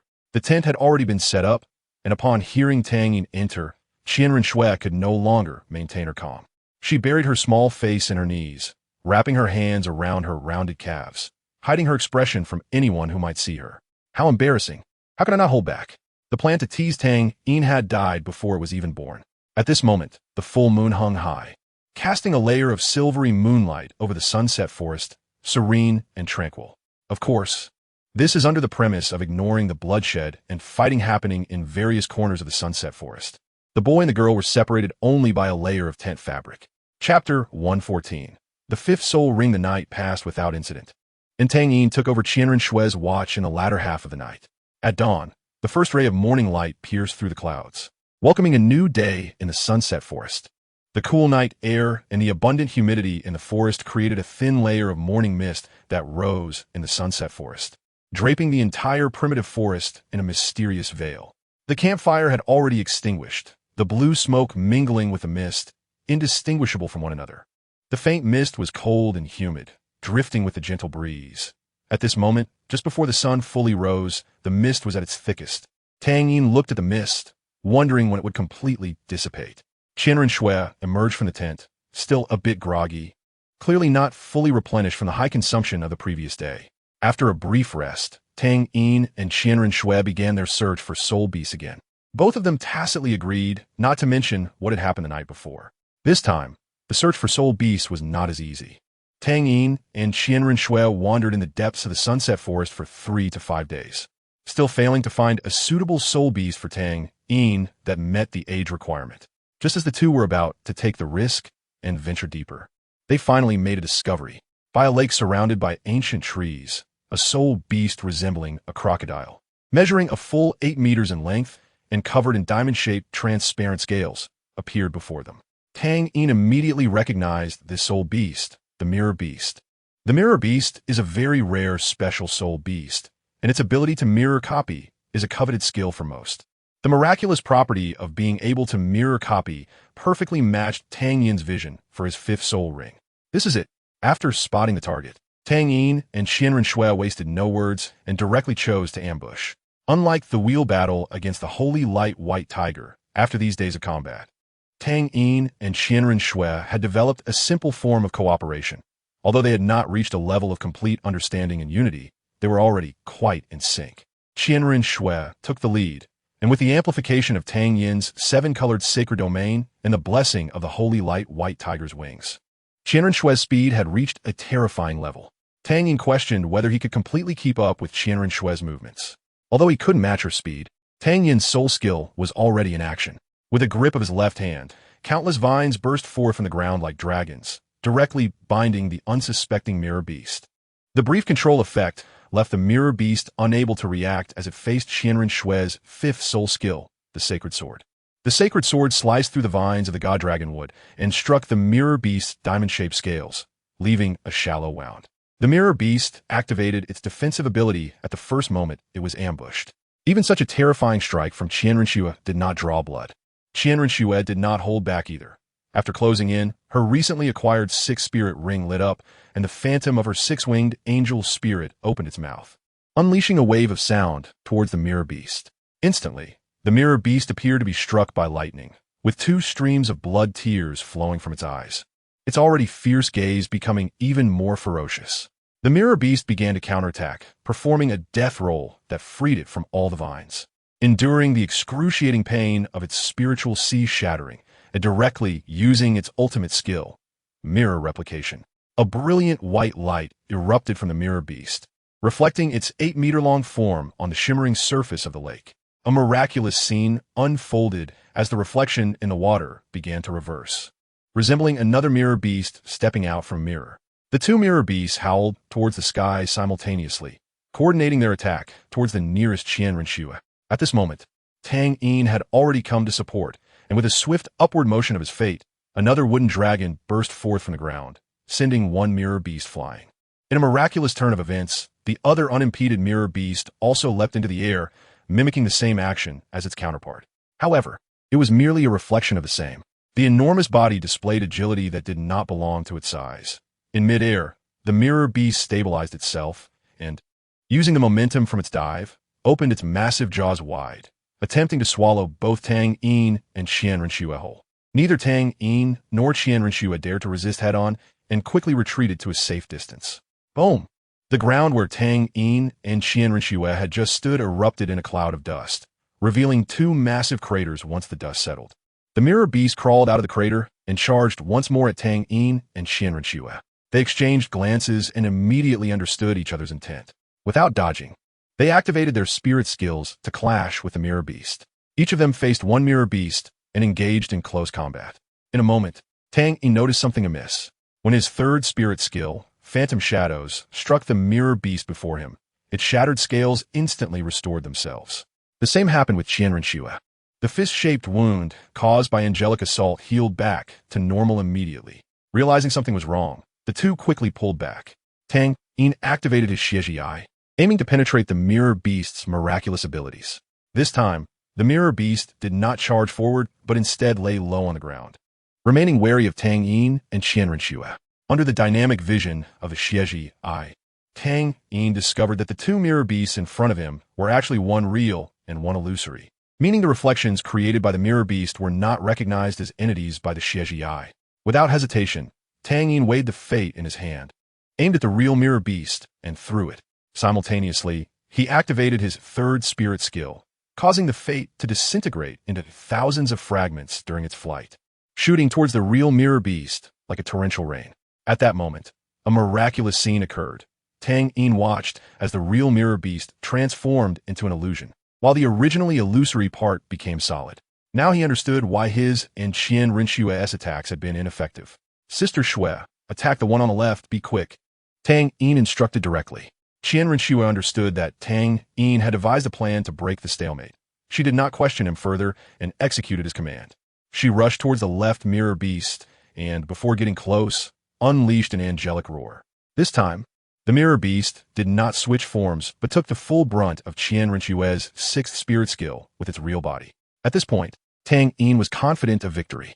Through observation, he realized that the two mirror beasts were actually controlled by one brain, able to switch freely between the real and the illusory, meaning that damage taken by the illusion did not affect the real body. This explained why their previous attacks had no effect. Just a moment ago, Tang Yin and Qianrenshua's attacks had come almost simultaneously after evading Tang Yin's strike. The mirror beast chose to withstand Qianrenshua's angelic roar, indicating that the transformation between reality and illusion required time. Tang Yin wasted no time, summoning the Dragon Phoenix Bow, drawing the bowstring, and waiting for the opportune moment. Just as Qianrenshua's sacred sword was about to deal a heavy blow to the mirror beast, the mirror beast once again transformed between real and illusory in the eyes of the Xieji Eye. Before the mirror beast could counterattack, an arrow, accompanied by a whistling sound, ended its life. Tang Yin, about to advance to Spirit King. Chapter 1:15 ended. The mirror beast's illusory body vanished with the death of its real form, and the scales that had emitted a dazzling light like jewels lost their luster. A pure energy drifted from the real mirror beast, coalescing in the air into a pitch-black soul ring. Tang Yin retracted his martial spirit and approached the direction of the mirror beast. Qianrenshua released the six-winged angel's possession state and asked the question she had been wanting to ask since yesterday. That bout just now. There was nothing to hide from Qianrenshua. I have twin martial spirits. That bow was my second martial spirit, although she had been mentally prepared. Hearing Tang Yin's affirmation still startled Qianrenshua. She mentally added a new descriptor for Tang Yin. The stronger Tang Yin became, the more satisfied Qian Renshue felt. She liked the strength of her partner, as it brought her an unparalleled sense of conquest, both psychologically and physically. He truly is the man I admire, Qian Renshue thought, a look of appreciation and satisfaction appearing on her face. Meanwhile, Tang Yin began to absorb his fifth soul ring. The mirror beast had missed the right era. Had it been in the past, when Tang Yin was not prepared to take a bloody and cruel path of change, it would have certainly survived. Moreover, it might not only have survived, but could have ended up as a divine beast, at the very least 100,000-year soul beast, in a certain special space. The Vinewood Flood Dragon, the mysterious bamboo, and the Swift Wind Flood Dragon witnessed the mirror beast being shot dead by Tang Yin's arrow, and its dying appearance filled them with dread. At the same time, they were relieved that they had been targeted early and had invested in the original shares. All they could do was mourn for the predecessors to come. She glanced complexly at Tang Yin, who was absorbing the soul ring. She knew much more than the other three soul beasts. Without compassion, perhaps you wouldn't suffer so much. She murmured, her faint voice echoing in this space. The absorption of the soul ring proceeded without incident. Tang Yin's physical strength and mental resilience easily withstood the energy of the 40,000-year mirror beast. In just half an hour, Tang Yin completed the absorption of the soul ring. At the moment the absorption was completed, the specific information of his fifth spirit skill appeared in his mind. And after carefully feeling it, Tang Yin's eyes lit up. His fifth spirit skill was named Mirror Realm, perfectly inheriting all the characteristics of the mirror beast's mirror replication ability. Tang Yin can use his mirror ability to create a clone that possesses 80% of his own capabilities. The clone will mimic the actions of the original, and it can also perform a virtual real transformation. However, like the mirror beast, Tang Yin's virtual real transformation has its limitations. Each transformation must be separated by a minute before it can be used again. Moreover, the damage the clone can withstand is also limited.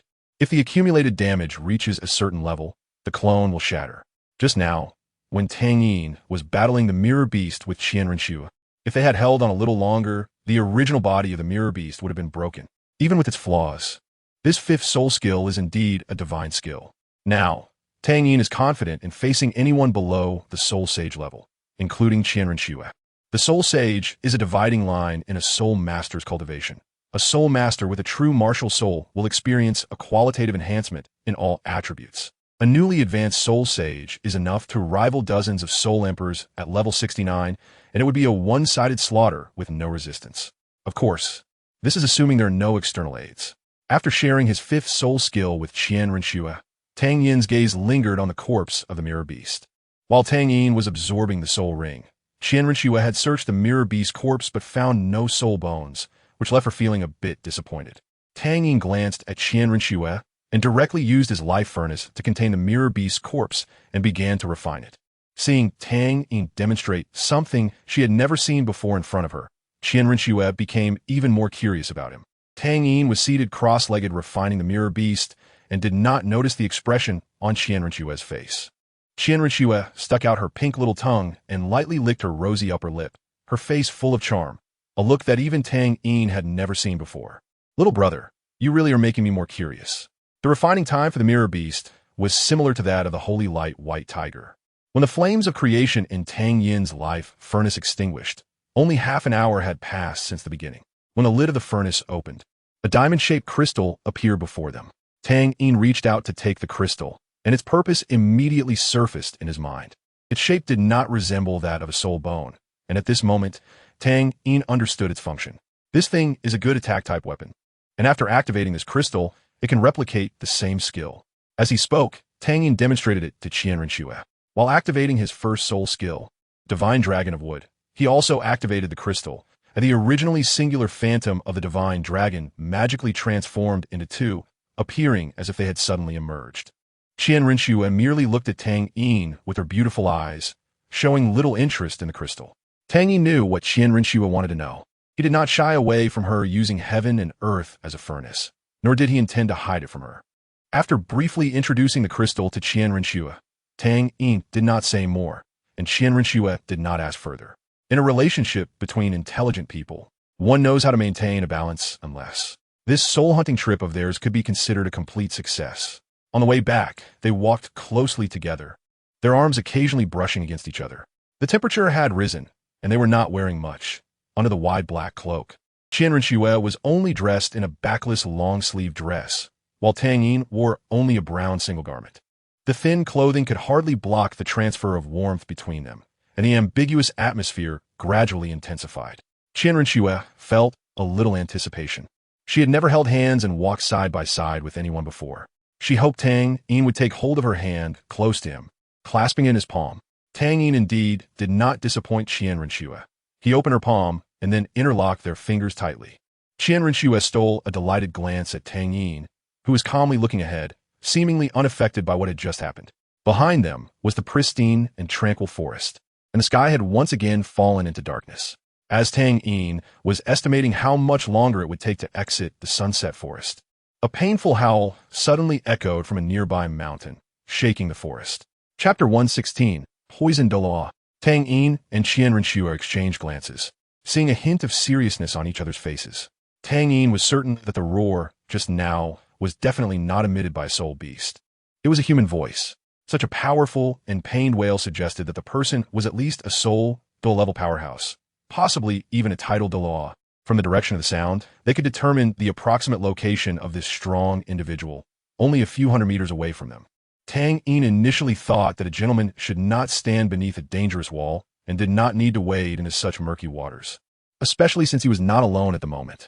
"Let's go," Tang Yin said softly to Qian Renxue, although he was still curious about what could have caused such a strong person to emit such a painful wail. Qian Renxue frowned, seemingly lost in thought. That person's aura feels so familiar. I think I've seen him somewhere. Just as Qian Renxue pondered, a faint metallic scent was carried to them by the mountain breeze, and she suddenly realized the person's identity. I've remembered. No wonder it felt so familiar. Qian Renxue's voice immediately caught Tang Yin's attention. He did not ask further, but waited for her response. If I'm right, that person's identity should be the Poison Douluo. Douluo. Tang Yin was not familiar with this title Douluo and continued to wait for Qian Renxue's explanation. The Poison Douluo's martial soul is the Beast Martial Soul, the Emerald Lizard King, which possesses extremely strong toxicity. I once saw him at a banquet in the Tiando Empire, and the aura on him was exactly the same as the metallic scent we just smelled. After hearing Qian Renxue's explanation, Tang Yin's heart sank. Indeed, he is a title Douluo. Seeing that Qian Renxue was still reluctant to leave and noticed the contemplative expression on her face, Tang Yin immediately understood that she was weighing something.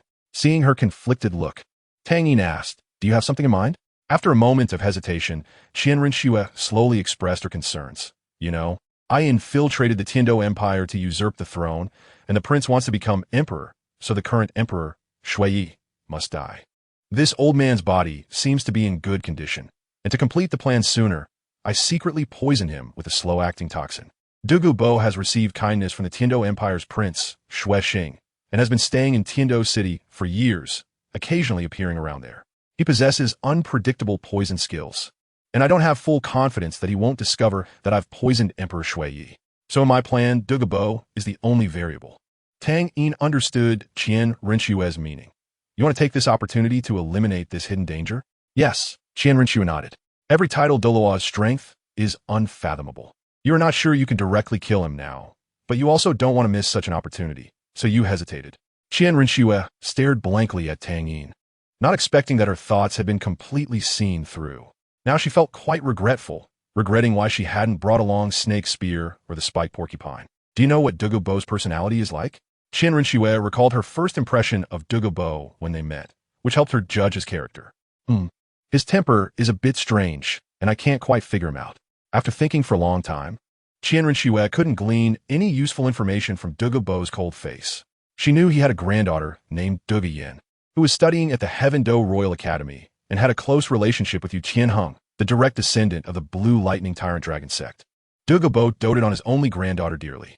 Based on Qian Renxue's description, Tang Yin roughly guessed the character of the title Douluo named Douluo. He was deeply affectionate. He settled in Heaven Do due to the grace of the Heaven Do Prince, out of gratitude. His love for his granddaughter stemmed from familial affection. His strange temper was easy to understand and should be related to his abilities. Tang Yin devised a rough plan. He spoke slowly but wasn't completely confident. To be safe, Tang Yin prepared to call for help. "Mom, Tang Yin silenti muda." Far away in Heaven Do City, Yin was preparing to do something with her beloved Tang Hao when she suddenly heard her son's voice and immediately stopped. "Xiaoyin, what's wrong?" A Yin's gentle words added a bit of confidence to Tang Yin. At that moment, Tang Hao was looking at Yin eagerly, afraid to ask or say anything. Mom, can you contact Dad? Yin glanced at the pitiful Tang Hao and replied, he's with me right now. I have a little situation here, and I might need him to come over. Little situation? Yin knew that Tang Yin was trying to avoid worrying her. If it was a minor issue, why not solve it himself instead of calling for his father? Yin's tone became a bit worried. She didn't ask for the reason, but said, where are you now? I'll send your father over. After sharing their location, Yin looked at Tang Hao, gently patted his face, and said softly, Hao, Xiao, Yin is in danger. You need to run over. After waiting for a long time, Tang Yin finally received his mother's reply and felt relieved. Qian Rinxue, who was waiting alongside him, didn't ask why. She knew Tang Yin was concerned for her. All right, let's go take a look. With full confidence, Tang Yin took Qian Rinxue's hand and walked into the forest together. Meanwhile, Tang Hao watched as his son became involved with another beautiful girl. Feeling a bit resentful in comparison, after worrying about Tang San's matters, Tang Hao finally had a few days of free time and hurried back to Heaven Do City. In the evening, when he was about to review the philosophical course How the Protagonist is Born with Yin, he was again sent to worry about another son. Even a titled Douluo faces a midlife family crisis. Despite his resentment, he still had to act because he sensed the presence of another titled Douluo. Tang Hao didn't want anything to happen to Tang Yin. As they entered the forest, Tang Yin and Qian Rinxue felt the surrounding environment grow colder. This chill wasn't due to the drop in nighttime temperature, but rather the unique aura of the titled Douluo. As they approached, the smell of blood became more intense. Tang Yin and Qian Rinxue stopped near a wooden house, and through the wide-open wooden door, Tang Yin could clearly see a figure lying on the ground. This should be the titled Douluo. However, Tang Yin's gaze became increasingly strange. Isn't Douluo skilled in poison? But why does he appear to be poisoned right now? Chapter 117. Treatment from a distance. Tang Yin could tell that the titled Douluo known for his poison was indeed suffering from severe poisoning. To be safe, Tang Yin didn't recklessly approach Douluo. Instead, he activated the Eye of the Xieji. The Eye of the Xieji's ability to dispel illusions allowed Tang Yin to see whether Douluo was truly unconscious. A person's respiratory rate, heartbeat, and the speed of their body's meridian operations are significantly different between a conscious state and a comatose state. In Tang Yin's vision, Douluo's bodily functions were at their lowest level. If it weren't for the faint breath, Tang Yin would think he was already dead. Sister Xue, wait for me here. I'll go in and take a look. Even after confirming Douluo's condition, Tang Yin still decided to leave Qian Rinxue outside, just in case. No, Qian Rinxue decisively refused. This is my matter. I can't let you take risks. If it were the Qian Rinxue who had just met Tang Yin 6 months ago, she would have cared little for his life and instead sought to maximize her use of him. But over the past 6 months, the pure cooperative relationship between her and Tang Yin had unknowingly mixed with other feelings. Therefore, she was unwilling to let Tang Yin face danger alone. Tang Yin understood Qian Rinxue's personality. He wouldn't insist, knowing that would only annoy her. All right, I'll go in first. If there's any danger, you just run and don't worry about me. Qian Rinxue remained silent, seemingly in silent resistance, yet also silently agreeing. It seemed that in this world, besides her grandfather, there were others who cared about her. Tang Yin walked ahead, and Qian Rinxue closely followed, the two slowly approaching Douluo inside the house. The closer they got to Douluo, the more Tang Yin felt the surrounding poisonous mist intensify, with a dark green gas permeating the air. Tang Yin didn't dare to resist. He wouldn't underestimate the means of any titled Douluo, even one on the brink of death. Summoning his fate, Tang Yin directly activated the core of life within it, and a vast and rich life energy radiated, enveloping both him and Qian Rinxue. Under this green cover, Qian Rinxue felt her body lighten significantly, and the inexplicable fatigue gradually faded. When she first caught the scent emanating from Douluo, she had already been poisoned, but the toxins in her body were very sparse, and she hadn't even noticed. As time passed, the toxins accumulated more and more in her body, affecting her health and even showing symptoms of poisoning. Wrapped in the life energy from Tang Yin's fate, the toxins within her were instantly purified. Naturally, Tang Yin wouldn't be poisoned, as any toxin was ineffective against him, even the Hell King's tablet refined in the original work. As they got closer, Tang Yin could finally see Douluo's appearance clearly. This titled Douluo was tall and slim, wearing a gray-brown long robe, which was likely covered in dust due to his struggles with the poison, with several areas already worn out. His hair and beard were green. Even his eyebrows were dark green, clearly indicating the symptoms of severe poisoning. At this moment, his eyes were tightly closed, his brow furrowed, and the wrinkles on his forehead were densely gathered, indicating he had suffered great pain before losing consciousness. On his sunken cheeks, a layer of fine sweat beads formed, drying in the wind only to have new beads seep out from his skin. Tang Yin didn't waste any time and began treating Douluo. This was Tang Yin's plan, and it was a gamble with no risk. Tang Yin judged that Douluo was likely a sentimental person based on his usual deeds, and by saving him, he would probably owe him a favor afterward. After Douluo woke up, if he directly attacked Tang Yin and Qian Renxue, his aura would be instantly locked onto by Tang Hao. As a title Douluo, every level was a heavenly chasm, not to mention Tang Hao's overwhelming strength against Douluo. It should be noted that even the Ju Douluo, who was only a match for Tang Hao, could easily suppress Douluo. Even if Tang Hao was too late, Yin would instantly intervene to block Douluo's sudden attack, providing double insurance, making it a surefire deal. Tang Yin pierced Douluo's chest with fate and began to inject life energy into him. Qian Renxue was unclear about why Tang Yin was doing this. She could see that he was healing Douluo. Although she was puzzled, she did not ask. Since Tang Yin had said he had a plan, she should unconditionally trust him. The rich life energy entered Douluo's body, reactivating his gradually dormant functions. His once weak pulse and heart began to beat powerfully, and a layer of redness appeared on his pale, withered face. As more life energy flowed into Douluo, a miraculous scene unfolded. His originally dark green hair lightened slightly. Tang Yin also held back a bit. He did not intend to fully heal Douluo, only to preserve his life for now. He withdrew fate. The green healing light dissipated, and the wound on Douluo's chest healed in an instant. Now, all that remained was to wait for Douluo to awaken.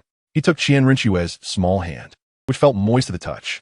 Tang Yin looked at Qian Renxue in surprise, but found no change in her expression.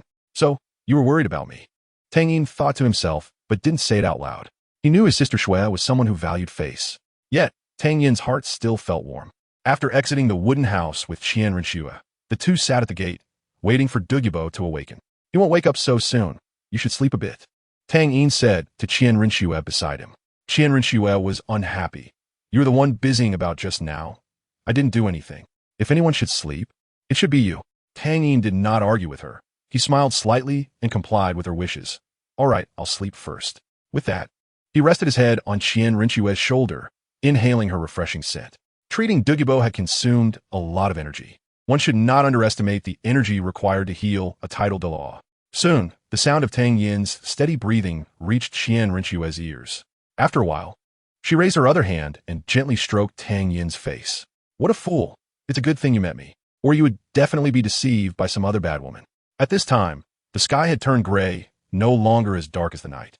The moon hung in one corner of the sky, about to set. After a long wait, a refreshing long howl came from inside the house, and both Tang Yin and Qian Renxue felt wide awake. Douluo was awake. Chapter 118. Gratitude. It should be noted that Douluo's injuries were somewhat related to Tang Yin. Half a year ago, the Ju Douluo was beaten by Tang Hao and, feeling resentful, came to Tiando City to find Douluo to fight. What was said to be a fight was, in fact, a one-sided crushing by the Ju Douluo. The attack type was at a disadvantage against the control type, and with a soul power advantage, the Ju Douluo quickly gained the upper hand. Fortunately, the Ju Douluo only came to vent his anger and did not intend to kill, stopping after a while. While the Ju Douluo's anger was quelled, Douluo suffered greatly. To escape, he absorbed a large amount of snake poison from his green-scaled Snake Emperor poison pill into his body, greatly increasing his strength in a short time, allowing him to barely escape from the Ju Douluo's grasp. After that battle, he was severely injured and had to retreat in seclusion in his medicinal garden's ice and fire yin-yang eye for a long time to recover. However, his body still bore hidden dangers. Douluo's martial soul was the highly poisonous green-scaled snake, a powerful beast martial soul. But this martial soul had a significant flaw. The owner would become poisoned as they cultivated, and they could even die from the toxicity of the martial soul, which was the fate of Douluo's son. Losing a son in middle age is an immense pain for any father. This is also why he dotes on his granddaughter so much. Whenever it rains on gloomy days, Douluo experiences itching on his sides that gradually intensifies, lasting for over an hour, occurring once at noon and once at midnight. Every deep night around the third watch, he experiences needle-like pain on his head and soles, with his whole body cramping for at least half an hour. However, this time, the snake poison in Douluo's body flared up very suddenly and much more violently than ever before. The poison in the poison pill clung to him like maggots, causing him excruciating pain. If he weren't still worried about his granddaughter Douluo, fearing she would be bullied without him as a support, he might have already passed away. Douluo initially thought he would not survive this bout of poisoning, but unexpectedly, he came back to life. It seemed even heaven did not want to collect his old bones. Before he could get up, relying on the keen perception of a tidal Dalu, he sensed that there were others nearby. Douluo immediately became alert, first ruling out his granddaughter Douluo. He was all too familiar with her aura and could not mistake it. With his messy green hair, Douluo sat up and saw Tang Yin and Qianrenxue facing him at the door. "Senior, you're awake." Facing Douluo's cold and piercing gaze, Tang Yin remained calm and composed. Douluo scanned Tang Yin and Qianrenxue vigilantly. From the soul power fluctuations and their ages, Douluo could tell that Tang Yin and Qianrenxue were of extraordinary talent. His gaze lingered on Qianrenxue for a long time before returning to Tang Yin. "Who are you? How did you end up here?" After careful consideration, Douluo decided to first clarify their identities and did not choose to act hastily. "Senior, we came to the Sunset Forest to obtain a soul ring.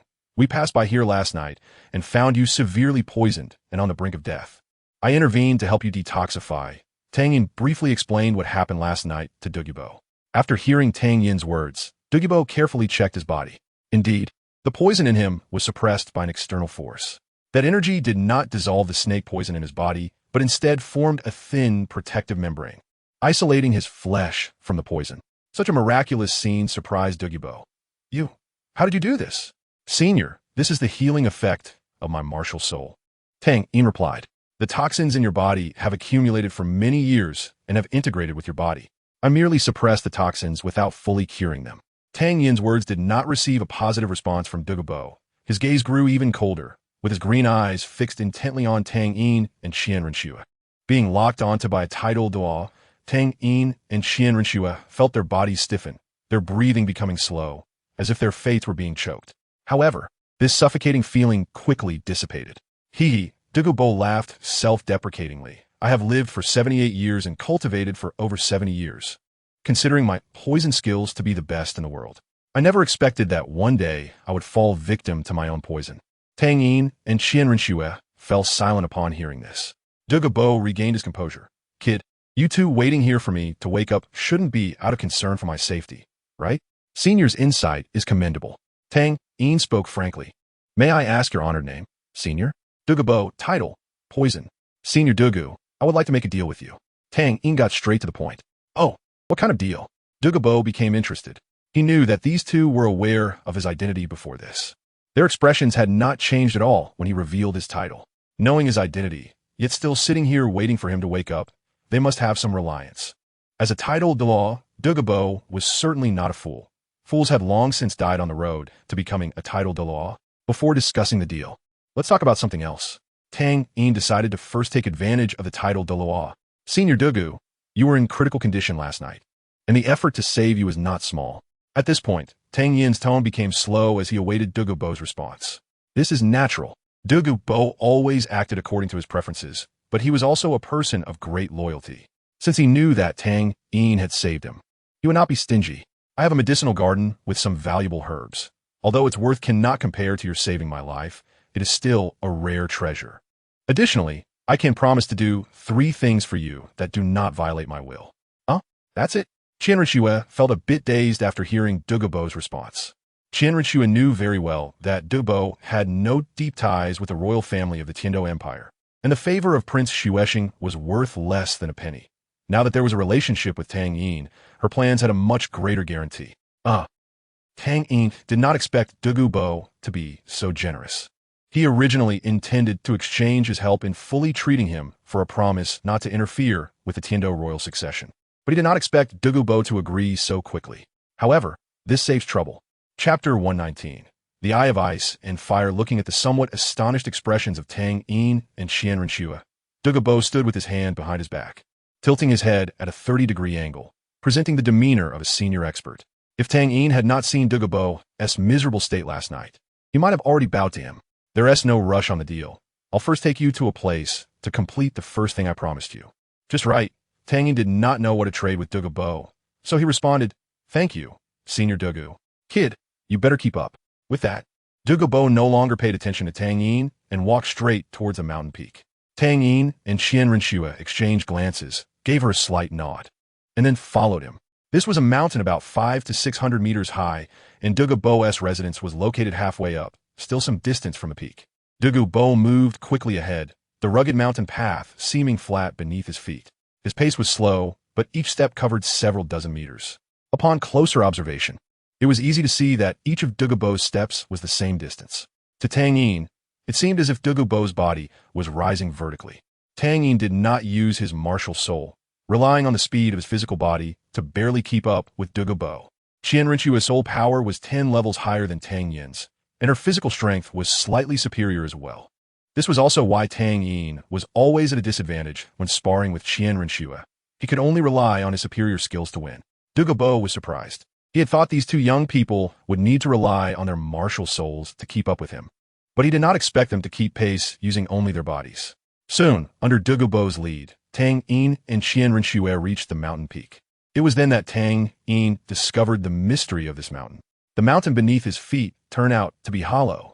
What he saw was a cone-shaped depression surrounded by rocks and trees. A mist rose from the depression, and Tang Yin could feel two completely opposite auras of cold and heat. Cold spring and hot spring? Tang Yin's confusion caught Douluo's attention. "Good kid, your perception is sharp." Douluo praised, "Indeed, my medicinal garden is just below, and there's indeed a cold spring and a hot spring." Douluo's words piqued Tang Yin's interest. He became even more curious about Douluo's medicinal garden. "Come down." Douluo directly leaped into the unknown depth of the cliff. Tang Yin looked down into the bottomless abyss, unable to gauge how deep it was.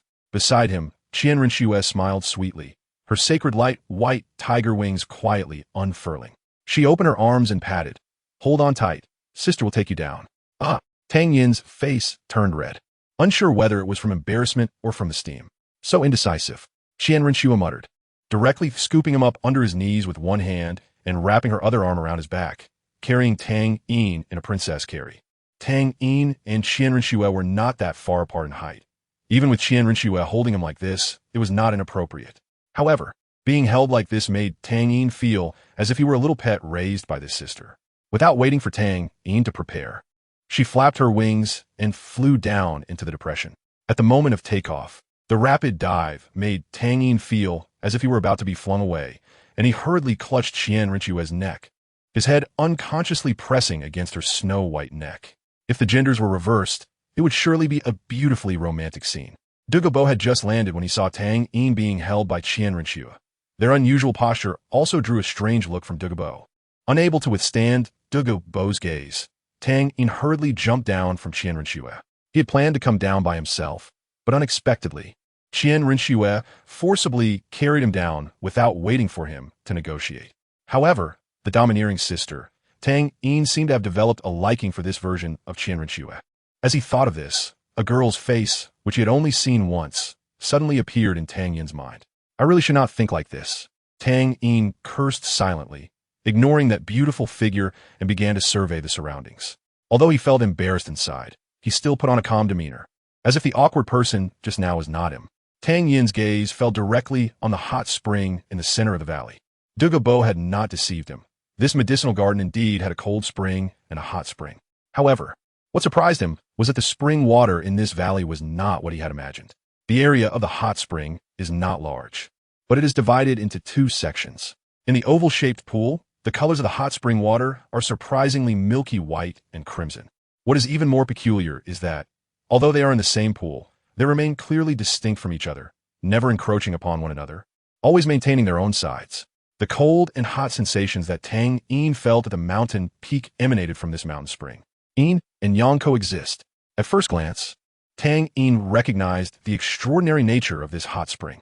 He didn't know about the three great treasure bowls or the ice-fire duality, but he understood that the hot spring and cold spring blended together, two completely opposite attributes not repelling each other, but rather existing within one another. Isn't this the yin-yang duality in heaven and earth as furnace? Everything in the world has both yin and yang aspects. Heaven and Earth as Furnace is about seizing the creation of heaven and earth, using yin and yang as carbon to refine oneself. Without worrying about whether the Xiejis would be exposed, Tang Yin directly activated it. Everything around him changed. All colors faded away, and the world appeared to Tang Yin in its most original form. To his astonishment, he discovered that the spiritual energy in this medicinal garden was terrifyingly rich. That overwhelming life energy was even stronger than his current martial soul's fate. Tracing back to its source, Tang Yin quickly focused his gaze on the ice-fire duality, I. Indeed, all energy was emanating from the ice-fire duality, I. This yin-yang duality spring was strange. Tang Yin's gaze fell on the ice-fire duality, I, then delved deeper. 10 meters, 20 meters, 100 meters, 200 meters. Eventually, Tang Yin lost track of how deep he had gone. At this point, even with the Xiejis I activated, he felt the burden on his eyes was somewhat heavy. As Tang Yin's vision reached its limit, he finally completely peered into the secrets of the ice-fire duality eye. My God, what did he see? Dragon bones, not just dragon bones, 2 dragon bones, each several hundred meters long, lay silent at the bottom of the spring. The dragon bones emitted a red and blue fluorescence, shining brightly in the unfathomable darkness. Tang Yin could hardly imagine how powerful they had been in life, because even after who knows how many years have passed, the energy remaining in their remains was enough to create such a treasure land. Chapter 120. The chaotic spring, the residual might of the dragon bones made Tang Yin hesitant to look directly at them. After slightly calming his shock, he withdrew his gaze. Once the vision extended by the Xiejis I faded, 2 balls of energy, one red and one blue, floated out from the dragon bones at the bottom of the ice-fire duality I spring. The human just saw us, didn't he? Yes, but your description is off. I sensed the bloodline aura of a soul beast from him. Hey, let's not talk about useless things. My remnant soul won't last long. In a few years, my memories will completely dissipate. Same here. I wonder if I will see Lord Dragon God again before I completely vanish. After the conversation ended, the bottom of the ice-fire duality I spring fell silent once more. Returning to his own body, the enormous consumption made Tang Yin stagger, and Qian Rushue hurriedly reached out to support him. Xiaoyin, what is wrong? Qian Rushue noticed Tang Yin's condition the moment he activated the Xieji's eye, but she didn't ask further. Tang Yin's pale face regained some color, and after steadying himself, he said, I just expended too much energy. I'll be okay once I catch my breath. Douluo seemed to be unaware of Tang Yin's state. After entering the ice-fire duality eye, he was using the energy within to stabilize the toxins in his body. Years ago, Douluo had been troubled by snake venom in his body and found this treasure land in the Sunset Forest. Using the ice-fire duality eye's ability to counteract the deadly poison and manage to survive. Later, relying on this treasure land, he broke through to the rank of title Douluo. One could say that the ice-fire duality I made the Douluo of today, with the life energy of fate helping him suppress most of the snake venom. It only took a moment for him to stabilize the toxins in his body. This time, he estimated that within 2 or 3 months, the snake venom in his body would flare up again. Kid, there are a lot of herbs here. Feel free to pick whatever you want, just leave some seeds. Also, I must warn you, there are some herbs here that I don't recognize, and I don't know if they're poisonous. Lastly, don't go near that spring. A 1,000-year-old beast once fell into it, and its bones are gone. After reminding Douluo, he didn't pay attention to Tang Yin and walked straight out of the valley. After Douluo left, Tang Yin ignored him and headed directly toward the ice-fire duality eye. Xiao Yin don't. Gian dus Tang Yin, Wadi. Didn't Douluo just say not to go near that spring? Tang Yin gave Qian Rushue a confident smile. Trust me, Sister Shui, it's not dangerous. Under Qian Rushue's worried gaze, Tang Yin arrived at the bank of the ice-fire duality eye. Standing at the center where the 2 springs converged, Tang Yin could clearly feel the scorching heat of the red spring and the chilling cold of the yin spring. His gaze fell on the boundary where the red and white met. In the center of the ice-fire duality eye, the originally distinct yin and yang springs surprisingly mixed together. From the surface of the water, it was impossible to tell. Tang Yin only saw this clearly after using the Xiejis to break through the illusion. The chaotic spring. When Tang Yin was very young, Old Turtle had explained this miraculous phenomenon of yin-yang duality to him. Old Turtle had also told him that there is absolutely no absolute yin-yang duality in the world. At the boundary between yin and yang, there is a high probability of slight imbalance occurring, resulting in a peculiar object with chaotic attributes. Objects with chaotic attributes can transform decay into the miraculous. Tang Yin clearly remembered the example Old Turtle had given, reviving his mother, suppressing the restlessness in his heart. Tang Yin directly transformed his destined furnace into a large water tank and scooped up the chaotic spring water. Indeed, after separating from the red-hot spring and the white-cold spring, the water in his destined furnace took on a dark silver color, as if all colors were intertwined, presenting a peculiar scene of about to separate. An instinct surged within Tang Yin, urging him to consume this chaotic spring. His right hand felt hot, and fate appeared on its own, wanting to fly directly towards Tang Yin's destined furnace. Fortunately, Tang Yin caught it in time, otherwise, fate would have swallowed the spring water directly. After suppressing that instinct, Tang Yin directly used the ability of his mark, and in an instant, Yin, who was far away in Tiando City, appeared beside Tang Yin. Qian Rushua suddenly saw someone appear beside Tang Yin, and she was so shocked that her face turned pale, almost ready to attack Yin. Tang Yin hurriedly explained, "Sister Shui, calm down, calm down. It's just my mom." Huh.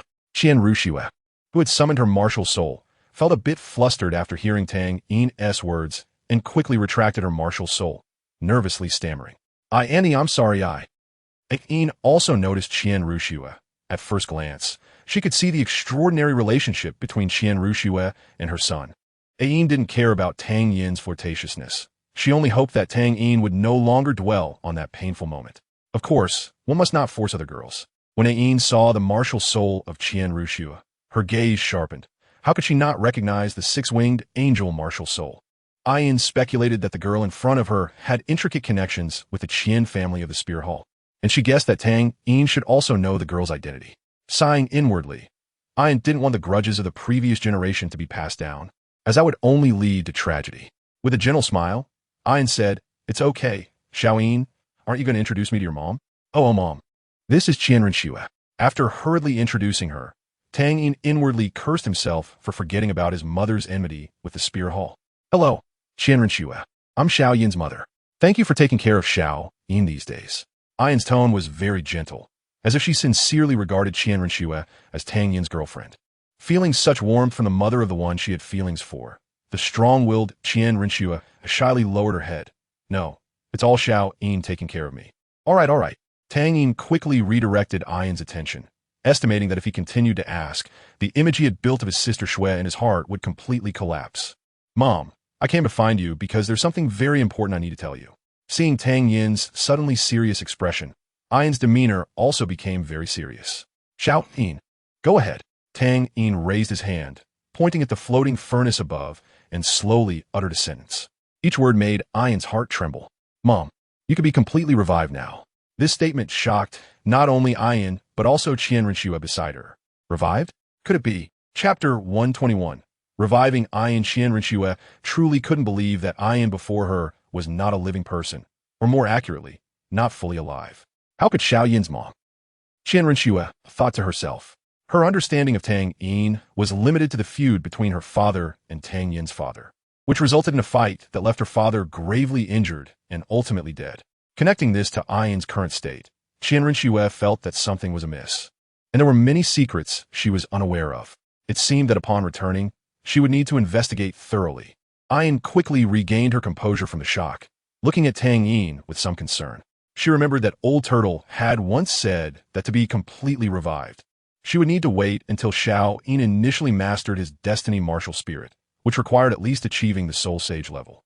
But she knew her son never did anything without absolute certainty, so she asked, "Xiao Yin, have you discovered something?" Tang Yin smiled and nodded. "Don't worry, Mom. I'm confident I can revive you without harming my own body." How could Tang Yin not see the worries in Yin's heart? What he needed to do now was to soothe his mother's emotions, ensuring nothing went wrong later. Moreover, with the chaos fountain present, Tang Yin wasn't afraid of any unexpected incidents. "Mom, please switch to soul body state." Without wasting time, Tang Yin prepared to directly start Yin's revival ceremony. He turned to Qian Rinxue and said, "Sister Shui, you should stand back a bit. I'm worried it might affect you." Tang Yin didn't know how intense the revival of Yin would be, and he feared accidentally harming Qian Rinxue, which would be a bit unethical. Upon hearing Tang Yin's words, Yin transformed into her soul body state without hesitation. She had absolute trust in Tang Yin. Yin's originally solid body instantly became ethereal, and the 100,000-year blue-silver emperor right leg bone, having lost its constraint, was about to fall, but was supported by Tang Yin's soul power. Tang Yin closed his eyes, took a deep breath, and his entire demeanor changed. Even Ian, who had been with him for years, had never seen him so serious. The 100,000-year blue-silver emperor right leg bone was directly placed into the destiny furnace. Inside the furnace, the previously calm chaos fountain boiled upon contact with the soul bone.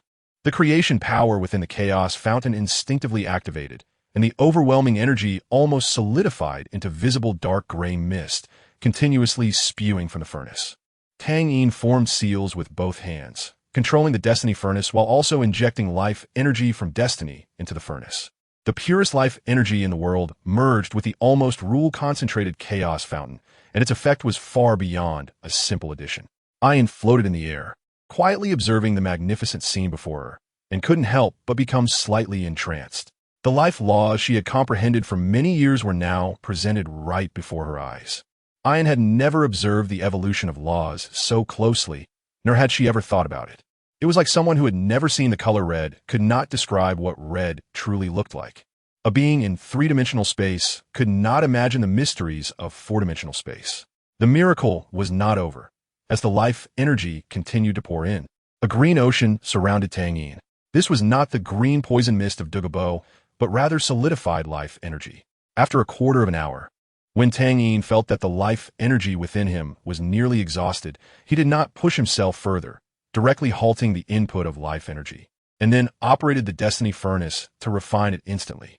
Feeling the timing was right, Tang Yin opened the furnace lid and said to Iamom, "Empty your consciousness and enter the furnace."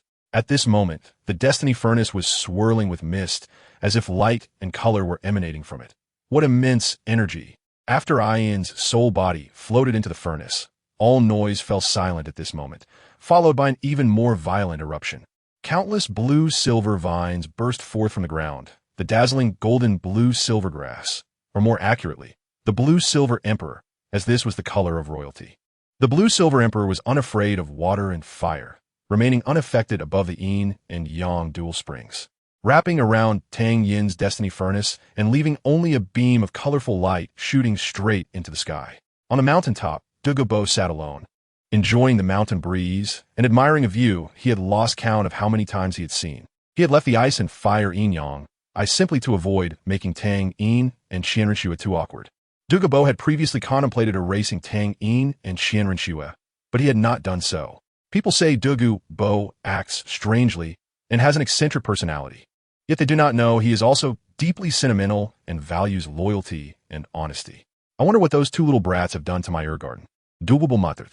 As for the safety of Tang Yin and Qianrenxue, it was not within his considerations. The dangers had already been made clear to them. If they died in there, it was truly not his responsibility. Taking out the medicinal wine he had brewed, Douluo had just tilted his head back to take a sip when a beam of light shot up from the valley, startling him so much that he nearly choked on the wine. If he were to die in such a bizarre manner, Douluo would probably never escape the title of the weakest title Douluo in his lifetime. Douluo hurriedly stood up. Just as he was about to go down to check, a figure faster than him leaped directly. The speed was so fast that even Douluo couldn't see the person's appearance, only noticing that they were holding a dark hammer. Just as Douluo was about to go down, he suddenly thought of something, and his whole body froze in place. The person who just went down was definitely not a coincidence, but had been lurking around this area all along, completely unnoticed by himself. The thought sent chills down Douluo's spine, causing him to break out in a cold sweat. He wasn't a fool. He quickly realized that the person must be connected to Tang Yin and Qianrenxue. Fortunately, he hadn't acted rashly. That little ghost was well hidden. Douluo felt a wave of fear, but was also relieved that he hadn't acted impulsively. Indeed, caution is the key to safety. Such a commotion was likely due to concerns for the safety of those two little ghosts. After hesitating for a moment, Douluo still entered the ice and fire yin-yang eye. After all, this was his medicinal garden. The shadow was Tang Hao. When he saw that only Douluo had come out, he didn't rush to act because he hadn't received any distress signals from Yin. But with the sudden beam of light and Douluo's reaction, Tang Hao immediately realized that something significant had happened inside that even Douluo hadn't anticipated. At this point, Tang Hao couldn't care less and directly entered the ice and fire yin-yang eye. The height of the ice and fire yin-yang I was nothing for a tidal dog capable of moving through the void. Once inside, he saw the source of the light. Chapter 122. I only have you left the familiar blue-silver emperor, the familiar aura. Tang Hao immediately understood that the orb wrapped in the blue-silver emperor was Yin.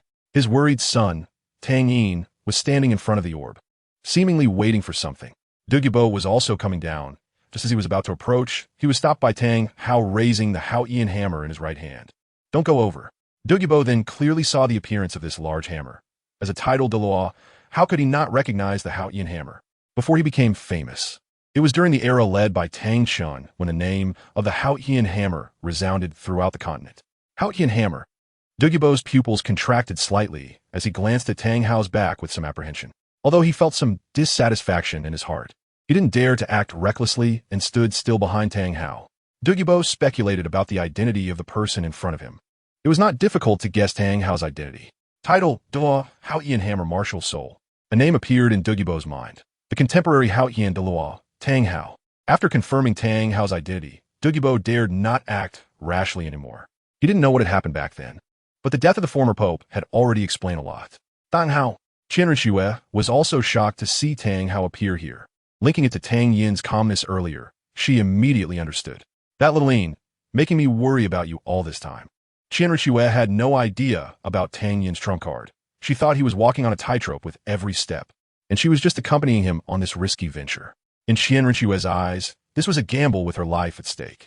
After an unknown amount of time, the light of the orb gradually dimmed until only the luster of the blue-silver emperor remained.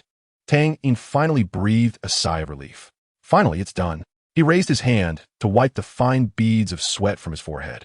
Although he showed signs of fatigue, his eyes still sparkled with vitality. Several strands of blue-silver emperor gradually retracted, gently placing Tang Yin's life furnace on the grass by the ice and fire yin-yang eye. They were like loyal guardians, protecting their devoted king. Tang Yin also retracted his life furnace, which instantly shrank significantly, now only about the height of a person. After a while, all the blue-silver emperor began to fade away, revealing a Yin's true form. At this moment, Yin was still in a blue long dress, with her blue long hair flowing, and her gentle face was very serene. She curled up, crossing her hands over her chest like a newborn baby. Her lightly closed eyes slowly opened, and her bright blue eyes curiously examined everything around her. This was a completely different feeling from before. Even though Yin had already been revived, it felt like a new beginning. Yin looked at her right hand, where a blue-silver emperor floated. 8 soul rings, yellow, yellow, purple, purple, black, black, black, black, rose from beneath her feet. In this revival, Yin not only became a true human, but also crossed a significant stage, breaking through from a soul emperor in her previous life to a soul Douluo. Tang Hao, who had witnessed a Yin's sacrifice, now witnessed her rebirth. 12 years of waiting, from a muddled first 2 years to the later anticipation, and now to the fulfillment of his wishes. Tang Hao's eyes, which had not shed tears for a long time, were now moistened. Yin retracted her martial soul. Looking at Tang Yin in front of her, her eyes were filled with a motherly love that was about to overflow. Before Tang Yin could speak, Yin directly embraced her child. It had been a long time since Tang Yin had been held like this by Yin. In her warm embrace, all the fatigue seemed to fade away. Little Yin, thank you. Yin's voice was soft, and it entered Tang Yin's ears like a gentle breeze brushing through his heart. Mom, this is what I should do. Tang Hao also walked over, and Tang Yin, showing understanding, left the Yin's embrace and walked towards Douluo. Passing by Tang Hao, he only patted Tang Yin's shoulder without saying anything. There was no need to say anything. Tang Yin understood Tang Hao's meaning. Watching his parents embrace, Tang Yin also revealed a knowing smile. Tang Yin deeply bowed to Douluo, his tone filled with sincere gratitude. Thank you, Senior, for your treasure. The grace of saving my mother, Yin will never forget. Douluo finally understood what was happening. That commotion just now was caused by this kid reviving his mother. Looking at Tang Hao's demeanor Douluo finally figured out the relationship between Tang Yin, and Tang Hao. After being glad for his own reason, Douluo still pretended to be aloof, showing no concern for what Tang Yin had taken from his garden. I will never go back on my word. If you have your eye on anything else in this garden, just take it. Tang Yin looked at Douluo's high-handed demeanor, seriously doubting whether he even knew the value of the chaos spring he had taken. Moreover, Tang Yin speculated that the treasures in this medicinal garden belonging to this grumpy tidal Douluo were definitely not limited to just the Chaos Spring. Faced with a huge treasure trove, Tang Yin couldn't help but swallow. Really take anything? Despite being shocked, Tang Yin still pretended to be skeptical, as if questioning Douluo's words. Douluo was indeed angry. He flared his nostrils and glared, his green mustache on his lips trembling. Humph. Douluo, a dignified tidal Douluo, keep my word. Seeing Douluo's statement, Tang Yin felt embarrassed to take everything from this old man. Thus, Tang Yin decided not to bully this 78-year-old comrade and would discuss after he had explored a bit more. Meanwhile, Qianren felt like an outsider, watching the warmth between Tang Yin and his parents. Having lost her mother since childhood and later her father, how could she not envy them? She stood alone in the corner, feeling out of place in this warm scene. I should leave. Before Qianren could take action, a pair of arms wrapped around her slender waist from behind. A familiar scent wafted from behind, and her lonely heart seemed to be filled once again by something. Sister Shui, I'm sorry. Why are you apologizing to me? Qianren did not turn around, her voice devoid of any emotion. Everything will be all right. Tang Yin rested his head on Qianren shoulder, feeling the warmth of her skin through her silky golden hair. He sensed the person in his arms beginning to tremble slightly, and then her emotions suddenly erupted. Qianren turned around and tightly embraced Tang Yin, as if she wanted to merge him into her body. You're all I have left. These 5 words made Tang Yin's heart tremble slightly. Chapter 123. Bountiful harvest in the eye of ice and fire. Tang Yin was wandering around, searching for the treasures hidden within. Tang Hao and Yin had already left, and soon after, Douluo also departed. At this moment, only Tang Yin and Qianren remained in the eye of ice and fire. After a brief moment of intimacy, Tang Yin and Qianren separated, and their feelings for each other seemed to deepen a little more.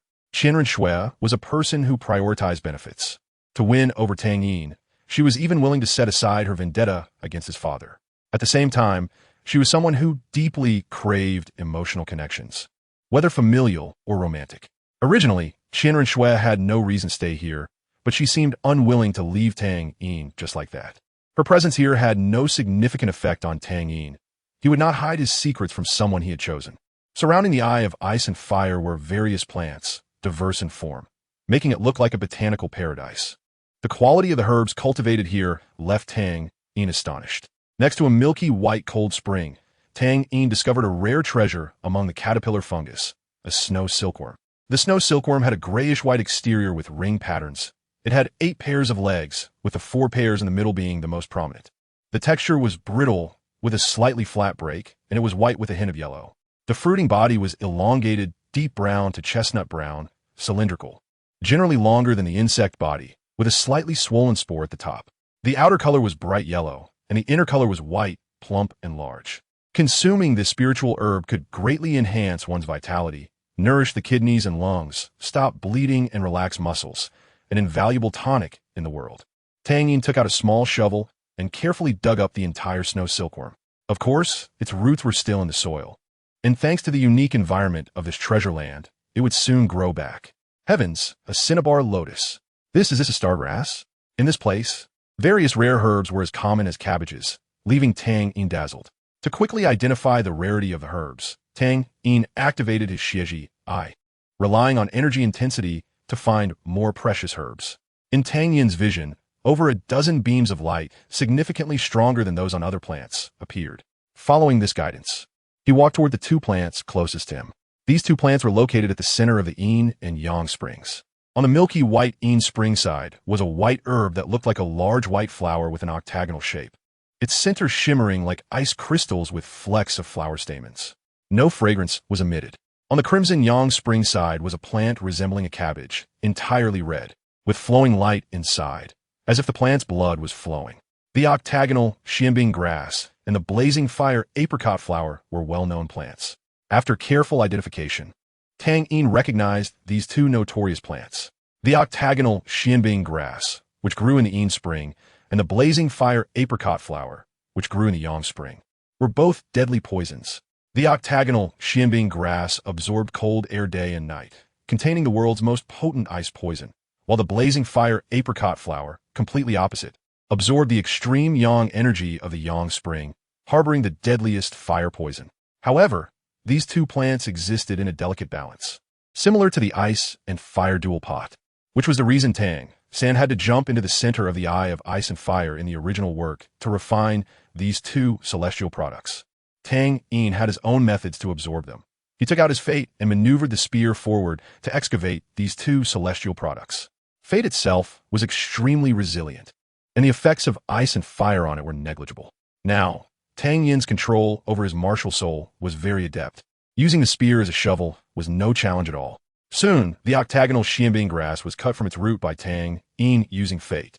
With a slight flick, the octagonal xianbing grass traced a graceful arc through the air above the Yin spring and landed in Tang Yin's mini version of the fate furnace.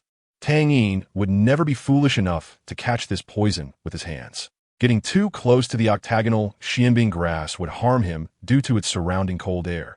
If he recklessly tried to catch it without any protective measures, he would at least suffer serious injury, and in severe cases, he might have to amputate to save his life.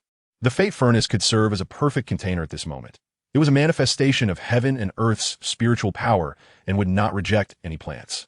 Tang Yin followed suit and used the same method to extract the blazing fire apricot flower, placing it into the fate furnace. Looking at the white and red celestial products in his fate furnace, Tang Yin felt elated, unable to contain his joy. Holding the fate furnace, Tang Yin circled around the eye of ice and fire and arrived at another junction. The energy of this plant was no less than that of the octagonal xianbing grass and the blazing fire apricot flower he had just harvested, even slightly stronger, making Tang Yin eager to clear the surrounding weeds to reveal its true form. It was a large pale pink flower without leaves, with a stem 3 feet long and a flower diameter of nearly a foot. Each petal appeared crystal clear, gently swaying with the mist, growing at the bank where the red and white springs intersected. Tang Yin could smell a faint fragrance from 10 meters away. The flower stamens were light purple, resembling purple diamonds embedded there. Although the fragrance traveled far, it was not overpowering. It was a delicate scent, reminiscent of a young girl-esque fragrance. Tang Yin leaned in closer, and the floral scent remained, not becoming stronger due to his proximity. It was still that faint, refreshing aroma that was heartwarming. Once again, he recalled the pharmacological knowledge in his mind, and a shocking name surfaced. The Yuxiang Qilong Celestial Product. The Yuxiang Qilong Celestial Product was a nemesis to poisons, capable of neutralizing all toxins. It could not detoxify itself, but could counteract toxins. Just by inhaling its fragrance, one could eliminate all toxins from their body. Moreover, within the range enveloped by the fragrance of a Yuxiang Qilong Celestial Product, any poison would be ineffective, as its scent had the ability to neutralize all poisons. Tang Yin used a special method to pick the Yuxiang Qilong Celestial Product and handed it to Qianren Shui. Sister Shui, take this flower. Qianren Shui looked at the purple flower handed to her, puzzled. What is this? This flower is called Yuxiang Qilong Celestial Product. It has the effect of countering all poisons. Although there are many tonics here, there are also quite a few poisons. If you hold this flower, you won't have to worry about being invaded by poisonous miasmas. What about you? Qianren Shui refused to take it. Tang Yin smiled. Did you forget? I'm not afraid of poison. Seeing that Qianren Shui was still hesitant, Tang Yin pushed the flower into her hand. You can only feel at ease when you hold this flower. Qianren Shui felt a warmth flow through her heart as she held the fragrant immortal flower in her hand, unable to refuse Tang Yin's kind offer. She didn't understand herbs, but from the expression on Tang Yin's face when he picked this flower and its name, she could tell that it was definitely extraordinarily precious. Being called an immortal product, how could it be an ordinary item? Tang Yin, without any hesitation, handed her this immortal product, only worried about her health. Little did he know that his unintentional actions were gradually breaking down the last few defenses in Qianren Shui's heart.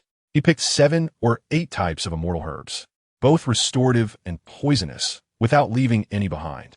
It seemed that the senior Dugu truly did not recognize these immortal products in the herb garden. Otherwise, he would not have been troubled by his own snake poison for so many years just by randomly consuming 1 or 2. Tang Yin thought to himself as he approached the last plant, which was also the most powerful one. It was a seemingly ordinary white flower, palm-sized and resembling a peony, without any leaves. Strangely, its root was not connected to soil, but to a small stone. The stone was completely black, dull in color, giving a heavy feeling. On the white flower were a few striking red spots, blood red and breathtaking. Tang Yin carefully examined the flower. searching for information about it from the knowledge Yang Wudi had taught him. Born of love, dying of love, the king of flowers, longing that breaks the heart. Tang Yin's gaze at this flower became somewhat dazed. He did not expect to find the immortal product recorded only in books, the heartbreaking red. The book stated that consuming this flower grants the ability to be immortal like heaven and earth, increasing soul power by at least 10 levels. And it would also lead to a complete transformation of the body, capable of reviving the dead and restoring flesh and bones. Such a defying effect qualifies it as a supreme immortal product. However, the method of picking this flower was also very special. When picking it, one must think of their beloved with sincerity and drop a drop of their blood onto the petals. If there is any hesitation, even if one were to spit blood and die, they cannot pick the flower. Tang Yin looked at the heartbreaking red and shook his head with a bitter smile. There were too many ties in his heart. He could no longer pick this flower. Tang Yin initially wanted to give the heartbreaking red to Qian Renxue, but his unwillingness led him to secretly keep the flower. After finishing the herb gathering, Tang Yin began his next plan, alchemy. The effects of immortal herbs are extraordinary. If they are purely restorative, simply following the method of consumption can maximize their effects. However, poisons are different. Just a little contamination with their toxins can be fatal. Besides the 8-star ice grass and the fiery apricot blossom, there was one last immortal poisonous herb called the blood-colored swan kiss. The blood-colored swan kiss is a snow-white immortal grass, crystalline and pure white, with each blade of grass seemingly dripping with water, long and curved, resembling a swan's neck. It is not poisonous by itself, but it is labeled as a poison because just a touch can cause any virus to multiply 1,000-fold. What a terrifying existence. Just now, when Tang Yin was picking it, he did not dare to place it with other poisons. Even though he was not afraid of poison, he did not know if his body could withstand the toxicity after it had been amplified 1,000-fold. Tang Yin would not gamble with his life. After placing the 8-star ice grass and the fiery apricot blossom into his natal furnace, Tang Yin ignited the fire of creation, using the special spiritual energy from the eye of ice and fire as charcoal, and began alchemy. Old Turtle told Tang Yin that the natal furnace could be used for alchemy. Tang Yin had experimented before, but what he produced was not pills, but spiritual liquid. This was his first time refining herbs of such quality, so he inevitably felt a bit nervous. In the initial stage of the refining process, the two immortal products in the furnace made little noise, gradually transforming into drops of medicinal liquid within the spiritual fire. But at the moment the two liquids touched, the repulsive reaction between ice and fire caused Tang Yin to struggle to control the natal furnace. It was an intense explosion. On the outside, Tang Yin's natal furnace still appeared light blue, showing no significant changes. However, internally, white and red were fiercely battling. The two energies were gradually merging, but neither would yield, each vying for dominance in the fusion, resulting in massive energy collisions. Tang Yin did not dare to be careless and immediately recalled the properties of other immortal products, seeking to add another immortal product to neutralize these two herbs. After some thought, he grabbed a jade-white yet somewhat dull immortal herb and placed it inside. This herb was called the primordial immortal grass, and as its name implies, it possessed attributes similar to chaos. Just as the fountain of chaos could be born in the eye of ice and fire, this primordial immortal grass could also neutralize the ferocity of the 8-star ice grass and the fiery apricot blossom. Sure enough, after the primordial immortal grass was refined in the furnace, the two repulsive energies gradually stabilized under the chaotic attributes, no longer so volatile. Tang Yin felt much more at ease and began to focus on controlling the heat in the natal furnace. Half an hour later, a fragrant aroma wafted from the furnace, and Tang Yin's eyes brightened. He knew this was the distinctive fragrance after refining medicinal pills. Eager to avoid any mistakes, he did not rush to take out the pills, but continued to control the fire of creation, fearing that a careless moment might turn the pills made from these three immortal products into ashes, which would be a loss.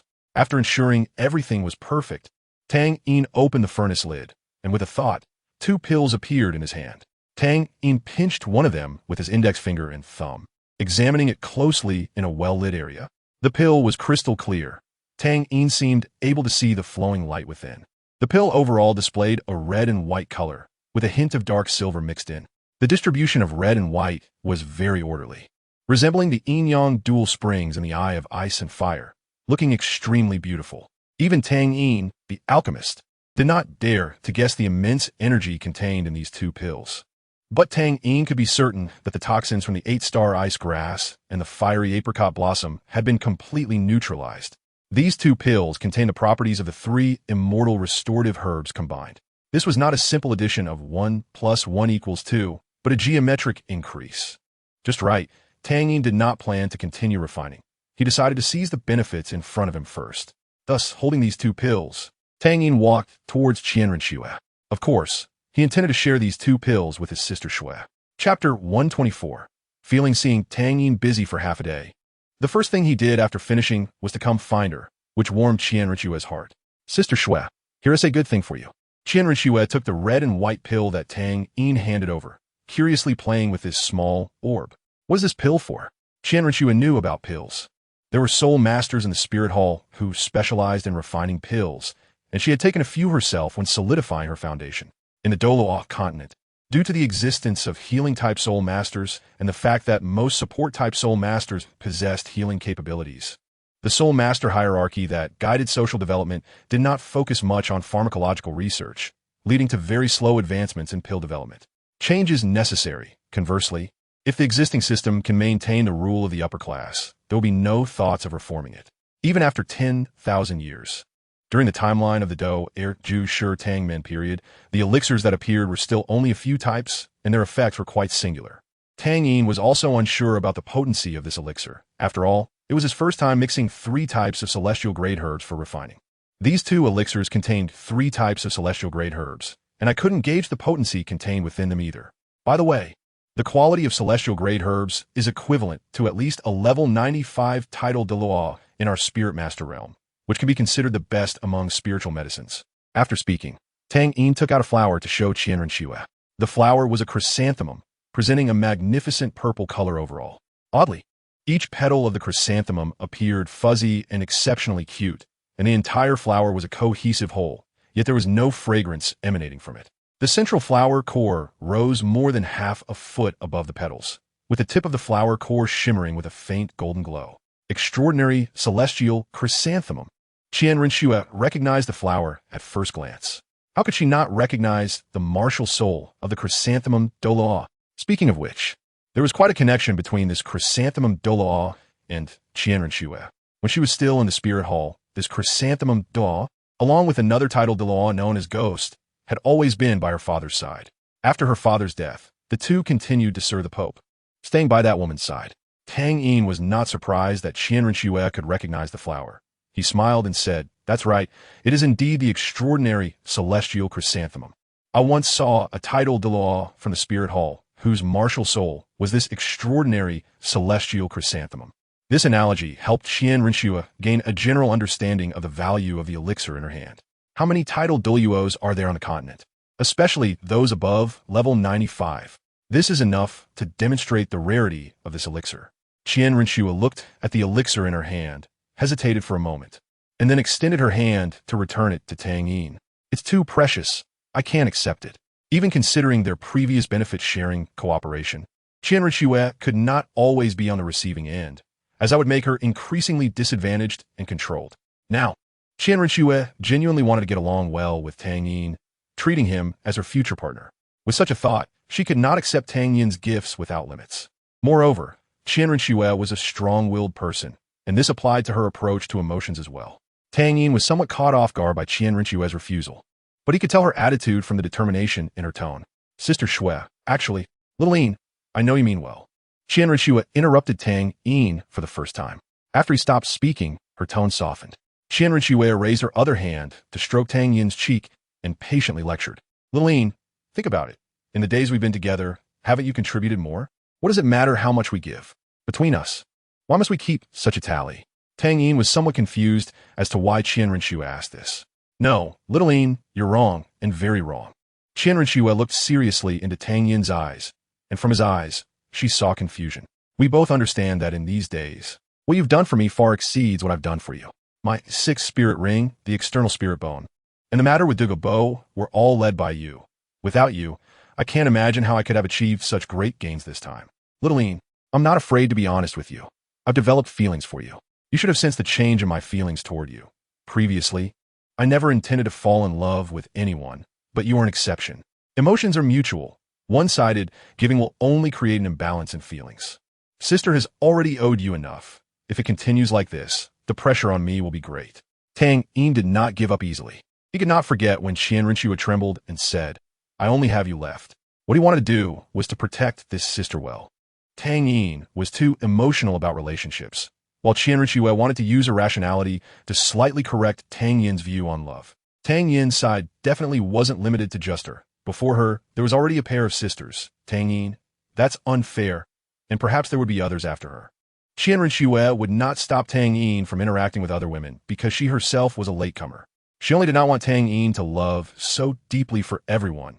Even for her, it should be the same. Actually, I owe Sister Shui. Tang Yin forced a bitter smile. He now had to face his somewhat chaotic emotional issue. Sister Shui, I'm not a good person, at least regarding emotional matters. I can be considered a bad person.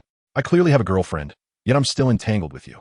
To be honest, I've had other thoughts about my little sister-in-law as well. Qianrenshua quietly listened to Tang Yin's confessions.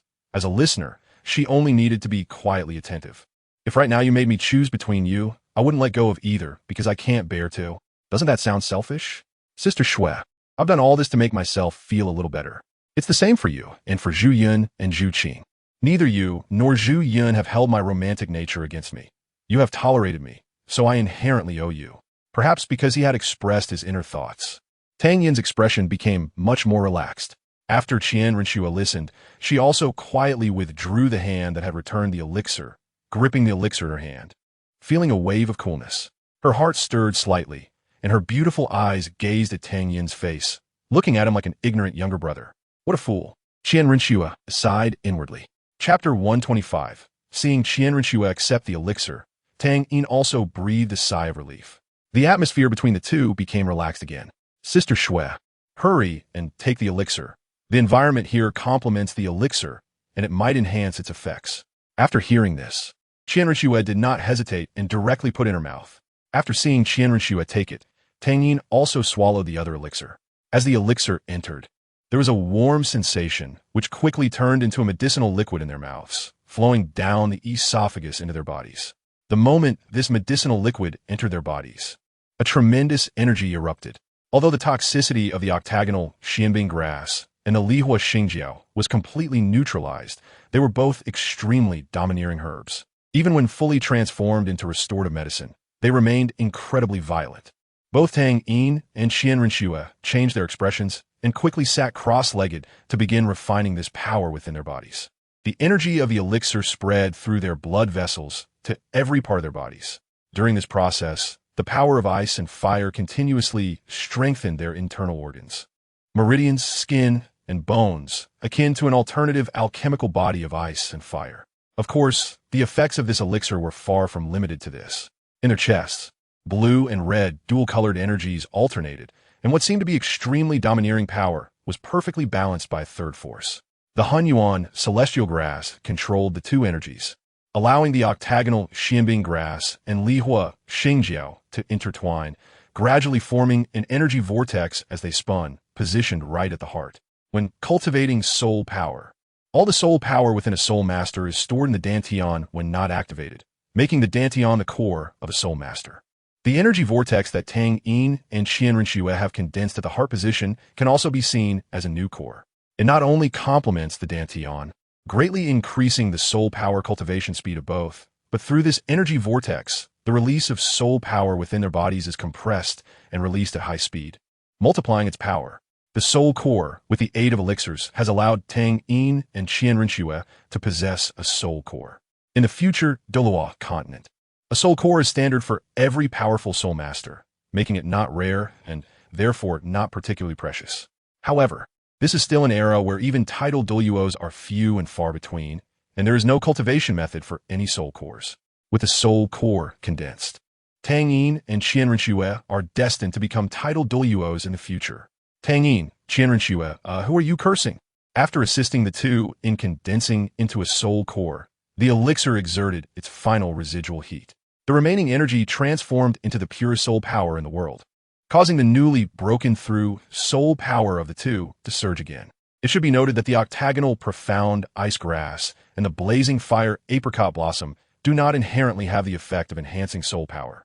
Qian Rinxue could hardly believe that her soul power, which had just reached level 60, was breaking through again, and it showed no signs of stopping even after reaching level 61, level 62, 63, until it finally slowed down after breaking through level 64, ultimately stopping at level 64. This is the 4th level of a Soul Emperor. One elixir saved Qian Rinxue years of hard work. Perhaps due to the martial soul, Tang Yin required significantly more soul power than an ordinary soul master for each level of improvement during his cultivation. As a soul king, he only increased by 4 levels. And Tang Yin is now a 54th level soul king. After the soul power stopped growing, the changes in their bodies did not cease. The after effects of the ice and fire alchemy body appeared. Tang Yin felt a fiery heat in his body, as if a surge of blood energy was rampaging inside, wanting to be released. He opened his eyes and saw Qian Rinxue in a similarly strange state. Here, someone will come. Tang Yin gasped for breath. I have a way. The life furnace rapidly expanded, enclosing Tang Yin and Qian Rinxue within. From the outside, the light blue furnace could not be detected, while from the inside, the external scenery was fully visible. Qian Rinxue felt both nervous and excited. This thrill was something she, as the little princess of the spirit hall raised under rules and power, had never experienced before. Tang Yin also did not know that because of this, Qian Rinxue would come to love this thrill. 3 days later, after Tang Yin had handled everything, he embraced Qian Rinxue and left the ice and fire Tuinai. As soon as they flew out of the mountain hollow of the ice and fire Tuinai, Tang Yin spotted Douluo sitting at the mountaintop, primarily because his green hair and green eyes were too conspicuous. Tang Yin smiled and greeted Douluo, Senior. Douluo glanced at Tang Yin and Qian Rinxue with disdain and said, Good kid, you've been here for 3 days. And I don't even know what you did to my medicinal garden. Tang Yin knew that Douluo's words carried no blame, and he was not embarrassed. Senior Douluo, your medicinal garden indeed has quite a few good things. I gain a lot this time. Oh, Douluo's tone changed, showing interest. How come I didn't know there were good things in my medicinal garden? To not hide from you, Senior. I have read medical books extensively and happen to recognize some of the herbs inside, and I use some of those herbs to refine a pill that can completely resolve the snake poison in your body. What? Douluo stood up, no longer calm. Tang Yin took out a white elixir, and upon careful inspection, one could see a layer of purple sheen on it. This was the elixir Tang Yin refined using the Blood Swan Kiss and the fragrant Qi Luo Immortal product together. The Blood Swan Kiss is a rare poison, while the fragrant Qi Luo Immortal product is a nemesis to all poisons. Tang Yin thought to use the Blood Swan Kiss as the core, the fragrant Qi Luo Immortal product as an auxiliary, and added a large amount of life energy to finally refine this elixir. Tang Yin's fate underwent a transformation. After consuming the elixir, his fate seemed to revive a bit, and the already powerful life energy became even more abundant. Healing Douluo did not require this elixir at all. Tang Yin never thought of monopolizing all the immortal products. Even if these immortal products were all exceptional in the world, even if this somewhat confused title Douluo did not recognize their value. Senior, this elixir is made from a plant called Blood Swan Kiss and some petals from another plant called Fragrant Qi Luo Immortal product. After you take it, the toxins in your body will gather near this elixir, thereby completely solving your poisoning problem. Moreover, the effect of the Blood Swan Kiss is to amplify the strength of the poison, which can also greatly enhance your strength. Saying this, Tang Yin took out 2 flowers from his storage soul guide and introduced them one by one. Senior, this flower is called 8-Petal Immortal Orchid. It must be placed in a jade vessel, as long as it is contained in a jade container. It will never wilt for 1,000 years and will not wither for 100 generations. Its medicinal properties are extremely gentle, but also very rich, capable of solidifying the foundation and expelling impurities from the body. One 8-petal orchid, completely snow white and crystal clear, gives a sense of high purity, is currently placed in a jade box. The other immortal herb looked a bit strange. Its roots and leaves were like wisteria drapes, finely combed. But the top was a golden tulip, exuding an extraordinarily luxurious fragrance. This flower is called the Qi Luo tulip, majestic and noble. Consuming, it can absorb the essence of heaven and earth, the brilliance of the sun and moon, and has a strong effect on gemstone-type martial souls. Additionally, this flower cannot be swallowed. It must be lightly inhaled from the flower's pistil to slowly absorb its essence into the body. Then cultivate soul power slowly to allow the medicinal effect to spread throughout the body.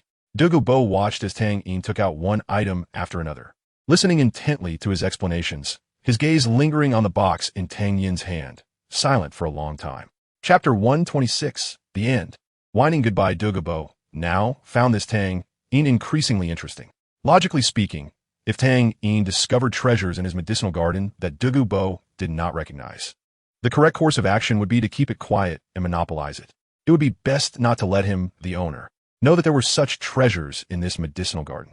One naive young kid, Bo thought to himself, deciding to give Tang Yin a lesson. Kid, take out all the herbs you picked from my medicinal garden, or else. Bo's green pupils instantly contracted, like a cold poisonous snake locking onto its prey. A bone-chilling cold spread throughout Tang Yin's body, as if he would be directly annihilated by this tidal Douluo in front of him at any moment. However, Tang Yin remained completely unruffled. A more powerful aura locked onto Bo, the immense pressure nearly causing his old bones to fall apart. When did this happen? A look of surprise flashed in Bo's eyes. He certainly knew who had locked onto him, besides the father of this little brat in front of him. Who else could it be? But he had clearly seen Tang Hao leave with his wife. Tang Hao had indeed left with Ayin at that time. When Ayin just left the Sunset Forest, feeling uneasy, he had Tang Hao secretly return to the place to prevent Bo from developing any pity for Tang Yin. Bo, who was locked onto, stiffened all over and hurriedly withdrew his killing intent towards Tang Yin. Seeing the calm expression on Tang Yin's face, Bo realized that this kid knew Tang Hao was nearby, which was why he dared to treat people so sincerely. It seems he is getting old and doesn't understand the tricks of the younger generation. In the shadows, Tang Hao confirmed that Bo posed no threat to Tang Yin before retracting his pressure. Bo felt a sudden lightness in his body and slightly eased his anxious heart. He sighed and then praised, "Originally, I wanted to give you a lesson, but I didn't expect you to have a trick up your sleeve. It seems I underestimated you.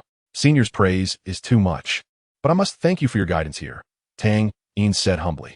Bo would never have the intention to kill him for treasure. He already knew that his father was the Haotian Douluo Tang Hao, and killing him would only bring endless trouble. Risking it for a few unknown medicinal herbs was not worth it. Moreover, even if Bo could escape, what about his granddaughter? She was his only remaining relative in this world. "Senior please accept these." Saying this, Tang Yin handed over the items in his hand to Bo. This time, Bo did not hesitate and directly accepted the two immortal herbs, the 8-petal fairy orchid and the chua tulip, along with the pill. By the way, Bo suddenly remembered something. "You know, my blue-scaled serpent martial soul will poison the soul master after cultivation. I have a granddaughter named Yin who is currently studying at the Tiando Royal Academy. I wonder if I could trouble you to help her with the poison as well." Of course, Tang Yin did not refuse. This was an opportunity to gain a favor from a title, Dalu, and since he had already taken so much from Bo, how could he refuse such a small favor? "How about this, Senior I will visit the Tiando Royal Academy in a few days to help your granddaughter with the poison." Bo gladly accepted and nodded. "All right, thank you. Kid, from now on, when we meet, don't call me Senior You are about the same age as my granddaughter. Just call me Grandpa "Okay, Grandpa Tang Yin immediately changed his address. Bo felt a great sense of satisfaction in his heart. Tang Hao, weren't you quite arrogant? I'm older than you by a generation. When we meet in the future, won't you have to respectfully call me Uncle Thinking of this, a smirk appeared on his face, reminiscent of a certain character enjoying himself. Tang Yin and Xian Renxue were both confused. Cough, Grandpa Let's tone it down a bit, Tang Yin quietly reminded. Bo realized he had lost his composure and quickly coughed twice to cover his embarrassment. However, seeing Tang Yin's strange expression made him feel even more awkward, and he hurriedly urged, All right, little brat, you've stayed long enough. Quickly take your little girlfriend and leave." Tang Yin seized the opportunity to leave. The younger generation takes their leave. After saying that, he hurriedly pulled Xian Renxue away. Bo watched Tang Yin and Xian Renxue leave hand in hand and couldn't help but sigh inwardly. If only he were still single. In fact, even if Tang Yin were single, it wouldn't matter because his granddaughter had already been taken away by the direct descendants of the Blue Lightning Tyrant Dragon sect. Back at the Eye of Ice and Fire, the familiar icy and fiery aura suppressed the toxins in his body again, making him feel much lighter. Tang Yin did not behave like Tang San in the original story, pulling out wild grass from the roadside. Almost everything Bo had planted had been cleared out by Tang San, leaving him with almost nothing. He even justified it by saying he left the roots so they could grow back in 100 years. Besides a few immortal herbs, Tang Yin only took one snow silkworm and left a third of the immortal herbs for Douluo Bo. Compared to that, Tang Yin was truly a generous person. Douluo Bo sat cross-legged next to the Eye of Ice and Fire. Although this place was very dangerous, with the dual springs of yin and yang potentially swallowing him, it could also maximize the suppression of the toxins in his body. He examined the pill that Tang Yin had given him. Is this pill really as miraculous as that kid said? Douluo Bo considered himself to have a good eye for people, but when it came to his own life, he couldn't help but feel extremely cautious. After hesitating for a while, he closed his eyes and resignedly swallowed the pill. On the other side, Tang Yin and Qianrenxue had already reached the edge of the Sunset Forest. This time, their soul-hunting journey had truly come to an end. For some reason, Qianrenxue fell a bit down. After returning to Tiando City, she would have to don the guise of Xue Qinghe and feign courtesy in front of those people. After spending time with Tang Yin, she no longer wanted to live that kind of life. Noticing Qianrenxue's somewhat downcast mood, Tang Yin squeezed her small hand and said, "Sister Xue, after we return to Tiando City, I will visit you often." Really? Qianrenxue's previous disappointment vanished, and she asked excitedly. But she quickly realized that this made it seem like she couldn't bear to be apart from Tang Yin, which would collapse her character. So, she immediately changed her expression and put on a calm face. "Who needs you to visit me often? You should take care of your own pair of sisters first." Tang Yin had grasped Sister Xue's thoughts and followed her lead. "It's me who can't bear to be apart from Sister Xue. If I can't see Sister Xue for several days, I will be sad." Hearing Tang Yin's somewhat spoiled words, Qianrenxue felt much better, but her tone was somewhat reluctant. "I really can't do anything with you, Tang Yin. I'll just act as if I didn't see your performance." Chapter 127. Going Home. Bamboo Qing's thoughts after bidding farewell to Qianrenxue at the gate of Tiando City. Tang Yin headed toward home. On the way home, he recalled the enchanting kiss he had just shared with Qianrenxue. Soft, silky round. This big sister is truly charming. It wasn't far from the north gate of Tiando City to where Tang Yin now lived. After knocking on the door, he collected his thoughts. After a light, quick sound of footsteps, the door was opened. It was his younger sister, Zhu Zhuqing. Upon seeing Tang Yin, a hint of barely perceptible joy flashed in her eyes. "Brother-in-law, you're back." Today, Zhu Zhuqing was wearing a black home dress. Tang Yin noticed that both sisters seemed to have a fondness for black, perhaps related to their martial souls. "Zhuqing, where's your sister?" Tang Yin walked into the courtyard and asked Zhu Zhuqing, who was standing nearby. "She went out to buy something." For some reason, Tang Yin detected a hint of disappointment in Zhu Zhuqing's tone. It seemed that I wasn't the only one having different thoughts. After the misunderstanding that morning, Tang Yin hadn't had a chance to speak privately with Zhu Zhuqing for a long time. Their daily interactions also involved Zhu Zhuqing's sister, Zhu Zhuqing, as a buffer. Later, after Tang Yin broke through to level 50, he went to hunt soul rings with Qianrenxue and didn't think about his relationship with Zhu Zhuqing anymore. Zhu Zhuqing had been feeling quite tormented these days.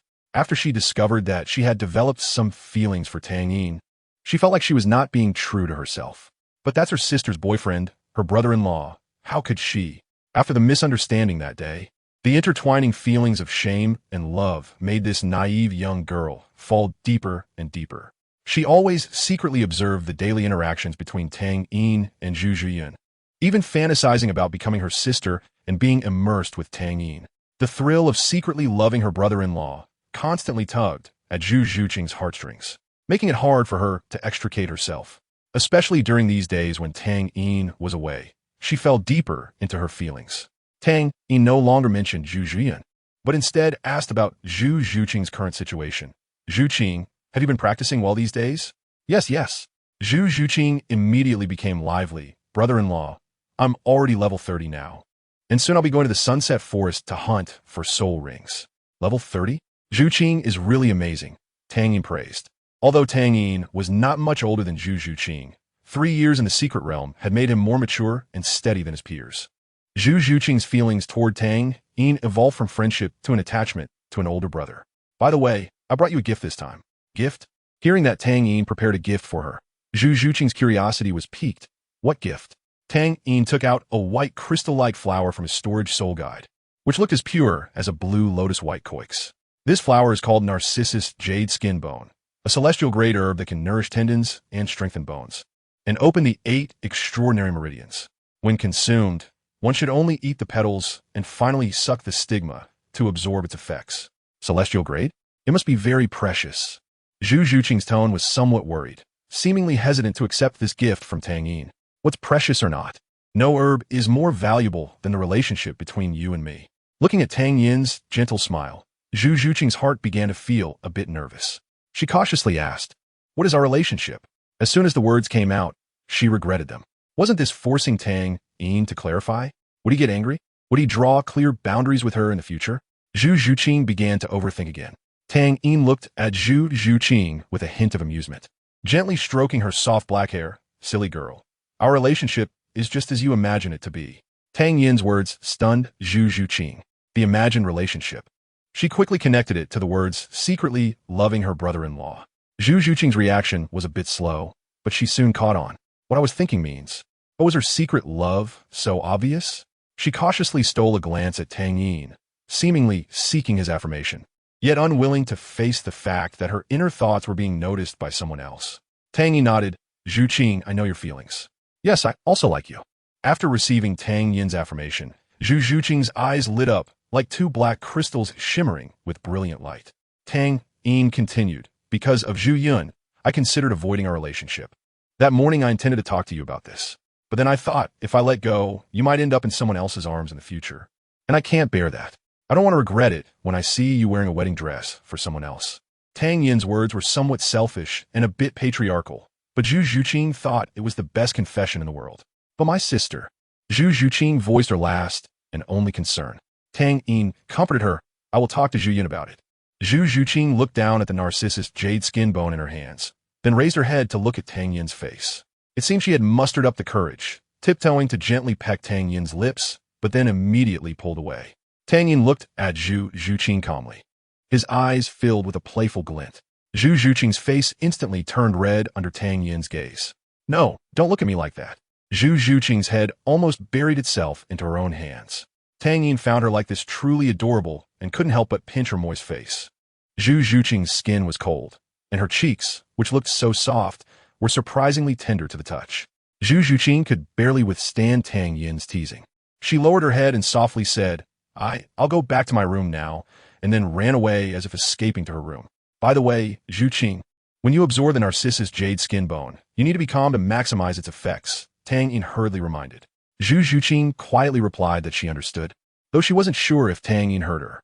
With a clap, the door closed, and the room fell silent once again. Of course, this silence did not last long. After Tang Yin finished showering, he saw Zhu Zhuyun, whom he hadn't seen for a few days. Every day, Zhu Zhuyun eagerly anticipated meeting Tang Yin again, unwilling to part with him in her infatuation. If it weren't for her limited strength, going to hunt souls with Tang Yin would only hold him back and distract him. She would insist on going with him to the sunset forest. Zhu Zhuyun immediately set aside what she was holding and dashed toward Tang Yin. Chapter 128. The Sneaky Kitten Xiao Yin, I missed you so much. Zhu Zhuyun leaned against Tang Yin's shoulder, lazily saying, "Sister Zhuyun, I missed you too." Tang Yin responded to Zhu Zhuyun's affection as usual, but this time felt a bit different. For the first time, he appeared somewhat guilty in front of Zhu Zhuyun. Perhaps it was because he had just made a move on her sister. Shall we go back to the room? It seemed that they were both mutually infatuated. Tang Yin embraced Zhu Zhuyun and walked into their room. Soon, special sounds began to emanate from the room. Zhu Zhuqing tiptoed and opened the door, peeking her little head out. After returning to her room, she didn't absorb the narcissus jade skin bone Tang Yin gave her, but instead buried herself in the soft blanket. Her head felt dizzy, still thinking about what had just happened. She didn't know where she found the courage to kiss Tang Yin, even if it was just a light peck. So embarrassing. But thinking of Tang Yin's feelings for her, Zhu Zhuqing felt a little glee in her heart. As for the guilt of secretly digging her sister's corner, it had long been forgotten by the dizzy Zhu Zhuqing, until she heard sounds outside her door. Zhu Zhuqing sat up. She knew her sister Zhu Zhuyan had returned. Pressing her ear against the door, she eavesdropped on the conversation between Tang Yin and Zhu Zhuyan.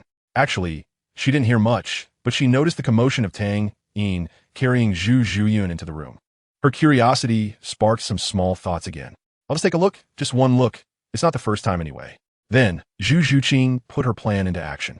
Inside the room, Zhu Zhuyan snuggled in Tang Yin's arms, savoring the recent intimate moments. "Xiao Yin, you didn't encounter any danger this time, right?"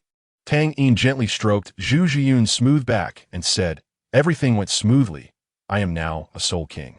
This time, I have prepared a gift for you. Upon hearing the word gift, Zhu Zhuyan didn't feel overly excited. She didn't care what Tang Yin would give her. What mattered was that she occupied a place in Tang Yin's heart and that he thought of her. Aren't you going to ask what gift I prepared for you? Zhu Zhuyan raised her head, resting her chin against Tang Yin's chest, and smiled. As long as it's from Xiaoyin, I will like it. Tang Yin helplessly ruffled Zhu Zhuyun's hair, feeling her soft black long hair slip through his fingers, the strands brushing lightly against his skin. The gift for Sister Zhuyun is, of course, something good. Tang Yin took his storage soul guide from the bedside and took out a light purple chrysanthemum. Zhu Zhuyun's big, watery eyes stared at the large chrysanthemum, unable to discern anything magical about it, only feeling that the color was somewhat unusual. This chrysanthemum was called the Strange Fur Through Heaven Chrysanthemum, which could invigorate the limbs and open the blood vessels. After consuming it, one could cultivate the legendary indestructible body. After hearing Tang Yin explain its effects, Zhu Zhuyun hesitated a bit, but my nether spirit cat martial soul is of a more feminine nature. Won't it conflict with the properties of this herb? Tang Yin had already considered Zhu Zhuyun's worries and smiled as he explained. Sister Zhuyun, have you forgotten the dark gold terror claw bear soul bone I gave you? The soul power of that claw bone is extremely strong and masculine, which resonates with the Strange Fur Through Heaven chrysanthemum. Perhaps they can create a miraculous reaction together. Furthermore, the herb's properties are neutral, so consuming it won't conflict with the soul power in your body. Just treat it as a supplement. Zhu Zhuyan took the Strange Fur Through Heaven chrysanthemum from Tang Yin's hand. The fluffy flower was indeed cute, making her unable to resist touching it. Sister Zhuyan, you can absorb it now. It might help you break through to Soul King sooner. As he said this, Tang Yin's peripheral vision inadvertently glanced towards the door. After multiple observations, Zhu Zhuqing felt incredibly powerful. This time, Zhu Zhuqing had intended to sneak away as usual, but unexpectedly, she was caught by Tang Yin. The moment her eyes met Tang Yin's, her heart leaped to her throat. Fortunately, Tang Yin glanced at her and then shifted his gaze back to his sister. Zhu Zhuqing patted her now ample chest and exhaled, silently thinking she was lucky. She then somewhat guiltily closed the slightly ajar door and returned to her room. Zhu Zhuyan wouldn't refuse the gift Tang Yin gave her like Zhu Zhuqing would, because she was entirely his. After putting on a thin, gauzy garment, Zhu Zhuyan sat cross-legged on the bed, ready to absorb the Strange Fur Through Heaven chrysanthemum. Sister Zhuyan, first eat the heavenly flower's core, then eat the petals one by one. There is no need to eat the root and stem. After eating, you can immediately refine it. Zhu Zhuyan lightly parted her lips and began to consume the herb according to Tang Yin's instructions. Although the medicinal power of the Strange Fur Through Heaven chrysanthemum was gentle, absorption still required a considerable amount of time. Seeing that Zhu Zhuyan had entered a cultivation state, Tang Yin felt somewhat relieved. Zhu Zhuyan was using Tang Yin's presence as a distraction. His being there would instead disturb her cultivation. After casually putting on a piece of clothing, Tang Yin left the room. He had one more thing to do: find that little black cat that had been spying. Seeing Zhu Zhuqing's door tightly closed, Tang Yin unceremoniously twisted the doorknob. The door was not locked. Perhaps she had rushed out earlier, or maybe Zhu Zhuqing never expected Tang Yin would walk directly into her room. Once inside, Tang Yin saw Zhu Zhuqing wrapped up like a dumpling, with only her head sticking out. Zhu Zhuqing turned around, looking as if she had just woken up, her eyes still sleepy, and lazily asked, "Brother-in-law, what brings you here?" Tang Yin didn't directly expose her, but walked to Zhu Zhuqing's bedside, leaned down, and rested his forehead against her smooth forehead. "Because I missed you, Zhuqing." This made Zhu Zhuqing jump.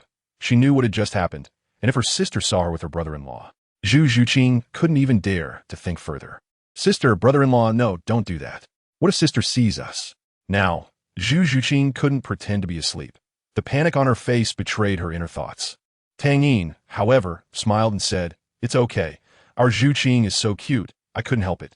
Seeing that she could no longer pretend, Zhu Zhuqing had to bury her head in the sand. "Brother-in-law, I was wrong. I shouldn't have spied. Silly girl, I really missed you." As he spoke, Tang Yin had already pulled the wrapped-up Zhu Zhuqing out of the blanket. Sister. Zhu Zhuqing was somewhat flustered. She didn't yet have the courage to be caught cheating in front of Zhu Zhuyan. Tang Yin picked Zhu Zhuqing up and placed her on his lap, comparing her to Zhu Zhuyan's similarly full figure. In the end, Tang Yin concluded, as long as they could stack together, it was fine. "Zhuqing, don't worry. Your sister is currently cultivating." Zhu Zhuqing felt a bit more at ease, resting her head against Tang Yin's chest, listening to the powerful beating of his heart. Brother-in-law, are we just going to hold each other like this? After a long time, Zhu Zhuqing cautiously asked. Her face, filled with confusion, met Tang Yin's smiling face. Of course not. Let me check what our Zhuqing just learned. Huh? Zhu Zhuqing stammered, not knowing whether to agree or refuse. Tang Yin's hand brushed past her private area, and the sensation through the thin layer of white cloth made Zhu Zhuqing immediately close her long legs. It seems our Zhuqing has grown up too. Zhu Zhuqing simply stopped hiding and shyly asked, Sister, what does brother-in-law want me to do? Use. On the other side of the wall, Zhu Zhiyun, who was still cultivating, could never have imagined what Tang Yin was doing. Chapter 129. Zhu Zhuqing spat out the milk she had just drunk. What is wrong? Zhu Zhiyun patted Zhu Zhuqing's back, asking with some concern. Tang Yin nearby felt somewhat guilty, taking a sip of water to cover up his embarrassment. After coughing a couple of times, Zhu Zhuqing, her face flushed, said, It's nothing. I just drank too quickly and choked a bit. Zhu Zhiyun cleaned the table. Wiping up the milk, Zhu Zhuqing had coughed out. Be more careful next time. Got it, sister. Zhu Zhuqing dared not look directly at Zhu Zhiyun, like a child who had done something wrong. Yesterday, Zhu Zhuqing had also tried to consume that thing like her sister, knowing it was a good thing. As expected, the first effect was excellent, directly allowing her to break through the bottleneck of level 29. Just now, while drinking milk, her mind inevitably wandered to some unhealthy images, recalling what had just happened. By the way, Xiao Yin, my martial soul has undergone some changes.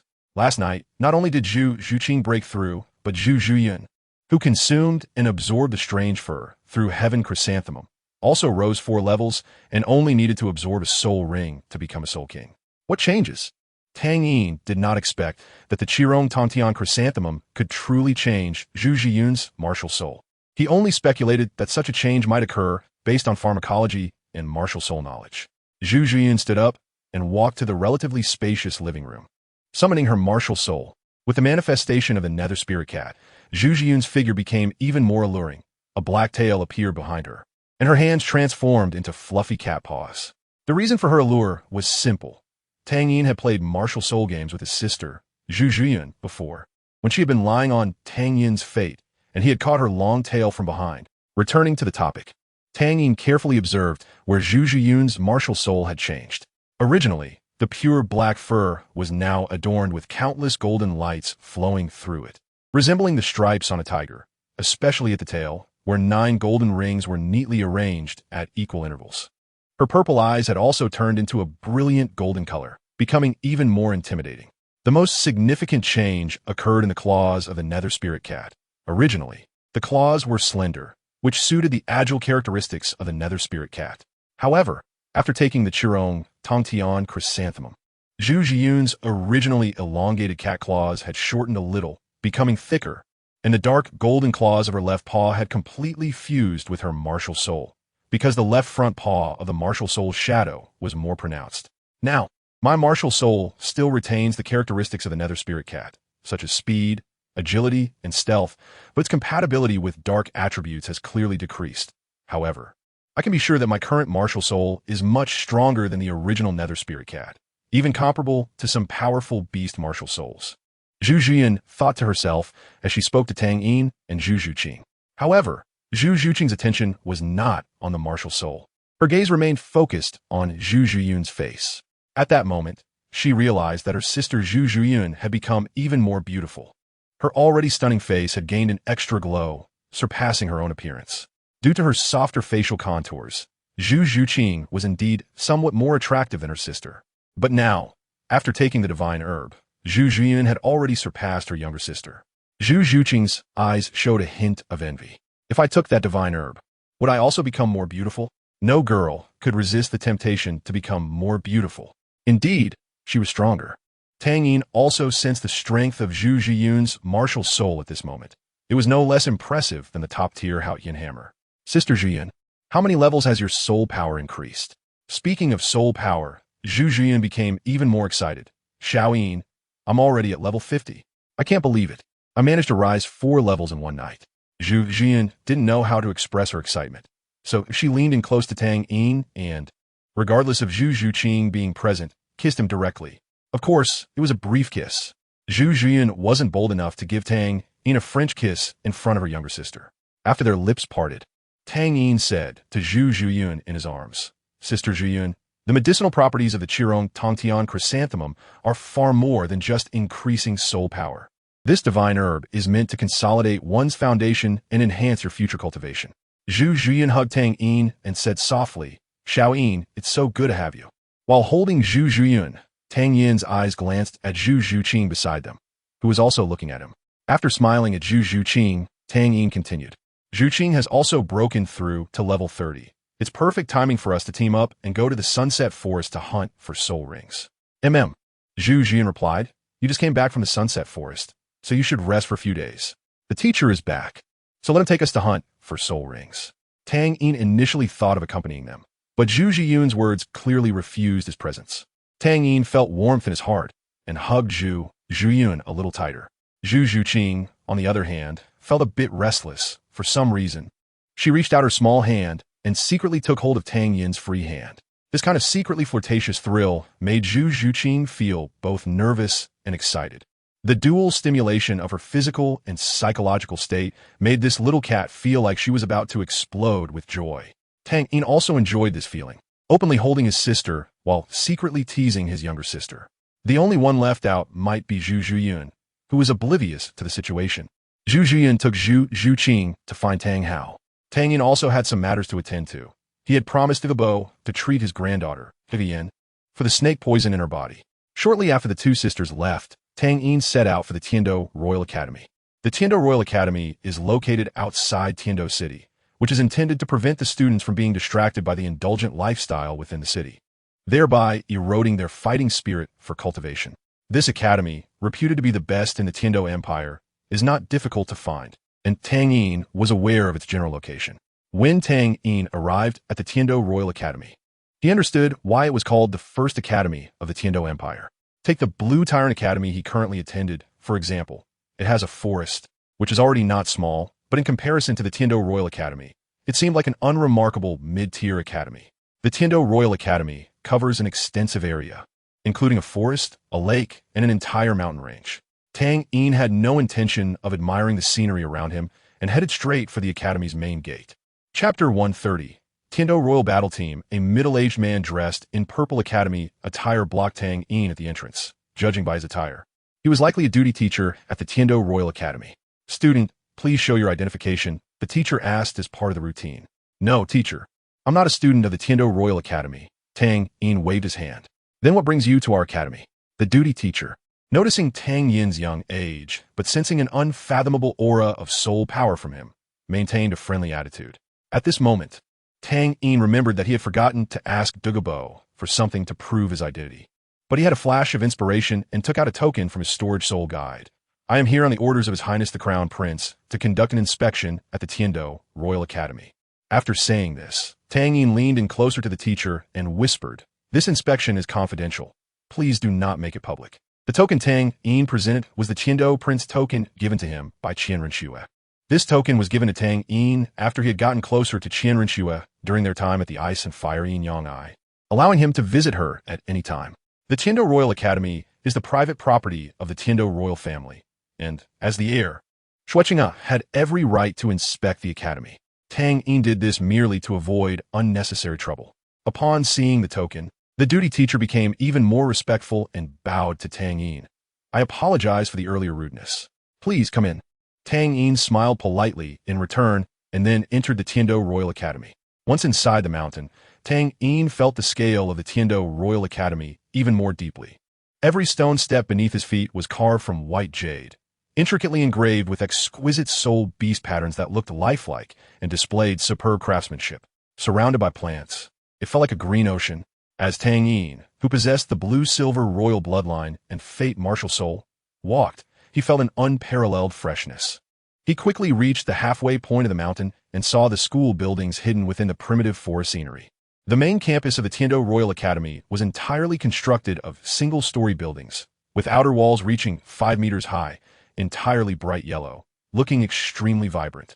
Even the tops of the walls were covered with glazed tiles, exuding luxury. Perhaps because it was class time, Tang Yin did not see any students around the campus, but he did spot a few teachers passing by. He approached a female teacher who seemed approachable and asked her for the location of Douluo. Coincidentally, this teacher was an assistant instructor for the first team of the Tiando Royal Battle Team.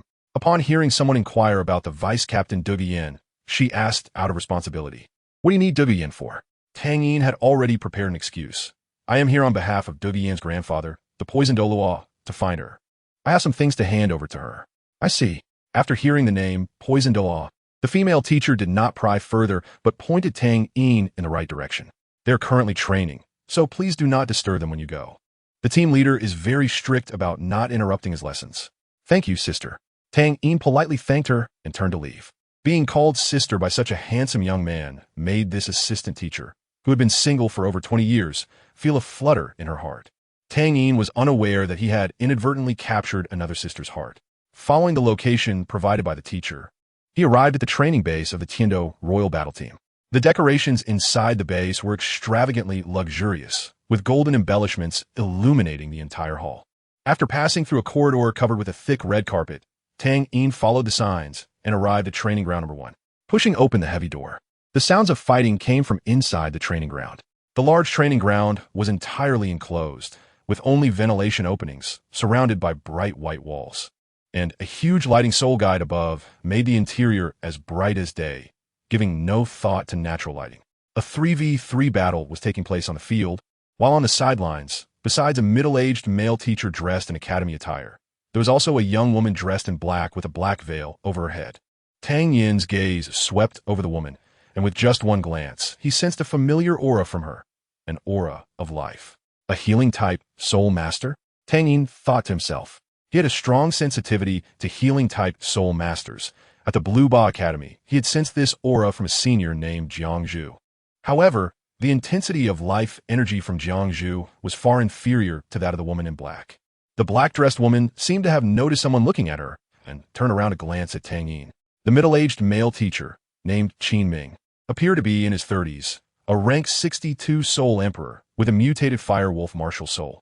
He was not only the highest-ranked teacher at the Tiando Royal Academy, but also a graduate of the first class of Shrek Academy. When Tang Yin pushed the door open, his brow furrowed slightly upon seeing a teenage stranger enter. But Qin Ming did not instruct the students to stop fighting. Although he did not know Tang Yin's intentions, he understood that someone who could enter here was not an ordinary person. In the Tiando Royal Academy, students of noble birth were everywhere. Any chosen student was at least the offspring of a viscount. Qin Ming's position as a Tiando-level teacher was due not only to his exceptional talent, but also to his demeanor. Tang Yin, understanding the situation, stood aside and waited for the match to conclude. At this time, the match was reaching its conclusion. On the training platform, a girl with deep purple short hair and green eyes was surrounded by green toxic mist, almost enveloping half of the platform. On the other side, blue-purple lightning erupted, the violent destructive aura keeping all the toxic mist at bay.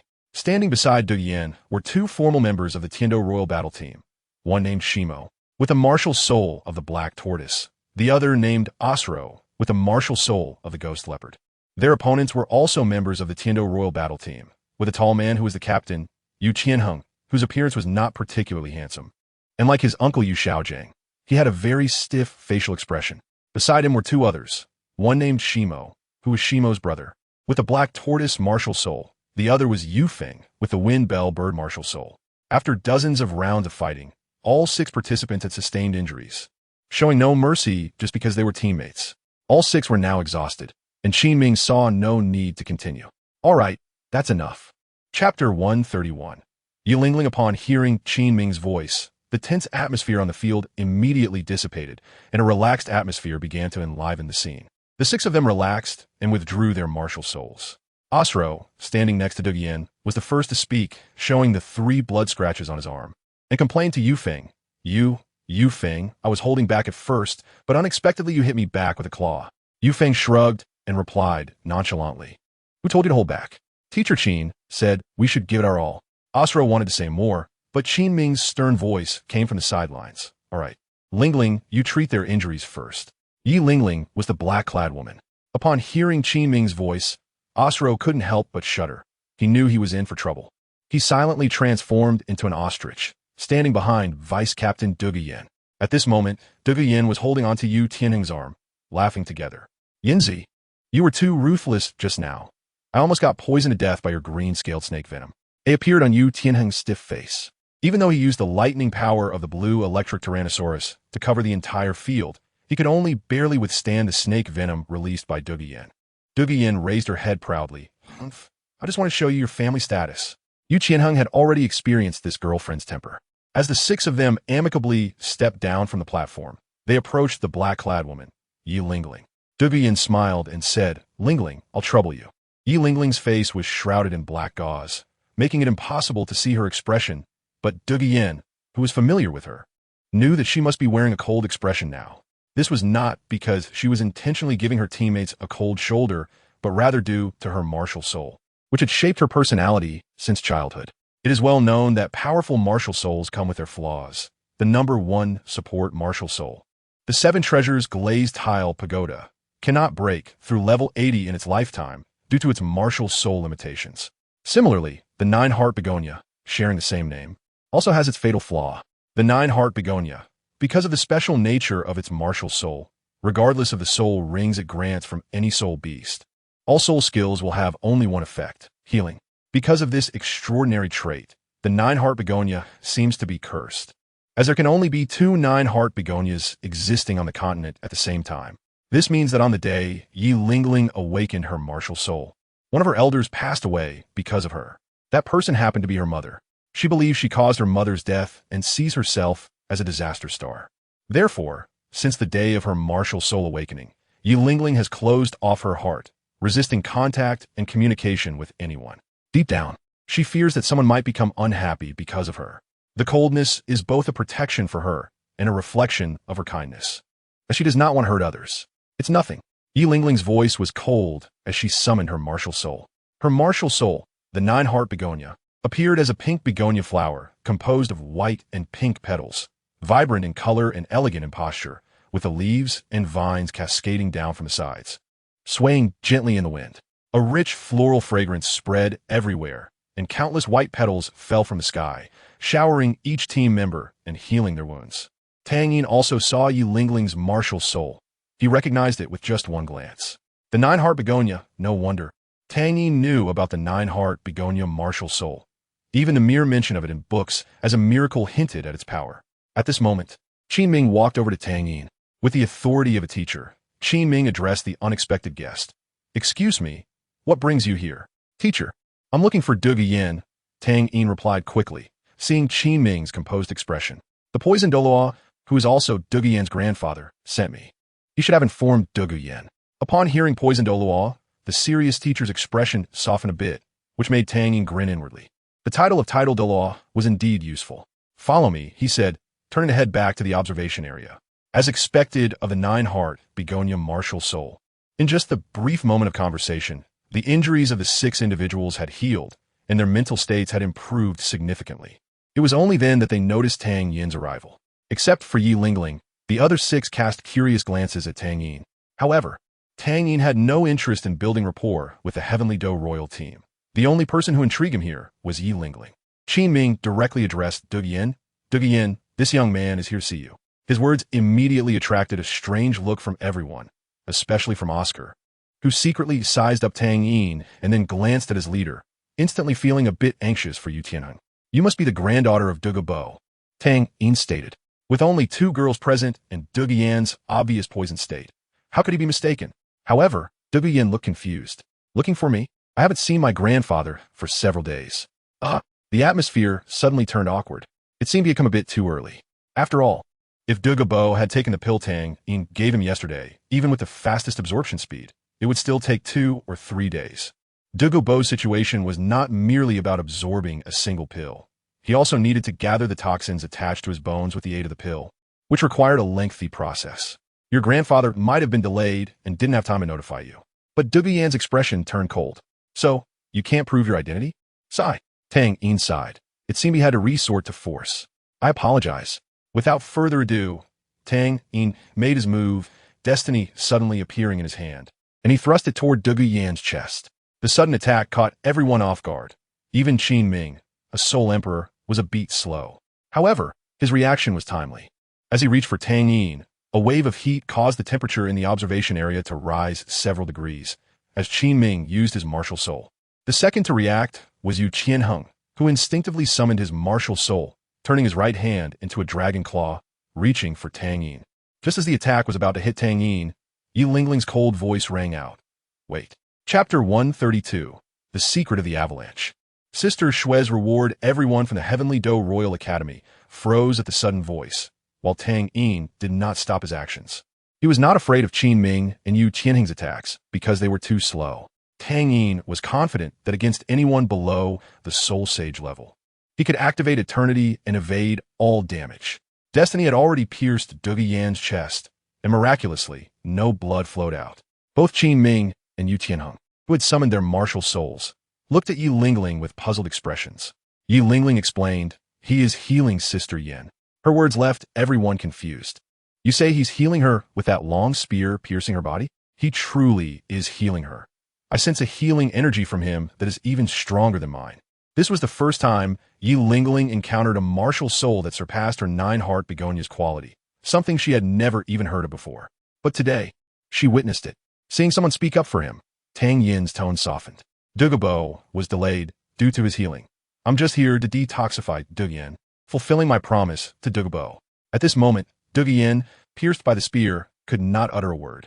As destiny entered her body, a rich life energy surged towards her, causing Duge Yin to involuntarily moan. She felt this energy was similar to Yi Lingling's nine-heart begonia, but the difference was immense, though she couldn't describe it. The continuous energy flowed through her body, cleansing every inch of her skin. The indescribable itch in her chest disappeared. The green of her nails gradually faded, returning to their original rosy hue, and her green pupils lightened considerably, transforming into a purple color like her hair. Seeing Duge Yin returning to normal, Tang Yin directly withdrew destiny. Duge Yin stumbled, and Yu Qianheng quickly retracted his martial soul to support her. "Yin, are you okay?" Duge Yin shook her head, lowering her eyelids and leaning into her boyfriend's embrace. At the moment destiny left her body, the sudden emptiness made Duge Yin feel a bit lost. Having experienced that fullness, she could never return to her previous state. "All right." Tang Yin did not notice Duge Yin's expression. He cupped his fist towards the 6 members of the Heavenly Do Royal team and said, "I apologize for the earlier offense. I have completed Dugabo's request. The elite competition of the continent's advanced Soul Master Academies is about to begin. I wish you all good results. Farewell." After saying this, Tang Yin turned and left. He only engaged in meaningful social interactions, and he found the Heavenly Do Royal team too weak in his eyes. They didn't even have a single soul zone, so his wish for them to achieve good results was merely polite talk. "Wait." A cold voice called out from behind Tang Yin, "What is your name?" Tang Yin turned around, looking at Yi Lingling, who was only a few years older than him, and smiled. "My name is Tang Yin. I hope to see you again." After hearing Tang Yin's words, Duge Yin also whispered a few sounds. She had just noticed the changes in her body as the accumulated toxins within her returned to her martial soul once again. She was no longer troubled by the backlash of the martial soul's toxins. Moreover, the immense life energy seemed to have loosened the bottleneck of her 38th level soul power, and it was estimated that it wouldn't be long before she reached the 39th level.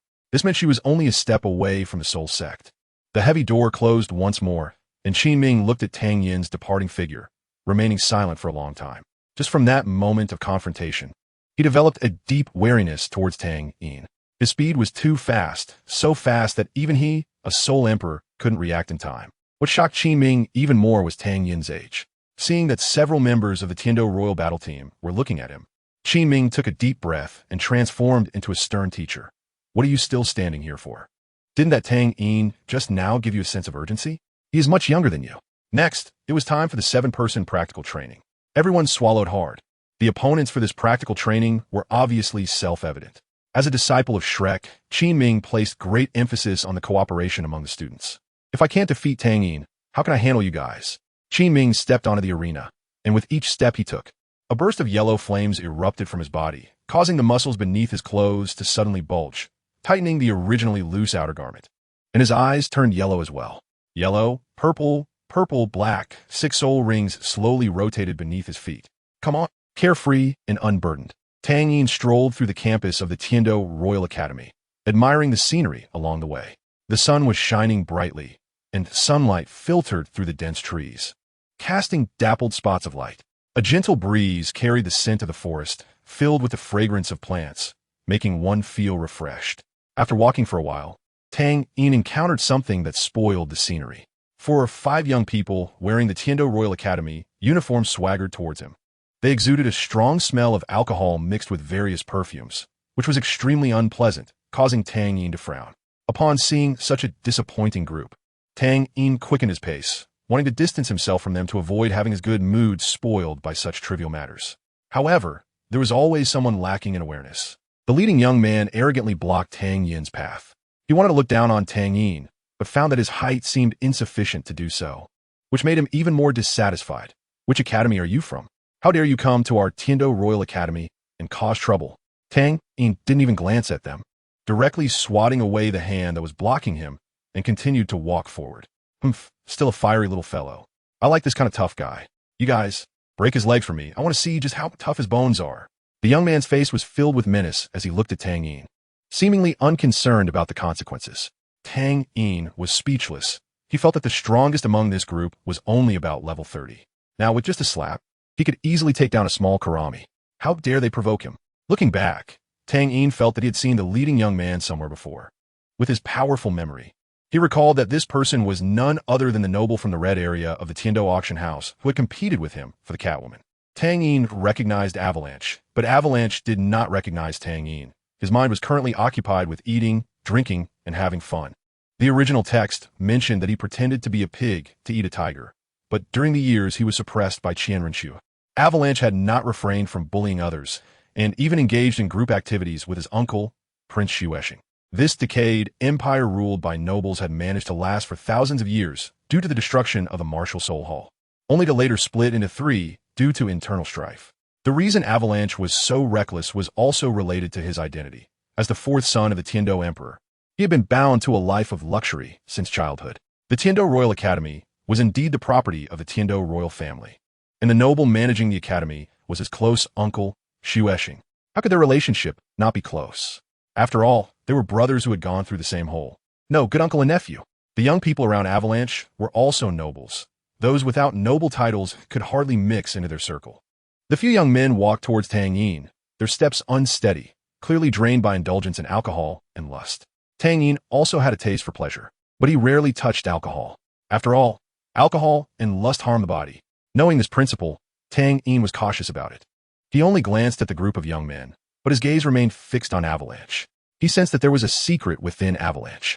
In a flash, Tang Yin passed through the group of young men, approaching him, and directly stood in front of Avalanche. Tang Yin keenly perceived that just in that instant, he saw something other than fear in the eyes of this dandy. What exactly it was, he couldn't quite place. Suddenly, the situation changed. The noble scions of the Tiando Royal Academy had no idea how Tang Yin appeared behind them. They were reckless, not foolish. Someone capable of such a feat immediately earned an invincible label in their eyes. The few who understood the situation panicked and hurriedly retreated away from Tang Yin, abandoning their leader, the 4th Prince Avalanche. However, there were still some loyal ones. Someone boldly shouted to Tang Yin, "Don't be reckless. This is the 4th Prince Avalanche." Tang Yin found this even more amusing. Under Tang Yin's intimidation, Avalanche struggled to control his trembling legs, trying to steady his shaking voice. "Why you? Don't be reckless, Avalanche was almost in tears. To maintain his persona, he seemed to have merged with the dandy character he was playing. This led to him provoking Tang Yin, whom he couldn't afford to offend, resulting in the current disaster. After staring at Avalanche for a long time, Tang Yin finally saw through his thoughts. He did not expose Avalanche's little trick in front of him, but simply turned around and left. Avalanche, feeling completely relieved, collapsed to the ground. The pressure Tang Yin had just exerted on him was too great, making him feel like a prey with its neck pinned down by a lion. As long as the lion exerted a little force, he, Avalanche, would die on the spot. As Tang Yin passed by the few nobles, they all took several steps back, clearly intimidated by him. After Tang Yin left, the group exchanged glances and collectively sighed in relief, only to suddenly hear a furious voice from behind. "You useless bunch. Why aren't you coming over?" Unexpectedly, there was an unexpected gain. The eyes are the windows to the soul. No matter how a person tries to conceal their inner thoughts through their actions, their true intentions will be revealed in their unguarded gaze. Just now, During the prolonged eye contact with Avalanche, Tang Yin surprisingly captured a sense of calm from this dandy. In the face of Tang Yin's murderous intent, this powerless prince managed to maintain his composure despite the looming threat, showcasing remarkable poise. This deeply hidden waste prince, even Tang Yin's sister Xue had not discovered his true side, could be said to be enduring humiliation for the sake of bearing weight. Not knowing how sister Xue would thank him for this discovery, Tang Yin couldn't help but quicken his pace. In the prince's residence of Tiando, in the study, Qianren Xue, dressed in men's clothing, was sitting sideways on Tang Yin's lap, her head resting on his shoulder. The blush on her face, proving that the two had engaged in some intimate activities prior. Just as Tang Yin arrived at the prince's residence, he happened to encounter Qianren Xue, who had just returned. After exchanging a few words in the tone of Prince Xue Qinghe, they walked side by side into Qianren Xue's secret study. As soon as they entered the study, without changing her clothes, Qianren Xue removed the disguise of the Angel's divine armor and restored her appearance, then became entangled with Tang Yin. Looking at the boyish Qianren Xue, reminiscing about their earlier intimacy, Tang Yin found her unexpectedly charming. After shaking off this somewhat strange thought, Qianren Xue's voice rang in his ears at the right moment. Her slightly hoarse, mature voice making it hard for Tang Yin to keep his composure. "Little Yin, it's only been less than a day. And you've come to find your sister?" Tang Yin replied, "Of course I miss you. I'm thinking about you every moment. Save your sweet words for your little sister." Qianren Xue said this, but her heart felt sweet. Tang Yin had already figured out her personality, so he didn't refute her, and instead brought up the main topic. After informing Qianren Xue about the meeting with Xue Bong and his speculations, Tang Yin waited for her response. "I had suspected that this Xue Bong was acting." Qianren Xue frowned and said slowly, "I've tested him a few times, and he hasn't shown any flaws. But hearing you say this, I believe a bit more." However, Qianren Xue's tone changed, but she hesitated. Tang Yin continued, "You're worried that after killing Xue Bong, your identity will be suspected by the great emperor of Snow Night." "Yes," Qianren Xue nodded, confirming Tang Yin's speculation. She wasn't a soft-hearted person. Leaving Xue Bong alive was also to cover up the truth of her killing other princes. An alive Xue Bong is of more value. If he dies, it will only bring us more trouble. Tang Yin analyzed from Qianren Xue's perspective. Isn't Xue Bong fond of playing the dandy? Then let him continue to act and enjoy a few days of indulgence. When the plan is about to succeed, we will eliminate the bloodline of the Tiando royal family at the first opportunity. Such a bloody statement came out of Tang Yin's mouth lightly. Qianren Xue said, "You're a bit extreme." Everyone, remembering the little princess, Xue Ku, who always called her big brother, Qianren Xue's heart couldn't bear it. Tang Yin patted Qianren Xue's jade back and comforted her to eradicate the roots. Otherwise, there will be endless troubles. All right, enough of this. Qianren Xue quickly stopped this somewhat oppressive topic, and the day for implementing the plan was still far off. "Little Yin, you've helped your sister with such a big task. What reward do you want this time?" Qianren Xue changed her position, straddling Tang Yin. The warm breath from Qianren Xue's lower body made Tang Yin proudly lift his head. Tang Yin wasn't embarrassed and stated the reward he hoped to receive. "Sister Xue, I want." Qianren Xue raised an eyebrow and shot him a glance, but did not refuse his request. They already had that layer of relationship, and it seemed inappropriate to refuse. Tang Yin sat in the chair where Qianren Xue usually sat, watching the proud sister Xue slowly slide down. The large study felt very quiet, with only the sound of lollipops being sucked echoing. Chapter 133. Qianren Xue's choice during the days when Zhu Zhuyin and Zhu Zhuqing were away. Tang Yin hardly went home, spending every night in the prince's residence. The 22-year-old Qianren Xue was quite fond of Tang Yin.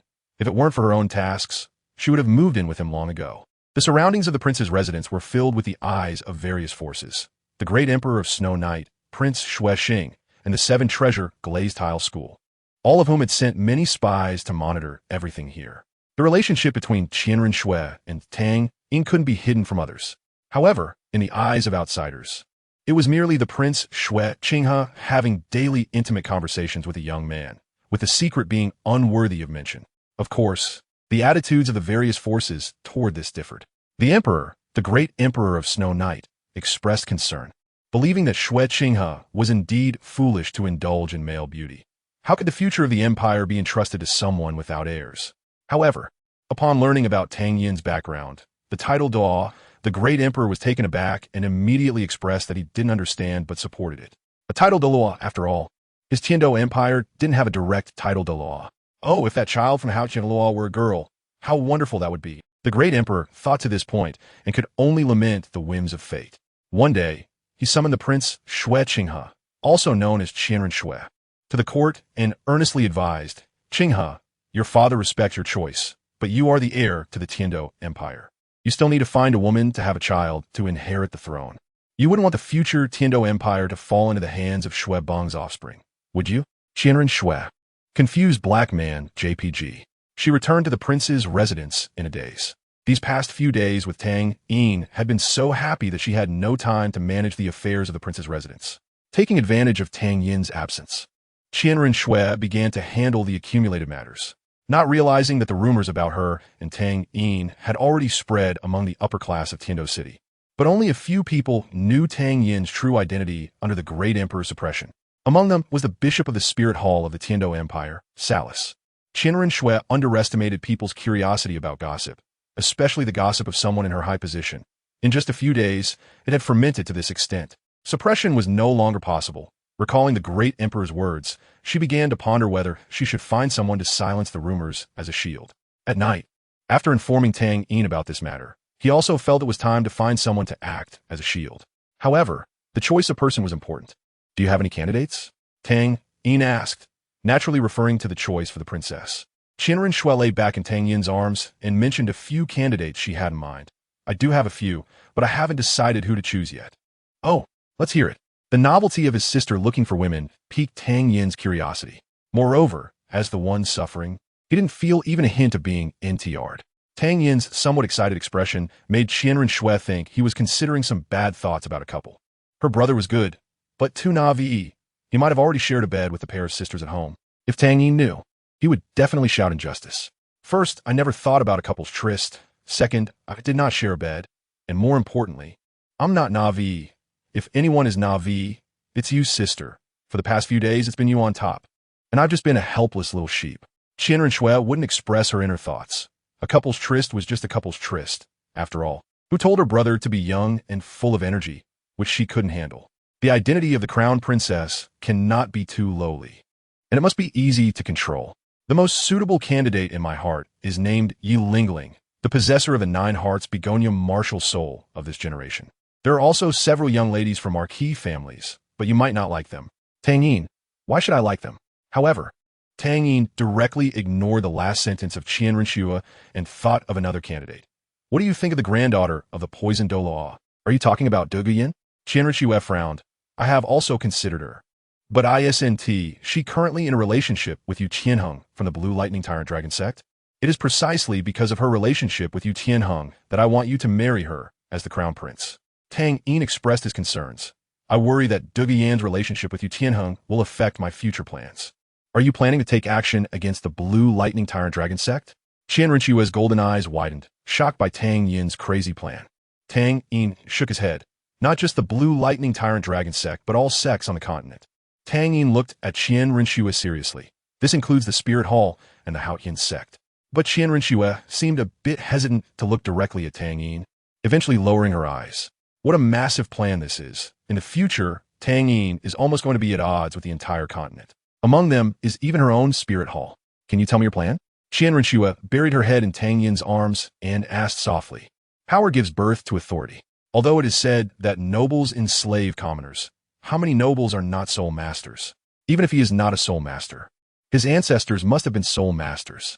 A continent, 2 empires, 8 major forces, the Spirit Hall, and 7 major sects, countless large and small sects entangled, controlling more than 90% of the resources on the continent with less than 1% of the population, and the trend is becoming more and more intense. Rather than letting those insects hold power, it is better to let a selfless god oversee everything. But before this deity appears, the forces of the entire continent must be unified. Tang Yin knew Qianren Shui's thoughts. For the task of the Spirit Hall, she gave up her identity, gave up her most beautiful years, and played someone else's life for decades. How could the sacrifices made change her stance just because of his seemingly fanciful idea in the eyes of outsiders? It is not something a love-struck person could do. Tang Yin was waiting for Qianren Shui's answer. Even if she refused, he would not blame her. After a long silence, it seemed that Qianren Shui had made up her mind. She raised her eyes, her phoenix-like eyes tightly fixed on Tang Yin. I can agree to you, But you must agree to me on one condition. What condition? Tang Yin did not expect Qian Rinxue to agree so quickly. What she had given up was far more than his.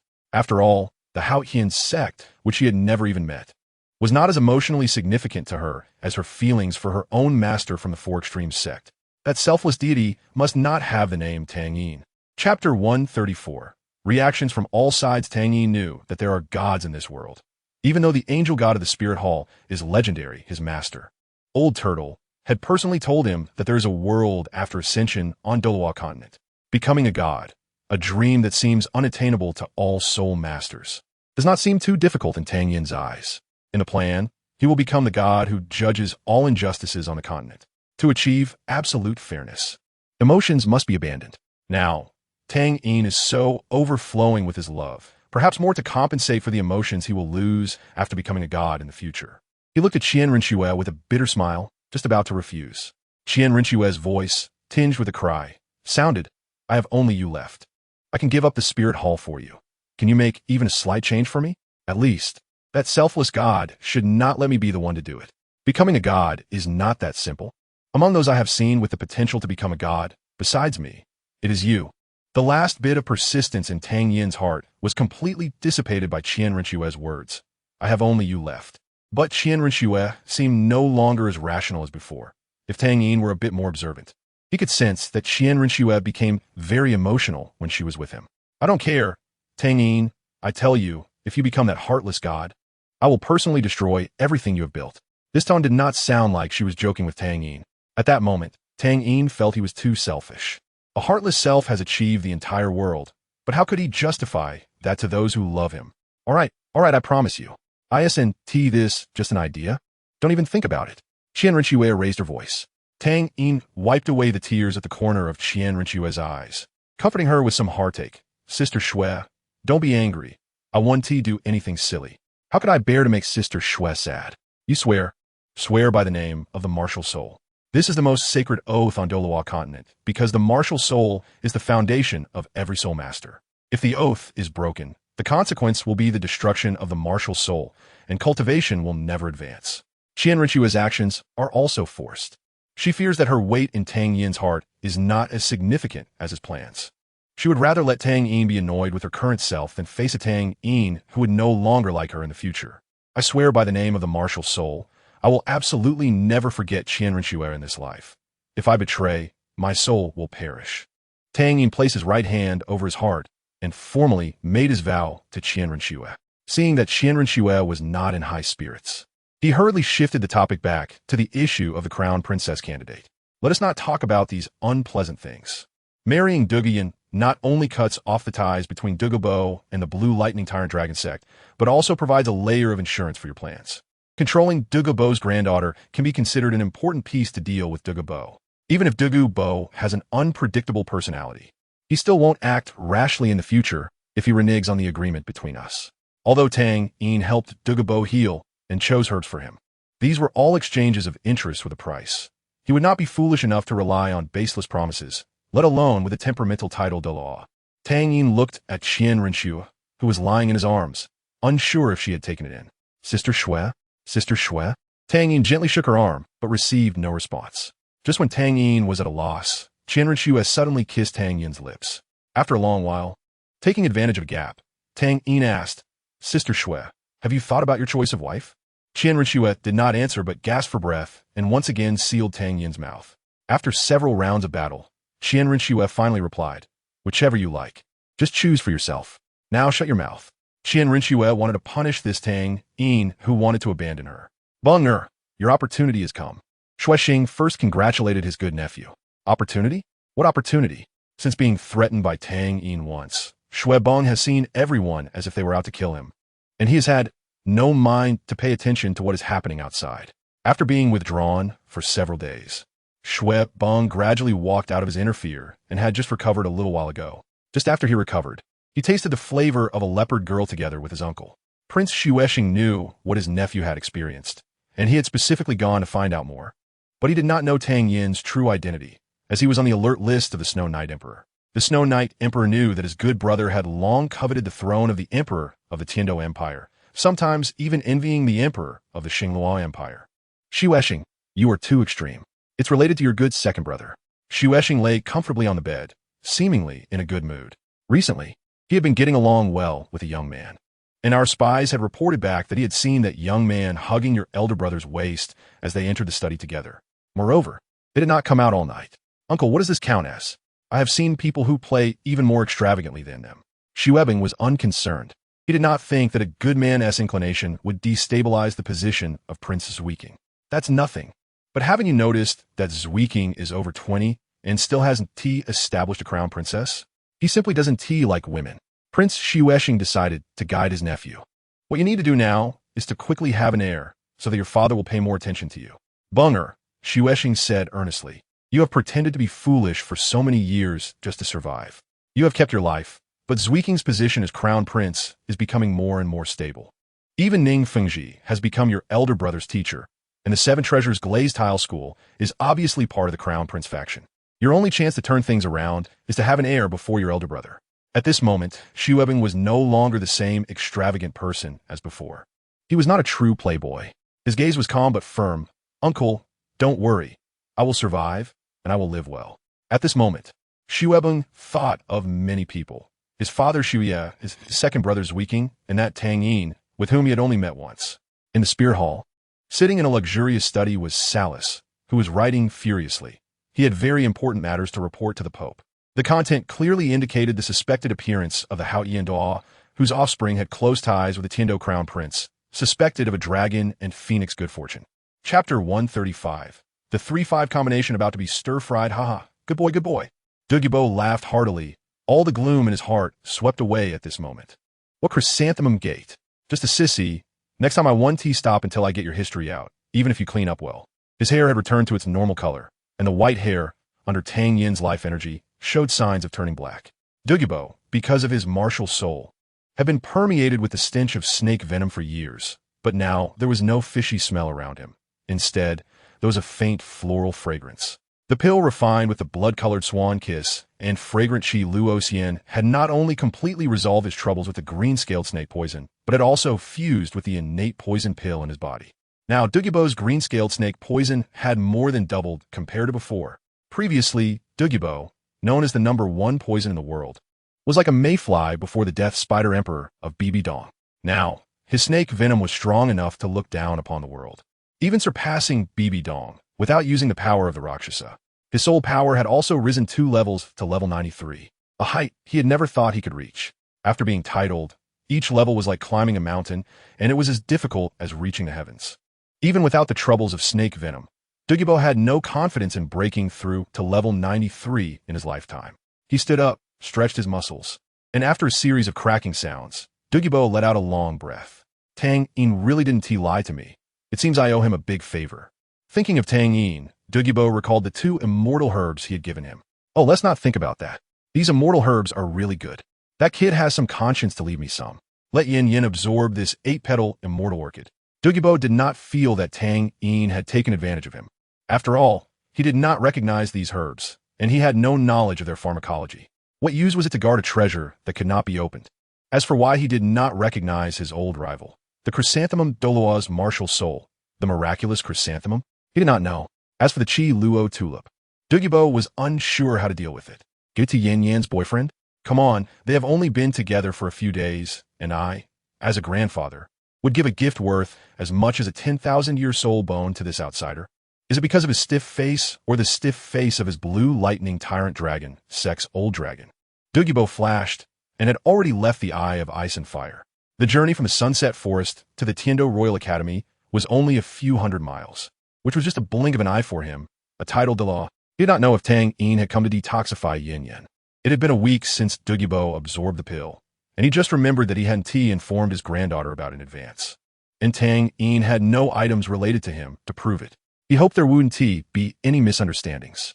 With a hopeful mindset, Douluo directly entered the Tiando Royal Academy, notifying the Academy's 3 school committee members. They were nothing. Scanning the entire Academy with his divine sense, Douluo quickly found his granddaughter. In the lounge of the Tiando Royal Battle Team, Qin Ming was explaining the upcoming itinerary to the members of the Tiando Royal Battle Team. Invited by the Lord of Soto City from the Barak Kingdom, the day after tomorrow, We will set off for the Soto City Grand Soul Arena for a 7v7 Team Soul fight. Before that, I want to remind you of some things. Qin Ming's voice was gentle. He had high hopes for these 7 elites who were rare in the Tiando Royal Academy. He hoped these people could go further on their future path, and, as their teacher, all he could do was sharpen them to be sharper, to carve a path for himself out of the thorns. First of all, I want to praise you. You have worked well together during this time. Among the Soul Master teams in several Grand Soul arenas in the directly governed provinces of the Tiando Empire, there are no opponents left. You are my pride. After hearing Qin Ming's words, the 7 showed varying degrees of joy on their faces. The hardships of the devil training over the past 6 months were known only to themselves. Seeing their expressions, Qin Ming's tone changed again, becoming that of the strict teacher Qin Ming. But please put away your pride because you are not qualified to be proud yet. You have seen that just a short while ago. Just as Qin Ming was about to bring up Tang Yin, the door of the lounge was knocked and opened directly. Qin Ming turned his head to see a gray-haired old man walking straight in. In the lounge, Douluo, sitting next to Yu Qianheng, stood up excitedly upon seeing the visitor. Grandpa! Before Douluo could speak, Douluo rushed over to hug her grandfather. Her feelings for this only relative had surpassed everything, while her love for Yu Qianheng was merely a seasoning for life. Douluo's grandfather, the identity of the visitor was self-evident. Qin Ming showed no displeasure. His personality was not suited to display it at this moment. The junior Qin Ming paid his respects to the poisoned Douluo senior. Seeing Qin Ming bow, the other students also stood up to greet him. Douluo waved his hand, signaling them to rise. You are all Yin Yan's teachers and teammates. There is no need for such formality. As he spoke, he lingered a little longer on Yu Qianheng, inevitably comparing him with his most suitable grandson-in-law candidate, Tang Yin. Looks? Not comparable. That kid Tang Yin had handsome features and could attract quite a few young ladies just with his appearance. Talent? Not comparable. Tang Yin's soul power was beyond what even he, a titled Dalu, could estimate, but it certainly wouldn't be lower than level 40. Emotional intelligence? What did Yu Qianheng just call me? Grandpa? Are we that familiar? The more he compared, the more dissatisfied Douluo felt about his granddaughter's boyfriend. Ignoring Yu Qianheng, Douluo said to Qin Ming, I have something to discuss with Yin Yan. You all can continue. He then directly took Douluo out of the lounge. Grandpa, what have you been doing these days? You didn't come to see Yin Yan? Douluo's tone was quite resentful, like a girl whose parent didn't buy her a doll. If the members of the Tiando team saw this, they would surely be shocked. Is this still the cold, venomous big sister? Douluo allowed Douluo to act spoiled. His affection for her could be described as indulgent. Grandpa met an interesting person.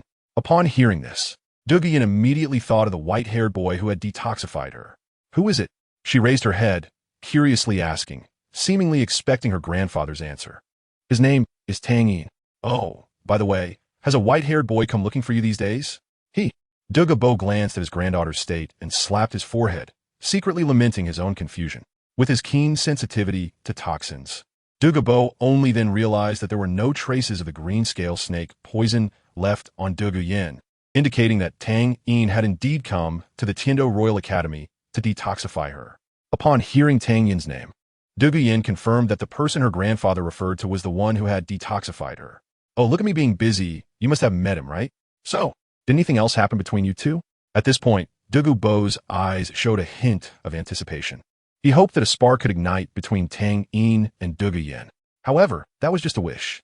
He knew well that the golden-haired girl beside Tang Yin that day was absolutely a beauty, perfectly matched with him. Although his granddaughter had some looks, standing next to that girl would make her appear like a maid. Douluo pouted. There was something, but it wasn't a good thing.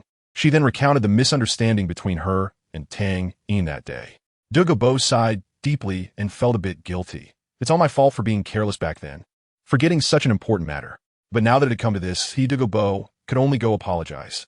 Let us not talk about this anymore. Yin Yan, Grandpa has brought you a good thing this time, something that can fundamentally change your life. Looking at Douluo's somewhat mysterious eyes, it indeed piqued Douluo's curiosity. Fundamentally change? Is his soul bone? In Douluo's understanding, only the legendary soul bones could fundamentally change a soul master. Douluo's smile grew even wider. It's not a soul bone, but it far surpasses a soul bone. In Douluo's expectant gaze, he took out a jade box from his treasure pouch. Open it and take a look. Douluo took the jade box from Douluo and opened it directly. The rich fragrance of the 8-petal immortal orchid wafted over, making Douluo feel delighted. Seeing that it was a flower, Dogu Yin was a bit puzzled. Grandpa, what is this? She never thought that Dogu Bo would deceive her. Since Grandpa said it surpassed a soul bone, it must have its wonderful qualities. Dogu Bo explained, this is a fairy herb from my medicinal garden, called the 8-petal immortal orchid. Its medicinal effect is extremely gentle. You can chew and swallow it when you take it. It has a sweet taste, and you only need to gather soul power to assist the medicine in merging into your body. Your soul power is already close to level 40, if all goes well. This fairy herb can help you directly break through to level 40, becoming a soul zone. After listening to Dogu Bo's explanation, Dogu Yan's gaze towards him first went blank, then shocked, and finally transformed into admiration for Dogu Bo. Dogu Bo thoroughly enjoyed Dogu Yan's adoring gaze. Even his mustache trembled as he proudly raised his head. But Grandpa, didn't you tell me before that you didn't know the herbs in your medicinal garden? Dogu Yan's critical question made Dogu Bo's smile freeze, realizing he had celebrated too early. Ahem. Dogu Bo coughed to cover his embarrassment, trying to change the subject. Yin, you should absorb this fairy herb as soon as possible. The sooner you absorb it, the more benefits it will bring to your body. Dogu Yin no longer pressed for details, as she already had an answer in her heart. The interesting person who informed Grandpa about the effects of this fairy herb must be Tang Yin. Before Dogu Bo delivered the fairy herb to Dogu Yin, Tang Yin also went to the 4 Extreme sect to deliver a fairy herb to his teacher. The fairy herb Tang Yin prepared for Yang Wudi was called the Inked Jade Divine Bamboo. The Inked Jade Divine Bamboo was entirely black with a texture like jade, and each segment of the bamboo body condensed a sense of divinity. Although this fairy herb was not precious and could even be said to be mediocre, as it did not increase a soul master's soul power, it acted on the martial soul itself, greatly enhancing the combat power of the martial soul. Yang Wudi's Break Soul Gun martial soul emphasized honing its own martial soul, making it the most suitable fairy herb for Yang Wudi. Likewise, the Inked Jade Divine Bamboo was also very important for Tang Yin. And how could Yang Wudi not recognize this Inked Jade Divine Bamboo? Upon seeing this fairy herb, Yang Wudi initially displayed extreme joy, but suppressed his desire to refuse it. His exact words were, Xiao Yin, you need this Inked Jade Divine Bamboo more than I do. Your future is still long, while I have already seen the end. Tang Yin was touched but still persuaded him in every way possible until Yang Wudi reluctantly accepted the fairy herb. 2 days later, a radiant Dogu Yin returned to the team. Over these 2 days, she had completely absorbed the 8-petal immortal orchid, integrating all its medicinal effects into her body, and her soul power directly broke through to level 40. Additionally, there were unexpected gains. Her green scale snake martial soul was not of high quality, and her innate soul power was only level 7, with talent that could only be described as above average. However, after consuming the 8-petal immortal orchid, this fairy herb dramatically changed her fate, not only elevating Dogu Yan's talent to match that of someone with full innate soul power, but also causing subtle changes in her martial soul. A pair of protruding dragon horns grew on the head of her green scale snake martial soul, a sign of its transformation into a dragon. Upon learning of his granddaughter's martial soul changes, Dogu Bo repeatedly exclaimed good and felt joyous in his heart, while also feeling more grateful to Tang Yin. At this rate, Dogu Bo would become Tang Yin's most loyal supporter. He knows his granddaughter's talent. If it weren't for this unexpected encounter, the soul saint might have been the end of her life. And the transformation from snake to dragon means that Yin Yan's future is still bright. The other team members, upon seeing Dogu Yin, felt a sense of absurdity as if they hadn't seen her in years, even though they had only been apart for 2 days. Osro exclaimed directly, Sister Yin, how have you changed so much in just a few days? Seeing the astonished expressions on her teammates' faces, Dogu Yin was a bit taken aback and furrowed her brow, saying, Is there any change? Osro was momentarily speechless. He couldn't pinpoint what had changed about Dogu Yin. The others felt the same way. Yu Qianheng came to Dogu Yan's side and smiled. Maybe it's because my Yin Zi has become prettier. However, even while smiling, Yu Qianheng wasn't particularly handsome. Qin Ming saw that everyone was present and clapped to get their attention. Everyone, let's set off now. At this moment, the Samwa team, still in the Soto City Great Soul Arena, had no idea about the crisis they were about to face. Chapter 136. Soto Great Soul Arena. In the Soto City Great Soul Arena, in the temporary resting room of the Tiendo Royal Team. Several members of the team had achieved consecutive victories over several silver soul-level teams in the past few days, with hardly any team able to last more than a quarter of an hour against them. At this moment, Qin Ming was not seen in the resting room. The 7 team members were relaxing comfortably in soft chairs, with some tea and snacks on the low table in front of them. The pressure-free battles had inevitably made everyone a bit complacent. The Ballot Kingdom was just a rural place. There wouldn't be any strong opponents. Douluo crossed her legs, and her already form-fitting battle outfit accentuated her perfect leg curves. Her long, beautiful legs swayed gently, and the front of her purple high heels wobbled enticingly. She was in a really good mood. It was her first time fighting in her peak condition, and it seemed that the previous snake venom had somewhat restricted her body.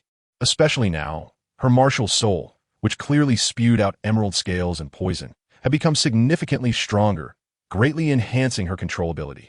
She took a sip of the tea in front of her and lazily reclined back in her chair, saying, "What a boring journey. I thought I would encounter some strong opponents. Yanzi, your strength has actually increased so much. It seems we have a better chance in this Soul Master competition," Yu Tianheng said, surprised by Douluo Yan's change. He only learned from Douluo Yan that her grandfather had given her a medicinal herb, but he didn't know what kind it was. As a direct descendant of the Blue Lightning Tyrant Dragon sect, he had taken many medicinal herbs since childhood, but he had never heard of any herb that could provide such a significant boost like Douluo Yan's. Yeah, Sister Yin, Osro excitedly chimed in.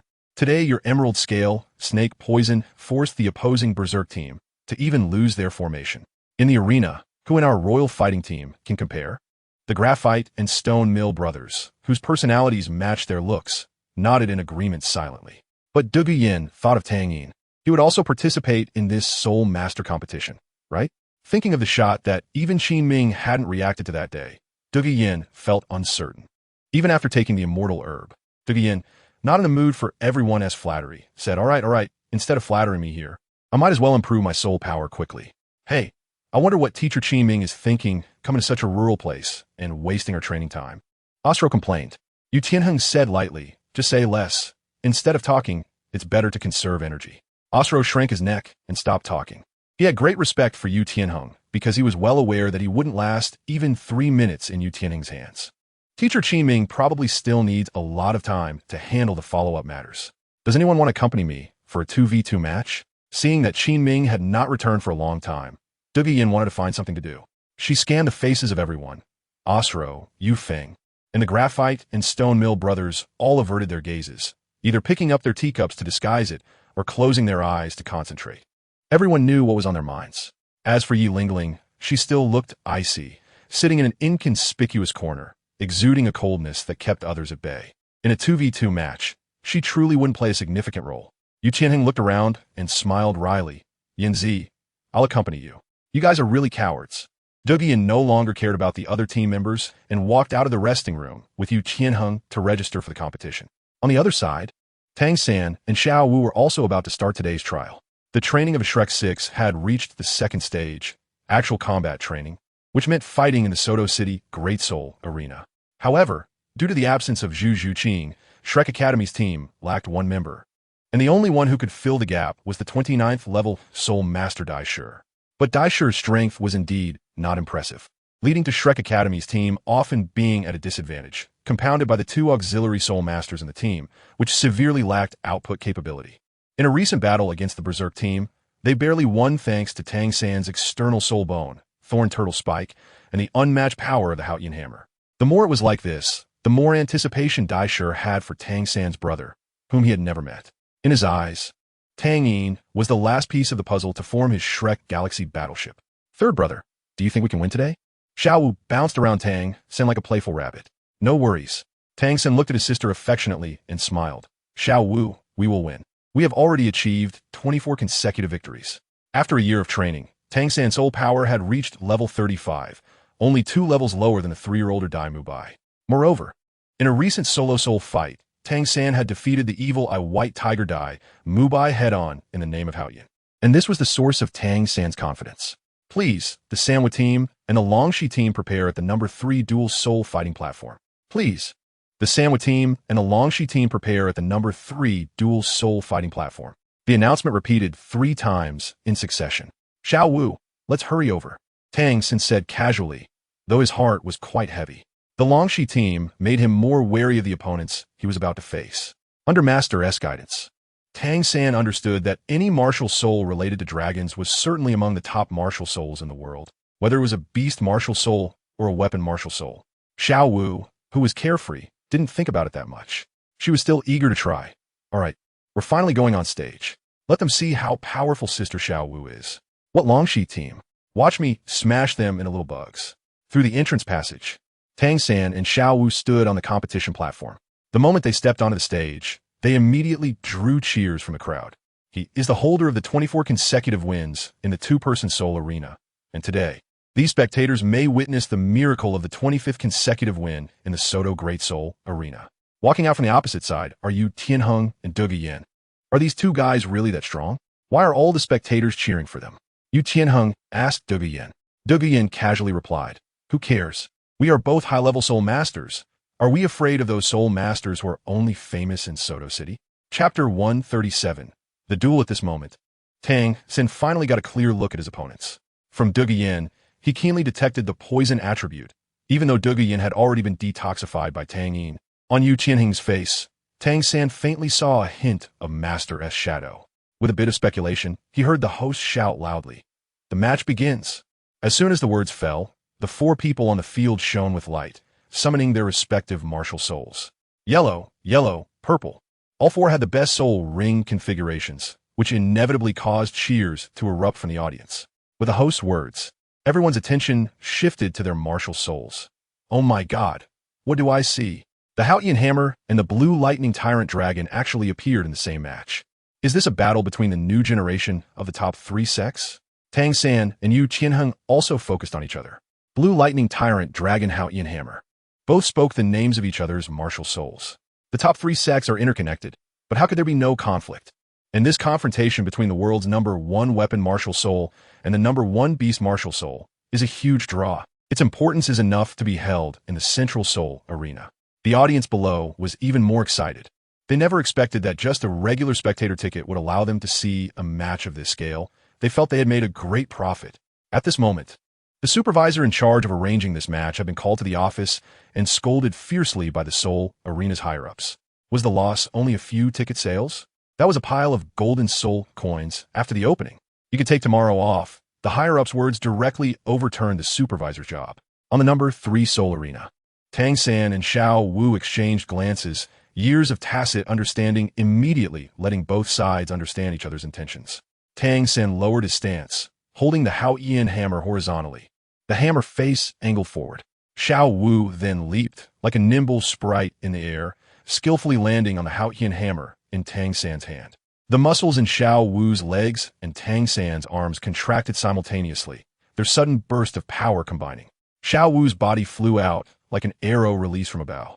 Her calves wrapped in pink stockings carrying an incredibly terrifying momentum, directly charging towards Yu Tianheng and Dege Yin. Tang San also held the Haotian hammer, closely following behind. He didn't dare to be the slightest bit careless. Tang San and Xiao Wu's preemptive strike surprised Yu Tianheng and Dege Yin, as their speed was simply too fast. After all, the tacit understanding between Tang San and Xiao Wu was undeniable. Facing the attacking Xiao Wu, Yu Tianheng stepped forward, his first soul ring lighting up.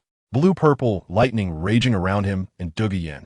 He reached out with his right hand, and a dragon claw formed from pure lightning power lunged toward Xiao Wu, distorting the air and producing a chilling, crackling sound. Yu Tianheng took this battle very seriously because the pride belonging to the Blue Lightning Tyrant Dragon sect in his heart did not allow him to lose this match. What if it was the #1 sect in the world?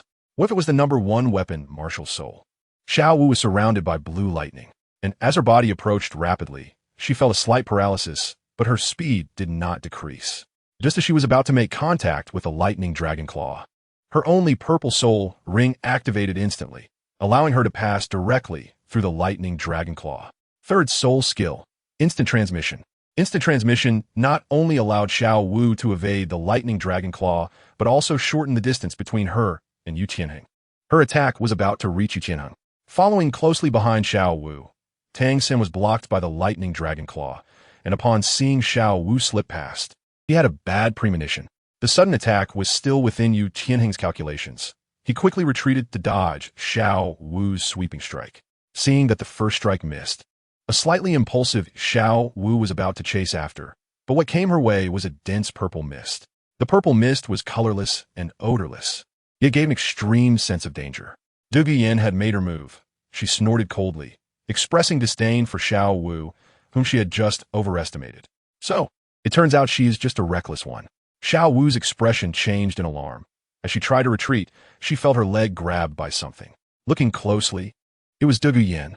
Douluo Yan's other hand glowed with poison, preparing to deal with this oblivious rabbit first. Xiao Wu was not a naive girl. She knew her impulsiveness had somewhat disconnected her from Tang San. Activating her third soul skill again, she returned to Tang San's side. Tang San had just used his first soul skill, Dark Golden Power, directly shattering the lightning dragon claw made of soul power with his unparalleled strength. Xiao Wu, are you okay? Having used her third soul skill twice in quick succession, Xiao Wu was clearly exhausted, panting as she forced herself to calm down. I'm fine. I still have the mind to show you the power of my green scale snake poison. Douluo Yan's second soul ring lit up, and a dense purple mist was released from her body, quickly covering the entire arena. The strangely fragrant purple mist caused Tang San's face to change drastically. Xiao Wu, quickly cover your mouth and nose. He was quick to act, hastily taking out 2 detoxification pills from the 24 Bridges Moonlit Night, putting one in Xiao Wu's mouth and swallowing the other himself. The rich properties of the 8-petal immortal orchid were also imparted to Douluo Yan's soul power. How could the green scale snake poison, condensed from dense soul power, be so easily resisted? Tang San sensed that Douluo Yan's poison was peculiar, but for a moment he couldn't pinpoint what was strange. After all, he never expected that the Douluo Yan in front of him had consumed the extraordinary immortal herb recorded in the Xiantian treasure record.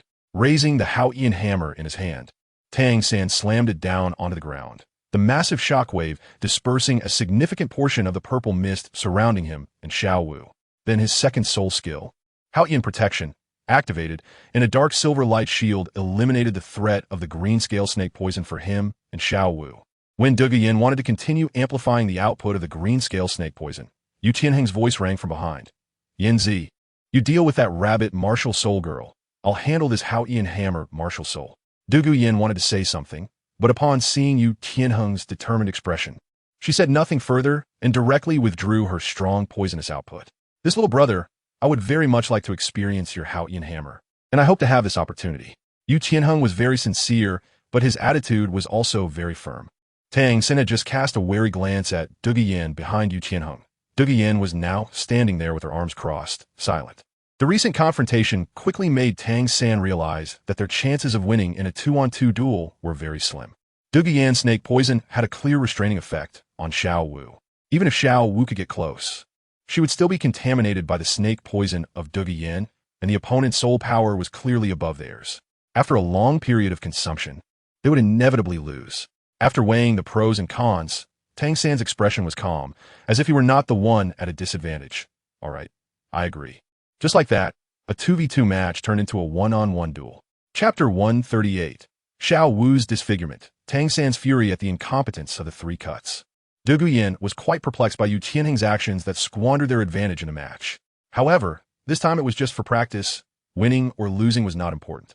In order to leave enough space for Tang San and Yu Tianheng, both Douluo Yan and Xiao Wu retreated to the edge of their platform.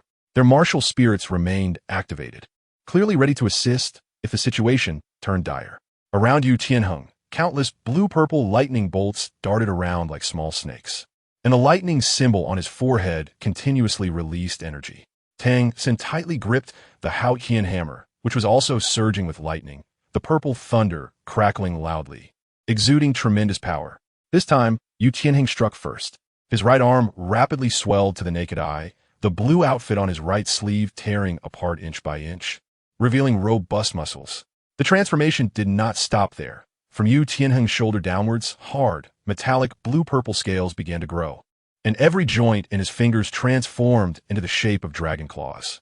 This was the exclusive skill of the Blue Lightning Tyrant Dragon, Dragon Transformation.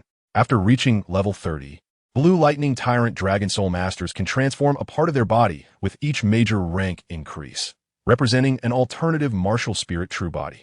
The master had once told Tang San about this characteristic of the Blue Lightning Tyrant Dragon, and seeing it for the first time today gave him quite a shock. But it was just a shock. In this life, Tang San's martial spirit was not the useless blue-silver grass with an awakened blue-silver emperor bloodline, but the continent's #1 weapon martial spirit, the Haoyan hammer, just as Yu Tianheng had the pride of the Blue Lightning Tyrant Dragon sect. Tang San also had his own pride. Yu Qianheng stomped his right foot hard, causing a slight crack to appear on the solid platform. At the same time, his third soul ring, which was also his most powerful soul skill, activated. The blue-purple lightning around him began to pulsate violently, seemingly entering a berserk state. Yu Qianheng's aura also underwent a transformation, rising steadily. This was his third soul skill, Thunder Fury. This soul skill was a self-boosting type, entering a berserk state for a certain period after use, increasing lightning power by 100% and soul power by 50%. The consumption of this soul skill was also quite astonishing, and unless he actively stopped using it, it would continue to deplete Yu Qianheng's soul power until it was exhausted. Even at his peak, Yu Qianheng could only maintain this state for 15 minutes, and that was without using other soul skills. He charged towards Tang San at an astonishing speed. Tang San's eyes flashed with purple light, his purple extreme demon eyes clearly capturing Yu Qianheng's movements. The violent thunder struck first. Even just the outer layer of lightning made Tang San feel a slight numbness in his body. Operating the Xiantian skill, the abundant soul power purified the numbness in his body. Seeing the opponent directly using their strongest soul skill, Tang San did not dare to be reckless and activated his strongest third soul skill to counter it head-on. Third soul skill, Thunderous Strike. This third soul skill attached a domineering lightning attribute to Tang San's Haotian hammer, causing it to emit brilliant lightning upon collision with the target. Possessing enormous area damage and powerful paralysis control effects, thunder clashed with thunder. The Haotian hammer, imbued with this violent lightning attribute, collided with the lightning claw of the blue lightning tyrant dragon, creating a dazzling light that made the audience squint. With his lower soul power, Tang San felt a tightness in his chest, as if his internal organs were misaligned, causing great discomfort. A surge of blood rushed to his throat, and despite his desperate attempts to suppress it, a trickle of blood flowed from the corner of his mouth. His hands gripping the Haotian hammer trembled uncontrollably, with blood soaking through the area near his palms. Yu Qianheng was also quite surprised. His significantly enhanced physique caused some areas of his dragon-transformed right arm to rupture upon colliding with Tang San, whose soul power was lower than his. The part of the dragon claw that made direct contact with the Haotian hammer was even bleeding. However, due to the paralysis effect of the lightning, Yu Qianheng did not feel any pain. Seeing that Tang San was not in a good state, Yu Qianheng immediately pressed the attack, engaging Tang San in close combat. Although Tang San appeared somewhat flustered in fending off Yu Qianheng's onslaught, with the aid of Phantom Shadow, he was already devising a counterattack plan. A direct confrontation was no longer feasible. After just one exchange, Tang San was nearly overwhelmed. To win this match without using hidden weapons, he had to be clever. Watching Yu Qianheng's fierce and dense attacks, Tang San had to wait for a flaw to appear. As Yu Qianheng struggled to take down Tang San, his patience wore thin. His third soul skill could not last much longer, and his internal soul power could not support him in dragging it out. He clenched his left fist, gathering a ball of purple light and launching it at Tang San. Tang San crossed the Haotian hammer, easily blocking Yu Qianheng's ordinary attack.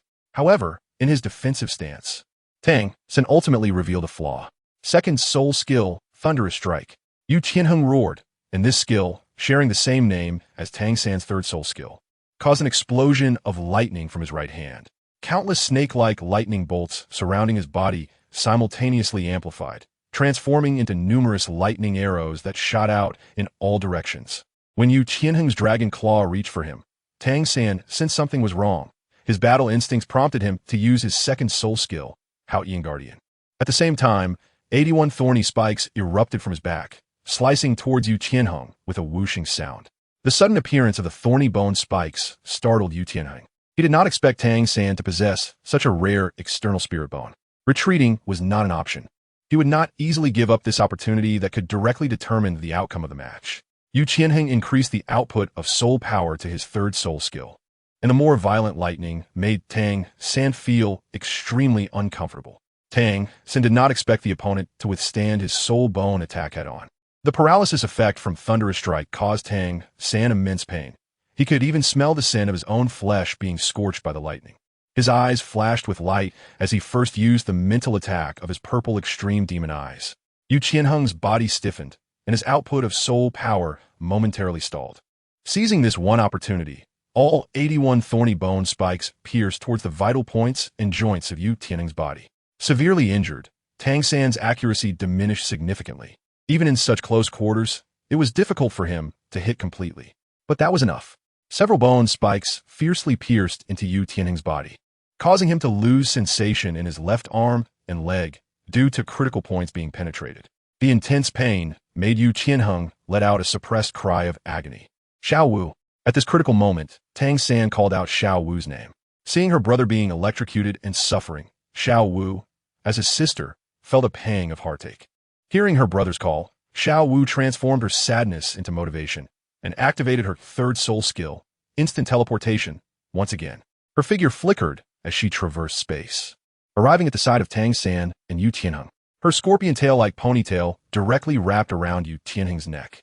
The reversal came too quickly. Du Guyan did not expect that Yu Tianheng, who had absolute dominance, would be heavily injured in an instant.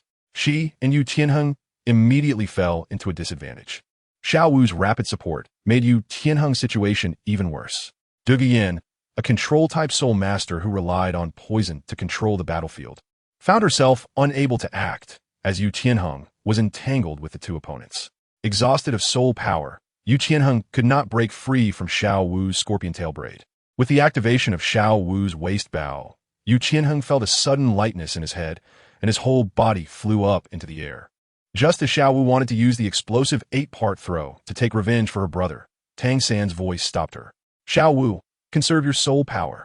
In midair, Xiao Wu frowned, feeling dissatisfied, but she still obeyed Tang San's command, flicking her ponytail and throwing Yu Tianheng, who was 9 meters tall, off the stage. Xiao Wu landed steadily on the arena, clapped her hands, and hurriedly approached Tang San, asking San, "Are you okay?" Tang San held his chest, looking very unwell. "No, I'm fine, Xiao Wu." Tang San knew that the battle was not over. There was still a relatively unscathed control-type soul master on the opponent's side, leaving uncertainty in the match. The moment Yu Tianheng left the arena, Du Guyan moved. A thick green poison from the green-scaled snake surged toward Tang San and Xiao Wu. Tang San quickly tapped his fingers at his waist, and a huge water pouch appeared in his hand. Inside the water pouch was indeed Xionghuang medicinal wine.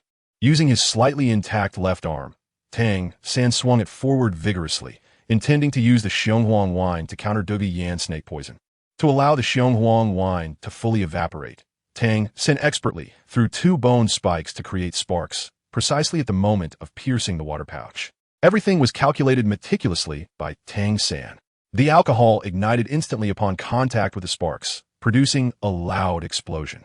A fragrance filled the arena, colliding with the green-scaled snake poison that was spreading toward them. The condensed purple mist burned simultaneously in front of the erupting flames, presenting a strange purple hue. In just a moment, all the flames were completely swallowed by the thick purple mist. How is this possible? Tang San did not expect that his Xionghuang wine would only temporarily slow down the green-scaled snake poison, not dispersing it as he had imagined. Let me show you my true power. Du Guyan bent down, her tight outfit outlining her nearly perfect figure. She clapped her hands on the ground, and her third soul ring lit up at the same time. Third soul skill, green-scaled poison swamp. A layer of green toxic mist suddenly rose from beneath their feet, centered on Tang San and Xiao Wu. Even with shoes and pants blocking the invasion of the toxic mist, both of them could feel a stinging pain on the soles of their feet. Tang San hurriedly used the Haotian hammer to smash the ground, trying to disperse the toxic mist with shockwaves like last time. However, this time the toxic mist was a soul skill, and a 1,000-year soul skill at that. Seeing that it had no effect, Tang San could only use the little soul power he had left to activate his second soul skill, Haotian protection, to resist the toxic mist's further invasion. "You should just surrender." Du Guyan crossed her arms, watching Tang San and Xiao Wu struggle in the toxic mist. "You are already poisoned. If you keep this up, your bodies will have problems." Du Guyan's words were well-meaning. She didn't want to cripple the two opponents over a competition. Considering their age, they shouldn't be too old. It would indeed be a pity if they fell in the arena. "Surrender? Stinky snake, do you think you've won?" Xiao Wu's temper flared. She didn't believe that she and Tang San would lose to this snake that only knew how to make a fuss. Du Guyan's expression changed. "You dead rabbit. What did you say?" Clearly, Xiao Wu's words angered Du Guyan. "You don't know how to die." Just as she wanted to increase the output of her snake poison again, Xiao Wu jumped and appeared in front of Du Guyan. Du Guyan had long anticipated this move. Having suffered twice already, she would not let Xiao Wu easily succeed. The moment Xiao Wu disappeared, Yan's snake tail whipped around, hitting Xiao Wu, who had just leaped out of the void. Xiao Wu, who had continuously used her third soul skill, was caught off guard by this blow. Xiao Wu felt a dull pain in her chest, and a mouthful of blood spurted out. Yan clearly did not want to let go of this dead rabbit that had offended her. A ball of corrosive poison enveloped Xiao Wu's face, and the intense pain made her scream. My face. Xiao Wu felt her skin burning and rotting. She knew she was about to be disfigured. Unable to accept the reality, she fainted. You asked for it. Yan flicked her tail, tossing the unconscious Xiao Wu aside. This battle had already sown the seeds of defeat from the moment Xiao Wu's soul power was greatly consumed. Struggling in the toxic mist, Tang San saw Xiao Wu injured and felt a surge of rage. He had promised Xiao Wu that he would not let her get hurt. With blood-red eyes fixed on Yan not far away, Tang San's rationality was being consumed by his anger. Ignoring his terrible physical condition and depleted soul power, he struggled to wield the Haotian hammer and began to unleash the chaotic wind hammering. Below the arena, Yu Qianheng had been helped up. He held his chest, looking defeated, and just as he stood up, he witnessed Tang San swinging his hammer. He used his last ounce of strength to warn Yan, be careful. It's the chaotic wind hammering. Yan's heart tightened. She did not expect that Tang San could still perform the chaotic wind hammering in his current state. She knew that this technique had extremely high physical requirements for soul masters. If Tang San were at full strength, she would still be wary, but now, a dying struggle, stubborn and foolish. Yan snorted coldly, slamming her snake tail on the ground, causing the poisoned swamp beneath Tang San to boil, as if countless hands were trying to pull him into the abyss. Once again attacked by the deadly poison, Tang San's face turned pale after swinging his third hammer. Forcing his soul power to operate in a poisoned state would undoubtedly worsen his physical condition. Fueled by anger and unwillingness, Tang San fell. Xiao Wu. The match ended, and the audience fell into silence. Chapter 139. The Crack. Heartbroken Yan. After the silence came a wave of noise. As the audience woke from their shock, and anger erupted among some of the crowd. Damn it, refund! Do you think we deserve this? Clearly, the duo of Tang San and Xiao Wu, who had won 24 consecutive matches, had already gained a following. On the surface, they supported Tang San and Xiao Wu, but in reality, they were using their stable victories to earn soul coins. As the number of matches continued to increase, the odd for Tang San and Xiao Wu rose instead of falling. Although this arena was not hosted by the Soto Great Soul Arena, some private betting odds had already yielded a good profit. With the defeat of Tang San and Xiao Wu, these gamblers lost a significant amount of income and capital, and naturally, they began to curse loudly in frustration. Of course, Tang San and Xiao Wu, who had already passed out, were oblivious to what had happened. After learning that Tang San and Xiao Wu were injured, the teachers from Shrek Academy rushed over. Seeing Tang San covered in blood and Xiao Wu's face a blur of blood and flesh, an unnamed anger surged within the hearts of the three teachers. In their view, while Shrek Academy students could pick fights with others, if someone dared to hurt their Shrek Academy members, it was a blatant provocation. Moreover, to be so ruthless in the arena, what would they do in private? Would they not kill someone? Just as Yan was about to find Yu Lingling to help treat the injured, her path was blocked by a short, stocky figure. Little girl. You hurt someone from Shrek Academy. Do you think you can leave so easily? This person was Zhao Wujin, accompanied by the master and Flender. With a fiery temper, he took the lead in accusing her first, seizing the momentum so that no matter if he was right or wrong, he could gain the upper hand. Yan frowned.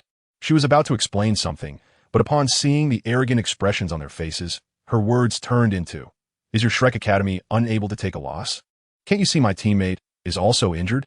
At this point, they noticed Yu Tianheng lying on the side, already unconscious. Yu Xiaojiang had been focused on his own disciple and had no intention to pay attention to the argument between Zhao Wujin and Yan. This was one of his treasures. If he got hurt, what would he do? The students from Shrek Academy also rushed over one by one. Seeing the state of Tang San and Xiao Wu, a fire of anger burned in their hearts, especially Dai Mubai, Ma Hongjun, and others. Upon seeing their brother and sister-in-law injured like this, felt an immense rage. They also surrounded Yan, all of them glaring at her with angry eyes. Surrounded by everyone, Yan looked at the unreasonable faces and couldn't help but laugh in anger. No one had ever dared to treat her this way since she was young. Her grandfather, Dugabo, was one of the few titled Douluos on the continent. What? You want to make a move? Yan looked down on the Shrek Academy crowd, mocking. You say you're from the same academy, but you can't even unify your uniforms, and your teachers are dressed so raggedly. I don't know what kind of wild university this is. Flinder, who usually had a good temper, couldn't hold back upon hearing this. He said with a lisp, "Little girl, didn't your elders tell you to be cautious when you're out?" Duguyen shot back. "That goes back to you." Seeing Zhao Wujin rolling up his sleeves, looking like he wanted to make a move, Duguyen mocked. "This is the Soto Great Soul Arena. Do you dare to make a move here?" After a long absence, Qin Ming finally finished his follow-up matters. When he returned to the lounge and learned that Duguyen and Yu Tianheng had gone to participate in the 2v2 soul fight, he inquired further and rushed over, just in time to see Duguyen surrounded. Seeing his teacher arrive, Duguyen ran over and called out with some grievance, "Teacher Qin." But Qin Ming didn't look at Duguyen. His gaze fell on Flinder and Zhao Wujin. "Dean Flinder, teacher Zhao Wujin." Qin Ming's tone was filled with uncontainable excitement. "Duguyen, wait a moment," he said, then walked over to Flinder and Zhao Wujin. Duguyen didn't linger. She needed to find Yi Lingling to treat Yu Tianheng. Flinder adjusted his heavy glasses and, upon recognizing the newcomer, was also a bit excited. "Good lad, it's you. How have you been these years?" Qin Ming respectfully greeted Flinder and Zhao Wujin. "Thanks to the guidance of several teachers, I am now working at the Tiando Royal Academy. By the way, what just happened?" As the leader teacher of the Royal Fighting Team, Qin Ming was actually inquiring about the situation from them. "That's right. Your student said we were beggars and that Shrek Academy was trash." Zhao Wujin roughly described what had happened, but at the end, he added embellishments. Omitting their attitude towards Duguyen, Flinder remained silent, seemingly tacitly agreeing with Zhao Wujin's actions. Only then did Qin Ming notice Tang San and Xiao Wu lying on the ground, as well as his own unconscious Yu Tianheng. He hurried over to check Yu Tianheng's condition, finding that he had merely fainted and that his pulse and heartbeat were normal. Seeing that his student was not in serious trouble, Qin Ming then approached his junior Tang San and junior sister Xiao Wu, and their injuries truly startled him, especially Xiao Wu's face, which could only be described as shocking.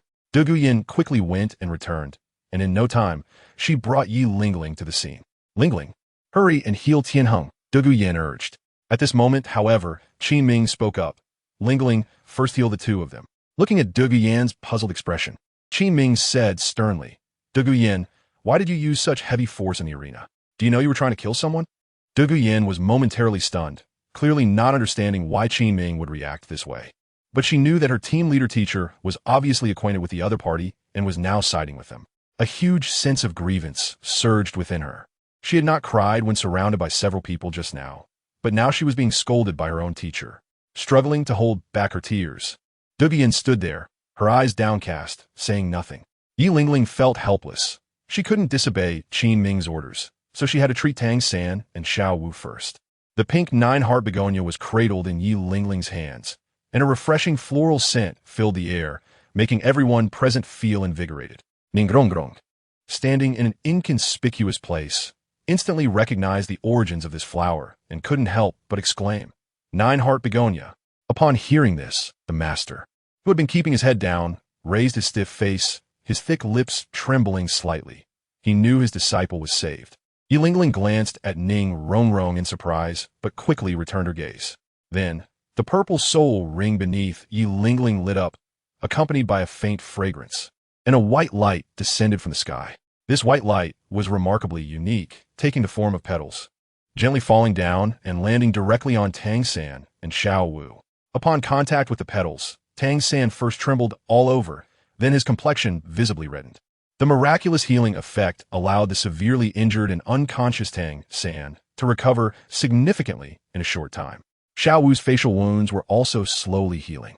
However, both of them still had a considerable amount of Duguyen's green scale snake poison remaining in their bodies, especially on Xiao Wu's face, where the healing wounds were continually being corroded by the poison.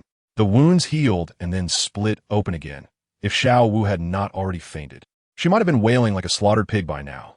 Yi Lingling continued to maintain the healing effect of her third soul skill, her gaze shifting to the silent Duguyen, her rosy lips opening and closing as if she wanted to say something. Qin Ming noticed Yi Lingling's small action and directly asked, "Lingling, is there something wrong?" Yi Lingling couldn't hide it any longer. "They still have Yin Jie's snake poison in them. We need Yin Jie to use her martial soul to clear the poison from their bodies. Otherwise, even if I exhaust my soul power, I won't be able to heal them." Seeing that Duguyen did not move, Qin Ming frowned and said, "Duguyan, didn't you hear?" Before Qin Ming could finish, Duguyan raised her head, her eyes swollen and red, with tears already streaming down her face, her expression also filled with anger. What is Qin Ming, the team leader, doing? Is he still the team leader of the Emperor fighting team? In Duguyan's mind, all of Qin Ming's teachings from the past vanished in this moment, and the image of a strict and responsible teacher he had built collapsed entirely. However, Duguyan still retained her rationality. She knew she couldn't stand up to these people, and her only hope had already sided with others. Meanwhile, her boyfriend had fallen unconscious. Assessing the situation, Duguyan quickly made the most correct decision. She directly summoned her martial soul, and with her hands in a grasping motion, the toxins in Tang San and Xiao Wu's bodies all left under her control. After doing all this, Duguyan didn't even look at Qin Ming's expression and left immediately. Qin Ming wanted to say something, but ultimately he held back. He could only apologize to Flanders, saying, "I'm sorry, teacher. This child has always had such a temper due to her family background. Please forgive her." Flanders waved his hand generously, saying, "It's okay. It's normal for young people to have tempers." Only Master, standing aside, had a serious expression, for he recognized Duguyan's martial soul. Therefore, Duguyan's background was not hard to guess. Shaking off this thought, he observed Tang San's injuries and couldn't help but exclaim, "Indeed, it's the 9-Heart-Sea Buttercup. I've only heard of its miraculous effects on the dead and the living. Seeing it today truly lives up to its name." Yi Lingling remained silent in the face of Yu Xiaojiang's praise. Who is this? Qin Ming clearly had never seen Yu Xiaojiang before. Zhao Wuji introduced, "This is Yu Xiaojiang, revered as a master in the Soul Master world, and he is also a sworn brother of Erdine." Qin Ming clasped his hands, saying, "I've long admired your name." Yu Xiaojiang was indeed famous, which was an undeniable fact, although he was looked down upon by many readers and even his own clan. After treating Tang San and Xiao Wu, she treated Yu Tianheng. The wounds on Yu Tianheng's body were instantly healed, and he gradually regained consciousness from his dizziness. Struggling to sit up, Yu Tianheng met Yu Xiaojiang's gaze. "Uncle, uncle." The people from Shrek Academy were puzzled, and Yi Lingling had the same expression. Yu Xiaojiang's face looked a bit unnatural. A forced smile appeared on his stiff face, which was quite unappealing. "Xiao Heng, long time no see." "Uncle." Looking at Master, Yu Tianheng suddenly felt a lump in his throat. Even though Master had been away from home for many years, he still clearly remembered that when he was a child, this uncle often played with him. Back then, his face wasn't as stiff as it was now. As the legitimate eldest son, he had to learn to manage family affairs and cultivate with his grandfather every day during his childhood. It was this uncle who accompanied him more, to the point where, for a long time, Yu Tianheng regarded Master as a father figure. Yu Xiaojiang set Tang San down and walked over to Yu Tianheng, patting his shoulder. "Xiao Heng, you've grown up." "Uncle," Yu Tianheng wanted to say something, but he was quickly interrupted by Yu Xiaojiang. "Xiao Heng, take a good rest." Saying this, he also gave a glance at Yu Tianheng. Yu Tianheng understood. He knew he couldn't expose his uncle's secrets in front of so many people. Qin Ming turned to Yu Tianheng and said, "Tianheng, go check on Duguyan. She seems to be in a bad mood." "Yanzi?" Only then did Yu Tianheng remember his girlfriend. He couldn't see her anywhere. Qin Ming described what he knew to Yu Tianheng, and Yu Tianheng frowned. "Teacher, I understand. I'll have a good talk with Yanzi." In the lounge, the other members of the Emperor fighting team saw Duguyan's red eyes and shrank back in their chairs, not saying a word. The cold atmosphere made everyone hold their breath, fearing that they might inadvertently provoke this beautiful snake on the verge of an emotional outburst. Creak, the door was pushed open, and the recovered Yu Tianheng walked in. Upon seeing Duguyan's appearance, Yu Tianheng chose not to lecture her. He squatted down beside her and softly asked, "Yanzi, are you okay?" Seeing her boyfriend, all the grievances in Duguyan's heart erupted at that moment. She threw herself into Yu Tianheng's arms and began to express her grievances. The two completely different accounts left Yu Tianheng unsure whom to believe. He also couldn't criticize Qin Ming for being wrong, since he himself wasn't seriously injured. Yanzi. Actually, Teacher Qin didn't do anything wrong. Not receiving comfort from her boyfriend, Duguyan abruptly pushed Yu Tianheng away and raised her voice. "So you mean I'm wrong?" Yu Tianheng forced a smile. He had just wanted to step forward to embrace Duguyan, but was sharply stopped by her. "Don't come over." Okay. Yu Tianheng pressed his hands down, signaling that he wouldn't approach. "Yanzi, please don't get agitated." Duguyan looked at Yu Tianheng's expression and made a decision that he never expected. "Yu Tianheng, I tell you, from today onwards, if the Emperor fighting team has him, then it doesn't have me. If it has me, then it doesn't have him. If you want to be the captain, you'd better think it through and come find me. Otherwise, you can forget about seeing me for the rest of your life. After saying this, Doulu Yin stormed out. She didn't want to stay there for another moment. Chapter 140. The Heart Barrier of the Three Cuts. Official breakup. Yu Qianheng reached out to stop her, but his lips moved without saying anything. He had never been a person with strong opinions. When he was young, his grandfather and father would only urge him to cultivate, helping him master the operation of his soul power and the use of soul skills, without caring about his inner growth at all. Yu Qianheng also had a cousin named Yu Tianxin. Yu Tianxin's talent was even slightly higher than his, and, throughout his life, Yu Qianheng had always been overshadowed by Yu Tianxin. In the Blue Electric Tyrannosaurus Rex sect, being weak was a sin, having been oppressed for so long. He couldn't develop the mindset of a strong person. Therefore, he chose to escape, choosing to study at the Heaven-Do Royal Academy instead of the Thunder Academy, which was an affiliate of the Blue Electric Tyrannosaurus Rex sect. After arriving at the Heaven-Do Royal Academy, he seemed to find a sense of being strong. It was like when there were no older tigers in the mountains, the monkeys became kings. But now, this king seemed to be revealing his true self. He still hadn't changed. He still didn't dare to resist his elders, even when his girlfriend was wronged. Meanwhile, Asro, Yu Feng, and the Shijia brothers sat up straight, seemingly witnessing a drama that was of no benefit to them. Moreover, could the conflict between Doulu Yin and their leader, Teacher Qin, still be resolved? After Qin Ming exchanged pleasantries with Flander and Zhao Wujin, he encouraged his younger students a bit before leading Yi Lingling back to the lounge. He was quite surprised not to see Doulu Yan's figure. Tianheng, where has Doulu Yin gone? Facing Qin Ming's question, Yu Qianheng struggled internally. His rationality told him that the royal fighting team should not change leaders at this time, but Yin. After a long while, Yu Qianheng sighed. Teacher Qin, Yinzi, may have to withdraw from the royal fighting team. Yu Qianheng did not dare to contradict his teacher, but he knew Doulu Yan's character.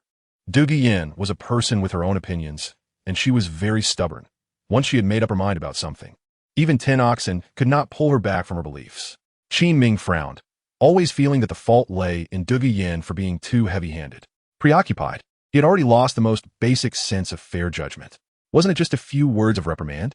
How could she rely on her titled Dalu grandfather to act as if she were above the law? As he spoke, Qin Ming's tone rose 3 notches. The members of the royal fighting team present were all silent as the grave. After calming down, Qin Ming's tranquility allowed him to think clearly about many things. This royal fighting team was built by him, and now, because of his presence, this newly formed team was at risk of falling apart. This was unacceptable for Qin Ming. Therefore, the most rational action was for him to leave. It seems I can no longer lead this team well. Exhaling, Qin Ming's tone lowered a few more degrees. After returning to the academy, I will submit my resignation to the 3 committee members and will no longer serve as the leader of the royal fighting team. Yu Qianheng's worries were indeed realized. He hurriedly spoke to keep him. No, Teacher Qin, our team cannot be without you. I will talk to Yinzi. But Qin Ming's attitude was very resolute. You are now a team. This is the most critical period for your team. No factor should affect your relationship and the development of your synergy, not even me. Seeing that Yu Tianheng was about to say something else, Qin Ming patted his shoulder and said earnestly, Tianheng, you are the captain and the most stable one in the team. You must consider the overall situation and lead this team to go further in the next Continental Advanced Soul Master Academy Elite competition and achieve a good ranking. Yu Tianheng lowered his eyes and fell silent. Yi Lingling just stood silently by, not saying a word.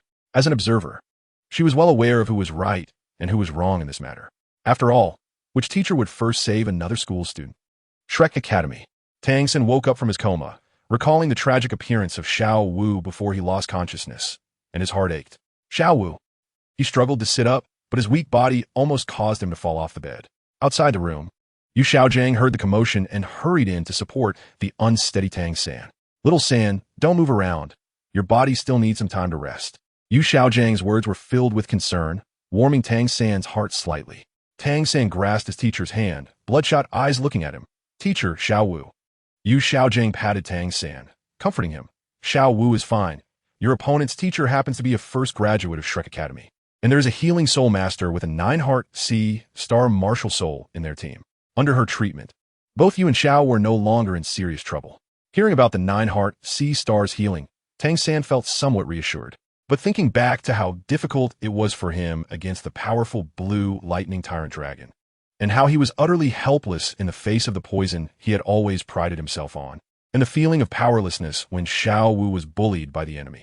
Every painful image tortured his mind. Teacher, I am too weak, too weak. I can't do anything well right now. Tang San's sudden low mood startled Yu Xiaojiang. Although he was a level 29 waste, martial soul, great soul master. He knew that soul masters would encounter all kinds of special problems during their training.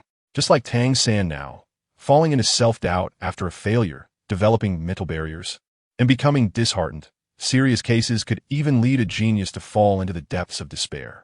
How could his teacher not be worried? His reputation for the latter half of his life and nearly 10 years of hard work were all resting on this precious disciple. If something happened, how would he live? I have the Hao Ian Hammer martial soul, yet I have failed to live up to its name as the continent's #1 weapon martial soul, unable to protect. Seeing that Tang San's condition was getting worse, Yu Xiaojiang, in a moment of urgency, directly withdrew his hand and gave Tang San a hard slap. This slap was quite forceful and even carried a bit of the limited soul power he could muster. A layer of redness quickly appeared on Tang San's dark skin, visibly swelling. Tang San was clearly stunned by this slap, his eyes wide open in disbelief as he looked at his teacher. Since he was 6 years old, Tang San had become a disciple of Yu Xiaojiang. Among the few people Tang San admired in this world, one was his father Tang Hao, and the other was his teacher Yu Xiaojiang. Yu Xiaojiang had always played the role of a responsible teacher in Tang San's life, teaching him knowledge and guiding him in cultivation and soul power operation techniques. Because he met Tang Hao so rarely, Yu Xiaojiang sometimes even played the role of a father in Tang San's life. It was this person who held both teacher and father identities in Tang San's heart that had never hit him before, let alone delivered a humiliating slap. Seeing that Tang San was no longer dazed but looked innocent and confused at him, Yu Xiaojiang first exhaled and then sternly said, "Little San, look at you now. Do you still look like my disciple Yu Xiaojiang? Do you still look like the son of Hao Ian Douluo Tang Hao? This is just a competition. Just a competition. Have you forgotten what you promised me last time?" Yu Xiaojiang was genuinely angry. He did not expect Tang San to fall into self-doubt after failing time and again. A person who cannot face failure calmly cannot become a true strong person. Only then did Tang San realize that after the Titan Giant Ape incident, he seemed to have fallen into such a predicament. The original version of his character did not encounter any major setbacks. In his original growth trajectory, everything was smooth sailing, and even when facing crises, he could turn dangers into safety. But now it was different. He had a brother with talent stronger than his hovering above him since childhood, and that feeling was not pleasant. Just like no one wants to be a second fiddle for a lifetime, Tang San knew that his current state was abnormal, very abnormal. But this was not something he could control. To walk out of this predicament, he might need a victory that he deeply desired and recognized to completely solve this problem. "Teacher, I know I was wrong." Tang San's tone was sincere, like a child who had done something wrong. Seeing Tang San like this, Yu Xiaojiang could not say anything too harsh. "Hey, little San, you are good in every way, but you are just too perfectionist. You're clearly doing well enough now. So why do you have to push yourself so hard? It was like this last time, and it's the same this time. You're still young, and your future is very promising." In the end, Yu Xiaojiang firmly held Tang San's shoulders, shaking his body to encourage him a bit. Yu Xiaojiang looked at Tang San with intense eyes and said seriously, "Xiao San, you can't keep doing this. I won't allow you to continue like this. You no longer belong to yourself. You still carry my future as your teacher." Although these words were quite selfish, they warmed Tang San's heart. So, it turns out I'm this important. Douluo Yin returned alone to the Tiando Royal Academy. She had locked herself in her apartment for several days and hadn't been seen. Clearly, it was that dead rabbit who insulted her first, and they had injured Yu Qianheng before she even retaliated. What was wrong with her fighting back? That rabbit's mouth was so sharp. She was lucky not to have torn it apart, but in the end, she was made difficult by the teachers from the opposing academy. And her own teacher turned around to blame her, while her boyfriend wanted them both to be punished equally. All the grievances piled up. How could one not break down? Douluo Yin still wanted to maintain her relationship with Yu Tianheng. As long as he could bring the other members of the royal battle team and drive away that Qin Ming, then he could come find her, and their relationship could return to how it was before. But would Yu Tianheng really do that? Douluo Yin hadn't been with Yu Tianheng for long, but she thought she understood him to some extent. Even though he usually had his own opinions, he hesitated when it came to making choices in situations like this. Little did she know, love is not a multiple-choice question, but a mandatory one.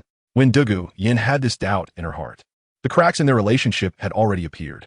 Knock, knock, knock. The door was knocked on, and a familiar voice came from outside. Yinzi opened the door on back. Douluo Yin felt a bit of secret joy, clearly still harboring fantasies about her boyfriend. He came to find me again. But she still put on a cold demeanor and opened the door. Just as Yu Tianheng was about to enter, he was blocked by Dugu Yan at the door. Her tone was icy as she inquired, "Has Qin Ming left?" Yu Tianheng frowned slightly. He felt that Dugu Yan's temper was really bad. Teacher Qin Ming had voluntarily resigned for the sake of their team, yet Dugu Yan was still acting on her own, completely disregarding the future of the team. Yanzi, Teacher Qin has already resigned to the education committee. About this, Dugu Yan heard the answer she didn't want from Yu Tianheng's words. So she interrupted his lecturing directly. "Are you saying that Qin Ming left on his own, and you, the captain, did nothing?" Dugu Yan crossed her arms and leaned against the door, her eyes narrowed, like a snake assessing its prey, feeling a bit uncomfortable under Dugu Yan's gaze. Yu Tianheng still spoke his mind. "Yes, I don't want Teacher Qin to leave our royal battle team.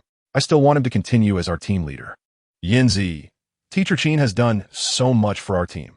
Why can't you temper your temper for the sake of this team? What is wrong with my temper? If you think I have a bad temper, then go find someone else who has better." Yu Tianheng was a bit angry too. What kind of talk is that? Clearly, this incident. It seems you also think that I was at fault in this matter. Dugu Yan didn't want to continue talking with Yu Tianheng. She was very disappointed in this man. Since that's the case, then there's nothing more to discuss. Isn T Qin Ming, the one who chose to leave the royal battle team for the greater good? And you, Yu Tianheng, don't want to believe? Since you both are reasonable and care about the bigger picture, then I, a petty person, can just withdraw. From now on, you don't need to look for me for the training of the royal battle team. Whoever wants to be the vice captain can take the position. After saying that, Dugu Yan turned around, want to go back inside. Just as the door was about to be closed, Yu Tianheng, shocked by her words, came to his senses and hurriedly blocked the door from closing.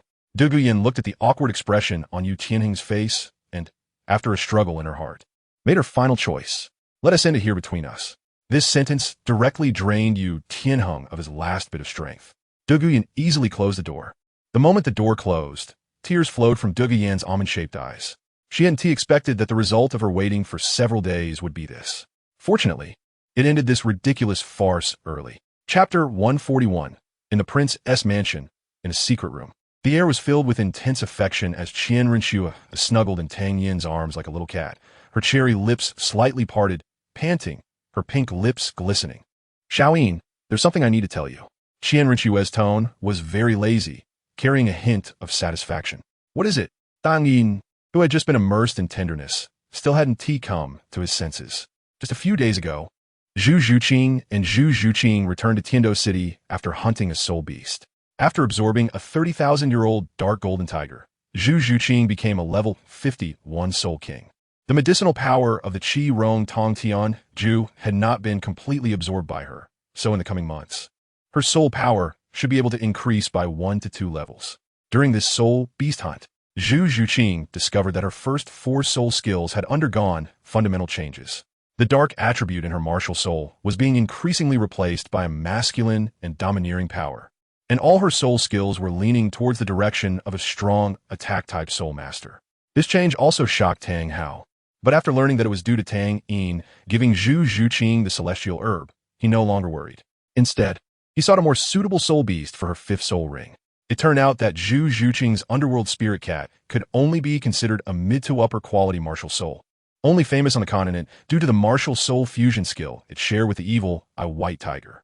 This was evident from the fact that the Zhu family had never produced a titled Dalu. However, after taking the celestial herb, Zhu Zhuqing's martial soul underwent a qualitative change. It was now more appropriate to call it the Golden Radiant Spirit Cat. Meanwhile, after absorbing her 3rd soul ring, Zhu Zhuqing also consumed that water immortal jade skin bone, and her soul power jumped directly from level 30 to level 38, almost skipping an entire stage of soul grandmaster training. She absorbed it quickly. By midnight, she had completed the absorption of the celestial herb. Feeling excited, she sneaked into Tang Yin and Zhu Zhuqing's room to express her gratitude. At that time, Zhu Zhuqing was already asleep, and just as Tang Yin was about to fall asleep, he heard a slight noise. The bold little cat was stealing the big cat's food right in front of her. All Tang Yin felt was intense stimulation. The matter between Tang Yin and Xue Qinghe had not reached Zhu Zhuqing's ears, but Zhu Zhuqing's nightly demands kept him occupied, and he could only come because it was still daytime. "It's about what you said about the princess." Qian Renxue's tone was mournful, with a hint of dissatisfaction. "The person you wanted to find has already broken up with Yu Tianheng." "Break up?" Tang Yin was somewhat surprised. He had seen Dugu Yan with Yu Tianheng not long ago, So how could they have fallen out in just a few days? Yes, not long ago. The Huangdo team went to Soto City to participate in the Team Soul battle, but only Duguyen returned to the academy a few days later. According to the informants, Duguyen was very downcast at that time. After the Huangdo team returned from Soto City, Qin Ming, the team leader, resigned from the teaching committee of the Tiando Royal Academy by Baoshan. After Yu Tianheng looked for Duguyen again. News of Duguyen's withdrawal from the Huangdo team spread, and the news of their breakup circulated at the same time. After listening to Qian Rinxue's description, Tang Yin speculated that something unpleasant must have happened to the Huangdo team in Soto City. However, he had no way of knowing the specifics. But isn't this like sending a pillow when someone is about to sleep? Since they had already broken up, things would be much easier. After all, Tang Yin had no confidence in stealing someone else's partner. So, things would be easier. Tang Yin gently stroked Qian Rinxue's smooth golden hair and began to give her advice. Shuejia, you should go to the Tiando Royal Academy in a few days and coincidentally run into Duguyen. Just don't be too deliberate. Girls who have just broken up are particularly vigilant. The last time I saw her, she seemed to have a strong personality, and your image as Shui Qinghe is just approachable. You just need to show your concern for her inadvertently, and you'll have succeeded halfway. You don't need to make her fall in love with you. Just make sure she doesn't resist you. Tang Yin spoke confidently, while Qian Rinxue looked up at him with a strange expression. Are you very good at this kind of thing? Tang Yin wanted to say something, but it got stuck in his throat. He laughed awkwardly. Shuejia. How could that be? You know the people around me very well, don't you? Qian Rinxue retorted. Who knows if this heartless big carrot has been fooling around outside while I wasn't paying attention. Maybe you've already racked up quite a few love debts before this. I really haven't, I swear. When Tang Yin said this, he felt an inexplicable sense of guilt. Qian Rinxue didn't press him further, since she had already chosen him. Discussing such matters was pointless. The conversation shifted back to the topic of the princess. Duguyen and Yu Tianheng have been together for a while. Maybe they've even lost their first kiss and more. Would you mind? Qian Rinxue's question caught Tang Yin off guard. What does it have to do with me whether Duguyen is a virgin or not? Seeing Tang Yin's bewildered expression, Qian Rinxue raised her eyebrows and gave him a look which had its own charm. What you chose as the princess still ends up in your bed, Tang Yin. Qian Rinxue's tone suddenly shifted to a tragic one. Maybe on the night of my wedding, this heartless person will make us serve only you. Tang Yin. Although Tang Yin wanted to say he hadn't thought about it, why did he feel an inexplicable expectation when he heard Shuejia's description of that scene? Sigh. Tang Yin felt he was becoming more and more depraved. Where had that pure and innocent boy gone? Shuejia, actually about this matter. Tang Yin hesitated for a moment, deciding not to be a hypocrite. He was already entangled with 3 women, and adding one more might only deduct a few points from his already low moral standards. Since I'm like this, how can I mind what others do? Looking at Tang Yin's awkward smile, Qian Rinxue felt both amused and annoyed. She rolled over, changed her position, pinched Tang Yin's face with both hands, and pretended to gnash her teeth. You little lecher, you really dare to think about it. Wanting your sister and your sister's wife to serve you together. You better show your abilities. With a blatant hint, Tang Yin replied seriously, I will not disappoint the princess's high hopes. Are you trying to get yourself killed? Qian Rinxue's face turned red. She didn't like being called princess in this context. Tang Yin chuckled, looking like a silly child. I love you, Shuejia. Qian Rinxue was somewhat annoyed. Save your sweet talk for your sisters. I want to see your true abilities now. Chapter 142. By the time Tang Yin left the prince's mansion, it was already afternoon. Feeling refreshed, he stretched lazily and walked home. Qian Rinxue displayed her strongest combat power this time, but in front of Tang Yin's abundant vitality, she seemed so overconfident. She exhausted all her efforts, and by the end, she was almost fainting, while Tang Yin still looked calm and relaxed, which reignited Qian Rinxue's fighting spirit. The final outcome was that Qian Rinxue fell asleep from exhaustion. After returning home, just as Tang Yin was about to take a shower, Zhu Zhuqing stealthily approached him from behind. Zhu Zhuqing's little hands wrapped around Tang Yin's waist, burying her head against his back, and then she gently sniffed. Tang Yin immediately sensed something was wrong, but it was too late. Zhu Zhuqing seemed to have discovered something new and excitedly exclaimed, Brother-in-law, you smell like another woman. Did you steal? Before she could finish her sentence, Tang Yin hurriedly covered her mouth with his hand, cautiously looking around. He didn't see Zhu Zhuqing's sister and quietly asked, Zhuqing, where's your sister? Seeing Tang Yin's cautious demeanor, Zhu Zhuqing felt very pleased. She had finally caught Tang Yin's little secret and could now manipulate her brother-in-law at will. Thinking of how Tang Yin helped her sister, Zhu Zhuqing silently vowed to also make Tang Yin help her. Before she could fantasize about a bright future, she received a light smack on the head. Zhuqing, I'm asking you a question. Tang Yin had already released his hand covering Zhu Zhuqing's mouth. He found this little sister good, but she often spaced out. Zhu Zhuqing rubbed her head and unconsciously answered Tang Yin's question. Sister went out. She said she was going to make us something to eat. Hearing that Zhu Zhuqing's sister was not home, Tang Yin breathed a sigh of relief, resembling a husband who had cheated and was afraid to face his wife. Wait, what am I afraid of? Tang Yin understood Zhu Zhuqing's sister well and knew she didn't mind how many women he had. His fear of her finding out was just Tang Yin's subconscious desire to avoid making Zhu Zhuqing's sister sad. Sigh. Zhu Zhuqing also came back to her senses. Wait, I shouldn't be the one manipulating my brother-in-law, right? Why am I still? Zhu Zhuqing immediately put on a serious face and said sternly, Tang Yin, how can you find other women behind my sister's back? She would be so heartbroken. Tang Yin. It would be one thing if someone else said this.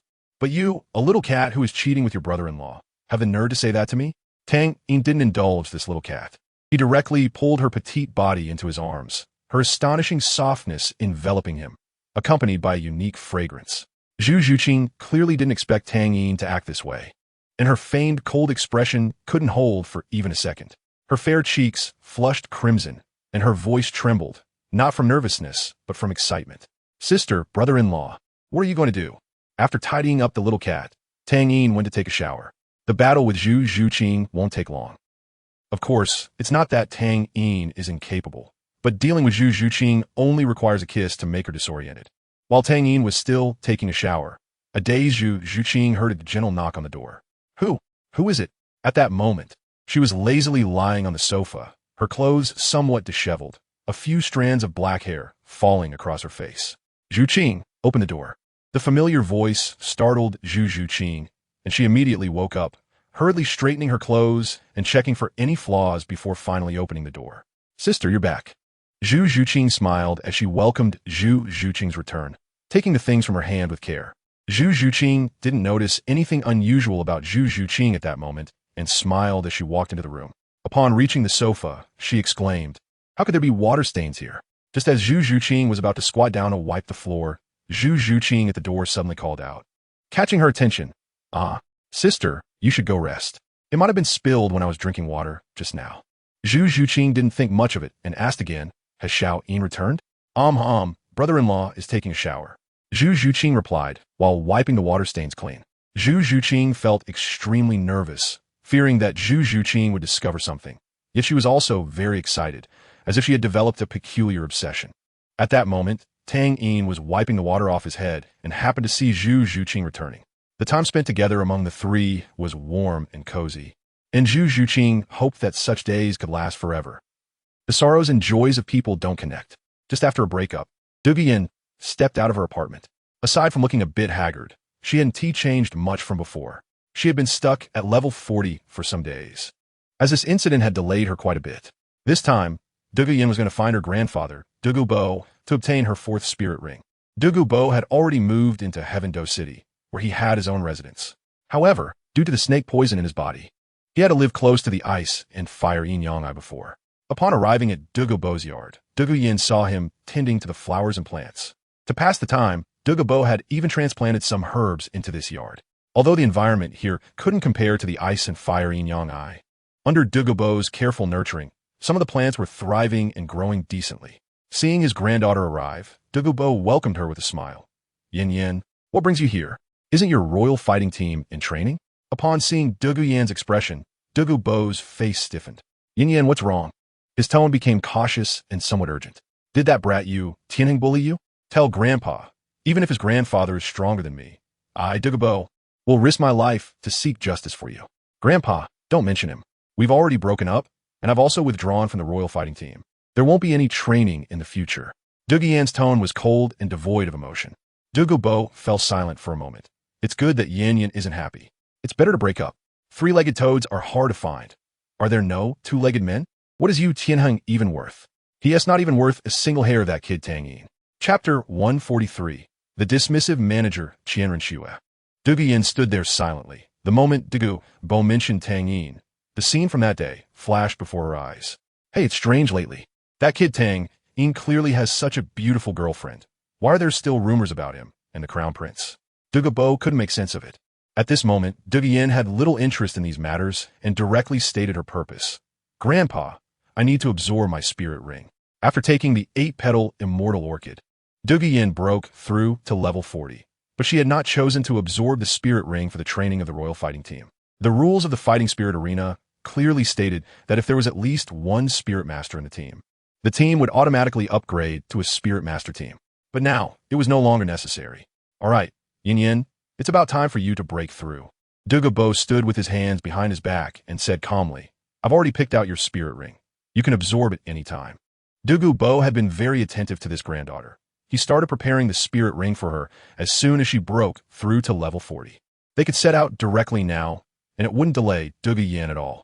2 days later, after absorbing a 5,000-year-old evil spirit spider, Yin successfully became a spirit master, and as her spirit power level increased, her appearance and figure became even more enchanting. She bid farewell to her grandfather and returned to the academy. Just as Yin was walking down the road with her head down and her eyes somewhat absent, she suddenly noticed a figure blocking her path. At that moment, she couldn't stop in time and bumped right into that person's arms. When Yin came back to her senses, a caring voice came, Miss, are you all right? The tone was gentle, like the spring sun and the cool autumn breeze. Yin looked up and met a pair of golden eyes. They were bright golden eyes, yet there was not a hint of sharpness. Instead, they were calm like water, soothing her already low mood. Although Yin, who had just experienced a breakup, liked this kind of gaze, she still panicked and pushed him away. No, it should be her. Qianren Xue, disguised as Xue Qinghe, was not annoyed by Yin's actions. Instead, she apologized. I was rude. I had something on my mind just now and was abrupt with the lady. Faced with such a polite man, Yin didn't act willfully. Instead, she said, I should be the one to apologize. After sizing up Xue Qinghe, she noticed that although he looked weak, he had a refined appearance, clearly a young nobleman. Especially his face, which looked much more pleasant than Yu Tianheng's. Yin liked Yu Tianheng's strength. As for his appearance, the Windmaster in the royal fighting team was much better looking. Regarding his identity as a member of the Blue Lightning Tyrant Dragon clan, Yin was even more dismissive. Her strength had recently surpassed Yu Tianheng, and the foundation of her liking had become less solid. Looking at your attire, you shouldn't be a student from the academy. Xue Qinghe was wearing a very ordinary noble outfit, so Yin couldn't determine his true identity. I'm just here to have a look at the academy. I'm not a student of the Heavendo Royal Academy. An old voice came from behind them, causing both of them to turn around. Your Highness, you came without informing the old man. The newcomer was a middle-aged man, quite thin, looking as if he had little flesh on him. His voice was somewhat sharp, but not unpleasant, giving off a friendly vibe. Despite being thin, he appeared exceptionally sprightly. With a rosy complexion, he is the chief of the teaching committee of the Tiando Royal Academy, Meng Xinji, a control system soul Dalu with an 86th level martial soul. Black Demon. Senior Meng, I just came to take a look and didn't mean to disturb you. Meng Xinji was very humble in front of the prince. In the eyes of the high-ranking officials of the Tiando Empire, he, and by Baoshan, Jilin, had long been labeled as part of the prince's faction. Haha, Your Highness. Your words are too flattering for this old man. Qianren Xue came to the academy privately this time. Tang Yin suggested she come to the Tiando Royal Academy when she had time to meet Yin and see if they could spark something. Fortunately, she happened to be free today and came to the academy. And didn't she just run into Yin, who had just returned? Meng Xinji knew Yin and could only express regret for her leaving the royal fighting team. After all, her grandfather was a titled Dalu, capable of defeating 10-soul Douluos like him with one hand. Meng Xinji's gaze lingered on Yin for a moment, and he couldn't help but brighten his eyes. Yin, you have broken through to the soul master level. Yin bowed to Meng Xinji and respectfully said, Yes. Senior Meng, I just broke through to level 40. Impressive, impressive. You are the fastest student to break through to level 40 in the history of our Tiando Royal Academy. I am proud of you. At this time, Yin was already 19 years old, yet she was still the fastest student in the Tiando Royal Academy, which shows how poor the Academy's student resources are. I know my request may be a bit rude, but I still hope you can return to the royal fighting team. Meng Xinji decided to persuade Yin, I have understood some of the conflict between you and Qin Ming. His description is biased, and he has been partial to outsiders in handling affairs. Resigning is the best outcome for him. Your strength now is enough to take on the responsibilities of the royal fighting team, and becoming the captain is not impossible. Donggu Yin shook her head. Sorry, Senior Ming. I believe my departure is the best choice. The rift between her and Yu Tianheng had not yet reached the ears of this committee member. Qian Rinxue quietly observed Donggu Yin from the side and felt somewhat helpless regarding this heartbroken girl. During their conversation, Qian Rinxue could clearly sense Donggu Yan's ambiguous attitude towards her. Damn it, Xiaoyin, aren't you making things difficult for me? Before knowing Tang Yin, Qian Rinxue had never even been in a relationship, let alone pursue a girl who had just been dumped. Hearing the conversation between Meng Xinji and Donggu Yin, Qian Rinxue came up with an idea. She smiled and said to Meng Xinji, since Miss Donggu Yin does not want to join the team, we shouldn't force her. However, Qian Rinxue's tone changed. I have a good option here, allowing you to still participate in the upcoming elite tournament for advanced Soul Master Academies across the continent. This way, it won't hinder Miss Donggu Yan's talents. Qian Rinxue's words immediately attracted the curious gazes of both Donggu Yin and Meng Xinji. Chapter 144. Tang Yin with a headache, preparing to depart for Shrek Academy. Meng Xinji's first reaction was the second team of the Tiando Royal Academy. But upon thinking of the oddballs in the second team, he shook his head helplessly.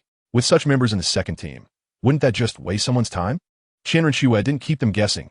I have a friend studying at a prestigious Soul Master Academy in Tiando City. Why don't you transfer there and participate in this elite tournament on behalf of their academy? Before Donggu Yin could speak, Meng Xinji anxiously interrupted. No, Your Highness. It's hard to come across such a genius in the academy. How can we just give her away? Qian Rinxue was not a real prince. What did the honor of the Tiando Royal Academy have to do with her? What if someone questioned her loyalty? Please, isn't Lamba Academy also an academy of the Tiando Empire?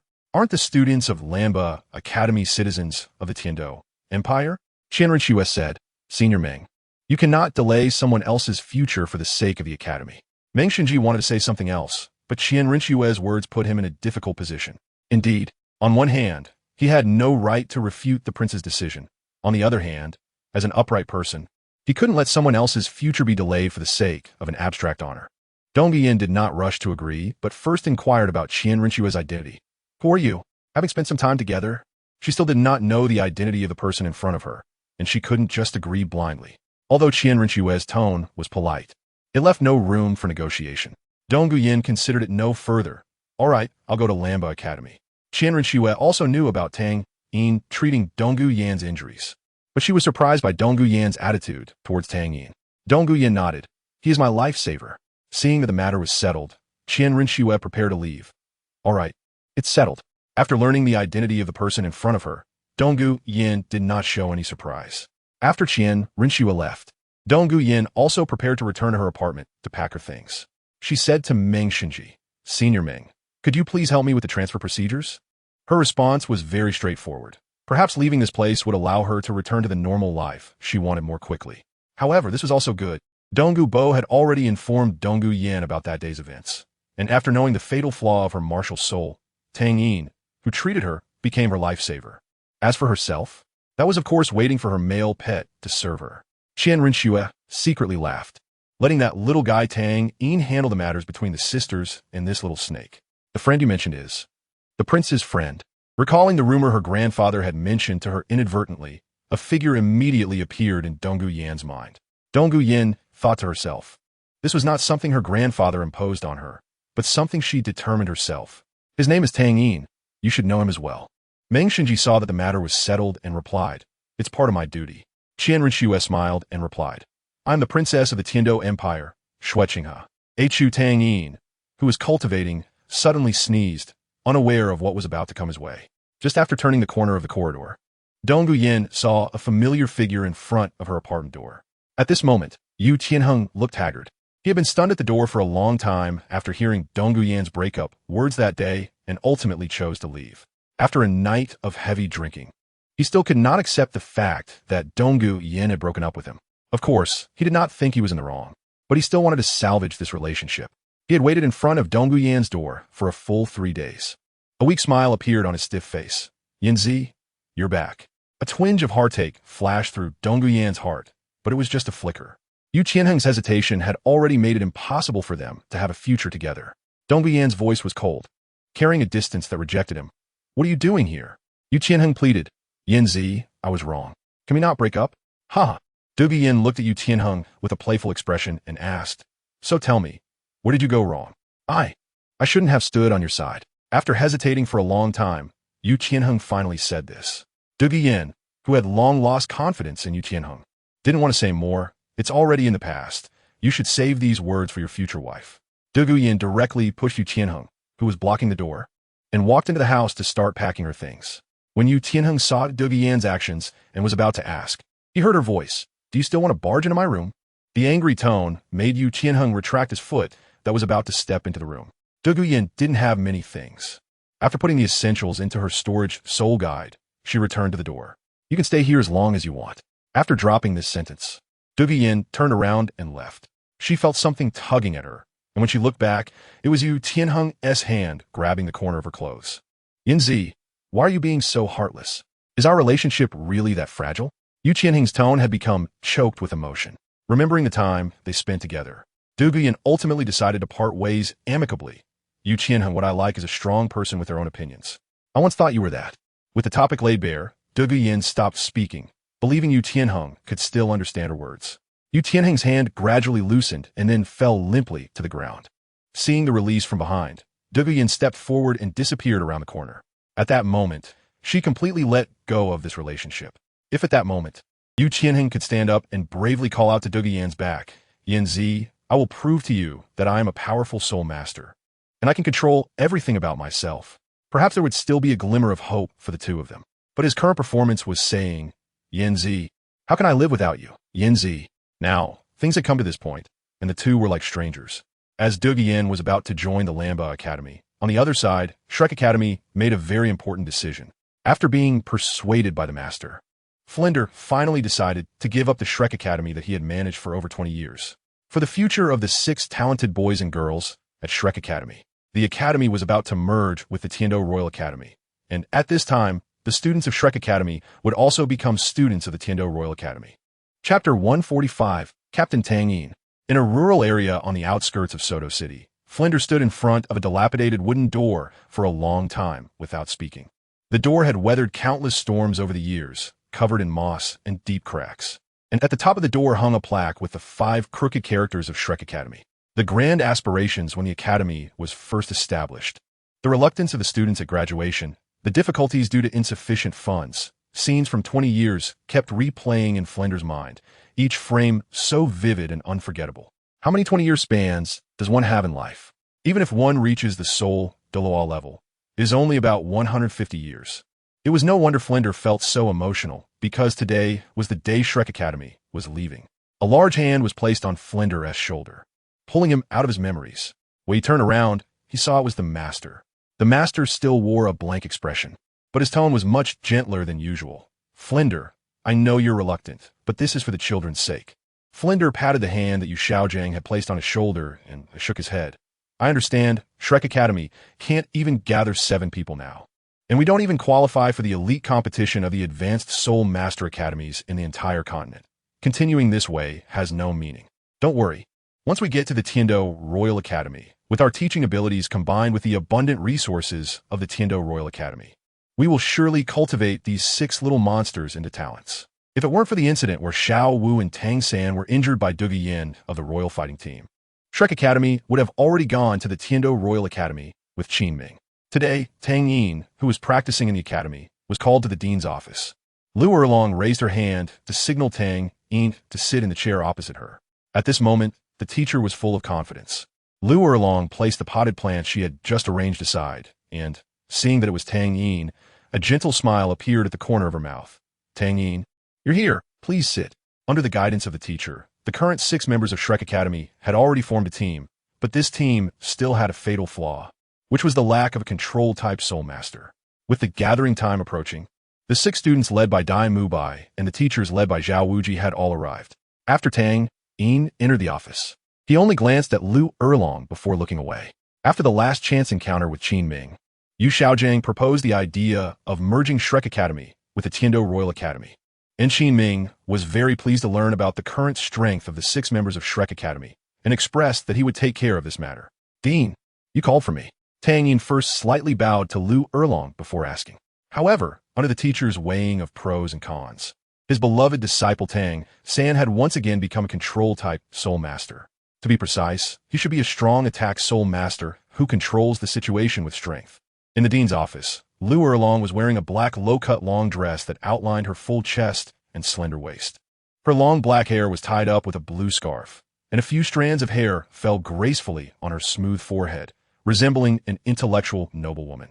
Thus, the grand team set off towards Tiando City. What awaited them? This was also a last resort, as they couldn't find a control-type soul master in their team. Looking at the sizable team before him, Flender took a deep breath and issued his last command as the Dean of Shrek Academy. Set off. After Tang Yin sat down, Lu Erlong picked up the teacup in front of her and began to brew tea. The reason I called you here is to discuss the upcoming elite competition of the Advanced Soul Master Academies in the entire continent. I wonder if you, Tang Yin, will be interested in participating? With Tang Yin's extraordinary talent, whichever academy he joined would likely have a strong chance of contending for the championship in this competition. This was also why Lu Erlong valued Tang Yin so much. Watching Lu Erlong's adept tea-making skills, Tang Yin smiled and replied, "The elite competition of the Advanced Soul Master Academies in the entire continent is a competition that all young soul masters aspire to.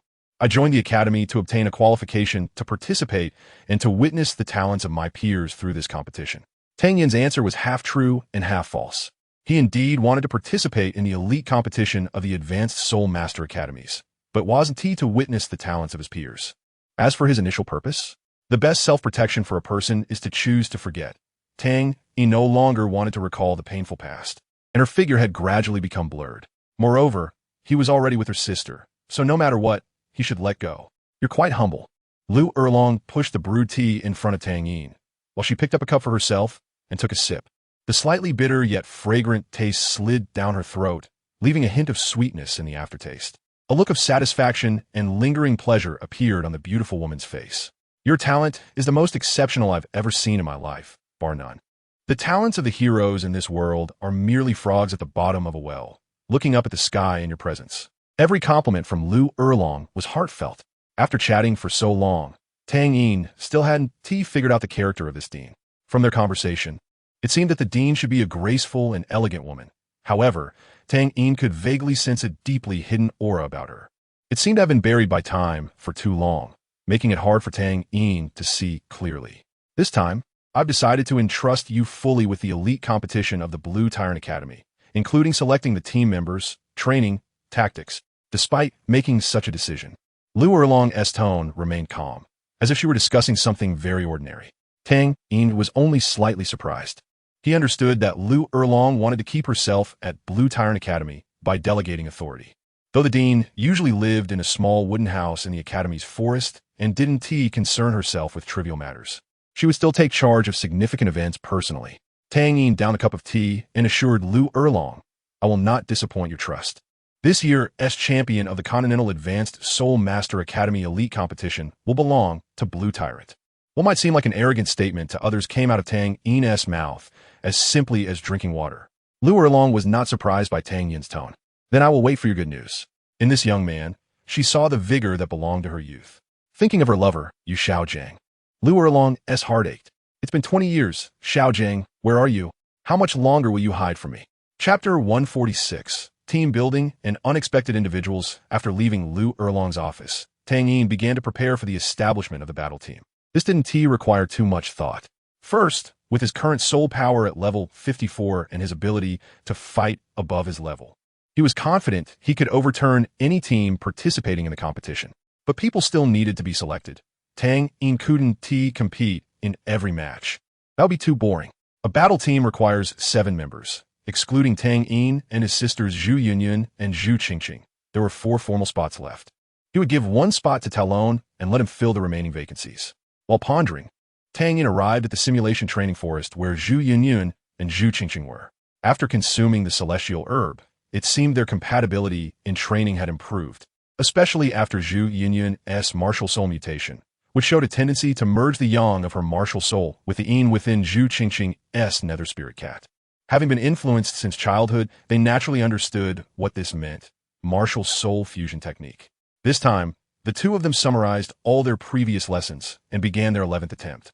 Tang Yin, fearing to disturb their training, chose not to barge in directly or call out, as interrupting them at a critical moment would be a significant loss. This was already their 11th attempt at fusion. The martial soul fusion technique is not simply 1 + 1 = 2. Even two identical martial souls may not achieve fusion because it requires complementarity and perfect pairing. When a martial soul fusion technique occurs, its power reflects beyond just the levels of the two soul masters, but rather transcends existence. In the simulation training forest, Zhu Yunyun and Zhu Qingqing embraced each other. When their heartbeats, pulses, and breaths aligned at the same frequency, their martial soul fusion was already complete. "Sister, we did it." Their breaths began to intertwine, about to merge into one. However, with Tang Yin having taken the ice-fire duality pill, he might help balance their powers and accelerate the completion of their martial soul fusion. In recent days, Zhu Yunyun and Zhu Qingqing have been exploring the possibility of their martial soul fusion technique. Zhu Qingqing's fullness pressed against Zhu Yunyun's abdomen, while Zhu Qingqing's head was completely enveloped by Zhu Yunyun's softness. As Zhu Yunyun applied slight pressure, Zhu Qingqing's little face flushed, feeling like she was almost out of breath. Zhu Qingqing's tone was filled with disbelief and unparalleled excitement. In the first 10 attempts, they had failed for various reasons. Sensing each other's martial souls, Zhu Yunyun and Zhu Qingqing opened their eyes simultaneously, seeing a glimmer of joy in each other's eyes. The requirements for the martial soul fusion technique are extremely demanding, making it a rare existence on the continent. As time passed second by second, the martial soul fusion reached its most critical step, two energies merging as one. However, both of them had their eyes slightly closed, with Zhu Yunyun's brilliant golden light intertwining with Zhu Qingqing's dark purple light, creating a dreamlike radiance that could mesmerize anyone. Tang Yin's choice not to intrude was indeed the right decision. Otherwise, Zhu Yunyun and Zhu Qingqing would have had to wait for their 12th attempt. Zhu Yunyun was slightly taller than Zhu Qingqing, which made their embrace somewhat ambiguous. She never imagined that one day she could have a martial soul fusion technique with her sister. "Yes, we did it." Zhu Yunyun gently stroked her excited sister's head, feeling equally joyful inside. "With this, I should be even stronger. I have the right to continue standing by little Yin's side." Tang Yin then arrived at Talon's classroom. Originally, Talon had been skipping classes every day, but fearing that Tang Yin might not find him if he needed something, he had to attend class every day. Just when Tang Yin arrived, Talon was dozing off. Upon being reminded by his little brother beside him, Talon immediately woke up from his slumber. Seeing Tang Yin, he hurried out to greet him. "Big brother Talon," Tang Yin called out. Talon scratched his head, still a bit shy about the title Tang Yin used for him after all these days. "Little Yin, what is up?" In Talon's memory, Tang Yin had never actively sought him out before. Tang Yin said, "Big brother Talon, I'm here to ask you to help me with something. Dean Lu Erlong has asked me to form a team for the elite competition.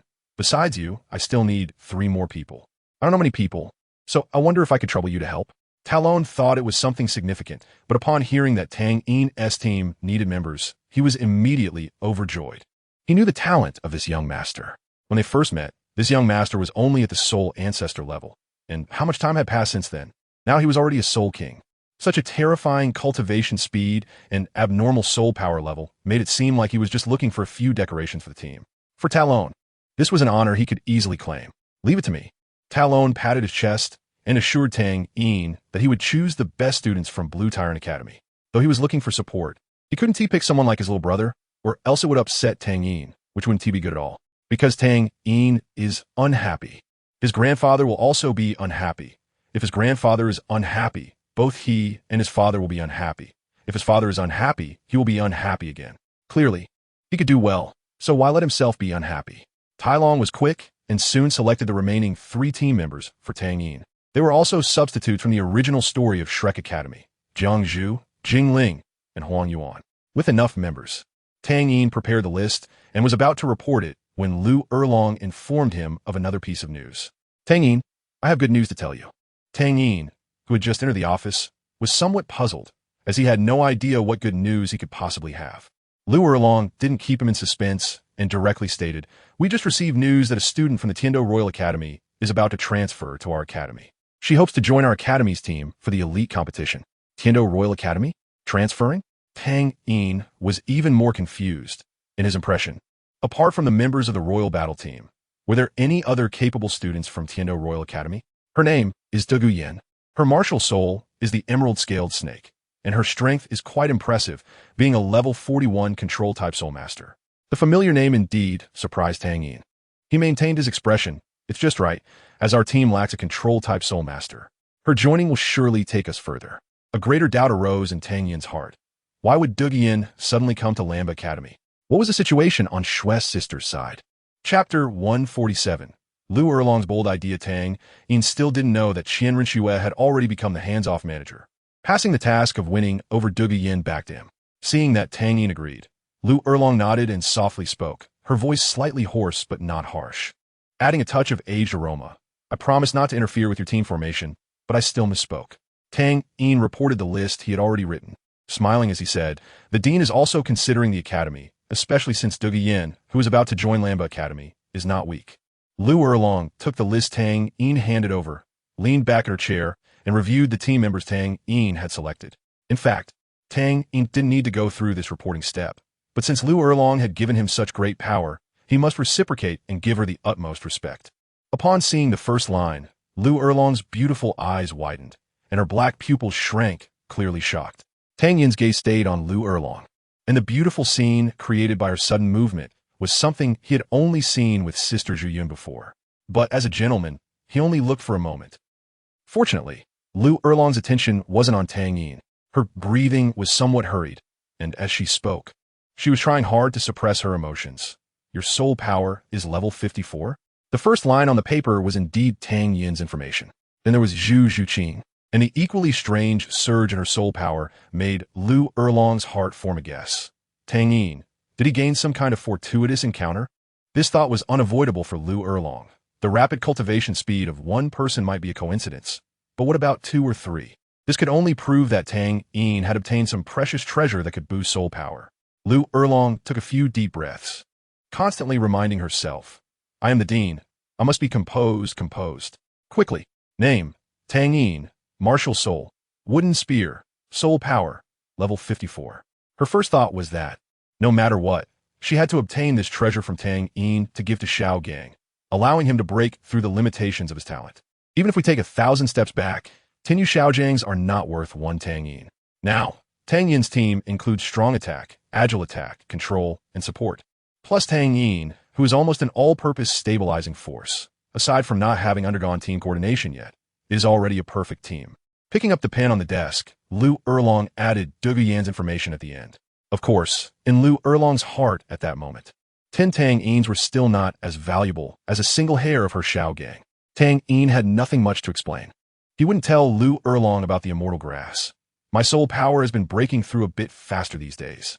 Lu Erlong felt somewhat offended. Lu Erlong's gaze continued to drop, and when it reached Tai Long, she became normal again. Tai Long, Jiang Zhu, Jingling, and Huang Yuan were all top students of Lamba Academy, and their selection for the team was not surprising to Lu Erlong. You call that fast? Then everyone else's cultivation speed in the world is like a snail's crawl. Looking at the preliminary team list of Lamba Academy, Lu Erlong nodded in satisfaction. Continuing to look, the information of Zhu Zhuqing on the second line surprised her again. Lu Erlong clearly remembered that when Zhu Zhuqing first enrolled, her soul power was only level 44. How long had it been? And her soul power had actually surged by 7 levels. As for whether there were any side effects, please. A genius like Tang Yin not only uses it for himself, but also for those around him. How much harm could it cause? Right now, Lu Erlong couldn't directly express her thoughts. She blinked her lively eyes at Tang Yin. All right, Tang Yin. I am already aware of the team members. I will continue to trouble you with the training in the future. By the way, Lu Erlong seemed to remember something, opened a drawer, took out a hand token, and handed it to Tang Yin, saying from now on, the number 1 training ground of the academy will be under your control for training. Just give this hand token to the teacher in charge of the training ground management. I have informed him in advance. Tang Yin accepted the hand token. Thank you, Dean. The student takes his leave. After leaving Lu Erlong's office, Tang Yin's expression became strange. He still couldn't understand why Qianren Xue wanted Douluo Yin to come to Lamba Academy. How would she cultivate her relationship with Douluo Yin this way? However, the current situation was not bad. At least Douluo Yin had already severed ties with Yu Tianheng, so there would be no entanglements with Douluo Bo and the Blue Lightning Tyrant Dragon Clan. As Tang Yin passed through the forest of Lamba Academy, Zhu Zhuqing and Zhu Zhuqing were walking towards him. hand in hand. Zhu Zhuqing noticed Tang Yin walking with his head down, as if lost in thought. She quietly approached Tang Yin's side and softly asked, "Brother-in-law, what are you thinking about?" Tang Yin was startled by the sudden voice, but quickly recognized from the tone and title that it was the little glutton Zhu Zhuqing from his family. Tang Yin wouldn't get angry with Zhu Zhuqing. He simply answered her question, "Nothing much."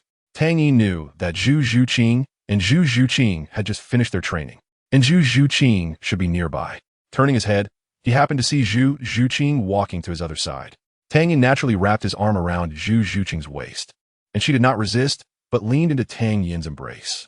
"Sister Zhu, you two have finished training." Zhu Zhuqing rested her head on Tang Yin's shoulder, a satisfied smile on her face. "Xiaoyin, I have good news to tell you. Zhuqing and I have established martial soul resonance." Tang Yin naturally knew what this meant. "You two have obtained a martial soul fusion skill?" We haven't tested how powerful it is yet," Zhu Zhuqing replied, tilting her head in thought. She and Zhu Zhuqing did not use their martial soul fusion skill immediately. At that time, they were in the simulated training forest of the academy. And if the power of the martial soul fusion skill was too overwhelming, it could destroy that place and cost the academy a considerable amount in damages. Tang Yin was pleased to see that his sister Zhu Yun had made progress again. There was no rush, as the situation was already set, and the martial soul fusion skill was not going anywhere. Zhu Zhuqing, who was beside them, noticed that Tang Yin was continuously talking to her sister, and the excitement she felt at seeing Tang Yin, along with her desire to share joy with him, felt like a bucket of cold water had been poured over her. Her emotions gradually sank, and the light in her eyes dimmed. She lowered her head and quietly followed Tang Yin. Suddenly, she felt one of her hands being held by a larger hand, and the warmth from the palm made her heart heat up again. Zhu Zhuqing raised her head and saw the scene of Tang Yin nestled against her sister once more. She hurriedly glanced around and, after confirming that no one was watching, stepped forward a few paces. To outsiders, there seemed to be a distance between Tang Yin and Zhu Zhuqing. The feeling of secretly holding hands with her brother-in-law in front of her sister was quite nice. And so, the three of them walked together towards home. Chapter 148.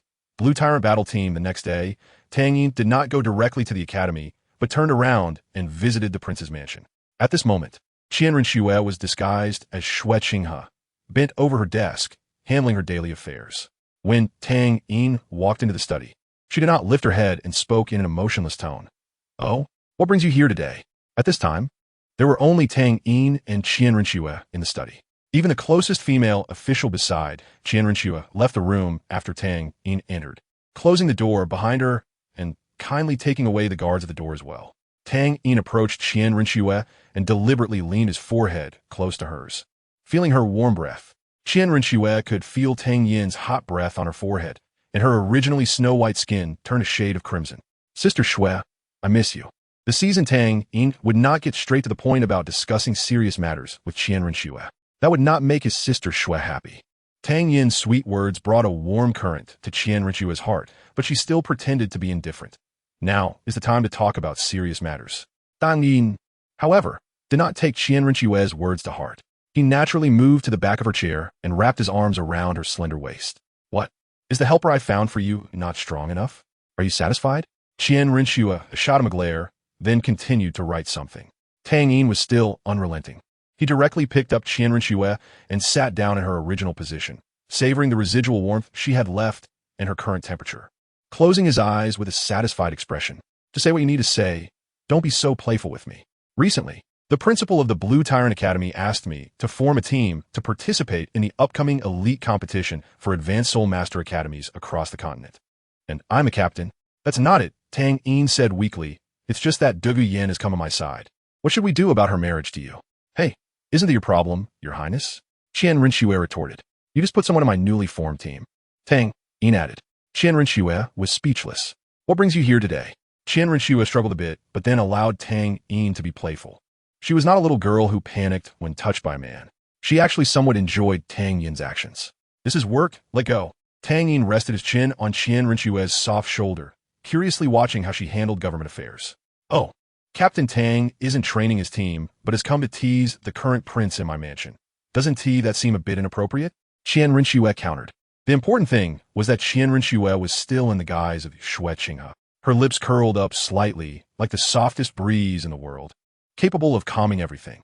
Qian Renxue figured out why Tang Yin came to find her. Humph. You want me to make your dreams come true, don't you? Qian Renxue raised her hand and pinched one of Tang Yin's ears. Tang Yin winced a few times as Qian Renxue loosened her grip a bit. If we want to completely pull Douluo to our side, my identity cannot be hidden. How could he allow his granddaughter to marry a woman and remain a widow? So, the task of winning over Douluo should be done by you, not me. After analyzing the reasons seriously, Qian Renxue suddenly leaned closer to Tang Yin's ear, using a very alluring tone. Moreover, if you want to be one with my wife, you need to make her accept you first. Qian Renxue's words made Tang Yin involuntarily swallow hard, even though it wasn't the first time he had heard her say this. Just thinking about that scene made him unable to help but imagine it. Sitting on Tang Yin's lap, Qian Renxue clearly felt a hint of discomfort. She rolled her beautiful eyes, but willingly slid down slowly. By the time Tang Yin left the prince's mansion, it was already noon. As he departed, Qian Renxue watched him leave with a look of longing, covering her cheek with her hand. Douluo's enrollment procedures were almost completed, and she was currently being shown around the basic facilities of Blue Tyrant Academy by a teacher. In fact, this was not the teacher's job. The reason this teacher was so attentive was that Douluo was brought to the entrance of Blue Tyrant Academy by her grandfather. Even if the aura of a titled Dalu was very restrained, the unique presence of a strong person could not be concealed. Douluo was not surprised to learn that she was selected for the Blue Tyrant Academy's team. Her reported soul power was level 41, which was considered top-tier strength in any academy. Moreover, just a day ago, she had broken through to the next level. The effects of the 8-petal immortal orchid were still at work, and Douluo estimated that the remaining potency was enough for her to break through to level 45. Additionally, the 8-petal immortal orchid had improved her foundation, making future training incomparable. However, upon learning that her soul power could only rank 3rd, she became somewhat restless. She could understand that Tang Yin was ahead of her. After all, he was someone who could unexpectedly use his martial soul to heal himself in front of Qin Ming. But to find out that someone else was above her only fueled her competitive spirit. Douluo was not in the mood to listen to the teacher's endless chatter. She was eager to find out who that stranger stronger than her was. Today was the day the Blue Tyrant Academy team gathered for the first time. After returning to the academy, Tang Yin instructed Talon to notify Huang Yuan Jing and Ling, and he had already reminded Zhu Zhuqing and Zhu Yun before leaving in the morning. The gathering place was the training area for the team, the first training ground of Blue Tyrant Academy. There were many training grounds at Blue Tyrant Academy, but the first training ground was a particularly special place. It is the only independent training ground among all the training fields, while the others are concentrated in the same place. When Tang Yin arrived at the entrance of training ground number 1, the other team members were already waiting there. There were familiar faces like Zhu Zhuyin, Zhu Zhuqing, and Talon, needless to say. Tang Yin's gaze fell on the other 3 people. The only girl he didn't recognize was naturally Jiang Zhu. She was very charming, dressed in the Blue Tyrant Academy uniform, with her hands clasped in front of her, serene and gentle. As for the other 2 boys, Tang Yin could only match their appearance and martial soul traits. The sharp-looking man should be Huang Yuan. His martial soul is a lone wolf, which coincidentally shares the same martial soul as the legendary Blind God King. Su Yuntao remarked, "What level is this? Sharing a martial soul with me." And the somewhat sinister one, of course, was Jing Ling, whose martial soul is a skeleton. Chapter 149. Something's off with Jiang Zhu. Seeing Tang Yin arrive, everyone gathered around. Jiang Zhu and the others had already learned some things about Tang Yin from Talon. Although most of it was exaggerated, being under 20 with a level 50 soul power was enough to impress everyone present. Tang Yin smiled and greeted these teammates. "Hello everyone. It's nice to meet you. Please take care of me." Jiang Zhu tucked a strand of hair behind her ear and smiled. "We already know about Tang Yin's reputation. I didn't expect to meet such a younger brother today." Her teasing words immediately closed the distance between them. Yes. I also didn't expect Tang Yin to be so young," Huang Yuan chimed in. From now on we are all teammates. Calling each other classmates feels too distant. You are all Talon's peers. Just call me Xiao Yin." Jiang Zhu blinked her lively eyes and touched Tang Yin's head. "Little brother Xiao Yin, I will trouble you to take care of me from now on." Zhu Zhiyun, however, remained very calm, ever since she made her choice. As long as Tang Yin had her in his heart, she would be satisfied. Tang Yin also sensed something was off with Jiang Zhu. He hadn't thought about the martial soul aspect yet, just felt this big sister seemed a bit different. Seeing her sister not asserting her claim, Zhu Zhuqing became somewhat restless. Watching from the side, Zhu Zhuqing gritted her teeth. This detestable woman was actually flirting with her boyfriend right in front of her. No, her sister's boyfriend. She and T reached the level of thinking of herself as a walking aphrodisiac. Long time no see, Duguyen. In fact, Jiangzhu didn't intend to seduce Tang Yin. Her usual personality was one of indifference. Most healing-type soul masters have a gentle nature. Her martial soul is a healing staff, and Tang Yin's fate could be said to be the highest status of her type, a martial soul. The instinct of the martial soul drove Jiangzhu to approach Tang Yin, a pursuit of higher life. With her purple short hair and tall figure, Tang Yin recognized who it was at first glance. She had a cold expression and pulled Tang Yin closer, just enough to separate the two who were a bit too close. However, as she approached Tang Yin, there seemed to be an invisible force attracting her to him, almost merging her body with his. If Jiangzhu were replaced by Yi Lingling, the aloof girl would also quickly succumb to Tang Yin's alluring aura. Just as Tang Yin wanted to create some distance from Jiangzhu, feeling a tug, he naturally stepped back and separated from her. When Tang Yin was about to call everyone to enter the training ground, a familiar figure appeared on the nearby path.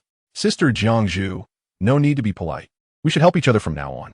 Duguyen also saw Tang Yin and quickened her pace to join everyone. Tang Yin was slightly taller than Jiangzhu, which meant Jiangzhu had to tiptoe to touch his head, her body nearly pressed against him. Tang Yin looked at Duguyen with a complex expression. He felt it might be inappropriate to toy with this girl's feelings for his own desires and ambitions. If it were just for ambition, Tang Yin would have no burden in his heart, but since it involved his personal feelings, it became more complicated. Duguyen's face showed no emotion. She said, "Yes. I'm here to seek your help this time." In fact, Duguyen's heart was not as calm as it seemed. This was the second time she had met Tang Yin, and it was the first time she observed him so carefully. His picturesque features, snow-white long hair, and otherworldly aura were impeccable. More importantly, there was Tang Yin's strength. Duguyen had just experienced a failed relationship. She and T start a new one in a short time, as that would only make her feelings seem cheap. There's no such thing as seeking help. Having you join us is like adding wings to a tiger. Tang Yin waved his hand. The core of every team is the control-type soul master. And you're the only control-type soul master in our team. You will have to control the overall situation in the future. Tang Yin then introduced Duguyen to the other teammates. This is Duguyen. She will be our team's control-type soul master from now on. Duguyen briefly introduced herself to everyone. Jiangzhu also appeared very enthusiastic, but with less ambiguity than Tang Yin. Zhu Jian also smiled, and Duguyen's gaze lingered on her for a long time. She should be the one who's even more capable than me, with the sharpness of a snake. Duguyen sensed a strong sense of oppression from Zhu Jian. Zhu Zhuqing still eyed Duguyen with caution. Duguyen's physique was slightly inferior to Zhu Zhuqing's, but her long, straight legs were a significant advantage, even surpassing Zhu Jian. If those legs wrap around my brother-in-law's waist, wouldn't he surrender immediately? A certain posture of Tang Yin and her sister flashed through Zhu Zhuqing's mind. After Duguyen got to know everyone briefly, they all walked into the training ground together. The scale and decoration of this training ground, while not as luxurious as the Tiando Royal Academy, was still among the top in many advanced academies. In the center was a massive circular arena with a diameter of 100 meters. Tang Yin couldn't recognize the material used, but it looked hard enough with its shimmering gloss. This arena was also designed according to the specifications of the elite competition of advanced soul master academies across the continent, allowing the team members to adapt to the size of the arena in advance and avoid unnecessary mistakes due to unfamiliarity with the arena during matches. Tang Yin had already mentally constructed 2 combat systems. Although there was only one substitute among the 8 members, there were indeed 2 systems. With Tang Yin's explosive power that surpassed even 1 or 2 realms, he could easily defeat any opponent, but he had other things to accomplish in this competition. Except for some particularly strong teams, Tang Yin didn't plan to step onto the arena. The goal of the Blue Tyrant Academy team during the preliminary rounds was simply to accumulate enough points to qualify for the finals. Moreover, even without him, the Blue Tyrant Academy team still had Zhu Zhuyan as the Soul King to hold down the fort. One system is centered around Duguyen, utilizing her poison to control the battlefield. The other system is an extreme burst damage strategy, using the high burst power of Zhu Zhuyan and Zhu Zhuqing's martial soul fusion skills to eliminate opponents in an instant. Both systems require coordinated training during these days to transform this team into a true unit. Chapter 150. A cuckoo occupying a magpie's nest? While Tang Yin was training intensively, the Shrek team had already crossed the entire Bala Kingdom and the Sylvis Kingdom. traveling tirelessly for half a month. Upon arriving in Heavendo City, the Shrek members did not have time to rest and, under Ning Rongrong's guidance, headed straight for the Heavendo Royal Academy. Tang Sen noticed a significant change in Xiao Wu's emotions after they arrived in Heavendo City. He saw panic, worry, and fear in her demeanor. "Xiao Wu, what's wrong?" Tang Sen asked with concern as he approached her. He had always cared for this younger sister, considering her on the same level as family, even feeling an inclination to surpass that bond. There was no helping it. They had spent so much time together. Xiao Wu forced a smile, saying, Sangge, I'm fine. It's just that I'm a bit nervous about moving to a new environment. Since they dared to harm Xiao Wu, they had already paved their path to death. In truth, Tang San was also reluctant. Upon realizing that the people who had injured him and Xiao Wu were the captain and vice-captain of the royal fighting team, his urge for revenge surged within him. Xiao Wu affectionately wrapped her arms around Tang San's, pressing her petite body against him. This trip to the Heavendo Royal Academy had two goals for Tang San. First was to find herbs to refine the unique poison in his Tang Sect's secret arts. Second was to gather materials to create more powerful Tang Sect hidden weapons. Oscar indeed expressed his admiration for Ning Rongrong, but she clearly informed him of the sect's rules and told him that she could not decide her marriage. Another reason was that Tang San felt extremely frustrated by his devastating defeat in the arena that day. As a member of the Tang Sect, he was powerless against the common snake poison from the Five Poison Clan, which was a deep humiliation engraved in his heart. Tang San comforted her with a smile. Don't be afraid, Xiao Wu, since the Heavendo Royal Academy is directly under the Heavendo Royal family. Its resources and facilities must be the best in the entire Heavendo Empire. Sangge, with you here, I won't be afraid. Nervousness is just a lie. Xiao Wu replied. Of course, the target of his revenge did not include Yu Qianheng. The only person in Tang San's notes was Duge Yin. With these two goals, he would have a foundation to stand firm in the perilous world of soul masters. Moreover, in his past life, Tang San had been single for over 40 years and was completely clueless about romantic relationships, far worse than his younger brother. He believed that his relationship with Xiao Wu remained a pure sibling bond. There are no sparks between Oscar and Ning Rongrong. With Zhu Qing absent, Dai Mubai remained his flirtatious self. To alleviate his loneliness, he had moved the pair of twin sisters from Soto City to Heavendo City early on for deeper interactions. The other Shrek students silently watched, unable to envy the only couple in the academy. Oscar's polite refusals did not dissuade him. He buried his feelings for Ning Rongrong deep in his heart, not knowing when they would erupt completely. Ning Rongrong's claim that she could not choose her marriage was purely deceptive, with the two elders of the sect pampering her. Even Ning Fingji could not force her to marry someone she did not like. The reason she rejected Oscar was not due to his looks or strength, but because he had not met her standards for a partner. As for Ma Hongjun, there was no need to mention. Due to the evil fire of his martial soul, he spent a significant amount of his monthly Soul Master subsidies on indulgences, making love seem out of reach for him.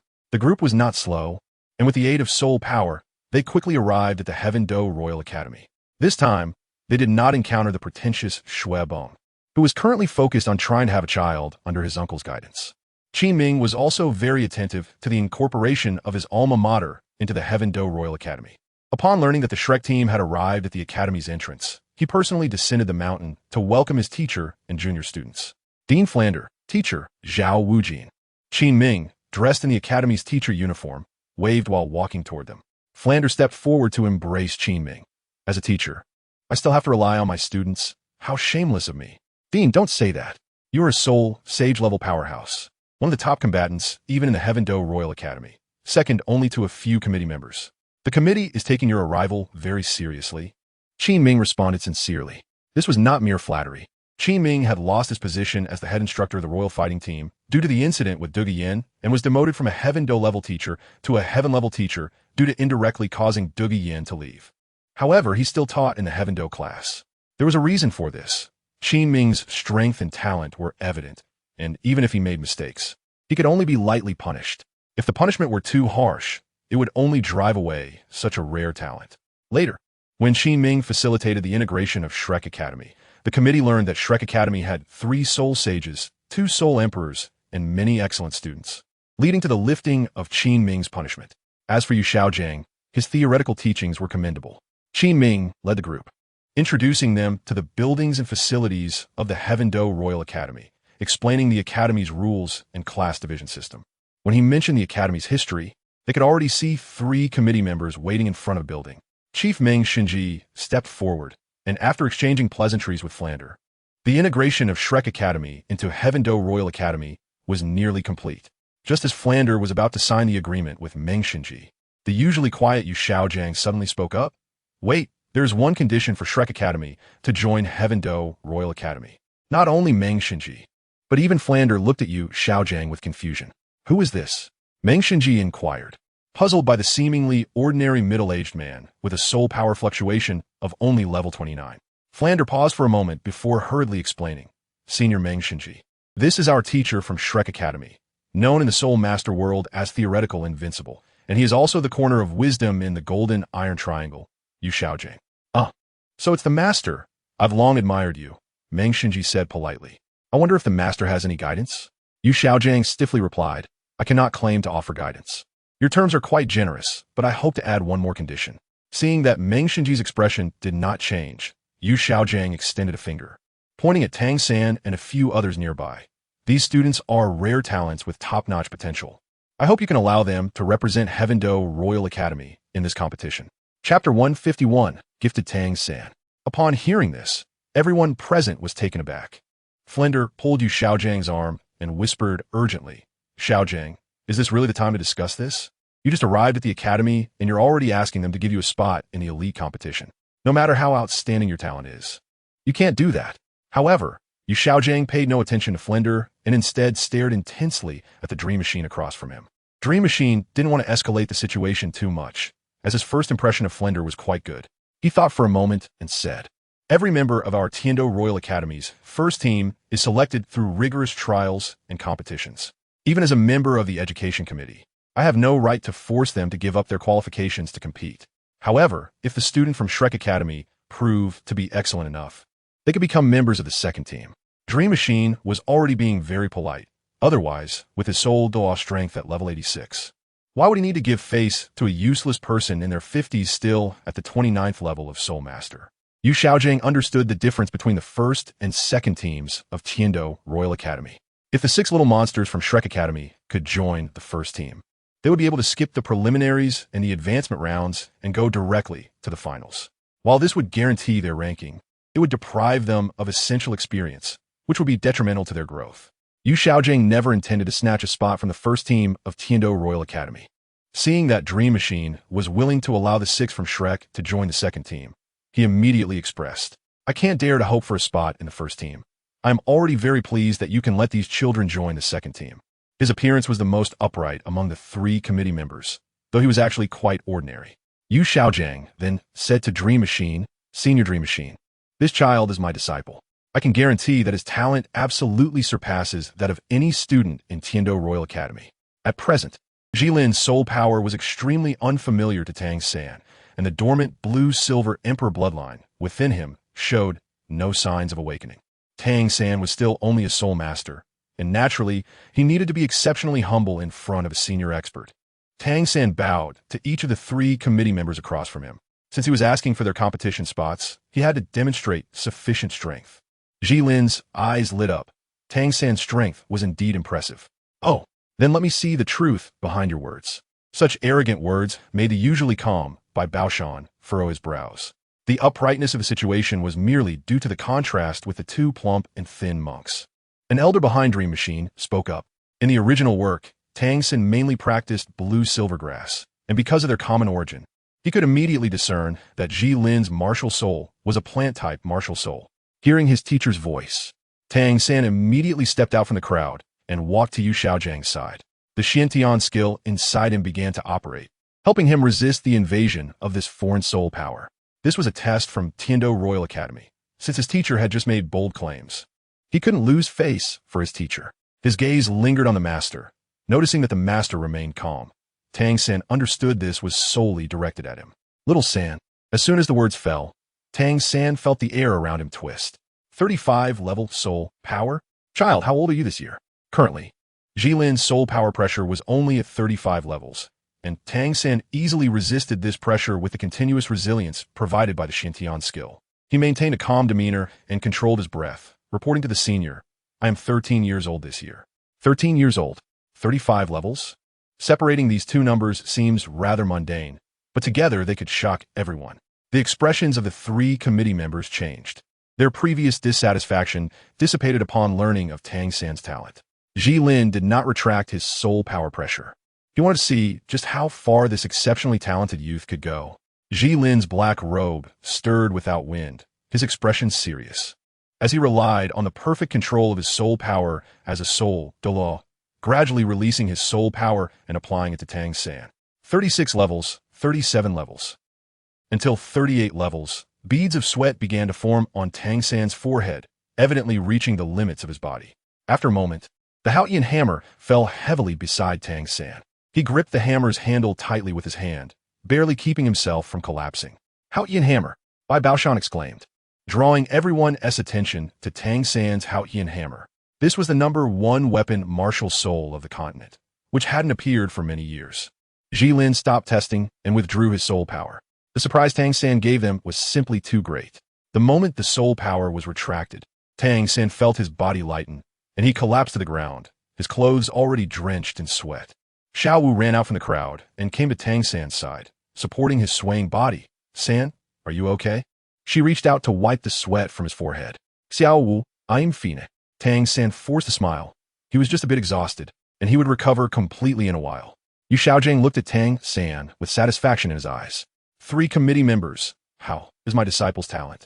Dream Machine was also convinced, as expected of the Master's disciple. His talent is indeed extraordinary. Even joining the first team would be more than sufficient. In fact, the rules at Tiando Royal Academy could be flexibly adjusted, especially for a talent like Tang San, which was rare to come by. Tang San had been training with his companions for over a year, and they had already formed a team. He was unwilling to be separated from his partners. The master smiled and declined. Dream Machine agreed with Yu Xiaojing's statement. That's right. In a team, individual strength is secondary. The key is the overall cooperation that determines how far a team can go. The other children's talents are not weak. I assure you, they will bring the highest honor to Tiando Royal Academy. The master said earnestly, I believe you have that strength, but 6 students are not enough to form a team. Rest assured, I already have a candidate for the 7th member of the team. I believe you will be equally shocked when you meet him. Yu Xiaojing had already learned from Tang how that Tang Yin was currently in Tiando City. When Yu Xiaojing asked Tang where Tang Yin was, although Tang Hao didn't know what this master wanted, he still told him Tang Yin's location. Who would have thought that Yu Xiaojing had always been coveting his other son's body? Chapter 152. Brothers meet again. The matter of the 6 from Shrek replacing the 2nd team of the Royal Fighting Team was basically settled. They only needed to defeat the Royal Fighting Team in a match to become the new 2nd team. The next day, the 6 from Shrek faced 7 opponents. And with an overwhelming momentum, they defeated the 2nd team of the Royal Fighting Team. Aside from their opponent's strength being quite lacking, another reason was that the original control-type Soul Master of the 2nd team had already been promoted to the 1st team. The departure of Duge Yin had a significant impact on the morale of the Huangdo team. The team members, to varying degrees, learned some of the true reasons behind Duge Yin's departure, inevitably developing mixed feelings towards their former leader, Qin Ming. Although the newly added control system Soul Master of the 2nd team was not weak, they were still considerably inferior to Duge Yin. The gloomy atmosphere within the team gave the captain, Yu Qianheng, a headache. He was already heartbroken over his breakup with Duge Yin, and now he was overwhelmed by the issues within the team. This left him feeling confused, as the once clear path ahead was once again shrouded in fog. Speaking of the Huangdo 2nd team, their control system Soul Master was selected from previously eliminated students.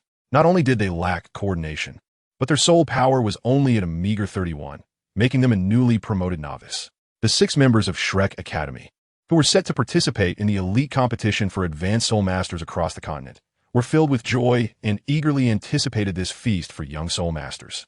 Zhu Zhuqing was like a newborn calf, seemingly full of endless energy. There was no need to elaborate on the master. As the young master of the Blue Lightning Tyrant Dragon family, Yu Xiaojing had seen everything from a young age, living in the most prosperous Soul Master city on the continent for quite a while, which naturally raised his standards. He had only seen his father a few times over the years, and the memories of his slightly mischievous younger brother and gentle mother had become somewhat hazy. Yu Xiaojing's little thoughts went unnoticed by Tang San. Their opponent these days was none other than Tang Yin, whom they interacted with daily. To enhance their closeness, the master thought of his beloved disciple, Tang San. Today was the day the master decided to take in his 2nd disciple. It was already sunset, and the lights were coming on in Tiando City. Several bustling streets were brightly lit, resembling daylight. Really? Tang San's tone was filled with excitement, almost incredulous. As the main attacker of the explosive flow of the team, Zhu Zhuyun and Zhu Zhuqing had an enormous training load. Tang San was thus taken away from the Tiando Royal Academy by Yu Xiaojing. Tang San had complete trust in his teacher. Although Tang Yin usually treated them gently and humbly, he was also ruthless when it came to fighting, and could heal them after an accidental injury in battle with his destiny. Upon entering the bustling Tiando City, it was Tang San's first time seeing such a grand city. But his middle age was already over 40, so he quickly regained his composure after a brief shock. Zhu Jian had not had the energy to engage in high-intensity exercise with Tang Yin these past few nights, mainly because the daytime training had drained her physically and mentally. Yu Xiaojing nodded. Yes, I just learned from your father about their current residence. Let me take you there. After a day of training, the two sisters, Zhu Zhuyun and Zhu Zhuqing, collapsed onto their beds upon returning home. Yu Xiaojing specifically chose this time to find Tang Yin, as arriving too early could be quite awkward. Little San, your father told me that they are now settled in Tiando City. Just as Tang San was about to go out with Xiao Wu, the master found him.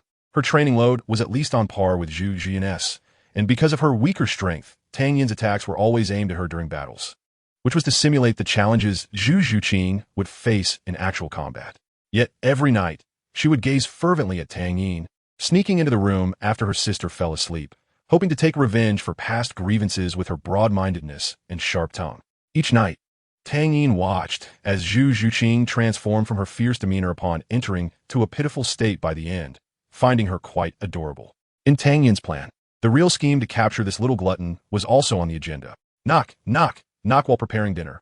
Tang Yin suddenly heard a noise from outside the door. After wiping his hands, he went to the yard and opened the door. A plain face and a stiff, unfamiliar one came into view. After 7 years, during which people had changed the most, both Tang Yin and Tang San had transformed so much that they did not recognize each other. Who are you? Tang Yin's eyes darted between Tang San and Yu Xiaojing, searching his memory for the faces before him. Tang San looked at the white-haired handsome man in front of him, also failing to recognize Tang Yin, thinking that the master had made a mistake. However, Yu Xiaojing was certain of the place. He felt that Tang Hao had no reason to deceive him. May I ask if your name is Tang Yin? Tang Yin's expression grew more cautious, his right hand, hidden behind the door, tensed up. If these two dared to make any sudden moves, fate would pierce through their bodies. What do you want, Tang Yin? Before Tang Yin could finish a sentence, he felt that the seemingly plain boy was becoming increasingly familiar. Childhood memories flooded back, and a figure merged with the boy before him. You are Gidge. Only then did Tang San recognize the person in front of him as his long-lost brother. You are Xiao Yin. Tang Yin pushed the door open, embracing Tang San tightly. Long time no see. Tang San hugged Tang Yin back. Long time no see. The two quickly separated. Their bond didn't seem as deep as they had imagined. Apart from their blood relation, Tang Yin and Tang San had almost no direct connection. Tang Yin looked at the middle-aged man at the door, casting a puzzled glance at Tang San. Who is this? Oh, this is my teacher, Master Yu Xiaojing, Tang San introduced. Upon hearing Tang San's introduction, Tang Yin's gaze remained fixed on Yu Xiaojing's face. A stiff face, thick lips, and dull eyes. It seemed he had lost to such a person. Tang Yin's feelings for Bibi Dong had faded more and more. Many things seemed to be softened by time, and the wounds in his heart could be soothed by other tenderness. After being with Qian Renshua, he had nearly let go of his obsession with Bibi Dong. He had promised a future to 3 girls, and continuing to dwell on past pain would only betray the beauty in front of him. Tang Yin silently smiled to himself, letting the matter of losing to Yu Xiaojing pass with a laugh. Chapter 153. Yu Xiaojing's Joker Show. As Tang San introduced himself, Yu Xiaojing puffed out his chest, trying to appear taller. Come in, Tang Yin said flatly, devoid of any emotion. After speaking, he walked straight into the house. Although Tang Yin did not have a favorable impression of Yu Xiaojing, he couldn't just send him away for Tang San's sake. The noticeable change in Tang Yin's emotions was observed by the teacher and disciple, especially Yu Xiaojing, who felt a tightness in his chest, fearing that Tang Yin would form a bad first impression of him. Following Tang Yin, Tang San and Yu Xiaojing entered the house. On the sofa, Tang San and Yu Xiaojing sat side by side. After seeing Tang Yin, Tang San's initial excitement diminished significantly. He had not seen his brother for many years, and Tang Yin had changed so much that he no longer knew what kind of personality he had. Recalling Tang Hao's description of Tang Yin, Tang San couldn't help but feel a twinge of jealousy, because in Tang Hao's words, Tang Yin was always worthy of praise. Compared to Tang San, Yu Xiaojiang seemed to have it much easier. It was like the contradictory mindset of fearing that his brother would have a hard time, while also fearing that his brother would drive a Land Rover. After placing 2 steaming cups of tea on the table, Tang Yin asked, "Did you come to see me for something?" Now, Tang Yin could perfectly control the life energy within his destiny. As long as he didn't want it to, not a sliver of life energy would leak out. Before Tang Yin could continue being shocked, Yu Xiaojiang's words immediately dispelled that thought. Tang San's reaction was even more intense than Tang Yin's. He asked urgently, "Teacher, is there any way to remedy this?" At that moment, Tang San's heart was genuinely anxious. His panic was not feigned. The master stood up, hands behind his back, adopting a sage-like demeanor. "Of course there is. As long as from now on, Shaoyin spirit ring choices all lean towards healing-type spirit rings. Your martial soul can still recover to its original strength." Yu Xiaojiang's gaze lingered on the fate for a long time. With the insight he had gained from seeing most martial souls on the continent, he couldn't discern any special quality in the wooden spear Tang Yin held. Tang Yin looked at Tang San in surprise, not expecting that his secret would be shared with an outsider. He immediately saw through Yu Xiaojiang's superficial soul power at level 29, which felt somewhat strange for a middle-aged man with the cultivation of a great soul master to swear by his martial soul. The brownish fate in Tang Yin's hand, having retracted all its brilliance and charm, now appeared just like an ordinary wooden spear. Out of the corner of his eye, Yu Xiaojing caught sight of the confusion on Tang Yin's face, and a barely perceptible smile appeared at the corner of his mouth. Seeing that Tang Yin no longer pursued the matter, Yu Xiaojiang spoke to him with a tone of some anticipation. "Xiao Yin, can I see your martial soul?" However, Tang Yin avoided Yu Xiaojiang's hand. "There are cups on the table. You can pour it yourself." The 2 cups of tea in Tang Yin's hands were prepared for Zhu Zhuqing and Zhu Zhuyun, and the tea leaves were not ordinary. They contained some snow silkworms he had acquired from Douluo, but ultimately, for Tang San's sake, Tang Yin summoned his martial soul. After hearing Yu Xiaojiang's explanation, Tang Yin dismissed the idea of holding Yu Xiaojiang in high regard and even felt a bit like laughing at himself for being shocked by Yu Xiaojiang's earlier words. When Tang Yin walked over holding the 2 cups of tea, Yu Xiaojiang casually took one from him, trying to show a friendly smile. Tang San also chimed in from the side. "Xiao Yin, my teacher has deep research in martial souls. He might be able to help you plan your future path. Xiao Yin, stop working and come sit here." Seeing his guest confirmed, Yu Xiaojiang felt more certain about his assumptions. "Xiao Yin, don't worry. The teacher won't speak of this matter to outsiders." However, since the other party had already sworn the most sacred oath of Douluo continent, Tang Yin didn't want to keep pressing on the matter. He sat up straight, his expression serious, and his tone earnest. "Xiao Yin, your martial soul originally had strong healing abilities, right?" Yu Xiaojiang realized he had misspoken. He shouldn't have sold out his good disciple in front of Tang Yin, so he quickly assured. Tang Yin didn't feel reassured by Yu Xiaojiang's oath. Instead, his expression became somewhat strange. Both Tang Yin and Tang San displayed confusion on their faces. Suddenly, Yu Xiaojiang covered his face with one hand, shaking his head, expressing a sense of regret. It felt like a beautiful young man being closely watched by a lecherous middle-aged uncle with longing eyes. "Xiao Yin, I will never reveal your innate level 20 soul power. I swear it by my martial soul." Alas, what a pity. What a pity for such a talent that is the best on the continent. Could it be that he really has some skill? Tang Yin was indeed stunned by Yu Xiaojiang's inquiry. He had clearly retracted his aura, yet this teacher still saw through his martial soul. At this moment, Tang Yin also put on a panicked expression, wanting to see what astonishing words this teacher would say. His words were, of course, directed at Yu Xiaojiang. How could Tang San come to find him and bring his teacher along? The only possibility was that Yu Xiaojiang had something to discuss with him. However, if he knew that Tang San had not only told Yu Xiaojiang about his innate level 20 soul power, but had also revealed that he had a twin martial soul and a heavenly master who gifted him with his martial soul, Tang Yin estimated that he would immediately sever ties with Tang San. "I observe that your martial soul resembles a spear. I boldly speculate that you are taking the strong attack route. As your soul power increases and as spirit rings are attached, the abilities of the spirit rings you attach to your martial soul show no healing effect at all, causing your martial soul to gradually lose its original properties, leading to martial soul degradation." Yu Xiaojiang smiled wryly. "I've heard from Xiao San that he has a brother with exceptional talent, even surpassing his own, who possesses the unique, innate, level 20 soul power on the continent. I am very curious about this, and came today to see. Tang San thought this was nothing. After all, in his eyes, the master was one of the few people he trusted the most. Tang Yin nodded, agreeing with Yu Xiaojiang's statement. But he believed that his disciple would not deceive him. How could a martial soul with innate level 20 soul power be an ordinary thing? Even if there was another martial soul, it wouldn't be possible. Although Yu Xiaojiang did not know the characteristics of fate, he could infer the general effects of fate through other martial souls. The burning gaze of Yu Xiaojiang made Tang Yin genuinely uncomfortable, feeling a nauseating sensation as if he had eaten a fly.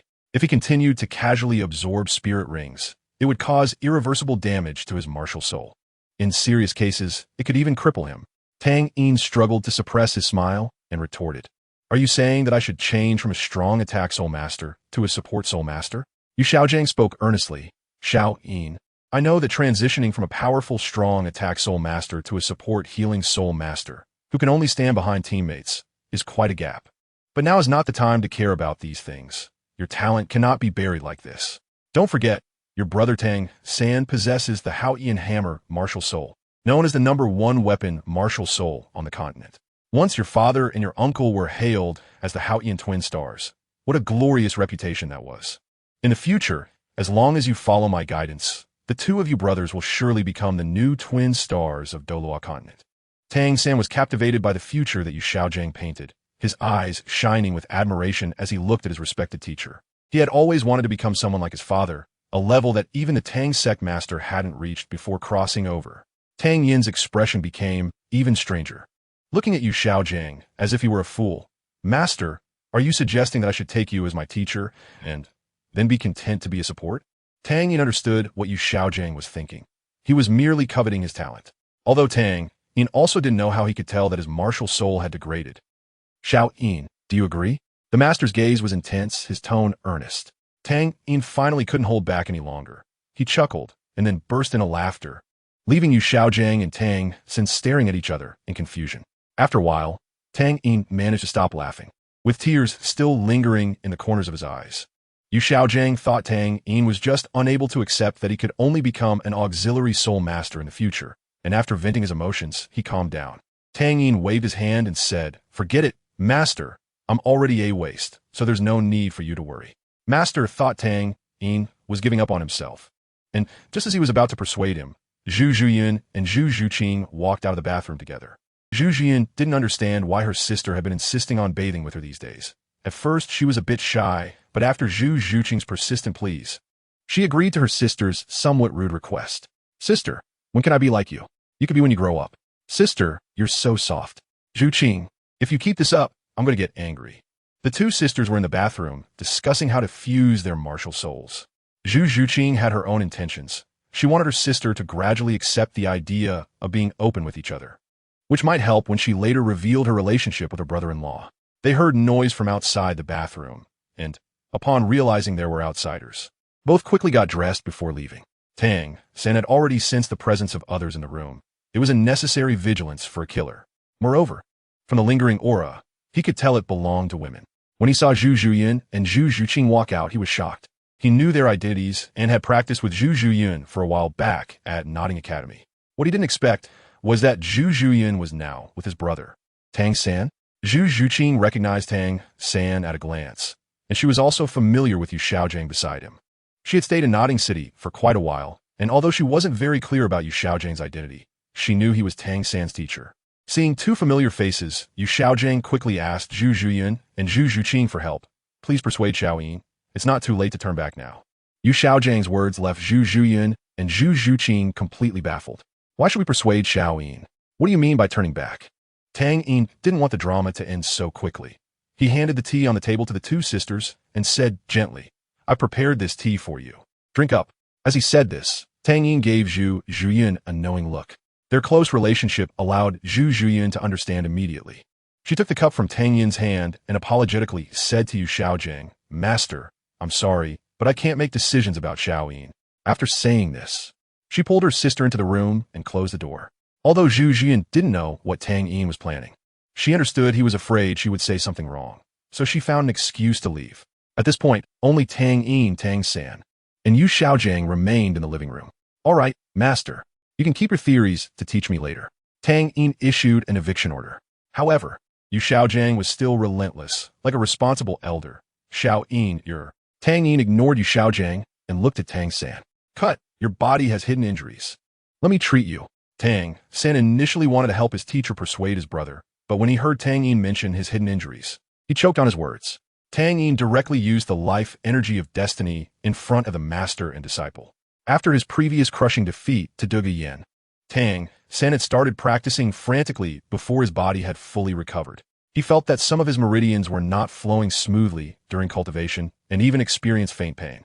The overwhelming life energy filled the hall with a vibrant spring atmosphere, casting a pure green light on Yu Xiaojiang's dazed and stiff face, resembling that of a dead person.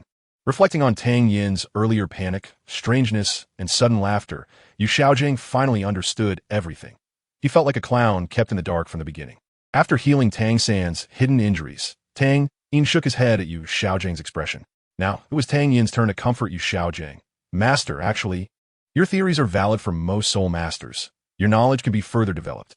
Tang San walked over to his teacher, feeling a bit sorry for him at that moment. Xiao Yin, you went a bit too far. Tang San's tone was stern, carrying a hint of reproach for Tang Yin. Tang Yin shrugged. Unconcerned. Who told him Sam a waste right from the start? Tang San was left speechless. Tang Yin continued, all right, master. Didn't you want to take me as your disciple? How about this? You set a date. And as long as you can prove to me that you have the ability to teach me, I will willingly become your disciple. Hearing this, Yu Xiaojiang's eyes regained a glimmer of hope. Is that true? What clown performance? What insults? None of it mattered. As long as I can have the title of being Tang Yin's teacher, I can prove to the world that I am right. Of course, as long as you can convince me, like. Tang Yin looked at Tang San beside Yu Xiaojiang. Let me force me to use my soul skills. Such arrogant words delighted Yu Xiaojiang. It's a deal. He agreed decisively, not noticing Tang San's somewhat ugly expression. Tang Yin's words undoubtedly insulted Tang San, but Yu Xiaojiang didn't care about Tang San's feelings at all. As the master and disciple were about to leave, Tang Yin pulled Tang San to a corner. What is it? Tang San's tone was calm, devoid of any emotion. Tang Yin didn't care about Tang San's dissatisfaction. After all, he had just been defending his teacher. With a smile, Tang Yin said, all right, cut. Don't be angry, I have a gift for you. Saying this, Tang Yin took out the fairy herb he had prepared for Tang San from his storage soul guide. It was a red, trembling, soft and fluffy fairy herb that looked very simple, consisting only of red grass leaves. The top of the grass leaves resembled a rooster's comb, but upon closer inspection, one could see its uniqueness. The leaf veins were actually golden red. Phoenix rooster comb, sunflower. Tang San almost exclaimed, quickly realizing he had lost his composure. This wasn't his fault. After living 2 lifetimes, it was his first time seeing the extraordinary fairy product recorded in the Xiantian treasure record, making it hard for him to suppress his emotions. Cut. You recognize it? Tang Yin thought Tang San learned this knowledge from Yu Xiaojiang, so he didn't elaborate further. After taking this fairy herb, you'll quickly break through to level 40. Tang San felt a bit guilty about what had just happened, even though he was still angry at Tang Yin earlier. Now Tang Yin was giving him a fairy herb. I can't accept this. Tang San gritted his teeth and still refused. Tang Yin handed the Phoenix Coxcomb sunflower to Tang San and said, Gidge, I'm already at level 54. If you don't consume this herb, I really can't force out my soul skill. 54. Tang San felt relieved when he thought of Tang Yin's innate soul power and the herb in his hand. How could Tang Yin only have one herb? Perhaps Zhu Zhuqing and Zhu Zhuyan by his side had also consumed the herb. Then I will accept it. After Tang San put away the herb, Tang Yin seriously advised him, your teacher is not as pure as you think. All right. Tang San interrupted Tang Yin. Xiao Yin, he is my teacher. Once a teacher, always a father. I hope you won't speak ill of him in front of me in the future. Tang Yin looked at Tang San for a long time and saw that Tang San's expression remained serious and solemn, so he gave up on continuing to persuade him. Okay then, my parents are not far from here. Remember to visit them. I know. Tang Yin watched Tang San and Yu Xiaojiang leave until their figures disappeared around the corner. He had a premonition that he would grow further apart from this Gidge. Hopefully, my feeling is wrong. Chapter 154, Xiao Wu. Searching high and low after Tang San and Yu Xiaojiang left Tang Yin's home, the two went their separate ways. Yu Xiaojiang was in a hurry to return to the academy to prepare for his matters, while Tang San went alone to visit his parents.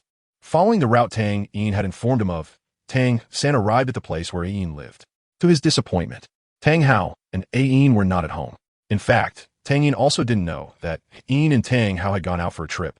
He had many things to do himself and had no time to care about where his parents were.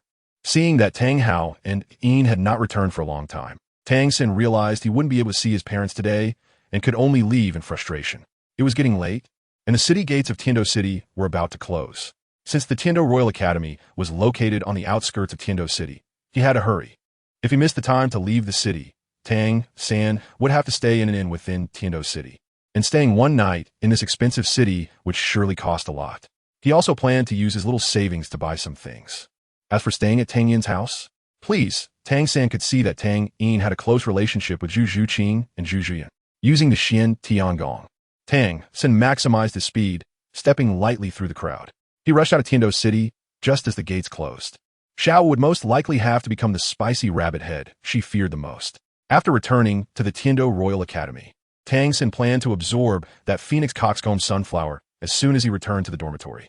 On the way back to the academy, Tang San gradually calmed down. With Xiao Wu's mischievous personality, she shouldn't be spending every day in the academy. As long as I consume the herb, my soul power will definitely allow me to break through to Soul Zone in a short time. And with 4 soul rings, I don't believe I can't force Xiao Yin to use his soul skill. As his strength increased, the speed at which Master Soul power grew would also slow down. Tang Sin once fantasized that one day his soul power could approach or even surpass Tang Yin's. The herb, that was close. Tang Sin recalled the herb Tang Yin had given him. But as Tiando City was the capital of the Tiando Empire, there were countless strong individuals. If a title Douluo used their spiritual sense to scan Tiando City.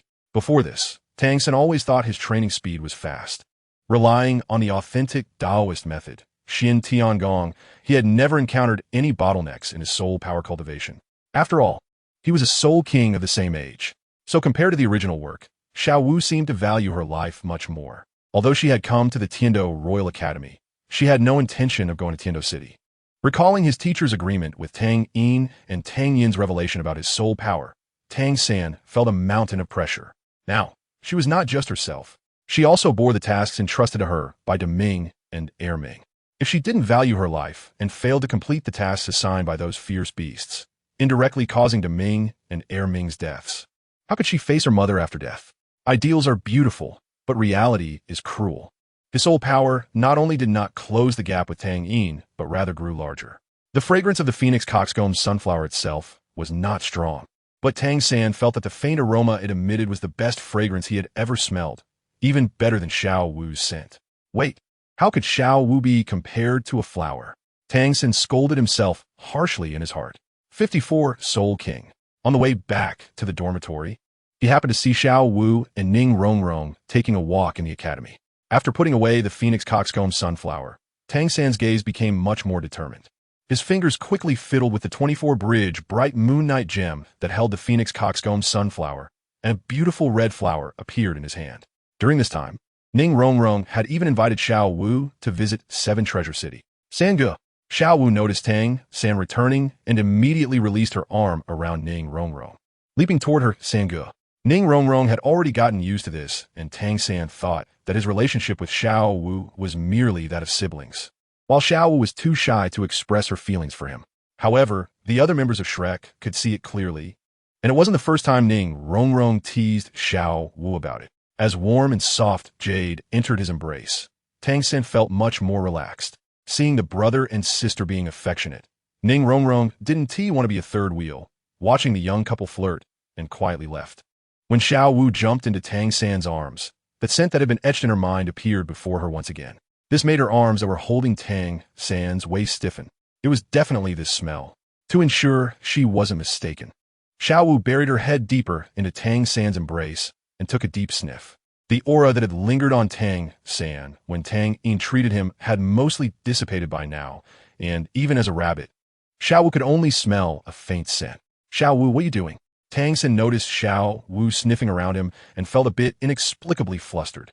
He was afraid there was some strange smell on him. Xiao Wu then realized she had lost composure. Wasn't she trying to get too close? She lowered her head, afraid to meet Tang San's gaze. Tang San rubbed Xiao Wu's black hair and said affectionately, "We saw each other this afternoon, you know." But I think about you every minute and second. Xiao Wu raised her head, her eyes glistening as she looked at Tang San. Tang San had never seen Xiao Wu with such an expression, and his heart began to race uncontrollably. He was smitten. Sengu, where did you go today? Xiao Wu was quite certain that the scent was definitely not Tang San's. Otherwise, after spending so many days together, she wouldn't have missed it. Today, I visited my younger brother with my teacher. Tang San told Xiao Wu everything that had happened at Tang Yin's house with Yu Xiaojiang. In this world, if there was someone he wanted to protect the most, it would definitely be Xiao Wu. Younger brother? Xiao Wu recalled the scent she once smelled on Tang San. And when she connected it to the present, everything seemed to make sense. Sengu, did you not meet anyone else after going out today? Xiao Wu cautiously confirmed with Tang San again. Tang San felt that Xiao Wu was acting a bit strange. She seemed to have developed an interest in Tang Yin as well. Xiao Wu's breathing began to quicken, and her already rosy cheeks flushed with an unusual redness. She was too excited. The person she had been searching for all year turned out to be a relative of someone so close to her. What a stroke of luck. Mua Xiao Wu directly wrapped her long legs around Tang San's waist and gave him a hard kiss on the cheek. Sengu, I love you. Tang San was still in a daze from Xiao Wu's sudden attack. He hadn't expected her to kiss him so proactively. As Xiao Wu's mind gradually cooled down, she realized that she might have acted a bit impulsively. Seizing the moment while Tang San was stunned, Xiao Wu jumped down from him and ran away. Tang San could only hear Xiao Wu's voice. Sengu, good night. Watching Xiao Wu's flustered appearance, Tang San gently rubbed the spot where she had just kissed him, feeling a warm sensation in his heart, and a faint smile appeared on his face. Good night, Xiao Wu. Chapter 155. The invitation from Lu Erlong at the Blue Tyrant Academy in the number 1 training ground. The sparring between Tang Yin, Zhu Zhuqing, and Zhu Zhuqing had just begun. The three had practiced together multiple times, and Tang Yin had basically figured out the attack patterns of Zhu Zhuqing and Zhu Zhuqing. However, Zhu Zhuqing and Zhu Zhuqing had never forced Tang Yin to use his full strength. Of course, it wasn't that they couldn't do it, but they were also afraid of injuring Tang Yin if they used their martial soul fusion technique without proper control.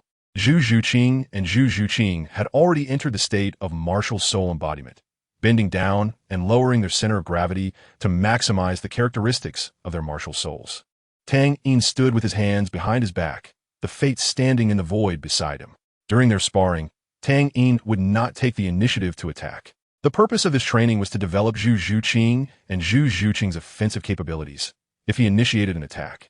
Then Zhu Zhuqing and Zhu Zhuqing would only be forced to defend passively, which would defeat the purpose of the sparring.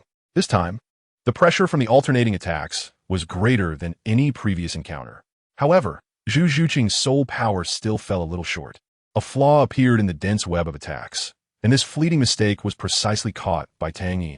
The dark silver shadow hunt allowed Zhu Zhuqing to merge her body with her shadow, hiding in any dark place, and during this process, unless someone's soul power was significantly higher than hers, it would be very difficult to detect her presence. Tang Yin only felt a blur before his eyes, as Zhu Zhuqing's figure seemed to blend into the darkness, and without using soul power, it was hard to even notice her trace. They did not choose to attack Tang Yin from both sides because they had tried this method before, and the results were predictable. Otherwise, they wouldn't have abandoned this attack strategy. Tang Yin was trapped in his fixed mindset, and he was still somewhat lax when it came to fighting against Zhu Zhuqing and Zhu Zhuqing. Changes in battle often occur suddenly. Just a second ago, Zhu Zhuqing and Zhu Zhuqing were attacking, but suddenly, Tang Yin forced them to retreat. Just a second prior, Tang Yin could only defend passively. In the previous sparring sessions, when fighting closely with Tang Yin, his marksmanship was incredibly dense, leaving no room for flaws. Conversely, it was Tang Yin who, while effortlessly defending, could find flaws in their attacks. With the dark gold terror claw bare S-bone, Zhu Zhuqing was not lacking in offense, so she focused her soul skills on stealth. She slammed her right foot against the ground, using that force to quickly retreat.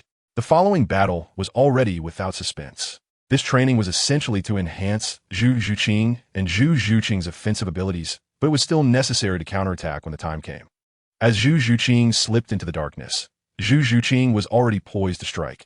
Having summarized the lessons from the previous encounters, she didn't rashly charge in. At the same time, Zhu Zhuqing also lunged towards Tang Yin. Tang Yin held fate, bracing against the storm of attacks from Zhu Zhuqing and Zhu Zhuqing.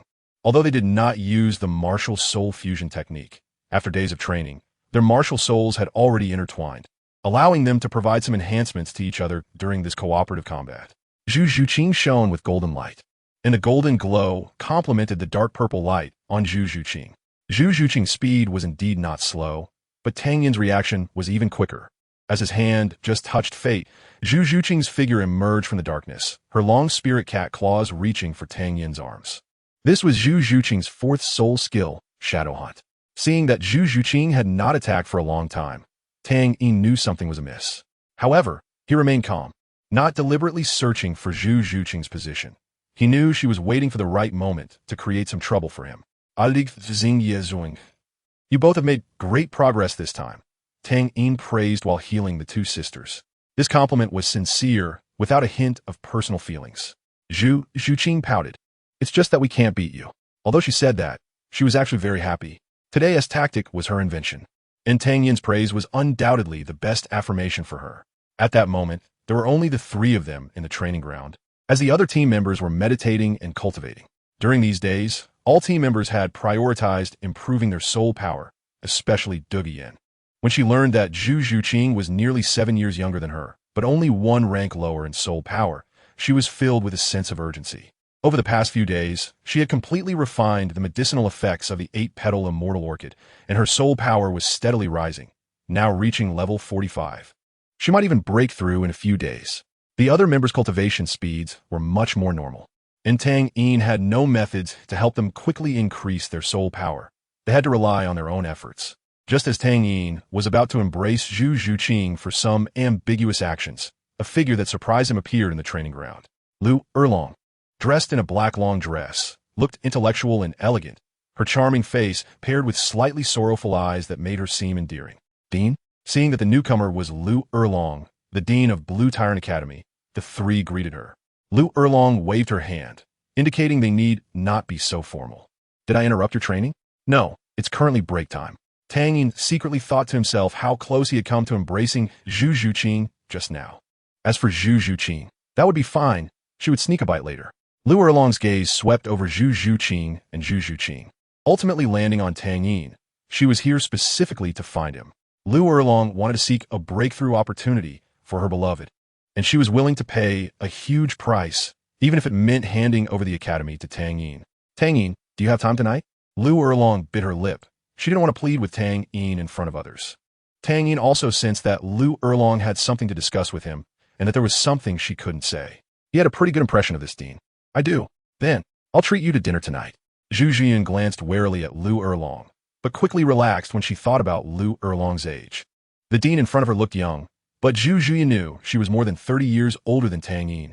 There was absolutely no possibility of such a relationship between them. Tang Yin instinctively looked at Zhu Jian, who only smiled in response. All right, Dean. After Tang Yin agreed. Lu Erlong's fingers subconsciously tightened, unsure if it was excitement or nervousness. Okay, I'll go prepare.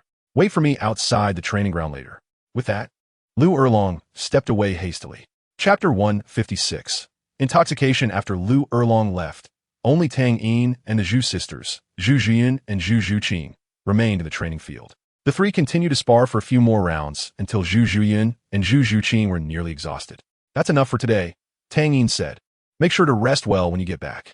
Zhu Jian's chest rose and fell slightly. Her red lips slightly parted, and her charming eyes carried a hint of fatigue. As the main attacker, she had expended much more soul power than Zhu Zhuqing, leading to significant physical exhaustion.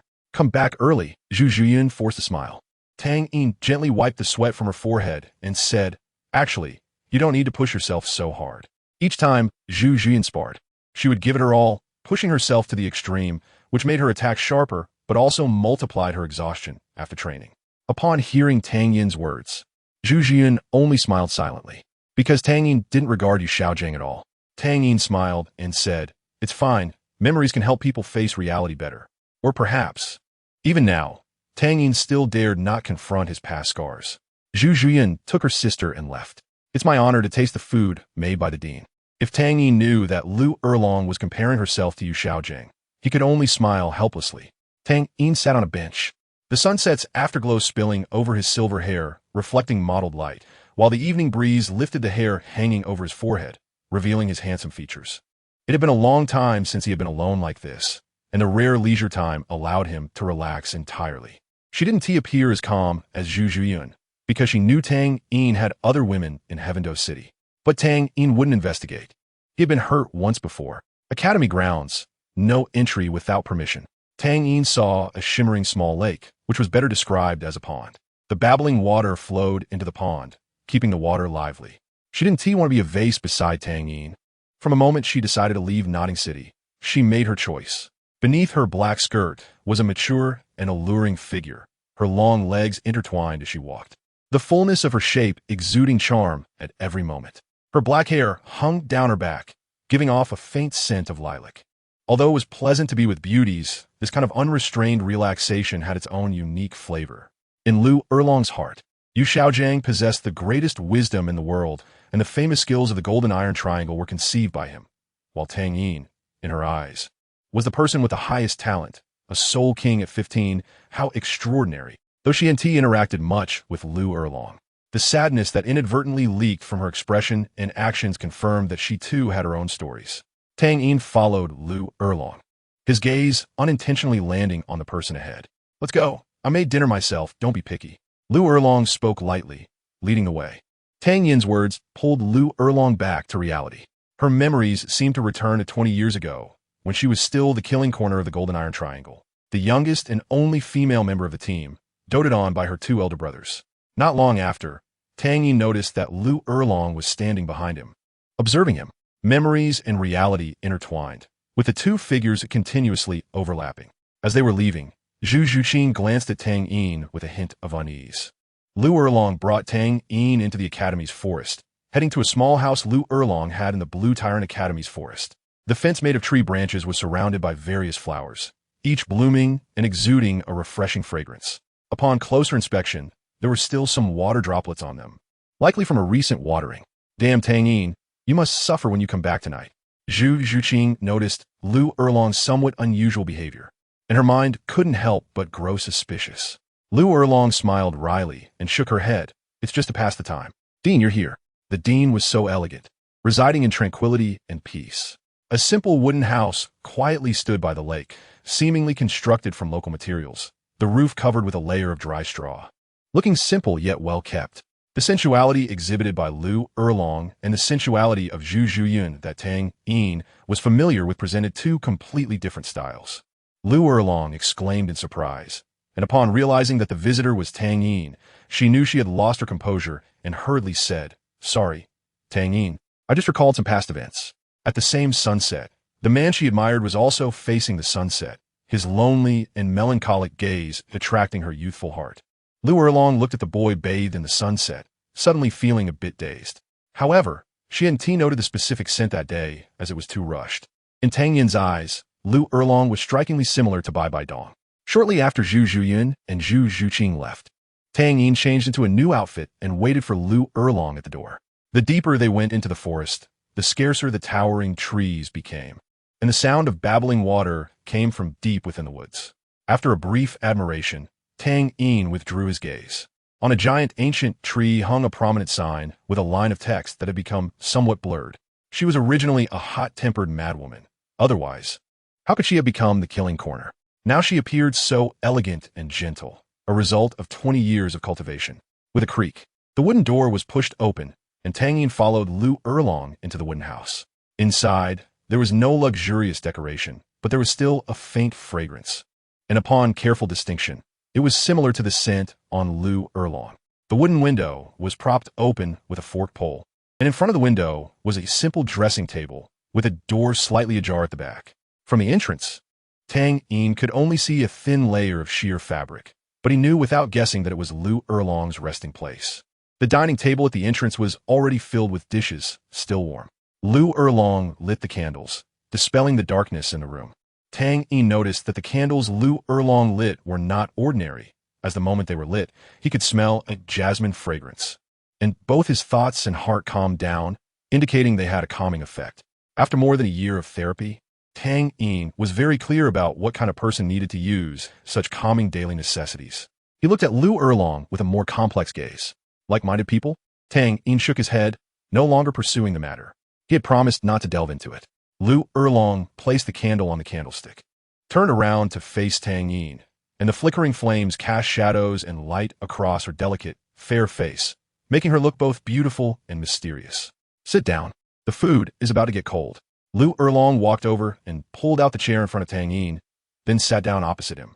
It was a small table, and although they sat across from each other, the distance was quite close. When Tang Yin sat down, he could feel the warmth radiating from Lu Erlong's body at his knees. Why did the dean suddenly think of inviting me to dinner? Tang Yin asked, still unaware of the real reason Lu Erlong had sought him out. Lu Erlong hadn't forgotten her purpose for coming to find Tang Yin, but she felt embarrassed to directly ask him, so she used this method to call him over for a private conversation. However, she also lacked the courage to directly ask Tang Yin. Her boldness crumbled the moment she saw his eyes. It is said that defeated individuals can smell each other's scent. Somewhat like birds of a feather flock together. Tang Yin sensed Lu Erlong's secret. How could Lu Erlong not detect the similar aura emanating from him? However, what confused her was how Tang Yin, surrounded by two beautiful companions, could still be like this. Lu Erlong chuckled lightly. The burden of the elite competition for Lamba Academy rests on your shoulders. The entire Academy's honor is on you alone. Even if your strength is extraordinary, the pressure you will face in a competition filled with geniuses will definitely not be small. As the dean, I should reward and comfort you, the captain. Faced with such a statement, Tang Yin smiled back. Thank you, Dean. With such great trust from you, I will definitely not let you down. Come, let us eat. I don't know if these dishes suit your taste. Although Lu Erlong was the illegitimate daughter of the second-in-command of the Blue Electric Tyrannosaurus Rex clan, Yilumian, she had lived with her wandering mother since childhood and had never seen her father during her formative years. Her mother passed away not long after due to illness, and she had learned to live independently. In her 20 years of living alone, apart from tending to flowers, she had also studied cooking techniques. Tang Yin picked up a piece of meat of unknown variety, marbled with fat and lean. The fatty part was translucent, while the lean part had clear marbling. It was coated with a tempting reddish-brown sauce. Upon tasting it, the upper half melted in his mouth, rich but not greasy.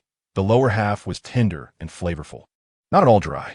After finishing the piece of meat, Tang Yin praised, Dean, you truly have great culinary skills. This is more delicious than any meat dish I've had on the mainland. Tang Yin initially wanted to say that he didn't know which man would benefit from this in the future. But thinking about how the dean in front of him might also be troubled by emotions, he swallowed those words. How old are you? And you've been to a few places to dare say that what I make is the best. Tang Yin's compliment was still very pleasing to Lu Erlong. It was her first time showcasing her cooking skills in front of others, and no one would want to miss out on receiving praise. Dean, don't underestimate me for my age. I've already been to 32 cities in the two great empires. I've left footprints in the frozen forests of the northernmost part of the Heaven-Do Empire and the extreme western wasteland of the Star Luo Empire. Lu Erlong raised an eyebrow, her eyes filled with surprise. She had not expected that this young man in front of her had already traveled across the continent, and the places he had been were even more than she had visited. Her first reaction was disbelief. She couldn't believe that someone so young could handle the crises encountered on the road. But then she thought of Tang Yin's soul power, and she understood. Perhaps this is what genius is. I didn't expect you to have traveled so much at such a young age. When I was your age, I was still struggling to survive. Dean, your soul power should be quite high, right? Doesn't the Spirit Hall provide subsidies for soul masters? By rights, you shouldn't have to worry about making a living. The Lu Erlong in front of him definitely had soul power no lower than a soul sage. So her cultivation talent should be quite good. At Tang Yin's age, he could still receive a monthly subsidy of 100 gold soul coins at the Soul Master level. So even if he spent a bit lavishly, he shouldn't have to worry about his livelihood. Lu Erlong shook her head helplessly. You live in a good era. Back then, there were no subsidies for soul masters. A civilian soul master like me, who was all alone, had to struggle to make a living. No subsidies? Tang Yin didn't know when the Spirit Hall started providing subsidies. But from Lu Erlong's words, it seemed that soul master subsidies had only begun in recent years. Lu Erlong leaned down, picking up a porcelain white bottle from beside her. The bottle was not large, with a long neck and a wide body, and the mouth was sealed with a wooden cork. Want some? Lu Erlong shook the bottle in front of Tang Yin, producing a sound of liquid sloshing. It was still not the right time. Perhaps after drinking a bit, she would have the courage to speak up. Seeing Tang Yin hesitate to answer, Lu Erlong uncorked the bottle and poured herself a glass. In the dim candlelight, the clear alcohol reflected her face, and looking at her own reflection, Lu Erlong recalled past events. When was the last time she drank? She remembered clearly. That day she met her biological father, which was also her wedding day. Her father did not congratulate her happiness, but instead told her a cruel fact. The person she liked was her cousin, connected by blood. In fact, she didn't care about that, but she would never forget the sight of Yu Xiaojing fleeing, leaving her all alone. The bitterness surged in her heart, and the sudden emotion made Lu Erlong temporarily forget her purpose. All she wanted now was to numb herself with alcohol. Tang Yin saw Lu Erlong's white neck tilt back as she downed the drink in her cup. Her originally fair skin was tinted with an alluring red under the influence of alcohol. Tang Yin did not persuade her, only watching silently from the side. Lu Erlong looked at Tang Yin, slightly tipsy, and asked again, "Want some?" Tang Yin did not refuse, taking the jade bottle from Lu Erlong's hand and pouring himself a glass. "Come, cheers." Lu Erlong boldly raised her glass, as if feeling her sleeve was in the way. She directly tore off the sleeve of her right shoulder, exposing a large area of her snowy skin. Tang Yin clinked his glass with hers, and they both drank. Lu Erlong gulped it down again. Seeing Tang Yin only take a small sip, she complained, "Are you raising fish here? A big man can't even drink more than a woman." Tang Yin did not respond, continuing to enjoy the food. Seeing Tang Yin turn into a taciturn person, Lu Erlong didn't seek to amuse herself anymore. After a few more drinks, Lu Erlong's emotions suddenly spiraled out of control. She buried her head in her hands and began to sob.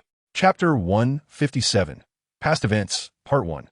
Seeing Lu Erlong suddenly burst into tears, Tang Yin appeared much calmer by comparison. The emotional outburst was for Lu Erlong at that moment a good thing. Holding everything inside would eventually lead to illness. Woo-woo. Tears overflowed from Lu Erlong's fingers, slowly sliding down the fair, jade-like back of her hand along the gaps between her fingers, wetting the cuffs of her long dress. Her voice, sorrowful and plaintive, was filled with pity. When the sound of her crying gradually calmed down, Tang Yin reached out to hand Lu Erlong a handkerchief. "Wipe your tears." Lu Erlong was not polite, extending a hand to snatch the handkerchief from Tang Yin and rubbing her eyes haphazardly. Her originally bright and lively eyes became slightly red and swollen, with tears still lingering at the corners, and her well-defined nose tip also turned slightly red, still sniffling. Lu Erlong picked up the cup that still had some wine left and drank it in one gulp. As she choked, the wine happened to flow down her throat, causing her to cough. Tang Yin secretly breathed a sigh of relief. Lu Erlong gently stroked the soft curve of her cheek with her fingers, her tone somewhat mournful. "You're not close to those two girls around you, are you? Are you disgusted by me being old and past my prime?" Tang Yin felt a bit awkward. Age was nothing in his eyes. Otherwise, he wouldn't have liked BB Dong at an ignorant age. If Tang Yin had not met BB Dong, he would not have had such heavy misgivings about Lu Erlong. Cough cough, when I went to hunt soul beasts last time, I had some adventures and luckily raised my soul power by a few levels. Tang Yin's originally calm eyes suddenly narrowed, clearly startled by Lu Erlong's words. Perhaps because she was drunk, Lu Erlong had no semblance of an elder-esque demeanor in front of Tang Yin. She glanced at him with a flirtatious look and teased, "What kind of wolfish words are those?" Tang Yin felt something was off, but he couldn't pinpoint what was wrong at the moment. Adhering to the principle of being sincere with others, Tang Yin did not hide from Lu Erlong. "You little rascal, you don't even know to come help me. After I made you such delicious food. Let's not talk about that. By the way, how come your soul power has improved so quickly lately? And what about those sisters around you? You all have excellent talent, but don't ruin your futures by being too eager for success." Tang Yin wanted to stand up to ease Lu Erlong's mood, but he restrained himself from moving forward. Men and women should keep their distance, especially since. Lu Erlong smiled sweetly, a hint of cunning flashing in her eyes. "I was just teasing you. What are you thinking? How could I possibly like a young brat like you?" Tang Yin's abnormal increase in soul power could not be hidden. Anyone with a little awareness could notice it. Lu Erlong patted her ample chest and took a while to recover. With a worried tone, Lu Erlong said, "Although I don't know your age, you must be over 30 to be at the soul sage level. Is that so? I wonder if you still have such treasures." As soon as these words were spoken, Tang Yin became alert, and the atmosphere in the room tensed. "Could it be that you call me here for this?" Tang Yin realized he had been careless. He hadn't expected that the seemingly kind-hearted dean would be coveting the celestial herbs on him. Tang Yin thought to himself, "I must be more vigilant in the future. Absolutely not meeting unfamiliar people alone, especially those I am not confident I can defeat." Seeing Tang Yin's slightly changed expression, Lu Erlong hurriedly said, "You misunderstood. I will exchange something with you. Look, how about this academy?" Don't think Lu Erlong is being unreasonable in the original story. She changed the name of the Blue Tyrant Academy just because Flander wanted a school, and it was done without any compensation. Not to mention, she is now willing to use this external academy for the sake of her beloved to fight for a future. Tang Yin did not directly believe Lu Erlong's words. He asked, "Is the dean going to use it herself?" To be honest, this thing isn't very useful for you. Tang Yin was not lying to Lu Erlong. He had very few celestial herbs left on him and did not plan to use them for trading. He could only offer her top-grade medicinal herbs. But for someone at Lu Erlong's Soul Sage level, they wouldn't be of much use compared to celestial herbs. Lu Erlong was still hesitating, unsure whether to tell Tang Yin the truth. "Hey, sometimes I really envy you, kid." Lu Erlong looked up at the wooden ceiling, her tone melancholic. "With good talent, you must have a decent background, and you have beautiful companions by your side." Lu Erlong had not inquired about Tang Yin's background, but a person with such talent would definitely not come from a commoner-esque family, as this did not align with the rules of Douluo continent. The topic shifted, and the atmosphere in the room relaxed again. Tang Yin picked up the cup and drank down the remaining half. The bitter and spicy wine slid down his throat, but his expression remained unchanged.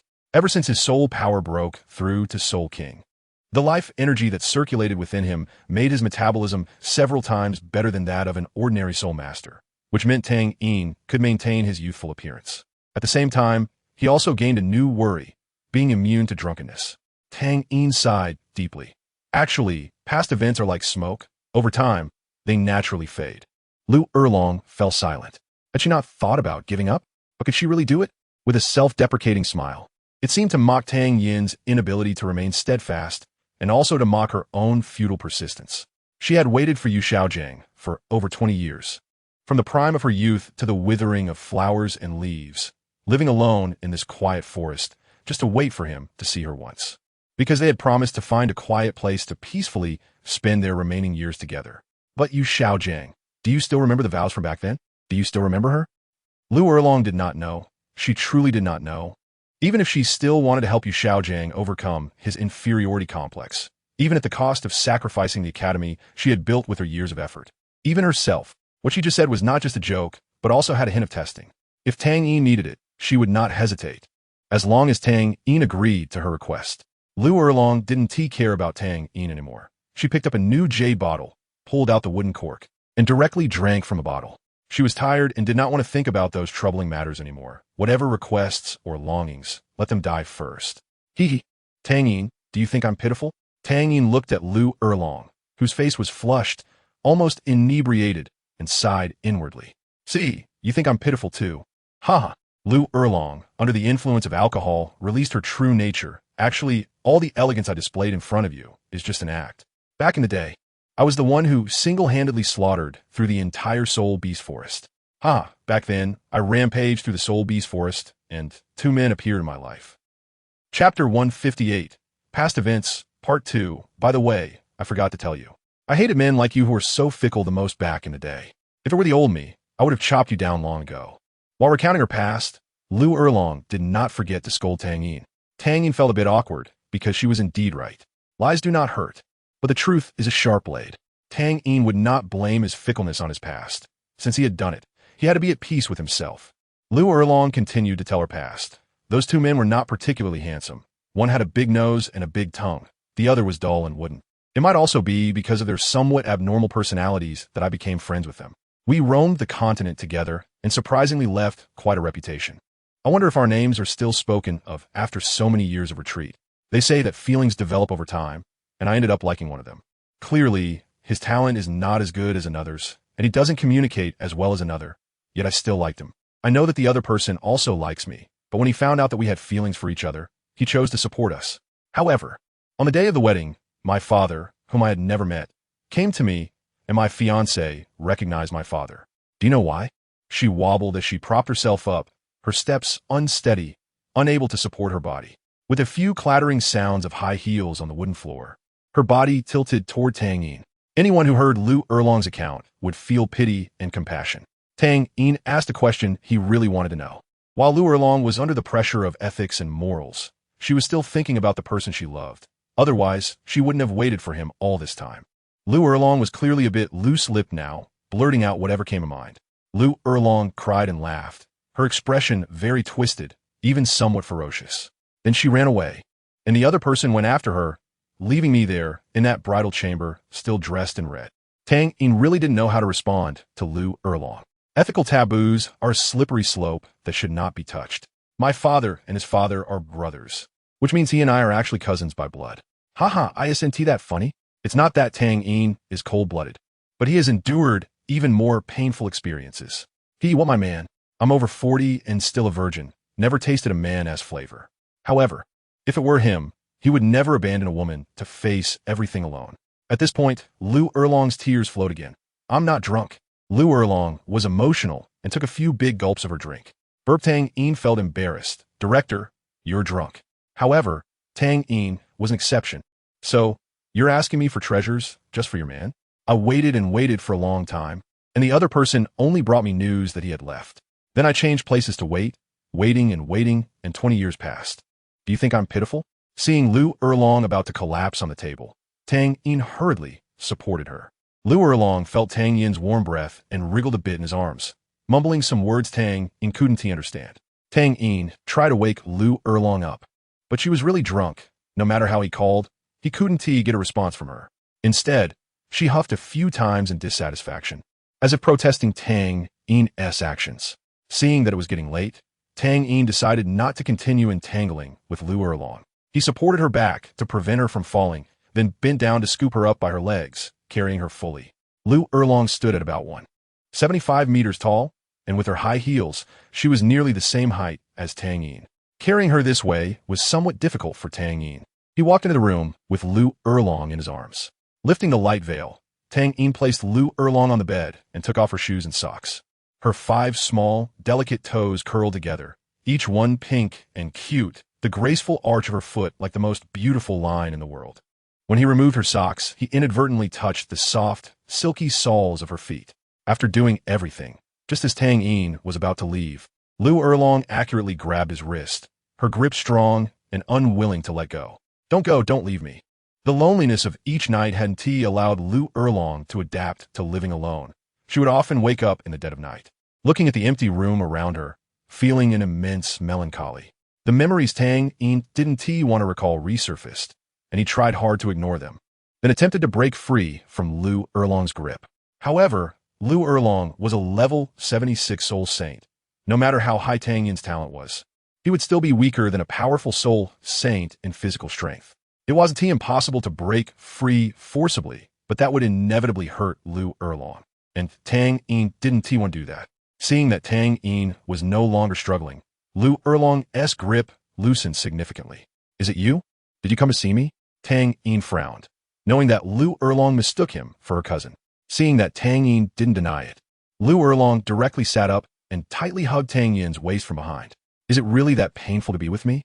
So painful that you haven't come to see me for 20 years. I don't care if we're siblings. I just want you. I've wanted you for over 20 years. Lu Erlong began to tear at the clothes on Tang Yin's body, while also ripping the other half of her already tattered black dress. Her frenzied actions startled Tang Yin, and he dared not linger any longer.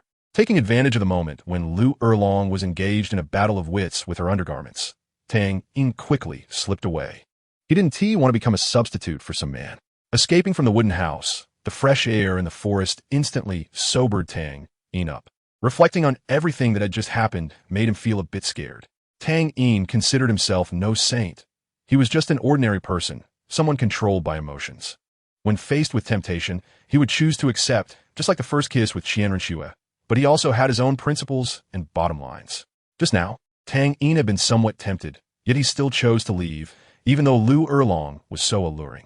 But what Tang Yin didn't know was that shortly after he left, the still drunken Lu Erlong opened her eyes, sighed softly, and murmured, "So, he really a principled gentleman." Chapter 159.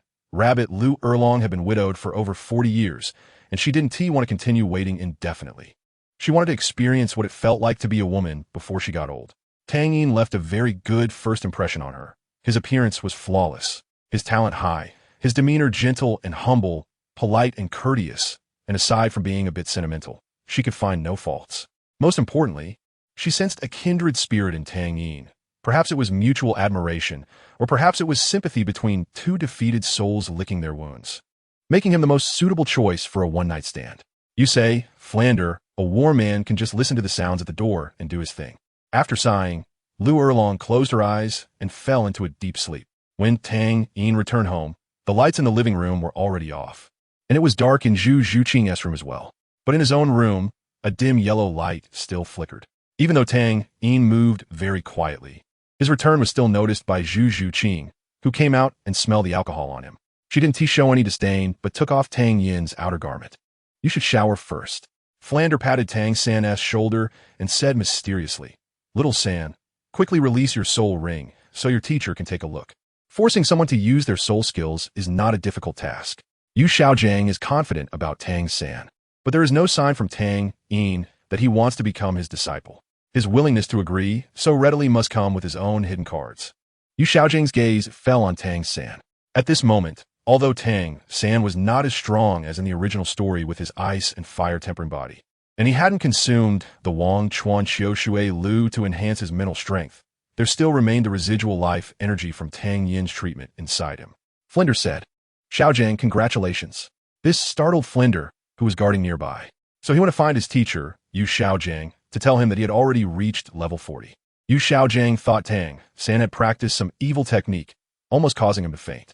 No matter how high Tang Yin's talent was, how powerful could the skills he created himself be?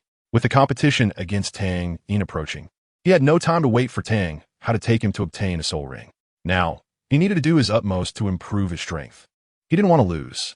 She not only knew that Tang Yin had returned, but also that her sister had just come out of the room. After they talked for a while, in another room, Zhu Zhuqing's ears moved. Her keen senses as an agility-type soul master were utilized for this matter. It was only after Tang San explained repeatedly that Yu Xiaojing barely understood what the immortal herb was, and he felt a slight desire for this magical herb. If I had consumed such a herb back then, perhaps I wouldn't have become the waste in the eyes of the world, and maybe Bibi Dong wouldn't have left me. Maybe. Okay, together. Tang Yin hugged Zhu Zhuqing, and the desire that had just been stirred no longer needed to be suppressed upon seeing her. 3 days later, Flinder brought Tang San back from the Sunset Forest. Poor Zhu Zhuqing still didn't know that her sister had been awake all along, waiting for her to faint from happiness.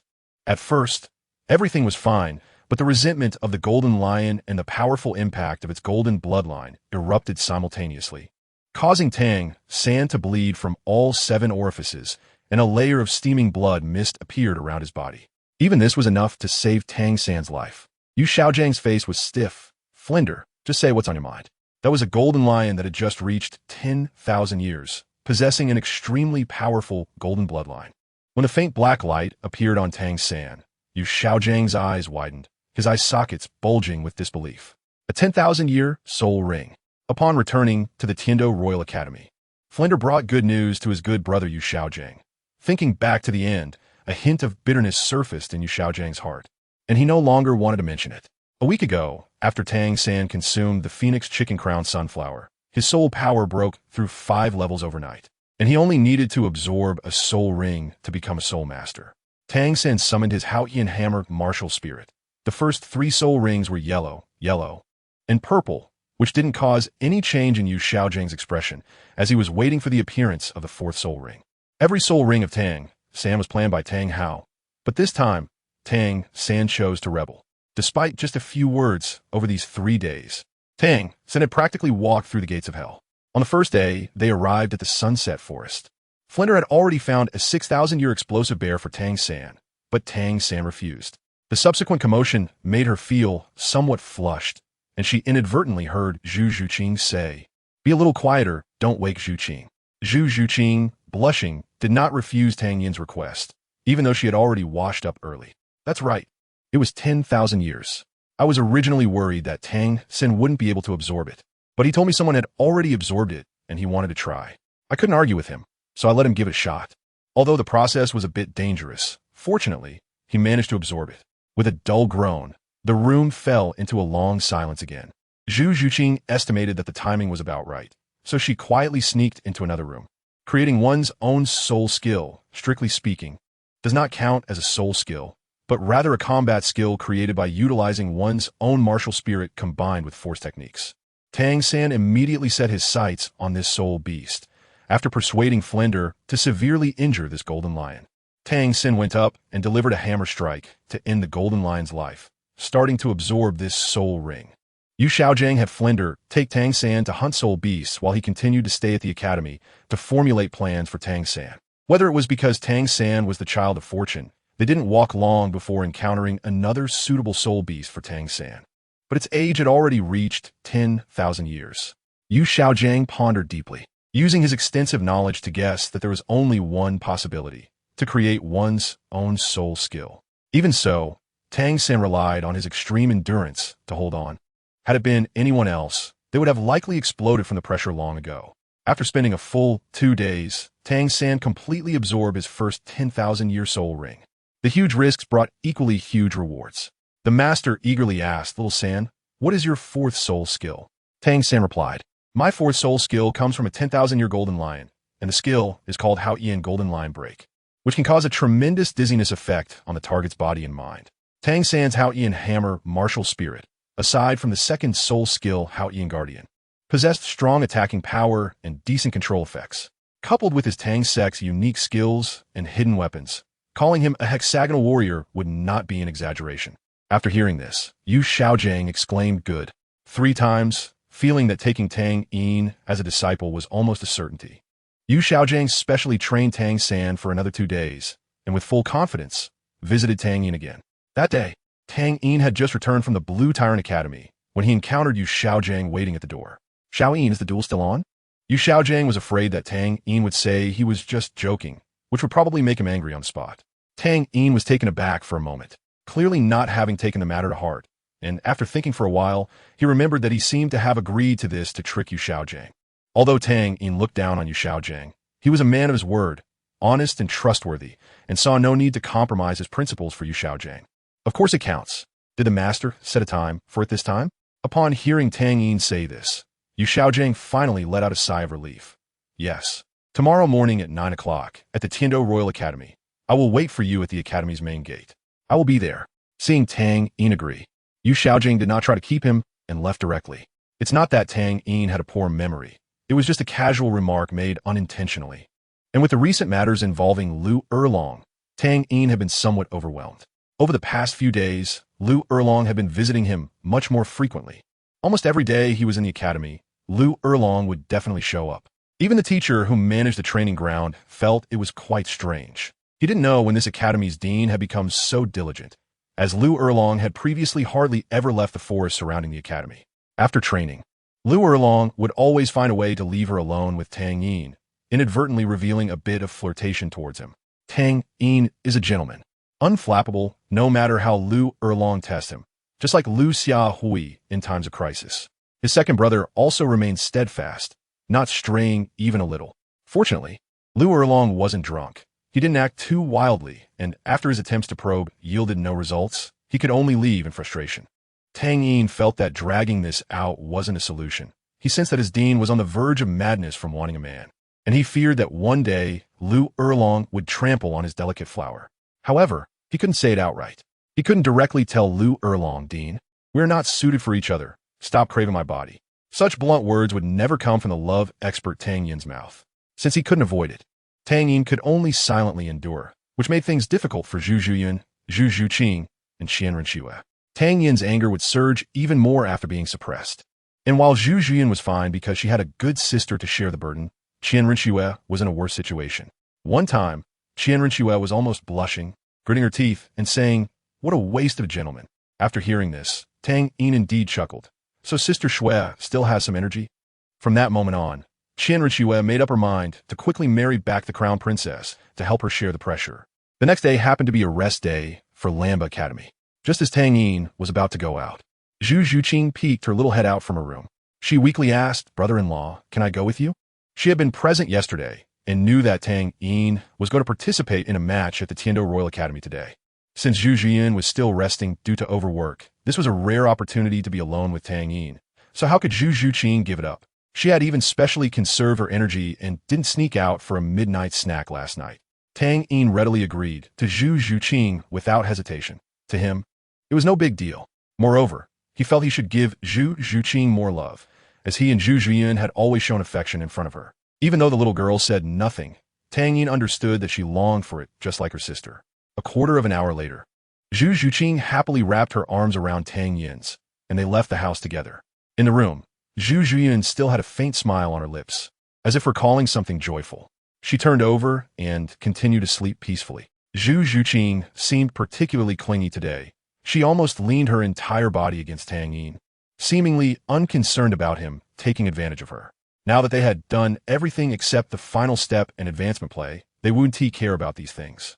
It was still early, and Tang Yin originally wanted to sit down for breakfast, but Zhu Zhuqing thought it was better to eat while walking.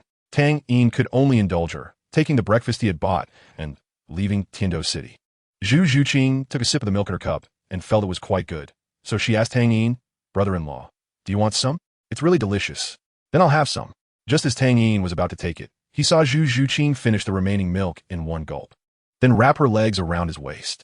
The sudden movement startled Tang Yin, who quickly grabbed Zhu Zhuqing's perky bottom, only to feel something blocking his mouth.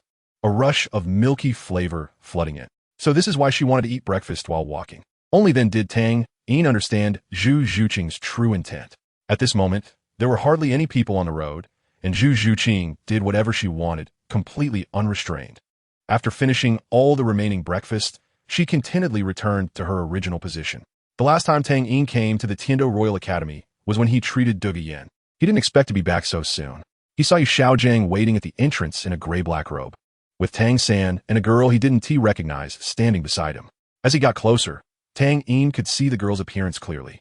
She had smooth black long hair styled into neat scorpion braids that hung past her calves, her legs slender yet strong, encased in white stockings. Especially her pair of pink eyes, which were particularly lively, carrying a hint of charm. Tang Yin stared at Xiao Wu for a long time, feeling that this girl looked somewhat familiar, as if he had seen her somewhere before. Xiao Wu was also pestering Tang San to meet his younger brother today. She still remembered her mission, but upon seeing Tang Yin, Xiao Wu had a bad premonition. Sure enough, the next moment, Tang Yin's Xieji eye quietly activated, and Xiao Wu felt as if her whole body was seen through by her brother. This is bad, now I've exposed myself. Tang San, feeling Xiao Wu's hand tremble and grow cold, asked with concern, "Xiao Wu, what's wrong? Are you not feeling well?" Observing the affectionate actions between Tang San and Xiao Wu, Tang Yin looked on with a strange expression, thinking to himself, "Shouldn't I also find a soul beast girlfriend?" Xiao Wu's true form as a soft bone charm rabbit had been seen clearly by Tang Yin, but he wouldn't expose her identity to others. Revealing Xiao Wu's identity to those who nearly harmed his mother was no different. Tang Yin smiled slightly at Xiao Wu and said to Tang San, "Aren't you going to introduce us?" "Xiao Yin, this is Xiao Wu, my god-sister." "Xiao Wu, this is my brother, Tang Yin. Nice to meet you." Xiao Wu felt that Tang Yin had no ill intentions, and the familiar scent emanating from him made her feel relieved. "Hello, Tang Yin. Let's hurry up and head inside." Yu Xiaojiang, on the side, was already impatient. The group walked up the mountain together. The master led the way, with Tang San and Xiao Wu walking side by side, while Tang Yin and Zhu Zhuqing followed at the back of the group. As they walked, Xiao Wu would occasionally turn her head to sneak a glance at Tang Yin, which made Zhu Zhuqing feel somewhat displeased. When they first arrived, Zhu Zhuqing noticed her lecherous brother-in-law staring at the woman in front for a long time, and now that the woman was holding Tang Yin's hand and still looking back to sneak glances at him, it was really shameless. Tang Yin clearly felt the soft touch of Zhu Zhuqing's arm lessen, so in Tang San's line of sight, he mouthed two words to Xiao Wu, "Rabbit." Chapter 160. The furious Dai Mu Bai. Xiao Wu trembled all over, her pink pupils instantly shrinking, and she resembled a frightened rabbit. Hurriedly turning her head away and clutching Tang San's arm tightly, not daring to look back again. She was really afraid that Tang Yin would expose her identity. If that happened, she would have to escape back to the Stardew Forest. But she couldn't bear to part with human society, with its beautiful clothes and skirts, with the teachers and classmates of Shrek Academy, and with Tang San. Seeing Xiao Wu looking frightened, Tang San was puzzled. "Xiao Wu, why do I feel like you're acting strange today?" "And no, it's nothing. Maybe I'm just feeling unwell." Xiao Wu blushed and made an excuse. Today, Xiao Wu's behavior was too strange. Tang San, who was already suspicious by nature, couldn't fully trust even his most trusted Xiao Wu under these circumstances. Burying this doubt in his heart, Tang San said with concern, "If you're not feeling well, you should go back and rest." Xiao Wu didn't want to leave so early. She still wanted to observe closely what was so peculiar about the person those fierce beasts were looking for. 3 years had passed, and Dai Mubai's body had become even taller and more robust, with golden shoulder-length hair and a chiseled face, paired with his devilish dual-colored eyes, making him look like a cynical young nobleman. Meng Xinji by Bao Shan and Ji Lin knew just how high Tang San's talent was, and upon learning that Tang San had a younger brother, they were even more curious and came to catch a glimpse of the twin brothers' prowess. Seeing that Xiao Wu had a special relationship with Tang San, it was better for fewer people to know about her being a transformed soul beast. That gunshot from back then was still vivid in Yu Tianheng's mind. He would never forget the stunning impact of that shot. Zhu Zhuqing, who initially wanted to call Tang Yin brother-in-law, realized there were outsiders present. If she still referred to Tang Yin as brother-in-law, it would likely draw strange looks from the others. At that moment, many people had already gathered in the training field, having heard that Tang San was going to compete with his brother, and many came out of curiosity to watch the match. This time, the competition between Tang San and Tang Yin was set at the number 3 training ground of the Tiando Royal Academy, which was the backup training ground for the second team of the Tiando Royal Academy battle team. A 7v7 team soul fighting arena that provided ample space for Tang San and Tang Yin to showcase their skills. Seeing that Tang Yin was unwilling to tell her, Zhu Zhuqing felt a bit annoyed, but she also knew that Tang Yin wouldn't hide anything he felt he could share with her. She trusted him just as much as she did her sister. In his mind, Zhu Zhuqing had already perished along with her sister Zhu Zhuqing and his second brother Dai Yulin in that terrifying beast tide. And the royal family of the Star Luo Empire and the Duke of Yuming had even held a grand funeral for them. He clearly recognized that this was the person who had come to the academy to help Duga Yin recover. He never expected that Tang Yin was actually Tang San's younger brother. However, the 3 committee members were also present, and in addition, he could see Yu Tianheng and several members of the royal battle team's first team. What shocked him was Zhu Zhuqing standing beside Tang Yin. This is adult business. Kids should ask less. Who are you calling a kid? I'm not little anymore. Yu Tianheng was also very curious, having fought against Tang San to a standstill. He wanted to see what progress Tang San had made over time. Curiosity killed the cat. He felt a green aura above his head and thought that Zhu Zhuqing had betrayed him, betrayed the Star Luo royal family. The teachers and students of Shrek Academy need not be mentioned, especially since those students were required by Flender to come and watch the match. Tang Yin also recalled the scene of meeting Dai Mubai and felt very ashamed of Dai Mubai's behavior. Tang Yin noticed Zhu Zhuqing's change and followed her gaze to see Dai Mubai. When he saw who was behind Tang San, Yu Tianheng's expression froze. But Dai Mubai never thought that 3 years ago he had left Zhu Zhuqing alone to escape, putting her in mortal danger, even though he could have saved her with just a reach. The little girl hasn't even grown up yet. As soon as these words were spoken, a layer of crimson instantly appeared on Zhu Zhuqing's slightly rounded face, and her small hand, wrapped around Tang Yin's arm, secretly pinched his waist. You're dead. However, Tang Yin whispered. Tang Yin felt pain and quickly pleaded for mercy. Good sister, spare me, I will dare next time. Zhu Zhuqing, walking beside Tang Yin, also noticed Xiao Wu's strange behavior, knowing it had to do with Tang Yin. However, her calling him little silver brother was extremely charming, making Tang Yin's body feel somewhat tingly. Their playful banter naturally did not escape Tang San's ears. As an assassin, even without specialized hearing training, he was still very sensitive to sounds. Yu Xiaojiang was both nervous and excited along the way, holding an uneasy heart, and the group quickly arrived at their destination. Tang Yin still planned to keep Zhu Zhuqing in the dark about this matter, not because he thought she would leak the secret, but because telling her would only add to her burden. Sister, little silver brother coming back to his senses. Dai Mubai suddenly remembered that Zhu Zhuqing seemed to still be his fiancé. Seeing his fiancé alive, but not returning to the Star Luo Empire to uphold their engagement, instead snuggling up to another man. An unnamed anger surged in Dai Mubai's heart. Just by looking at Zhu Zhuqing's curious gaze, Tang Yin knew what she wanted to ask. After saying it out of spite, Zhu Zhuqing proudly straightened her impressive assets. Zhu Zhuqing also spotted Dai Mubai, who had been staring at her from the crowd. Her expression instantly turned icy cold, erasing all the joy she had felt coming out with Tang Yin today. When someone who had died in her memories suddenly appeared before her eyes, seemingly living quite well, anyone would react this way. The voice of this statement was as faint as a mosquito's buzz, only audible to Zhu Zhuqing. As for why he currently wore a dark expression, Tang Yin had begun to form some guesses. Equally shocked was another person, not the one beside him, Yi Lingling, but Dai Mubai from the Shrek Academy camp. He frowned and thought, the match is about to start, and Little Silver is still so unfocused. It seems I, as his older brother, need to give him a good lesson. However, Dai Mubai's current demeanor only made Tang Yin feel a wave of amusement. When Tang Yin approached, before Yu Xiaojiang could speak, Dai Mubai stepped out from the crowd, his face shadowed and exuding a chilling aura, pushing Oscar and Ma Hongjun back several steps. What's wrong with Boss Dai? Why does it feel like someone has cheated on him? Oscar muttered quietly. Ma Hongjun speculated.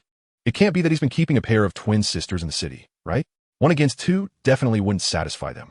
I've talked to Boss Dai about it several times, but he hasn't agreed.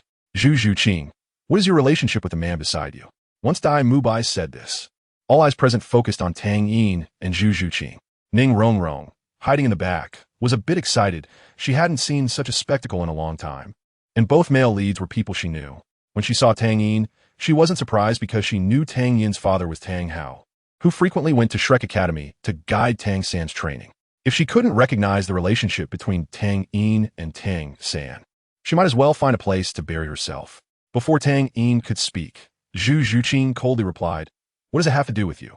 Dai Mubai's face turned ashen. Seeing that Zhu Zhuqing still hadn't released her hold on Tang Yin's arm, it felt like a crime in front of his fiancée. You shameless woman, don't forget your identity. Identity? Zhu Zhuqing sneered, disdainfully saying, what identity? Dai Mubai looked around, his face tense for a long time. To make his fiancé public with his good brother's brother running away? That would be a huge embarrassment, but a moment of impulsiveness made him clearly feel he was in a difficult position. The dilemma of whether to say it or not turned his face a deep shade of purple. Tang Yin held Zhu Zhuqing even tighter. Now Zhu Zhuqing was his forbidden fruit, and having his woman questioned so aggressively by a cowardly tiger would ignite even the calmest Tang Yin's anger. Where did that wild dog come from? How dare you bark in front of me? Get lost. Tang Yin's shout caught Tang San's attention. Although he didn't know the reason behind it, he had never seen Tang Yin so furious before, and for a moment, he didn't know what to do. On one side was his biological brother, and on the other side were his reliable teammates and sworn brothers. He could only act as a mediator. Before Tang San could persuade him, Dai Mubai clenched his fist and charged towards Tang Yin with a fierce momentum. Dai Mubai was provoked by Tang Yin, being publicly insulted as a wild dog. When had he ever endured such humiliation? Of course, he had. Back in the palace, when he had even suffered the shame of being under his brother Davis's control. If it weren't for their shared parentage, Davis might have thought that insulting Dai Mubai would indirectly insult himself, and he would probably have cursed Dai Mubai's ancestors. But 3 years had passed, and Dai Mubai, having escaped from the Star Luo Empire, was like a bird freed from its cage, soaring into a broader world, gradually cultivating the aura of a tiger. The majesty of the white tiger was not to be violated. In Dai Mubai's mind, he was a few years older than Tang Yin. No matter how gifted Tang Yin was, he would have to suffer from a sudden attack. Even if he couldn't win, so what? This was Shrek Academy's territory, and the dean and teachers like Zhao Wujia were there to back him up. Dean Flander had said that those who do not dare to cause trouble are mediocre. Dai Mubai launched his surprise attack like a hungry tiger pouncing on its prey, moving as fast as lightning. This sudden turn of events caught Zhu Zhuqing off guard, and she couldn't help but be shocked. She never expected Dai Mubai would dare to act in front of so many people. At this moment, it was too late to counterattack. In a critical moment, Zhu Zhuqing took a large step forward, intending to block the incoming punch with her own body. Before she could step forward, Zhu Zhuqing felt her body being pulled by a force, and she was dragged backward. The familiar scent entered her nose, and then her head was unexpectedly pressed against Tang Yin's broad and solid chest. Facing Dai Mubai's furious punch, Tang Yin remained calm and unperturbed. He casually extended a hand, seemingly plucking a flower, effortlessly neutralizing Dai Mubai's attack. What? You still want to fight? Tang Yin's voice was as calm as water. Tang Yin felt that Dai Mubai was rather overestimating himself.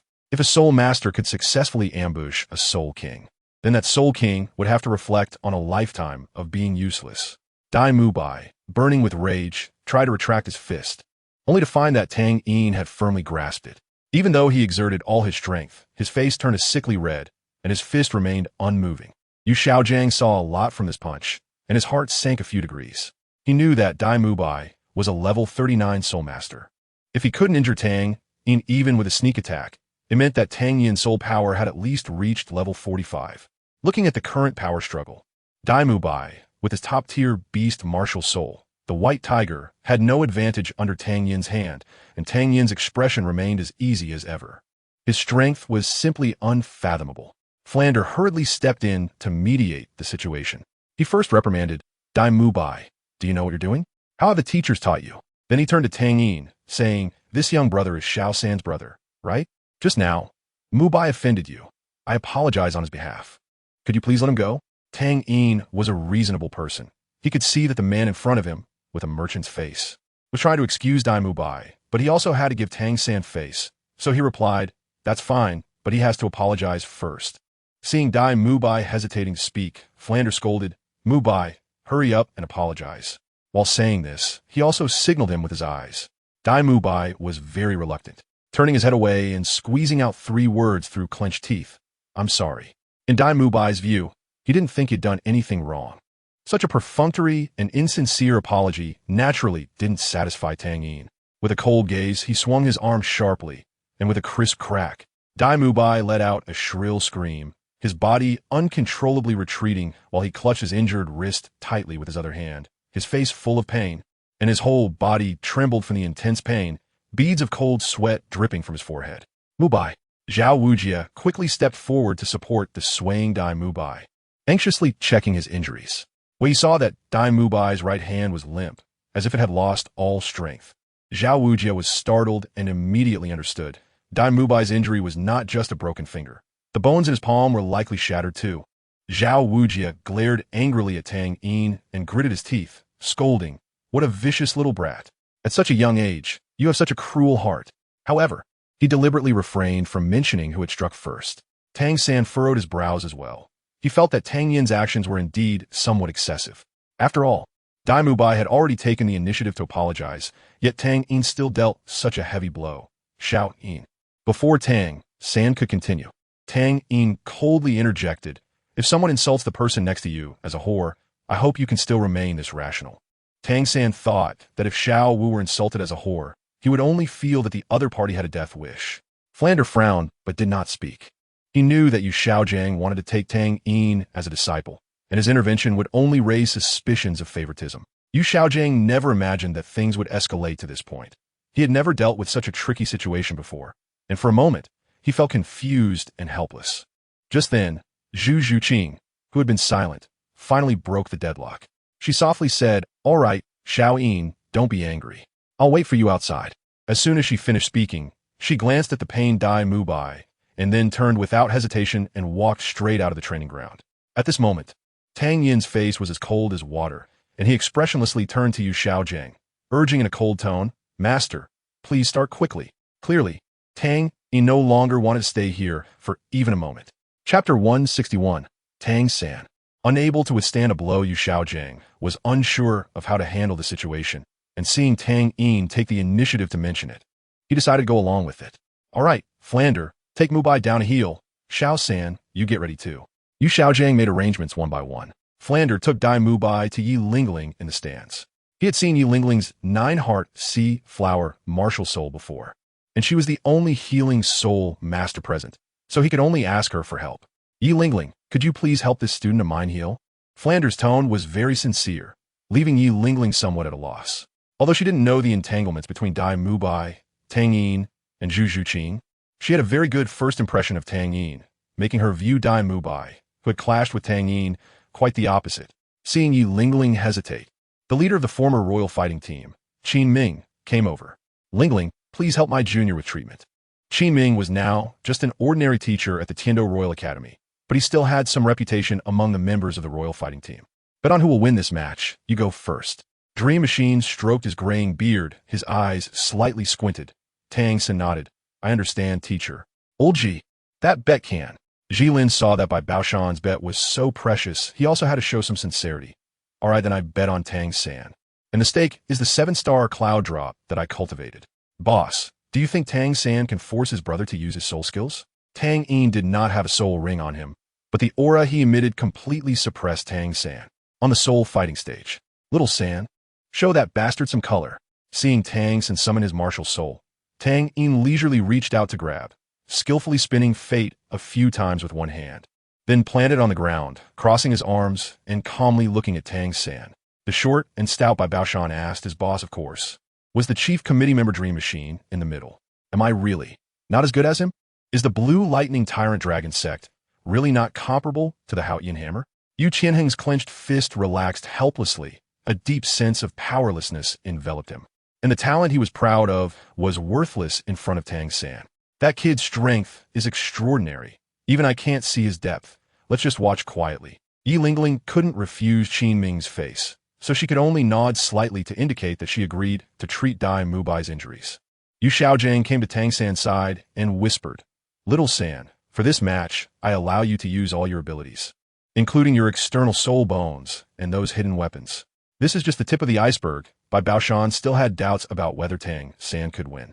The black Haotian hammer crackled with blue arcs of electricity, and 4 soul rings in yellow, purple, and black rose from under Tang San's feet, shocking those around him. As a member of Shrek Academy, he was also very dissatisfied with Tang Yin's actions. "Brother, you should keep your distance from that Dai Mubai. He is not someone worth forming a deep friendship with." Tang San held the Haotian hammer with both hands, his legs firmly planted on the ground, and then suddenly moved unexpectedly. The three of them knew the rules of the match, and they initially thought Tang San could easily win. But Tang Yin's calm demeanor earlier made them glimpse the tip of Tang Yin's iceberg. "Xiaoyin, I have my own judgment." He felt that Tang Yin's prejudice against Dai Mubai was due to some misunderstanding between Zhu Zhuqing's matter and Dai Mubai. Everyone's values and worldviews are different. No one can impose their will on others. Tang Yin and Tang San walked to the center of the soul fighting arena, looking at each other. In this match, Tang San was the challenger. He swallowed hard. Tang San believed that he wouldn't misjudge people after more than a year of getting along. He thought Dai Mubai was a good brother who was loyal and responsible, and not as unbearable as Tang Yin said. They were not interested in the struggle between the younger generation just now, but saw many things from Tang Yin's earlier action. The 3 committee members were somewhat surprised when they saw Tang San's soul rings, especially Bai Baoshan, who was betting against Tang Yin, stared with his bulging eyes. Like a fat frog, Tang Yin decided to wake Tang San up, lest he make friends carelessly. He had been waiting for this battle for a long time and just wanted to give it his all without regrets. Bai Baoshan thought for a moment. "I choose Tang San's brother. As for the stake, I bet my jar of dragon blood wine that I've treasured for 20 years. Seeing Tang San's stubbornness, Tang Yin no longer said much. "Let's begin." Bai Baoshan became interested. "Oh, what are we betting on?" Ji Lin interjected. "Just watching the match isn't interesting. Why don't we make a bet?" Dai Mubai's palm had been completely healed by the powerful healing ability of Nine-Heart Sea Tang, and he could hardly feel any pain. He sat in the stands, silently cheering for Tang San. At this moment, Tang Yin and Tang San had already taken their positions, each standing on one side of the soul fighting stage. Don't even think about it. At this moment, Ji Lin was feeling very pleased, believing this match was already a sure win for him. Yu Qianheng never expected that a month ago, Tang San's soul power was still a few levels lower than his. But now he had broken through to level 40 even faster than him. And the 4th soul ring was a 10,000-year soul ring that only soul kings could absorb. The 3 committee members focused their attention on the soul fighting stage as the match was about to begin. The two separated again, and with Yu Xiaojiang's shout to start. Tang San was the first to summon the Haotian Hammer, Martial Soul. His body moved in a straight line, yet several afterimages appeared along the path he took. What Tang San displayed was one of the ultimate skills recorded in the Xiantian treasure record, Ghost Shadow Mysterious Steps. Ghost Shadow Mysterious Steps is not only about speed. Its essence lies in the word ghost. As its name suggests, Ghost Shadow Mysterious Steps is elusive and ghost-like, making it difficult for enemies to defend against. However, in Tang Yin's view, it was somewhat unnecessary. Even without using the eye of the Siege, Tang San's every move was clear to him. Tang San did not dare to be careless and directly used the 4th soul ring he had just obtained as he approached Tang Yin.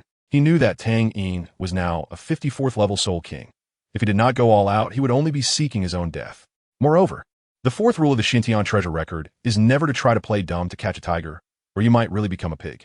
Adhering to the principles of the Xiantian treasure record, Tang San had to go all out. Just as Tang San's 4th soul ring suddenly lit up, a dazzling golden light erupted from the originally pitch-black Haotian hammer. This light was as hot and bright as the sun, powerful and oppressive. A golden lion phantom condensed on the rough hammer surface, opening its massive mouth and letting out a lion's roar. The solidified golden sound wave spread out in circles, with enough energy to directly kill a 29th level Great Soul Master like Yu Xiaojing, rushing towards Tang Yin. Fourth soul skill, Hao Yin Golden Line Break. Seeing the Hao Yin hammer attack with sound waves approaching, Tang Yin lifted Fate with one hand, pointing it at the surface of the Hao Yin hammer. As for the sound wave attack, Tang Yin completely ignored it. At this moment, Tang Yin's mental power was comparable to a high-level soul sage who did not cultivate mental power. And it was not much worse than a low-level soul sage who specialized in mental power. Fate clicked against the hammer surface, and with a clang, Tang San felt his hands go numb, his clenched hands trembling uncontrollably, and the mighty Hao Yin hammer was easily blocked by Tang Yin, not advancing an inch. Tang San's eyes widened. He did not expect that his strongest fourth soul skill would have no effect on Tang Yin, making him doubt whether this 10,000-year soul skill was fake. The intense pain from his tiger's mouth brought Tang San back to reality. He looked down to see that both of his hands were torn open at the tiger's mouth, blood gushing out, and a slippery feeling in the palms. The powerful shock ability of Hao Yin Golden Line Break could cause a stun effect on the target, but Tang Yin countered by using Tang San's soul skill to injure him. This proactive attack not only failed to give Tang San any advantage, but also hurt himself. Tang San originally thought that his current immense strength was unmatched among his peers. But this full-force strike was still easily caught by Tang Yin with one hand, making him feel very frustrated. Dalu Bai saw that Tang San's fierce attack was easily blocked by Tang Yin, and he couldn't help but swallow hard. If it were him, if Tang San had taken the Heavenly Lion's roar head-on, he would have definitely been severely injured and lost his fighting ability. So what kind of strength does Tang San's brother actually possess? At this moment, Dalu Bai felt an immense regret for his earlier recklessness. Tang San's attack missed, and with a flash of his figure, he used the ghost shadow perplexing step to quickly distance himself from his opponent. However, how could Tang Yin, who was eager to finish the battle quickly, let Tang San escape so easily? He stomped his right foot hard on the ground, using the reaction force to shoot towards Tang San like an arrow released from a bow. Seeing that he couldn't shake him off, Tang San's hands gradually turned jade green, becoming true jade hands. The original pain was temporarily shielded, and the texture of his hands became even harder. At this moment, Tang San's palms were as solid as black jade, impervious to all poisons. Tang Yin thrust out his spear, aiming directly at Tang San's right shoulder. Having just suffered a loss, Tang San dared not meet Tang Yin head-on, but this thrust was also difficult to dodge. He could only use his jade hands as a blade, slashing sideways at the tip of the Spear of Fate. At the moment of contact with Fate, Tang San felt as if his jade hands had touched the hardest object in the world, and he was surprised that the spear tip, which looked like wood, could be so sharp. However, his reaction was incredibly quick.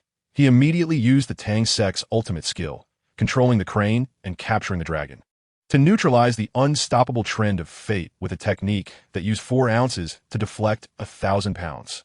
4 ounces to deflect 1,000 pounds. Tang Yin felt a bit surprised. Such a subtle technique of neutralizing force was not something one could easily comprehend. Seeing that Tang San had such skill, how could he not be astonished? However, it ended there. This technique of neutralizing force was only effective when the strength disparity was not too great. If it were tens of thousands or even hundreds of thousands of pounds, all techniques would be in vain. Tang Yin retracted his spear and then thrust it fiercely at Tang San again. This thrust was more than double the power of the previous one. Tang San had barely managed to withstand Tang Yin's earlier casual strike, and his battle instincts told him that there was no way he could take this thrust. The second soul skill, Heavenly Guardian, activated, and Tang San used his only defensive soul skill. The shield formed by the condensed soul power shattered under Tang Yin's thrust like a fragile piece of glass, cracking outward from a single point and eventually breaking under the weight of numerous fine cracks. But this also bought Tang San a bit of precious time. To block Tang Yin's attack, Tang San was forced to use one of his trump cards, the external soul bone, 81 thorns, under his mental control, shot towards Tang Yin from different directions. Tang Yin retracted his spear and drew a circle with Fate. The 81 thorns, even with a 360-degree attack with no blind spots, could not harm Tang Yin in the slightest. Is he using a soul skill? The people present were puzzled. They did not understand how Tang Yin managed to block Tang San's external soul bone attack. As Tang San retreated, he retracted his Hao Yin hammer martial soul, knowing that relying solely on close combat with the Hao Yin hammer would not win him this match. Now, he had used about 2/3 of his ultimate skills, yet he hadn't even seen Tang Yin's soul skills, which left him feeling deeply powerless. Tang San controlled the 81 thorns to attack Tang Yin, temporarily restraining him. He looked at Tang Yin with a serious expression, took a deep breath, and said solemnly, "Xiao Yin, be careful." Then, Tang San's hands moved towards the 2 gems at his waist. After fighting for so long, he hoped he wouldn't embarrass his brother too much. Tang Yin thought to himself. Zhu Zhuqing was still waiting for him outside. With this worry in his heart, Tang Yin had to end this duel early. As the 2 gems at Tang San's waist lit up, an invisible wave of energy surged around Tang Yin, directly overturning the 81 thorns that Tang San had sent to attack him. Tang San, using the purple extreme magic eye to focus on Tang Yin, felt his pupils tremble violently. In his eyes, there appeared to be thousands of troops converging around Tang Yin, about to rush towards him. The powerful mental force locked onto Tang San, even with the purple extreme magic eye exerting its utmost resistance. Tang San still felt as if his mental sea was bearing an unbearable force, showing signs of shattering. Tang Yin slightly weakened the intensity of the mental lock. Otherwise, Tang San might really become an idiot. In the eyes of everyone, Tang San stood frozen in place, while Tang Yin leaped high, gripping a brown wooden spear, charging towards the motionless Tang San. By the time Tang San regained his senses, Tang Yin's spear tip was already pressed against his throat. "You lost." After saying this, Tang Yin hurriedly left the training ground. The reversal came too quickly. Everyone was taken aback, as the situation had still seemed tense, but in the blink of an eye, the outcome had been decided. I lost. This time, Tang San lost completely. Tang Yin had never used his soul skills, and Tang San didn't even have the qualification to take a look at Tang Yin's soul rings. Yu Xiaojiang felt a mix of emotions in his heart. In a normal match, Tang San made no mistakes and almost reached perfection, but the gap in strength was like a chasm that could not be bridged. Yu Xiaojiang, whose dreams had been shattered, felt very dejected. He had missed the chance to be with the continent's #1 genius. Now, he still had to comfort his only disciple, who couldn't take a blow. Without Tang Yin, he only had Tang San left as his last hope. In the stands by Baoshan chuckled, "Old Ji, that colorful star cloud of yours, I'll reluctantly accept it." Jilin remained expressionless, ignoring this teasing friend. Dream God Machine sat nearby, looking thoughtful. Chapter 162. Brother-in-law Zhu Zhuqing sat alone on a bench under the shade of a tree, her cold face showing a hint of sorrow, her delicate brows furrowed, and her black eyes seemed to convey hidden worries. She had originally been very happy to enjoy a brief moment alone with Tang Yin today, but hadn't expected to encounter Dai Mubai here. She had felt indifferent towards Dai Mubai. Although there was a marriage contract between them, they had only known each other for a few days. Over time, Zhu Zhuqing had long since stopped caring about the fact that Dai Mubai had abandoned her to escape alone. No one was obliged to lend a hand to a stranger. Zhu Zhuqing also didn't understand why Dai Mubai had the face to question her, as if he still saw her as an ignorant girl bound by a marriage contract and family. Dai Mubai had been so submissive in front of his 2 brothers. Yet now he wanted to find a sense of existence through Zhu Zhuqing. If it weren't for the presence of Dai Mubai's classmates and teachers, Zhu Zhuqing would have really wanted to scratch him a couple of times. The wonderful mood of their date was ruined, and Zhu Zhuqing was also worried that Tang Yin might distance himself from her because of this. Although it was just a marriage contract, and Tang Yin knew about it. What if he didn't like her? What if he decided he didn't want her anymore? They'd already done most things together, and only the last step remained between them. This was what surprised Tang Yin the most.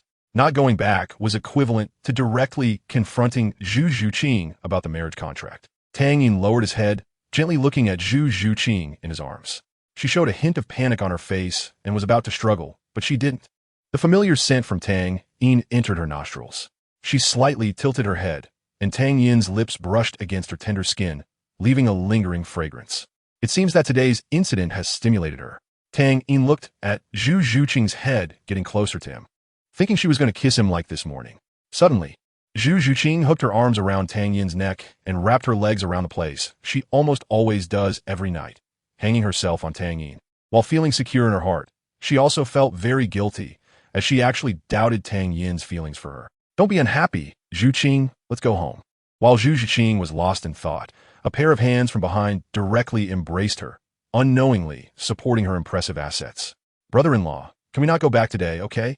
Seeing Tang Yin still gentle towards her, unaffected by the unpleasant incident that just happened, Zhu Zhuqing let Tang Yin hold her tightly, leaning weakly against his embrace. Perhaps due to Zhu Zhiyun's relationship, Tang Yin had previously wanted to break through this barrier with Zhu Zhuqing, but was rejected by her. Her original words were, "I don't know how to face my sister," and Tang Yin had to give up. However, he didn't expect that Zhu Zhuqing would take the initiative to bring this up today. Not going back, Tang Yin immediately understood the meaning behind Zhu Zhuqing's words. Tang Yin thought to himself, if at this moment he were to say, "Zhuqing, don't be impulsive, don't do anything irrational because of a momentary impulse," he wouldn't deserve to be called a qualified master of time management. To cooperate with Zhu Zhuqing, Tang Yin slightly leaned his head forward. But what he saw was Zhu Zhuqing's mischievous eyes. Zhu Zhuqing leaned close to Tang Yin's ear, her breath warm and fragrant, making Tang Yin's ears flush with a rosy hue. How do you know that Zhu Zhuqing isn't intentionally using this to bolster her courage? "Today, let's go shopping," Tang Yin suggested. Zhu Zhuqing clearly had some interest, but hesitated. "Sister is still at home. How about we go back first?" Tang Yin playfully patted her perky bottom and said with a bit of a dominant tone, "Be obedient." Both Dai Mubai and Tang Yin were quite dominant. Yet Zhu Zhuqing was very compliant with Tang Yin. After being patted, she merely blushed and leaned on Tang Yin's shoulder. "Okay." Tang Yin let go of Zhu Zhuqing, and the two left the Heavendo Royal Academy intimately. From a window at the training ground, the view just happened to catch Tang Yin and Zhu Zhuqing's affectionate actions. Dai Mubai witnessed the entire process, and a fire of anger burned fiercely in his heart. He gritted his teeth and said, "You little vixen, I will make you pay. It was you, not you all, because Dai Mubai only dared to target Zhu Zhuqing alone. He knew that Tang San's father was a peerless powerhouse who even dared to confront the Pope of the Spear Hall. Seeking revenge on Tang Yin, he wouldn't dare to look for trouble with Tang Yin even if he had 180 guts. At this time, Zhu Zhuqing was still unaware that she would soon encounter a small crisis. As she was wandering in a commercial street in Heavendo City with the person she liked the most, the streets were lined with various shops, and the shouts of vendors selling their goods filled the air, bustling with pedestrians, creating a lively atmosphere. Despite both Tang Yin and Zhu Zhuqing having empty hands, they had bought quite a few things, all stored in their soul tools. After having a simple lunch at a restaurant, Tang Yin and Zhu Zhuqing continued to explore Heavendo City. By now, it was sunset. As soul masters, their physiques were not comparable to ordinary people. Even after a day of wandering, Zhu Zhuqing still appeared energetic. However, as night fell, Zhu Zhuqing's heart began to race more and more anxiously. Although she and Tang Yin were already very close, taking the final step still made her feel nervous. During dinner, Tang Yin noticed that Zhu Zhuqing, sitting across from him, looked troubled, and he smiled. "Zhuqing, did you have fun today?" Zhu Zhuqing, with sister. "Shine by my side, of course, I'm happy." Although Zhu Zhuqing wanted to continue calling him brother-in-law, just thinking about what was about to happen between her and Tang Yin made her feel guilty for not addressing her sister properly. Tang Yin pretended to be serious. "You still called him Xiao Yin? Quickly call out brother Yin like this morning." What Tang Yin got in response was not Zhu Zhuqing calling him brother Yin, but a small punch flying towards him. Zhu Zhuqing gritted her teeth, putting on a fierce expression. "No way, I'm not calling." The tension in Zhu Zhuqing's heart gradually dissipated in this atmosphere. However, she couldn't understand why Tang Yin had a meaningful smile on his face. "Zhuqing, don't be nervous. Haven't you learned from when you peeked at me and Zhu Yin doing that thing?" Zhu Zhuqing closed her eyes, not daring to look at Tang Yin, and weakly said, "Don't mention my sister, okay? Zhuqing, call me brother." Dazed, Zhu Zhuqing was already somewhat confused, and in her muddled state, she randomly called out, "Brother. Brother Yin." Brother-in-Law Chapter 163. Sisters early in the morning. Tang Yin and Zhu Zhuqing peeked out from behind the door like two children who had done something bad, afraid of being caught by their parents. Once they entered the room, they both sighed in relief. Zhu Zhuqing was just about to sneak back to her room when an unexpected event occurred. "You too. Did you have fun yesterday?" A familiar voice came with a hint of questioning, causing Tang Yin and Zhu Zhuqing, who had just relaxed, to suddenly stiffen. They turned their stiff necks to see the source of the voice. Zhu Zhuyin was sitting on the sofa. From the angle they entered, she couldn't be seen. Moreover, Tang Yin had always focused on the door. Tang Yin forced a smile on his face. "Zhu Yun Jie." Zhu Zhuqing lowered her head, not daring to look into Zhu Zhuyun's eyes. "Sister." Zhu Zhuyun was still in a black silk lace-trimmed nightgown, her hair unkempt, with only a cup of still warm red tea in front of her, indicating she had been sitting there for quite a while. Tang Yin nodded. "I like it." It was unclear when it started, But Zhu Zhuyun felt that Zhu Zhuqing's attitude towards Tang Yin had undergone some subtle changes, though she had never paid much attention to it. It was only when both of them didn't come home last night that Zhu Zhuyun became somewhat aware of it. Reflecting on previous events, she felt something was off. Zhu Zhuqing was feeling quite tired. After the previous night's activities, she hadn't slept much. Today, she originally planned to sneak back early and brush off the fact that she hadn't returned all night. Tang Yin wanted to take all the blame onto himself. Zhu Zhuyun shook her head. Xiao Yin, I know you. It must be that Zhu Qing developed feelings for you first, and you didn't want to hurt her. So you chose to accept it just like me. After their flirtation, Zhu Zhuyun weakly lay in Tang Yin's arms, somewhat resentfully saying, you started to be biased after being out for just one day. Zhu Zhuyun had said before that she wouldn't interfere with how many women Tang Yin would find in the future. Her responsibility was to educate her younger sister. All right, don't make it difficult for Zhu Qing. At this moment, Tang Yin directly sat beside Zhu Zhuyun and pulled her into an embrace. She crossed her arms and propped her leg up, her eyes sweeping over her younger sister and her boyfriend. What do you mean? I've always liked Sister Zhuyun. They had not returned all night and came back together this morning, looking sneaky. Who would believe them if they said nothing happened? Zhu Qing, tell me, when did it start? Zhu Zhuyun didn't mind if Tang Yin and Zhu Qing developed something. She was just angry that they kept it from her. Do you like Zhu Qing? Sister, I'm sorry. As soon as my words came out, Tang Yin covered Zhu Zhuyun's mouth. Sister Zhuyun, I didn't mean to keep it from you. I just had feelings for Zhu Qing first and was afraid you would oppose it if you found out. Realizing that her affair with Tang Yin had been discovered by her sister, she lowered her head in shame, her voice sounding aggrieved. I tried to speak several times, but Zhu Qing still couldn't continue. Zhu Zhuyun knew very well how much Tang Yin loved her. Tang Yin had always been passive in her feelings. As long as she expressed her feelings, Tang Yin would hesitate. Lu Erlong, you're lying. Zhu Qing, you don't need to apologize. You have the right to choose who you like. We live together, so I wouldn't be surprised if you fell for Xiaoyin. Just tell me directly if anything happens in the future. The more Zhu Zhuyun said this, the more guilty Zhu Qing felt. She knew how deeply Zhu Zhuyun loved Tang Yin, even risking everything to find Tang Yin from afar. At that time, Zhu Qing couldn't understand why her sister would do that. But after falling into Tang Yin's gentleness herself, she completely understood that behavior. If Tang Yin were in crisis and saving him cost her own life, Zhu Qing asked herself, she would undoubtedly choose to accept it without hesitation. Zhu Qing felt that her ability to be with Tang Yin now was largely thanks to Zhu Zhuyun. Without Zhu Zhuyun as a bridge, there wouldn't have been much intersection between her and Tang Yin. Her love felt too easy, like it was within arm's reach. Zhu Zhuyun stood up and hugged Zhu Qing's head. All right, no need to blame yourself. You must have felt sad watching me and Tang Yin together every day before. From now on, we can share. Zhu Zhuyun only felt a wetness in her chest and realized it was Zhu Qing's tears. Sister, scold me. It will make me feel better. Zhu Qing's muffled voice came out, tinged with a hint of crying. All right, don't cry anymore. Zhu Zhuyun tightened her embrace around Zhu Qing. The instigator, Tang Yin, naturally stepped forward to hug both sisters together. This part should be illustrated. You are both my wings. At the Heaven Do Royal Academy, Tang Sin hadn't sustained serious injuries. The small wounds on his hands had healed shortly after the contest ended. He had sat on the dormitory bed for an entire night, his eyes dull and lifeless, as if he had lost his spirit. The battle yesterday had hit him hard. He couldn't understand why.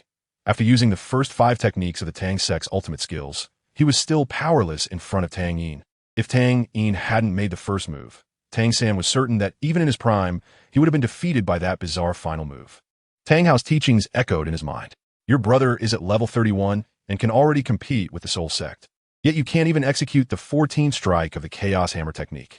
I'm so disappointed in you. At this time, Tang San was 8.5 years old. Not bad. In 3 months, you could manage to swing a few more strikes. But you're still far behind your brother. Tang San felt as if he was always living in Tang Yin's shadow. Clearly, he had been working hard. Clearly, he was a transmigrator. And clearly, he possessed the Tang Sect's ultimate skills that no one else in this world had. Yet, why was he still inferior to Tang Yin? No, I haven't exerted my full strength yet. Tang San's gaze fell on his right hand, where his second martial soul, Blue Silver King, resided. If I could attach a soul ring to my second martial soul, could my soul power break through to Soul King in a short time? Tang San always thought the gap between him and Tang Yin was only in soul power. The confidence brought by the Shantian treasure record made him overlook many things. The door creaked open, and when Tang San looked up, he found his teacher, Yu Xiaojiang, entering. He couldn't wait to speak. Teacher, I want to cultivate my second martial soul. Chapter 164, BB Dong's Troubles. Yu Xiaojiang, upon hearing Tang San mention the cultivation of his second martial soul, was more extreme than before, but this time he didn't show any displeasure. If in the past, Tang San was seen as having a promising future, this time Yu Xiaojiang truly didn't know how to comfort him. Being overshadowed by his own younger brother must be hard for someone as proud as Tang San. Yu Xiaojiang understood Tang San's feelings at this moment very well. He had once been a proud person, but his talent and life gradually dulled his edges. He didn't want his disciple to become like him now, although it might be too early to cultivate the second martial soul. Tang San could already absorb 10,000-year soul rings, so it wouldn't be too far off. Yu Xiaojiang had studied Tang San's Blue Silver King martial soul.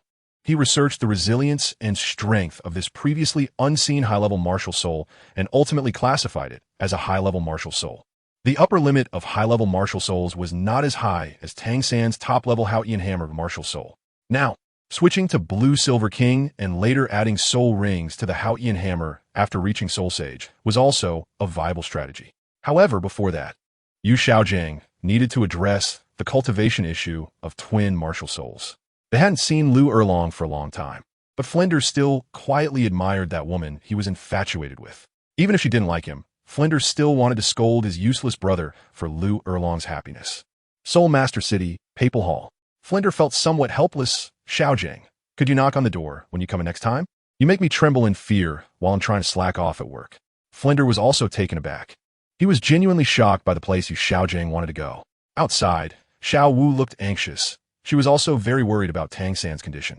She took a sip of green tea, found the temperature just right, and then gulped it down. I need to leave the academy for a while. Cough, cough. Tang San felt a wave of fatigue wash over him. Having not slept all night, he could finally rest now. Hearing those 6 words, Flinders' eyes widened in shock, and he sprayed tea all over Yu Xiaojiang's face and body. Yu Xiaojiang reached out with one hand to pat Tang San's head, get some good rest. Although Xiao Wu could be a bit scatterbrained at times, she would always do her best with whatever she committed to, especially when it came to taking care of the person she cared about most in this world. He was leisurely reading the latest issue of the Tiando Girl magazine, occasionally revealing a slightly lewd smile. Xiao Wu originally intended to find Tang Yin after the competition, but Tang San truly scared her, and after much hesitation, she chose to stay. Seeing that Tang San had calmed down and was breathing evenly, Yu Xiaojiang gently closed the door as he left. Yu Xiaojiang brushed off the hand that grabbed his collar, then straightened his collar and said, "Of course I know, but I have very important matters to discuss with her this time, which concern Xiao San's future." Yu Xiaojiang's tone was heavy, as if he was about to pay a significant price. Flinders knew that Yu Xiaojiang had once had a relationship with BB Dong. After deciding to be with Lu Erlong, Yu Xiaojiang swore to Lu Erlong that he would never seek out BB Dong again, and Flinders was there to witness it. Xiao Wu hurriedly helped master up. After all, he was Tang San's teacher and could be considered her elder, so she dared not accept such a solemn gesture. She stood up and picked up the green tea on the table, the rich tea aroma refreshing her senses. After hearing this, Tang San felt tears welling up. He had never experienced such care before, and at that moment, he was deeply moved. Even his tone carried a hint of sobbing. "Master, Flinders was crossing his legs on the table, his body lazily leaning against the leather chair, with a steaming cup of green tea on the table. Seeing Yu Xiaojiang come out, Xiao Wu immediately leaned over and grabbed Yu Xiaojiang's arm, asking anxiously, "Master, how is Xiao San?" Yu Xiaojiang planned to first inform Flinders before setting off for Wuhuan City. Where to? Seeing Yu Xiaojiang's serious expression, Flinders could only shake his head. He was already familiar with his old friend's temperament over the years. Flinders casually asked. After pondering for a long time, Yu Xiaojiang stepped forward, patting Tang San's shoulder, and the warmth from his broad palm caused Tang San's slumped shoulders to straighten a bit more. Yu Xiaojiang expressionlessly wiped the tea water off his face and then looked at Flinders with dead fish eyes. After catching his breath, Flinders stood up, grabbed Yu Xiaojiang's collar, and questioned, "Did you not promise Erlong that you wouldn't seek her out?" Yu Xiaojiang entered the office without knocking. "Master, don't worry. I will take good care of Xiao San." Tang San looked up at Yu Xiaojiang in confusion, only to see his loving expression. "Xiao San, wait a bit longer for me. I will solve your twin martial soul cultivation problem." After saying that, Yu Yu Xiaojing bowed solemnly to Xiao Wu. After Tang San lost the competition yesterday, he became listless, unresponsive to anyone who spoke to him, and wandered like a soulless zombie to his dormitory, locking himself in until now. Flinder also knew that Tang San's position in Yu Xiaojing's heart was not inferior to that of his old friend of over 20 years. Xiao Wu, don't worry, Xiao San is already asleep now. He should be better tomorrow. As for the task, a few days won't make a difference. This matter concerning Xiao San is already urgent, and you can still tell what's more important.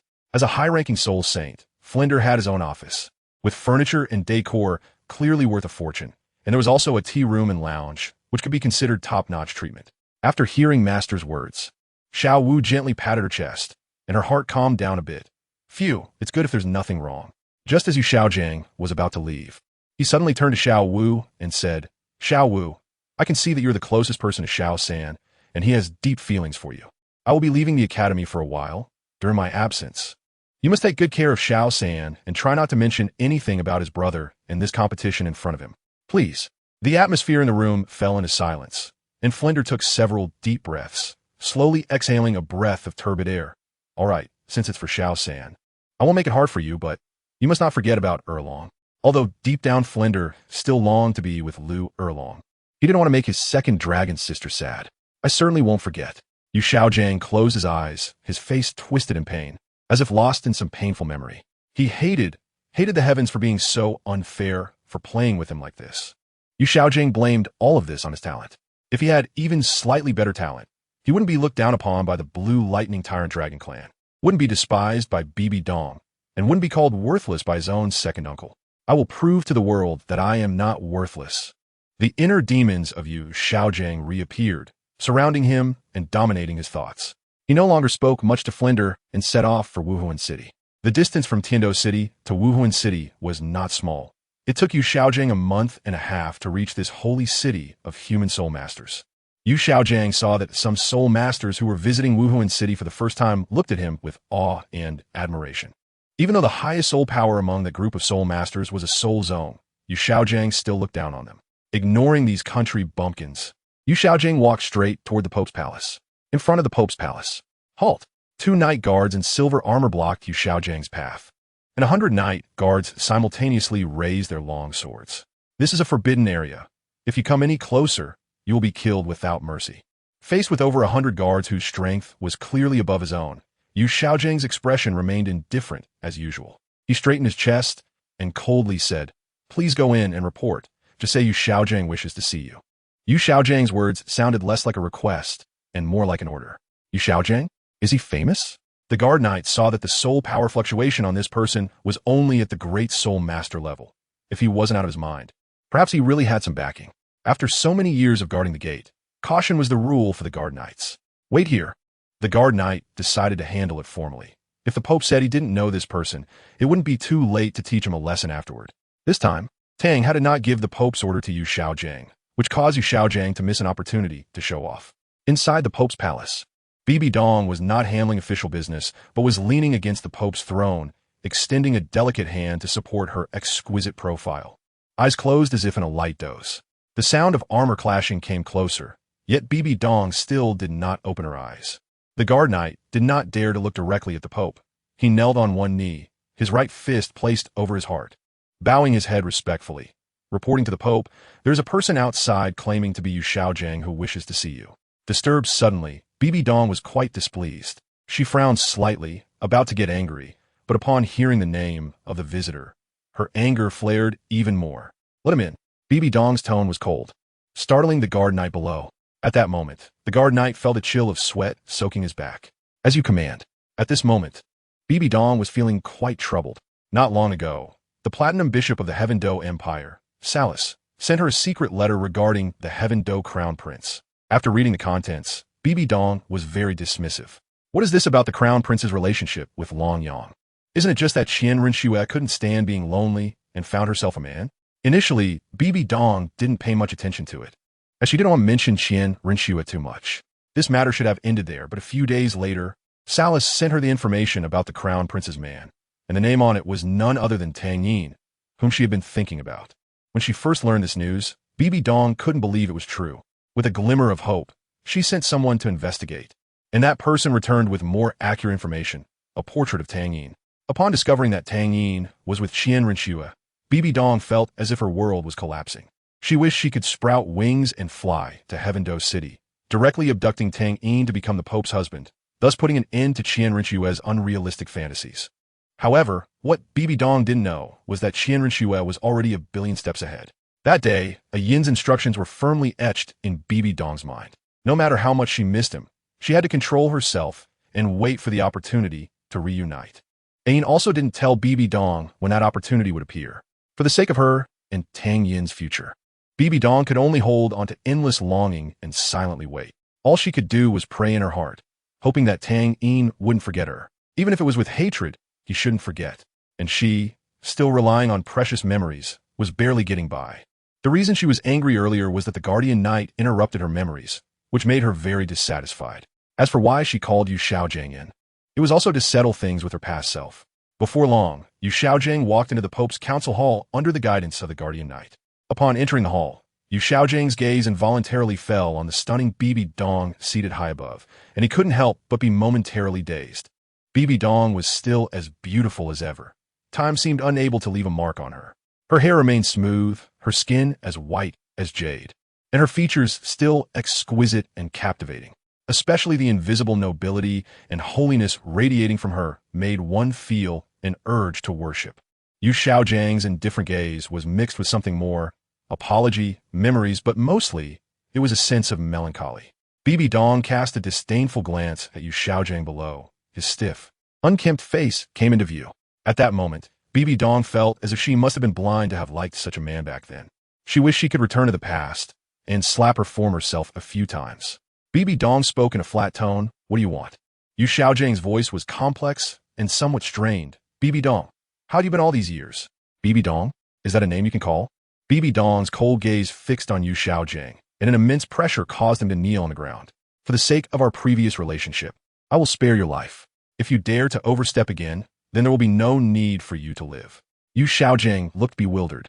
The Bibi Dong before him was noble, elegant, and domineering, a far cry from the image he had of her. He couldn't tell which one was the real her. Yes, Your Holiness.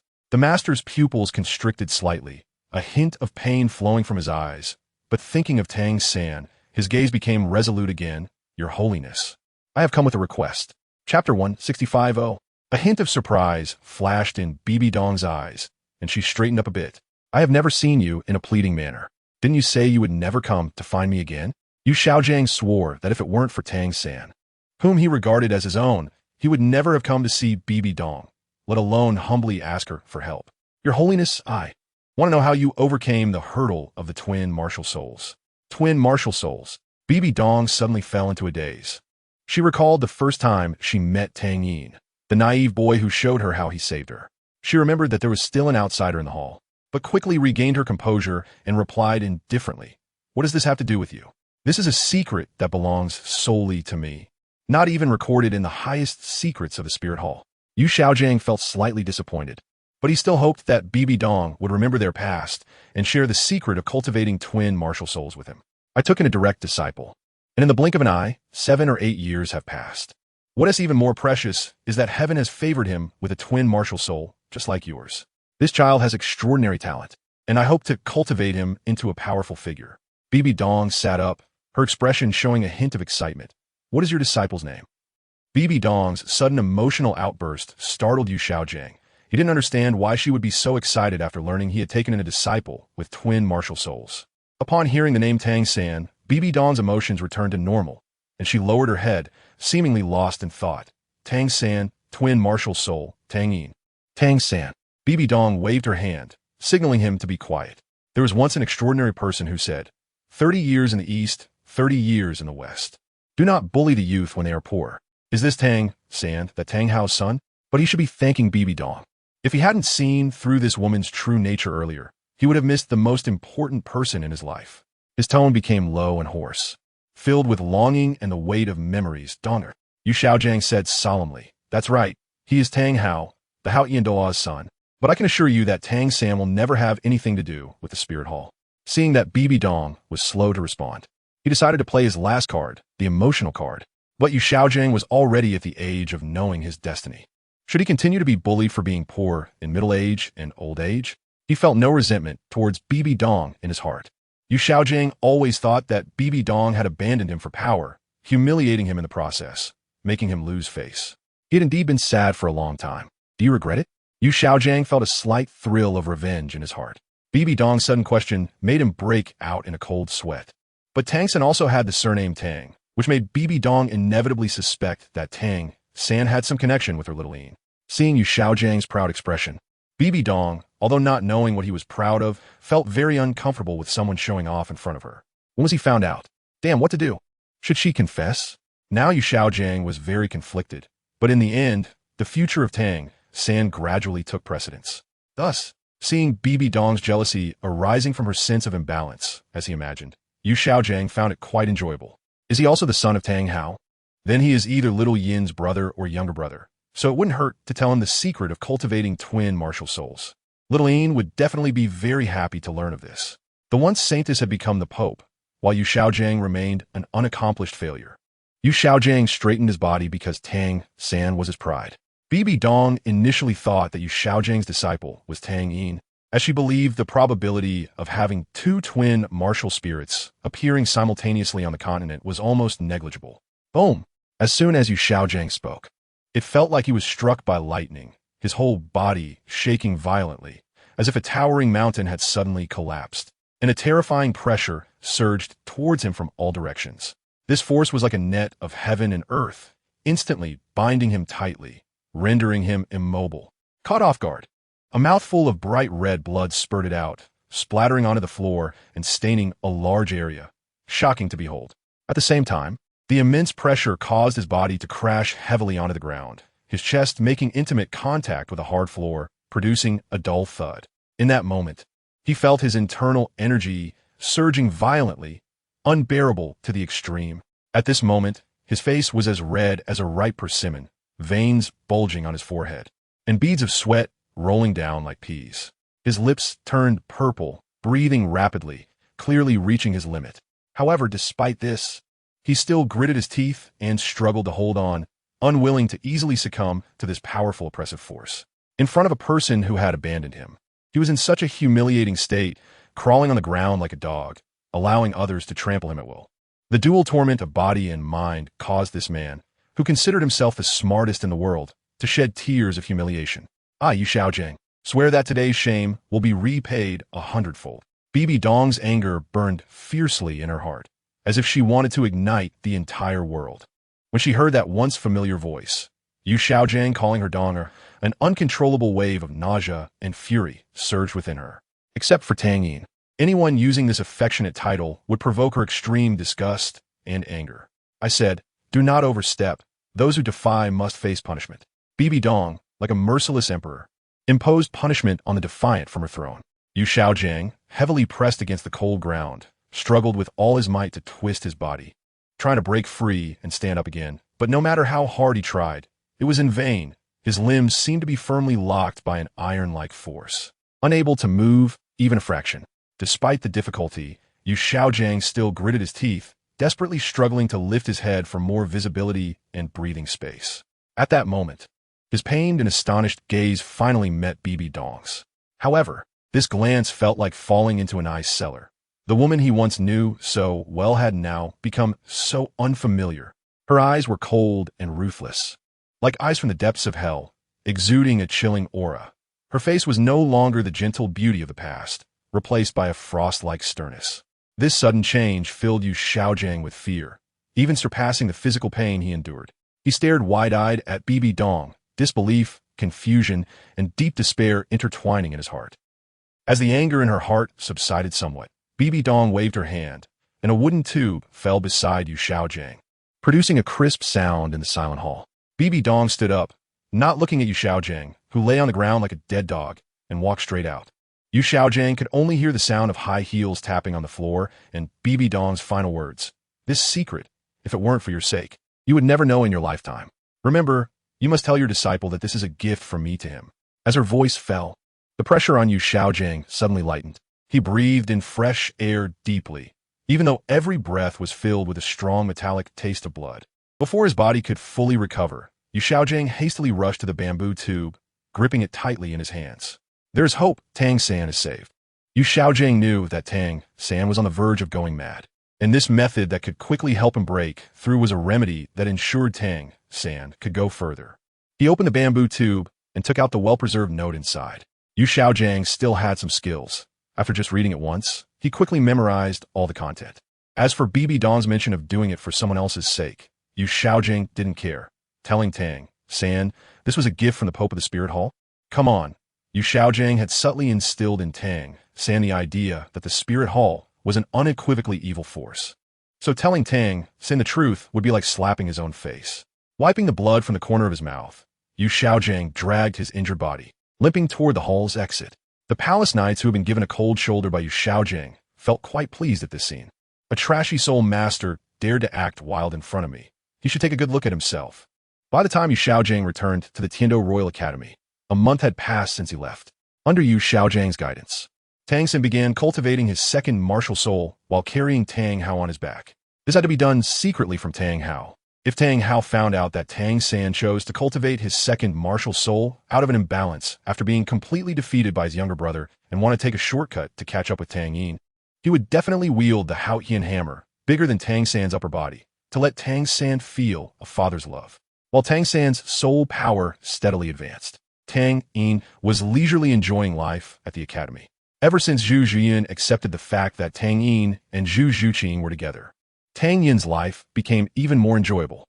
For some reason, Zhu Zhuqing became more reserved, even blushing when Tang Yin held her hand in front of Zhu Zhiyin. Tang Yin could only sigh that the little wildcat who loved to sneak around had disappeared. However, there was good news. After a night of passion, Zhu Zhiyin hinted that she wanted Zhu Zhuqing to join her. No other reason, but Tang Yin was a bit too much for her to handle. As her strength grew, Zhu Zhiyin thought she could satisfy Tang Yin, but every time she ascended to the clouds, she could feel that Tang Yin was still unsatisfied. In order not to waste resources and not let her sister stay alone, Zhu Zhiyin came up with this idea.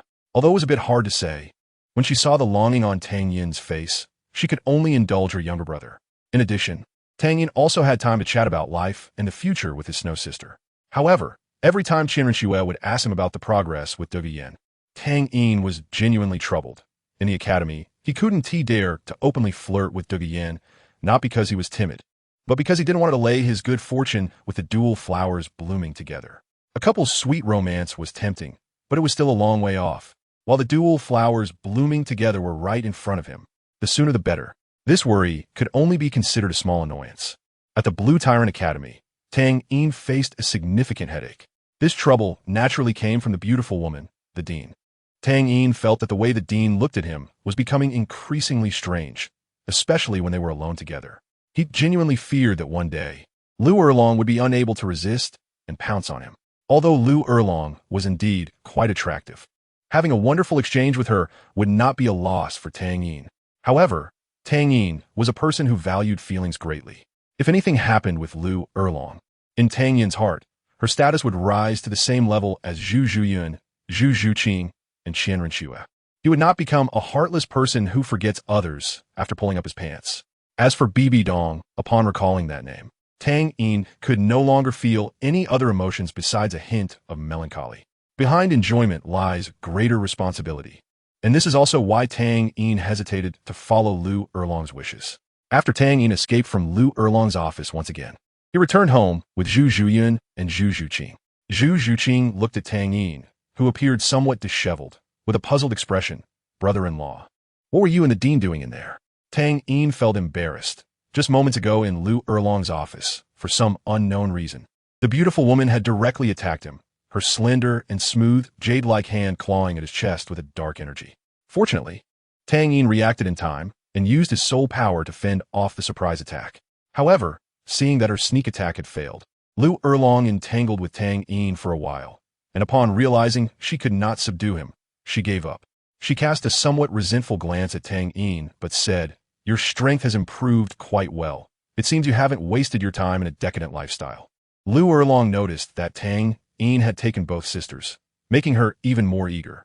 But after several hints that Tang Yin skillfully dodged, she began to doubt whether she had really grown old and whether she had any attraction to a young man like Tang Yin. After hearing Lu Erlong's words, Tang Yin remained unperturbed. Dean, rest assured, I won't let my life affect the competition. While saying this, Tang Yin silently complained. Dean, could you tone down your gaze? It's almost stretching thin. Tang Yin still couldn't figure out what about him attracted Lu Erlong. If there was something, he would have changed it. Zhu Zhuyun said, All right, the dean must have something to discuss with Xiao Yin. Let's hurry back. Zhu Zhuyun was not as naive as Zhu Zhuqing. She had long sensed that the dean's gaze towards Tang Yin was somewhat unusual. It was exactly the same as the longing gaze she had when on her bed. Besides that, in Zhu Zhuyun's heart, Duge Yin and Jiang Zhu were considered her sisters as well, as long as Tang Yin liked them. What was wrong with having the Pope as well? If Tang Yin knew that his sister Zhu Yun thought of him this way, he would definitely respond with a face full of indignation. You really have a keen eye, smile. When the three returned home, as usual, just as Zhu Zhuqing was about to push open the courtyard door, a nameless sense of crisis surged in Tang Yin's heart. Chapter 166, Assassin. Tang Yin's intuition was incredibly sharp the moment he touched the doorknob. He sensed several presences in the house that did not belong to him or Zhu Zhuyun and Zhu Zhuqing. There were many of those presences, and their mingling made it somewhat difficult for Tang Yin to discern. However, since there were residual auras, they should not be strong opponents. And Tang Yin still had confidence in defeating them. Seeing Tang Yin's action of hesitating to open the door, Zhu Zhuyun and Zhu Zhuqing exchanged glances without saying a word. Having trained together with Tang Yin for so long, how could they not notice his clearly heightened alertness? The two sisters simultaneously lowered their breathing rate, their bodies tensing up in an instant. To avoid alarming the enemy, they did not summon their respective martial souls, but instead made their inner soul power active, ready to manifest their martial souls at a moment's notice. Tang Yin turned around, his voice gentle. Sister Zhuyun, Zhuqing, you've worked hard today. You need to rest well tonight. After speaking, Tang Yin also signaled to Zhu Zhuqing with his eyes to go find Tang Hao. Confidence was one thing, but Tang Yin did not want to gamble with Zhu Zhuyun and Zhu Zhuqing's lives. Zhu Zhuqing was not stubborn. She trusted Tang Yin completely. Upon seeing Tang Yin's signal and lip movements, she restrained her aura, moving silently and slowly retreating. As soon as the door was pushed open a crack, Tang Yin felt a surge of energy rushing in, powerful enough to rival a full-force strike from Soul Master. Tang Yin's lips curled up, and just as the impending damage was about to reach him and Zhu Zhuyun, he swiftly pulled Zhu Zhuyun into his embrace, retreating together with her. The energy remained undiminished, instead carrying a large amount of wooden debris as it continued to surge towards them. The man in black with the tiger mask, seeing his attack had failed, immediately waved his hand, and 6 other black-clad figures launched an attack toward Tang Yin and Zhu Zhuyun behind the divine dragonwood. At the center was a man in black with a tiger mask, behind whom floated a phantom of a blue monkey, which exuded a green light that blew up the sleeves of several black-clad figures. 5 soul rings of yellow and purple slowly rotated at this soul master's feet, with 1 purple soul ring still glowing, clearly indicating that this strike came from him. In this narrow field of vision, Tang Yin spotted 3 black figures, all dressed in black clothes and pants, wearing black hats, their faces covered not only with black cloth, but also adorned with various copper masks. Upon seeing Tang Yin's seemingly abnormal soul ring configuration, the expressions of all the black-clad assassins changed dramatically, though it was hidden beneath their layers of concealment. They had expected at least a soul sage to arrive. Those 2 black soul rings looked genuinely intimidating.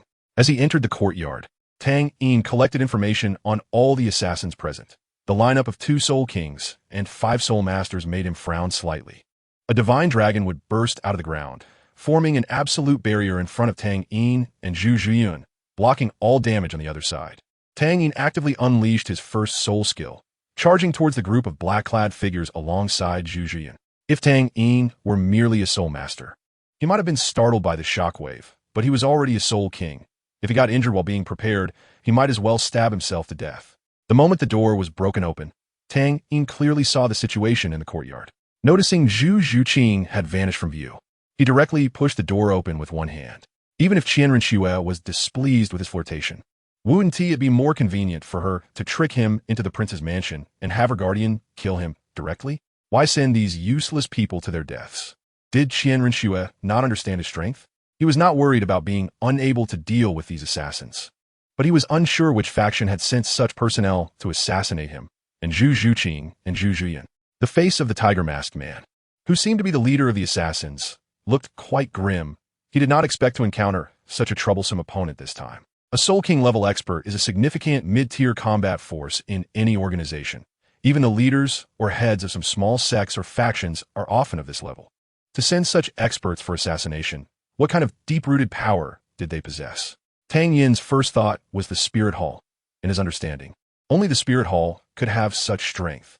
However, given his relationship with Qian Renshua, there was no need for the Spirit Hall to assassinate him. With no time for further contemplation, Tang Yin suddenly hurled his destiny towards the central leader. The moment the energy made contact with the wooden door, the fragile door panel could not withstand the violent energy and was directly blown to pieces. The tiger-masked leader's expression changed. He immediately performed a gesture of prayer, and the phantom of the monkey behind him mimicked the same action. A fierce wind surged, and a blue energy formed an impenetrable shield in front of him, exuding a powerful pressure. Fate seemed to be blocked outside when it touched the blue shield, particularly the tip of Fate, which appeared to be ruthlessly harvested by the wind pressure, shattering into fragments. The tiger-faced leader looked disdainful. He thought Tang Yin's soul ring was merely for show. Yet this broken wooden spear was shattered by defensive soul skill. Just as the corners of his mouth lifted, thousands of wooden shards transformed into fragments shot towards him. Each piece still brown, but in the eyes of the tiger-faced man, they glimmered like deadly weapons. In a moment of panic, the tiger-faced man in black had to curl up, crossing his arms in front of him, hoping to protect his most vulnerable parts from a devastating blow. The speed of the thousands of fragments suddenly increased, each carrying a subtle stream of light. However, only a few of these shards embedded themselves into the tiger-faced man's body, while the rest rushed towards the shadow behind him. When the fragments touched the shadow, they were all blocked by an invisible force, and the shadow seemed to come to life, rising from the flat ground.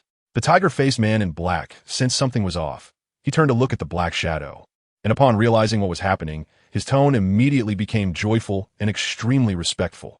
"My lord, you have arrived." The shadow casually waved a hand, sending all the fragments flying. "Hurry and eliminate the target. Leave this person to me."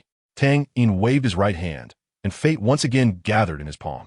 Upon hearing the words of the black shadow, his expression turned slightly cold. This assassination was undoubtedly aimed at Zhu Zhuyun and Zhu Zhuqing, and only the royal family of the Star Luo Empire would dare to kill them. In the eyes of the Star Luo Empire's royal family, Zhu Zhuyun and Zhu Zhuqing were already dead. Every moment they lived was a trampling of the dignity of the Star Luo royal family. Moreover, not only were Zhu Zhuyun and Zhu Zhuqing alive, but they were also involved with other men, which was akin to trampling the face of the Star Luo Empire and then forcefully rubbing it in while spitting on it. Tang Yin could understand their motive for this assassination, but he didn't understand when the news of Zhu Zhuyun and Zhu Zhuqing's survival reached the Star Luo Empire. Over the years, Zhu Zhuyun and Zhu Zhuqing had rarely been active in the Star Luo Empire. Tang Hao had taken them a train in the Heavendo Empire, and recently they had also been following Tang Yin, moving around in Heavendo City. Tang Yin suddenly thought of someone, Dalu Bai. He had been shocked to see Zhu Zhuqing back then, and after being taught a lesson by Tang Yin, he must have harbored resentment and reported Zhu Zhuqing's survival to the Star Luo Empire. Everything made sense now. Tang Yin's gaze turned cold, and in his heart, Dalu Bai was already a dead man. This matter would have to wait. He needed to deal with these assassins first. Just as the tiger-faced man in black was about to attack Zhu Zhuyun, Tang Yin swept in, forcing him back. "You two, attack together." Tang Yin couldn't let Zhu Zhuyun handle 2 Soul Kings and 5 Soul Ancestors alone. She was unlikely to hold out until Tang Hao arrived. The Black Shadow didn't mock Tang Yin's overconfidence. Since this kid wanted to take on 2 opponents, he could only oblige him. Yellow, yellow, purple, purple, black, black, black. 7 soul rings were donned by the Black Shadow, silently pulsating with an added, invisible might. A soul sage? Tang Yin showed no fear in his eyes. Instead, his fighting spirit ignited even stronger. 3 years ago, he could fight back and forth with the Soul Emperor when he was only a level 45 Soul Ancestor. Now, as a Soul King facing a powerful Soul Sage, how could he back down? As for that tiger-faced man, a mere Soul King could be extinguished with a raise of his hand. Tang Yin's 5th soul ring lit up, activating the Mirror Realm. A Tang Yin, identical to him, appeared at his side. The two looked indistinguishable, even sharing the same expression. However, those familiar with Tang Yin would notice that the expression of the Tang Yin clone was somewhat stiff and unnatural. This was Tang Yin's fifth soul skill, a talent derived from the mirror beast in the sunset forest with a cultivation of 20,000 years. It created a clone with 90% of the original's combat power, capable of mirroring the original's actions. Seeing two Tang Yins in front of him, the Black Shadow's heart sank. He also had a soul skill derived from the mirror beast and understood its abilities well. The mirror beast's soul ring of the kid before him was clearly of the 10,000-year level, and its power was certainly not trivial. Tang Yin moved, leaping high into the air, his momentum sharp and unstoppable. He mirrored the same actions as his clone, but the momentum surrounding his original was noticeably weaker. Just as the Black Shadow was about to intervene and disrupt Tang Yin's buildup, Tang Yin's breaking 1,000 armies didn't require any buildup at all. The powerful energy pressed down on the tiger-faced man in black, making it hard for him to breathe. He wanted to escape, but found it impossible. The two Tang Yins charged at him, and the double might made the tiger-faced man spit out a mouthful of blood, which flowed slowly down through the black mask. The Black Shadow raised a hand, and although it looked ordinary, the sixth soul ring beneath him lit up. Tang Yin's original body was originally aiming for this Black Shadow, but this seemingly ordinary palm made Tang Yin feel an inexplicable heartache. His battle instincts prompted him to activate the second stage of his fifth soul skill. Just as the exchange was completed, Tang Yin's hand met the palm, and the manifested fate began turning black the moment it touched the Black Shadow's hand. The blackness spread upward, gradually engulfing Tang Yin's hand. At the same time, the fate in Tang Yin's hand had already pierced the heart of the tiger-faced man in black. Under the mental suppression of breaking 1,000 armies, this Soul King couldn't exert any soul power. Without mental control, his entire soul power couldn't be unleashed. His eyes widened in disbelief beneath the mask, struggling to accept this reality. But his life slipped away from him, no matter how unwilling he was. He could only weakly kneel on the ground. As the black energy gradually eroded Tang Yin, his soul power was also rapidly depleting. Tang Yin's form was condensed from his own soul power. All of Tang Yin's strength came from his original body. And this soul skill doubled his damage, but also doubled the soul power consumption. Seeing that Tang Yin could not break free from the darkness's erosion, he sighed inwardly and, unable to do anything else, could only retract his fifth soul skill. His figure flickered, moving swiftly like a ghost, dashing towards the back of the Black Shadow. With a boost of rapid dragon break, Tang Yin's form vanished in an instant. Just as the Black Shadow raised his hand to catch Tang Yin, he had no chance at all. The fate which had been assimilated merged with Tang Yin's entire hand into his body, leaving no trace behind. This was his sixth soul skill, Shadow Transformation. Anything touched by his palm would turn into a shadow, then be completely absorbed by his body, transforming into temporary combat power. The Black Shadow glanced at the other assassins, attacking Zhu Zhuyan with a hint of dissatisfaction. Facing a Soul King and 5 soul ancestors joint assault, Zhu Zhuyan was at a disadvantage, yet her defense was impeccable. At this moment, she resembled an indestructible fortress, neutralizing the enemy's attacks one by one. Her figure moved like lightning, skillfully dodging one lethal strike after another. Seizing an opportunity when her opponent's attack pattern faltered, Zhu Zhuyan launched a fierce claw strike at one of the soul ancestors. A deep claw mark appeared on the chest of that soul ancestor, blood gushing out, staining his tattered clothing red. Taking advantage of the brief moment he had freed up, the Black Shadow activated his fourth soul ring, flattening his body once more. The fourth soul skill, Shadow Escape. He had just used this soul skill to merge into the shadow of the now-cold black-clad man. As long as he remained still, it was as if he had blended into the surrounding environment, making it nearly impossible for anyone to detect his presence. Even his soul, Douluo. He was quite curious about how Tang Yin had discovered him. Setting curiosity aside, his current goal was to kill Zhu Zhuyan. But he no longer had the chance, as Tang Hao, sensing the nearby fight, had already arrived.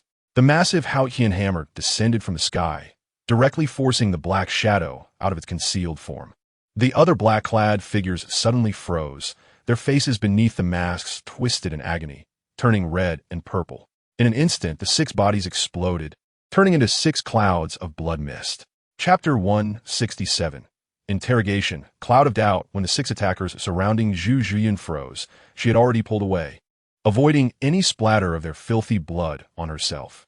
Just as Zhu Zhuqing arrived back, she witnessed the scene of the 6 black-clad men exploding. She patted her ample, round watermelon of a stomach and let out a sigh of relief. That was close. Good thing I made it in time. After leaving early, she had rushed at top speed to Tang Hao's residence, where Ayin was tending to the flowers and plants in the courtyard. while Tang Hao sat quietly nearby, occasionally smiling. A week ago, Tang Hao and Ayin had taken a trip to the Blue-Silver Forest. As the queen of the Blue-Silver clan, Ayin's aura was tightly linked to the fate of the entire clan. Her becoming stronger meant she could protect them all.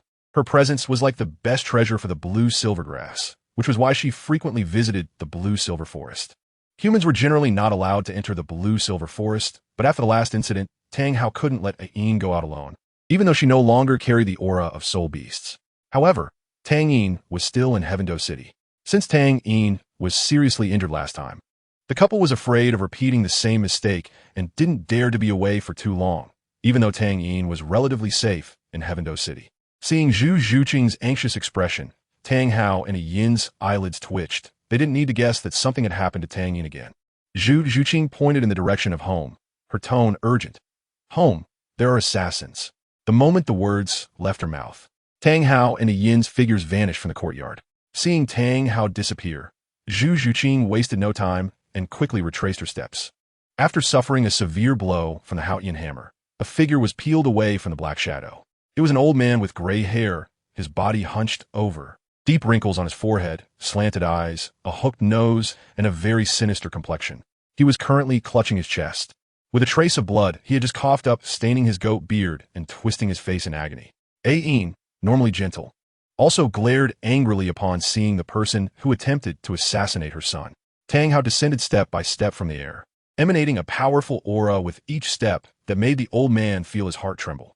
He took another glance at Zhu Zhuyin and Zhu Zhuqing nearby and realized this mission was doomed to fail. Gritting his teeth, he bit down on the poison hidden beneath his tongue, the lethal toxin entering his body. If nothing unexpected happened, his heart would be corroded by the poison in the blink of an eye. However, Tang Yin immediately recognized that the strongest assassin wanted to commit suicide, and he would never allow him to die. He still needed to extract some information from this man to validate his suspicions. Tang Yin was a reasonable person. Though he was 90% sure that Zhu Zhuyin and Zhu Zhuqing's matter was informed to the Xing Luo Empire's royal family by Dai Mubai, he couldn't just kill a prince of an empire based on mere speculation. The fate pierced through the old man's body, precisely at the location of his heart. Tang Yin was not so kind-hearted as to save the one who attempted to assassinate his partner. What fate was doing was merely protecting the man's heart and vital organs from being corroded by the lethal poison, keeping him alive. Thus, the poison continued to erode the old man's other bodily organs, causing him immense pain. He could have ended his life sooner, but was kept alive by Tang Yin's fate, lingering between life and death. Even though he was a soul sage with mental strength far beyond ordinary people, this torment would be unbearable for anyone. Ah! The old man wailed, his voice filled with menace. Kill me, kill me. Merely using life energy to sustain the energy this old man required at that moment. Ayin and Tang Hao also stood aside, indifferent to the man's painful struggles. He was getting what he deserved. Devil, you are a devil. I'm sorry, I was wrong. Don't torment me anymore. After a few minutes, the original wails and curses turned into pleas. After enduring several minutes of torment, the old man's original will was easily shattered, leaving him crying and begging Tang Yin. Seeing that it was about time, Tang Yin squatted beside the old man, wearing a warm smile. Grandpa, do you want to live? No, I don't want a young master. Give me a break. In the old man's eyes, Tang Yin's smile was more grotesque than the ugliest demon in the world. Every word he uttered sounded like a demon's whisper to the old man. Oh, Tang Yin feigned curiosity. Why don't you want to live? Actually, I can save you. Saying this, Tang Yin retracted some of the life energy. The old man felt his heart being slightly corroded by the poison, and the pain was stronger than before, making his slanted eyes widen in shock. Oh, Grandpa, do you want to live? Tang Yin tilted his head, innocently asking the man again. Think, save me, save me. Aw. The old man was almost driven mad by the torment. But what could he do? Now he was like a puppet manipulated by fate, with all the strings in Tang Yin's hands. Tang Yin knew he couldn't go too far, so he increased the energy output of fate. The gentle life energy quickly occupied 1/3 of the old man's body, continuously repairing his organs that had almost turned into black pus. The sensation of new flesh growing within him made the old man flush a bit, and after being tormented for so long, it felt like a long-awaited rain after a drought. The pain in the rest of his body was beyond his control. His brain told him to just enjoy the partial treatment. As for the other parts, let us not think about them. Tang Yin saw the old man with a look of enjoyment on his face and with a tempting tone, he asked, "Grandpa, do you want to be completely healed?" The old man opened his eyes and replied without hesitation, "Yes, yes, yes." Right now, he didn't want to die. It had been too painful just now, and he didn't want to experience that again. Tang Yin stood up, clapped his hands, and began to inquire. "So who sent you?" "The martial soul." "Huh." Tang Yin's "huh" was very lively, causing the old man to shiver all over. In the end, the desire to live overcame his loyalty to the royal family of the Star Luo Empire, even though he was a death warrior trained by them. He changed his tune and said, "The royal family of the Star Luo Empire sent me, personally dispatched by Emperor Star Luo. Why did you want to assassinate me?" The old man was so frightened that he shook his head quickly. No, I didn't come to assassinate you. The target this time is those two beside you." "Then why do you want to assassinate them?" "Because Emperor Star Luo thinks that having them alive is a disgrace to the royal family, especially after learning that you are with them. Also, this assassination involves not only people from the royal family of the Star Luo Empire, but also those from the Duke of the Underworld's residence. Another Soul King was sent by the Duke of the Underworld." The old man dared not conceal any further, since he had chosen to confess. He might as well reveal everything. Hearing that the royal family of the Star Luo Empire was trying to assassinate them, Zhu Zhiyan and Zhu Zhuqing initially felt indifferent. But upon learning that there were also people sent by the Duke of the Underworld among the assassins, their hearts felt like being pricked by countless needles, causing them pain. Zhu Zhiyan was a bit better. Being older, she understood more than Zhu Zhuqing about what the Duke of the Underworld represented, a place that cultivated quality mothers for the Star Luo Empire. She felt very fortunate to have escaped that hellish place. After this assassination, her parents' kindness was completely severed. From now on, she, Zhu Zhiyan, belonged only to herself and to Tang Yin. Zhu Zhuqing, being younger, didn't understand so much. All she knew was that her parents had abandoned her. Scenes from her childhood played out in her mind, some blurry yet beautiful memories intertwined with the harsh reality, causing her to cry uncontrollably. Zhu Zhiyan hugged her sister and softly comforted her. "It's okay, Zhuqing, you still have me. We still have our teacher, and also Xiao Yin." When she said the last two words, her voice was very soft, fearing that Tang Hao and Ayin would hear. But what were Tang Hao and Ayin? They didn't mind if Zhu Zhuyan and Zhu Zhuqing became Tang Yin's companions. After all, Tang Hao had thought of this when he accepted them as disciples. Tang Yin glanced at the crying Zhu Zhuqing and felt quite displeased. "Last question. Who told you that Zhu Zhuqing was with me?" The old man visibly paused at this question. Tang Yin thought he didn't want to betray his master to save his life and began to reduce the output of life energy. I really don't know." The old man panicked. His mind was exceptionally clear at this moment. "At that time, I received an order from Emperor Star Luo to infiltrate the assassination team and follow them to back them up for this mission. As for who leaked the information, I really don't know. However, I did hear that the third prince is studying at the Royal Academy of the Heavendo Empire." Tang Hao's eyes narrowed. He knew the third prince was Dai Mu Bai, Tang San's classmate from Shrek. However, he would go looking for trouble with a 30-something level kid. What he needed to do now was to go to the Star Luo Empire and have a word with that old emperor. "Ayin, I'll go out for a while." Tang Hao put away the Haotian hammer, his expression calm as water, and then said to Tang Yin and the others, Xiao Yin, Zhu Yin, Zhu Qing, you all take a good rest. Tang Yin knew that Tang Hao was going to find trouble with the Star Luo Empire. After watching Tang Hao leave, Tang Yin's gaze fell on an inconspicuous corner. He felt a bit puzzled, but found nothing. Unable to figure it out for the moment, he decided not to think about it anymore. What needed to be done now was to comfort his Zhu Qing. The place was full of bloodstains and could no longer be stayed in. Ayin asked Tang Yin and the others to pack their things and go live with her. As for when to move back, it would have to wait until someone cleaned the place. Tang Hao's speed was extremely fast, relying on his tidal Douluo strength. He covered tens of thousands of miles in just one day. This was Tang Hao's first time in Star Luo City. Initially, Tang Yin and the others had stayed in Star Luo City for quite a long time. Upon entering the city, Tang Hao looked at the tall and majestic city walls of the royal city and the well-equipped guard knights with no trace of awe, directly flying into the palace before them. The behavior of these guard knights was very unusual. They showed no reaction at all when they saw an outsider intrude into the palace. Inside the palace, Tang Hao sensed the strongest aura, which undoubtedly belonged to the emperor of the Star Luo Empire. Following the guidance of the aura, he arrived at a palace where Emperor Star Luo was located. Inside the palace, Emperor Star Luo sat calmly at a low table with 2 cups of tea placed on it. Upon seeing Tang Hao arrive, he appeared very calm. as if he had known that Tang Hao would come. "Your Excellency Hao Ian, please have a seat." Tang Hao didn't know how Emperor Star Luo knew he was coming, but he wasn't afraid. There were very few people in this world who could make him afraid. He walked straight to sit in front of Emperor Star Luo, and before Tang Hao could speak, Emperor Star Luo spoke first. "I didn't know you had accepted those two young girls from the Zhu family as disciples. That was my oversight. I will provide them with sufficient compensation. As for my third son, Dai Mubai, who leaked their whereabouts, as long as you don't harm his life or disable his cultivation, you may deal with him as you wish." Tang Hao was slightly surprised. The Emperor Star Luo before him seemed nothing like the Emperor Star Luo he knew. The Emperor was proud and arrogant, considering himself the ruler of half the continent, enjoying the worship of others. How could such a person make such a promise? "Since the Emperor said so, I should give you this face. In the future, I hope this kind of thing doesn't happen again." Seeing Tang Hao agree, Emperor Star Luo hurriedly stood up and bowed. "You are right, definitely. Tang Hao left the Star Luo Empire Palace with a sense of confusion in his heart.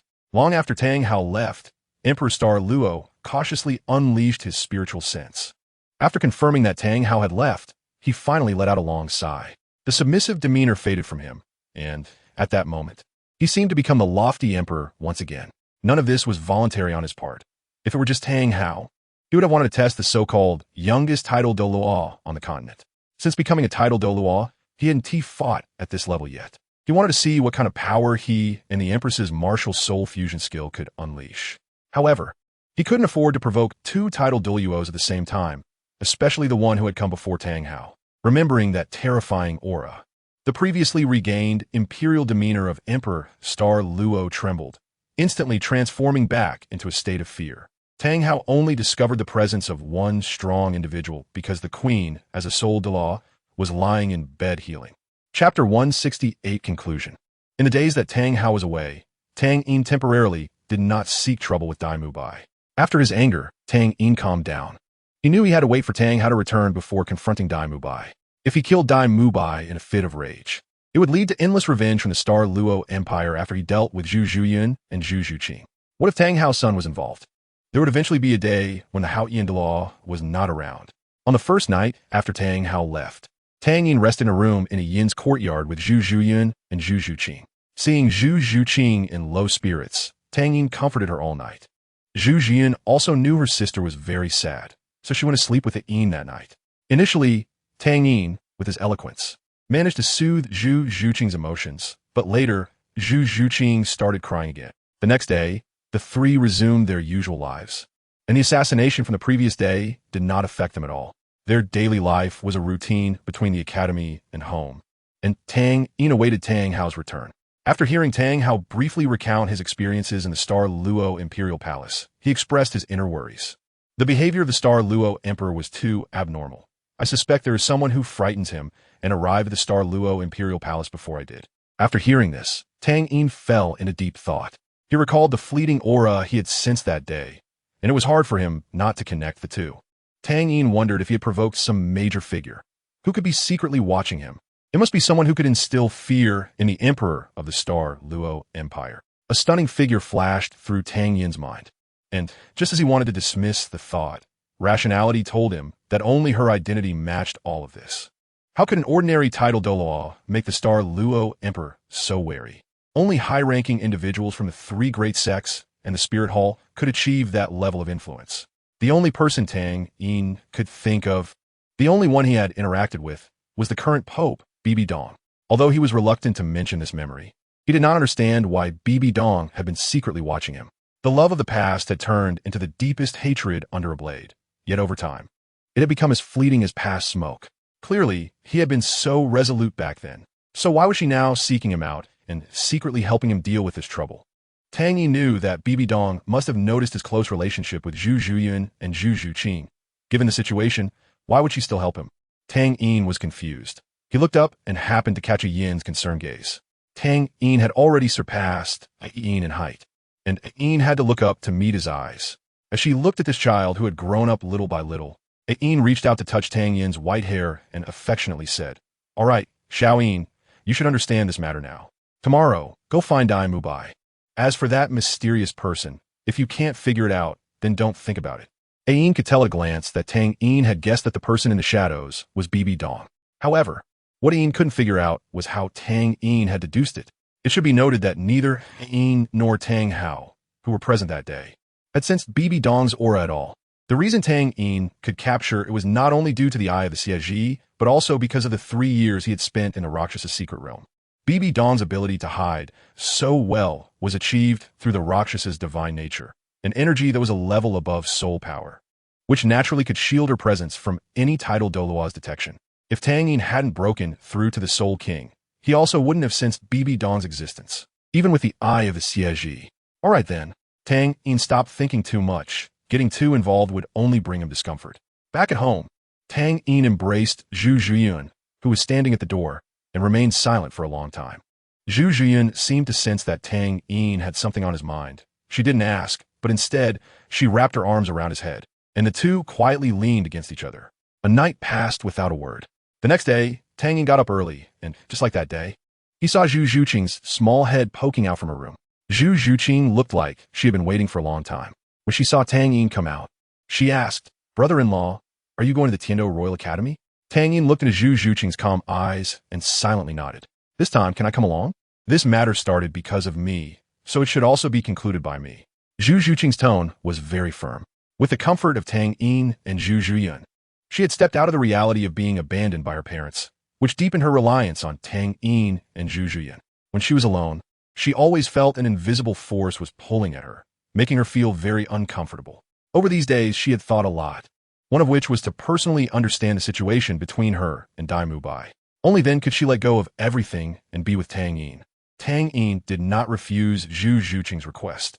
He knew that although Zhu Zhuqing wouldn't go against his wishes, rejecting her would only make her more upset. Approaching Zhu Zhuqing, Tang Ian pinched her delicate face and smiled. "Of course you can, but don't come crying to me if you can't win." Zhu Zhuqing's fair face flushed with a layer of red, and she whispered, "How could I lose? I'm now a soul zone. My Zhuqing is the best." Tang Ian released Zhu Zhuqing's face and gave her a peck on the cheek. Zhu Zhuqing retaliated, and during their playful moment, they didn't notice Zhu Zhiyun leaning against the door, watching them with a smile. Zhu Zhuqing noticed Zhu Zhiyun first and was about to struggle, but saw Zhu Zhiyun put her finger to her lips, making a shushing gesture before turning back to her room. She looked at the two with a smile. Zhu Zhuqing sighed in relief when she saw Zhu Zhiyun leave.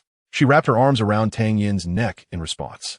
By the time Tang Ian and Zhu Zhuqing left, it was already a quarter of an hour later. In fact, they had finished 5 minutes ago. But Zhu Zhuqing seemed to be like her appearance, flowing like water, deep in the forest, with silver threads hanging from the treetops. Changing into another set of clothes before going out was indeed necessary. Tang Hao looked at the two with a blank expression. As a title Dalu, how could he be so bored as to use his spiritual sense to spy on his son and daughter-in-law kissing in the house? Disgraceful. Let's go. Tang Hao said little and turned to leave. Tang Ian and Zhu Zhuqing followed behind, showing no signs of intimacy, just like two obedient children. Chapter 169 Plea. Dai Mubai had been living quite well these days. Ever since Tang Ian crushed his wrist bone last time, he had been harboring a grudge, but with his mediocre skills, he did not dare to seek revenge on the spot. Betrayed by his fiancée, insulted by his brother's brother, and filled with impotent rage due to his low strength.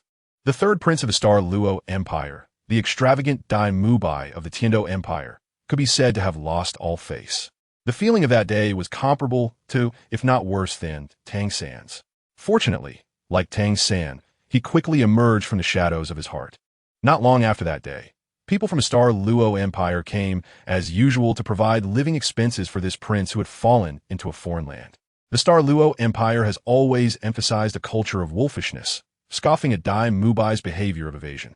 If it weren't for the fact that the Star Luo Empire didn't want their prince to be reduced to a beggar and lose face for the royal family, they wouldn't care about Dai Mubai's life or death. After receiving a black card with a spending limit of 10,000 gold soul coins from the person delivering the money, Dai Mubai informed him that Zhu Zhuqing was still alive.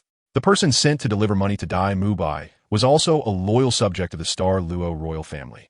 And after learning this news, he didn't dare to delay and promptly returned to report it. As for why he didn't go himself, well, he was already delivering money to his young master. How high could his cultivation be? This person quickly returned to the Star Luo Imperial City and told the news of Zhu Zhuqing's survival to the Star Luo Emperor. Upon hearing this, the Star Luo Emperor did not immediately react, Being cautious, he sent someone skilled in stealth and agility to investigate the matter. If there was an opportunity, he would bring Zhu Zhuqing back. This person returned quickly, and the news he brought ignited the last of the Star Luo Emperor's fury. Not only was Zhu Zhuqing alive, but Zhu Zhuyin was also alive. They were not only alive, but had also gotten involved with a young man. The Star Luo Emperor originally thought to casually send someone to settle this matter. After all, his own son had led the escape. How could he ask the Zhu family girls to continue participating in the competition for the throne? Running away was not a big deal. But Zhu Zhuqing and Zhu Zhuyin were not just running away. They were involved with other men, bringing shame to the Star Luo royal family. This not only slapped the face of the Star Luo Emperor, but also insulted the entire Star Luo royal family. The Star Luo Emperor summoned Duke Yuming, the biological father of Zhu Zhuyin and Zhu Zhuqing. The moment Duke Yuming walked into the hall, the pressure from the title Douluo made this high-ranking Duke Yuming tremble in fear. He glanced at the Star Luo Emperor's calm expression, and his heart sank even further. As the current Duke Yuming and head of the Yuming Zhu family, he was quite familiar with the Star Luo Emperor, who was of a similar age. The current Star Luo Emperor was very angry. Under pressure, Duke Yuming knelt down not far from the Star Luo Emperor, bowing his head to the ground and not getting up for a long time, speaking with utmost respect. "I pay my respects to the great and invincible Emperor, Your Majesty." The Star Luo Emperor scoffed. "Hualuo, you have given birth to 2 good daughters." Hualuo was the name of Duke Yuming. Only in private occasions would the Star Luo Emperor address Zhu Hualuo like this, highlighting their friendship over the years. But now, the name Hualuo made Duke Yuming's heart tremble. "I am guilty." Zhu Hualuo was also a clever man. From just a few words, he guessed that the Star Luo Emperor's anger today must be related to his 2 daughters who died in the beast tide. "You're not guilty. I must congratulate you. Your 2 daughters are both alive and well, and will soon bring you a son-in-law." Duke Zhu Hualuo, who was prostrated on the ground, was already sweating profusely, and the white silk lining close to his body could now be wrung out. After holding a high position for many years, Zhu Hualuo quickly made the right decision.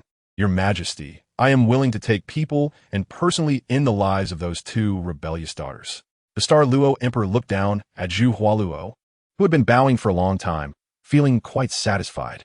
The reason for summoning Duke Yuming this time, besides anger, was also to give the Zhu family a warning. The Dai family could not do without the Zhu family, but the Star Luo Emperor wanted the Yuming Zhu family to know who the real king was. Seeing Zhu Hualuo's attitude, the Star Luo Emperor was very pleased, but he would not really let Zhu Hualuo go to the Heaven Do Empire to kill his 2 daughters. Not to mention the political impact of having a high-ranking official from the Star Luo Empire appear in the capital of the Heaven Do Empire. How could he trust someone who kills their own kin to show loyalty?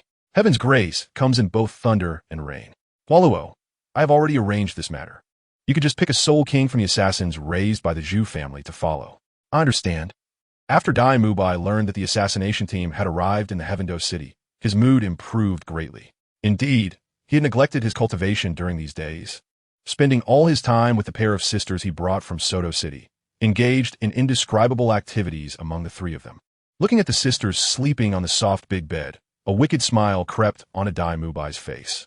The White Tiger martial soul gave him a very strong physique, enhancing some of his abilities. Today was the day to return to the academy for training. Although he had been a bit indulgent, he was still very attentive to the battle team matters. He reached out and gave a hard slap on the peach of either the elder or younger sister, making a crisp sound, which caused the sleeping girl to let out a soft moan. Dai Mubai didn't care, and after getting up and taking a shower, he left directly. By the time he returned to the Heaven Do Royal Academy, it was already 8 in the morning, just in time for the training session. As usual, Tang San and Xiao were together, still in their intimate mood. Oscar was around Ning Rongrong, looking like a devoted admirer, seeing Ma Hongjun panting. Dai Mubai could tell that the fat guy had gone to the city to deal with the evil fire problem of his martial soul again. Ma Hongjun's 3-part Tang San had consumed his Phoenix Coxcomb sunflower. In this timeline, he would probably be tormented by this incredibly painful evil fire for a lifetime. Hee. Seeing Dai Mubai just returning, a lewd smile appeared on Ma Hongjun's chubby face. "Dai boss, have you and those twin sisters tried any new positions? Let me tell you." This time, Ma Hongjun started to share with his big brother the new experiences he had tried at the brothel in Heaven Do City. Until the arrival of the master, everyone on the field stopped talking and lined up seriously to look at Yu Xiaojiang. Yu Xiaojiang's eyes swept over the crowd, finally lingering on Tang San for a while, revealing a few points of satisfaction and appreciation. His disciple had become more confident after cultivating his second martial soul, especially after attempting to attach a 10,000-year soul ring to his second martial soul and succeeding. Tang San's soul power had once again broken through. Yu Xiaojiang estimated that once Tang San attached the third 10,000-year soul ring to his second martial soul, his cultivation would likely reach the Soul King level. At that time, even Tang Yin would find it quite tricky when facing Tang San. The dual martial soul cultivation method that Bibi Dong provided to Yu Xiaojiang in the bamboo tube had no reservations at all. It included not only how to overcome the repulsion issues of dual martial soul cultivation, but also techniques for seamless switching between the two martial souls. All the knowledge was given to Tang San by Yu Xiaojiang. If it weren't for seeing Tang San's damaged heart, Yu Xiaojiang would not have allowed him to cultivate his second martial soul so early. Everyone is here. Let's start today's training. Dai. Yu Xiaojiang was just about to lay out today's training tasks when three figures appeared in the sight of Shrek's group. When Dai Mubai saw who had come, he trembled like a leaf. Could it be that Dai Mubai had a backup plan at that time? He only mentioned that Zhu Zhuqing was still alive, but he didn't reveal anything about her and Tang Yin. As for the decision made by his father after he found out, what does it have to do with him? Dai Mubai, although he said that, facing a tidal Douluo, he felt like a gentle little kitten. Little did he know that his father had already sold him out for self-preservation. Tang Yin and Zhu Zhuqing were manageable, but the middle-aged man beside them was someone Dai Mubai had seen before. Who else could it be but the Haotian Douluo? When Yu Xiaojiang saw Tang Hao arrive with Tang Yin and Zhu Zhuqing, he had 1,000 doubts in his heart. If Tang Hao had come alone, Yu Xiaojiang wouldn't have been surprised, but Yu Xiaojiang quickly understood the intention of Tang Hao and the others.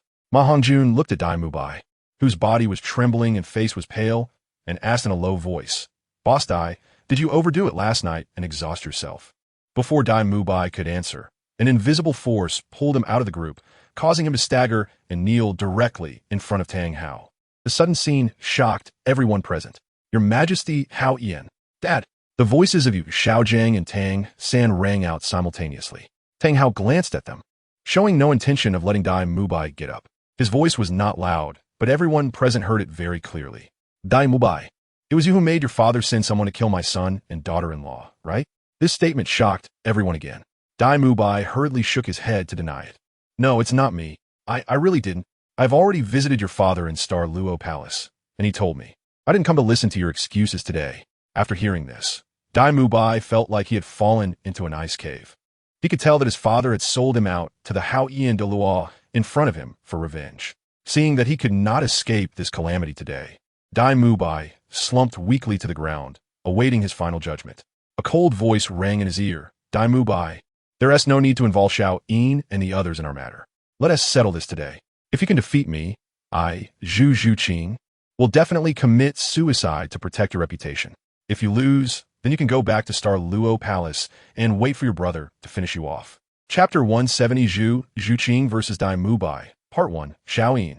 Hearing Zhu Zhuqing's address to Tang Yin, the fear and panic in Dai Mubai's heart were gradually filled with anger, and a fierce expression appeared on his defeated face. He seemed to forget that beside Zhu Zhuqing, there was also a tidal Douluo.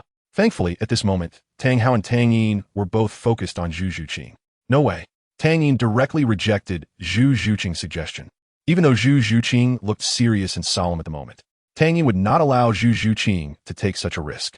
Even if they didn't know Dai Mubai's strength now, even if they learned that Zhu Zhuqing had a 90 chance of defeating Dai Mubai, Tang Yin still wouldn't let Zhu Zhuqing fulfill such a bet. In Tang Yin's heart, Dai Mubai was not qualified to gamble with his Zhuqing's life.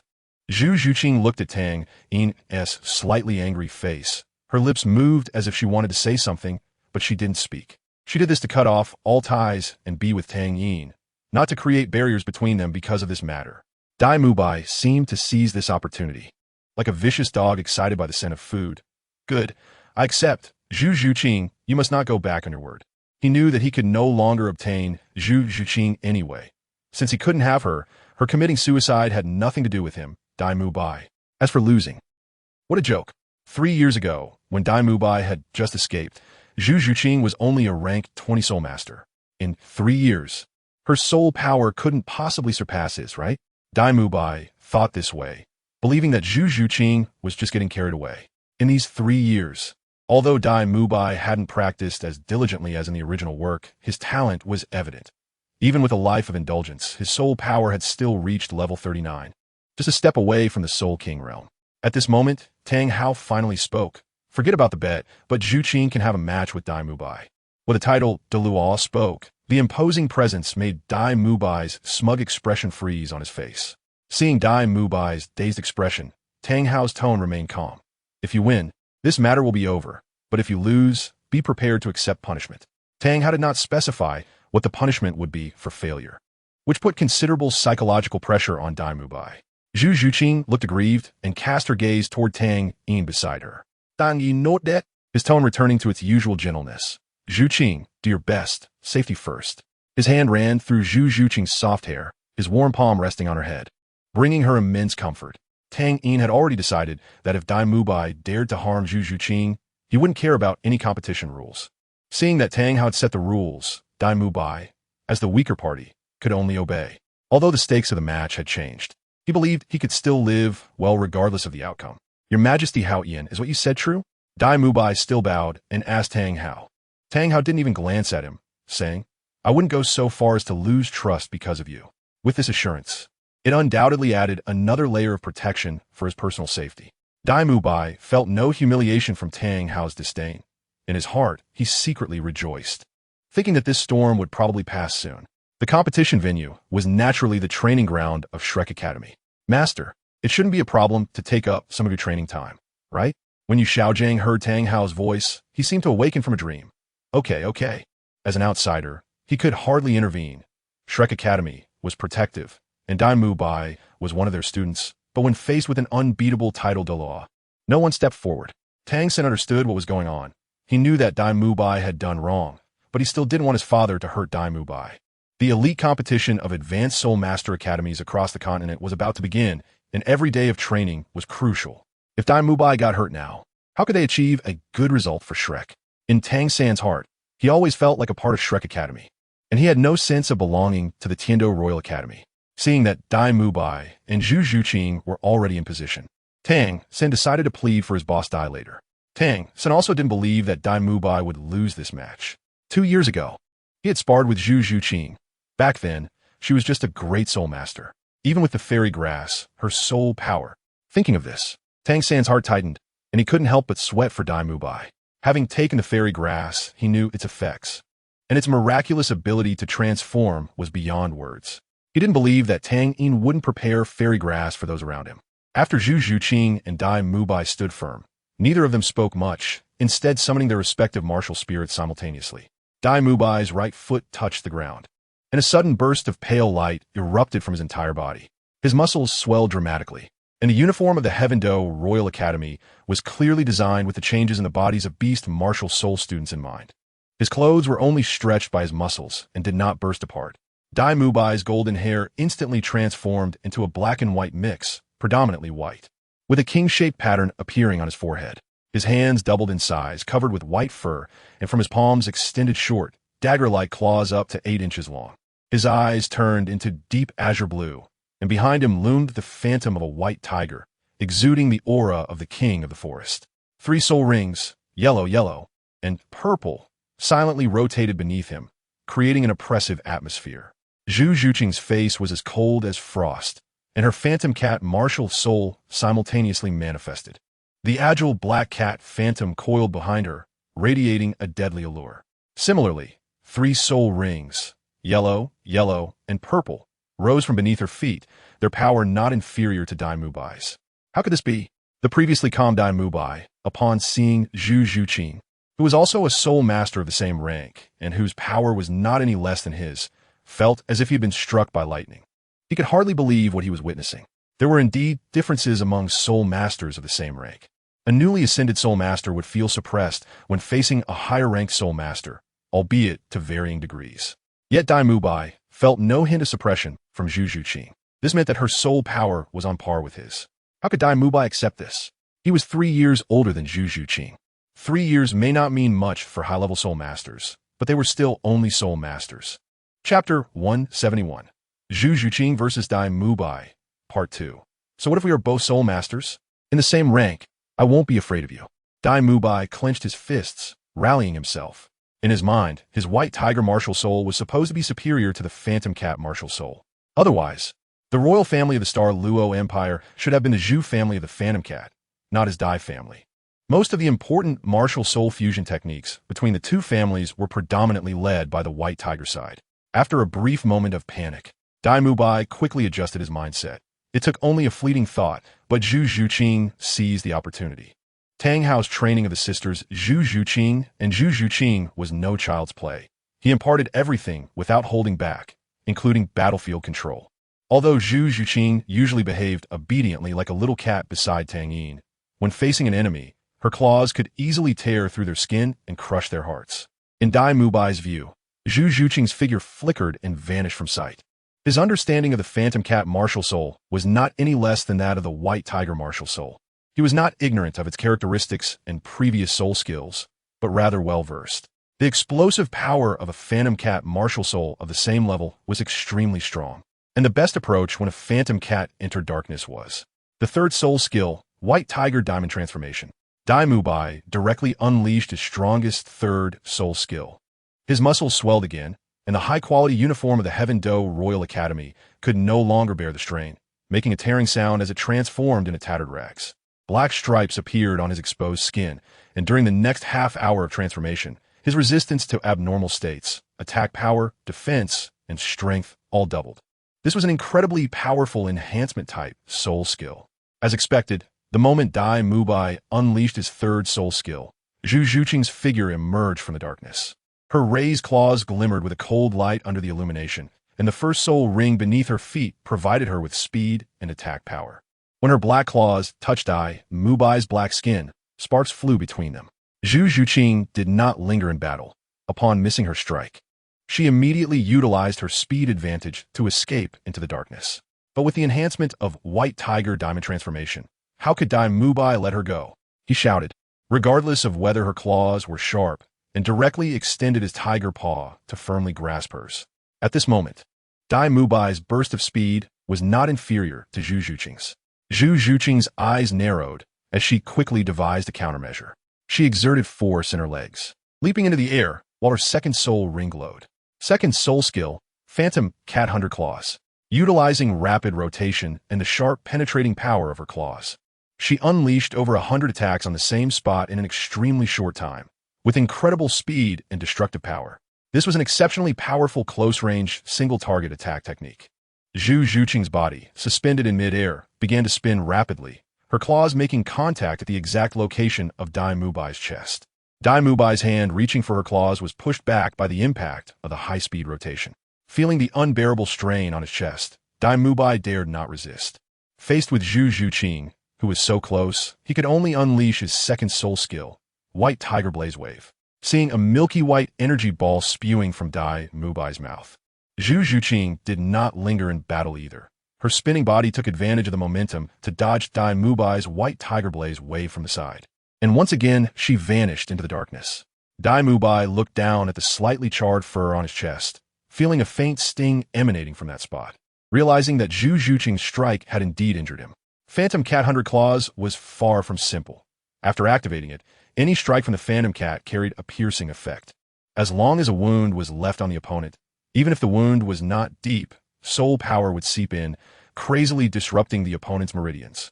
Dai Mubai could clearly feel that the meridians in that area were damaged, but fortunately, he had activated White Tiger Diamond Transformation in advance. Otherwise, he would have been defeated by Zhu Zhuqing in that single encounter.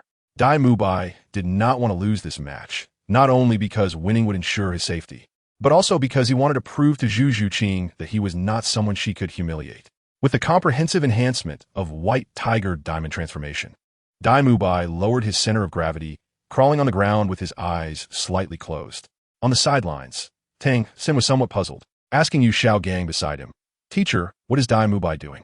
Tang Xin always placed himself in Dai Mubai's perspective. If he were in Dai Mubai's position, he would also be at a tremendous disadvantage.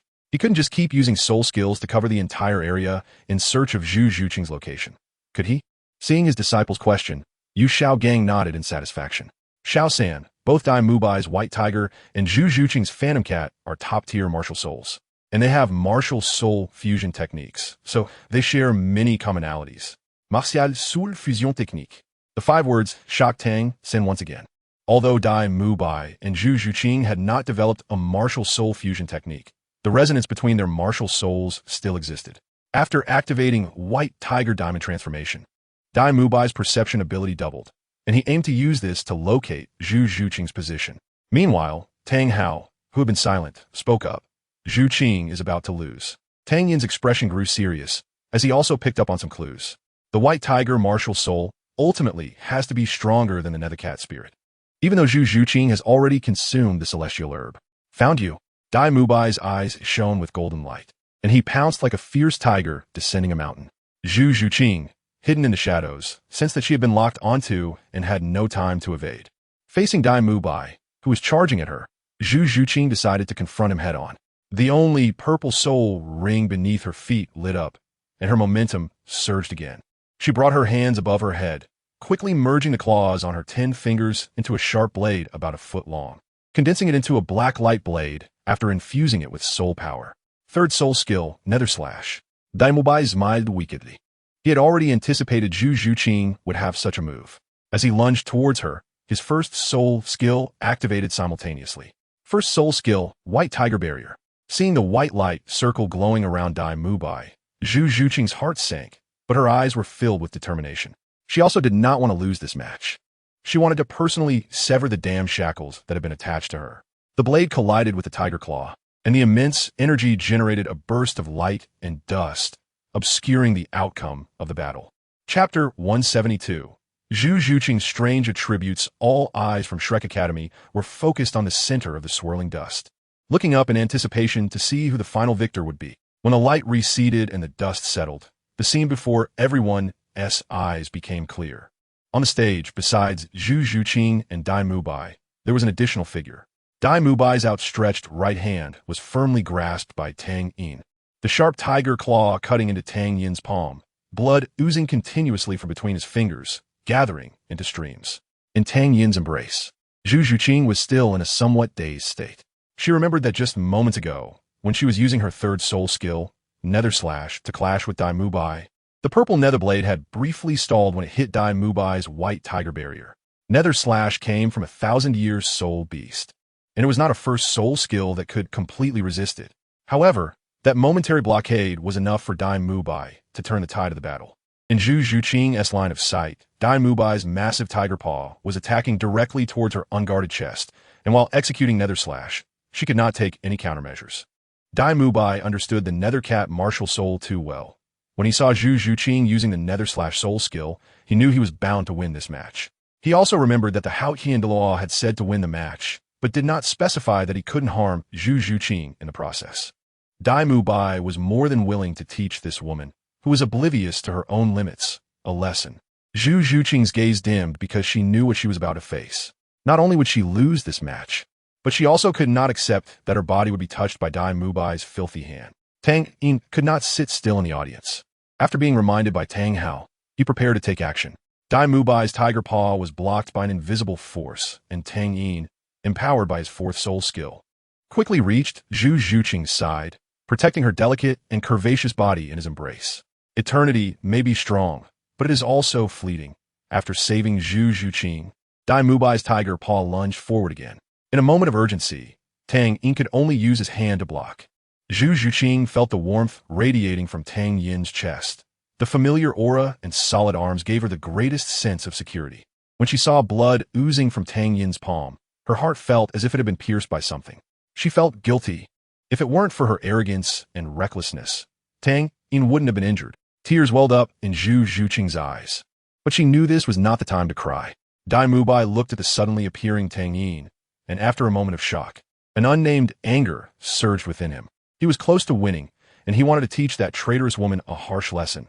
But just as he was about to succeed, he was blocked by Tang Yin, which made him furious.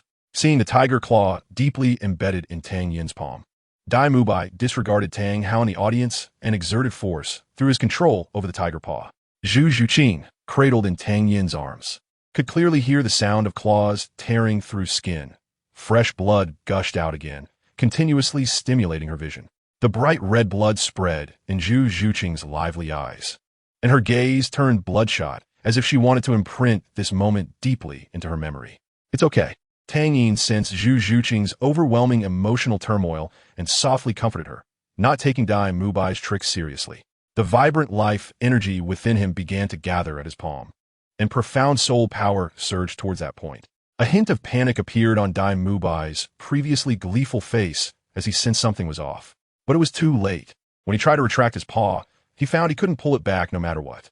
The thick and short tiger claw was firmly trapped, and when he looked up, he saw Tang Yin's calm and expressionless face. I've already won. What do you want to do? Dai Mubai was beginning to feel afraid. The memory of Tang Yin easily crushing his bones resurfaced, and that heart-wrenching pain was still fresh in his mind. As Tang Yin exerted force, with a few cracking sounds, the tiger claw embedded in Tang Yin's palm was forcefully broken.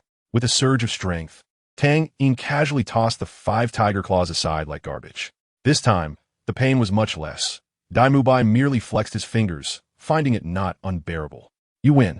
After leaving those words, Tang Yin carried Zhu Zhuqing and walked towards the stage. As they were leaving, Tang Yin gestured to Tang San, who was watching from the side, and then left directly. Tang Hao did not continue to pay attention to Dai Mubai on the stage.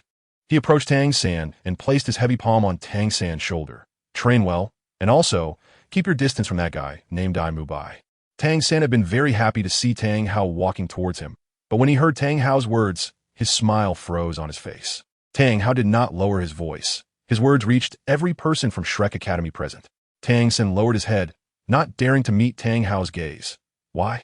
Deeply influenced by the values of respecting teachers and cherishing the way, the position of filial piety in Tang San's heart was very high. He did not dare to oppose Tang Hao's decision, but righteousness also held a significant place in his heart. Dai Mubai was his sworn brother, and Tang San believed he understood him better than Tang Hao did. Tang San thought that Dai Mubai was merely upset because his brother Tang Yin had taken his fiancée, causing him to make some incorrect choices, and nothing more. He did not want to sever ties with such a loyal and good brother. Tang Hao looked at his son, who was bowing his head, and he knew this could be seen as a refusal. After staring at his son for a long time, Tang Hao finally spoke. You are grown up now. You should have your own judgment. After saying that, Tang Hao turned and left. A sheltered chick cannot grow. Tang Hao decided to let Tang San recognize the people around him on his own. As for Tang Yin is the treasure in a yin's palm, and a yin is Tang Hao's forbidden fruit. So this theorem naturally does not apply to Tang Yin. When Tang San saw Tang Hao's departing figure, he came to Dai Mubai's side. Dai Mubai also heard Tang Hao's advice to Tang San, and he felt a bit lost in his heart. Undoubtedly, this statement was a huge blow to him. Looking at the shadow in front of him, Dai Mubai did not raise his head. Little San, Tang San placed his hand firmly on Dai Mubai's shoulder, his tone resolute. Boss Dai, you will always be my boss. Dai Mubai looked up and saw Tang San's determined expression. His heart warmed, and he recognized Tang San as a brother, even though his relationship with Tang San's biological brother had cooled to the extreme. Yu Xiaojiang also felt a tightness in his heart. Tang Hao's words were undoubtedly a huge blow to the Shrek Academy battle team. Tang Hao's words could be described as a heart-wrenching blow, as they directly split the team in front of him, the head coach. Fortunately, his good disciple discerned right from wrong and maintained the team's unity in the most correct way. This small turmoil might even make their team more united. Somewhat regrettably, Tang Yin's recent display had made him even more restless. If only he could be used for my purposes. Yu Xiaojiang sighed deeply and began organizing today's training. Tang Yin and Zhu Zhuqing were on their way back. Zhu Zhuqing, who was feeling somewhat down, kept her head down and remained silent for a long time. Tang Yin knew that any comforting words were now useless. Silent companionship might be the best choice. They walked all the way to the foot of the mountain before Zhu Zhuqing's faint voice came from beside him. I'm sorry. The 3 words, delicate as a mosquito's whisper, carried a hint of weeping and were pitiful. Seeing that there was no response, Zhu Zhuqing softly said again, I'm sorry. Tang Yin still did not answer. Zhu Zhuqing then stopped, reached out her small hand, and tugged at Tang Yin's clothing. She raised her head, and her slightly swollen eyes met Tang Yin's somewhat serious face. She had just seen such a face, and the tears that had been swirling in her eyes finally fell. Woo-woo, I was wrong. Unable to bear Tang Yin's accusatory gaze, Zhu Zhuqing threw herself into Tang Yin's arms and cried loudly. When Zhu Zhuqing's cries gradually subsided, Tang Yin finally spoke. Don't do silly things again in the future. The words of blame were ultimately not spoken. Tang Yin was still fearful about the bet that Zhu Zhuqing had proposed at the beginning. If she had really lost and committed suicide in front of him, how would he face himself? And how would he face Zhu Zhuqing at home? Zhu Zhuqing, with tears streaming down her face, lifted her tear-streaked little face and looked at Tang Yin pitifully.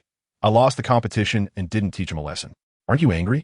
In fact, losing this time was not a big deal. You are only in your teens, and being able to fight like this against Dai Mubai is already very good. There will be opportunities to meet him again in the upcoming Continental Advanced Soul Master Academy Elite Competition. Losing once is nothing. You can win it back next time. After speaking comforting words, Tang Yin's tone became serious again. Angry? Of course I'm angry. Saying this, Tang Yin pulled Zhu Zhuqing into his embrace and slapped a certain spot with his palm. Bah! The astonishing elasticity transmitted from his fingers caused Zhu Zhuqing's cheeks to visibly flush with an alluring red. Tang Yin did not stop there. He raised his palm again and lightly but firmly struck the same spot. Zhu Zhuqing in his arms let out a short, urgent whimper. But she dared not defy Tang Yin and could only silently endure. After a few more slaps, Tang Yin looked at Zhu Zhuqing, who was bowing her head and silent, and said with satisfaction, "In the future, don't use your life as a bet. If I find out again, next time it will be pants-off punishment." After saying this, Tang Yin prepared to leave with Zhu Zhuqing. However, just as he stepped out with one foot, the person in his arms reacted strangely. Zhu Zhuqing lifted her little face, and at this moment, the flush on her face seemed somewhat abnormal, revealing a hint of seductive color.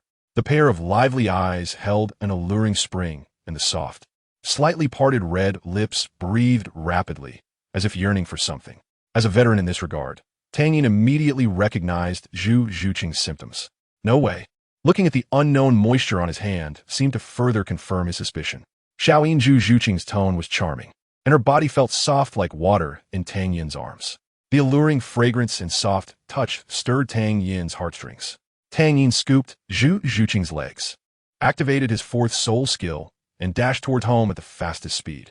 If the person in his arms were Qian Rinxue, given her special preferences, there would be no need to return to Heaven Do City. She watched Tang Yin sprinting and felt her cheeks flush slightly. Although it wasn't the first time she had seen Tang Yin mating, she did not expect that this seemingly pure girl would have such a special preference. The women around Xiao Yin really are, each with their own strengths. Zhu Zhuqing was practicing when she heard the commotion of Tang Yin returning.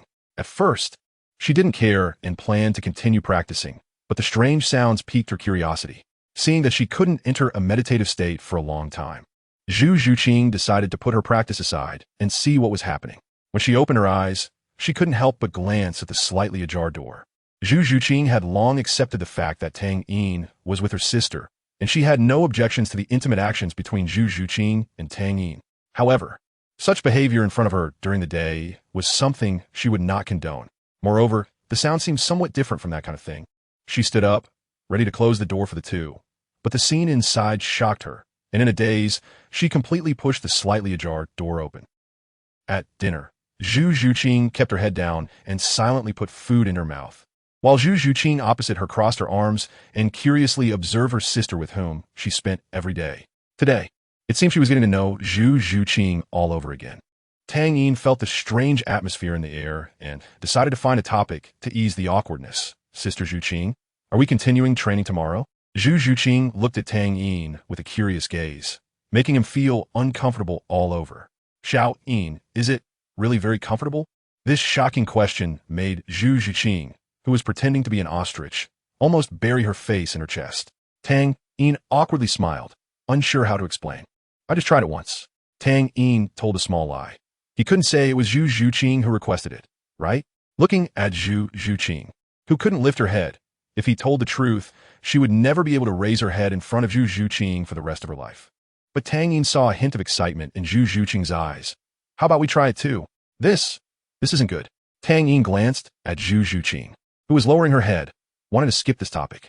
Zhu Zhuqing put down her utensils and said quickly, "I'm done eating. I'm going back to my room." Then, with her head down, she quickly ran into her room. At that speed, Tang Yin could only say that she truly deserved to be a soul master. I can't write about what happened that night, but the next morning, feeling the morning breeze, Tang Yin looked up at the sky and sighed. Why do the girls who have a relationship with him always awaken some special attributes? Chapter 173. The opening of the competition in the midst of intense training, time passed quickly, and the opening day of the once every 5 years elite competition of Advanced Soul Master Academies across the continent was approaching. The members of Lamba Academy, after some time of adjustment, had significantly improved in both personal strength and team cooperation. During this time, Zhu Zhuqing successfully broke through to level 40, obtaining her 4th spirit ring and becoming a soul zone. The other team members did not have significant breakthroughs, except for Dugi Yin, whose spirit power soared from level 41 to level 46 after consuming the 8-petal immortal orchid. This rapid improvement left the other team members, excluding Tang Yin, Zhu Zhuqing, and Zhu Zhuqing in awe. Tang Yin estimated that during the preliminary rounds, they would not encounter any teams capable of counterbalancing them. And this was under the premise that Tang Yin would not participate. As the super substitute for the team, Tang Yin figured he would have a lot of free time during the competition, aside from keeping an eye on Lamba Academy's matches. The rest of his time would belong to him.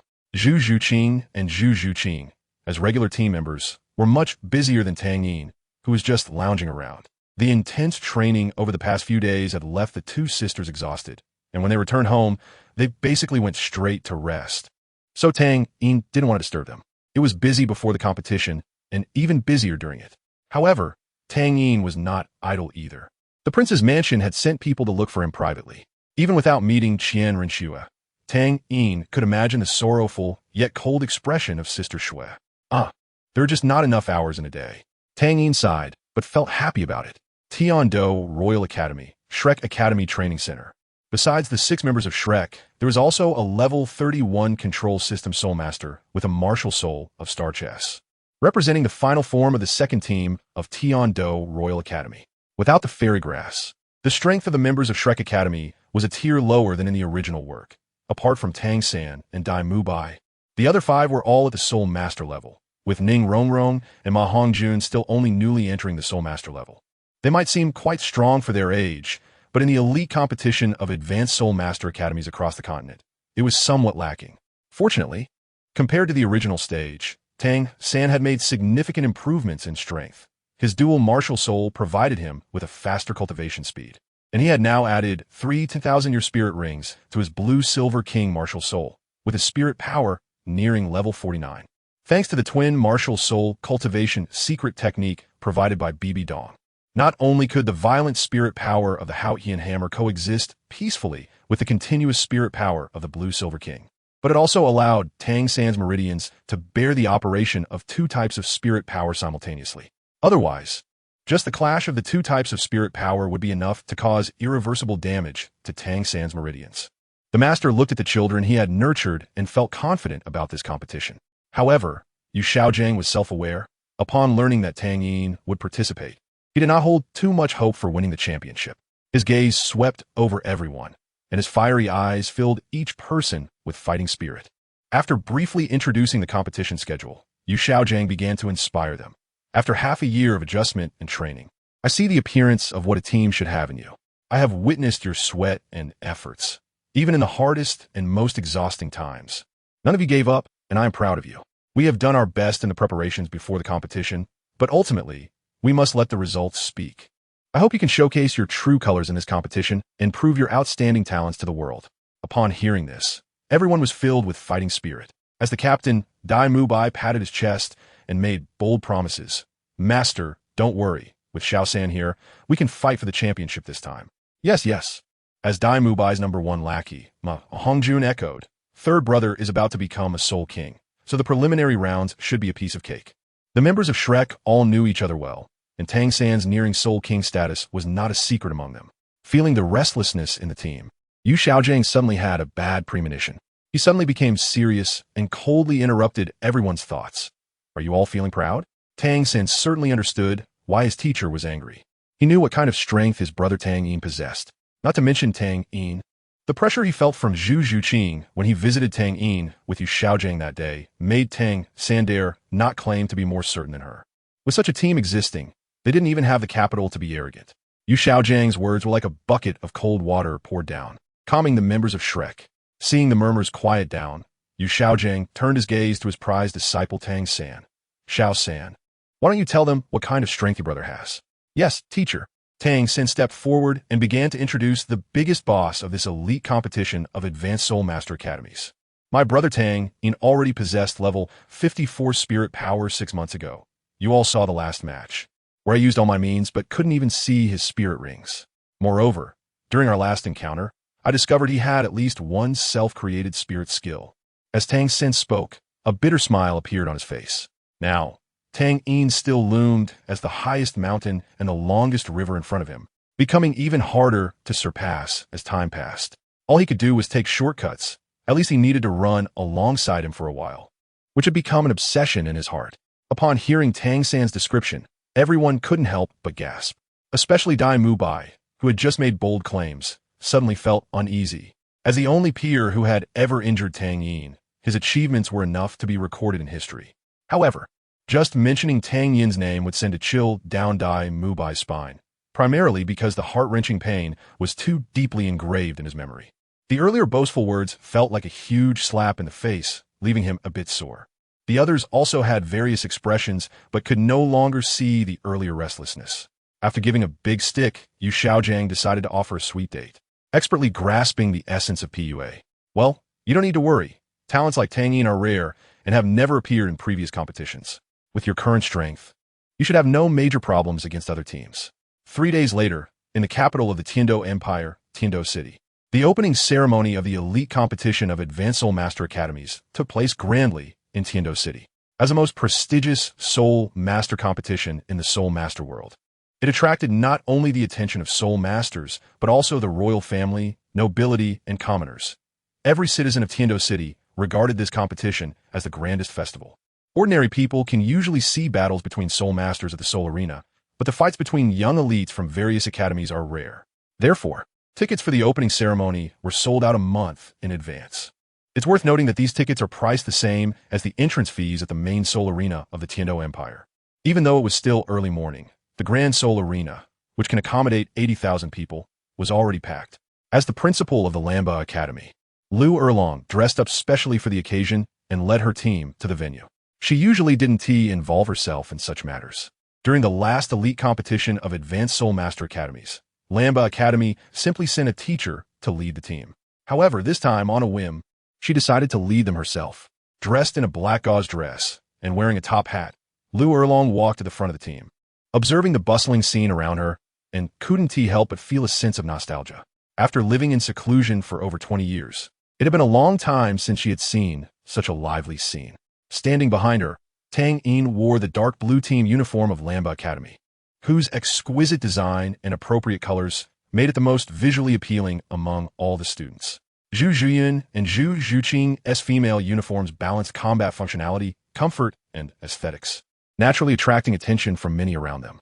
Especially Tang Yin, whose youthful charm and melancholic white hair were enough to draw the eyes of many opposite sexes.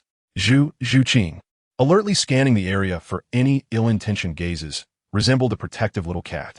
Tang Yin ruffled her hair, signaling her to relax. However, Zhu Zhuqing hooked her arm around Tang Yin's neck and whispered in his ear, "I still remember that you have other girls in Tiando City." Zhu Zhuqing's mouth was swiftly covered by Tang Yin's hand, and Zhu Zhuyun merely glanced at the two before ignoring them. The relationship between Tang Yin, Zhu Zhuyun, and Zhu Zhuqing wasn't a secret within the Lamba Academy team. As Tang Yin's #1 sidekick, Tailong would only shout Boss 666, while only Duguyin occasionally teased Tang Yin about the matter. Tang Yin had long forgotten about trying to win over Duguyin. He was already busy dealing with 3 women and didn't want to add more trouble for himself. Though the idea of a couple bowl was tempting, it needed the other party's willingness as well. Guided by the staff, the group arrived at the designated rest area for participating academies within the main competition venue.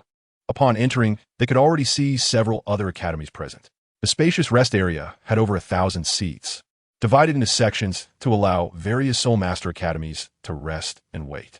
Many academies were already present, and Tang Yin couldn't recognize their attire. As time passed, several Soul Master teams entered the rest area, and Tang Yin spotted a familiar group. Tang San and his team were dressed very formally. The second team of the Tiando Royal Academy still represented the face of the Tiando Royal family, leaving no room for Flandra to make a profit. And advertising was out of the question. Tang Yin didn't approach to greet them, primarily because he felt a bit nauseated by Dai Mubai, who was next to Tang San. He had refrained from teaching him a lesson last time to spare Zhu Zhuqing's feelings. So there was no need to seek out discomfort. Lu Erlong casually scanned the venue, and when her gaze landed on the Tiando Royal Academy team, she lingered on Yu Xiaojiang's face for a long time. After some initial restlessness, her previously settled heart calmed again. Lu Erlong was a person who held firm to her decisions. Once she decided to let go, she wouldn't change. The slight restlessness was merely her inner unwillingness regarding the 20-plus years of youth she had invested. Seeing the event staff entering the rest area and the organized students entering, Lu Erlong patted Tang Yin's shoulder, her red lips slightly parting under the veil. "Kid, this is up to you now. Principal, don't worry." Saying this, Tang Yin curiously followed Lu Erlong's earlier gaze, and his mood soured again. Could it be? Surrounding the vast and open square were countless shouting, cheering spectators. In the center of the venue, right in front of the stage, was a podium with a golden background, and behind it was the renovated VIP area. The wide area had a diameter of over 150 meters, and the academies that entered earlier had already formed an orderly formation in the center. Each academy entering was introduced by a designated host from the podium. Next to enter was Lamba Academy, which had secured a place in the top 8 during the last tournament. It was uncertain whether they would achieve a new breakthrough this time. They had a total of 8 competitors, and their slogan was, "Champion." Oh my, I'm really looking forward to their performance in this competition. When the slogan for the champion was announced, all eyes focused on this team of only 8 members. Among the tens of thousands of gazes, there were expressions of surprise, disdain, and curious amusement. However, their gazes had no effect on Tang Yin. In the VIP seats, when Ning Fengji in the front row saw Tang Yin, a hint of surprise appeared in his eyes. This was quickly noticed by the 2 people beside him. Ning Fengji was wearing a white robe today, his head adorned with the 7 treasures glazed tile school as purple gold crown, and as one of the 3 leaders of the 7 major sects. The status of the 2 people beside him was naturally extraordinary. The person in the center wore a golden red robe and a crown glittering with jewels. Though he appeared somewhat aged, sitting there gave a sense of authority, as if everything revolved around him. He was the current emperor of the Tiando Empire, the Snow Knight Emperor. The other person was covered in a bright red robe, wearing a 5-pointed platinum crown, his eyes slightly closed as if he were asleep, his narrow shoulders and long body resembling a javelin. From the 5-pointed platinum star atop his head, it was clear that he was the platinum bishop of the Spirit Hall in Tiando City, Salis. Oh, who did Sect Master Ning see to display such an expression? The aged voice of Snow Knight echoed. Ning Fengji didn't answer directly, but built suspense. "Your Majesty, don't be anxious. If he takes the stage, you'll soon know who I was surprised by." Chapter 174. Tang Yin and Tang Sano. Ning Fengji's words piqued Snow Knight's curiosity. "Haha. I'm looking forward to seeing which young talent can catch Sect Master Ning's eye." Salis, seated to the left of Emperor Snow Knight, leaned back in his red chair, his hawk-like gaze sweeping across everyone in the venue.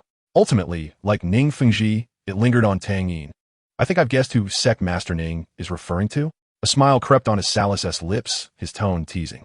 Ning Fengji turned to look at Salis and followed his gaze. He knew exactly who Salis was looking at. His heart sank, realizing the trouble. He still remembered the incident 14 years ago between Tang Hao and the Spirit Hall. Tang Yin's identity was no secret to him. And if the Platinum Bishop of the Spirit Hall took an interest in Tang Yin, it wouldn't take much for him to find out, putting Tang Yin's safety at risk. Though he thought this on the surface, Ning Fengji still maintained a calm demeanor. "Which person has Bishop Salis taken a fancy to? Why not point it out for me to see, Your Majesty?" Salis smiled slightly and used the same rhetoric as Ning Fengji before. "You will know when Ning Zhongzhu and Your Majesty wait a moment."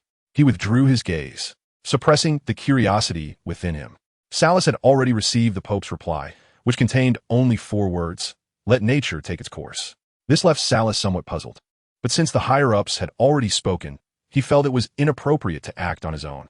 Originally, this matter should have passed without incident, but one day, as Salis was enjoying dinner in his luxurious office within the Spirit Hall, preparing to handle the last bit of business, a man in black directly entered his office. Just as he was about to express his anger at the intrusion, he recognized the person beneath the black robe and felt a chill run down his spine. He hurriedly stood up and approached the man in black with small, respectful steps. Before he could speak, the terrifying pressure caused this powerful Platinum Bishop, who wielded immense authority in Heavendo City, to kneel down. The chilling words of the Pope that day were something Salis had never encountered before. "You As a platinum bishop, if you can't handle this, you might as well roll back to the Spirit City to enjoy your retirement. Salas was completely bewildered. He had no idea where he'd gone wrong. At that moment, a storm of thoughts surged through the mind of this rank 89 soul, Douluo, rapidly consuming his mental energy. Could it be that the matter of accepting bribes from the nobility of Heavendo had been exposed? Or was it that someone had leaked his inappropriate conduct with a female subordinate?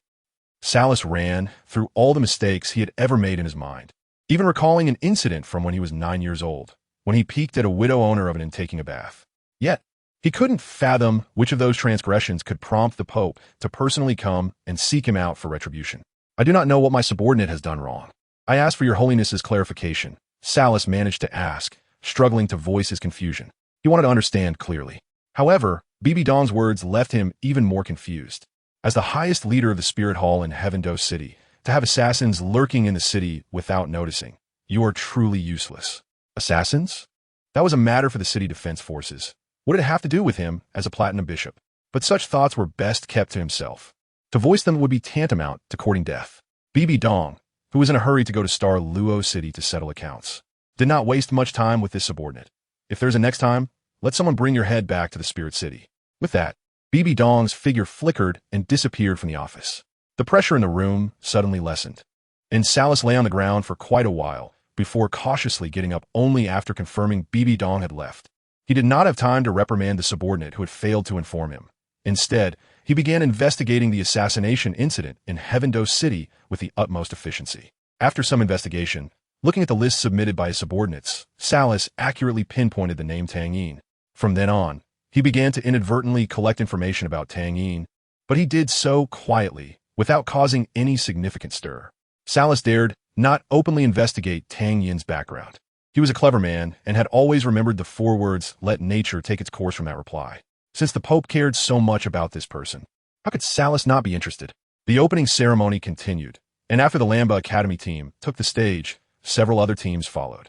Once all the teams were assembled, the previously noisy venue fell silent with the announcement of the host. Now, may I invite His Majesty the Emperor of the Heavendo Empire to give the opening speech for this competition. Sitting at the center, Shui slowly stood up and approached the soul-guided amplifier in front of him. His dignified and solemn voice was enough to resonate throughout the venue. I, Shui, Emperor of the Heavendo Empire, on behalf of the Heavendo Empire and as the host of this competition, hereby declare the opening of the Continental Advanced Soul Master Academy Elite Competition. Upon hearing this, applause erupted, and many faces displayed excitement. It was their first time seeing their emperor. How could they not be excited? When the applause quieted down, Shui continued. Here, I hope all soul masters participating in this competition can fully demonstrate their strength and achieve good results. You are all the pride of the Heavendo Empire. For the glory of the empire, show your brilliance. After the speech by Ning Fengji, the sect leader of the 7 Treasure Glazed Tile School, Platinum Bishop Salas began the draw for the first round of the preliminaries. The vice team of the Heavendo Royal Academy, which included Tang San's team, was set to compete in the first match against their team, perhaps due to changes in the timeline. The vice team of the Heavendo Royal Academy's opponent was not Lamba Academy, which had not become Shrek Academy. In the first round of the preliminaries, the Heavendo Royal Academy faced off against Lamba Academy. Upon hearing this, the faces of Shrek's group showed a hint of fear. This was not a good start. Upon hearing that the opponent of the Heavendo Royal Academy's vice team was Lamba Academy, Yu Xiaojiang rationally advised that they should forfeit the match. But sometimes, reason does not dictate decisions. The battle of the vice team of the Heavendo Royal Academy as the opening match for the Continental Advanced Soul Master Academy Elite Competition also carried significant political implications. This battle could be lost, but absolutely must not be forfeited, as it represented the face of the Heavendo royal family. Alright, then the first match of the first round of the preliminaries will be the Heavendo Royal Academy against Shrek Academy. All participating academies, please exit. The 2 academies that will compete shortly, please prepare yourselves. The match will officially begin in half an hour. Back in the resting area, the Shrek group saw Yu Xiaojiang and Flender waiting for them inside. Seeing the tension on everyone's faces, Yu Xiaojiang could only encourage them. Don't be nervous. Just perform well in this match. He never expected to defeat the Lamba Academy team, which had at least 1 Soul King. Yu Xiaojiang then turned to his prized disciple, reminding him, Little San, as the commander, you must assess the situation clearly. If you feel the situation on the field is unfavorable, just concede. Don't worry about this match or that. Our goal is to advance through the preliminaries. Tang San nodded solemnly. Teacher, I understand. On the other side, Lamba Academy did not share the same tense atmosphere as Shrek. The few of them sat in the resting area, chatting and laughing, completely unconcerned about the upcoming battle. If it weren't for the need to consider appearances, Tang Yin would have already been wrapped around Zhu Zhuqing and Zhu Zhuyan. Soon, a staff member came to notify Tang Yin and the others to enter the arena, and at the same time, the vice team of the Heavendo Royal Academy also moved. The two teams entered the competition venue from different passages, and the host began to introduce the martial souls of the two teams one by one. In this competition, Lamba Academy's substitute was Jiang Zhu, and Tang Yin was still somewhat uneasy about Zhu Zhuqing and Zhu Zhuyun, especially since this opponent was significant enough for Tang Yin to take seriously. The two teams took their positions at the center of the competition venue, with Tang Yin standing face to face with Tang San as the captain. Tang Yin smiled slightly. Hello. Tang San, however, did not share Tang Yin's relaxed demeanor. He wore a tense expression and did not respond to Tang Yin's greeting. Zhu Zhuqing looked at Dai Mubai across from her, her usually gentle eyes flashing with a sharp glint, like a beast staring at its prey. Dai Mubai felt uncomfortable under Zhu Zhuqing's gaze, but within him, the white tiger felt a sense of suppression when facing Zhu Zhuqing, which made him quite uneasy. After exchanging greetings, both teams took their positions and arranged their formations. The formation of the Blue Tyrant Academy was quite interesting, with Zhu Zhuyun, Talon, and Huang Yuan at the front, followed by Duge Yin in the center, and Jing Ling and Zhu Zhuqing on either wing, while Tang Yin was at the back. Upon seeing the formation of the Blue Tyrant Academy, Tang San clenched his fists tightly in his heart. He could also see that Tang Yin did not intend to take this seriously, which was a humiliation for him. Brother, I will make you understand the consequences of underestimating me. Shrek Academy adopted a 4-1-2 tactic, with the main attackers Tang San and Dai Mubai positioned slightly forward.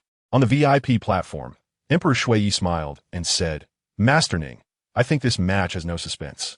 Emperor Shui was aware of the source of the second team of the Tiando Royal Academy, and learned that they were a team formed by a small academy merging into the Tiando Royal Academy. Initially skeptical, he changed his attitude 180 degrees after learning that they had defeated 7 opponents in under 3 minutes. This was the source of his confidence. Prince Xuexing had some criticisms regarding this, as many of the second team's members had relatives who had exchanged soul coins with him, and their loss of qualification for the competition made him quite unhappy. However, this was a clear case of being outclassed. Even if it escalated to Emperor Shui, he would not have the upper hand, and he had to accept this hidden loss. Ning Fengji, seeing Tang Yin's position, smiled and nodded, agreeing with Shui's viewpoint. Shui thought that both he and Ning Fengji supported the vice team of the Tiando Royal Academy, but that was because Ning Fengji's daughter was still on the field. The first round of the preliminary match officially began.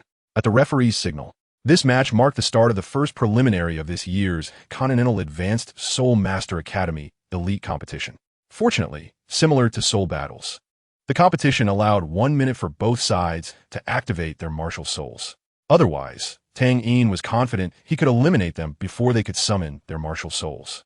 The martial souls and soul rings burst forth in dazzling colors, almost lighting up the entire venue. First, Tang San's 10,000-year fourth ring drew gasps from the audience. No one could believe someone could absorb a 10,000-year soul ring at the fourth soul ring.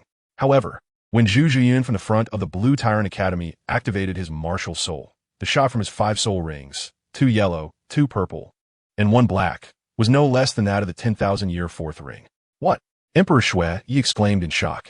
There is someone in the Tiando Empire who can reach the Soul King level before the age of 25. Initially thinking the match was secured, Shui couldn't help but feel nervous for the vice team of the Tiando Royal Academy. Saras appeared quite calm, his gaze fixed on Tang Yin.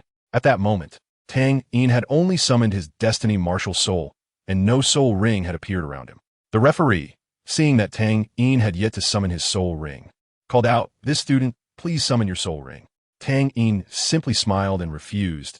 "Thank you for the reminder, but I have my own judgment." Seeing Tang Yin's refusal, the referee did not say anything further. Both sides prepared, and the match began. As a control-type soul master, Duge Yin prepared to give the attack order. At this moment, Zhu Zhuqing wanted to take revenge on Dai Mubai for past grievances, but managed to suppress that impulsive thought. Just as she was about to slip into the shadows to wait for an opportunity, Tang Yin's voice echoed in her ear, "Zhuqing, do you want revenge?"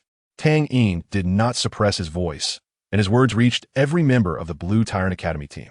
Zhu Zhuqing turned to look at Tang Yin, hesitated for a moment, and then shook her head. No, I don't want to. Tang Yin interrupted. Hey, it's okay to be a little willful sometimes. During this time, Zhu Zhuqing had always sought Tang Yin for practice after training, hoping to improve her strength and defeat Dai Mubai in their next encounter. Tang Yin understood Zhu Zhuqing's thoughts and specifically helped her enhance her solo combat ability, especially against a powerful attack-type Soul Master. Today's match was a good opportunity.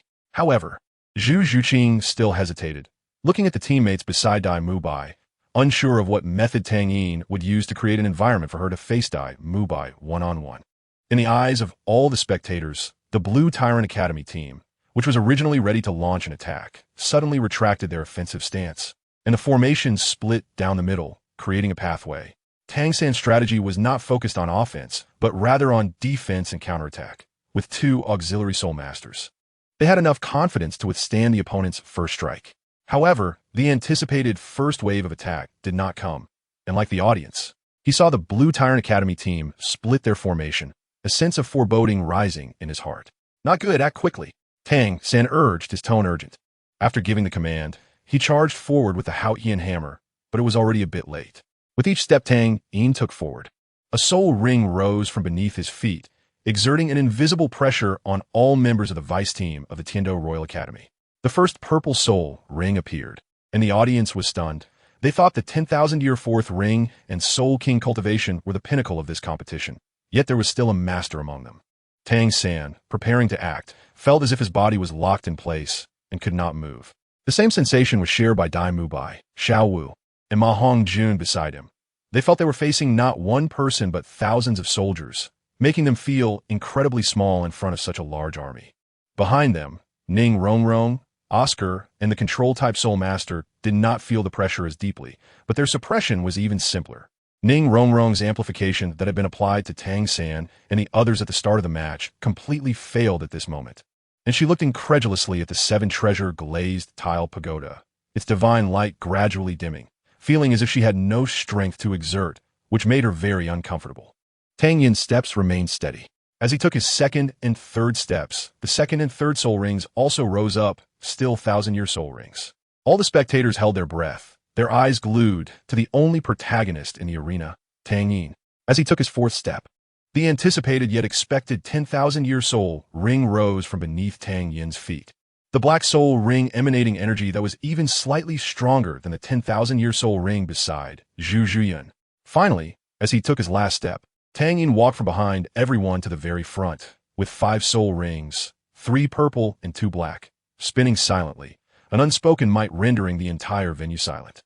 On the VIP platform, Saras, upon seeing Tang Yin reveal all his soul rings, was visibly delighted, showing no signs of concealment. The first 1,000-year ring, the fourth 10,000-year ring, and Soul King cultivation. More importantly, he had a close relationship with the Pope. Saras made up his mind to build a good relationship with this young brother after the match, and whether he could become an elder would depend on whether he could seize this opportunity. How is this possible? Emperor Shui Yi sat on the red throne, his face filled with disbelief. Although his soul power was not very high, he still understood the basic knowledge of soul masters. Tang San's 10,000-year fourth soul ring only left him in shock, while Tang Yin's soul ring, which could not be understood by common sense, had completely shattered his worldview. Ning Fengji's expression was calm. He had already seen Tang Yin's soul ring before, and at that time, it was already the 10,000-year fourth ring. So the fifth ring being the same age was not unexpected. The 3 committee members in the back exchanged glances, thinking the first match was a sure win. However, when the members of the Lamba Academy team revealed their soul rings, they felt something was off, and Tang Yin's display of strength completely extinguished their hopes. Prince Xuesheng secretly rejoiced in the corner, thinking it was a bad start for them, and they would have a good show to watch. The silence in the arena was like the calm before a storm, and after a moment of quiet, it erupted into a roar of cheers and shouts. They wanted to express their excitement in this way. Oh my God, what am I seeing? This soul ring configuration is even more luxurious than some soul saints. So handsome, the powerful, melancholic-looking young man with white hair. I want to have his children. Among the discussions, there were praises and jealousy, but none of it had anything to do with Tang Yin. He raised his weapon, aiming it directly at Dai Mubai. Dai Mubai felt his body relax. and the mountain-like pressure suddenly decreased, almost causing him to fall to the ground. He instinctively looked to his side and found that the others in his team were still immobilized. He had to turn his gaze back to the direction of Lamba Academy. Tang Yin turned around and smiled warmly at Zhu Zhuqing. Zhuqing, it's up to you now. Zhu Zhuqing nodded heavily, her eyes filled with determination. Yes, this time, she would win, and she would win decisively. Zhu Zhuqing stepped out from the team, passing by Tang Yin, leaving behind her unique fragrance. When Dai Mubai saw Zhu Zhuqing stepping out from the opposing team, he quickly understood what was happening. He also stepped out from his team, facing the members of Lamba Academy. At that moment, Dai Mubai felt like a lone warrior charging into a sea of troops, and that sense of loneliness brought him a bittersweet feeling of a hero's demise. What were they doing? The Snow Knight Emperor was somewhat puzzled. In his imagination, Lamba Academy's one-sided slaughter of the Tiando Royal Academy's vice team had not occurred, nor had the counterattack led by the highly valued Tang Xin happened. The situation on the field was developing in a way he did not expect. Your Majesty, it seems Lamba Academy wants one of their members to engage in a 1v1 battle with one of the Tiando Royal Academy's vice team members. Ning Fenghe, being a level 79 soul sage, naturally understood more than the Snow Knight Emperor. He was deeply shocked that Tang Yin, without using any soul skills, had managed to suppress the entire vice team of Tiando Royal Academy with a special technique, causing even the enhancement effects of his daughter's soul skills to vanish under this suppression. As an auxiliary soul master, Ning Fenghe had also mastered the skill of distraction to the point of perfection. His mental strength was certainly higher than Tang Yin's at that moment. On the field, the rest of the Tiando Royal Academy's vice team quickly reacted to the situation, as the team battle had been forcefully turned into a 1v1 match. And naked humiliation surged in the hearts of every student. But they could do nothing but watch helplessly. Tang San's heart was ablaze with anger. He did not expect that he wouldn't even have the qualifications to resist in front of Tang Yin. I've already overdrawn my future just to keep up with your pace, but even like this, I'm still as humble as an ant before you. I refuse to accept this. I refuse. Tang San roared his heart, his eyes filled with bloodshot veins, turning completely red. The Xiantian skill within him was pushed to the extreme, causing his soul power to start boiling. His scarlet eyes flickered with purple light, and the purple extreme demon eye was unleashed time and time again, attempting to shatter the mental pressure Tang Yin had placed on him through sheer force. Dai Mubai did not notice the abnormality behind him with Tang San. He stopped 15 meters away from Zhu Zhuqing. This distance could be covered in an instant for them, and for Dai Mubai, a powerful attack-type soul master, it was undoubtedly an advantage.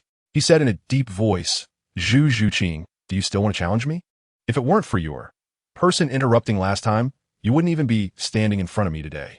Dai Mubai originally wanted to say that bastard of yours, but thinking of Tang Yin's terrifying strength, he feared that if he took the opportunity to take revenge during the match, he could end up seriously injured, which would mean saying goodbye to the Continental Advanced Soul Master Academy Elite Tournament. He was not naive enough to think that Tang Yin would show him mercy. It was better not to provoke him beforehand. Sutsuking skalved coldly, ignoring Dai Mubai's sit-downs. She had endured devilish training every day for revenge. She had been waiting for this opportunity for a long time. For this, she had sacrificed not just time, energy, and sweat, but even her beloved activities with others had been put aside, and these days she could only satisfy her cravings with small snacks. Zhu Zhuqing closed her eyes, recalling the details of her special training. Agility-type soul masters were like assassins. If they missed their strike, they could escape far away. Agility-type soul masters were almost inherently undefeated against attack-type soul masters. However, the arena did not provide enough space to hide, and Dai Mubai had a deep understanding of the Nether Cat. Hiding in front of him would be completely ineffective. In a Lamba Academy training ground, Tang Yin said to Zhu Zhuqing. Zhu Zhuqing nodded in agreement after hearing Tang Yin's summary. So, to defeat him, there was only one possibility. Zhu Zhuqing asked, what is it? One-hit kill. The attack must be sharp enough. His third soul skill is an all-around enhancement of the body.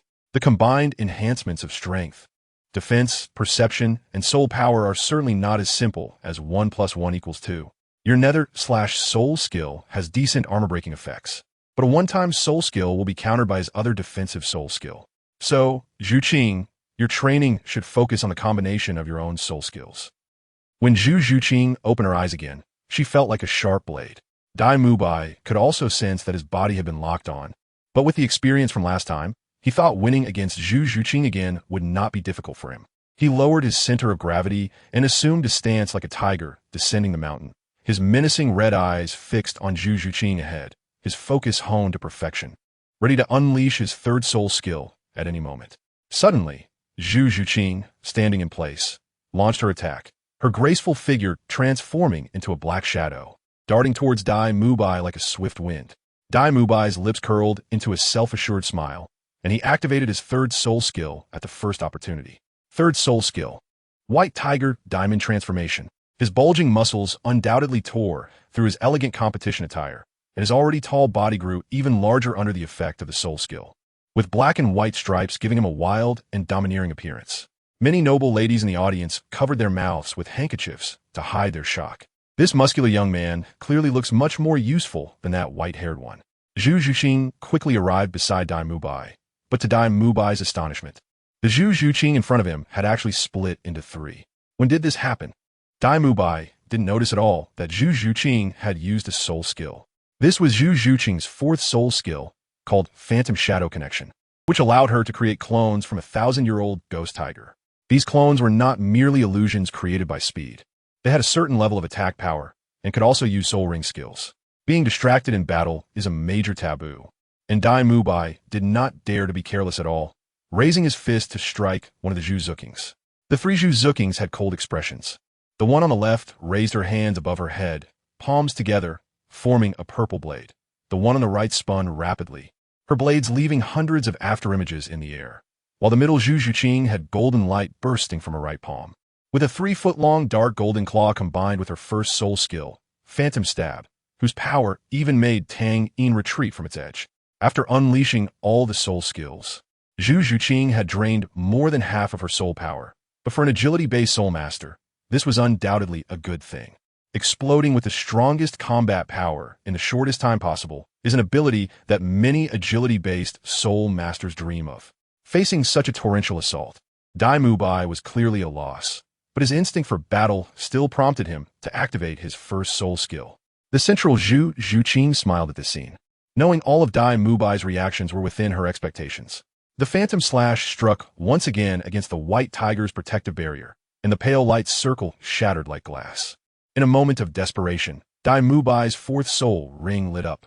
Fourth soul skill, White Tiger Meteor. Before he could unleash it, the golden claw had already slashed open his chest, blood gushing out like a pillar. Zhu Zhuqing reacted quickly. Knowing the outcome was decided, she swiftly escaped with her speed, not getting a single drop of blood on her. Dai Mubai lay unwillingly in a pool of blood, having not even had the chance to use his strongest fourth soul skill before being killed by Zhu Zhuqing. The humiliation and anger in his heart gathered into a lump of frustration, and with his already severe injuries, his face turned red and swollen. After spitting out a mouthful of blood, he fainted directly. Zhu Zhuqing walked over to Tang Yin, looking smugly at him, as if expecting praise. Just as Tang Yin was about to reach out to pat Zhu Zhuqing's head, he let out a light "oh," his hand hovering in midair. Tang Yin's gaze fell on Tang San, his expression somewhat surprised. At this moment, Tang San was panting heavily, the enormous exertion forcing him to support himself with one hand to avoid collapsing. After Tang San's relentless efforts, he finally broke free from Tang Yin's restraints. Now, it was time for him to let his brother feel pain. At the end of his strength, Tang San raised the Haotian hammer high, shouting, "Fourth soul skill, Haotian Golden Lion." But instead of the golden halo shaking open across the arena, a green dragon rose from beneath him, binding him tightly and sealing his mouth. This should also count as a 1v1 battle. Exhausted both physically and mentally, Tang San fainted in unwillingness after being killed again. Seeing that the strongest opponent had been dealt with, Tang Yin snapped his fingers, lifting all the suppressions on the opposing team.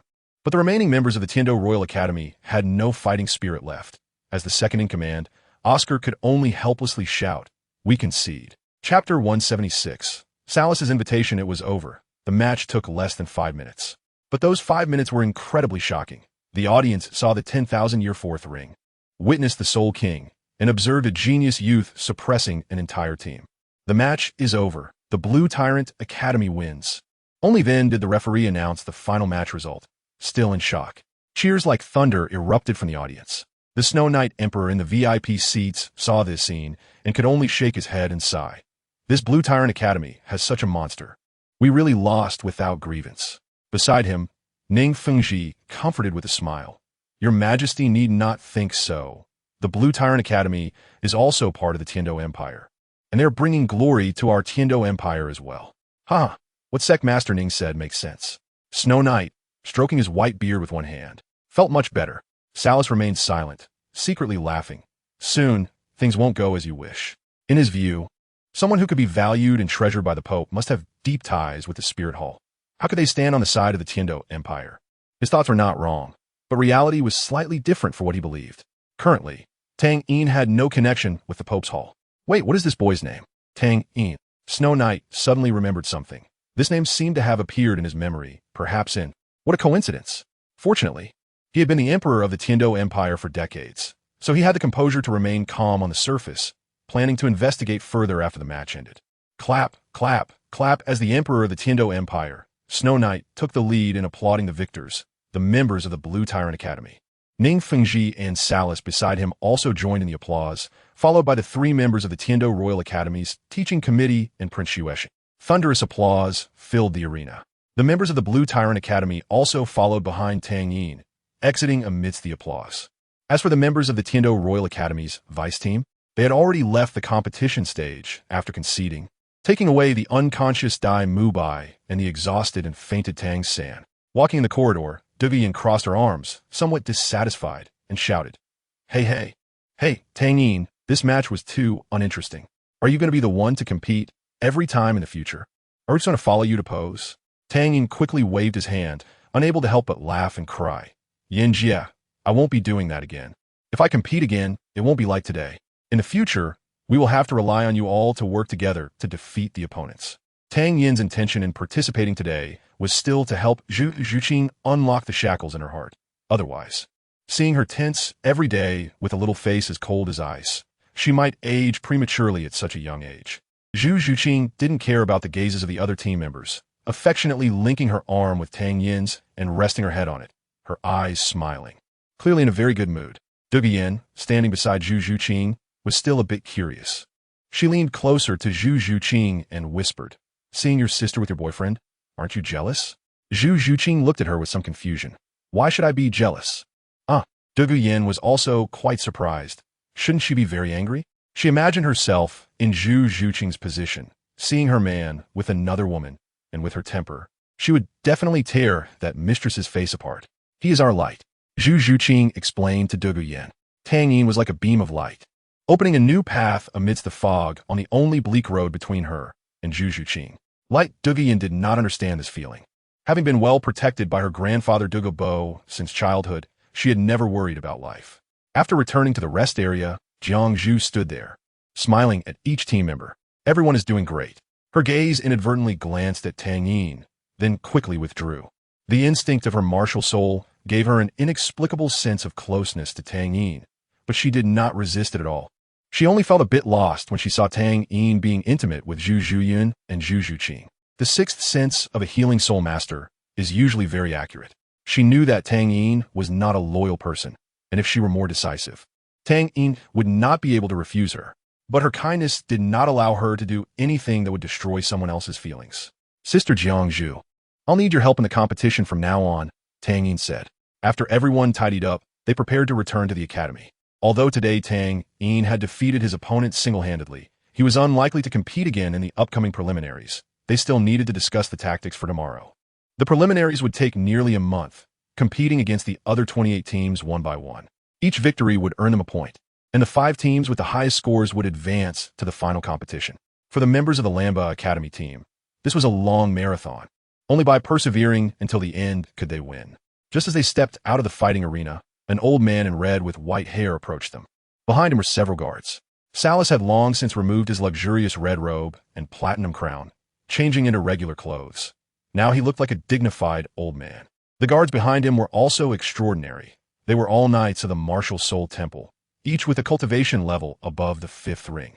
Although their cultivation levels were not top tier, they could easily eliminate a Soul Emperor when working together. Tang Yin stopped in his tracks. His memory was excellent, and he recognized this person as the Platinum Bishop of the Martial Soul Temple who sat beside the Emperor of the Tiando Empire. Salas showed a friendly smile, appearing very amiable. Little brother Tang Yin, may I have a word with you alone? The Martial Soul Temple's people wanted to chat with him alone. Tang Yin felt a bit puzzled, not understanding what this platinum bishop wanted. Did he really need to be so polite, or even humble to win him over? You flatter me, senior. Of course you can. I'm honored, Tang Yin replied with a smile. It would be ungrateful to slap someone's face when they were welcoming him with a smile. Salas then addressed the other team members. You all performed very well today. The doors of the Martial Soul Temple are always open to you. The others clearly did not recognize Salas's identity, and Tang Yin did not intend to explain. He turned to Zhu Jian and said, You all go back to the academy and wait for me. I'll be back soon. After saying this, he rubbed Zhu Zhuqing's head, messing up her smooth long hair. Zhu Zhuqing reluctantly released Tang Yin's arm and used her hand to smooth out the hair that Tang Yin had tousled. Come back early, Zhu Jian gently said, pulling her sister closer. After bidding farewell to everyone, Tang Yin went with Salas to the Martial Soul Temple. On the way, Salas looked at Tang Yin and smiled. Did you recognize my identity? You were sitting beside the emperor of the Tiando Empire at that time. Apart from the sect master of the Seven Treasure Glazed Tile School, Ning Fengji, the only person who qualified to sit beside him is the master of the Martial Soul Temple, Tang Yin replied. Oh, Salas was somewhat surprised. You don't have any awe for the emperor of the Tiando Empire? Tang Yin smiled and said, How could that be? Awe is in the heart, not just words. Although he did not show any respect for Shui Yi in words, he actually looked down on him in his heart. However, he decided not to share this with Salas. This old fox already had an idea. The less respect Tang Yin showed for that old man Shui Yi, the closer he would be to the Martial Soul Temple. You're right. Awe is not just spoken. Salas concluded the topic following Tang Yin's words. All the way, Salas talked to Tang Yin about some trivial matters, such as introducing the organizational framework of the Martial Soul Temple and some achievements made by the temple in recent years. Before long, they arrived at the Martial Soul Temple. The scale of the Martial Soul Temple was no less than that of the Tiando Imperial City. Majestic palace buildings stood here, and in front of the grand main gate stood a 20-meter-high statue of a six-winged angel, radiating a holy light in the sun. Salas led Tang Yin into the Martial Soul Temple, and every staff member they encountered would step aside, bowing and saluting. After encountering this scene for the third time, Tang Yin frowned and said, Is the hierarchy in the Martial Soul Temple so strict? Tang Yin had been to the Martial Soul Temple before, and the branch temples in small cities did not have such a suffocating atmosphere of hierarchy. Salas thought to himself that this was not good. He did not expect this young man to dislike this kind of atmosphere. The atmosphere of the Martial Soul Temple was greatly influenced by the local temple master. The temple master had supreme power in the local Martial Soul Temple, and even the city lord had to bow respectfully when meeting the temple master. Apart from the occasional inspection team passing by, the temple master could be considered a local emperor. Over time, unchecked absolute power would inevitably lead to corruption. Salas was relatively restrained. He merely enjoyed the feeling of being in a superior position, which made every subordinate behave this way, and his greed and lust were relatively less than that of most nobles. Individuals like Myers were still rare. Salas felt a bit awkward and explained, Hierarchy and respect are necessary, but can be changed. If he could please this little ancestor, then this formality could be abolished. Hearing this, Tang Yin became even more alert. What did Salas want? Did he really have such a big face to make the master of the Martial Soul Temple so fearful? He had once asked Xian Rinxue about the situation in the Martial Soul Temple, and the answer he got was that the Platinum Bishop of the Martial Soul Temple in Tiando City was not from her faction. Not from her faction? Could it be that her sister, the current Pope Bibi Dong, was from that faction? Thinking of Salas's attitude towards him now, if Tang Yin still did not understand why he was so close to him, he could dig a hole to bury himself. Continuing down the thick red carpet, Tang Yin suddenly said, Bishop Salas, I have a connection with the current Pope. I understand, Salas gave Tang Yin a knowing look and smiled. Don't worry, the Pope does not know about this matter. No, what do you understand? Tang Yin did not want to correct the Platinum Bishop's misunderstanding. Let it be a misunderstanding. With the protection of this bishop, who in the Tiando Empire would dare to touch him? After touring the Martial Soul Temple, as he was about to leave, Tang Yin earnestly said to Salas, Bishop Salas, being diligent in governance is the principle. For us soul masters, some external possessions do not need to be regarded as so important. You might have new experiences if you adopt a more leisurely lifestyle. As he spoke, Tang Yin placed his hand on Sarath's shoulder. A refreshing energy flowed into Saruth's body from his shoulder, causing a flush to appear on his aged face, making him feel like a withered tree blossoming in spring. However, it was all too brief, disappearing from his body in an instant. Tang Yin infused a limited amount of life energy into his body, which would only bloom when his platinum bishop completely calmed down. Calm down. It seems that Bishop Saruth really needs to become a devoted follower of the angel god. After finishing, Tang Yin left the spirit hall without explanation, leaving Saruth still pondering over Tang Yin's words. At the Blue Tyrant Academy, Lu Erlong returned to the academy early. She felt something was strange about her performance today. Even though she had missed someone for over 20 years, she didn't know why she didn't feel the impulse to rush over and recognize him. She couldn't understand it, no matter how hard she tried. Lu Erlong, that is Xiao Gang, the one she had longed for all those years. As she pondered, Tang Yin's face appeared in her mind. She remembered how Tang Yin had held back that night, and the mutual attraction they shared in their disappointment. Tang Yin. Sigh. Lu Erlong sighed heavily, and before she could continue her melancholy thoughts, the members of the Blue Tyrant Academy returned, bringing her news of their first victory. However, the news of victory did not excite Lu Erlong because she did not see Tang Yin's figure among the returning team. She knew that Tang Yin must have sensed her unusual behavior, but chose not to show it in front of her, even though there was no relationship between them. Lu Erlong didn't want Tang Yin to misunderstand anything. What about Tang Yin? Lu Erlong couldn't help but ask. Zhu Zhuyan replied. He was taken away by a senior from the Spirit Hall. Upon hearing the word Spirit Hall, Lu Erlong's brows furrowed slightly, clearly displeased with the Spirit Hall. All right, you all rest well. There are still many battles ahead of you. After encouraging the others, Lu Erlong turned to leave. Du Guyan looked puzzled and asked Zhu Zhuyan beside her, Zhuyan, do you feel that our principal is acting a bit strange? Zhu Zhuyan wasn't sure either. There should be, right? Chapter 178. The truth behind the enchantment. Tang Yin didn't spend much time at the Spirit Hall. As soon as he returned to the Blue Tyrant Academy, he encountered Lu Erlong, who appeared somewhat flustered. Principal, what's wrong? Tang Yin's appearance made Lu Erlong stop in her tracks. She breathed a sigh of relief, her full chest visibly rising and falling. The Spirit Hall didn't do anything to you, right? Lu Erlong reached out a hand, wanted to check if Tang Yin had any injuries, but then seemed to realize that this was inappropriate and left her hand suspended in the air. Tang Yin saw some worry in the beautiful woman's eyes. Although he didn't understand why she would feel this way just because he had been to the Spirit Hall, he knew she was concerned about him. I'm Yufine. Tang Yin smiled and naturally took Lu Erlong's hand that was hanging in the air. A hint of emotion flashed in his gentle eyes, one that he himself didn't even notice. Tang Yin had held the hands of many girls. Zhu Zhuyan, Qian Renxue, Zhu Qing. Their hands were all comfortable to hold. But Lu Erlong's hand gave him a different feeling. Lu Erlong's hand was well-maintained, her slender and smooth fingers warm in the palm, while the back of her hand was slightly cool and slick. Tang Yin's sudden action left Lu Erlong somewhat at a loss, and for a moment, she forgot to withdraw her hand from his grasp.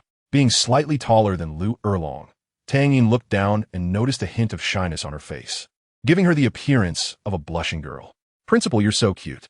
On a whim, Tang Yin reached out and pinched Lu Erlong's cheek. Her skin, as smooth as fine jade, was gently held by Tang Yin's fingers, so supple it seemed delicate. At that moment, Lu Erlong seemed to awaken from a dream and hurriedly swatted Tang Yin's hand away, flustered as she pulled her hand back from his grasp, her eyes showing a hint of anger, perhaps a little, but more so with shyness. I'm the principal. You should show some respect. Tang Yin, not wanting to overstep, bowed slightly and apologized. I apologize for my earlier offense. I hope the principal can forgive me. Brother-in-law, you're back. A sudden voice from behind startled Lu Erlong, and she quickly adjusted her clothes, which were not disheveled, trying to calm her already unsettled heart. The footsteps approached quickly, soon reaching Lu Erlong and Tang Yin's side. Zhu Qing, why are you here? Aren't you supposed to be training now? Tang Yin asked, his tone as natural as if nothing had happened. As a seasoned flirt, Tang Yin had long mastered the art of keeping his emotions hidden. Sister said we don't need to train today. She's discussing tactics for the next match with Sister Yin. According to the rules of the preliminary rounds, the opening match of the Blue Tyrant Academy today was also the first round of the preliminaries. And tomorrow they would have no matches, just like the Tiando Royal Academy's vice team. Considering the players' mentality, Zhu Zhuyan and Du Guyan decided not to schedule training too tightly. Balancing work and rest was the right approach. Tang Yin felt the lingering warmth in his hand from Lu Erlong, and as he calmed down, He didn't understand why he had acted that way earlier. As he grew older, inheriting a yin's appearance, he became increasingly handsome, and the power of the withered world tree gradually recovered with the growth of his soul power. In Tang Yin, that faint life energy could evoke the instinctual pursuit of all life, although it wouldn't have as obvious an effect as on Jiangzhu. Just that subtle attraction was enough. The combination of appearance and power was not simply 1 + 1 = 2. In simple terms, Tang Yin was now like a walking succubus. Unless it was a crazy woman like the later stage character in the original story, Bai Dong, no one could escape his deadly allure if he wanted to. Zhu Qing, the skilled observer, lingered her gaze on Lu Erlong for a long time, making Lu Erlong feel uneasy, thinking that she must have exposed something from what had just happened. However, she quickly realized that she hadn't done anything out of line, right? And shouldn't it be Tang Yin who should be worried? Seeing Tang Yin's calm demeanor, as if nothing had happened, ignited a fire of anger in Lu Erlong. As an omniscient soul master, Tang Yin's perception was also sharp. To use gaming terms, his awareness of ganks was top-notch. All right, Sister Zhiyun and the others should be done chatting. Let's head back. Tang Yin said to Lu Erlong, principal. We're leaving now. From Zhu Qing's unperceptive angle, he winked at Lu Erlong with a charming gaze. Lu Erlong, who stayed in place, watched Tang Yin and Zhu Qing leave. No, to be precise, it was Tang Yin. Her feelings were somewhat complex. She couldn't understand why Tang Yin always avoided her when she was so proactive in the past. Yet today, he was so proactive. Having been abandoned once, she felt a bit sentimental and inevitably overthought things. It was a form of self-protection. Was my choice the right one this time? After turning a corner, Zhu Qing, who had been walking obediently beside Tang Yin and affectionately linking arms with him, suddenly tightened her grip. Tang Yin could clearly feel 2 soft mounds pressing against his arm.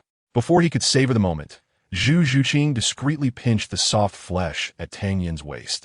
A voice tinged with a hint of threat came from beside his ear. Brother-in-law, what were you doing with the dean just now? As mentioned before, Tang Yin was no longer the innocent person he used to be. Zhu Qing's little tricks were clearly insufficient in front of him. What could the dean and I possibly do? And Tang Yin firmly grasped Zhu Qing's restless little hand, pinning her against the wall beside him, his gaze aggressive. Are you going to leave me just because of what I have with the dean? Zhu Qing felt her cheeks flush under Tang Yin's gaze, but at this moment, she seemed to enjoy the feeling. It wasn't until a quarter of an hour later that Zhu Qing was finally sorted out by Tang Yin. Zhu Qing and Duge Yin had just finished discussing matters when they saw Zhu Qing walking in, supported by Tang Yin. What is this? Duge Yin was puzzled as to why Zhu Qing had gone out for a bit and couldn't even walk back without Tang Yin's support. Although she had been in a relationship, her experience was still not enough to understand Zhu Qing's current state. Zhu Qing's face turned red upon hearing Duge Yin's words. She wanted to push Tang Yin away, but the numbness and weakness in her legs made her entire body slump against him. I just tripped. Zhu Qing blushed and offered a rather clumsy excuse. It's easier to believe that a soul master, especially a sensitive attack type, would trip while walking than to believe that I, who am writing a novel, am Qin Shi. Really? Duge Yin still had her doubts, but she didn't pursue the matter further. She was not a particularly curious person. Zhu Qing's elder sister, Zhu Zhiyun, could immediately tell what was wrong with her sister, but she chose not to expose it in front of Duge Yin. Let's go home.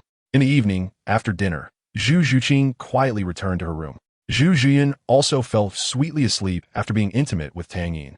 Lying in bed, Tang Yin recalled the romantic moments of the day, and that inexplicable emotion surged within him again, urging him to do something. At Lamba Academy, in the forest, the tranquil lake was as calm as a mirror. Even when a gentle breeze blew, it didn't create a ripple. Lu Erlong lay on her side in her bamboo house, finding it hard to fall asleep no matter what. Her heart was too chaotic. When she closed her eyes, it was Tang Yin's gentle smile in the sunlight that appeared, brushing by like a spring breeze, making her feel as if she had returned to the time when she first fell in love as a girl. Her heart was filled with excitement, anxiety, fear, and longing. Tang Yin was not a devoted person. Right now, he had the pair of sisters Zhu Zhiyun and Zhu Qing by his side, and there would surely be more in the future. Calling him a demon in the realm of lust would not be an exaggeration. But why did it make her feel like she wanted to give up everything to pursue him? Clearly, she had seen the person she had been thinking about all day. Clearly, she just wanted to experience what it felt like to be a woman through Tang Yin. Clearly. Lu Erlong let out a long sigh, not knowing how many times she had made that sound tonight. After over 20 years of living alone, why was tonight's loneliness so unbearable? Tang Yin's figure resurfaced in her mind, and the little moments spent alone with him flashed through her memory one by one. Just as Lu Erlong was immersed in these beautiful memories, the presence of a second person suddenly appeared beside her. As a rank 76 soul sage, her perception ability shouldn't be this weak. Sensing the breath of the stranger so close by sent a chill of cold sweat down her back. The combat instinct that had been dormant for over 20 years erupted at this moment of crisis. Tang Yin, who had thought he was invulnerable during the day, now found his palm clenched into a fist aimed right at him. The physical strength of Soul Sage had undergone a qualitative change, even without using a martial soul. The power of her punch was terrifying, easily several thousand pounds. Tang Yin had not expected Lu Erlong's reaction to be this intense. As he caught the fist, he hurriedly called out, "Dean, it's me." Tang Yin's voice was still quite recognizable, not to mention that what Lu Erlong had just done was related to him. Immediately identifying who had come, Lu Erlong relaxed her guard, her clenched fist quietly loosening, now held in Tang Yin's hand again. "You scared me. Why did you suddenly come here at night?" At that moment, Lu Erlong displayed not anger, but a puzzled expression after relaxing. She used her other hand to pat her chest, calming the emotion she had just felt. Tang Yin was taken aback. He felt that the hand he was holding felt strange. The sticky sensation didn't seem like sweat, but rather like. Instinctively, Tang Yin's gaze shifted to Lu Erlong. Like Zhu Zhuyin and Zhu Zhuqing, Lu Erlong also loved black. Dressed in a black dress. The lower half of Lu Erlong's body was covered by a thin blanket, but the curious Tang Yin secretly activated his Xieji eye. "Sure enough, I missed you." The simple 4 words made Lu Erlong's heart, which had just calmed down, race again. "W, what are you saying?" Lu Erlong turned her head away, not wanting Tang Yin to see the embarrassment on her face, not even retracting what she had just done. Tang Yin seemed to sense something. He leaned closer to Lu Erlong, gradually approaching her beautiful face, tilting his head slightly to brush past the hair that fell over her forehead, his lips touching her earlobe. The warm breath brushed against Lu Erlong's earlobe, instantly turning it a shade of pink, incredibly adorable. "I said, I missed you. Do you miss me?" After uttering this extremely ambiguous line, Tang Yin extended his tongue and lightly flicked her pink earlobe. Lu Erlong, caught off guard by the sudden advance, was rendered speechless. In front of Tang Yin, she felt like an inexperienced little girl, while Tang Yin seemed like a bad uncle luring her in. Only, their ages seemed reversed. But that didn't matter. And no, Lu Erlong quickly denied it. Tang Yin lifted the hand he was holding and brought it to his nose, taking a sniff. The familiar scent, different from the usual, caused Tang Yin to look at Lu Erlong with a mischievous smile before closing his eyes to savor it. Lu Erlong only then realized what she had just done with that hand, but now it was too late to say anything. Woo-woo, I can't face anyone anymore." Lu Erlong was so anxious that she cried. In order to achieve his goal, Tang Yin continued his offensive, wrapping his arms around Lu Erlong's slender waist and leaning his face close to hers, wiping away one of her tears. "Why are you crying?" The combination of tenderness and dominance ultimately broke down the last defenses of this beautiful woman. She no longer struggled and enjoyed Tang Yin's embrace. You still haven't told me why you suddenly came to find me?" "I said I missed you. Were you also thinking of me just now?" Lu Erlong buried her head in Tang Yin's chest and let out a muffled response. Lu Erlong's body was very voluptuous, but her waist was quite slender. This feeling was completely different from the sensuality of Zhu Zhuyin and Zhu Zhuqing, and one could say it was a unique experience. "Erlong, HM?" When a morning light streamed through the window into the room, Lu Erlong lazily opened her eyes, and the person beside her had left the bamboo house at some point, leaving behind the lingering, ambiguous atmosphere in the air.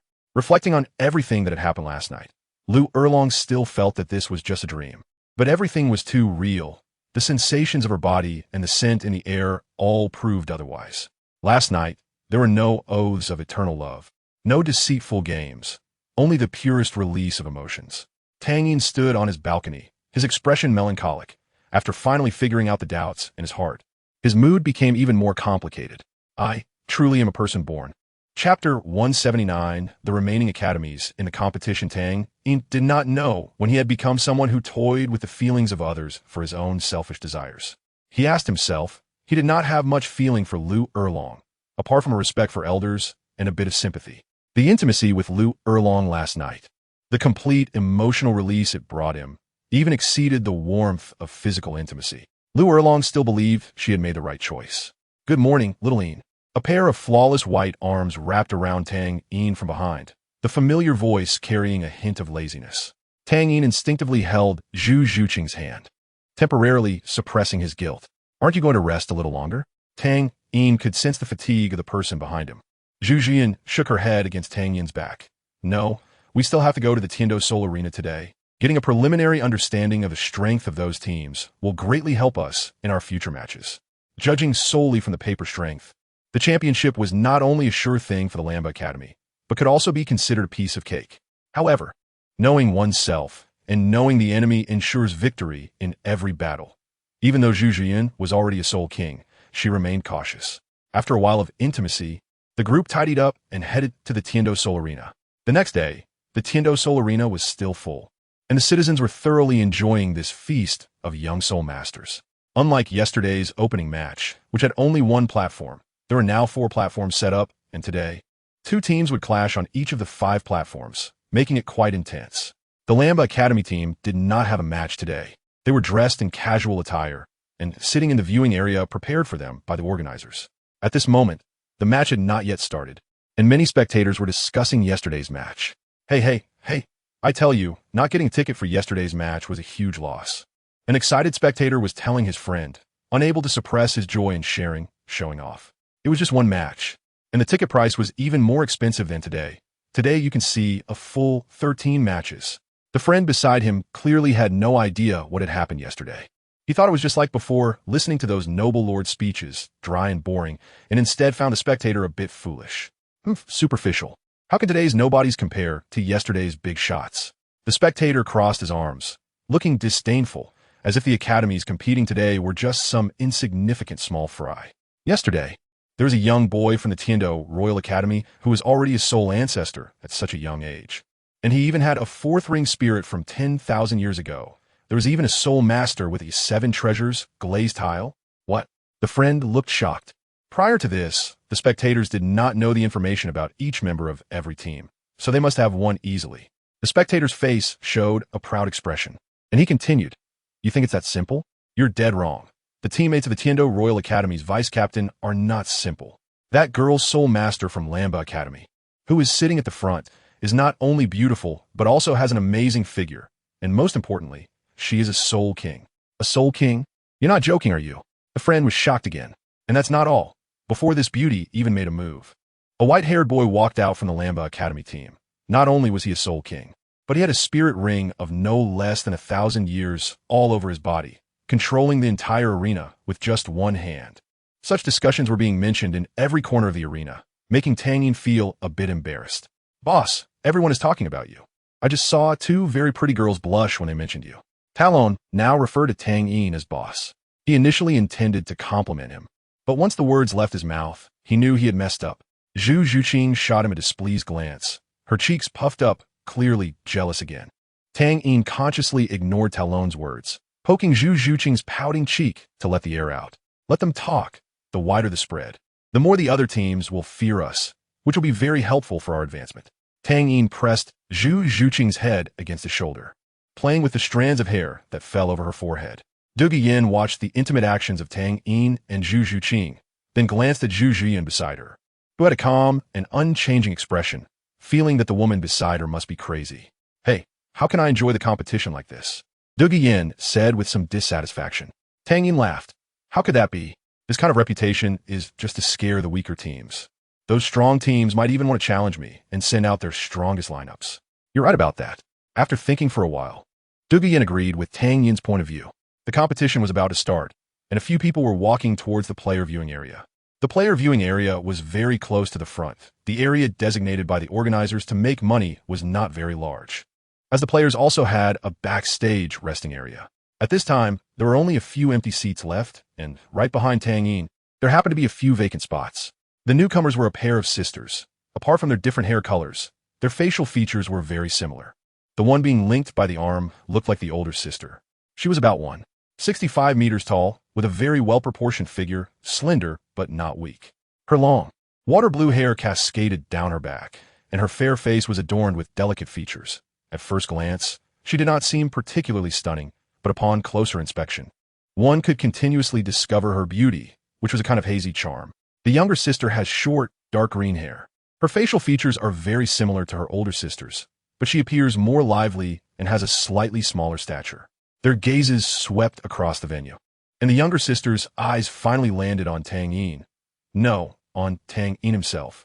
Her expression clearly showed some excitement as she pointed towards him, looking a bit thrilled and enthusiastic. Sister, look, that boy is so handsome. And he has the same hair color as the genius from the Blue Tyrant Academy that the teacher mentioned. White hair is not a common color in Douluo continent, and the probability of 2 participants having white hair among the hundreds of competitors is almost 0. Shui Binger also looked in the direction her sister was pointing, her gaze landing on Tang Yin. Yesterday, after the opening ceremony, the participants from the Tianshui Academy did not all stay. Only one teacher responsible for gathering information on opponents remained to observe and record the styles of competing teams and certain soul skills of some participants. Upon learning last night that they would face an opponent like Tang Yin, the expressions of the Shrek team, who had received the news earlier, were identical. Zhu Zhuqing cast a displeased glance at the 2 girls, who looked as if they could rival her and her sister in beauty, especially the younger one, whose gaze towards her brother-in-law seemed to be smitten. Feeling uneasy, Zhu Zhuqing turned her gaze to her sister, only to find Zhu Zhiyun still appearing unfazed. Zhu Zhuqing felt frustrated, thinking that for the happiness of the 2 sisters in the future, her sister should be more concerned. Shui Binger pressed down her sister's outstretched finger, quietly educating her. Don't be so rude. There's a spot over there, let's hurry over. Shui Yuer usually didn't take her sister's lectures seriously. She pulled Shui Binger and sat down behind Tang Yin. Shui Yuer's personality is the complete opposite of her sister's. Shui Binger is calm, steady, and her emotions are rarely visible. She is not swayed by her feelings and can be called the epitome of rationality. In contrast, Shui Yuer is lively, innocent, cheerful, and a bit infatuated, having no resistance to handsome boys like Tang Yin.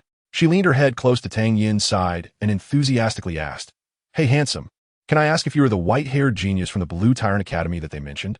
Although she already had an answer in her heart, she felt it would only be convincing if she heard him admit it. Shui Binger initially wanted to stop her sister, but she also wanted to know if Tang Yin was indeed the rumored genius, so she only grabbed the corner of Shui Yuer's uniform. Tang Yin had noticed the 2 girls right away. From the water and ice elements fluctuating around them, he guessed they probably came from one of the 5 elemental academies. Tianshui Academy.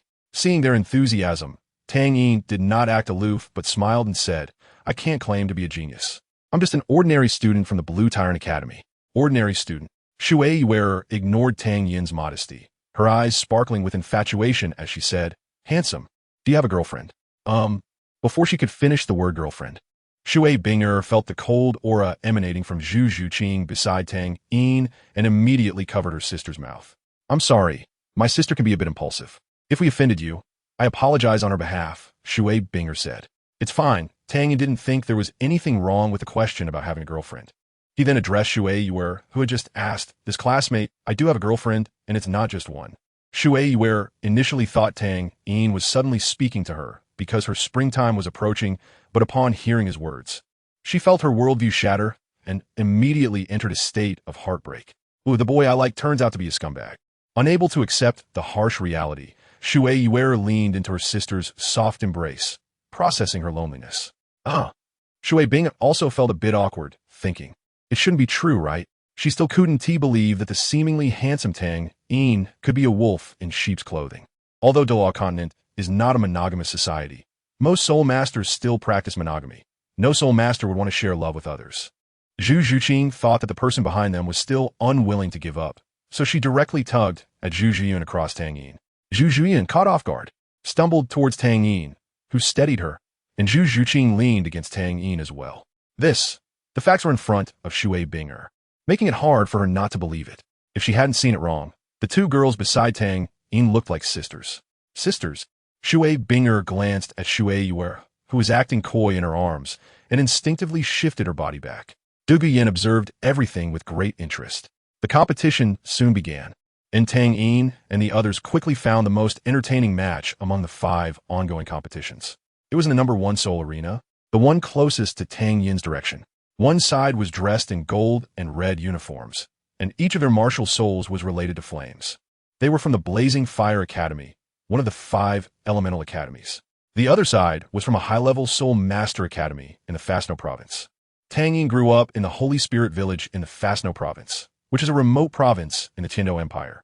Not only obscure in administrative matters, but also concerning the quality of its high-level Soul Master Academy. The soul rings of the few participants on the field were the best, but from the surface strength, it was clear that there was an average level difference of at least 3 levels between them. The core figure of the Blazing Fire Academy was a girl with long, dark red wavy hair that flowed down to her waist, a fair face, delicate features, and a pair of large eyes that sparkled with a faint silver light. She was very tall, and Tang Yin estimated her height was comparable to his own now. Her martial soul seemed to be her shadow, possessing a strong ability to control flames. Under her performance, the 7 Soul Masters on the opposing side had no chance to fight back. After struggling for 5 minutes, the last one was punched away by a student from the Blazing Fire Academy whose martial soul was a fire dragon. That Huowu seems to have become even stronger, Shui Wearer said quietly beside Shui Binger after watching the Blazing Fire Academy's match. Shui Binger's beautiful eyes sparkled as she softly responded, Can I ask you a somewhat presumptuous question? Do all your elemental academies follow an extreme approach? Tang Yin's inquiry pulled Shui Binger back to her thoughts. It's not presumptuous. A single element is considered a form of extreme, but we also seek some balance within the extremes. Shui Binger felt there was nothing to hide about this, as it could be easily found out with a little inquiry. So she decided to share with Tang Yin to build a good rapport. Thank you for the information. In exchange, I'll share a secret with you. A secret? Tang Yin gestured for Shui Binger to lean in closer. After hesitating for a moment, Shui Binger leaned a bit closer. After hearing Tang Yin's words, Shui Binger nodded as if relieved. Thank you. We need to prepare now, so we'll take our leave. Shui Binger got up and pulled her sister away from the viewing seats. Shui Wearer was very curious about what Tang Yin had said to her sister and was looking forward to her sister telling her. Chapter 180. Unlucky Shinny and Tang Yin told Shui Binger it was nothing serious, just that he was informing her in advance that he wouldn't be participating in the match against Tianshui Academy. Clever Shui Binger understood that even if she was informed, they wouldn't go all out against Lamba Academy, as they were all thinking of trying to earn points from Lamba Academy, which was the same for most of the other teams. After a day of watching the matches, the members of Lamba Academy had a general understanding of all the participating teams. Only a few were competitive, and most were not as strong as the Tianshui Academy's vice team they faced yesterday. Among these teams, there was only one that piqued Tang Yin's curiosity. Their team appeared unremarkable, but Tang Yin felt there was something oddly mysterious about them. He wrote down the name of their team, deciding he would make a move when he encountered them again. The 5 platforms were competing simultaneously, and the time used was very short, with the first round of preliminaries ending in just over half a day. The actual team leader, Zhu Zhuyan, and Dugayin decided to return to the academy to discuss tomorrow's tactics. To avoid disturbing their training, Tang Yin, having nothing to do, parted ways with them. After watching Zhu Zhuyan and Zhu Zhuqing leave, Tang Yin propped his head on one hand, wandering between Qianren Xue and Lu Erlong, remembering the enchanting moments from last night. Little Tang Yin quickly made a choice for his elder brother. Regarding Lu Erlong, Tang Yin estimated that Lu Erlong's physical desires surpassed emotional needs, so he felt he didn't have to carry too much mental burden in following that inclination. Having made his decision, Tang Yin set off for Lamba Academy. At some point, while walking down the road, Tang Yin suddenly stopped. With his mental strength far exceeding that of his peers, he quickly sensed something was off. The originally warm sunlight was obscured by a layer of mist, and the surrounding environment fell into a haze, becoming unrecognizable. The world blurred at that moment.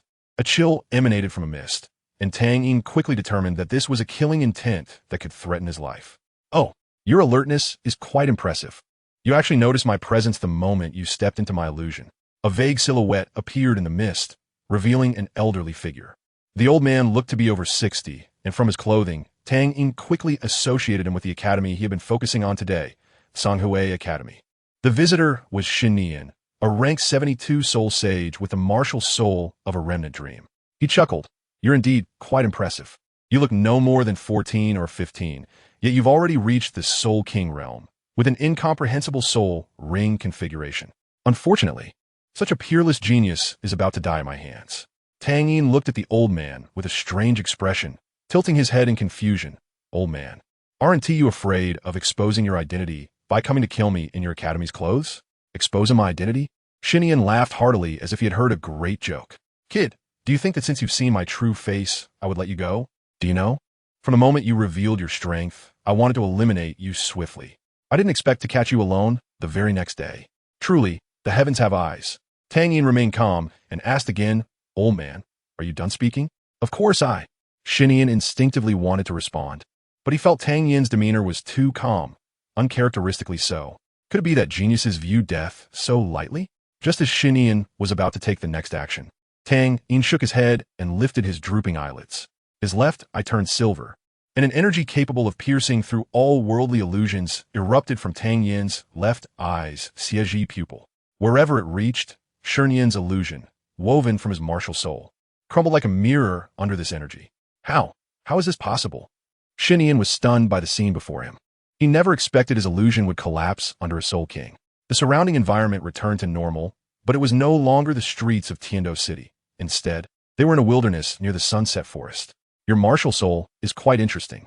Tang Yin was certain that he had only taken one step to perceive Shinian's illusion. To escape so far must be a characteristic of his martial soul. Shinian, an experienced soul sage, quickly regained his composure. A cruel smile appeared on his face as his soul rings began to manifest. Yellow, yellow, purple, purple, purple, black, black. 7 soul rings moved silently. Most Soul Kings and Soul Emperors would have lost their fighting spirit against Shinian's soul pressure long ago. Kid, it seems I underestimated you before. You surprised me quite a bit. But in the end, you will still die in my hands. Perhaps Shinian was a bit out of touch with the news. 6 months ago, Tang Yin had already been able to battle against Soul Sages, not to mention Shinian, who leaned towards the spiritual type. After obtaining the Xieji pupil, Tang Yin had nothing to fear from mental attacks. The greatest joy of my life is watching my opponents go mad in my remnant dream until they die. Kid, I admit you're strong, but that's where it ends. Let's see if the genius will wet his pants in pain. Ha! Shinian's 7th soul ring lit up, and his figure began to become illusory.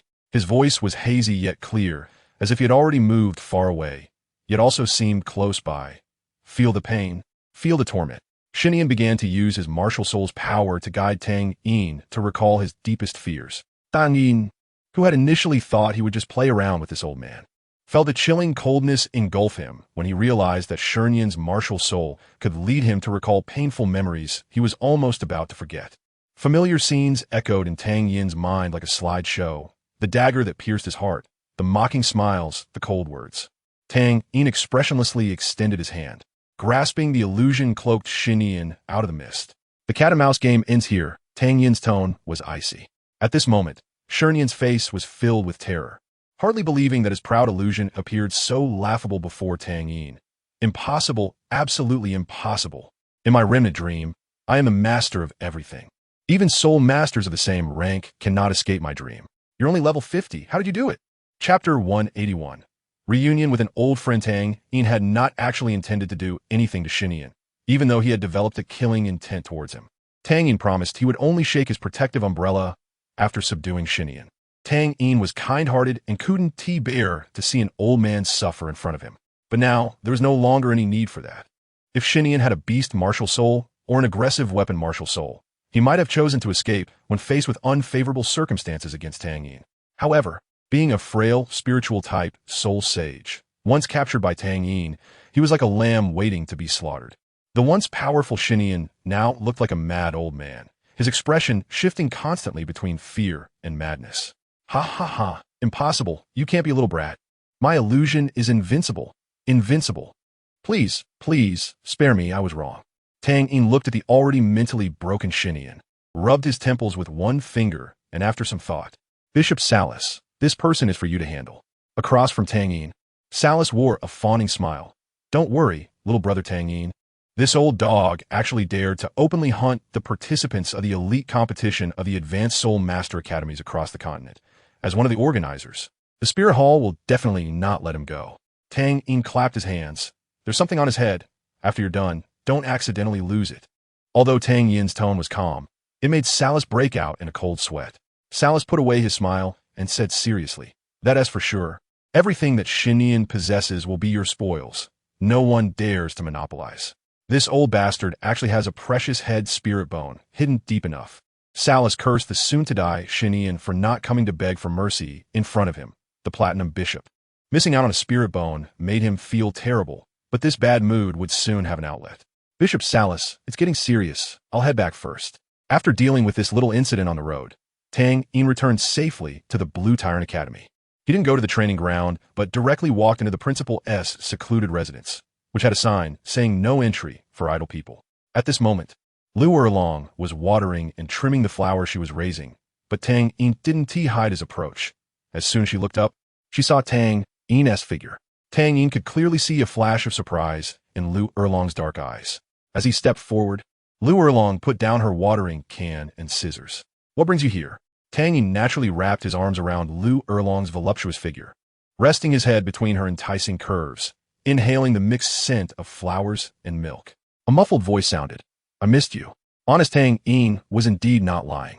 Even if it was a physical encounter, he didn't want to forget Yin's teachings. Be an honest and trustworthy good child. Lu Erlong felt very sweet inside, and her slight worries eased a lot. Resting her head on Tang Yin's, she quietly replied, I missed you too.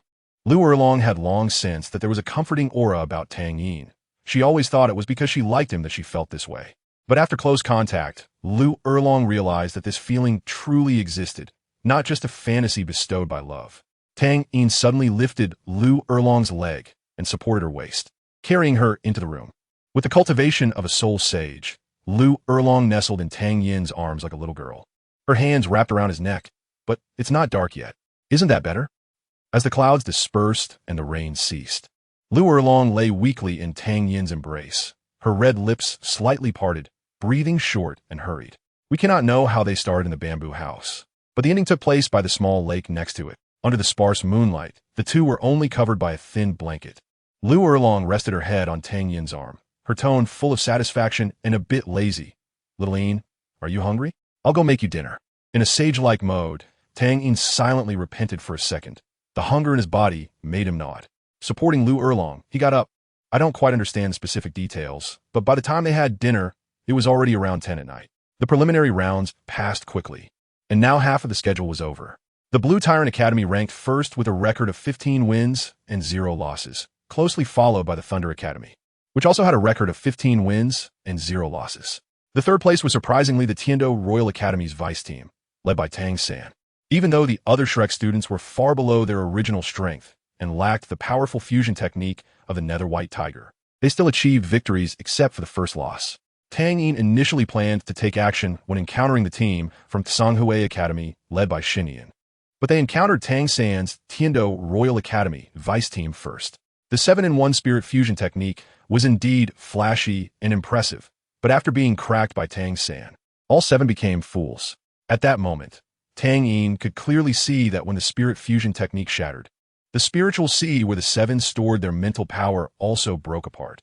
Even the transparent and elusive soul showed some cracks.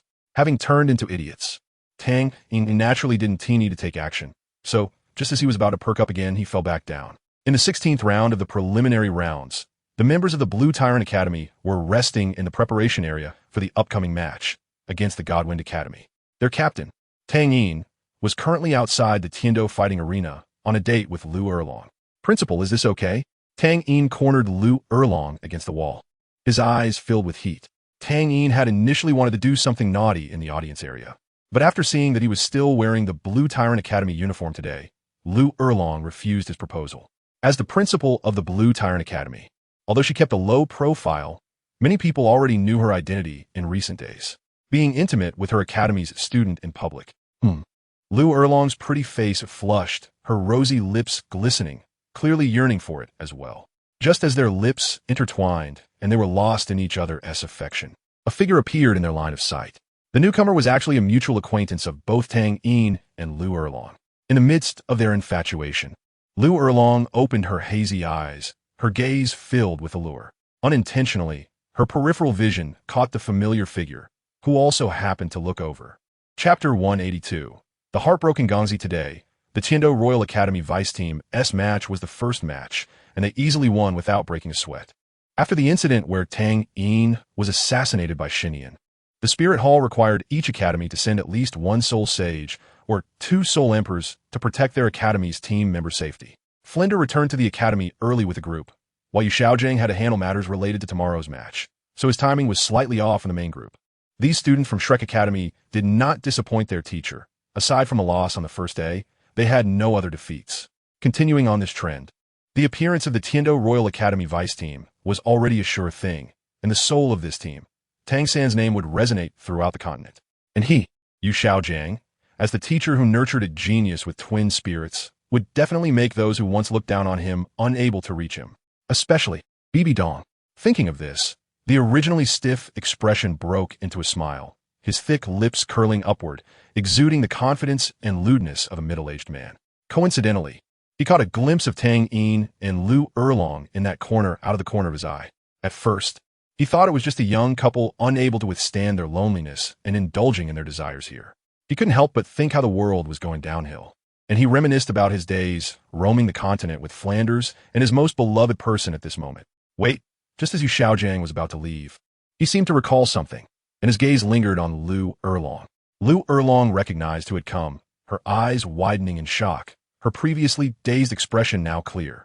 Tang Yin, having his back to Yu Xiaojiang, was unaware that someone had stopped to observe him kissing Lu Erlong. He felt the person in his arms tense up suddenly. Her soft little tongue seemed to have forgotten to resist and was completely under his control. Seizing the opportunity, Tang Yin invaded Lu Erlong's every part more recklessly. Although she had chosen to be with Tang Yin, she still couldn't bring herself to be so intimate with him in front of Yu Xiaojiang. Lu Erlong wanted to push Tang Yin away from her body, but the tingling sensation throughout her body and the weakness in her hands rendered her powerless. Tang Yin found Lu Erlong's little hand a bit mischievous, so he freed one hand to grasp her delicate fingers, lifting them high and pressing them against the wall. Yu Xiaojiang's legs felt as heavy as lead, immobilized as if weighed down by 1,000 pounds. Seeing his beloved Erlong, the guilt and fear in his heart should have made him choose to flee. However, witnessing Lu Erlong being intimate with another man felt like he was enduring a heart-wrenching pain every moment. It hurt too much. Erlong, why? At this moment, Lu Erlong felt utterly helpless. Her mind told her to end this quickly, but her body was still enjoying the process, creating a conflicting sensation that caused tears to uncontrollably slide down from the corners of her eyes. A tear fell on Tang Yin's face, finally alerting him that something was off. When he saw the wronged and helpless expression on Lu Erlong's face, a hint of guilt arose in his heart. Tang Yin let go of Lu Erlong, who had been somewhat roughly pressed against the wall, and pulled her enchanting body into his embrace, softly asking, "What's wrong?" Lu Erlong's gaze remained fixed on the dazed Yu Xiaojiang. Her heart was a complex mess, like a tangled ball of yarn. Tang Yin followed Lu Erlong's gaze and turned around. Although he had already chosen to give up, why did it still hurt so much to see Erlong with another man? Yu Xiaojiang, who should have avoided the situation, was still standing there foolishly, enduring the pain and torment as time dragged on painfully. Upon realizing who had come, Tang Yin was somewhat surprised. He hadn't expected to encounter Yu Xiaojiang here. Tang Yin didn't feel any embarrassment. He held Lu Erlong's delicate body, turned sideways, and gave a polite smile. "Master, hello, is there something you need?" "White hair, Tang Yin." When Yu Xiaojiang's gaze landed on Tang Yin's face, he struggled to raise a hand, trembling fingers pointing at Tang Yin and Lu Erlong, his voice hoarse and bitter. "You too." Lu Erlong didn't know what to say either. Even if she no longer loved Yu Xiaojiang as a former partner, she felt somewhat ashamed to be seen in the embrace of someone over 20 years younger than herself. Seeing Lu Erlong lowering her head in shame, Tang Yin placed her head on his shoulder and spoke the answer Yu Xiaojiang wanted to know. "Master, as you can see, I am with Director Erlong." This statement struck Yu Xiaojiang's heart like a precise lightning bolt, shattering the self-esteem he had just managed to piece together. His eyes reddened, blood vessels spreading from his eyes, and his dark skin flushed an abnormal red. "Your ages. And little Tang Yin, didn't you have a girlfriend? Why deceive Erlong's feelings?" Yu Xiaojiang seemed to have found a vent for his emotions, venting his frustrations at Tang Yin. "Master, you are outdated. There's a 28-year age difference between me and Director Erlong, but the lifespan of a titled Douluo is several hundred years. In 100 years, the age difference between me and Director Erlong will be minimal." As he spoke, Tang Yin gestured with his thumb and index finger to show a tiny gap. "As for the matter of me having a girlfriend," Tang Yin gently caressed Lu Erlong's delicate face, continuing, "Director Erlong is aware of this. Even assuming you are my brother's teacher, you can't interfere in my private life. I'm Erlong's cousin. Am I not allowed to be afraid of her being deceived in love?" At this moment, Yu Xiaojiang had no choice but but to invoke the identity he was most reluctant to mention to intervene in this matter. Tang Yin obviously knew that on that drunken night, Lu Erlong had told him about this. Tang Yin had always felt that Lu Erlong deserved better. But it wasn't until he saw Lu Erlong looking at Yu Xiaojiang with a strange expression that he realized the name of that heartless man. Do you want to be with me? Tang Yin leaned down and whispered in Lu Erlong's ear. Lu Erlong didn't raise her head, but simply murmured an mm softly. Although her voice was small, both Tang Yin and Yu Xiaojiang heard clearly. Yu Xiaojiang, whose face was flushed, could no longer endure and spat out a mouthful of blood, a sign of a heart-wrenching moment. Chapter 183. Heart the blood arrow shot out for 3 meters, and Tang Yin and Lu Erlong were within range. Tang Yin reacted quickly, turning and dodging Yu Xiaojiang's sneak attack while holding Lu Erlong. Yu Xiaojiang's body could no longer support him. He collapsed to the ground, staring blankly at the sky, his murky eyes devoid of any sparkle. When Lu Erlong saw Yu Xiaojiang spitting blood, a trace of guilt flashed through her heart. She tried to rise from Tang Yin's embrace to check on Yu Xiaojiang's injuries. However, she felt herself firmly held in place by a pair of strong arms, and her slight struggles were useless. Lu Erlong looked up, about to say something, when she saw Tang Yin's ice-cold face. The hand that Tang Yin had been holding her with suddenly loosened. You can go. His tone was chilling, a tone Lu Erlong had never heard before. Since meeting Tang Yin, he had always seemed gentle, unassuming, polite, and a little flirtatious in her eyes. She had never seen him this angry before. Lu Erlong stood there in a daze, one hand still wrapped around Tang Yin's waist, feeling the strength emanating from him. Just as Tang Yin was about to turn and leave, Lu Erlong, relying on her soul sage reflexes, quickly wrapped her arms around Tang Yin's waist. What's wrong? Lu Erlong asked weakly, seeing that Tang Yin didn't move and the coldness on his face had lessened a bit, but he still silently stared at the fallen Yu Xiaojiang. Lu Erlong explained, he's my cousin. Tang Yin wasn't very angry. He didn't have deep feelings for Lu Erlong, and at this moment, he merely felt a sense of indignation as if a toy had been snatched away from him. You don't need to explain anything to me.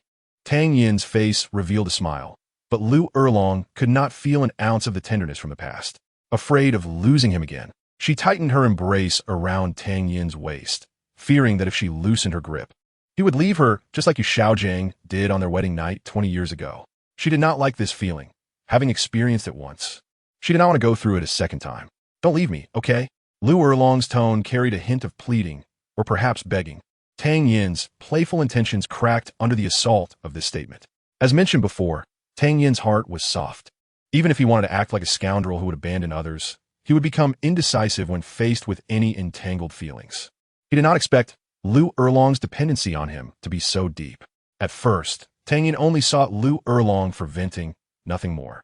The three of them had their own concerns. The match is almost over. Let's go. After a long silence, Tang Yin said, just 4 words before turning towards the Heavendo arena. Lu Erlong, still holding on to Tang Yin, followed closely beside him, not even casting a glance at Yu Xiaojiang. Not even a fraction. Don't be angry, okay? Lu Erlong clung to Tang Yin's arm, her tone carrying a hint of coquetry. I'm not angry. You are. Lu Erlong insisted, her usual fiery temper surfacing, but Tang Yin did not quite like this aspect of her personality. So, she was trying to change herself. Tang Yin slapped Lu Erlong on the back of her head and said, I said I'm not angry. When Tang Yin and Lu Erlong entered the resting area, they had returned to their usual selves, though Lu Erlong's face appeared flushed. At that moment, Lu Erlong had not yet revealed any signs of a relationship with Tang Yin that surpassed the dynamics of a senior and junior in front of Zhu Zhuyun and Zhu Zhuqing. It wasn't long before the two, back to normal, saw the victorious return of the Blue Tyrant Academy team.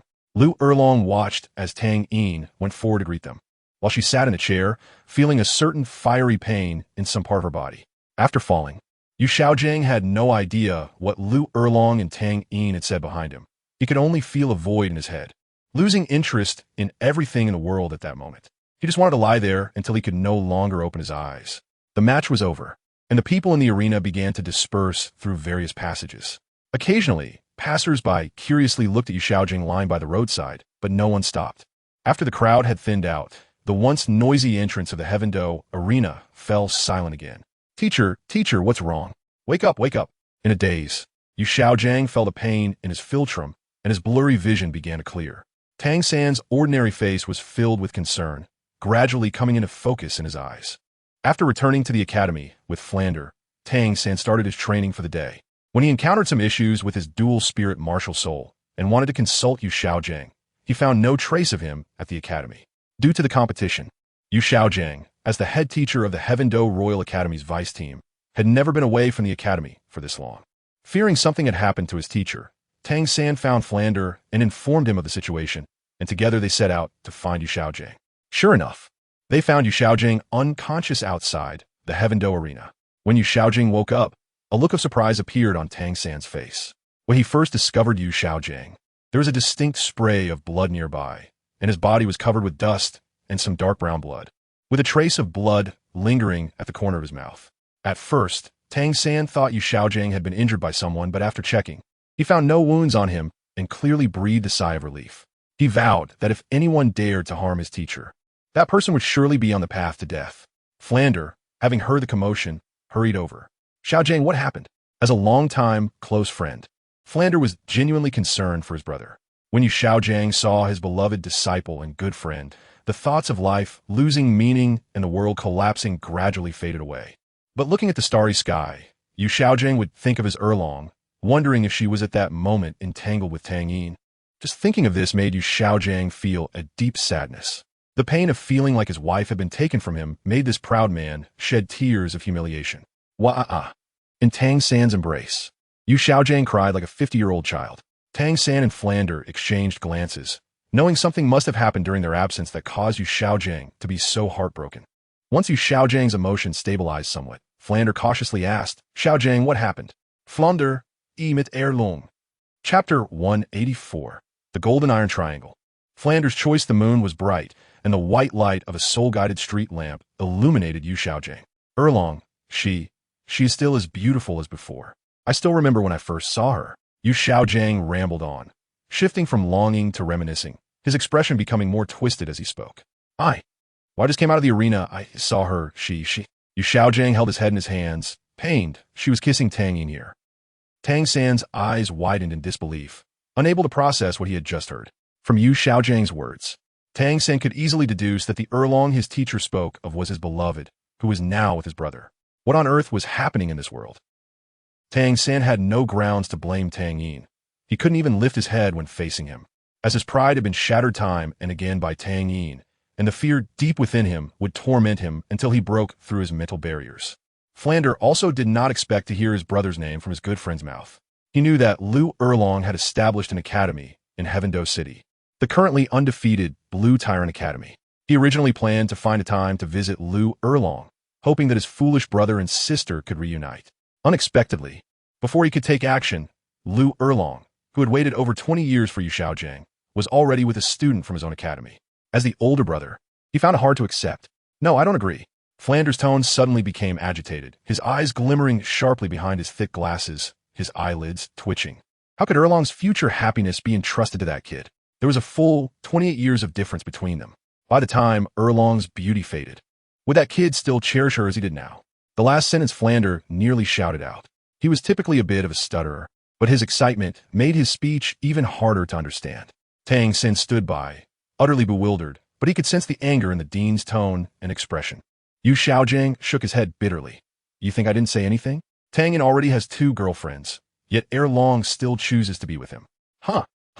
Flander is desperately trying to calm the anger inside him. He is really afraid he might lose control. After a moment, Flander suddenly grabs Yu Xiaojiang by the collar and lifts him off the ground. Yu Xiaojiang, a bit angry, says, Flander, what are you going crazy about? Flander, expressionless, responds, I can't let Erlong go on like this. But she already has someone she likes. Shut up. In Flander's grip, Yu Xiaojiang feels like a toy. His soul power at level 29 leaves him powerless to resist. She liked you back then. She waited for you for a full 20 years. 20 years. If it weren't for you, could Erlong be with that Tang Yin kid? Now, are you still going to be a coward and keep avoiding this? Flander's emotional breakdown is not surprising to Yu Xiaojiang. He knows that not only did he like Lu Erlong back then, but their good brother also loved Lu Erlong. However, as the elder brother, he could only silently bless them as the couple was in love. The former lover and partner are about to fall step by step into the abyss as they see it, and after being a devoted admirer for over 20 years, he finally erupts at this moment. Yu Xiaojiang, if you still recognize me as your brother, come with me to find Long today and let her find her way back. He has erupted, but not completely. Yu Xiaojiang recalls the scenes from earlier in the day, and his fists gradually clench. Long, my Long. What moral principles, what cousins? I'll go to hell. Under repeated blows, Yu Xiaojing bursts forth with the greatest courage he has ever had. All right, let's go together. Sweeping away his previous despondency, Yu Xiaojiang's face is now resolute. Flander pats Yu Xiaojiang on the shoulder, affirming, as expected of my good brother. Without saying another word, Flander's hands move onto Yu Xiaojiang's armpits, lifting him up completely. With a flap of his cat-eagle wings, he flies towards the direction of the Blue Tyrant Academy with Yu Xiaojiang. Tang San, unsure if he is curious or worried about his teacher, uses Ghost Shadow to follow them. At the Blue Tyrant Academy, in Lu Erlong's small bamboo house, Lu Erlong is sitting on Tang Yin's lap, her face flushed, with a few small dishes she just prepared on the small table. This meal took quite some effort, taking a full hour to prepare. At this moment, Lu Erlong is only wearing a thin gauze dress, her alluring figure faintly visible. Tang Yin is also a bit disheveled, but neither of them cares, enjoying their dinner together. Dean, I want to eat fiery beef tenderloin. Tang Yin leans his head on Lu Erlong's soft shoulder, speaking with a hint of a spoiled tone in his voice. Lu Erlong shrinks her neck and playfully scolds. Don't call me Dean. She picks up a piece of tenderloin with her chopsticks and feeds it to Tang Yin behind her. If not Dean, then what should I call you, Dragonair? When Tang Yin says Dragonair, he can clearly feel Lu Erlong's body tremble slightly. Dragonair, Dragonair, Dragon. Tang Yin, who finds it somewhat amusing, keeps calling her, but Lu Erlong can no longer bear it and stuffs the piece of tenderloin into Tang Yin's mouth. However, Tang Yin remains restless while eating, his hands wandering around her waist. Just as they enter the mutual feeding stage, there's a commotion from an unexpected visitor outside. The two, who were sharing the same piece of tenderloin, awaken from their desires and lock eyes. Even though they haven't been together for long, after their deep exchanges, they understand each other's feelings. Tang Yin puts on his outer robe and heads outside, while Lu Erlong, a bit flustered, hurriedly takes off her playful gauze dress and puts on the messy clothes on the floor. As soon as he steps out of the bamboo house, Tang Yin soon sees the figure of the intruder, and coincidentally, they're all familiar faces. When Flander brings Yu Xiaojiang to the Blue Tyrant Academy, they quickly spot the bamboo house hidden in the forest from above. When they see Tang Yin walking out of the house, their hearts shatter, but they are also certain they have found their destination. Oh, I wonder how to address this person beside Master. Tang Yin has seen Flander before, but does not know his name. Also, do you have something to do here? This follow-up question from Tang Yin seems somewhat rhetorical. Seeing the aggressive stance of the two, he can guess what their purpose is. Before the two can respond, Lu Erlong, now dressed, comes out of the house. And coincidentally, Tang San arrives at this moment as well. Erlong. Lu Erlong walking out of the house completely shatters their already broken hearts. Big brother? Little cousin? What brings you here? Remembering some events from earlier in the day, Lu Erlong quickly changes her form of address. Flander feels as if his breath is in pain. He bitterly reflects on seeing his long-lost little sister, feeling deeply emotional. Erlong, are you doing well? Tang Yin, whether intentionally or not, naturally wraps his arm around Lu Erlong's waist. Before Lu Erlong can respond, he speaks first, so it turns out it's my big uncle and second uncle. Erlong and I are doing just fine together. No need to bother you two coming here so late. Lu Erlong looks shy, but does not resist. Flander feels struck by lightning, just like Yu Xiaojiang did earlier. Frozen in place. Even though Yu Xiaojiang has prepared himself for this scene, he still cannot remain calm. Tang San finds it hard to watch. Xiao Yin, don't you already have a girlfriend? How can you be so fickle and be fair to Zhu Zhuqing and Zhu Zhuyan? Tang Yin looks at Tang San with some confusion, finding this question somewhat puzzling. But Zhu Yun and Zhu Qing have no objections to me liking several people, right? It's you, however. Your little rabbit is still in an unclear relationship with you, and she has hinted so clearly. Hearing Tang Yin mention Xiao Wu, a hint of shyness appears on Tang San's face. Tang Yin's rebuttal seems unconvincing to Tang San. Even if they indulge you, you should still restrain yourself. One person can't love so many people in a lifetime. However, Tang San also feels that Tang Yin's second sentence is quite right. He should clarify his relationship with Xiao Wu. From the moment he vowed to protect Xiao Wu, his future life has been completely bound to hers. You should take care of yourself. My personal matters haven't even been managed by my parents. Tang Yin doesn't want to continue this meaningless argument with Tang San. After some time, Flander is the first to recover, He knows what he came to do. Erlong, have you really made a choice? His voice catches Lu Erlong's attention, and seeing her gaze turn to him, he continues, more than 20 years ago, we ventured across the continent together. As your elder brother, I believe I understand you very well. Have you really thought about spending your life with Tang Yin by your side? I know you. You despise evil. You have a fiery temper. You are straightforward. Is the you who is now by his side the real you? You once said that in this lifetime, you wanted to live in seclusion in the forest with the one you love most, tending to flowers and plants, peacefully and quietly spending your life. Do you think Tang Yin beside you can do that? Tang Yin listened to Flander's words, which were pointed at him, without any response, but with some curiosity about what he would say next. Erlong, I really don't want to see you regret it in the future. While you haven't fallen too deep yet, Xiao Gang and I can pull you out.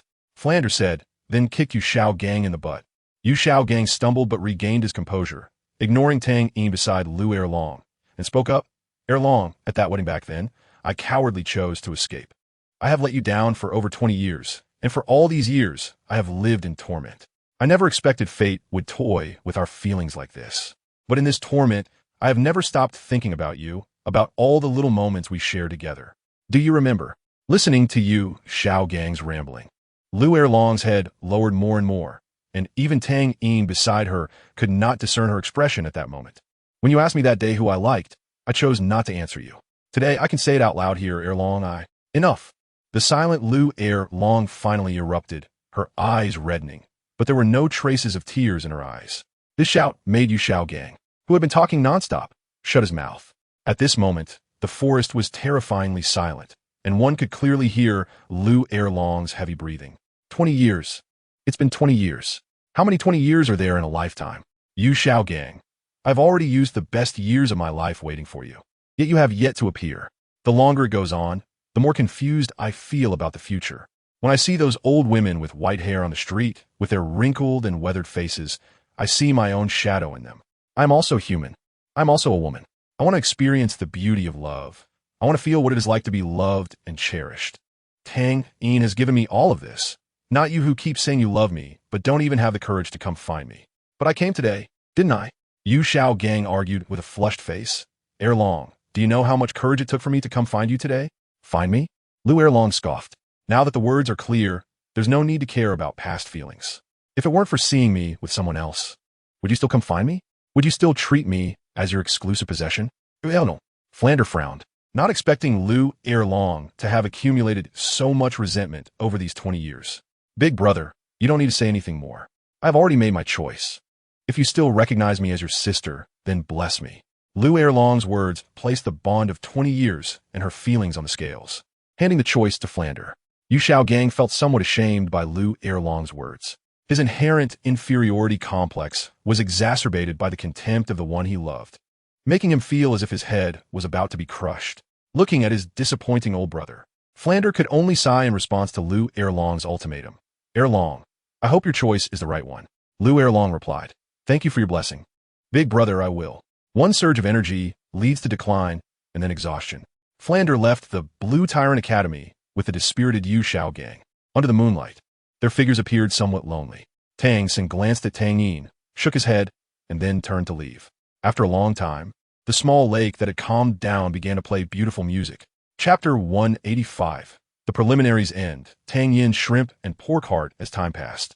The preliminaries of the Continental Advanced Soul Master Academy Elite Competition came to an end with the match between the Heavenly Water Academy and the Blazing Fire Academy.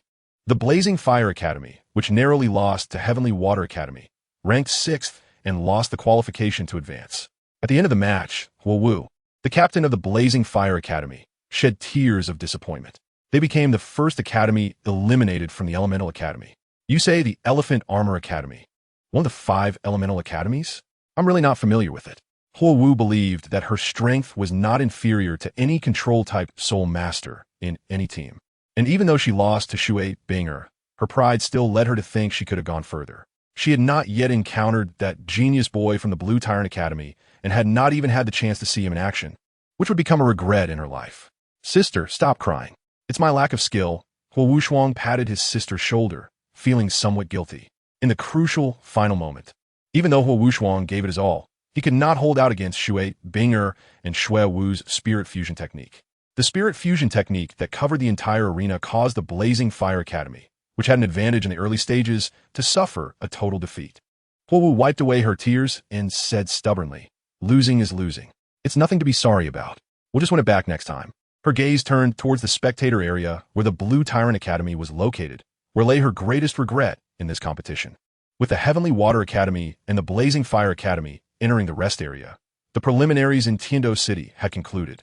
According to the process, the award ceremony was about to be held, issuing qualification certificates for the advancement matches to the top 5 teams in the preliminaries. Ultimately, only the top 5 teams would go to the VIP seat to receive their qualification certificates, while the other failing teams would return to their academies with their teachers, most of them needing to prepare for their graduation exams. The teams that advanced, ranked from highest to lowest, were the Blue Tyrant Academy, Thunder Academy, Divine Wind Academy, the vice team of the Tiando Royal Academy, and Heavenly Water Academy. The process of the ceremony was not complicated. Under the host's announcement, the 5 teams ranked in the top 5 sent their captains and vice-captains to the podium.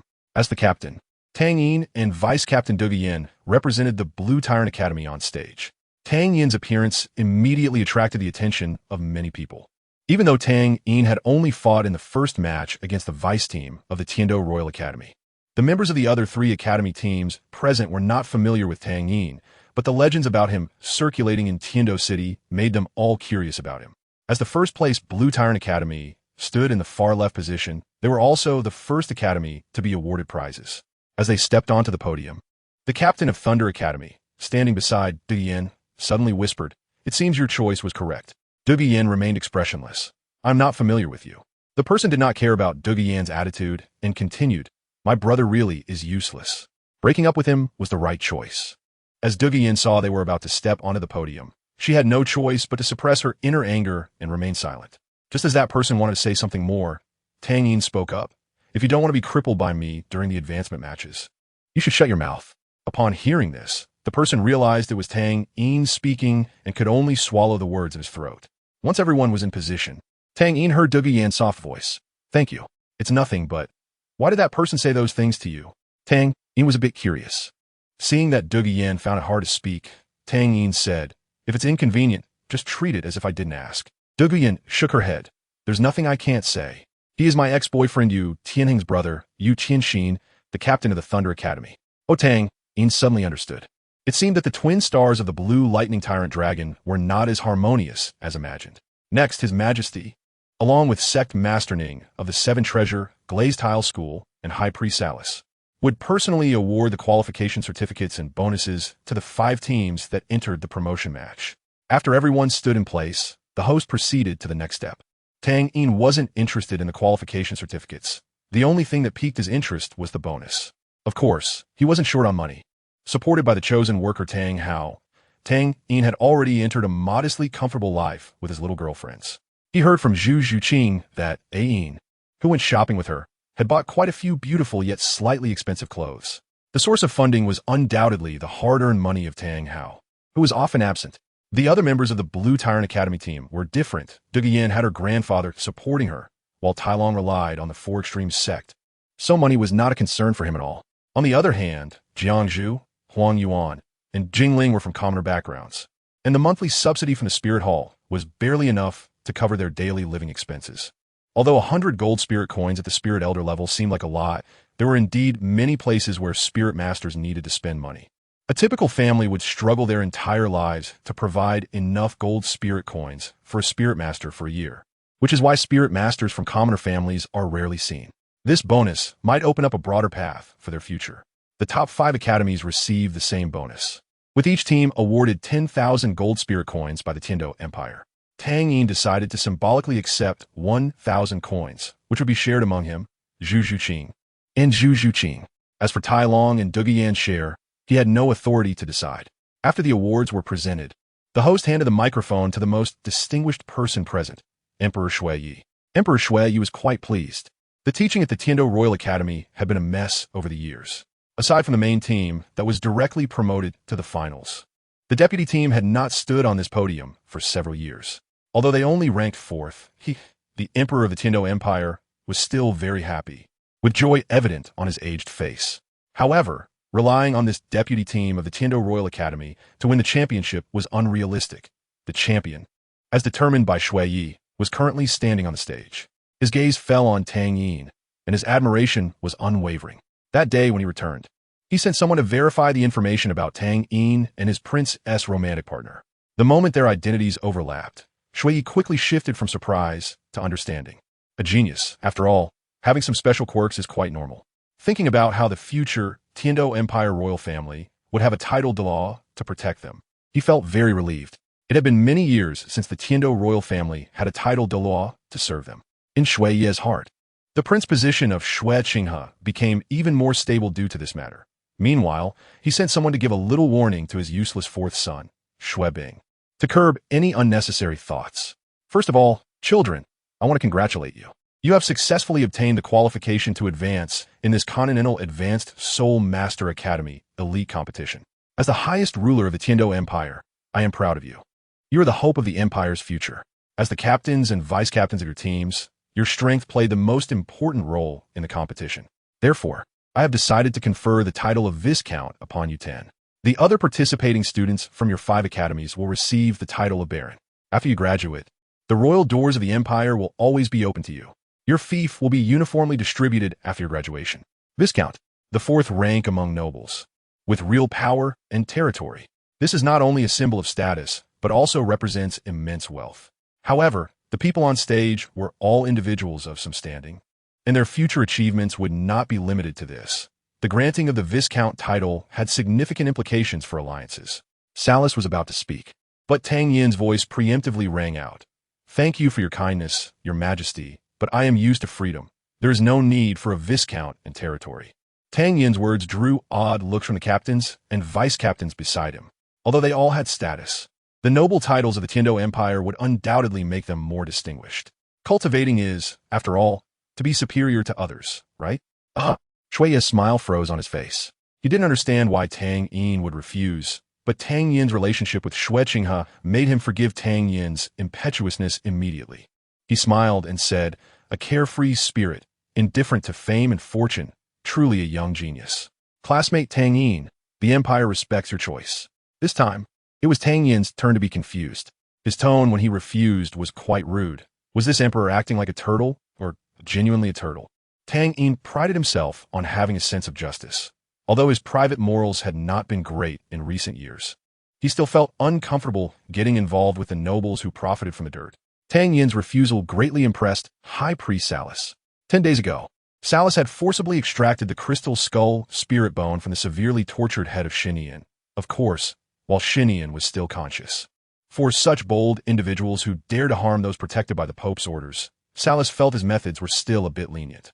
Mainly, there were no capable healing-type spirit masters available in the spirit hall of the Tiando Empire, and many good things had been ruined before Xinyan's spirit had collapsed. That spirit bone was now lying in Tang Yin's storage soul guide. Tang Yin's statement satisfied Salas. He had intended to speak, but chose to remain silent. Ning Fenghe, who was preparing to watch from the sidelines, felt a little disappointed when he saw Salas suddenly retreat. Shui Yi did not notice the changes behind him and continued. The upcoming promotion matches will still be held in the Empire. However, the venue will change from the Tiando Grand Soul Arena to the Royal Arena. At that time, the 10 teams that passed the preliminaries from the 5 principalities and kingdoms will come to compete with you in the promotion matches.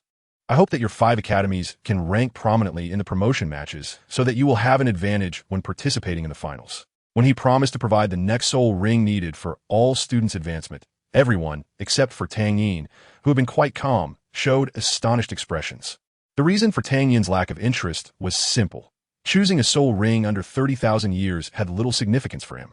Right now, Tang Yin's soul power was around level 58, and when he reached level 60, the soul ring he absorbed would definitely not be less than 50,000 years. When he reached his 7th soul ring, he could start considering 100,000-year soul rings. Salas's expression remained normal, while Ning Fenghe could not read anything from the cunning old man's face. Had this old man become so deep in thought? Emperor Shui Yi was so keen on winning these talents. Why did the high priest show no signs of involvement? It was abnormal, very abnormal. Ning Fenghe began to search among the crowd for the reason behind Salas's calmness. After thinking it over, he concluded that only Tang Yin's performance stood out the most. However, Ning Fenghe knew Tang Yin's identity. His father had a deadly feud with the Spear Hall. So how could it possibly be Tang Yin? Impossible. Absolutely impossible. But Ning Fengji never expected that Tang Yin had unknowingly captured the hearts of two key figures in the Spirit Hall. The promotion match would be held a month later, and he hoped that they could make breakthroughs during this month. All right, I won't say much more. You kids are all very smart, and I believe you'll make wise choices. After saying this, Shui Yi turned around, and he was somewhat disappointed to see no signs of resistance on Salus's face. Everything he said today was meant to disgust this platinum bishop of the Spirit Hall. Everyone present understood that this was to make these geniuses choose between the Heaven Do Empire and the Spirit Hall, and everyone was calculating how to maximize their future interests in their hearts. After Emperor Shui Yi of the Heaven Do Empire and the high-ranking officials left, the ceremony concluded successfully. Tang Yin looked at Tang San and Dai Mubai, who were about to leave, and immediately called out to them. Dai Mubai looked at Tang Yin with a hint of fear and some hidden hatred. Tang Yin noticed it but didn't care. Tang San stopped and asked Xiao Yin, "What's wrong? Is there something?" "It's nothing serious." Tang Yin reached into his storage soul guide and took out a spiritual ginseng. "I haven't seen your teacher and that Dean Flander lately. My sister Longer is a bit worried about their health. So she asked me to give you this spiritual medicine to take back to them to help them recover, since they're my big brother-in-law and second brother-in-law after all." Tang San. Tang Yin's somewhat distant address made him feel a bit awkward, but he still took the spiritual ginseng from Tang Yin's hand. Half a month ago, after Yu Xiaojiang and Flander met, they had both been in low spirits. The originally sharp-witted Flander and wise Yu Xiaojiang had changed drastically, becoming two dispirited middle-aged men. The teachers from Shrek Academy were very worried about their health, fearing they had some terminal illness. Tang San, who knew everything, said nothing. The less people who knew about his younger brother stealing his teacher's fiancée, the better. Although he didn't care about others' discussions, he still didn't want to embarrass himself socially. "All right, I will." After receiving the spiritual ginseng, Tang Yin left with Dai Mubai. He didn't notice Dai Mubai's tightly clenched fist beside him. Chapter 186. Shura Field. The venue for the promotion match was located 50 kilometers southwest of Heaven-Do City at the Royal Hunting Ground. The terrain in the hunting ground was varied, and was vast in area. It was a place for royal personnel to hunt and train. After a month of rest, all the promoted teams, including 10 teams from the other 5 kingdoms and principalities, gathered at the Royal Hunting Ground. During this month, the members of the Blue Tyrant Academy battle team had developed a level of tacit understanding that was incomparable to the pre-selection Blue Tyrant Academy team. Tang Yin also participated in the team training again. This time he didn't do much sparring, but alternated with Jiang Zhu to be a qualified caretaker. The 10,000 gold soul coins had been distributed on the first day. After Tang Yin took 1,000 gold soul coins. Dugi Yin and Talon understood Tang Yin's intentions, and each symbolically took 500 gold soul coins, leaving the remaining 8,000 to be split among Jiang Zhu and the others. Jiang Zhu, Huang Yuan, and Jingling didn't feel that Tang Yin's actions were humiliating. The things needed for cultivation were too many, and they were grateful to Tang Yin. At this time, the people from Blue Tyrant Academy, led by their dean, were preparing to enter their camp. To avoid any conflicts between the various battle teams before the competition, even though they had gathered, each team was still quite far apart. After showing the promotion letter to the captain of the Royal Knights, this knight escorted the group into the camp. The Heaven-Do royal family really was a big landlord. Such a large area was actually private property of the royal family. As they walked along, seeing the endless grasslands and the mountains extending for hundreds of miles, Tang Yin couldn't help but exclaim, "This is nothing," Zhu Jian said. The assets owned by the royal family of the Star Luo Empire are even more exaggerated. The largest soul beast gathering area near Star Luo City, the Tiger Howl mountain range, belongs to the Star Luo royal family. If anyone dares to hunt soul beasts there without permission, they will be punished. At best, their soul power will be abolished, and at worst, they will be killed on the spot. Zhu Jiyun's tone was light, as if she were recounting something perfectly normal. Tang Yin chuckled. This situation won't last long. Someone will come to resolve these issues. While Tang Yin was chatting, the leader of another team of knights coming from the opposite direction inexplicably slowed down his horse and stopped beside Tang Yin. This person's armor was different from the standard armor of the Royal Knights, and also different from the armor of the leader of Tang Yin's side. The silver-white light armor was adorned with blue patterns, and a white cloak draped across his chest. The mount he rode was not an ordinary Heaven Soul horse, but a soul beast resembling a white tiger, exuding an aura that silenced the surrounding Heaven Soul horses. On his chest, Tang Yin saw a somewhat familiar pattern. The person removed his fully enclosed helmet, and indeed it was a familiar face to Tang Yin. Brother Ge? The person was none other than Guiyang, a general of the Heaven-Do Empire whom Tang Yin had met during his travels when he participated in the war. After that battle, due to Tang Yin's outstanding performance, Guiyang was recognized by the higher-ups. Of course, the biggest reason was the family behind Guiyang. But this meritorious young general was also quickly promoted from the deputy commander station on the border to the position of deputy commander of the Royal Knights. Although it was a lateral transfer, the areas near the border could not be compared to those at the foot of the royal capital. Guiyang had just escorted an important figure into the hunting ground and didn't recognize Tang Yin at first when he saw him on his way back. Due to the semi-closed management of the military, Guiyang rarely came into contact with external news. He had only heard that a genius had emerged in the recent elite competition of the Continental Advanced Soul Master Academy, and Guiyang immediately thought of Tang Yin, whom he had met on the battlefield 3 years ago. However, without any subsequent news to confirm his guess, Tang Yin, who had only appeared once, gradually faded from people's sight, and Guiyang, busy with daily affairs, also forgot about this matter. When he first saw Tang Yin, he didn't immediately recognize him due to the drastic change in his hair color. He only felt that this person looked somewhat familiar. It wasn't until he got a bit closer that he merged the image of Tang Yin in front of him with the one in his mind. Guiyang's face also showed a hint of surprise. Tang Yin, little brother? Jahan's mud duck. After Tang Yin addressed him, Guiyang confirmed that the person in front of him was indeed Tang Yin. Lu Erlong, who was walking in front, noticed that Tang Yin had stopped to talk to someone, and the leader of the Royal Knights seemed to be quite familiar with Tang Yin. So he cast a questioning glance at Tang Yin. Tang Yin said to Lu Erlong, "Dean, you all go ahead. I'll catch up later." The captain of the Royal Knights guarding Blue Tyrant Academy was also perceptive. He stopped to wait when the people from Blue Tyrant Academy paused. After receiving Lu Erlong's signal, the team continued to move forward. Brother Ge, I didn't expect that after a few years, you would be transferred to the Royal Knights of Heaven-Do City. Tang Yin remembered that at the beginning, Guiyang only told him that he would be transferred to Tiando City soon. He didn't expect Guiyang to assume such an important position at such a young age. A wry smile appeared on Guiyang's face. You really are making me look bad. If I were to follow the normal promotion speed, I should be at the same level as the captain of the night team that just protected you. The only reason I was able to rise so quickly is because of you. You single-handedly held back 1,000 troops. And such a great achievement should have belonged to you, but you chose to leave at that time, so all the credit fell on me. Otherwise, even if my grandfather is the war god of the Tiando Empire, I wouldn't be able to hold this position at my age. After sharing his experiences over the years, Guiyang turned to ask about Tang Yin's situation. But you, little brother Tang Yin, what changes have you experienced over the years? I still remember when I first met you, your hair. With his straightforward personality, Guiyang regretted his words as soon as he finished speaking. For someone to turn white-haired at such a young age, the experiences of this genius must have been very painful. Tang Yin felt relieved in his heart and said, "There's nothing to say. Back then, I was troubled by something and turned white hair because I couldn't figure it out. But now it's all good." Is that so? Guiyang quickly changed the topic. By the way, is the genius rumored in the elite competition of the Advanced Soul Master Academy across the continent? You? Calling me a genius is a bit too much. If there's any outrageous description, it's probably referring to me. Tang Yin scratched his head, feeling a bit embarrassed.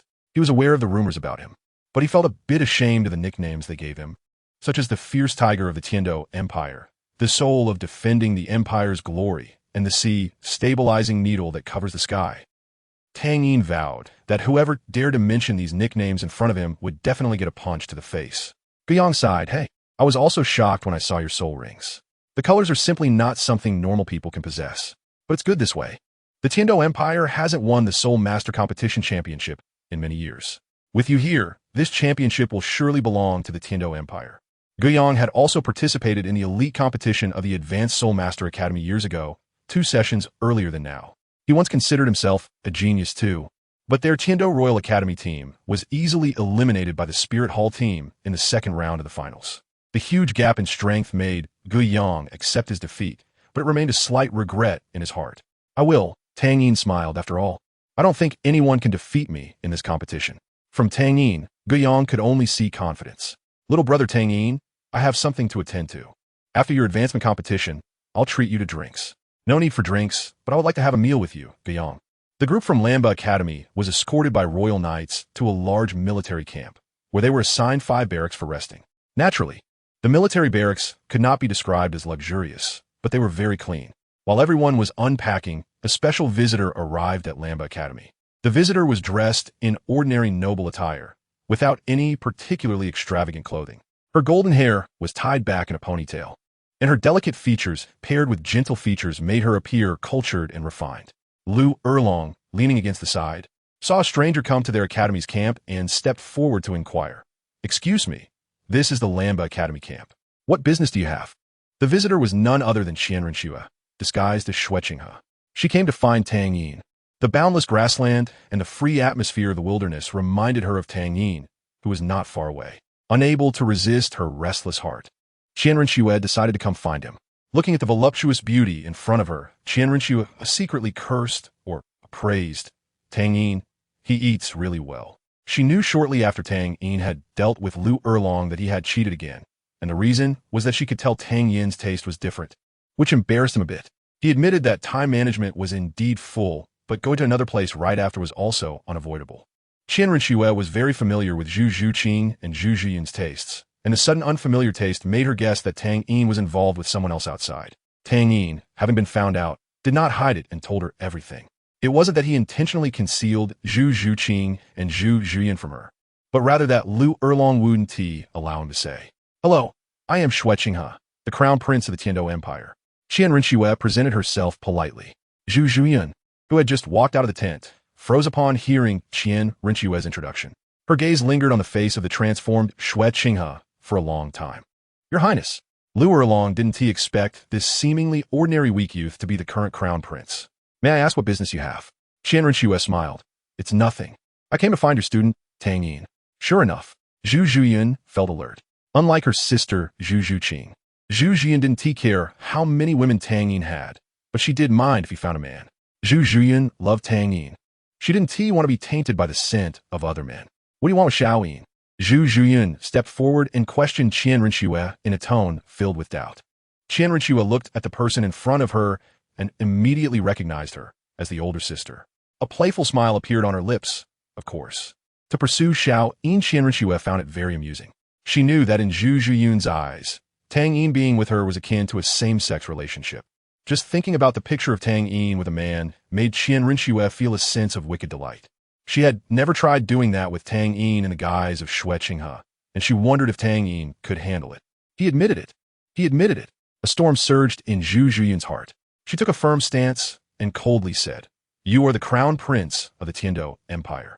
How can you like a man? Moreover, Xiaoyin doesn't like men." Lu Erlong, watching from the side, was equally shocked to hear that the prince was pursuing her Xiaoyin. She knew Tang Yin's charm was great, but she didn't expect it to be to this extent. That even a prince was captivated by him. Qianrenxue said, "My father has agreed to my relationship with Xiaoyin. As for what you said about Xiaoyin not liking me." After a pause, Qianrenxue raised an eyebrow. "When Xiaoyin returns, why don't you ask him?" "You." "Oomph." Zhu Zhiyin was a bit furious, but even in her anger, she could only suppress it in her heart. After all, she couldn't just beat up this seemingly annoying guy. Zhu Zhuqing also walked out of the tent, still a bit confused. She approached her gloomy sister Zhu Zhiyin and quietly asked, "Sister, what's wrong?" Zhu Zhiyin shot a cold glare at Qianrenxue. "A man wants to take our Tang Yin away." "Ours?" Qianrenxue pretended to be surprised. "You two look like sisters. My Xiaoyin is really lucky. But I haven't heard Xiaoyin mention anything about the two of you serving him together." Now, not only was Zhu Zhiyin angry, but Zhu Zhuqing was also somewhat upset. The prince in front of them was not only insulting them, but also slandering Tang Yin, which they could not tolerate. At this tense moment in the battle, De Guyan also stepped forward. Qianrenxue, who loved to watch the commotion, thought that only Tang Yin would be in trouble later. She stepped forward and grabbed De Guyan's hand. Seeing that it was Shueqinghe who had grabbed her, De Guyan didn't have time to speak before Qianrenxue took the lead and said, "My little Yin said he wanted to try the taste of a couple's rice bowl, and he even mentioned that the one named De Guyan in their team is quite good." After parting with Guiyang, Tang Yin quickly found the location of Lanba Academy, thanks to the speed of the dragon break. However, when he entered the camp, he saw the different expressions on the faces of Lu Erlong, Zhu Zhiyun, Zhu Zhuqing, De Guyan, and Qianrenxue, who was disguised as Shueqinghe.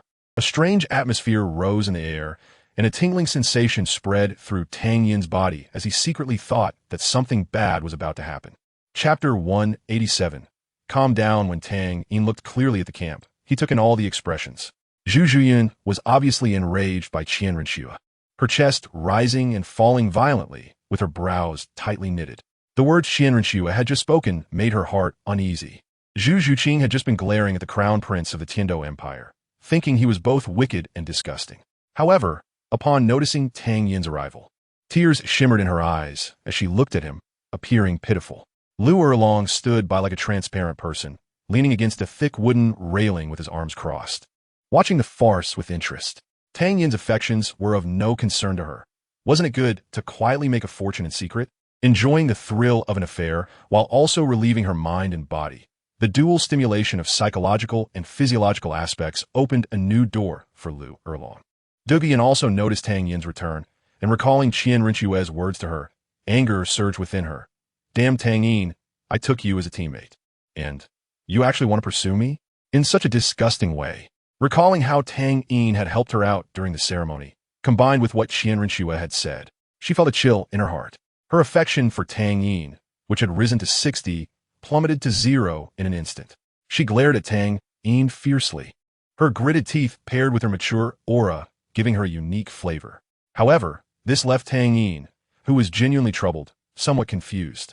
No, big sister, it seems we don't have a deeper relationship, right? We're just ordinary teammates. Why are you looking at me like that? At this moment, Qian Renshua was still holding Dugu Yan's hand. Seeing Dugu Yan's angry expression and her eyes looking back, she knew Tang Yin had returned. Tang Yin. 5. The simultaneous voices made Tang Yin shiver, his hair standing on end. Among the 5 voices, there was grievance, excitement, anger, and a hint of smugness. In short, each person's voice was different. Tang Yin felt embarrassed and, trying to remain calm, walked into the camp, attempting to change the subject. Has everyone packed their luggage? Why haven't I seen Talon and the others? As soon as he said this, a corner of a tent flap moved slightly before falling still. Inside the tent, Talon, Huang Yuan, and Jing Ling exchanged glances. When Huang Yuan saw the so-called prince arguing with Zhu Zhuyan, he was about to step out for some fresh air. But Talon grabbed him, and they hid in the tent to watch the show. Talon couldn't help but exclaim, as expected of the boss. He can charm both men and women. Huang Yuan, feeling a bit envious, said, so the captain likes men too. I wonder if I have a chance. Jingling was a bit speechless. Shouldn't our focus be on how the captain should end this farce? Jiang Zhu was a quiet girl. She didn't act like the boys. When noises came from outside, she summoned her martial soul. After planting the healing staff into the ground, she sat cross-legged with her eyes closed. The connection between a martial soul and a soul master allowed her to sense the external world with the fluctuations of life energy, a technique that Tang Yin had taught her. However, Tang Yin didn't expect that this seemingly quiet and elegant senior would be so gossipy. Jiang Zhu not only knew what was happening outside, but also learned some things that even Zhu Zhuyan and Zhu Zhuqing were unaware of. After some analysis, Jiang Zhu was stunned by her conclusions. She covered her open mouth with her small hand, fearing that her soft gasp would disturb the parties outside the tent. But this was unnecessary as everyone was focused on Tang Yin. With her green eyes narrowing in shock, she thought, I shouldn't have guessed wrong. Tang Yin received no response. Qian Renshua suddenly let go of Dugu Yan's hand and jogged to Tang Yin's side. Lillian, you're back. Did you miss me? Seeing Qian Renshua acting like Xue Qinghe, with a playful expression on her face, Tang Yin realized that today's incident was mostly caused by her. The other 4 felt a chill when witnessing a man making such an expression toward another man. Qian Renshua didn't care about how others viewed her. She knew Tang Yin could see through her disguise, and her expression was only for him. Tang Yin allowed Qian Renshua to take his hand. He couldn't exactly say that men shouldn't be too close, could he? Under the gaze of Zhu Zhuyan and Zhu Zhuqing, Tang Yin felt a bit awkward. Your Highness, what brings you here? Qian Renshua placed Tang Yin's hand on her face, pouting her lips with a hint of a crying tone, and said, Little Yin used to call me Schwer, so why now do you call me your Highness? Zhu Zhuyan could no longer stand it. Seeing another man act like this toward her own man, who could bear it? She hurriedly stepped forward, forcibly separating the two and shielding Tang Yin behind her. Your Highness, Tang Yin already has a girlfriend. I know. I don't mind him liking others after all. I can't have children with him. Qian Renchua's words made Tang Yin feel overwhelmed. This no sister seemed to have grown wings and was here to cause trouble today. Tang Yin decided that it was time to set things straight tonight, to let Qian Renchua know who was truly in charge. Seeing Zhu Zhuyan, who was protective, Wanting to say something more, Tang Yin pulled her into his embrace, urging her not to be so impulsive. Then Shuer should go back to the tent for now. I have some matters to attend to. After saying this, he gave Qian Rinxue a subtle glance that others could hardly notice.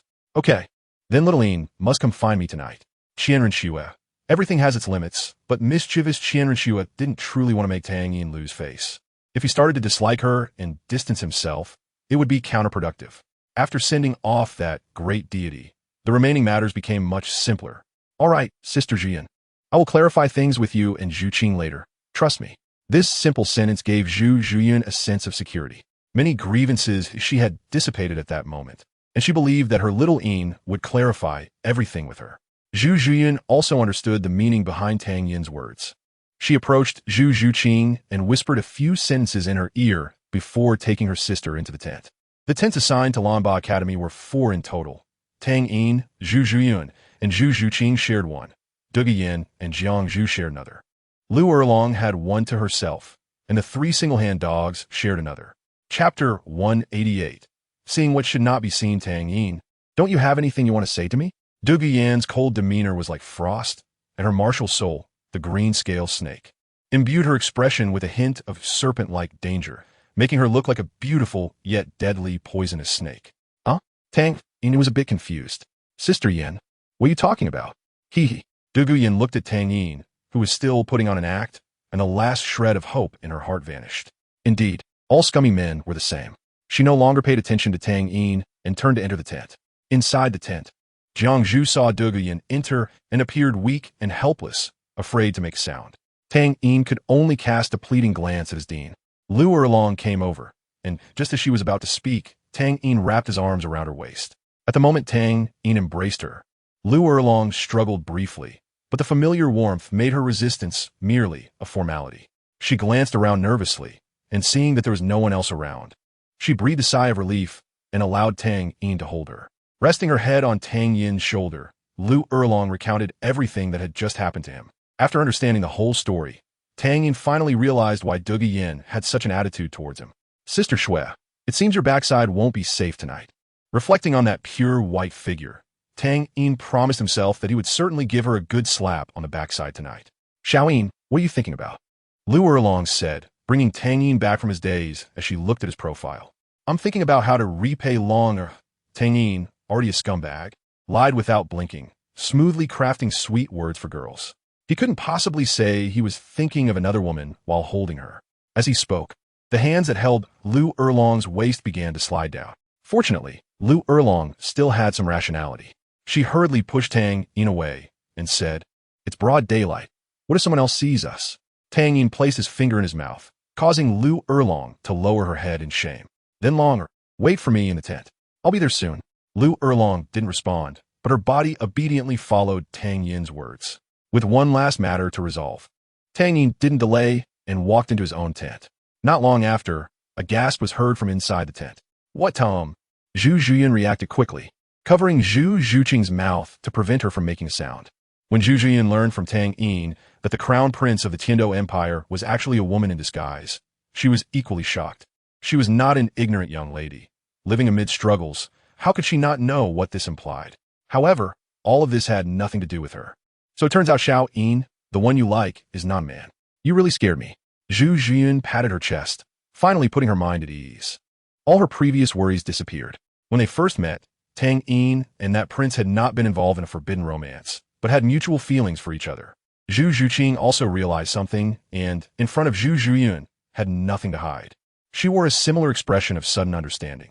So that was the scent of another woman on her brother-in-law that day. Tang Yin felt a bit embarrassed, but having already made it clear, he had grown accustomed to it. He felt no problem telling Zhu Zhuyan and Zhu Zhuqing about it. They were already the closest people to each other in this world. If Zhu Zhuyan and Zhu Zhuqing could betray him, Tang Yin would surely find a crooked tree to hang himself from. Half an hour later, when he came out of the tent, Zhu Zhuyan and Zhu Zhuqing's first attempt together had still failed. Seeing the two of them a bit awkward, Tang Yin didn't push it, only kissing their foreheads. Zhu Zhuqing hid in her sister's embrace and said apologetically, "I'm sorry, sister." The one who had just said to stop was Zhu Zhuqing. Before she had officially confirmed her relationship with Tang Yin, she had always been sneaking around, but now, feeling guilty towards Zhu Zhuyan, She had dampened her sister's spirits a bit. Silly sister, did you think I didn't know about your sneaking around at night before? Zhu Zhuyan patted Zhu Zhuqing's head, affectionately saying, your sister won't stop you from liking who you like, so there's no need to feel guilty. After all, I also took Xiaoyin from someone else. Zhu Zhuyan gazed at the ceiling, lost in thought. Tang Yin entered Lu Erlong's tent at a rapid pace.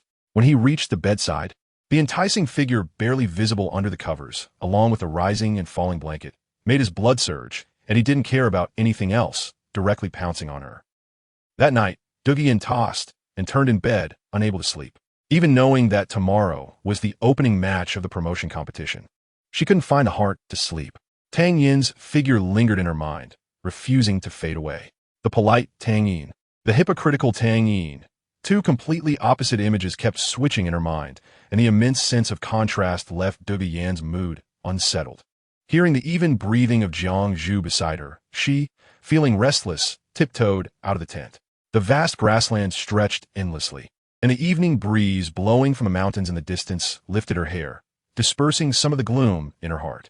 Unable to sleep, she decided to take a walk outside. The grassland was where all the academies and troops were stationed, and students were not allowed to roam freely. To relax, one had to go to the distant mountains under the protection of knights, and the time spent outside could not be too long. Miss, please return to this place within half an hour. This is my duty, and I hope you can understand. The royal knight escorting Dugi Yin said as a routine matter. In a bad mood, Dugi Yin merely nodded and then entered the mountains. The scenery in the mountains was quite different from that of the grassland. It was already autumn, and the streams in the mountains made crisp sounds as they fell over the rocks. Occasionally, the sounds of insects chirping could be heard among the trees, mixed with some painful yet suppressed joyful sounds.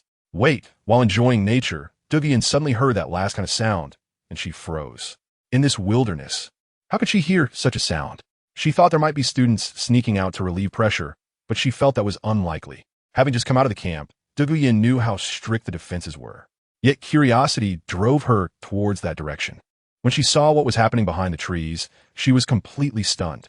Chapter 189. The stage of the promotion competition was the Royal Knights training ground.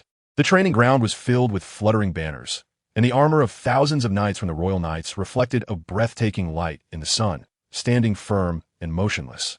Not even the war horses beneath them made a sound. All 15 qualified teams are present, and they are about to compete in the promotion match here. The draw results were already announced last night. After receiving the notification, Lu Erlong originally planned to find Tang Yin, but she couldn't find him anywhere in the camp. As a second option, Lu Erlong went to look for the vice-captain, Dugi Yin, but still couldn't find her, which left her feeling a bit frustrated. However, after recently experiencing a fierce battle, Dugi Yin was still a bit dazed. Thinking of the hard strength of the Lamba Academy team, Lu Erlong didn't take this matter too seriously and directly entered her tent to catch up on sleep. Today, Lamba Academy's match is the third one, with 2 other academy matches scheduled before theirs. At this moment, the Lamba Academy team is arranging the order of appearances. Lu Erlong is sitting on the side, arms crossed, leisurely crossing her legs, with her white feet adorned in black high heels, both intellectual and elegant.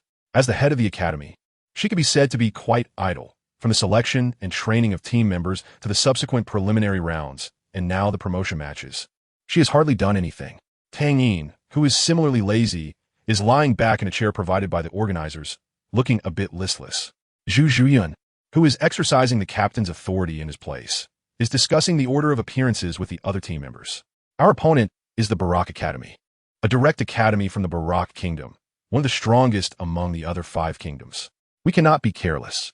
The first match is especially important for morale. I think I should take the lead, winning as many matches as possible without exposing the 5th soul skill. The subsequent matches will be handled by you, Yinzi. Zhu Zhiyun said a lot, but when she looked at Dugi Yin, she realized that the vice-captain was not in a good state. Her gaze was a bit wandering, her eyes fixed on the ground, seemingly lost in thought. Yinzi, Yinzi. Zhu Zhiyun poked Dugi Yin, which finally brought the vice-captain back to her senses. Oh, I agree with what you said, Zhiyan. The others, seeing everyone staring at her with puzzled expressions, Dugi Yin felt a bit embarrassed. No, Iemisuri. I didn't rest well last night, and was just a bit distracted. It's okay. Just make sure to rest well during the match later. After comforting Dugi Yin, Zhu Zhiyan began arranging the upcoming matches. I will follow Talon, Huang Yuan, and Jing Ling. I don't expect you to win the matches, but you must ensure that you don't get injured. Can you do that? The three of them patted their chests, promising to complete the task. Finally, Zhu Zhiyun's gaze turned to her sister. Zhu Qing, you will come in to wrap things up later. I will try to win as many as I can in the front. While Zhu Zhiyun was reminding Zhu Qing of some matters, the three who had just patted their chests gathered together and whispered quietly. What is up with the vice captain? I've seen her spacing out all day. Hey, you don't know, but I saw the captain come back with the vice captain when I got up to go to the bathroom last night. You wouldn't believe it. At that time, after hearing Talon's description, the other two gasped in shock. Duguyen, feeling unwell, sat back in her spot. She glanced at Tang Yin, who was nearby, eyes closed and pretending to nap, and felt quite complicated inside. Last night, she witnessed a scene in the jungle, clothes of two people scattered around. From those garments, Duguyen immediately recognized one set as belonging to Tang Yin, while the other belonged to the prince who came to find Tang Yin today. But the person straddling Tang Yin was not a prince, but a girl with long golden hair like a waterfall, the most exquisite beauty she had ever seen. As she approached, Duguyen deliberately concealed her presence. Tang Yin and Qian Rinxue were lost in each other's world, and their minimal alertness gradually faded away. This led to Duguyen's arrival not being detected by Tang Yin and Qian Rinxue at first. Your Highness, the girl. Upon discovering a shocking secret, Duguyen's pupils instantly constricted, the immense amount of information leaving her mind blank. She had heard her grandfather mention that Tang Yin's girlfriend was a beautiful girl with golden hair. But after arriving at Lamba Academy, she found that Tang Yin's girlfriend was a pair of sisters. This confusion in her heart was finally resolved, but at what cost? In her dazed state, Qian Rinxue, whose eyes had already turned glassy, suddenly shot a piercing glare at Duguyen. With her angelic martial soul immediately activated, she exerted force through her legs and leaped up. While Duguyen was still in a daze, Qian Rinxue had already reached her side. The angel sword ignited with sacred fire, striking directly toward Duguyen's neck without a hint of hesitation. Just before Qian Rinxue made her move, Tang Yin also noticed Duguyen, and knowing his sister Shue's temperament, he broke into a cold sweat, grabbing an unknown piece of clothing to wrap around his waist. Tang Yin summoned his martial soul and rushed toward Duguyen at high speed. In Duguyen's eyes, the orange-red angelic holy sword was devoid of any purity. The intense heat was right before her, yet all she could feel was an endless chill. Am I going to die? Duguyen's limbs stiffened, unable to put up any resistance. As her eyes slowly closed, waiting for death to arrive, she did not feel the pain of death. When she was a child, witnessing her father's painful death due to his martial soul's snake poison, she had hidden behind her grandfather, trembling and asking softly, "Grandpa, Dad looks so uncomfortable. Lined up like him?" Dugubo was silent for a long time before gently touching Duguyen's head. Death is very painful, but Yin Yin, don't be afraid. Grandpa will definitely protect you. It was not that Qian Rinxue had softened her heart, but because when Duguyen opened her eyes, she saw Tang Yin standing in front of her. Sister Shue, calm down, calm down. Tang Yin smiled ingratiatingly, his other hand offering a piece of clothing to Qian Rinxue. Qian Rinxue took the clothing, but her expression remained cold. Step aside. Having seen my true form, she no longer has the right to live. Aside from emotional issues, Qian Rinxue could maintain rationality at all times and make the most decisive judgments. Killing Duguyen was not the best solution, but it was the quickest way to resolve the current problem. As for Dugubo, even if it meant risking his life against the two titled Douluos, Qian Rinxue still wouldn't feel any remorse. But don't think that everyone is the same in her eyes. Even the initial Tang Yin was merely a relatively valuable target for her to win over, while her own body was just a bargaining chip to win Tang Yin over. Tang Yin knew that if he didn't speak up, Duguyen would undoubtedly die. You see, Sister Yan's grandfather is Dugubo. If anything happens to her, Dugubo will definitely investigate to the end. And most importantly, the current Dugubo is not the same as before, when he was troubled by his own snake poison and was mockingly called the weakest titled his strength, while he may not win against the two titled Douluos under you. There is absolutely nothing you can do to stop him from stalling for time or escaping.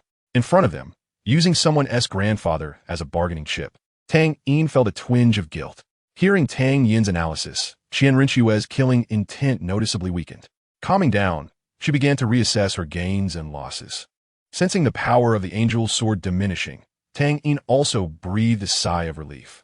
He attempted to take the piece of clothing from Qian Rinxue's hand and started helping her get dressed. Qian Rinxue cooperated by retracting her martial soul. allowing Tang Yin to put on the clothes for her.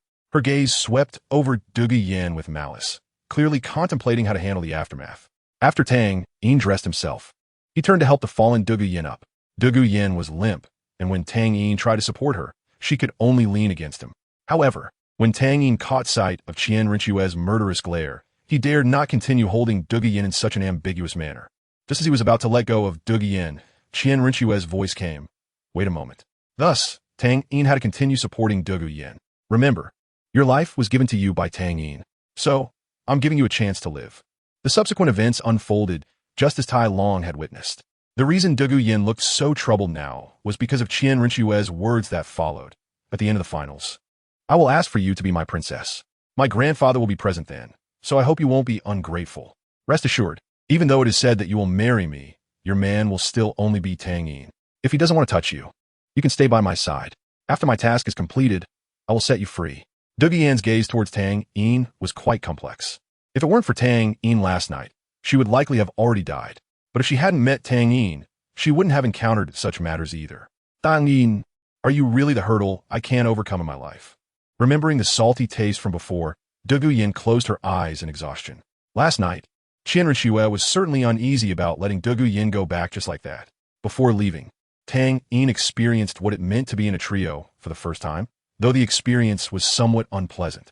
On the way back, Tang Yin could only keep apologizing to Du Yin, but she merely forced a smile and said it was fine. By the time Tang Yin woke up, Zhu Zhiyun and the others were about to take the stage. The list submitted by Lanba Academy stated 7 people, but they were still reported in the order of 5, with Jiang Zhu and Tang Yin obviously included just to make up the numbers. Tang Yin glanced at the resting Du Yin with a complex expression. Lu Erlong, who had taken everything in, smiled and said, Xiao Yin, what happened between you and Du Yin? You both look troubled. It's nothing, we just have a choice to make, Tang Yin replied, not intending to continue discussing the matter with Lu Erlong. He leaned in closer, wrapped his arm around Lu Erlong's waist, rested his head on her soft shoulder, and lazily asked, what about you, Long? Have you thought about what you want to do after this competition? Suddenly hearing Tang Yin mention the future, Lu Erlong felt a bit at a loss and murmured, the future? I'll probably stay in the forest of Lanba Academy. If you remember me in the future, come and see me, but I'll only give you 10, no, 15 years. Lu Erlong thought that even if she reached the level of a title Douluo in 15 years, she would still develop wrinkles and gray hair. Leaving at that time might be a good choice. She knew that, given her age, it was a bit extravagant to think of spending a lifetime with Tang Yin. In 15 years, Tang Yin would be strong and robust. How could he possibly be attracted to someone who had aged like her? It might be better to cherish this relatively good memory and live in seclusion, thus leaving a place for herself in Tang Yin's mind. Fool, what are you saying? Tang Yin also sensed Lu Erlong's thoughts and remembered that he hadn't revealed his special abilities in front of her. Without saying a word, he directly kissed Lu Erlong. Lu Erlong hurriedly looked around, finding that no one was paying attention to them, and she let out a sigh of relief, allowing Tang Yin to act as he wished. The rich life energy flowed through their lips into Lu Erlong's body. Although Lu Erlong, as a soul sage, couldn't perform internal observation of her body, her perception of it had reached a terrifying level.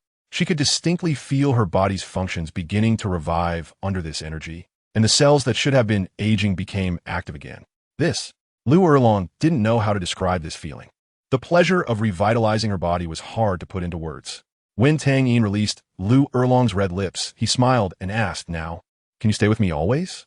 His spring-like smile melted Lu Erlong's heart, and she could no longer suppress her emotions, kissing Tang Yin recklessly. This time, she didn't mistake him for someone else. The first match of the Tiando Royal Academy's Vice team was the first to start. The team that easily secured victory in the opening match was now in the spectator seats, preparing to gather information on the other teams, with Lanba Academy being their primary focus. Although how far they could go depended on when they encountered Lanba Academy. The defeated Tiando Royal Academy Vice team had now turned into salted fish, yet even salted fish still had dreams of turning over one day. What if, just as Yu Xiaojiang was about to take out his notebook to record the information of the Lanba Academy contestants, his peripheral vision caught sight of Lu Erlong actively kissing Tang Yin. Erlong, my Erlong. Just as Yu Xiaojiang had just emerged from the shadows. Seeing the scene felt like a knife twisting in his heart, but he could only watch helplessly, unable to do anything. Yu Xiaojiang had already remembered Lu Erlong's ruthlessness. And thinking about seeing Dong again during the finals, a plan began to form in his mind. By then, he would definitely make Liu Erlong regret it. He seemed to have forgotten Dong's attitude towards him the last time he sought her out. Chapter 190. Some past events. The brilliant Zhu Zhuqing, as Xiaojiang was still lost in his fantasies, the battle belonging to Lanba Academy had already begun. Zhu Zhuyan, dressed in the dark blue uniform of Lanba Academy, stood there with her short hair, swaying casually in the breeze, arms crossed over her chest. Just standing there. Her silent aura was enough to bring immense pressure to the members of Balak Academy. Balak Academy had arrived in Tiando City before the preliminaries in the Tiando Empire had even finished, and they had heard a bit about Lanba Academy. Entering the promotion matches with a perfect record, such a terrifying achievement would put pressure on anyone facing them. The first contestant from Balak Academy felt extremely anxious. He knew Zhu Zhuyun's information, as she was a 20-year-old Soul King. Facing a peerless beauty, this male contestant had no thoughts of appreciation whatsoever. Once both sides were ready, the referee raised one hand. The match begins. As soon as the words left his mouth, Zhu Zhuyun completed her martial soul possession. This individual match was different from a team match. There was no time for you to individually activate your martial soul. Being able to master your martial soul and activate it first was part of your advantage. The male contestant was clearly a beat slow. While he was activating his martial soul, Zhu Zhuyan had already reached him with her speed. Her golden claws were sharp and decisive, without any hesitation, easily slicing through the male contestant's flesh. With a slight push forward, Zhu Zhuyan effortlessly sent his larger body flying. The male student glided through the air for a distance before crashing heavily to the ground, producing a dull thud. Due to the heavy blow, his expression twisted in pain. His brows tightly knit together as he let out a painful groan. Zhu Zhuyan had clearly held back. Otherwise, with that one strike, the male student would likely have been severely injured and unconscious. Instant kill. Many people didn't even catch a glimpse of Zhu Zhuyun's figure, nor did they know when she had struck. The thought of having to face such an academy in the future sent chills down many spines. Most of the teachers from other academies were prepared to forfeit when facing the Blue Tyrant Academy to preserve their strength. It was a helpless decision. After resolving the battle, Zhu Zhuyan returned to her position, waiting for Balak Academy to send out their next competitor. The head teacher of Balak was sweating in his palms, contemplating whether to send out another student or concede right away. Conceding wasn't too shameful, but if they gave up so pathetically in the first match, it would definitely impact their morale in future battles. After weighing his options, the head teacher gritted his teeth and decided that they had to take down at least one of the opponent's members, no matter what. Zhu Zhuqing was seriously watching her sister's match. She could learn some things from Zhu Zhuyun's attacks that could enhance her own skills. While waiting, she idly searched for Tang Yin's figure and found him once again flirting with another woman. Dam Tang Yin, Zhu Zhuqing muttered angrily, deciding to ignore it to keep her heart at peace. Her sister had told her not to interfere too much with whom Tang Yin liked. He wouldn't give up one for the other among them. Although Zhu Zhuqing didn't understand the reasoning behind it, she had always believed in Zhu Zhuyun's words. Feeling a bit unhappy, she thought, what can I do? It seems like I've run straight into this big bad wolf's hands. Just as Zhu Zhuqing turned her head away, she realized something was off. She turned back in disbelief. The dean, Tang Yin. She never expected that this seemingly elegant dean was also mingling with Tang Yin. No, it should be said that they were kissing. When did this start?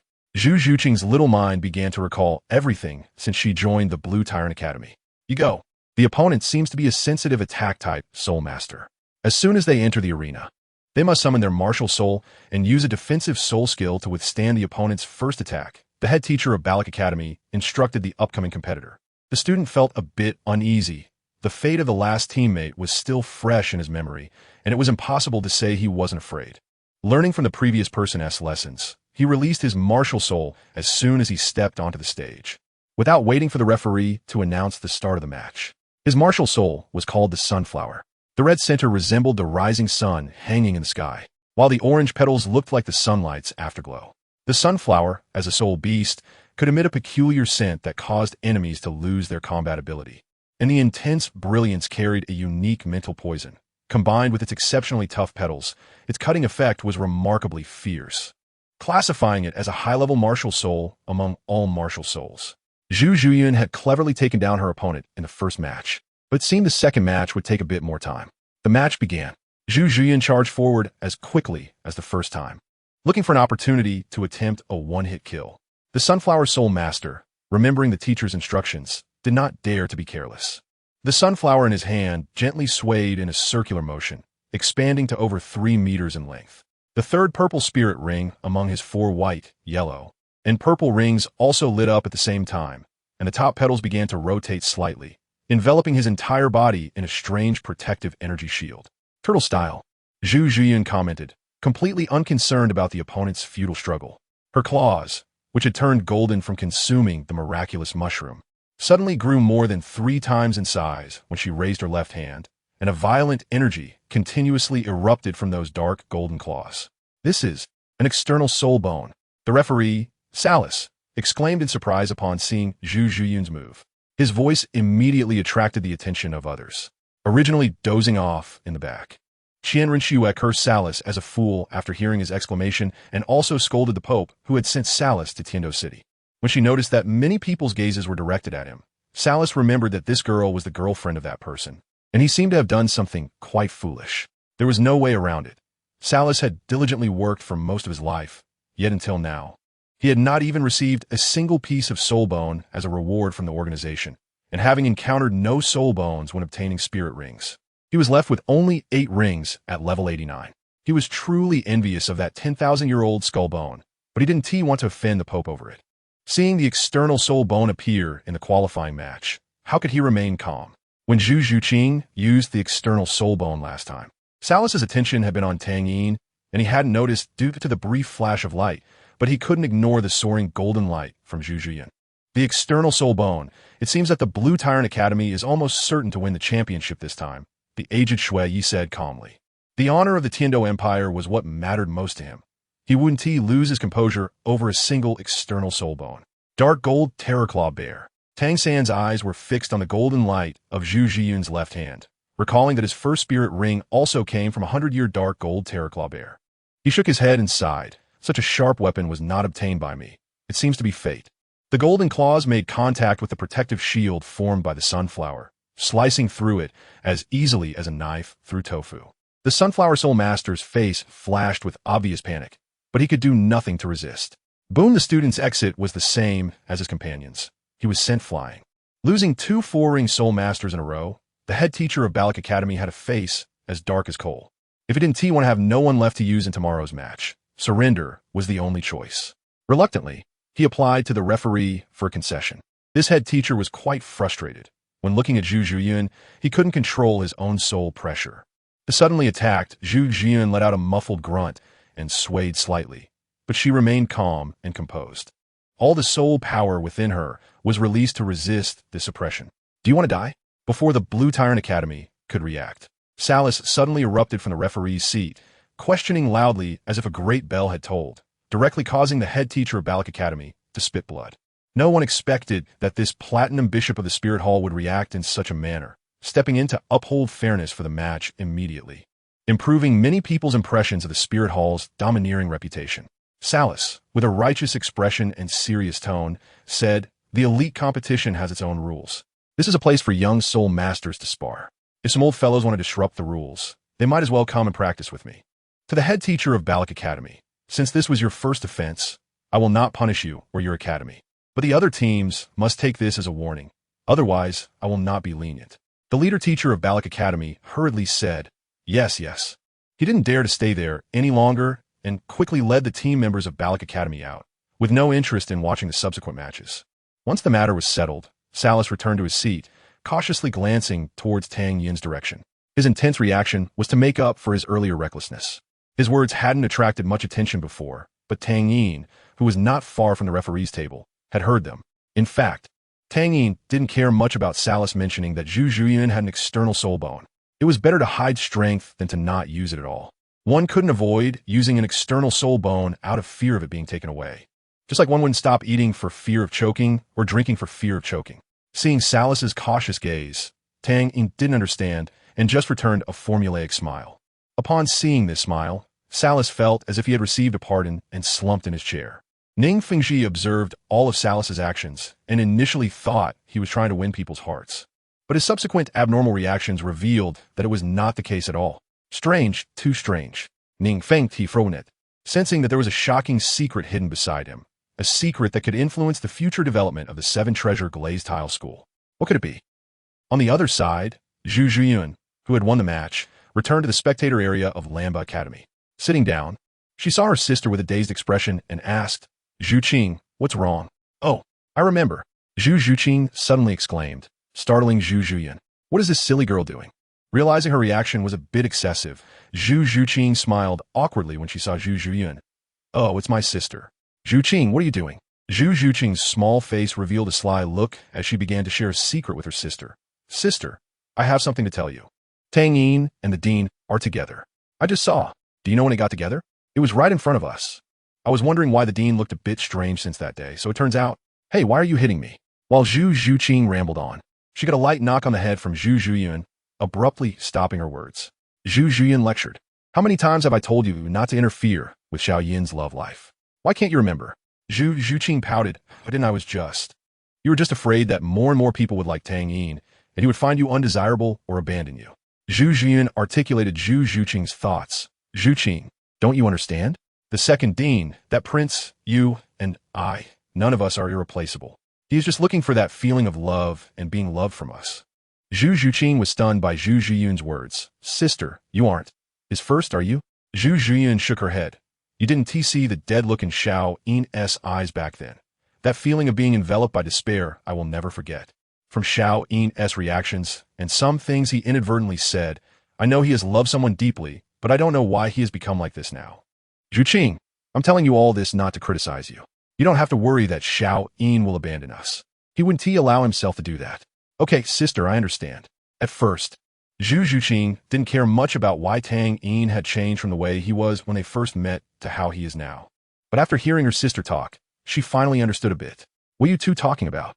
Tang Yin curiously leaned his head between the two sisters, looking at their similar yet different faces. Zhu Zhuyun smiled. "It's about you." "About me?" Tang Yin became interested. "Can you tell me?"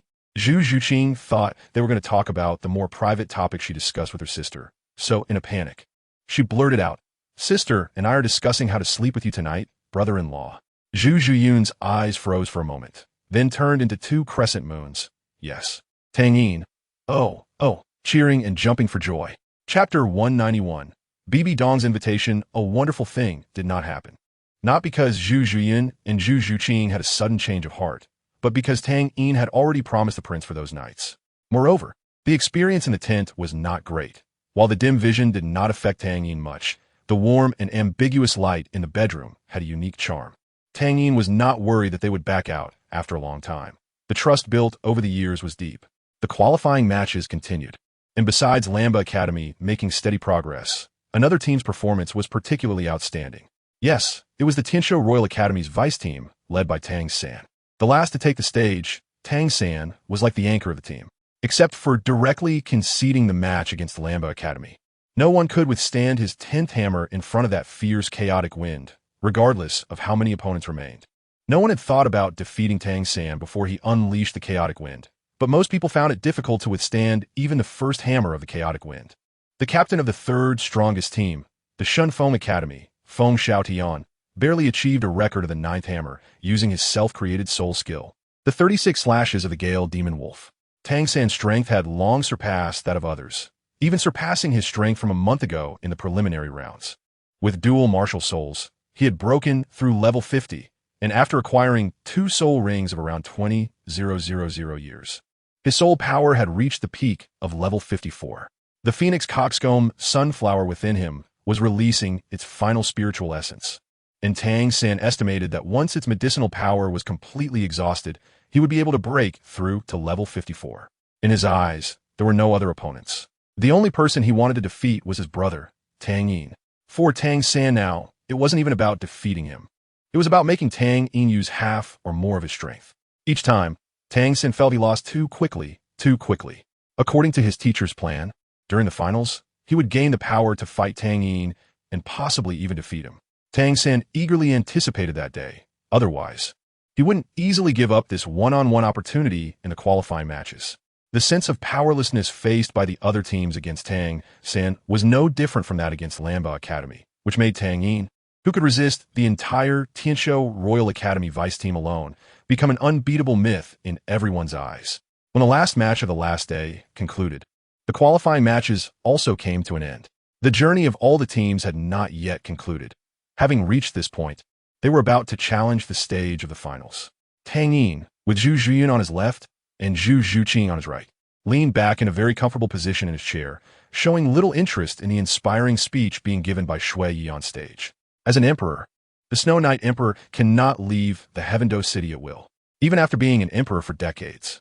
As long as he steps away from the center of power for a while, he would definitely be completely marginalized, especially since his brother, Prince Snowstar, is not someone to be underestimated.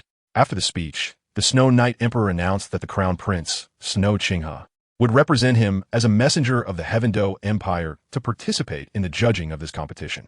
When Snow Knight announced this news, Qian Richue wanted to see what expression Tang Yin would have, but when she saw Tang Yin surrounded by admirers, she was instantly filled with frustration and thought of 100 ways to torment him.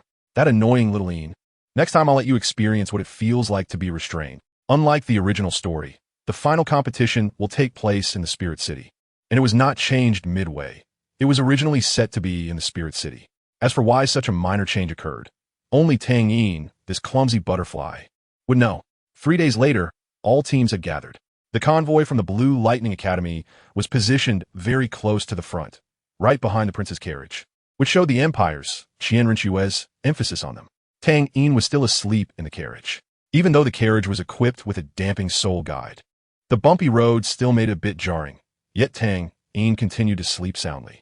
There were 3 carriages for the Blue Lightning Academy, and Lu Erlong, who was supposed to share a carriage with Duge Yin and Jiang Zhu, had unreservedly sat in the carriage with Tang Yin.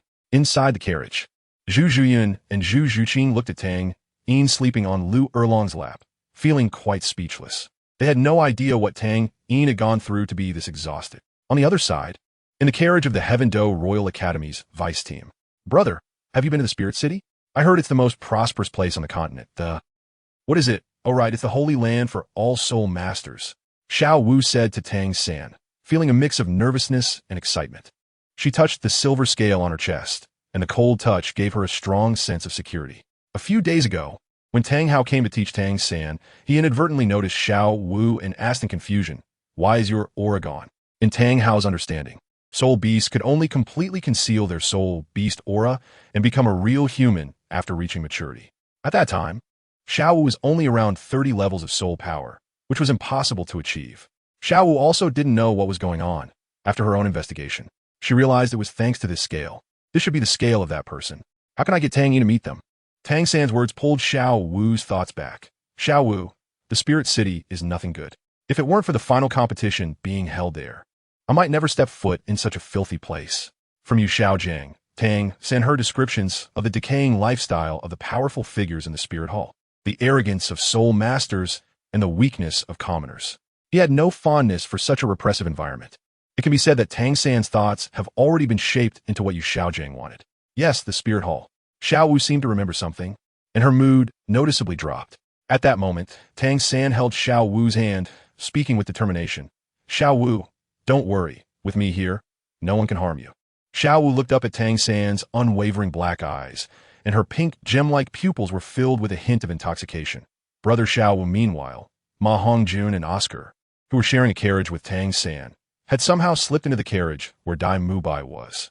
They were pinching their throats, performing a display of the brother-sister gaze between Tang San and Xiao Wu to their boss Dai. The ambush by the Spirit Hall did not occur. However, on the 11th day of their journey, they could see a team bearing the Spirit Hall's flag from afar. The leader was one of the few titled Douluos that Tang Yin had met in the Spirit Hall, Juju Doa. He was not here to welcome the participating teams from the Heavendo Empire, as there was no such team from the Xinglor Empire. This time, he came with a mission, and it was not to assassinate Tang San, but to take someone away. The Heavendo Empire's convoy slowly stopped as they approached the team from the Spirit Hall. One of the knights from the Royal Knight Corps approached the carriage where Qian Rinshua was after pausing for a moment. I wonder what the Spirit Hall means? The knight called out, unaware that there was a title Doa on the opposite side. Juju Doa did not care about the knight's attitude. No one would get angry over the indifference of an ant. A neutral voice came from Juju Doa. His Holiness, the Pope, has ordered me to invite Tang Yin from the Blue Lightning Academy to the Spirit Hall in advance.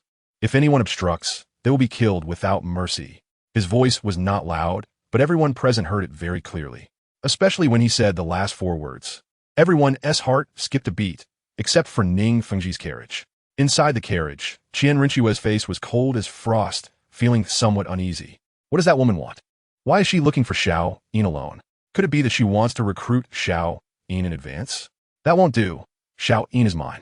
I need to think of a way. Ning Fengji sighed. It seems the Spirit Hall still wants to make a move on Tang Yin.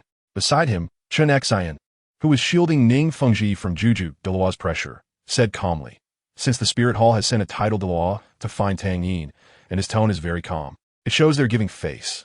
His identity hasn't been exposed, so there's no need to worry. Ning Fengji shook his head. I'm not worried about Tang Yin, but about other matters. Other matters? Jian Xin Vao Wen. Yes, it's very strange. Since the pre-selection match with Salis, every move of the Spirit Hall has felt odd. I'm worried. After a while, Ning Fengji's furrowed brows relaxed. I hope I'm just overthinking. Zhu Zhuyuan, Zhu Zhuqing, and Lu Erlong also heard Juju Daluo's words and looked at Tang Yin with worry. Only Tang Yin knew what was really going on. There was nothing to evade. He and she should come to a conclusion. Tang Yin scanned the worried faces of the 3 and showed a relaxed smile. It's fine. Wait for me to come back. Just as he stood up, Zhu Zhuqing grabbed his hand. Her action also drew the attention of Zhu Zhuyuan and Lu Erlong. What's wrong, Zhuqing? Don't forget our promise. Tang Yin paused, and a blush appeared on Zhu Zhuyuan's calm face, with a hint of shyness in her eyes. Of course I remember, but don't regret it. Tang Yin reached out to pinch Zhu Zhuqing's little face, which was as soft and smooth as ever. He then said to Zhu Zhuyuan and Lu Erlong, I'm leaving. They didn't react as intensely as Zhu Zhuqing, but their concern for Tang Yin was no less than hers. In the front of the convoy, Qian Rinchue was still conversing with the knight and Juju Daluo. His Highness the Prince said that Tang Yin from the Blue Lightning Academy is a citizen of our Heaven Do Empire. We have the obligation to protect them. So you need not trouble yourselves, esteemed members of the Spirit Hall. Juju Daluo, who had been arguing with the other party for a long time, was starting to lose his patience. However, the Pope had specifically instructed him to bring the person to the Spirit Hall unharmed before he left. The earlier threat was merely added by Jiu Daluo to save time. He never expected that the Crown Prince of the Heaven Do Empire would be so uncooperative. He said in a deep voice, Everyone from the Heaven Do Empire, my patience is limited. If I cannot complete the task assigned by the Pope, I will not have a good outcome. However, before that, I don't mind ensuring that you all do not have a good outcome either. Jiu Daluo's patience was nearly exhausted, and if the other party did not relent, he would have to resort to force. I'll go with you. Stalemated, Tang Yin stepped out of the team. Qian Rinchue in the carriage was startled upon seeing Tang Yin. She did not understand why he was doing this. Lifting the curtain, she caught a glimpse of Tang Yin's smiling profile. Swear, it's okay. Trust me. I'll come find you when we get to Spirit City. His voice was soft. Only a few knights near the carriage could hear him, and they were all the Crown Prince's personal guards. They were somewhat aware of the matter between the Crown Prince and this talented young man, so they did not show surprise. Tang Yin's words of reassurance gave Qian Rinchue a strong sense of security. Okay. Seeing Tang Yin had made his decision, Qian Rinchue no longer insisted. Upon seeing Tang Yin voluntarily step forward, Jiu Daluo also breathed a sigh of relief.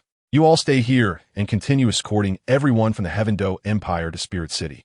After instructing his subordinates, Jiu Daluo approached Tang Yin and cupped his fists, saying, Young Master Tang Yin, time is of the essence. I will take you from here. Tang Yin nodded, saying nothing more. After watching Tang Yin being taken away by Jiu Daluo, Qian Rinchue ordered the team to continue moving forward. For more days, Qian Rinchue and the carriage had already thought of a way to protect Tang Yin. With Jiu Daluo's speed, the 4-day journey would only take about a quarter of an hour to reach Spirit City. Gazing at the magnificent city, Tang Yin's expression remained as calm as water. After bringing Tang Yin to the Pope's palace, Jiu Daluo said to him, Please wait here. I will go in to report. Tang Yin nodded, still silent. Sitting on the sofa in the waiting room, he idly played with a teacup. After a long while, a woman who looked to be around 30 and appeared to be a female official came over. She respectfully bowed and said, Young Master Tang Yin, please follow me. You are too kind. Tang Yin slightly bowed in return and followed the woman out of the waiting room. Inside the Pope's palace, after winding through several corridors and taking a soul-guided elevator, when the door opened, the woman led Tang Yin to a door. The Pope is waiting inside. Young Master Tang Yin, I will take my leave. Thank you for your trouble, Tang Yin replied after the woman left, looking at the plain door in front of him. Feeling unexpectedly anxious. Fear? Hesitation? It seemed neither could describe this feeling. He took a deep breath and gently pushed the already unlocked door open, revealing the furnishings inside. Chapter 192, An Unpleasant Parting.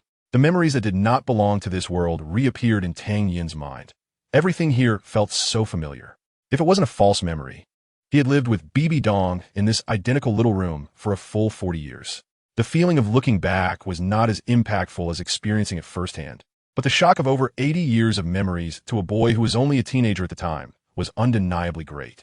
This was also the root of his inner demons. In the first year living in Heaven-Do City, Tang Yin had been undergoing mental therapy from Tang Yuehua. Each session was a huge drain on Tang Yuehua, indicating how deeply Tang Yin was affected. We promised to be together for a lifetime. Xiao Yin, do you think we were also a couple in our last life? Xiao Yin, The memories in his mind began to stir again. Yet Tang Yin remained calm. It seemed he heard some noise from outside, and at that moment, a sound also came from within the room. Tang Yin knew that the sound was coming from the direction of the bedroom. The sound of the doorknob turning was so clear, everything seemed to slow down, and Tang Yin's gaze fell on the twisting doorknob. When Bibi Dong walked out from behind the door, Tang Yin's gaze momentarily lost focus. The brocade phoenix robe inside was dignified and luxurious, with the outer layer of red gauze light and flowing. Her already exquisite features were adorned with light makeup, and her purple hair was elegantly pinned up, secured with a phoenix hairpin. No matter how many times he recalled it, Tang Yin would deeply sink into those memories. Bibi Dong was as beautiful as he remembered, but in her eyes, Tang Yin could not see the calmness of their 3 years together, nor the sarcasm that came at the end like a knife revealing its edge. That gaze, mixed with so many emotions, was incomprehensible to Tang Yin. Bibi Dong's gaze remained fixed on Tang Yin's face. She looked for a long time, as if in that moment, the emotions in her eyes had already been frozen. Neither of them spoke. Perhaps they both did not know what to say, or perhaps they were both reminiscing. After a long time, Bibi Dong raised her hands and gently swayed, the wedding dress unfolding along with it, and she smiled. Xiao Yin, do I look good? After so many years as the Pope, Bibi Dong had developed an air of authority. The vibrant red did not appear gaudy on her, but rather felt fitting. During this time, Tang Yin regained his clarity. He knew why he was here. I pay my respects to the Pope. Saying this, Tang Yin placed his right hand on his chest and respectfully bowed to Bibi Dong. Bibi Dong's smile froze on her face with this bow. According to the agreement between her and Yin, Bibi Dong was not supposed to approach Tang Yin without permission before the opportunity arose. She did not know when that opportunity would appear, but before that, Bibi Dong had always followed Yin's instructions and had never revealed her true self in front of Tang Yin. However, sometimes when she missed him too much, she would secretly sneak away to watch Tang Yin from afar, even if it meant seeing him being intimate with other women, even if one of them was her own daughter. These things did not matter to Bibi Dong. What she cared about was only Tang Yin. Everything was originally developing according to the planned trajectory, and the deadline mentioned by Yin was getting closer, with the chance for Tang Yin and her to reunite approaching. But when Bibi Dong went to see Tang Yin again, it was exactly the night Tang Yin went to find Lu Erlong. At that time, she was still somewhat puzzled, not knowing why Tang Yin would go out so late, but when she saw him arrive at the Blue Tyrant Academy, she had a bad premonition. Sure enough, disaster struck. When Bibi Dong saw Tang Yin actively flirting with Lu Erlong, her suppressed emotions finally couldn't hold back. Simply put, she broke down. If one were to ask who Bibi Dong hated the most, Lu Erlong would definitely be among them. Even though she had long lost interest in Yu Xiaojiang, her impressions of certain individuals would not easily change. Fortunately, at that moment, Bibi Dong regained her reason. Otherwise, she would have rushed out to kill Lu Erlong. The sense of crisis in her heart made Bibi Dong unable to wait any longer. She was genuinely scared. This time, sending someone to bring Tang Yin to Spirit City in advance was part of Bibi Dong's plan. She wanted to know what Tang Yin's attitude toward her was now. When she heard that Tang Yin had arrived, Bibi Dong felt very nervous but also a little excited. She searched her memories for Tang Yin's favorite clothing and decided to wear a wedding dress. This was the first time she had worn a wedding dress for someone on the Douluo continent. What she wanted to see on Tang Yin's face was nostalgia, joy, or even anger and disgust. The former would indicate that Tang Yin still loved her, while the latter would show that he was still angry about her past actions. Whether it was the former or the latter, it proved that Tang Yin still had her in his heart. But the current sense of distance was what Bibi Dong feared the most. She stepped forward, wanting to reach out to help Tang Yin up. However, just as her hand was about to touch him, Tang Yin took half a step back, bending deeper and speaking with increasing respect. "Greetings, Your Holiness." "Xiao Yin, are you angry with me?" Bibi Dong's tone was somewhat plaintive, and this girlish emotion on her was indeed a stark contrast. She still couldn't believe that Tang Yin truly had no feelings for her anymore. She would rather believe that Tang Yin was just angry with her. "Your Holiness, my name is Tang Yin." "I know, Xiao Yin." "Tang Yin, please get up." Seeing that Tang Yin refused to change his address, Bibi Dong had no choice but to give in. After hearing Bibi Dong's words, Tang Yin got up but still slightly lowered his head, avoiding direct eye contact with her. It wasn't fear or reluctance. Tang Yin felt that since he was going to draw a clear line with Bibi Dong, such necessary respect was warranted. After all, she was the Pope. Even the kings of the two great empires had to show her respect. "Do you really have to be like this, Xiao Yin?" Bibi Dong sensed Tang Yin's distance from her, and her heart was filled with bitterness. "Xiao Yin, you can clearly see that my love for you has not changed. So why are you unwilling to accept my love? You saved me." Before Bibi Dong could continue, Tang Yin interrupted. "Your Holiness, saving you was my own choice. And everything you did to me afterward was your choice as well. It's been so long. I think we don't need to keep entangled in this matter." "We do need to." Bibi Dong's emotions became a bit agitated. "How can it not be necessary? You saved me twice. I always remember. You clearly like me." "I know, I've always known. And now I like you too." "Xiao Yin, back then, I was young and ignorant. If I offended you in any way, I hope you can forgive me, Your Holiness." Tang Yin's tone remained calm. He now had a new life with his caring sister Zhu Yun, a mischievous little cat named Zhu Qing who loved to steal food, the wise and beautiful Snow Sister, and the dean who entrusted his future to him. Perhaps in the future, Tang Yin would meet someone he would be willing to protect with his life, but he never thought about a future with Bibi Dong anymore.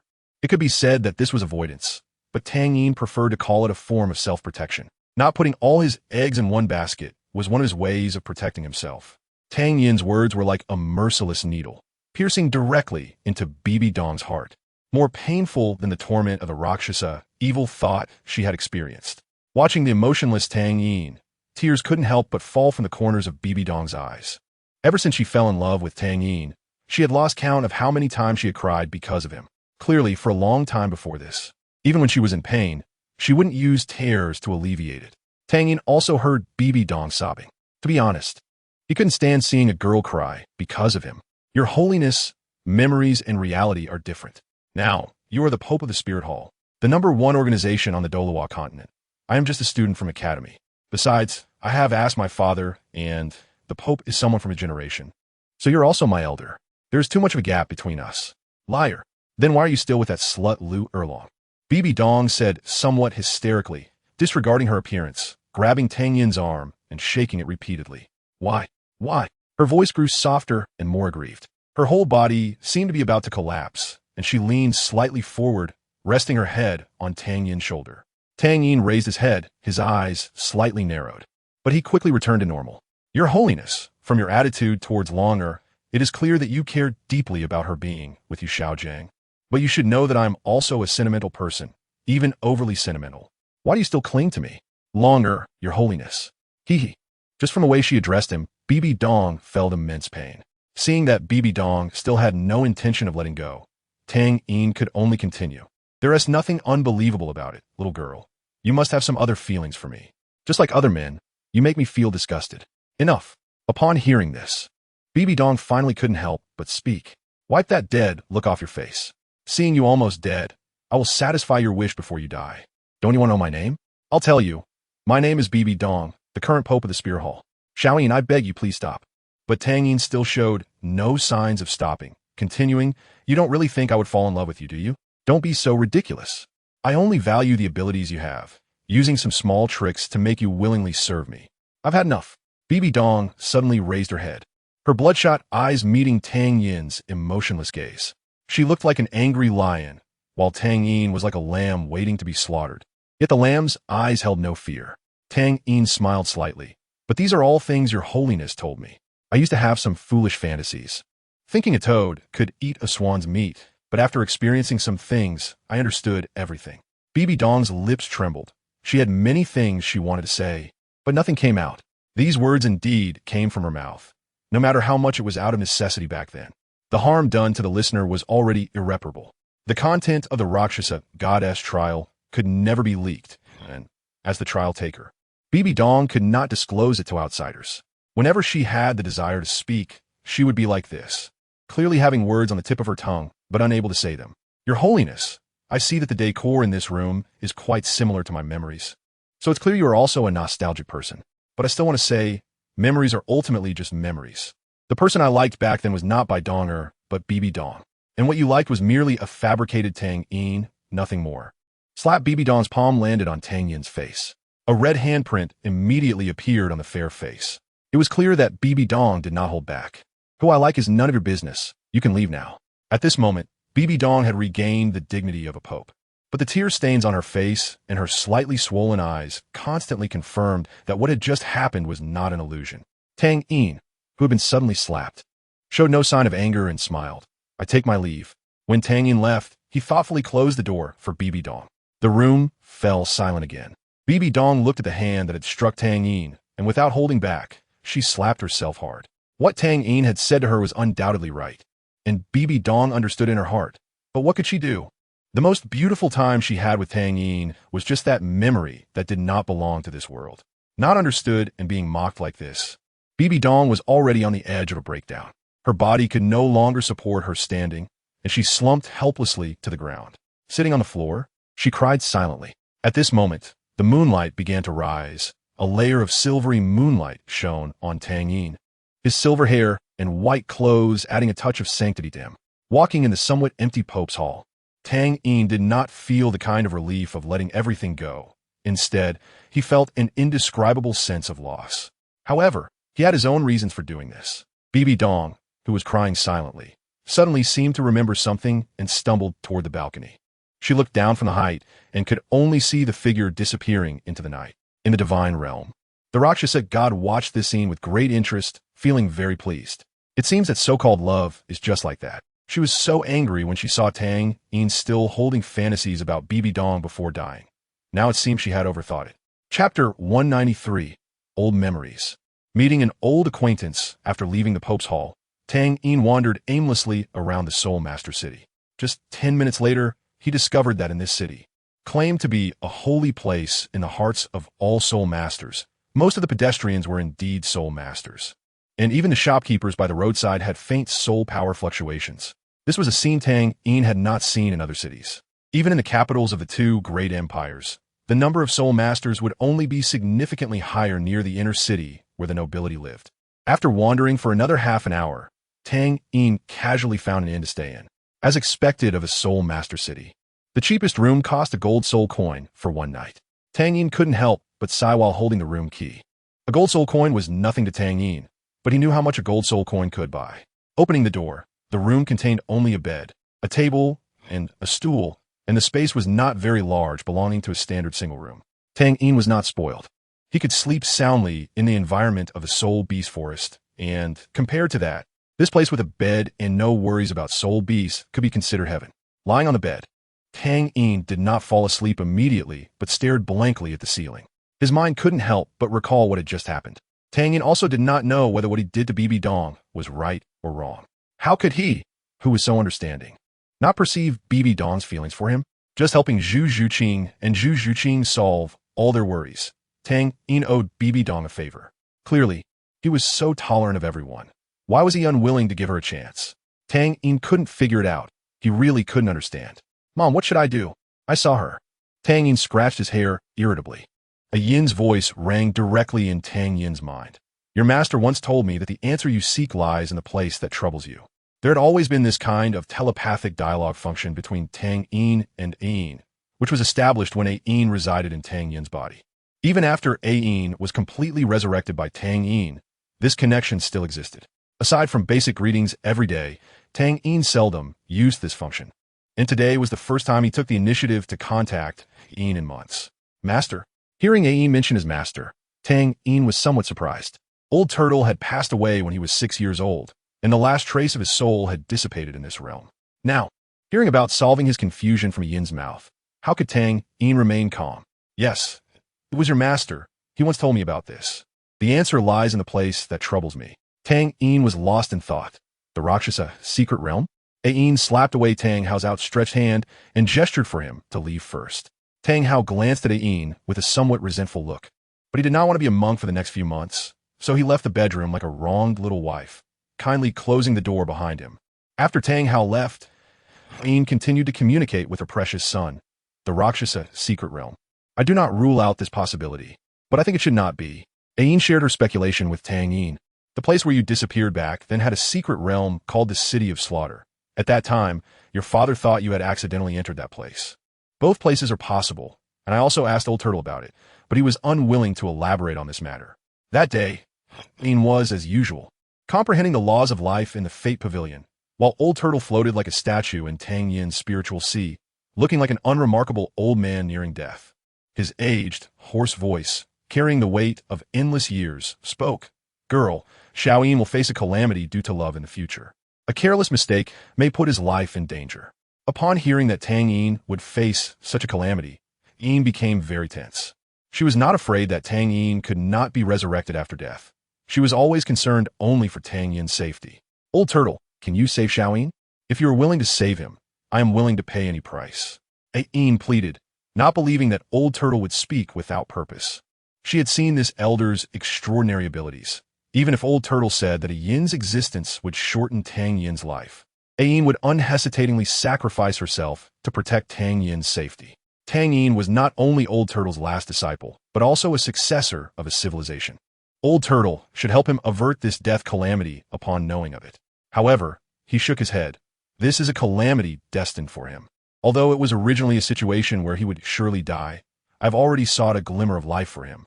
Whether he lives or dies still depends on his own fate. Then, what can I do? Yin still wanted to do something. Old Turtle said, even if Xiao Yin survives this calamity, he will still have a heavy heart demon. He needs to walk out of it himself. Remember, if one day you meet the female lead of Xiao Yin's love calamity, tell her some things you know. The bond between her and Xiao Yin needs to be unraveled by themselves. However, she must be reminded not to appear in front of Xiao Yin until Xiao Yin takes the initiative to find her. After that, when Xiao Yin asks about the matter, she should tell him that the answer you seek lies in the very place that troubles you. This matter concerns Tang Yin's life and death, and at that time, Yin dared not be careless for even a moment. After remembering all the instructions, she specifically asked, is that place the same place? It seemed that Old Turtle knew Yin would ask this question. He only revealed a mysterious smile. Heavenly secrets cannot be divulged. With Old Turtle's abilities, Tang Yin's emotional tribulation posed no real danger. However, he was a believer in destiny, and since witnessing the decay of the universe with his own eyes, he had come to believe even more firmly that everything in the world has its own destiny. Destiny cannot be defied. Acting against it will surely lead to backlash.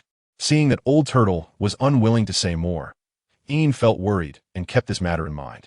When Tang Yin had just encountered trouble, even when he appeared before Yin heavily injured, she did not connect the two events. After all, Tang Yin was only 11 years old at that time.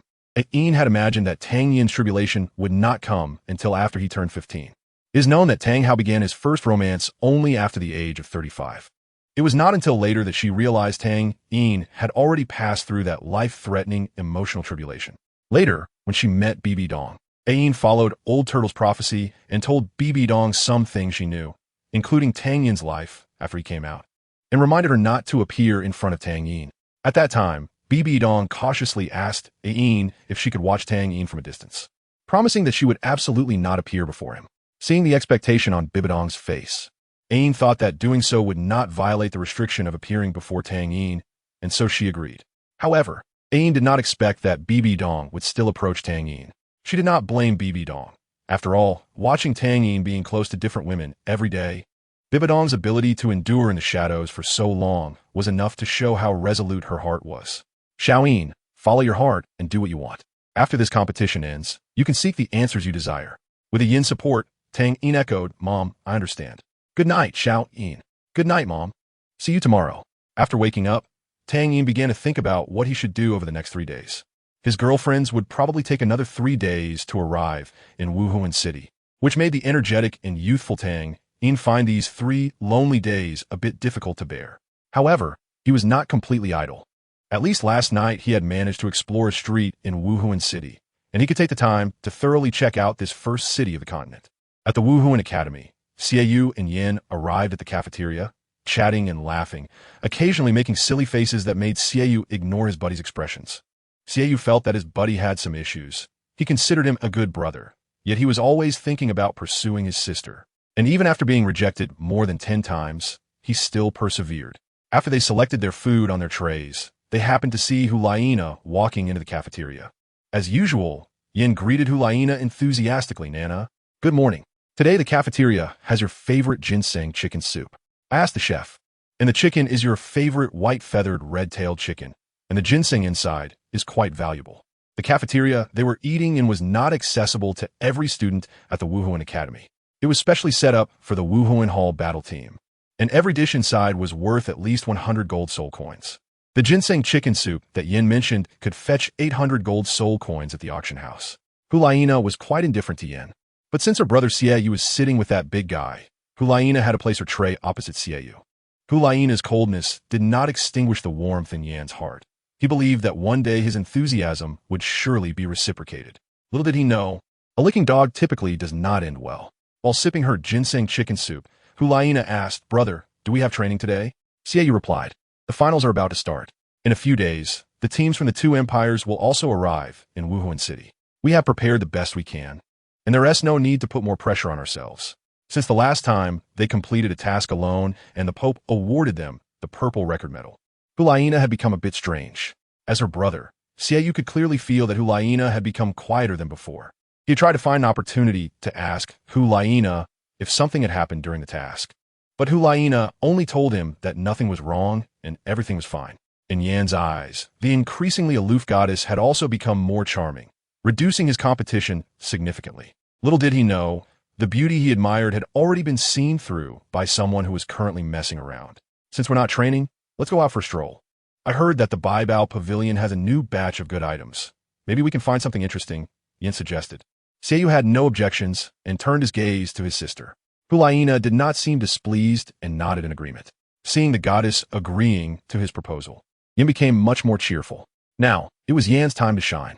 The only slight flaw in his happiness was that his future brother-in-law, Xiaoyu, was still present. But he knew very well that if Xiaoyu were not there, his Nana would likely not go out with him either. "Let's go together." Who would Tian be going out with both a buddy and a goddess? While Tang Yin was aimlessly wandering in Wuhuan City, a sign caught his attention. The three characters' Baibao Pavilion were coated in gold powder, shining brightly under the sunlight. Tang Yin had some understanding of appreciating treasures. Although the tens of thousands of gold soul coins on him could not buy precious soul bones, he could at least look at some soul-guided devices or herbs. Especially herbs. As there was a profession of healing soul masters, very few people would study these things aside from a few who were interested in herbs.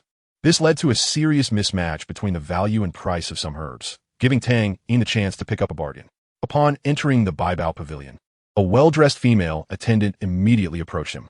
Seeing Tang Yin's handsome appearance and the expensive storage soul guide device on his wrist, the service staff, who had been trained to read people, would surely recognize that Tang Yin was a big customer. Although one should not judge people by their appearance. Otherwise, running into someone like Long Out Yin could be problematic. The main character Tang Yin was not Long Out Yin. "Dear guest, may I assist you? Today our store happens to have a new batch of treasures, and I can provide an introduction service for you," the attendant said eagerly. Tang Yin politely declined her offer. "I'm just here to take a casual look, no need to trouble you. However, if I find something I like later, I may ask you to handle the transaction." The attendants here were all diligently attending to the customers, and it was not hard to see that they would earn a commission from every purchase made in the store. Tang Yin not only looked handsome, but was also very considerate, causing the female attendant to lower her head shyly and say, "Thank you, young master." After noting the attendant's work badge number, Tang Yin began to search for what he wanted. When he reached the second floor, a vine-like plant in a corner caught his attention. The aura it emitted was very familiar to Tang Yin. Wasn't that blue silvergrass? Unlike ordinary blue silvergrass, this particular one had shown signs of evolution after years of growth. As a highly adaptable plant, blue silvergrass has many potential directions for evolution. The evolution of this blue silvergrass clearly leaned towards the spiritual herb type, with its appearance having essential differences from ordinary blue silvergrass, which was why it appeared here. The plant seemed to sense the presence of its kind and gently swayed its branches and leaves towards Tang Yin. He still remembered what Yin had told him when he was younger. Blue silvergrass would sacrifice itself without hesitation for their king. Their mother, as their queen, had not protected them well. Tang Yin didn't even look at the price and called for the female attendant he had just seen. While waiting, He intended to continue looking at other items, but unexpectedly ran into an acquaintance. Chapter 194. The Strange Ulaina, the Master's Task. When the Golden Generation trio entered the treasure pavilion, the internal supervisor immediately came out to greet them. The three of them were dressed in the most ordinary attire. But the supervisor, having a certain social status in Soul Master City, was certainly familiar with these new stars from the Spirit Hall. Therefore, Ulaina and her companions were personally attended to by the supervisor. He bent his body, lowering his posture, and with a somewhat fawning smile, said eagerly, "Esteemed guests, may I ask what treasures you are looking for?" Yin, for some reason, felt a strong dislike towards this incessantly chattering supervisor, feeling a strange irritation in his heart. He waved his hand, saying, "We're just looking around. You can attend to your own matters."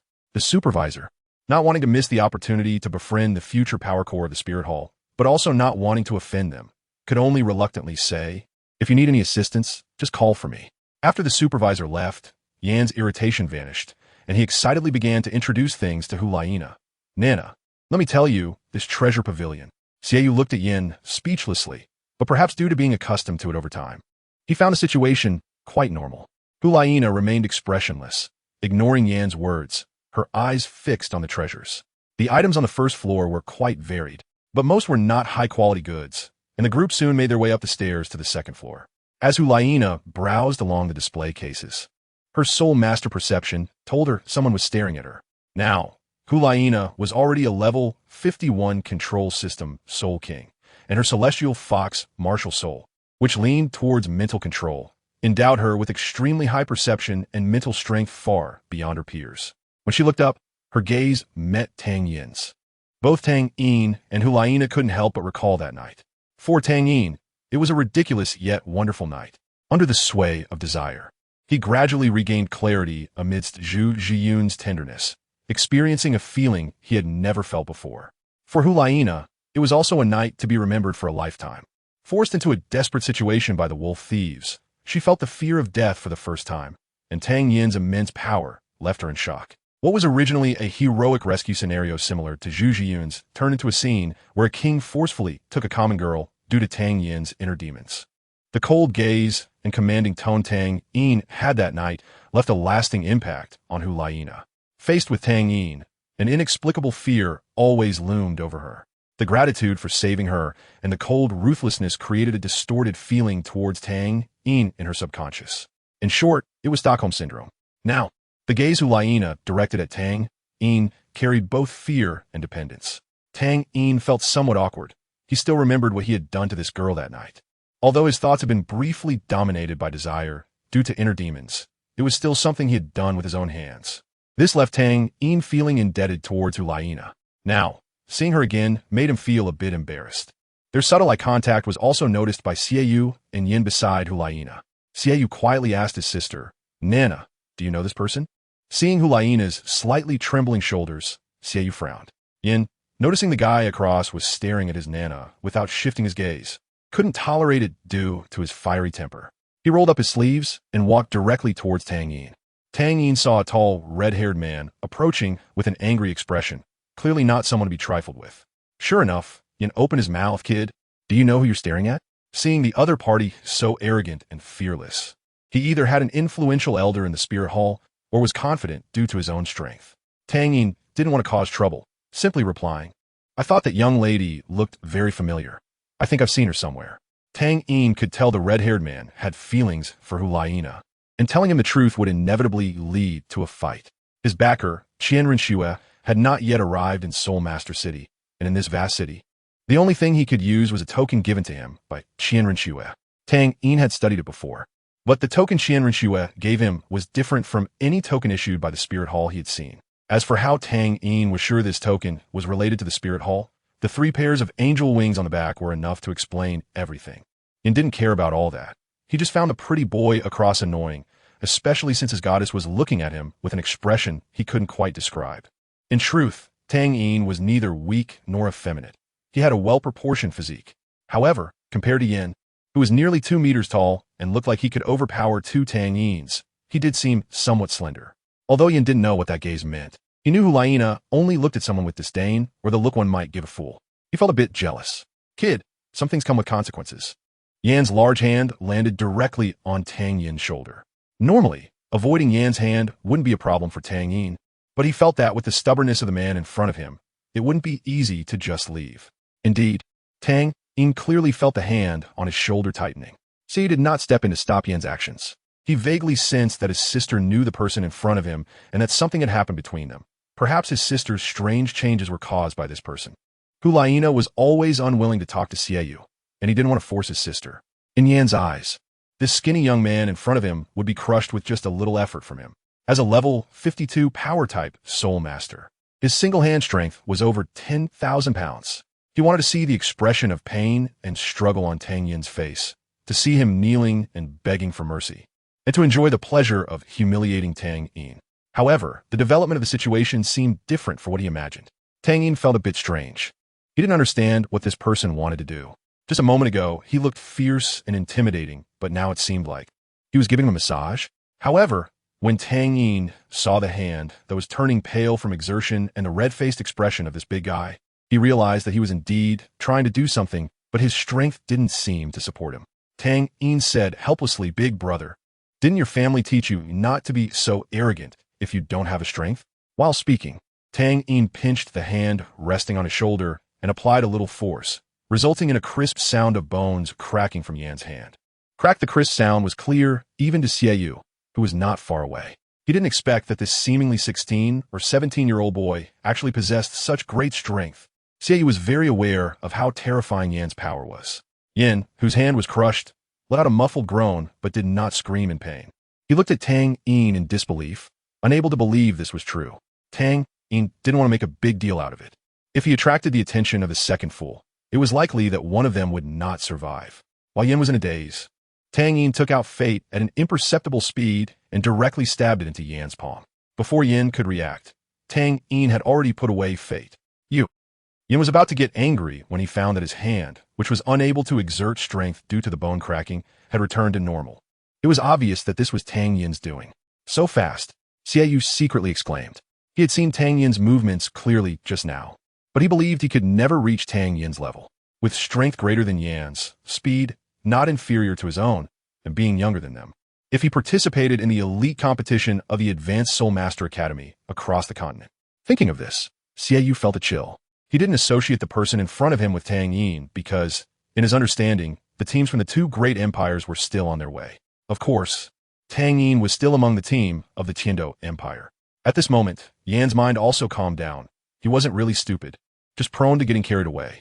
Otherwise, how could he withstand the brutal assessments of the Spirit Hall to get to this point? The opponent's strength was still unknown, and holding a deep grudge against him would not benefit him at all. "Thank you for your mercy." Yin turned his head away, acknowledging his defeat. The female attendant had long been stunned. She had just seen the supervisor flattering the three people. Tang Yin's actions had completely shocked her.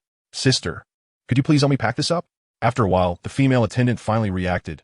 Okay. Sorry."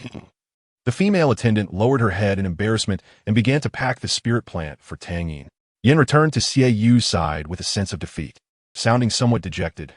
"I didn't expect his strength. Sigh. Losing is losing."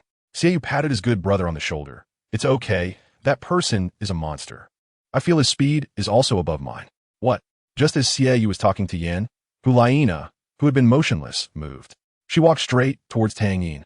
Hulaina's strange behavior made Xie Yu and Yin stop their discussion. Xie Yu was about to reach out to stop Hulaina, but for some reason, he retracted his hand. Seeing Hulaina approaching him, Tang Yin was also a bit confused.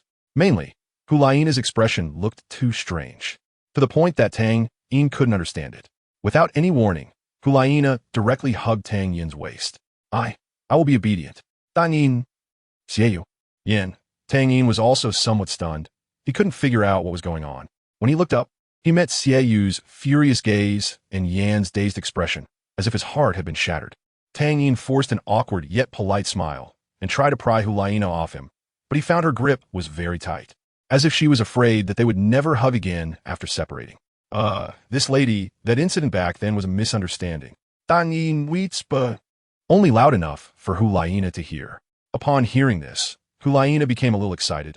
"I'm sorry, I will be obedient, aye." She repeated the previous sentence. Tang Yin's mind was filled with 1,000 rushing alpacas. He had some understanding of Hulaina's symptoms. However, he felt it was impossible for him to cause such symptoms in just a few minutes. He remembered clearly what had happened that night. The communication between him and Hulaina definitely did not exceed 5 sentences. As the atmosphere in the scene was about to drop to freezing point, in a moment of desperation, Tang Yin came up with an idea. He spoke to Hulaina in a commanding tone. "Let go, and take your companions out of my sight." Hulaina looked up, nervously and fearfully at Tang Yin. Tang Yin had no choice but to continue. "Good. Do as I say, and there will be a reward." At this, Hulaina finally released her arms around Tang Yin and began to complete her master's task. Before Xiaoyu could ask a question, Hulaina said to her brother, "Let's go back." "Nana, are you okay?" Xiaoyu was very worried about Hulaina's current state. "I want to leave here." "Okay." Xiaoyu pulled Yan, who had lost his ability to think due to a broken heart, and left with Hulaina. The female attendant had already packed everything up. She had just heard the exchange between Hulaina and Tang Yin, and the amount of information in it was enough to shock her for many years. Master, the reward. On one side stood the brother and the sycophant, while on the other side was the game of master and pet. Young people really know how to play. Fortunately, the female attendant had enough professional ethics and did not reveal any clues. After Tang Yin received the spirit plant and made the payment, he also left the treasure pavilion. That night, after a day of wandering, Tang Yin returned to the small inn. Lying in bed with nothing to do, he began to examine the blue-silver grass he had purchased that morning, which had evolved into a spiritual herb. On the vine-like trunk, a faintly discernible blue-golden vein is growing, wrapped in the surrounding deep blue, making it hard to notice unless one looks closely. Is it about to evolve? When Tang Yin uttered this phrase, the branches and leaves of the spiritual plant swayed up and down, responding to his question. It seems to have quite a high level of intelligence. Just stay by my side, and in a few days, you should be able to complete the transformation of your bloodline. As for what happened between him and Hulaina during the day, Tang Yin didn't pay much attention to it. Chapter 195. Tang Yin and Hulaina in the dead of night. All was silent, and the small inn where Tang Yin was staying had already sunk into darkness. The entire floor was shrouded in night, quiet and still. The only place with a faint light was the front desk, where a night clerk was present, his head occasionally drooping, clearly dozing off. Under the moonlight, a delicate white jade hand pushed open the large door of the inn, which, despite being old and creaky, made no sound at all. The newcomer did not disturb the clerk at the front desk, but instead sniffed the air lightly, as if trying to identify a scent. In an instant, her lively gaze brightened, and her footsteps became lighter, even showing a hint of joy. Tang Yin's room was also enveloped in darkness, with no light seeping through. At this moment, it was already late at night, and the room was so quiet that only his soft breathing could be heard. Suddenly, Tang Yin felt something was off. Another person's presence had appeared in his room. The vigilance he had developed over time, forged through numerous crises, kicked in. Who could it be? Tang Yin was uncertain about the intruder's intentions or whether they posed a threat. However, he could tell that since he had sensed them early, their strength must be below his own. For safety's sake, Tang Yin planned to spring up suddenly and subdue them as they approached. But things often don't go as planned. A familiar fragrance wafted into Tang Yin's nose. He was already quite adept at identifying people by their scent, a basic skill for a scoundrel, especially when it came to such a unique aroma. How did she know I was here? A new question lingered in Tang Yin's mind. The person entering his room was none other than Hulaina, whom he had encountered earlier in the day, her behavior somewhat strange. After leaving with Xiaoyu and Yan, the group had no intention of lingering. Xiaoyu was anxious, constantly asking his sister what had happened on the way back. But Hulaina always appeared somewhat distracted, showing no reaction to her brother's voice. Yan also looked dazed, mumbling Nana, Nana, my Nana repeatedly. Even Fei Yangyang and Shuangmi and Gue, upon seeing this, would have handed a cigarette and called him Big Brother. As they neared the Wuhuan Academy, Xiaoyu finally exploded in Hulaina's silence. He shoved the similarly dazed Yan aside and sat down heavily on the ground. By now, many students from the Wuhuan Academy had passed by, casting curious glances at them. After confirming their identities, although they were more interested in what had happened, reason kept them from lingering, and they quickened their pace to leave the area. Xiaoyu stepped forward, blocking Hulaina, who was walking straight ahead. Hulaina looked up, her expression puzzled. Xiaoyu held her arm, his heart aching at the sight of her current state. Their parents had died on a mission when they were very young, leaving Xiaoyu and Hulaina to rely on each other. Both had shown exceptional talent during their Wuhuan awakening, and after much sweat and blood, they became the shining golden generation in the eyes of outsiders. Clearly, their future was bright, Yet something like this had happened. Nana, what exactly is going on between you and that white-haired boy? Why? Why did you become like that in front of him? Xiaoyu's voice faltered towards the end. Upon hearing her brother's emotional turmoil over this matter, Hulaina shyly lowered her head, her tone filled with youthful embarrassment. He is my savior. Savior? Xiaoyu's mind was filled with confusion. Could it be related to that mission? Yes, because I didn't listen at that time. It seems he doesn't want me anymore now. As she spoke, Hulaina suddenly felt a bit wronged. However, recalling that Tang Yin had promised her a reward, she brightened up again. Seeing his sister like this, Xiaoyu found it hard to comment. He didn't know much about the specifics, but he was unaware that Elder Ju had been present at the time and how that white-haired boy had heroically saved the day. Even though many things remained unclear, Xiaoyu breathed a sigh of relief, knowing that his sister was not in any serious trouble. All right, Nana, you should go back and rest for now. Okay, good night, brother. Hulaina obediently said goodbye to her brother. After sending his sister off, Xiaoyu looked at his dazed friend and sighed regretfully. After all these years of yearning, it all turned out to be in vain. In Tang Yin's room, Hulaina stared at him lying on the bed, lost in thought. Approaching the bedside, she reached out to caress Tang Yin's face, her eyes filled with infatuation. Since returning from that time, Hulaina had been plagued by an inexplicable sense of loss. She didn't understand where this feeling came from, as the figure she saw as demonic occasionally flashed before her eyes. Those few words echoed in her ears like a devil's whisper. I let go. Hulaina jolted awake from the dream again. This dream had tormented her to the brink of mental collapse. She couldn't understand why Tang Yin treated her this way, especially when he was so gentle with Zhu Zhuyan. Woo-woo. Hulaina buried her head in her knees, crying helplessly.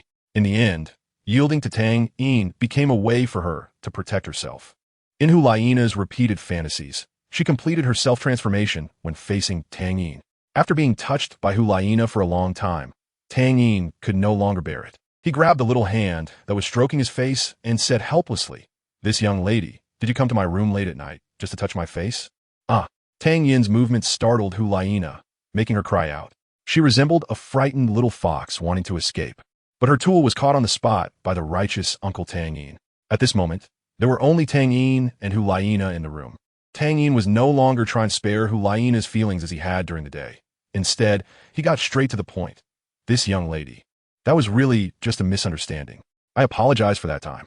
Hulaina quickly covered Tang Yin's mouth with her other hand, and he could feel a soft, warm body pressed against his chest. Hulaina's head rubbed back and forth on Tang Yin's chest, occasionally letting out a comfortable sigh. She came to ask for a reward from you. You promised me during the day. Tang Yin was momentarily speechless. It seemed that the girl hadn't listened to a word he just said. So, miss, what is your name? With his mouth covered, Tang Yin's voice came out somewhat muffled. Hulaina replied, My name is Hulaina. You could just call me Nana from now on. Although Tang Yin had just learned her name. Looking at her, it seemed like she was about to devour him. Master, what is your name? Hulaina pressed her head against Tang Yin's chest, listening to the strong beat of his heart. She had just realized she didn't know her master's name, but she didn't really care. Master. Tang Yin didn't like this title. My name is Tang Yin.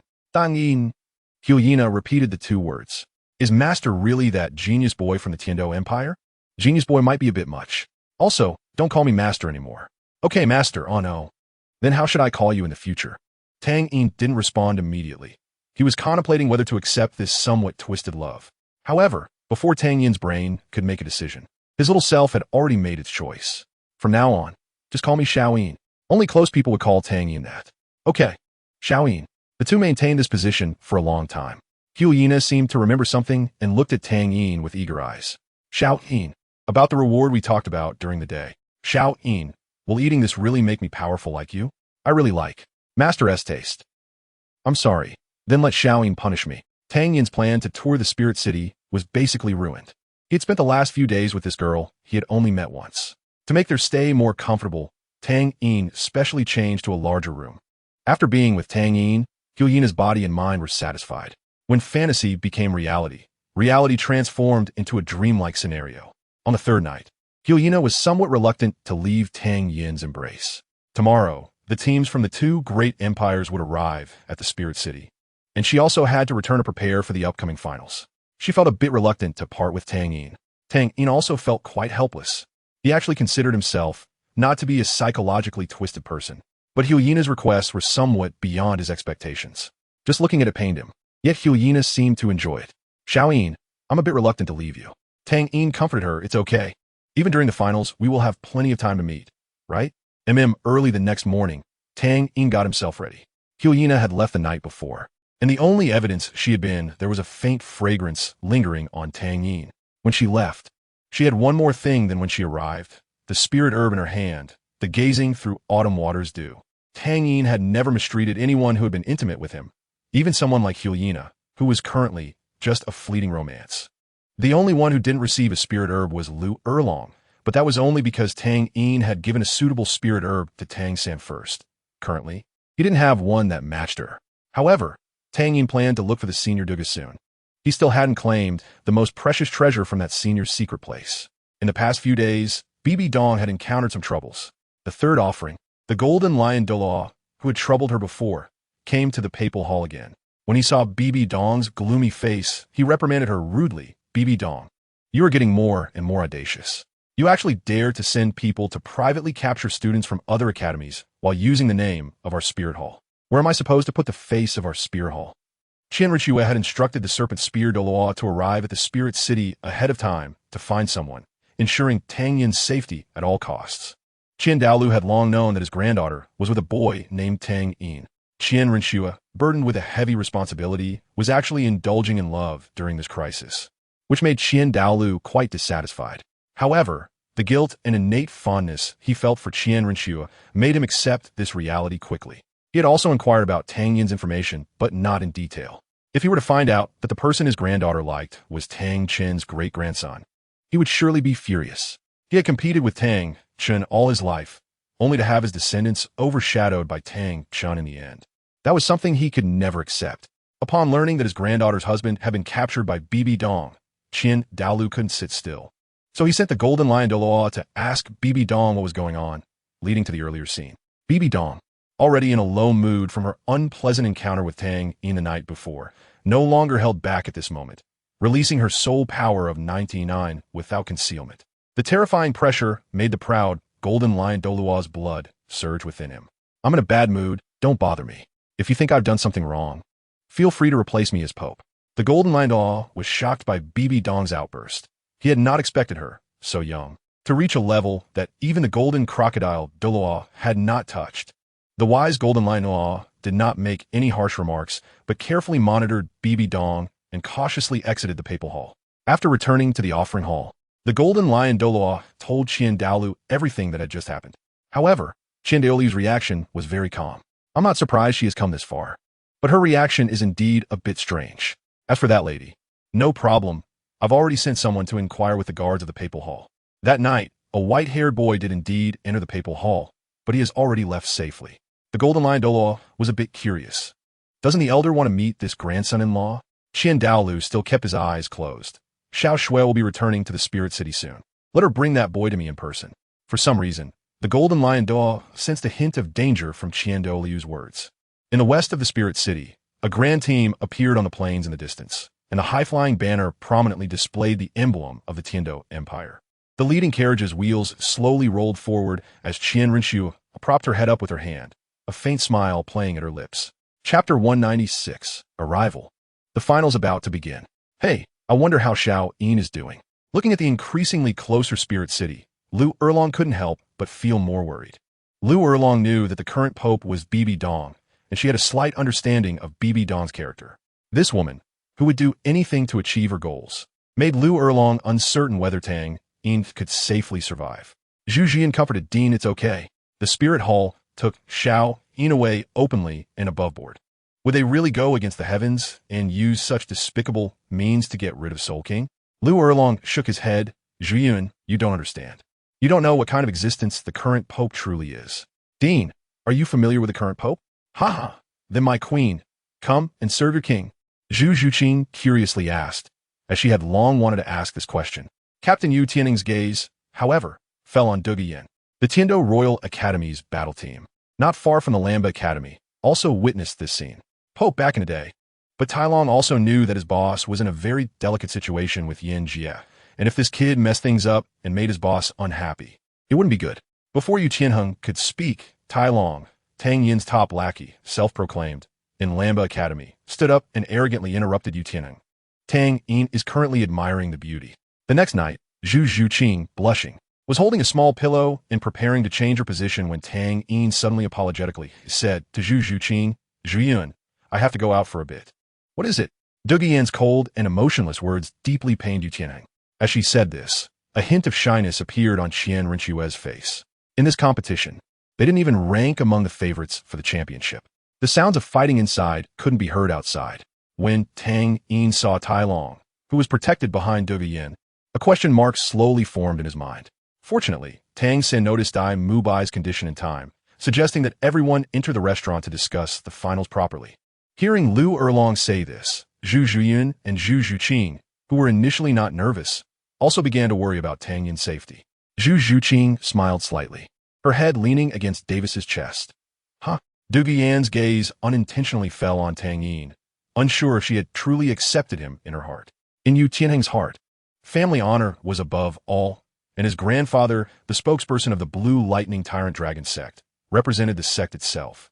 That night, under the somewhat ambiguous lighting in the restaurant, Tang Yin and Lu Erlong looked at each other. Tai Long muttered softly, feeling that if the elders found out about this, he would definitely receive a beating, but he probably wouldn't be too angry. Yanzi. Zhu Zhuqing's face turned red as she followed behind Tang Yin towards Dugu Yan. People from Lamba Academy and Tiando Royal Academy gathered here at the same time.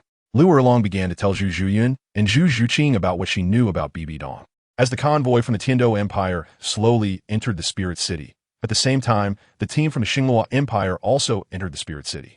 In recent years, Tang Yin's teacher, Yang Wudi, seemed to have no shackles on his soul power, having risen 5 levels in a row, just one step away from becoming a title Dalu. Since Dugu Yan left, the Tiando Royal Academy's battle team had been in a low mood, with everyone believing that their lead teacher, Qin Ming, had forced their vice-captain Dugu Yan away, and their captain had not retained her. "Don't joke with me, let's talk business." The team that had been sent by Zhu Douluo to escort the Tiando Empire's team had also left with the red-clad cardinal. Saying this, Zhu Zhuqing's body honestly slid towards Davis's hips. While other teams were planning for the finals, Lamba Academy was enjoying a 3-day holiday. Xiao Wu hugged Tang San's arm, hiding behind him and curiously looking at Tang Yin, as if she had something on her mind. "You should go. This isn't a place for you." The 3 days were perfectly divided among the 3 of them, 1 day for each person. If someone dared to say that Tang Hao was a waste in front of him, Tang Yin would only smile and think the other party was ignorant. If someone dared to insult a Yin in front of him, Tang Yin would make them understand what cruelty meant. "Don't leave me again." Tang Yin, this once-in-a-millennium genius, would undoubtedly block her ambitions. Killing him quickly was the only outcome Lu Erlong could think of. Zhu Zhuqing felt a bit lost. Although she had reached a peak once in a brief 20 minutes, she still wanted to continue experiencing that feeling. Seeing the other party dare to insult his grandfather, Yu Tianheng could no longer maintain his previous composure. Fortunately, they were already close to the Spirit City. Tang Yin covered the mouth of this big fool with a black line on his forehead. Yu Tianheng could no longer control the anger in his heart. Blue-purple lightning erupted around his body. Similarly, Lu Erlong also had a strong dislike for Bibi Dong. After Tai Long bowed and apologized to Yu Tianheng, his tone changed. "I still say, stay away from Yin Jia. She is with the old." Of course, my majesty." "Yin Zi, are you still mad at me?" Tang Yin thought this was just a minor issue, especially since it was Tai Long's fault first. Separation for 3 days, and you look at me with new eyes. The temporarily replaced control-type Soul Master's strength couldn't compare to Dugu Yan, and with the need to re-coordinate, many team members felt a sense of resentment. "Yanzi, get out of the way. I must make this person pay today." All the way, Lu Erlong's worries hadn't diminished at all, closely tied to the Pope she mentioned. "How dare you insult my grandfather? Do you know who he is?" After saying this, Tang Yin directly kissed her. Looking at Dugu Yan, who lowered her head shyly, Yu Tianheng seemed to understand something. He patted Zhu Zhuqing's little butt, signaling her to come down first. Annoying. "We're almost there." This was also specially arranged by the Spirit Hall. At this moment, Tang Yin also noticed the situation over there, and their 2 soul sects had only recently been promoted. Davis's palm wandered freely over Zhu Zhuqing's full curves, causing her to emit strange sound from time to time while sitting on his lap. "Sorry, I shouldn't have insulted your grandfather." As for insulting the other party's grandfather, your grandfather? Tang Yin could only say that being angry was justified. Tang Yin had arrived early at the entrance of this restaurant to wait. You must have had a lot of fun these days. As soon as Zhu Zhuqing jumped off the carriage, she couldn't wait to throw herself into Tang Yin's arms, completely unconcerned about the gazes from others. The immense pressure from the low morale had not transformed into motivation. The current Tiando Royal Academy's battle team only had Yu Qianheng and Yu Feng as high-level combat powers from their two soul sections. Tai Long certainly recognized the Tiando Royal Academy uniform Yu Tianheng was wearing and knew that Du Guiyan had previously studied at the Tiando Royal Academy. This subtle trend of confrontation between the two great empires was beneficial for the Spear Hall. There won't be a next time. Lu Erlong was very scared. These 4 days have been the most chaotic for her in over 20 years. No one noticed that outside the house, a pair of eyes was secretly watching them from the shadows. The four extreme sect, with the Haotian Douluo stationed, naturally wouldn't fear the blue lightning tyrant dragon sect. Du Guiyan, feeling a bit speechless, pulled Talon behind her, using her soul power to block Yu Tianheng's lightning soul power. Xiao Yin.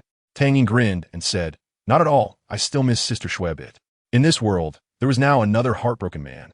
The finals would start in 3 days, which was also to give the teams from the two empires some time to rest. The rise of the vice team from the Tiando Royal Academy brought them even more pressure. Talon was somewhat reluctant when he saw Tang Yin coming over. He thought Tang Yin would back him up. For more than a year, Yu Tianheng had not forgotten Du Guiyan. The atmosphere in the room was intense, as the two were immersed in each other's tenderness. Davis had several hideous scars on his face, and his slightly defiant smile looked somewhat terrifying. "My grandfather wants to see you." A familiar voice pulled Du Guiyan back to reality from her contemplation. "My grandfather's name is not something just anyone can know." Talon apologized to him.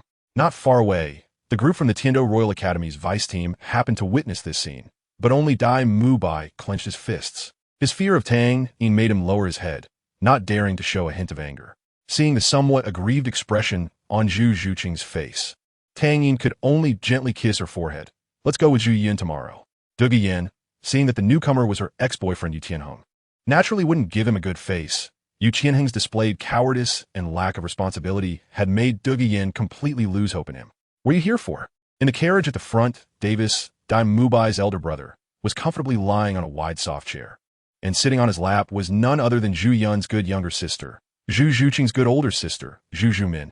After this little interlude, the Blue Tyrant Academy also entered the restaurant. Walking at the back, Du Guiyan had already forgotten what had just happened. She was still considering her future. However, thinking that Tang Yin was a person who focused on matters and not on people, Talon also accepted this reality. Seeing the members of the Tiando Royal Academy battle team surrounding him, Yu Qianheng had no choice but to enter the restaurant with his teammates, filled with reluctance. After so many years of interaction, Zhu Zhumin had a good grasp of Davis's capabilities. Even if she was a bit late, she found it hard to embarrass herself. "Who are you?" It had been a long time since the Tiando Royal Academy had two teams entering the finals together. How could Yu Qianheng tolerate being humiliated in front of everyone? The Blue Lightning Tyrant Dragon Sect. Seeing Qian Rinxue's serious expression, Tang Yin also put away his joking demeanor. Du Guiyan knew what Talon wanted to say. For some reason, she recalled that night. Undoubtedly, it was a conflict caused by Yu Tianheng wanting to reconcile with Du Guiyan and being interrupted by Talon. Talon also realized that he seemed to have caused trouble and quickly explained the situation to Tang Yin. He always believed that Du Guiyan was just throwing a tantrum and would get over it, allowing them to return to how they used to be. She always believed that Bibi Dong was a ruthless and emotionless woman who would stop at nothing to achieve her goals. In Bibi Dong's eyes, everything was a tool to be exploited. The carriage he was riding in not only had strong shock absorption, but also had unparalleled sound insulation. Since the other party had already apologized, continuing to dwell on it would not be in his favor, especially under the condition that the other party was being reasonable. The Wuhuan city welcomed the Tiando Empire team with a cardinal in red, and under his guidance, a group of over 200 people was quickly settled down. They stayed in a restaurant on the west side of Wuhuan city. After calming Zhu Zhuqing down, Tang Yin came outside the restaurant and saw Qian Rinxue, who had changed into a white long dress. Upon hearing Zhu Zhumin's address to him, Davis was momentarily taken aback, then burst into wild laughter. "You're looking for death." Lu Erlong and Zhu Yun appeared quite reserved. After getting off the carriage, they quietly watched the scene. Yu Tianheng's face darkened. First was Lu Erlong. Although she had been with Tang Yin the shortest time, her age was apparent. In these days, Zhu Yun and Zhu Zhuqing felt that this dean resembled a big sister more. She was the first to gain approval from Zhu Yun and Zhu Zhuqing. When Talon saw the lightning surrounding Yu Tianheng, he probably realized the identity of the person before him. Talon spoke de Yanflu. Tang Yin automatically converted the somewhat subjective narrative into a more objective view. Who dares to flirt with Sister Yin? When a few of them saw Tang Yin unharmed, their anxious hearts finally relaxed. This also meant that if their main team were eliminated before the vice team, the label of taking shortcuts would follow the main team members for life. Seeing the rough-looking person suddenly stand up in front of him, Yu Tianheng frowned and said, "So it's the second-generation heir? Come on, tell me who your grandfather is. Maybe I'm your grandfather's grandfather. Zhu Min, once we deal with my useless third brother, the throne of the Star Luo Empire will be mine, and you can achieve your dreams too."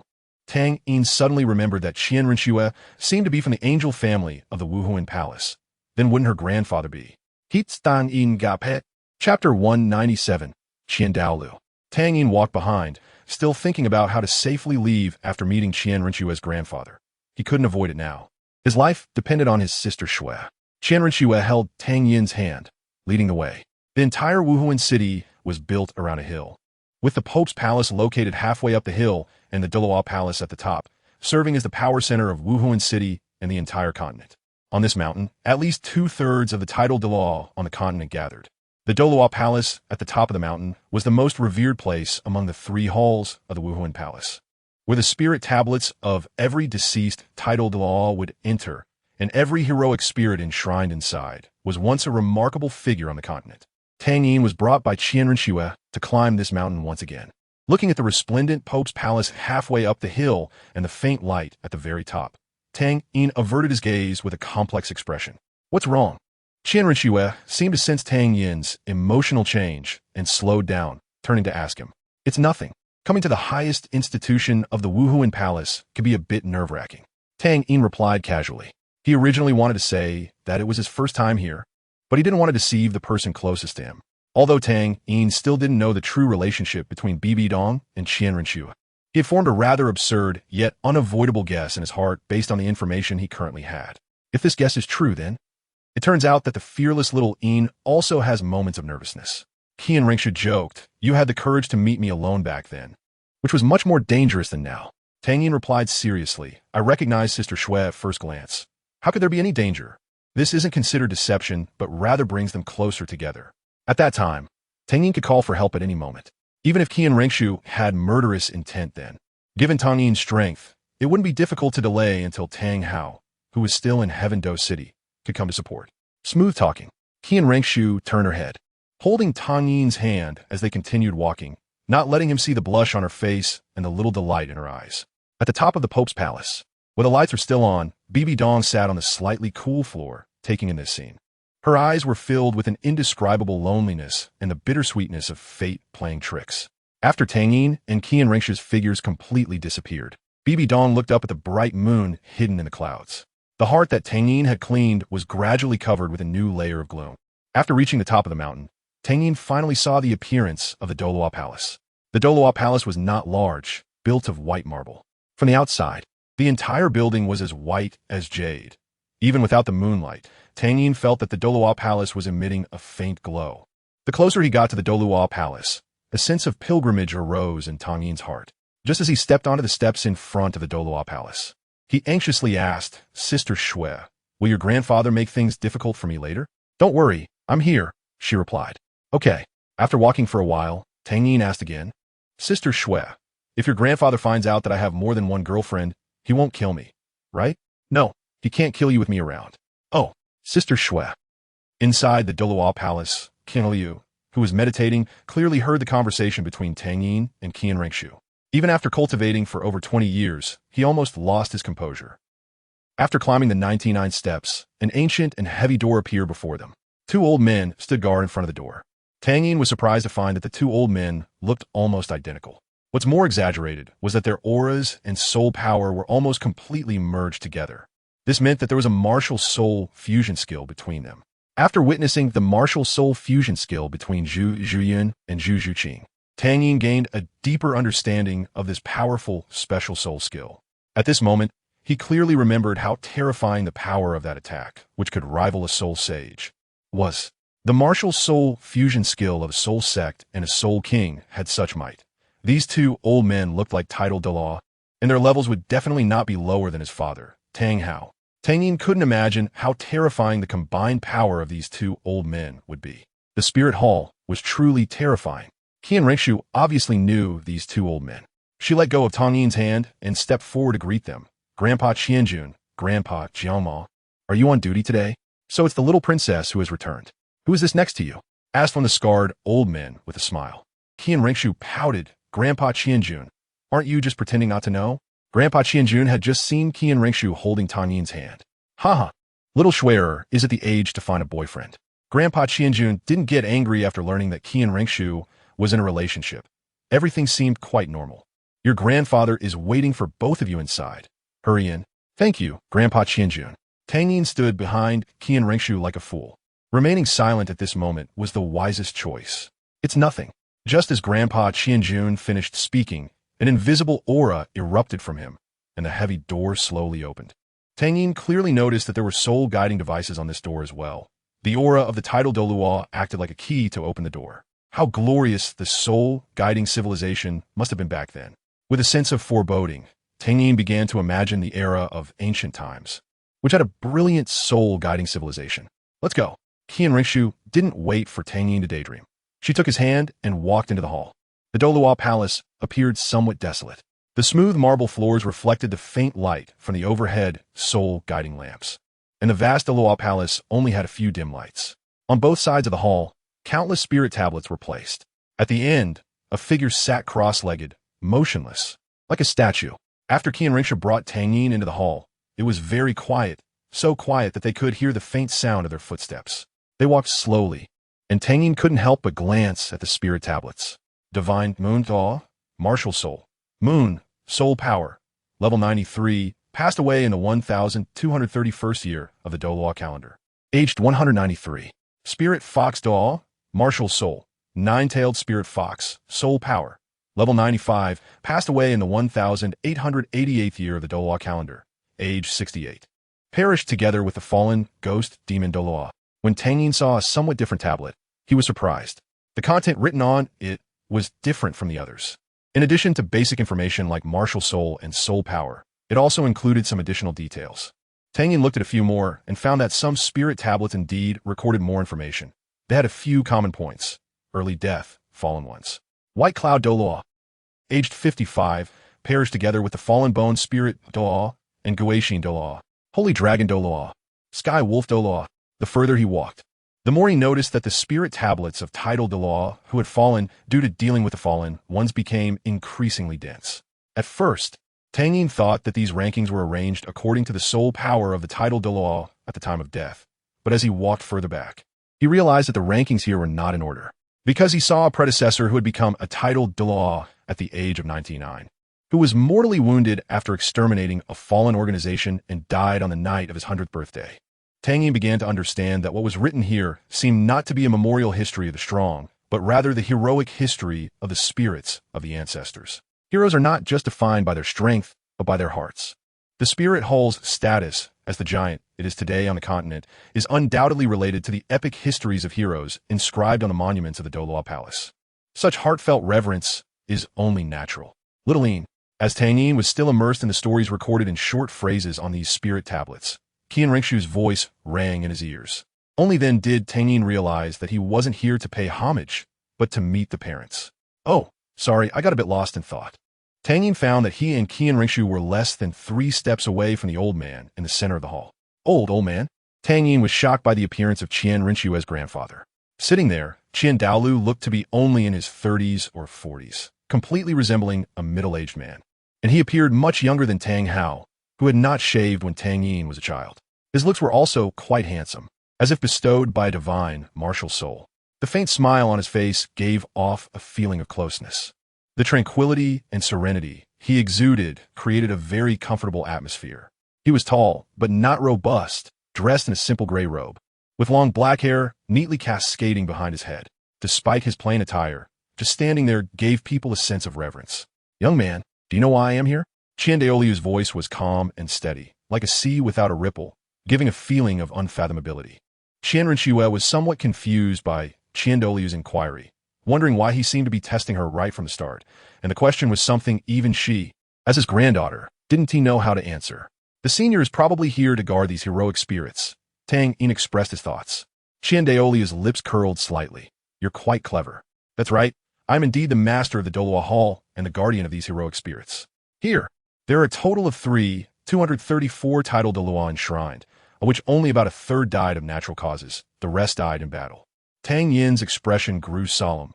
I know the virtues of the fallen, but I didn't expect them to have such powerful strength before. The current decline of the fallen is inseparable from the sacrifices of these heroic spirits. They clearly could have had a much longer lifespan than ordinary people, yet chose this path. Our spirit hall follows the teachings left by the ancestor of the angel god, vowing to defend peace on the continent and spread the light of the angel god throughout the land. Today, the spirit hall is spread across every corner of the continent, and every person's martial soul awakening needs to go through the spirit hall, which fundamentally prevents the birth of fallen soul masters. However, Tang Yin agreed with most of what Qian Dalu said, but he couldn't help but retort, where there is light, shadows often arise. Originally, Qian Dalu felt a bit proud of the spirit hall's strength, but Tang Yin's disheartening words felt like a cold splash of water on his once fiery heart. What do you mean? Qian Daolu's tone remained calm, but Tang Yin could already sense the storm brewing in his words. Most of the spirit hall is good, but there will always be some insects that do not understand. For example, miles from Gungjin City. After a moment of silence, Qian Dalu finally spoke. All right, let's not discuss this for now. I had Xiao Xue bring you here because I wanted to ask you something. Seeing the topic finally returning to the right track, Qian Rinxue relaxed a bit. She also sensed that her grandfather was giving Tang Yin a test during their conversation. The younger generation speaks without reservation. In front of this second most powerful person Tang Yin had encountered, he dared not hide anything. Your name is Tang Yin, right? Yes, I am Tang Yin, I am. 17 years old, with a soul power level of 58, and my martial soul is a spear called Fate. 17, 58. Qian Daolu raised an eyebrow slightly. Innately full soul power? No, I, like Sister Xue, have an innate level of 20. How is that possible? Qian Daolu became somewhat unsettled. He knew where Qian Rinxue's innate 20-level soul power came from.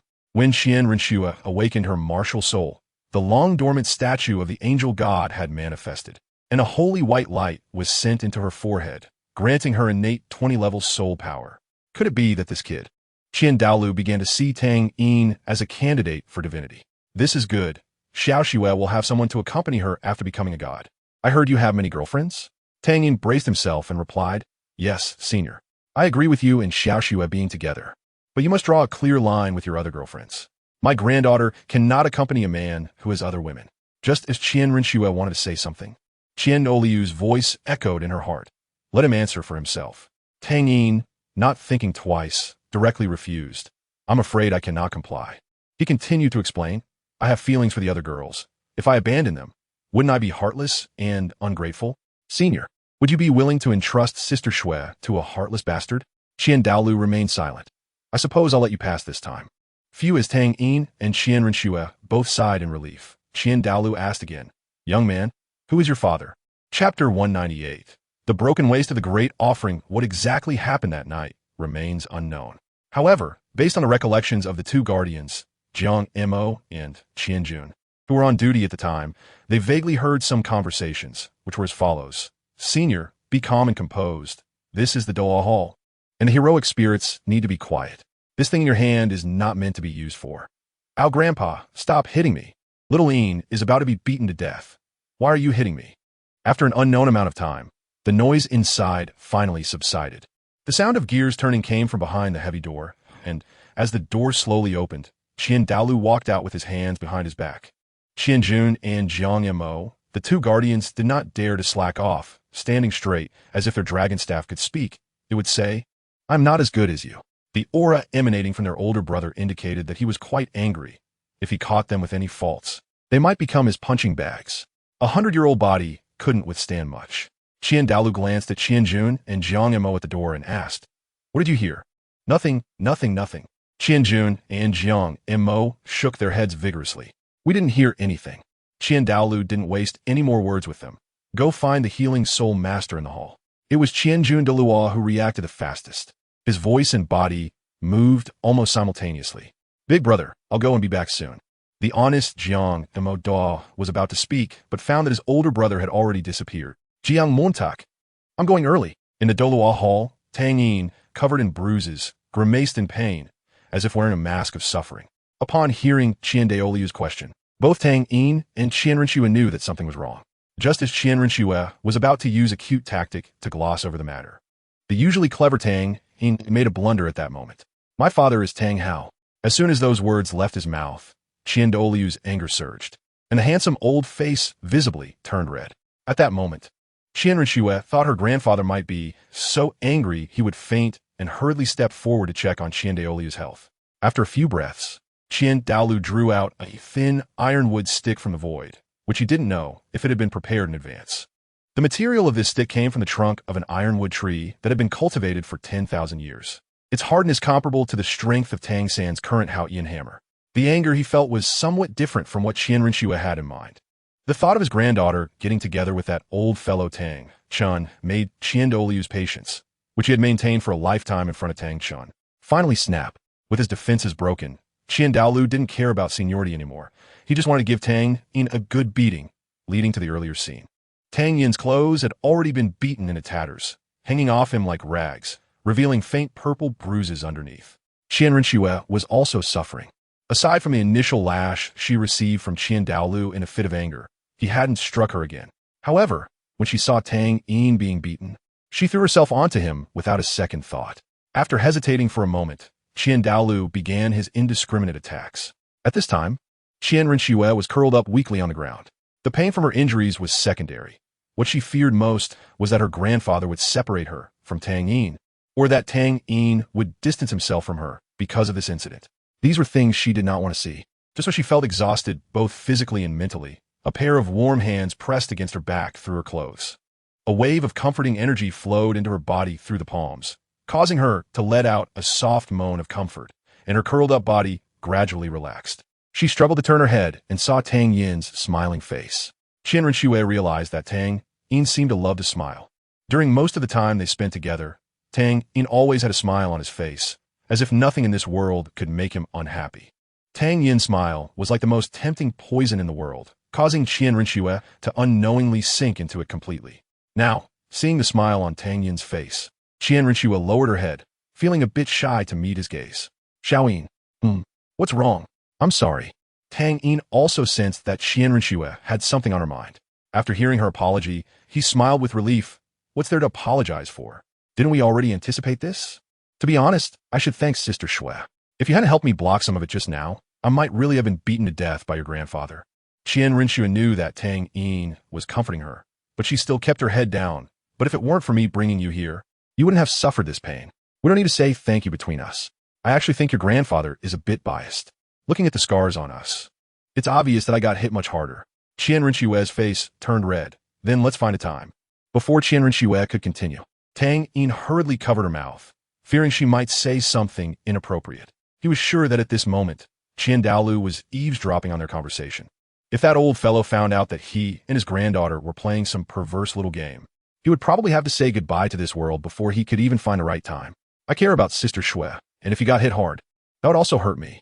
Qian Renshue realized that discussing this now was not appropriate, and she followed along with Tang Yin's words. "My heart hurts too. Xiao Yin, how are your injuries? Don't rush to heal me. You should rest a bit first." "It's fine, Sister Shui. Don't you see it's getting better?" "It really is." Qian Renshue felt a bit amazed. "Sister Shui, I love you." "I love you too, Xiao Yin." The life energy entered Qian Renshue's body and soon completely healed her bruises. While healing Qian Renshue, Tang Yin silently made a vow. 30 years in the West, 30 years in the East. Don't bully the young and poor. I, Tang Yin, will remember this painful day. I will get back everything I've lost. What Tang Yin didn't expect was that soon after, his vow would be realized by another person. Outside the palace, Qian Daolu watched this scene with a smile on his face. The healing-type soul saint, who had come with Qian Jun, also wisely retreated to his brother's side upon witnessing this. The demon-subduing Douluo cast a somewhat resentful glance at his brother, as if blaming him for his earlier betrayal. Chapter 199, Battle with Xing Luo. Zhu Zhuqing shrimp and pork heart. The day after Tang Yin left the Douluo palace, he was not idle. His schedule for the next 3 days was already full, after experiencing a joy he had never felt before. The finals of the elite competition of the Advanced Soul Master Academies across the continent officially commenced. To host this final, The Spirit Hall had quickly constructed a massive competition venue in a short amount of time, with the diameter of the arena for the decisive battle being a full 100 meters. The arena was not only built from hard granite, but also reinforced with a large number of soul guiding devices. According to the official statement from the Spirit Hall, this arena could withstand any attack from a soul emperor or lower. Such extravagant measures could only be taken by the Spirit Hall. It should be noted that during the competition in the Tiando Empire, the strength of the arena could even leave marks from a powerful soul Zune using their strongest third soul skill. Early in the morning, Tang Yin was reluctantly dragged out of bed by the radiant Zhu Zhuqing and Zhu Zhuqing. Facing two opponents required some real skill. And as someone experiencing this for the first time, Tang Yin clearly felt a bit inexperienced. The prolonged high-intensity exercise was putting his ironclad body to the test. Once the Blue Tyrant Academy gathered, they were led to the competition venue by designated personnel from the Spirit Hall. Here, each academy had its own designated rest area. The rest areas were built around the competition venue, and opposite the Pope's Palace was the VIP judging area. Representatives from the two major empires were there to watch, along with people from the Spirit Hall. The Blue Tyrant Academy's rest area was arranged directly opposite the VIP seats. Tang Yin looked at the ornate throne in the center of his line of sight with mixed feelings. Before Lu Erlong had a chance to say anything to Tang Yin, he was taken by the Spirit Hall personnel to draw lots. In fact, the members of the Blue Tyrant Academy were not worried about the drawing results at all. With Tang Yin present, they all believed that the championship of this final would undoubtedly belong to the Blue Tyrant Academy. Lu Erlong quickly returned with good news. As the first to advance, the Blue Tyrant Academy had gained a bye for the second round, and Lu Erlong was also fortunate enough to draw one of the 3-bye slots in the first round. The teachers present from various teams in the Tiando Empire showed a hint of relief when they saw that the Blue Tyrant Academy had a bye in the first round. No one wanted to face the Blue Tyrant Academy in the first round, as a first-round exit in the finals would undoubtedly leave a huge regret. The drawing teacher from the Xing Luo Empire was a bit confused. They did not understand why the Tiando Empire's teachers would react this way upon seeing the Blue Tyrant Academy's bye. They made a note of this matter, intending to inquire about the Blue Tyrant Academy's true strength afterward, whether it was a correction of the timeline or not. The plot that had just changed was back on track. The third-round opponent of the Blue Tyrant Academy turned out to be the Xing Luo Royal Academy battle team. Free from the shackles of family fate, and no longer needing to kill each other to survive, Zhu Zhuyun and Zhu Zhuqing are still sisters. It's better not to tempt fate. Tang Yin did not participate in this match. He believed that Zhu Zhuyun and Zhu Zhuqing could handle it well. When the two teams took the stage, Davis looked at Zhu Zhuyun and Zhu Zhuqing as if he had seen a ghost, his face filled with disbelief. In contrast, Zhu Zhuqing was much calmer. She had already learned some news about Zhu Zhuyun and Zhu Zhuqing from her mother. Emperor Xingluo had never informed Davis of this matter, and Zhu Zhuqing, who viewed Zhu Zhuyun as a rival, also did not tell Davis, leaving him completely in the dark. Zhuyun, you're still alive? Upon seeing Davis, Zhu Zhuyun replied coldly, "What's the problem with me being alive?" Davis and Dai Mubai, being brothers, had similar reactions. Zhu Zhuyun, since you're still alive, why haven't you come to the Xingluo Empire to fulfill our engagement? Davis said this without considering Zhu Zhuqing's feelings beside him. Zhu Zhuqing pursed her lips, but remained silent. Engagement? I'm a bit confused. His Majesty the Emperor of Xingluo didn't tell you that Zhu Qing and I are already free? After being with Tang Yin for so many years, Zhu Zhiyun's gentleness had become ingrained, and she rarely got angry now. Davis was unaware of this and cast a questioning look at Zhu Zhuqing. Zhu Zhuqing shook her head. Although she knew, she realized that if she told Davis she had known before him and didn't inform him, it would only end up being trouble for herself. Zhu Zhuyin found Davis somewhat amusing. Look at him. Wasn't he just getting cozy with his half-sister? Now, he had the nerve to come to her for validation. Did he think he was Xiaoyin? Since the crown prince was already with her sister, he should take good care of her. I already have a boyfriend. So, Your Highness, please don't mention anything about the engagement. What? You have a boyfriend? Davis felt as if he had been cheated on. When he reluctantly accepted Zhu Zhuqing, he had felt a twinge of jealousy, and now, being played by his fiancée, in his mind, only intensified that feeling. Zhu Zhuyin appeared somewhat surprised. Your Highness, why are you so shocked? Davis's face turned green with anger, clearly infuriated by Zhu Zhuyin. Even the referee could no longer stand by and immediately stepped in to officiate the match. As both sides activated their martial souls, Davis, filled with rage, lost all rationality. At the first opportunity, he and Zhu Zhuqing unleashed their martial soul fusion skill. Zhu Zhuqing merged her entire body into Davis, creating a massive light screen woven from purple and white that was blinding. A roar that could send chills through one's heart erupted, and the enormous ghostly white tiger descended onto the arena. The first martial soul fusion skill of the finals was born, and the crowd erupted in cheers. They all saw that the strongest of Blue Tyrant Academy was still sitting on the sidelines. If this martial soul fusion skill could eliminate Blue Tyrant Academy, everyone had the same thought. Looking at it separately, Blue Tyrant Academy's team wasn't particularly strong. Having 4 Soul Emperors, they were not much different from other academies. The gap between Blue Tyrant Academy and other academies was only in high-level combat power. Tang Yin, watching this scene from below, remained calm, even leisurely playing with the soft flesh around Lu Erlong's waist. Chapter 200, The Clash of Martial Soul Fusion Techniques Teacher. Do you think Blue Tyrant Academy can win this battle? Tang San, watching the scene on stage, couldn't help but worry for Blue Tyrant Academy. At this moment, Tang San felt very conflicted. He hoped for Blue Tyrant Academy to be eliminated, as that would allow his team, the Tianshou Royal Academy Vice Team, to have a shot at the championship. The final reward for this Continental Advanced Soul Master Academy Elite competition was a soul bone provided by the Spirit Hall, along with a mysterious ultimate prize. The most precious soul bone wasn't even the most important reward in this competition. The ultimate prize intrigued all participating teams. However, Tang San didn't want to see Blue Tyrant Academy fall in this round of 8-6, as he was still looking forward to another showdown with his brother. Yu Xiaojiang had already shared the skills for the 7-in-1 martial soul fusion technique with them, and they had completed their first fusion during those 3 days of preparation.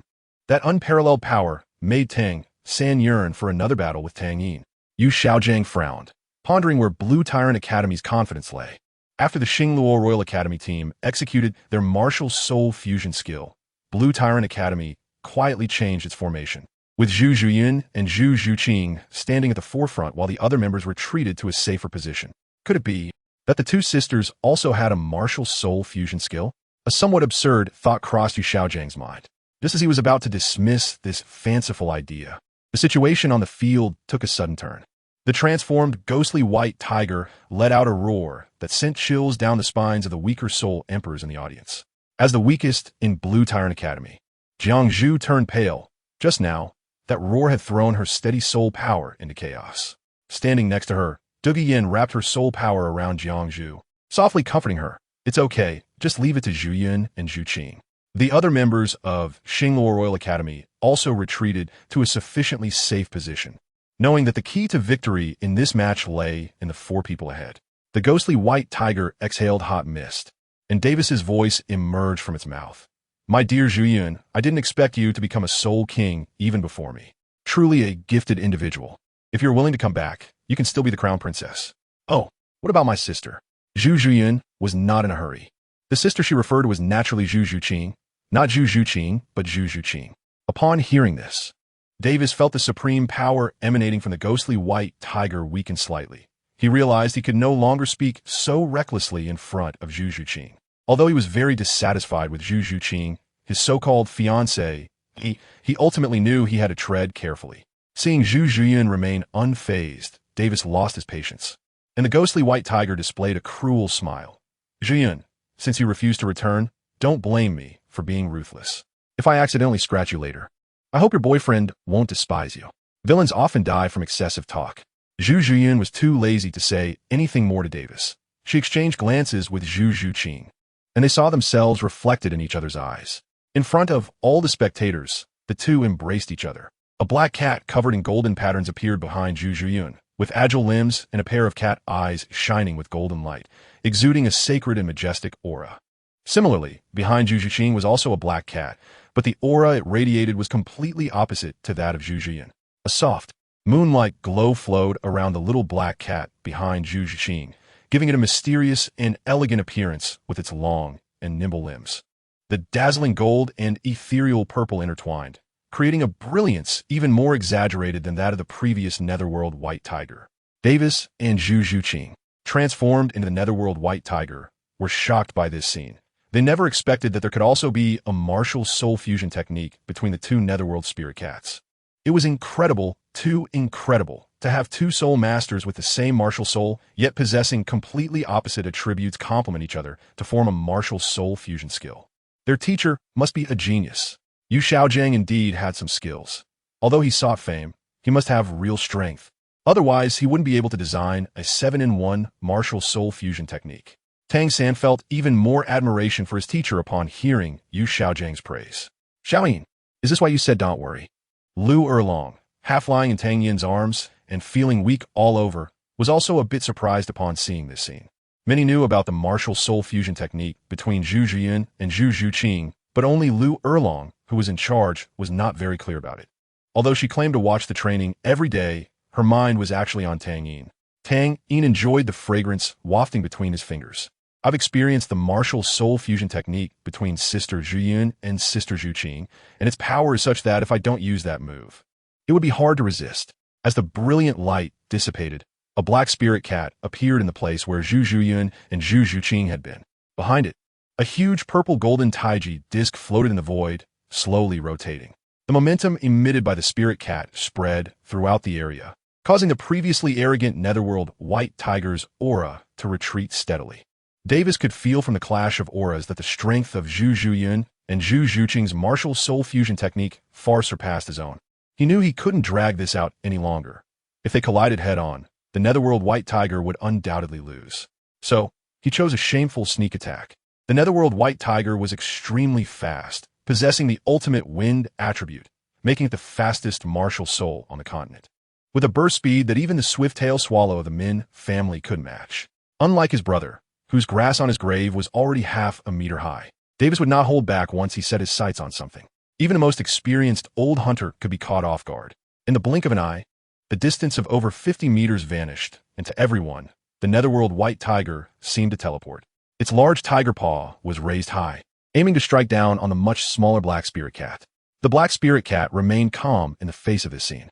The purple golden taiji disc behind it emitted a repulsive force, blocking the tiger paw just half a meter away from the black spirit cat. Seeing his attack ineffective and realizing he had no more capital to drag this out, Davis chose to make a last-ditch effort. He did not flee after a single strike, but instead began to gather a white energy beam in his mouth. Material wealth and natural treasures. Blessings of the sun and moon. This voice was ethereal and illusory, resembling both Zhu Zhiyun's and Zhu Zhuqing's, yet also seeming to belong to neither, as if it did not belong to the mortal realm. A purple golden beam of light shot into the sky, almost enveloping the entire arena. Chapter 201, Sister-in-Law Yu. 1. Tang Yin smiled. Everything was as he expected. Lu Erlong looked at the soaring beam of light and thought of the ethereal voice, murmuring, "So beautiful." Not only did she have this thought, but many others on the scene shared the same sentiment. When the light curtain disappeared, Zhu Zhiyun and Zhu Zhuqing had already walked hand in hand toward their team, while Davis and Zhu Zhuqing, who had used the netherworld white tiger, were already lying on the ground unconscious. They bore no injuries. Zhu Zhiyun and Zhu Zhuqing had no intention of killing Zhu Zhuqing. They knew that Zhu Zhuqing was a pitiful person. They originally shared the same fate as her, but someone had pulled them out of the abyss. Jiang Zhu, held in the arms of Duge Yin, saw the victorious Zhu Zhiyun and Zhu Zhuqing returning, a hint of relief appearing on her pale face. We won. The remaining members of the Star Luo Royal Academy team exchanged glances. Among the remaining 5, there were still 2 soul masters, so they still had the strength to fight. However, seeing Davis and Zhu Zhuqing unconscious, their fighting spirit had long since dissipated. After confirming with a glance, the 2 soul masters chose to surrender. This could be said to be the most exciting and also the fastest ending match since the finals began. After the match ended, Tang Yin hugged Zhu Zhiyun and Zhu Zhuqing one by one. When Tang Yin hugged Zhu Zhiyun, he could clearly feel her somewhat tense body. It's over. Yes, it's over. From now on, I will belong to Xiaoyin alone. No, Sister Zhiyun, you are still you, belonging to no one. I understand what you mean. Shortly after the end of the 3rd round, the 4th round of matches began. The 3 teams that made it to the final selection were the Tiando Royal Academy Vice Team, the Spirit Hall Team, and the Lamba Academy Team. Each team that made it to the final stage of the finals was among the most stunning talents of the current generation. It was not surprising that the Tiando Royal Academy Vice Team made it this far. Having a Soul King among them justified their entry into the top 3.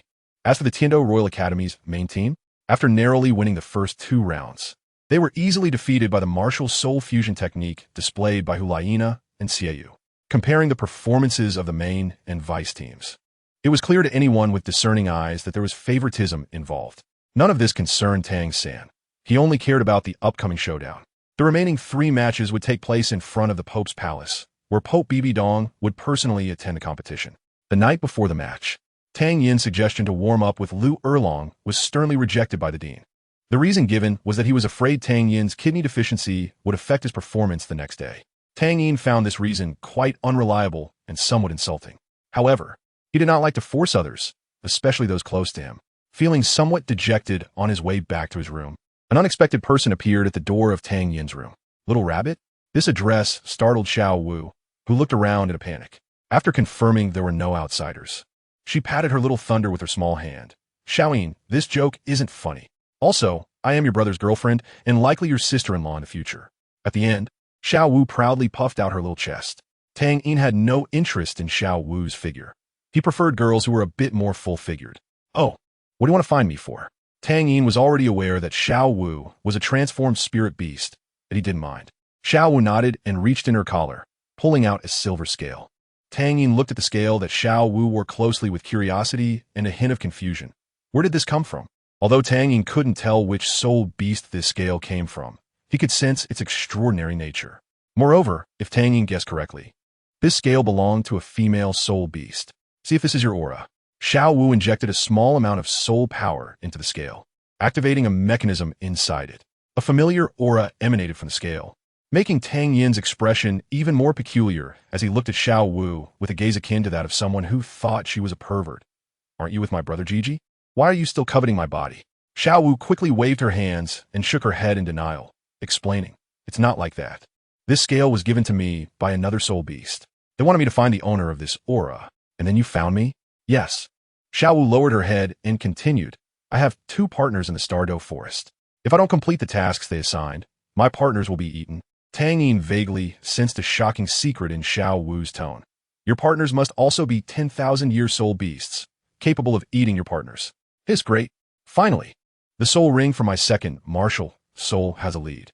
Tang Yin had always been concerned about where to find high-quality soul rings to fill his second martial soul after becoming a title Dalu. And the creatures Xiao Wu mentioned were just right for that. As for not being able to beat them, Tang Yin hadn't thought about that. Even if he took a step back and couldn't win, he could always sell himself out and have Sister Shui, her grandpa, and his grandpa's old buddies help out. There certainly wouldn't be any beings among those soul beasts like gods. Guyuna. Oh. Then what use is it for you to find me? I can't beat them either. Xiao Wu felt a bit embarrassed. Her request was indeed somewhat difficult. No, it seems they are looking for you. My partners said they don't have any ill will towards you. Looking for me? Tang Yin automatically ignored Xiao Wu's last sentence about having no ill will. He didn't believe that the soul beasts in the Stardow Forest, where the law of the jungle prevailed, would have no ill will towards him. Tang Yin only believed that the only kind soul beast in this world was his mother, Yin. The others were not good beings, including the rabbit in front of him. Xiao Wu coming to find him today didn't seem to have good intentions either. Fortunately, this rabbit didn't seem very clever.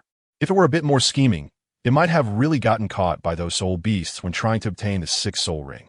If a female soul beast were to covet his body, Tang Yin would really have no place to cry. All right, I'll find time to visit the Stardow Forest. After dodging Xiao Wu's question, Tang Yin couldn't help but joke, by the way, sister-in-law, you coming to find me so late? Won't Gigi be jealous? Xiao Wu then remembered that she had told Tang since she was going out to the bathroom, and now she had been out for almost half an hour. She hurriedly ran away like a frightened rabbit. No, she was originally a rabbit. Chapter 202. The 10,000-year soul bone. A night passed quickly, and the rising sun cast golden sunlight, illuminating the statue of the 6-winged angel in front of the Pope's palace, making it shine brilliantly. The palace knights stood in neat rows on either side of the road, solemn and imposing. Lu Erlong was not allowed to enter the square in front of the Pope's palace. She could only stand outside and watch. And beside her stood the leader of the vice team from the Heaven Do Royal Academy, Yu Xiaojing, along with the guard teachers, Flinder and Zhao Wujing. Before leaving, Tang Yin, whether intentionally or unintentionally, kissed Lu Erlong in front of the onlookers from the vice team of the Heaven Do Royal Academy and the Lamba Academy battle team.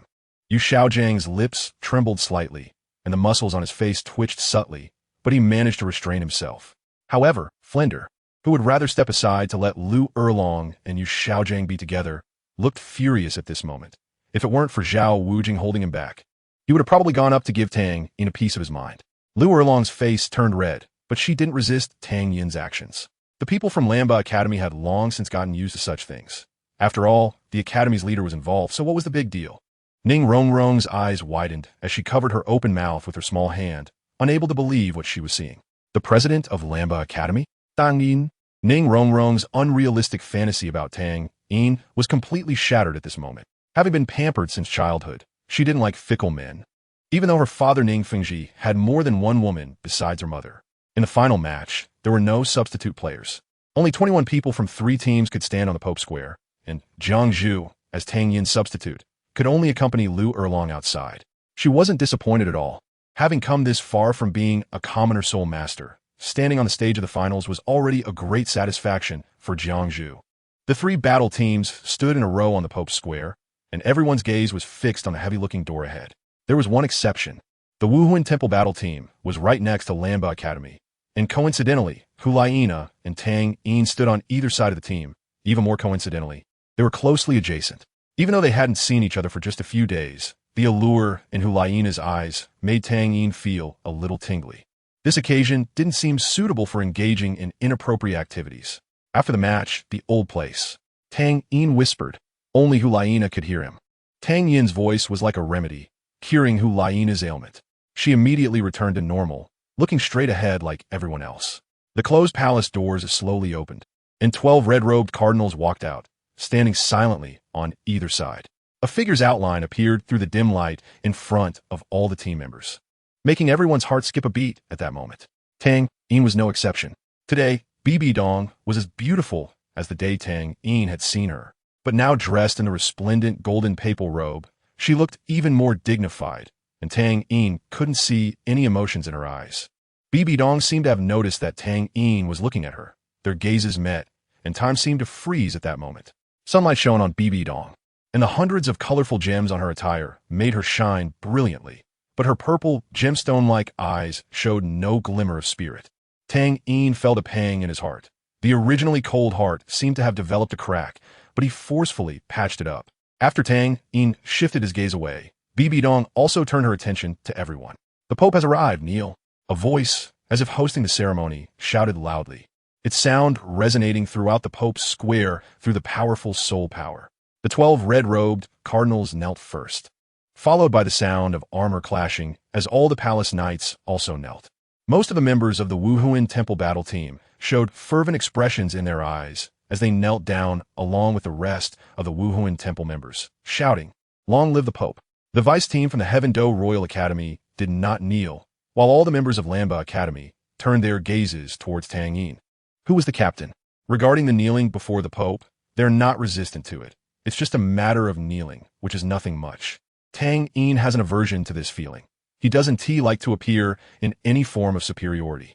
He despises Titan, calling himself an old servant in front of Tang Hao, and he hates being thanked by commoners through kneeling after helping them. He detests bowing to higher powers, including the Snow Knight at that time and Bibi Dong now. But he is considering more than just these things. If he doesn't kneel now, is he not indulging himself in using Bibi Dong as old feelings for him?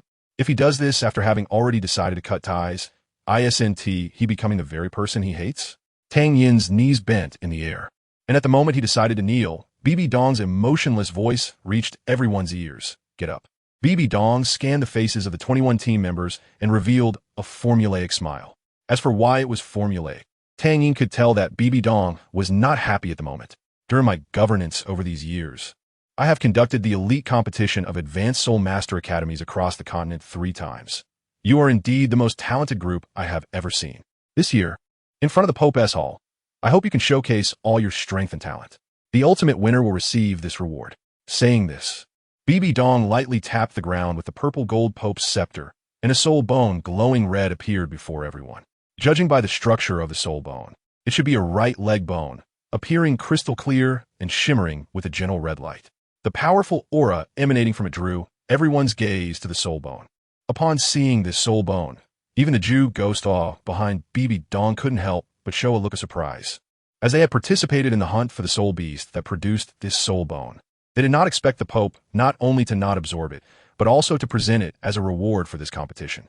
Soul bones are already incredibly rare, and 100,000-year soul bone is enough to incite the most wicked desires in anyone's heart.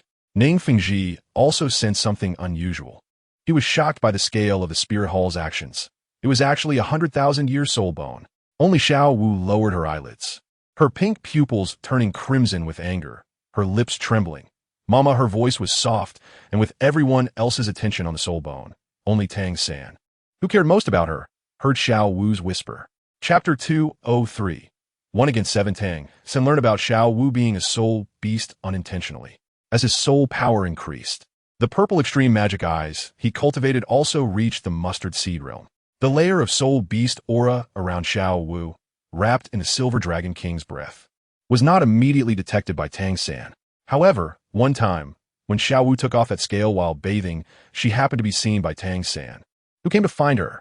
But Tang San didn't mind Xiao Wu's identity and felt a strong sense of recognition for her as a transformed soul beast.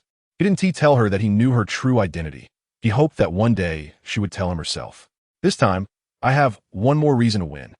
Tang San clenched his fists tightly. This time, he would definitely win the championship. From the soul bone, Tang Yin also sensed an incredibly familiar aura. He couldn't help but glance in Xiao Wu's direction. Lastly, there will be a mysterious reward that I will individually grant to the best performer of the winning team. Unleash your talents freely. A row of gilded chairs was arranged in front of the Pope's hall. At Bibi Dong's gesture, she sat in the center. With Ning Fengji from the Seven Treasure, Glazed Tile School, and Sword Douluo, Chen Xian on her left, and Ghost Douluo Gui Mei, and Juve Douluo Yuguan on her right. The individual competition in the morning did not intimidate the Lamba Academy against any team from the Tiando Royal Academy or the Spirit Hall Battle Team. During the lottery, Lamba Academy had a bye in the first match, and the Spirit Hall Battle Team would face the Tiando Royal Academy's Vice Team in the first 1v1 individual match. The Tiando Royal Academy's Vice Team forfeited the match. Just before the match began, Yu Xiaojing's voice came from the audience. In a 7-member team, there were only 2 support soul masters, making this individual competition exceedingly difficult for them. Even if Tang San was exceptionally gifted and could single-handedly take down 3 soul kings from the Spirit Hall, how would they deal with the remaining 3 soul sects? It should be noted that Yu Xiaojing had very few trump cards in his hand. The red-robed cardinal hosting the match shouted sternly, "Tiando Royal Academy Vice Team, please be aware, for next time, forfeit earlier. If there's a next time, you'll be expelled from Spirit City." The red-robed cardinal was a soul master over level 80, and his reprimand carried a hint of soul power, shaking Yu Xiaojing, who was only a 29th level great soul master, making him feel his insides tremble, his face showing a sickly red hue. Yu Xiaojing looked at Bibi Dong on the high platform with some grievance, hoping she would uphold justice for him. Bibi Dong showed a look of disgust and coldly said, "Continue the match." Feeling that he was being despised, Yu Xiaojing could no longer control himself and spat out a mouthful of old blood, losing consciousness. Due to the forfeit, the Tiando Royal Academy Vice Team automatically entered the loser S bracket, while the Tiando Royal Academy Vice Team was in disarray due to the Master S fainting. The individual match between the Spirit Hall Battle Team and Lamba Academy was about to begin. Since the finals began, Tang Yin, who had never made a move, chose to be the first to go on stage. His goal was to take on 7 opponents to ensure the integrity of the Lamba Academy team for tomorrow. When Yin, who was sent out first, saw that his opponent was Tang Yin, all his emotions turned into a raging fire, overwhelming his rationality. The goddess he had pursued for several years had become the plaything of the person before him, which would break anyone's heart. Yin knew he could sometimes get carried away, but he didn't hate this feeling of being driven by his emotions. After their encounter that day, he understood the gap between him and Tang Yin. He knew that defeating Tang Yin was undoubtedly a fantasy. What he had to do was to exhaust Tang Yin as much as possible, even if it meant trading injuries, and ideally, to perish together with Tang Yin. The match began. Both Tang Yin and Yin moved quickly, summoning their martial spirits at the first moment. With his martial spirit manifested, Yan's skin turned a dull gray-brown, with small flame patterns flowing over it, making his already tall figure appear even more robust. Tang Yin held destiny in his hands, and the truly monstrous configuration of his soul rings astonished the red-robed cardinals who had not seen him before. They all gasped, thinking, "This person is terrifying." Some even entertained the thought of killing Tang Yin on the spot. Such a genius growing up is an unstable factor. If he is friendly with the Spirit Hall, that's fine, but if he harbors animosity, the result would be unimaginable. Everyone had their own thoughts. But the match had already begun. Yin showed no mercy and immediately unleashed his most powerful 10,000-year soul skill. As that one black soul ring lit up, the ground beneath him began to crack, and dark red lava flowed out from under his feet. Fifth soul skill, Flying Sand Frenzy Flame. As the Yin's soul skill was halfway through its execution, he suddenly shuddered, as if something had locked onto him, his mind going blank. By the time he regained his senses, Tang Yin's fate spear was already pressed against his throat. Yan's expression froze on his face, unable to see how Tang Yin had accomplished this. Facing Tang Yin felt like confronting an invincible enemy. How is this possible? Tang Yin retracted the spear tip. He could see that Yin had feelings for Hulaina, but now he could only apologize to Yin. Initially, Tang Yin had no interest in Hulaina, but the companionship over the past few days had sparked some interest in her. When it comes to feelings, it's never too late to nurture them afterward. Next, Yin found it hard to accept reality. He had lost before, but this kind of defeat was difficult for him to bear. No, I haven't lost. A mix of emotions overwhelmed him, causing him to forget that this was a personal match in the finals. A huge fist covered in a layer of brown rock condensed and smashed down towards Tang Yin's head. Attacking the opponent in such a situation after losing, especially under everyone's gaze and the opponent being Tang Yin. No one could save him now, unless an angel showed up. Tang Yin was also startled by Yan's reaction. It was too late to defend against such a sudden outburst at such close range. Just as Tang Yin was about to use eternity to buy himself some time, a large dent suddenly caved in at Yan's chest, his massive body flying away like a kite with a broken string. BB Dong's voice remained emotionless. The Wuhuan Temple team, Yin has violated the competition rules and is expelled from the arena.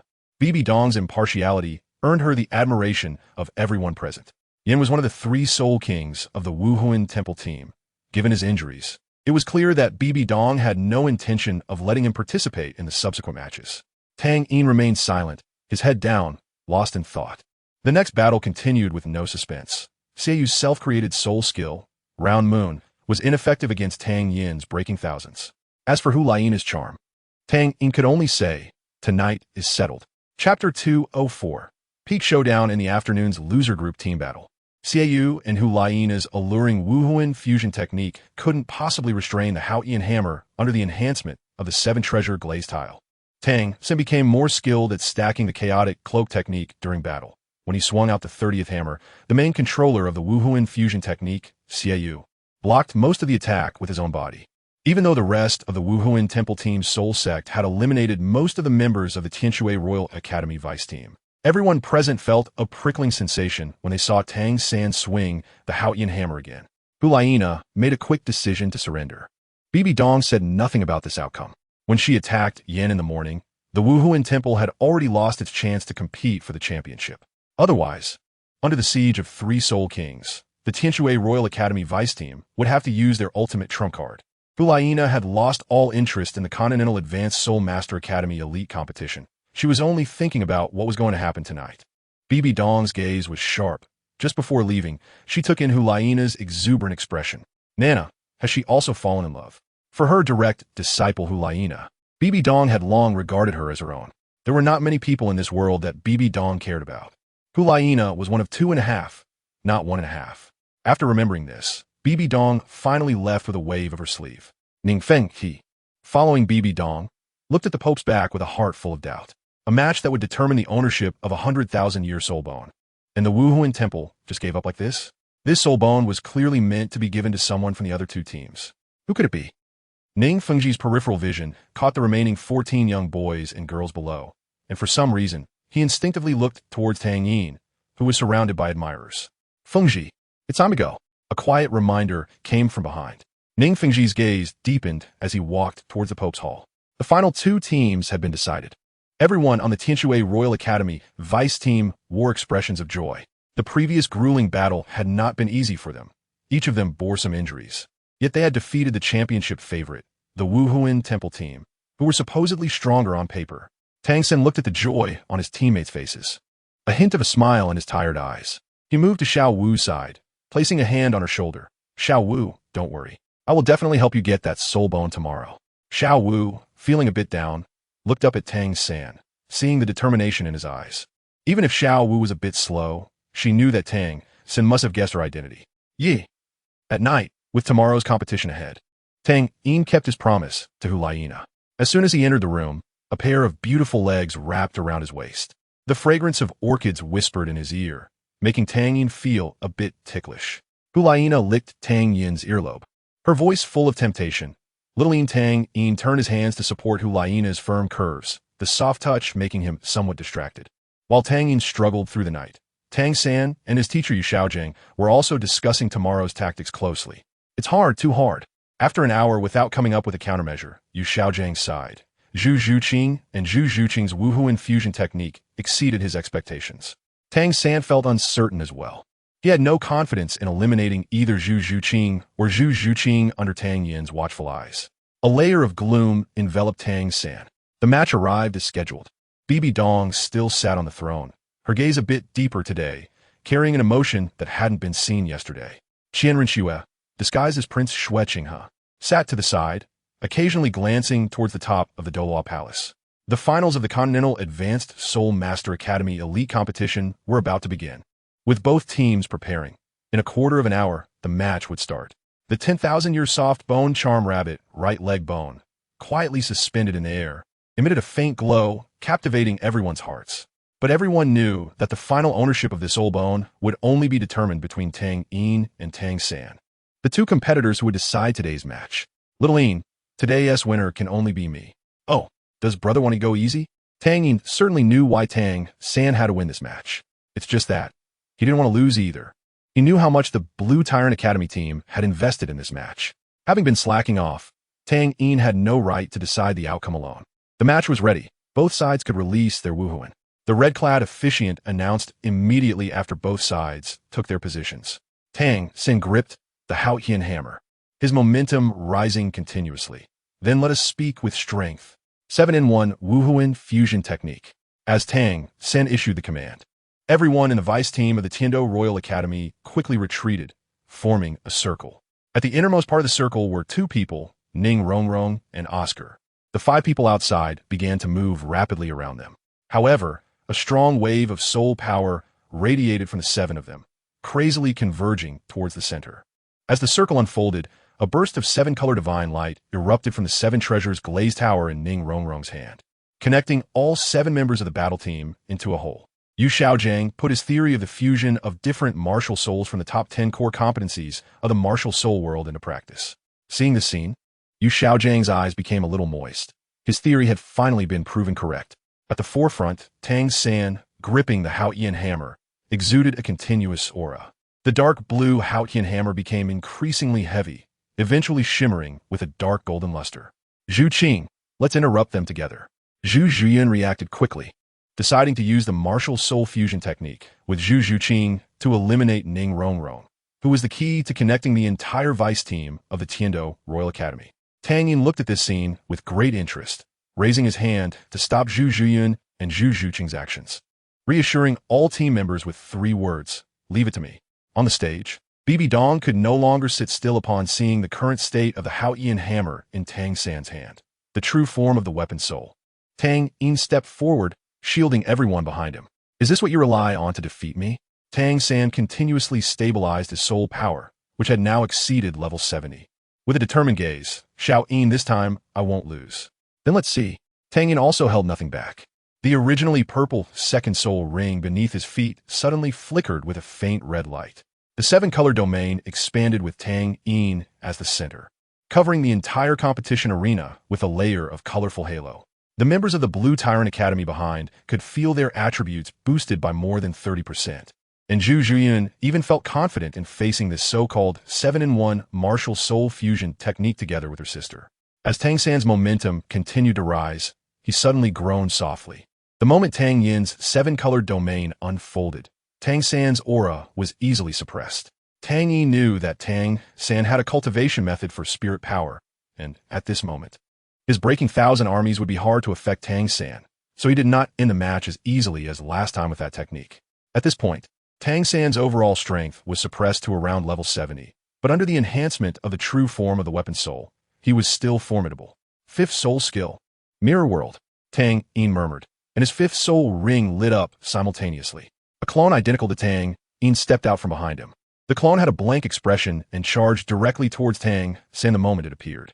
Tang San swung the enormous Haotian hammer, creating a sharp air explosion. Tang Yin's clone swung its fate to collide with it, shattering the fate into hundreds of pieces upon contact with the Haotian hammer, then attacking Tang San. Tang San's soul power surged, easily blasting the fragments away. The Haotian hammer, with its invincible might, smashed towards the chest of the mirror image of Tang Yin. Crack, crack, crack! The sound of shattering glass echoed as Tang Yin's clone was reduced to dust under the terrifying power of the Haotian hammer. Tang Yin's expression became serious. Winning this match was simple. He just needed to use his first soul skill, Divine Dragon's Wood, to control any one of the people behind Tang San. And this match would have no suspense. But Tang Yin did not disdain to do so. True strong warriors never fear challenges. Tang San was highly focused, knowing that Tang Yin's first soul skill posed a significant threat to their martial soul fusion technique, and he had to guard against it. Otherwise, a 1,000-mile dam could collapse from an anthole. The stalemate between both sides gripped everyone's hearts. Even Zhu Zhuyin and Zhu Zhuqing were no exception. Zhu Zhuyin naturally trusted Tang Yin's words, but the oppressive atmosphere was too intense for the spirit. Taking a deep breath, Tang Yin simulated in his mind dozens of times and found that there was only one way to achieve a direct victory. He shifted his gaze to Bibi Dong on the high platform. Bibi Dong, who was worried, was taken aback when she saw Tang Yin looking at her. However, she quickly seemed to realize something. Seeing that Tang Yin did not attack, Tang San also did not rush in. He stood in place, beginning to accumulate the power of the ragged cloak hammer method with overwhelming soul power. Each strike on the ground caused it to shatter, sending small stones flying from the pit. Tang Yin's left eye suddenly brightened, fully activating the Xieji eye. In the astonished eyes of everyone, he pulled out a blood-red bow. Dual martial souls, Ning Fengji exclaimed in surprise, unable to believe what he was seeing. How many people knew that the brilliant Tang Yin and Tang San in this competition were actually brothers? Aside from Bibi Dong, no one was not astonished by the sudden appearance of the Dragon Phoenix bow in Tang Yin's left hand. Not even Xianren Xue. I didn't expect you to have secrets hidden from me. Xiaoyin Xianren Xue seemed not angry, but rather more appreciative of Tang Yin. She liked men like Tang Yin who could conquer her, regardless of the aspect of conquest. Yu Xiaojiang was also puzzled when he saw Tang Yin summon his second martial soul. He had learned from Tang San that Tang Yin possessed two martial souls, but he did not know what Tang Yin intended to do with this martial soul that had no added soul rings. However, he would soon find out. The fate in Tang Yin's right hand began to shrink, transforming into a suitably sized arrow. This is a martial soul fusion technique.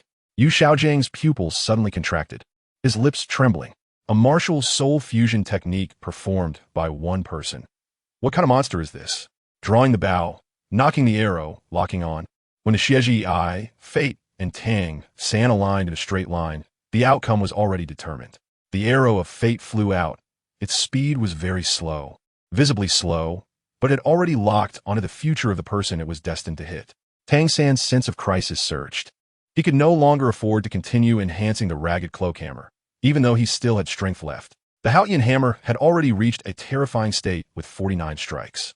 Tang San barely controlled the power capable of severely injuring any soul master below the rank of Soul Da, smashing towards the arrow flying towards him. Boom! The violent energy collision that should not have occurred in such a competition completely overturned the entire competition arena. The members of the Blue Tyrant Academy, under Tang Yin's protection, could only helplessly leave the explosion center of the competition stage. However, things were not so good for the vice team of the Tiando Royal Academy. The 6 people supplying soul power to Tang San were thrown away by this terrifying force, and Ning Rongrong, who was at the back connecting the whole team, spat out a mouthful of blood. On the stage, the sword Douluo and Xin could no longer sit still. The moment Ning Rongrong's body left the competition stage, he caught her as she flew back. His immense soul power absorbed the remaining force for Ning Rongrong. Ning Rongrong looked at Shun Xion's face and weakly called out Grandpa Jian before fainting, losing consciousness. The other 5 people besides Ning Rongrong crashed heavily to the ground, groaning before falling into a state of severe injury and unconsciousness. The huge dust cloud dispersed. Tang Yin stood not far from Tang San, quietly watching this scene. Meanwhile, Tang San was pinned to the ground by Fate. Beside him, the originally dark golden Haotian hammer had turned back to its original black, with dozens of large and small fragments scattered all over the ground. That arrow just now had directly shattered Tang San's Haotian hammer spirit. Tang San spat out blood, his consciousness not yet dissipated. In the collision from that arrow, he once again felt the helplessness he experienced when facing the Titan Great Ape. Even with the strength of a soul sage, could he still not win against Tang Yin? The outcome was already determined. Although Tang Yin's fate had pierced into Tang San's body, the continuous life energy being supplied had saved his life. If not for this, that arrow just now would have been enough to take Tang San's life. The match is over. Lamba Academy wins. The officiating cardinal was somewhat stunned, as he had no confidence in countering Tang Yin's attack at all. Chapter 205. Sound on the stands, Bibi Dong seemed to breathe a sigh of relief, the tension in her eyes gradually fading with the smoke. They won. Seeing this unprecedented scene before her, Dugu Yin murmured. Zhu Zhuqing also opened her mouth wide, shocked beyond belief. Xiaoyin, so amazing. Ha ha ha, good boy, I knew you could win. A voice came from afar, attracting everyone's attention. Dugu Bo appeared in a disheveled state, clearly having rushed to pick up his granddaughter Dugu Yin. That arrow just now was truly stunning. He saw the blinding beam from a distance. Falling from the sky, Dugu Yin immediately rushed into her grandfather's arms. Grandpa, holding Dugu Bo, Dugu Yin finally felt a bit of security. But when her peripheral vision inadvertently glanced at Qian Rinxue in the VIP seats, the playful smile at the corner of Qian Rinxue's mouth made Dugu Yin feel a bit scared. She had not forgotten what Qian Rinxue had said to her that day. The officiating cardinal finally came back to his senses and loudly declared, "Please have the representative of Lamba Academy come forward to receive the championship reward." After completely healing Tang San's injuries, Tang Yin also withdrew his fate. Tang San's face, which had originally been pale with no color, had regained its rosy hue.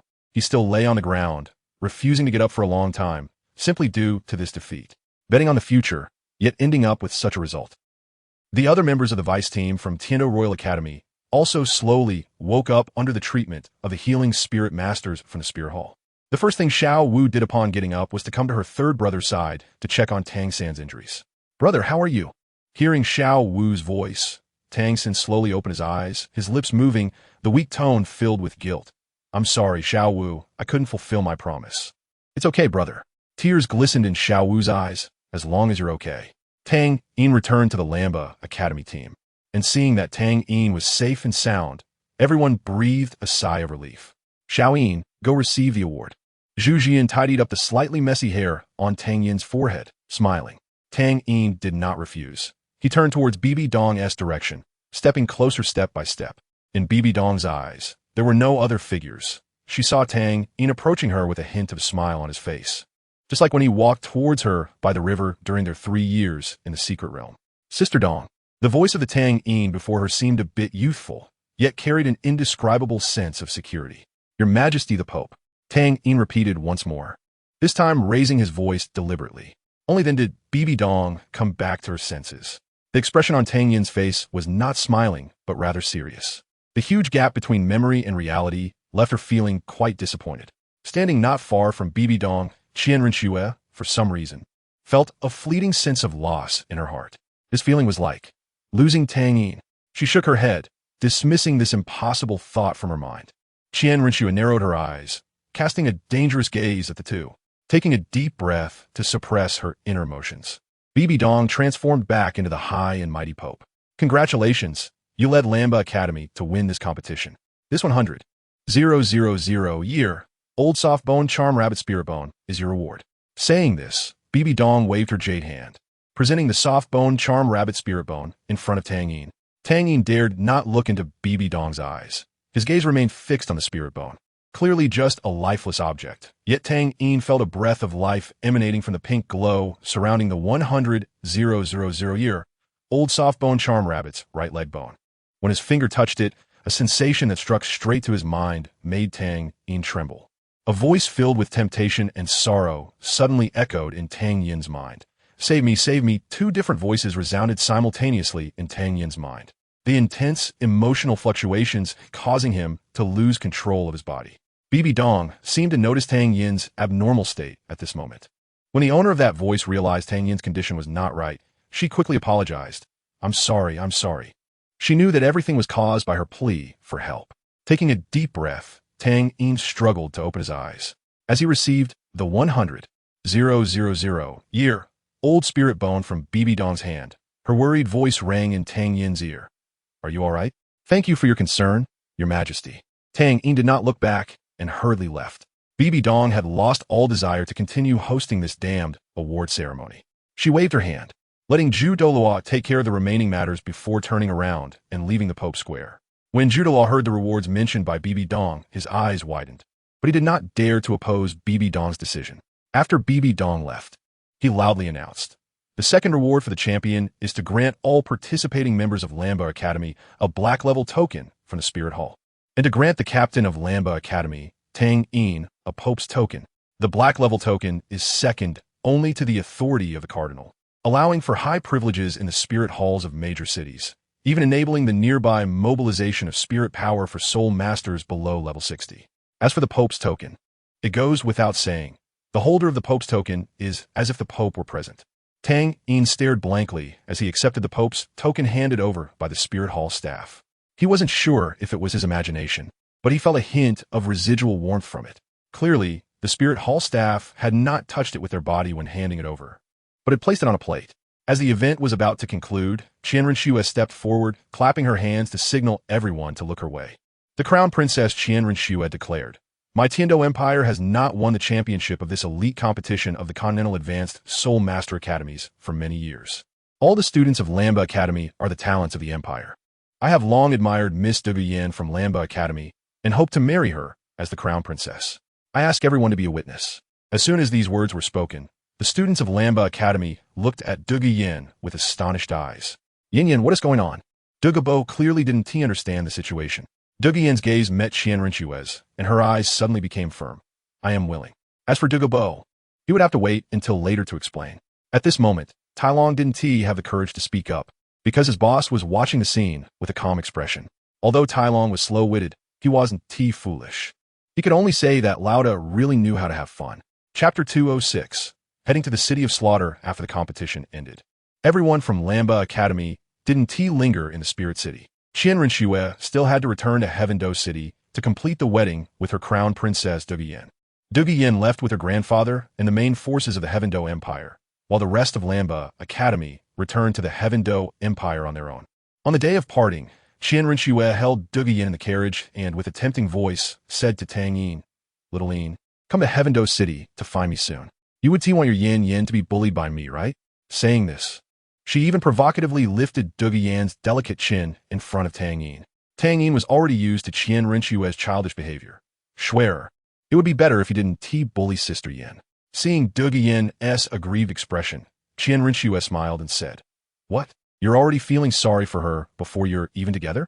De Guyen didn't show any dissatisfaction. That night, Qianren Xue took her to meet Qian Dalu, and the invisible intimidation from Qian Dalu turned this somewhat rebellious lady into a docile little sheep. Come on, smile for my little Yin. De Guyen forced a smile. Tang Yin knew that De Guyen would be bullied like this all the time, so he found an excuse to leave in a hurry. Not far from the Spirit City, the group that had just exited the Spirit City saw a man and a woman waiting there. Mommy.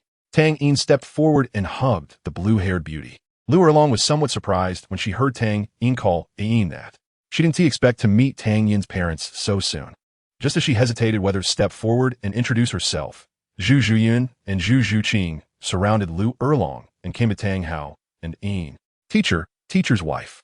Hearing Zhu Zhuyun and Zhu Zhuqing address Tang Hao, Lu Erlong realized that the sisters were actually Tang Hao's disciples. After Tang Hao nodded at Zhu Zhuyun and Zhu Zhuqing, he turned to Lu Erlong. Lu Erlong felt a bit awkward and hesitated for a long time before speaking. Senior. As a father, Tang Hao hadn't taken care of his youngest son for a long time. He had been training Tang San much more diligently than Tang Yin in recent days. However, looking at Lu Erlong's demeanor, Tang Hao already knew about the relationship between this beautiful woman and his son. As long as Xiao Yin likes her, neither his mother nor he has any objections. Lu Erlong initially worried that Tang Hao and Yin would oppose her being with Tang Yin because of her age, but with Tang Hao's assurance, her heart finally settled. She slightly bowed. Thank you, Senior, for your support. Yin stroked Tang Yin's head and mentioned the reason for coming to find him. Little Yin, do you plan to return to Heaven-Do City with us, to rest for a while, or? Yin looked at Tang Yin with some concern. She didn't want him to be so exhausted.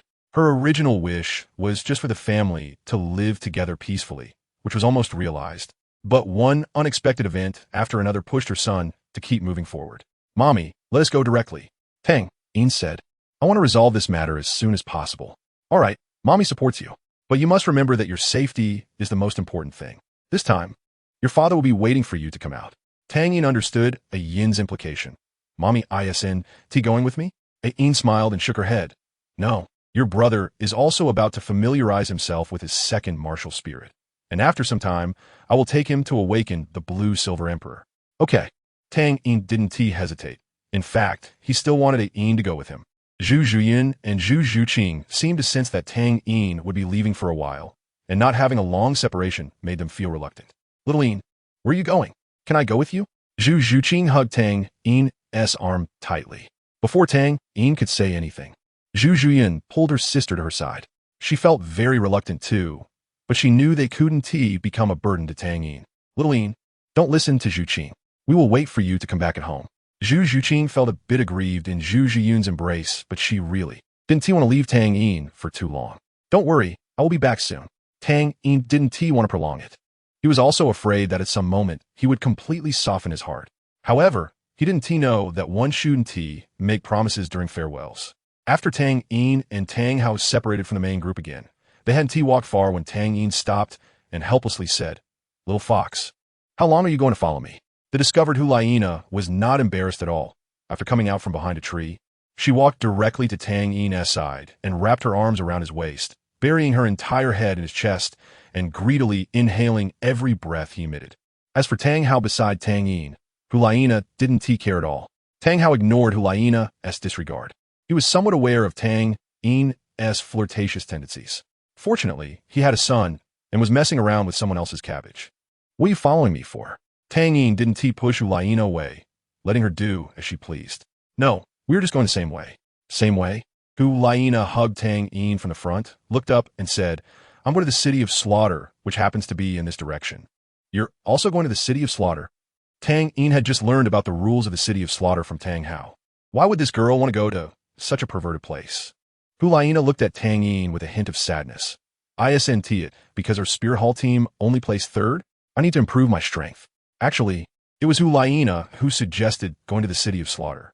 Although she was infatuated with Tang Yin, she also needed to prioritize her strength. Moreover, her thoughts coincided with Zhu Zhiyun's. After seeing Tang Yin display his powerful strength, Hulaina didn't want to just be a vase. Since our destinations are the same, then just follow us. Tang Hao's words forced back the refusal that Tang Yin wanted a voice. Tang Hao's reasoning was simple. Tang Yin would definitely need someone to take care of him in the City of Slaughter, and this Hulaina who came to him was a good choice. Moreover, she seemed to be a direct disciple of the Pope. A master and disciple. After a strange expression appeared on Tang Hao's face, he returned to normal. The original two people became three, and the Douluo, who had been following Tang Yin, was long gone after Tang Hao sent him away with his sound transmission. The message was, just go back and report. I will help you deliver this girl. If you continue to follow me, I can't guarantee what will happen next. Chapter 207. Tang San's emotional roller coaster. The Continental Advanced Soul Master Academy Elite Competition has ended, but the Tiando Royal Academy, as the runner-up, remains in Wuhan City. Tang San sat by the window, his eyes filled with confusion. His injuries had long been healed by Tang Yin, leaving no scars. Moreover, Tang Yin had also repaired the slight damage to Tang San's meridians caused by the rapid growth of his soul power during this period. Sigh. Maybe I shouldn't dwell on this anymore. Tang San reflected on his actions over the years. He had sacrificed too much to prove himself. Beside Tang San, Xiao was also lost in thought. Xiao had been mentally exhausted these days. After seeing her mother's remains, she often reminisced about the carefree days spent with her mother, Aro, in the Stardow Forest. Back then, she was very mischievous, full of energy every day, and the two soul beasts, Deming and Erming, followed her closely like little shadows. Aro would always sit quietly by the Lake of Life, smiling as she watched it all. The warm memories made Xiao Wu unable to hold back her tears. The soul bone was still lying in Tang Yin's storage soul guide. Xiao Wu had once shamelessly begged Tang Yin for a rose soul bone, but Tang Yin remembered that Xiao Wu wanted him to take risks for her friend. In order to have leverage over Xiao Wu, Tang Yin resolutely refused to give her the soul bone. Knock, knock, knock. The door knocked, and Tang San thought it was his teacher, Yu Xiaojiang, coming to find him. So he got up to open the door. When he saw that it was Yin, Tang San was a bit excited. Mom, why are you here? A Yin's sudden arrival left Tang San so thrilled that he was almost incoherent. A Yin smiled and said, Little San, I'm here to discuss your second martial soul cultivation. Second martial soul cultivation. Hearing A Yin mention the second martial soul, Tang San's hands involuntarily tightened, and cold sweat began to form on his back. He had not disclosed his unauthorized cultivation of the second martial soul to anyone other than Yu Xiaojiang and Flender. This matter was absolutely confidential. Even during the finals, when he could defend with the Blue Silver King, Tang San chose to confront Tang Yin directly. He was only concerned about one thing. He did not want to expose the fact that he was cultivating a second martial soul. Noticing Tang San's strange reaction, Yin didn't delve deeper, but explained, Yes, Little San, when you awakened your martial soul, your bloodline level only reached the Blue Silver King level, and you did not fully inherit my Blue Silver Emperor bloodline. Your younger brother, Xiao Yin, has the Blue Silver Emperor bloodline, but his martial soul has not manifested. Only one person can appear in each generation of Blue Silver Emperor, and your Blue Silver King martial soul can fully carry the power of the Blue Silver Emperor bloodline. And the martial soul can also become the Blue Silver Emperor martial soul. So that's how it is. The thought of increasing his strength was already ingrained in Tang San's bones. Hearing that his martial soul could still evolve, he couldn't help but feel a bit of anticipation. But then he thought about the 10,000-year soul rings attached to the second martial soul, and he began to worry about whether this would affect the evolution of his martial soul later on. Little San, summon your Blue Silver King for me to see. It's here. Tang San knew he couldn't hide it any longer today. In front of Yin, any tricks he had were useless. A dark Blue Silver King appeared in the palm of Tang San's right hand. The originally pure blue silver leaves were now tinged with a layer of purple, and toxic energy flowed within the Blue Silver King like blood. Tang San, like in the original work, followed Yu Xiaojiang's cultivation method for the blue silver grass, turning the highly resilient control-type martial soul, the Blue Silver King, into a poisonous vine. Seeing Tang San's Blue Silver King martial soul, Yin couldn't help but frown. Little San, tell me, how long have you been cultivating your second martial soul? Also, tell me all the soul beasts you attached soul rings to the Blue Silver King along with their years. Yin was rarely this strict. Tang San's unauthorized cultivation of the second martial soul wasn't a big deal, but blindly adding soul rings to it was tantamount to wasting resources. Seeing that Yin didn't seem to be joking, Tang San had no choice but to recount everything truthfully. The fifth soul ring is a 2,000-year-old bamboo leaf green, Mom, that's all. Even though Tang San's mental age was already over 40 in front of Yin, he still felt like a child who had done something wrong. 10,000-year soul rings. A Yin's brows remained tightly furrowed, as if she were calculating something. After a long time, she sighed. Sigh, Little San, perhaps your father and I haven't paid enough attention to you, which led you to cultivate a second martial soul to increase your strength. If the quality of the soul rings on your Blue Silver King martial soul wasn't so high, it might not affect the awakening of the bloodline, but Mom, isn't the compatibility of the blue silver grass quite high? Tang San felt that a Yin's concerns conflicted with his teacher, Yu Xiaojiang's theory. This point is not wrong, but Little San, you must understand that within the same category, the higher the quality, the more singular the effect, and the purer the bloodline. As the plant closest to nature, the Blue Silver Emperor prefers life. Yin shook her head and said, now that you have attached 10,000-year soul rings to the Blue Silver King, the nature of your martial soul is basically set. I can't guarantee whether the Blue Silver Emperor's bloodline will fuse with your currently chaotic Blue Silver King martial soul. Hearing this, Tang San understood that he would most likely not awaken the Blue Silver Emperor martial soul in this lifetime.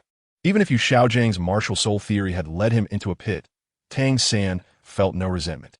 Instead, he reflected on his own impulsiveness.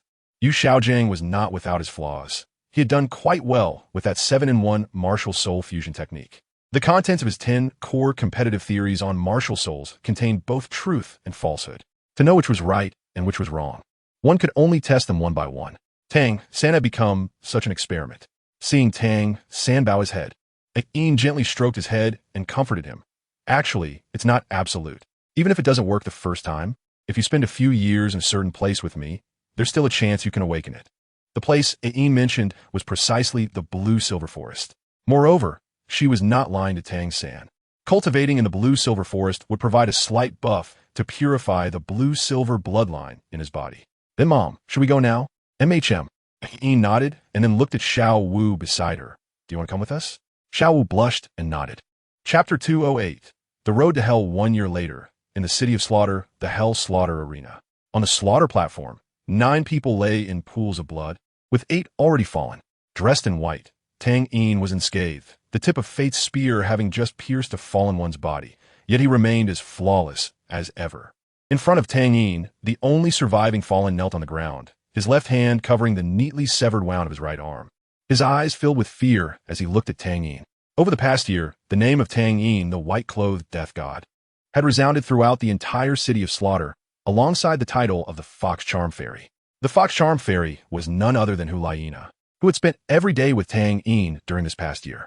When they first arrived in this city filled with evil and chaos, Tang Yin and Hulayina witnessed many disgusting things on the outside, but over time, they became desensitized. Once they entered the City of Slaughter, the only way to leave was to become a champion of the hell-killing field. Becoming a champion was quite simple. One only needed to win 100 matches. Even without the use of soul power, Tang Yin had already secured 99 victories with his 2 self-created soul skills. And now this match was the last one before his 100th win. Hulayina had completed her 100 matches before Tang Yin. In truth, Tang Yin felt quite lost. After a year, the mystery in his heart remained unsolved. Now, he was on the verge of forgetting it altogether. After all, he was already with Hulayina. Tang Yin understood what it meant to be a direct disciple. In this era that valued respect for teachers, Bibi Dong was like a mother figure to Hulayina. From the moment he accepted Hulayina, Tang Yin felt that there was no longer any possibility between him and Bibi Dong. In fact, Hulayina herself was not in a hurry to leave the City of Slaughter. Although there was no sunlight, the air was foul, and the atmosphere was oppressive. It was also because of this that Hulayina and Tang Yin spent a year together. The initial pathological attachment was gradually fading, and their relationship slowly returned to that of a normal couple. However, compared to the clingy Zhu Zhuqing, Hulayina was even more clingy, and her affection was even more abundant. Besides killing in the hell-killing field, the only thing they did together was exercise. But don't think of this as the control of a younger sibling. In such a high-pressure environment, exercising undoubtedly relieved their inner stress and lowered cortisol levels. On the battlefield, Tang Yin held his fate and slowly approached the last opponent step by step. Ever since Tang Yin and Hulayina had won 60 matches in a row, most people avoided them when they were queuing for matches. However, there was always a small portion who, in order to stay in the inner city, had to gamble their lives for a bit of happiness in the time to come. The people here, though called humans, were actually just shells of beings that were neither human nor ghost. After killing thousands, Tang Yin and Hulayina still maintained their sanity, thanks to the constant life energy provided by fate. This fierce-looking middle-aged man was just a poor soul. It wouldn't be an exaggeration to say that everyone who fought in the 90 matches before Tang Yin and Hulayina had a sense of luck. But at this point, facing certain death, no one would come. This was no longer gambling. It was a certain death sentence. Ironically, this middle-aged man was being hunted down for offending someone, and he had chosen to wait for death rather than die immediately. The rule of not being able to make a move while waiting temporarily protected him, and his pursuer dared not break the rules of the City of Slaughter. Leaving in frustration, "Please, let me go." The middle-aged man looked at the approaching Tang Yin, completely devoid of any thought of resistance, bowing repeatedly and begging for mercy. Tang Yin showed no mercy, not wasting even a drop of saliva as he cleanly slit the man's throat. Tang Yin was kind-hearted, but he showed no leniency when it came to killing evil people. There was no possibility of mistakenly entering the City of Slaughter. Besides Tang Yin and Hulayina, who were there for training, the rest of the people were not innocent. When the last opponent fell, Tang Yin had also achieved his 100 victories. Hulayina couldn't wait to rush over. Here, she didn't have to care about anyone's gaze. Moreover, her actions at this moment were quite graceful in a place devoid of any moral or legal constraints. 100 victories. It had been many years since a strong person had completed 100 victories. It seemed like it had been over 20 years. That was a tall man, wrapped in a huge scarlet cloak. The skin beneath the mask was extremely pale, with only a pair of completely blood-red eyes exposed. His body slowly descended from the air, seemingly unaffected by gravity. He seemed to be speaking to the crowd, but also to himself. The scarlet-eyed king of slaughter swept his gaze over Tang Yin and Hulayina. 100 victories. Very good. To commend your achievements, I have decided to bestow upon you the title of God of Slaughter. From now on, you may enter and exit the City of Slaughter at will and be appointed as guest officials under my rule. In fact, The king of slaughter still had some apprehension about sending these two little ancestors in. If they died on the Hell Road, that person would go mad, and the city of slaughter would likely be destroyed. Are we leaving? Tang Yin felt a bit melancholic. Hulaina knew that there was a place called Hell Road in the city of slaughter, and that after achieving 100 victories, one had to pass through Hell Road to leave the city of slaughter. However, she didn't understand why the king of slaughter would allow her and Tang Yin to leave directly. Just as the king of slaughter was about to speak, he suddenly trembled, and a complex pattern appeared in his blood-red eyes. No, wait, you still have to pass through Hell Road before you can leave. Tang Yin could clearly feel that the king of slaughter in front of him seemed to have changed into another person. Hulaina had already told him about Hell Road, and Tang Yin had no interest in that so-called god of slaughter domain. Such a domain did not provide significant benefits to his own cultivation. Moreover, domains do not have a cumulative effect greater than the sum of their parts. Then please, king of slaughter, open this Hell Road. As soon as he finished speaking, a bloodline flew out from everyone in the audience, gathering together to open a bottomless black passage with immense red energy. The audience had long since turned into withered corpses. Tang Yin looked at this road called Hell, and a hint of unease arose in his heart. Chapter 209. Unease. Heartache before Tang Yin and Hulaina could react. A dense blood mist floated out from the passage, obscuring their vision. Tang Yin tightly held Hulaina's small hand, and the feeling of unease intensified as they were enveloped by the blood mist. A pattern formed from blood materialized before them, resembling a bird-like creature. Before they could discern it, the creature's eyes lit up, and even with Tang Yin's Xieji activated, his mind shattered in an instant. A massive red light shot up into the sky, instantly engulfing their bodies. Everything around them became blurred. Only the deep, sharp voice of the king of slaughter echoed in their ears. I wish you good luck on Hell Road. As Tang Yin and Hulaina's figures disappeared from the spot, the once aged voice of the king of slaughter transformed into an alluring female voice. I didn't expect you to come to me, A strange crimson light flashed in the king of slaughter's eyes, which resembled the eye pattern just formed. Tang Yin felt his body plummeting into an endless abyss. The air around him cold, evil, and deathly silent. Even with the immense life energy protecting him, Tang Yin still felt uncomfortable. Just before his consciousness shattered, he embraced Hulaina beside him. At this moment, Hulaina felt icy all over. Her consciousness seemed to plunge into a bottomless ice cave, the coldness emanating from within pulling her awareness into an invisible abyss. Fortunately, the warmth from Tang Yin's chest constantly reminded Hulaina. Otherwise, in such an environment, her consciousness would surely be invaded by the surrounding thick murderous intent. After an unknown amount of time, accompanied by a violent tremor, Tang Yin's consciousness gradually returned to his body, regaining control. Once he adapted to the surrounding light, the dense blood light around them began to fade. An unfamiliar environment appeared before him. He and Hulaina were on a circular platform, about 5 meters in diameter. The original pattern on the platform was indistinguishable, with several damaged areas. Surrounding the stone platform was a layer of faint red mist. Even without the eye of the Xieji, Tang Yin could clearly see that below the platform was an endless abyss. Upon breaking through the darkness, he saw a river formed of blood flowing at the bottom. In addition, a narrow path less than half a foot wide, just enough for 2 feet to stand side by side, led into the unknown darkness. And it was the only way for the platform to connect to the outside world. Hulaina and Tang Yin's arms also regained her composure. She stood up from his embrace, her gaze following the narrow path. This should be the road to hell, Tang Yin said. Below is a river of blood. The surrounding red mist is created by the vapor from the magma boiling the blood river. After pondering for a moment, Hulaina slowly responded. It seems this road to hell is not only an exit, but could also be the core of the city of slaughter. If nothing goes wrong, as long as we pass through this road, we can obtain that slaughter god domain. Tang Yin nodded in agreement with Hulaina's statement.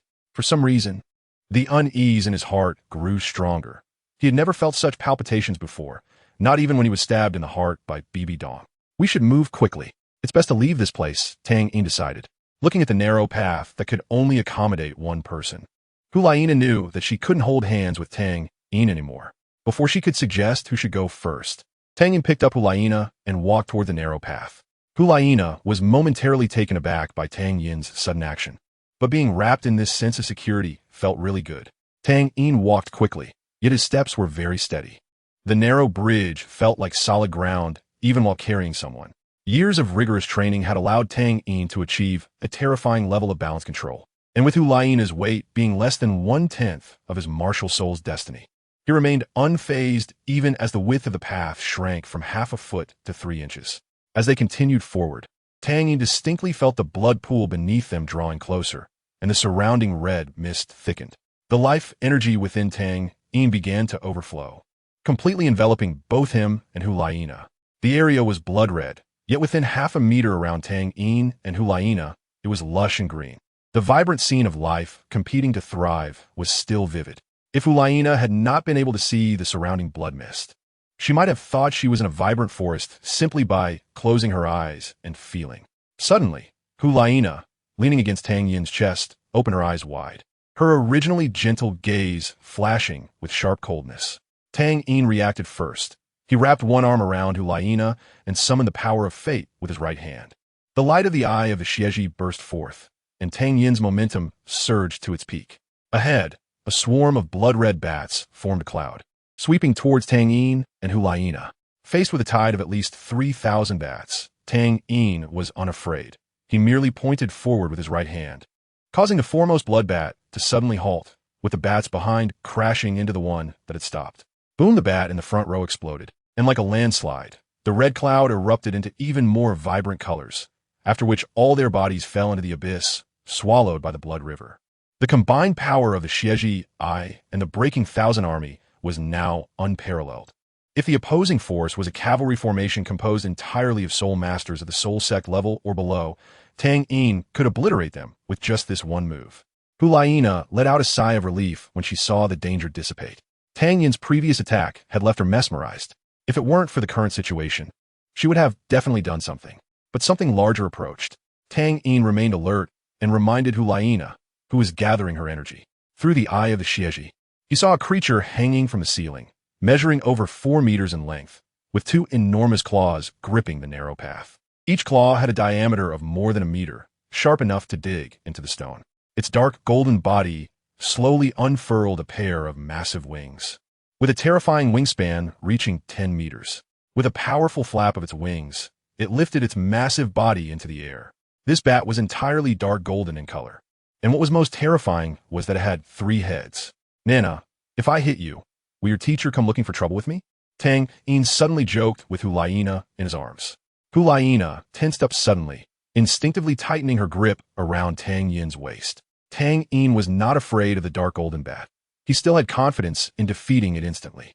However, that sense of unease grew stronger. If he was not mistaken, there must be something here that could resolve the turmoil in his heart, and, at the same time, this could also become his burial place. If Hulaina had not followed him, perhaps she wouldn't have encountered such things. The dark golden, 3-headed bat could not understand Tang Yin's cold joke. It opened its large mouth without making a sound, yet both Tang Yin and Hulaina felt a piercing shriek resonate in their minds. "Hold on to me."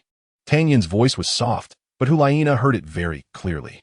However, this time, she did not follow Tang Yin's instructions. Hulaina released her arms around Tang Yin's waist, her body agilely positioning itself on the narrow path, a 3-meter-long tail raised high, instantly entering a combat stance. "I'm not a burden," Hulaina added haughtily. Tang Yin shook his head and smiled, taking out his Dragon Phoenix bow. Every time he drew the Dragon Phoenix bow, Tang Yin felt a part of his bloodline boiling within him, though he was unsure why. "Perhaps in the future, I will understand. But, can I see tomorrow's sun?" Draw the bow, notch the arrow, aim, and shoot. In one smooth motion, fate flies out, and that dark golden 3-headed bat king has yet to react before it plunges into the abyssal blood river. Tang Yin's tone is as usual. "Nana, let's go." Hulaina glances back at Tang Yin, although she feels a bit disappointed that he didn't continue to hold her after dealing with the danger. She is not someone who has grown up pampered. However, as Hulaina continues walking forward, she suddenly feels that something is off. She looks back and sees Tang Yin still following her. Is it just my illusion? Clap, clap. Clap. A round of applause echoes along the desolate hell road, and the Tang Yin who had left with Hulaina is inexplicably still standing in place. Just now, when Tang Yin felt he could use his soul ring, the unease in his heart reached its peak. To protect Hulaina, Tang Yin could only use his 5th soul skill to create a clone to follow her. The dim light here makes it hard to distinguish between Tang Yin's real body and the clone. Perhaps, by by the time Hulaina realizes something is wrong. She'll have safely left. At this moment, Tang Yin's gaze turns to the figure deep in the darkness. King of Slaughter. King of Slaughter? Yes and no. Hee, little Silver, don't you recognize me? I saw you before you entered this city of slaughter, for some reason. Tang Yin finds that the hoarse male voice of the King of Slaughter has transformed into this delicate female voice. If Bibi Dong were present, she would certainly recognize the owner of this voice. Rakshasa God. Tang Yin furrows his brows. He cannot recall where he has heard this voice before. Hey, I've been thinking about you for 4 whole years, and you've forgotten about me. So quickly the Rakshasa God complains a bit. So let me give you a hint. For years ago above this place, Rakshasa Mystic Realm, you are the Rakshasa God. Tang Yin is shocked. He does not understand why the Rakshasa God would appear in this city of slaughter. He clearly senses that the divine inheritance of this city of slaughter has no connection with the Rakshasa God, and their attributes simply do not match. Truly clever, I was originally planning to have some fun with your little girlfriend's body, but it seems there's no need for that now. Tang Yin narrows his eyes, his mind racing to think of a way to break the situation. But the other party is a deity, even if his soul power increases by 30 levels. Facing an unknown deity still leaves him with no chance of victory. For years ago, I spent 3 years in the Rakshasa Senior's secret realm.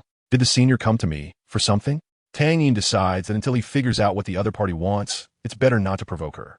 You're quite interesting, little one. Clearly terrified and anxious, yet you speak to me as if I'm your senior. What a polite child you are.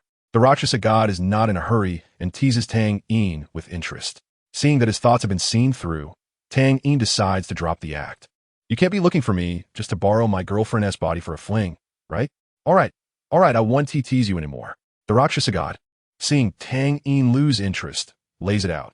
It's like this. You have an elder who has offended me, and I'm quite unhappy about it. So I want you to die to vent my anger. Of course, I can't act personally. As long as you can survive the hands of the King of Slaughter, you can truly survive after hearing the Rakshasa Goddess words. Tang Yin has no time to think about the details. His right hand grips his fate tightly. He knows that the King of Slaughter is an absolute title Dalu, and his strength definitely exceeds level 95. 7 days ago, while working as usual, Bibi Dong suddenly felt a sharp pain in her heart. She frowned, thinking there was something wrong with her body. But after introspecting her body, she found no issues. Since becoming a title Dalu, Bibi Dong has not had any illness, and since she began cultivating, her body has always been in excellent condition. Now that she's about to reach godhood, it wouldn't be possible for her to die of illness, right? There wouldn't really be a god who dies from illness, would there? At first, Bibi Dong did not take it to heart, but the sudden heart palpitations and the tearing pain made her feel uneasy. That night, she had a nightmare. In a nightmare, Tang Yin fell from a narrow bridge only half a foot wide into an endless abyss, his body covered in blood, and his chest had an obvious indentation where his heart should be. No, Bibi Dong woke up from the nightmare. Luckily, it was just a dream. But for several days, she kept dreaming of this same scene. Hell Road, Tang Yin. Bibi Dong remembers that Tang Yin went to the city of slaughter a year ago. She suddenly shivered, not daring to think further. No, I have to go see. Hastily changing into a new outfit, Bibi Dong did not have time to arrange the subsequent affairs and vanished into the vast night. Chapter 210, The Broken Rakshasa. The truth Hulaina walked forward for a long time without encountering any monsters living on the Hell Road. As she delved deeper into hell, the surrounding blood mist thickened, and the blood river beneath the abyss could be vaguely seen. It's getting higher. The rising temperature around her painted Hulaina's snow-white skin a bloody red. Both she and her martial soul detested this environment. Her pace quickened until a gigantic snake corpse appeared in her line of sight. The snake's carcass was dozens of meters long, most of its body submerged in the red blood river. Its body lay limply on the narrow Hell Road, displaying an eerie red-black color. On the head and back of the snake floating in the blood river, there were 9 protrusions, each resembling a bright red mushroom, with a dimming red light swirling within. Just as Hulaina was about to turn back and ask Tang Yin, she suddenly realized that she was supposed to be in special training. If she relied on Tang Yin the whole way, would he find her bothersome? After a moment of hesitation, Hulaina mustered her courage and approached the snake corpse. Upon getting closer, Hulaina clearly saw the obvious fatal wound on the snake's body. The wound extended from the snake's head all the way to its tail, slicing along the spine, and the depth and width of the lethal wound were identical. To inflict such a wound would require the assailant to have precise control over their own strength, and the weapon used must be extraordinary. Hulaina looked around. Apart from herself and Tang Yin, the appearance of a third stranger made her inevitably fearful. At that moment, a figure indeed appeared before Hulaina. It was too far away, and she could only make out the outline of a person. Her pupils suddenly dilated, and a large tail behind her was raised high, her delicate body assuming a bowing posture, ready to strike at any moment. At this moment, she did not forget to remind little Yin, someone is coming. But this time, there was still no response.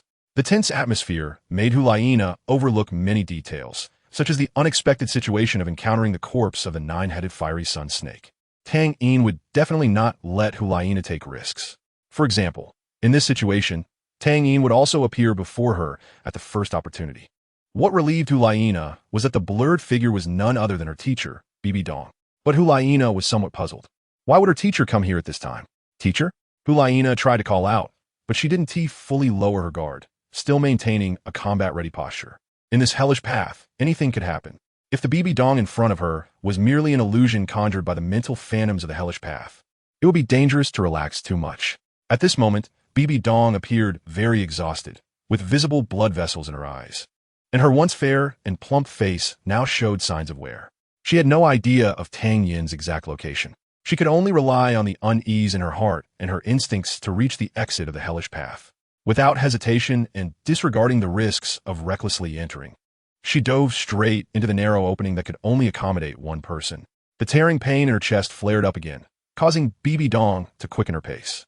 Numerous images flashed through her mind, some sweet moments with Tang Yin, and others of his indifference and decisiveness that night.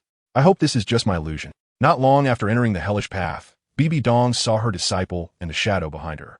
Breathed Bibi Dong slowly landed in front of Hulaina. Nana, you didn't encounter any problems, did you? The familiar voice dispelled most of Hulaina's doubts, but she still tentatively asked, Teacher, do you know where my only mole is? Seeing Hulaina still in her spirit form, Bibi Dong understood her disciple was still in a state of mental tension. So she replied, It's on the inner side of your left buttock. You told me when I was giving you a bath when you were little. Hearing the person in front of her reveal a secret known only to the two of them, Hulaina's last trace of doubt evaporated. The only other person who knew, besides Bibi Dong, was Tang Yin. Teacher, I miss you so much.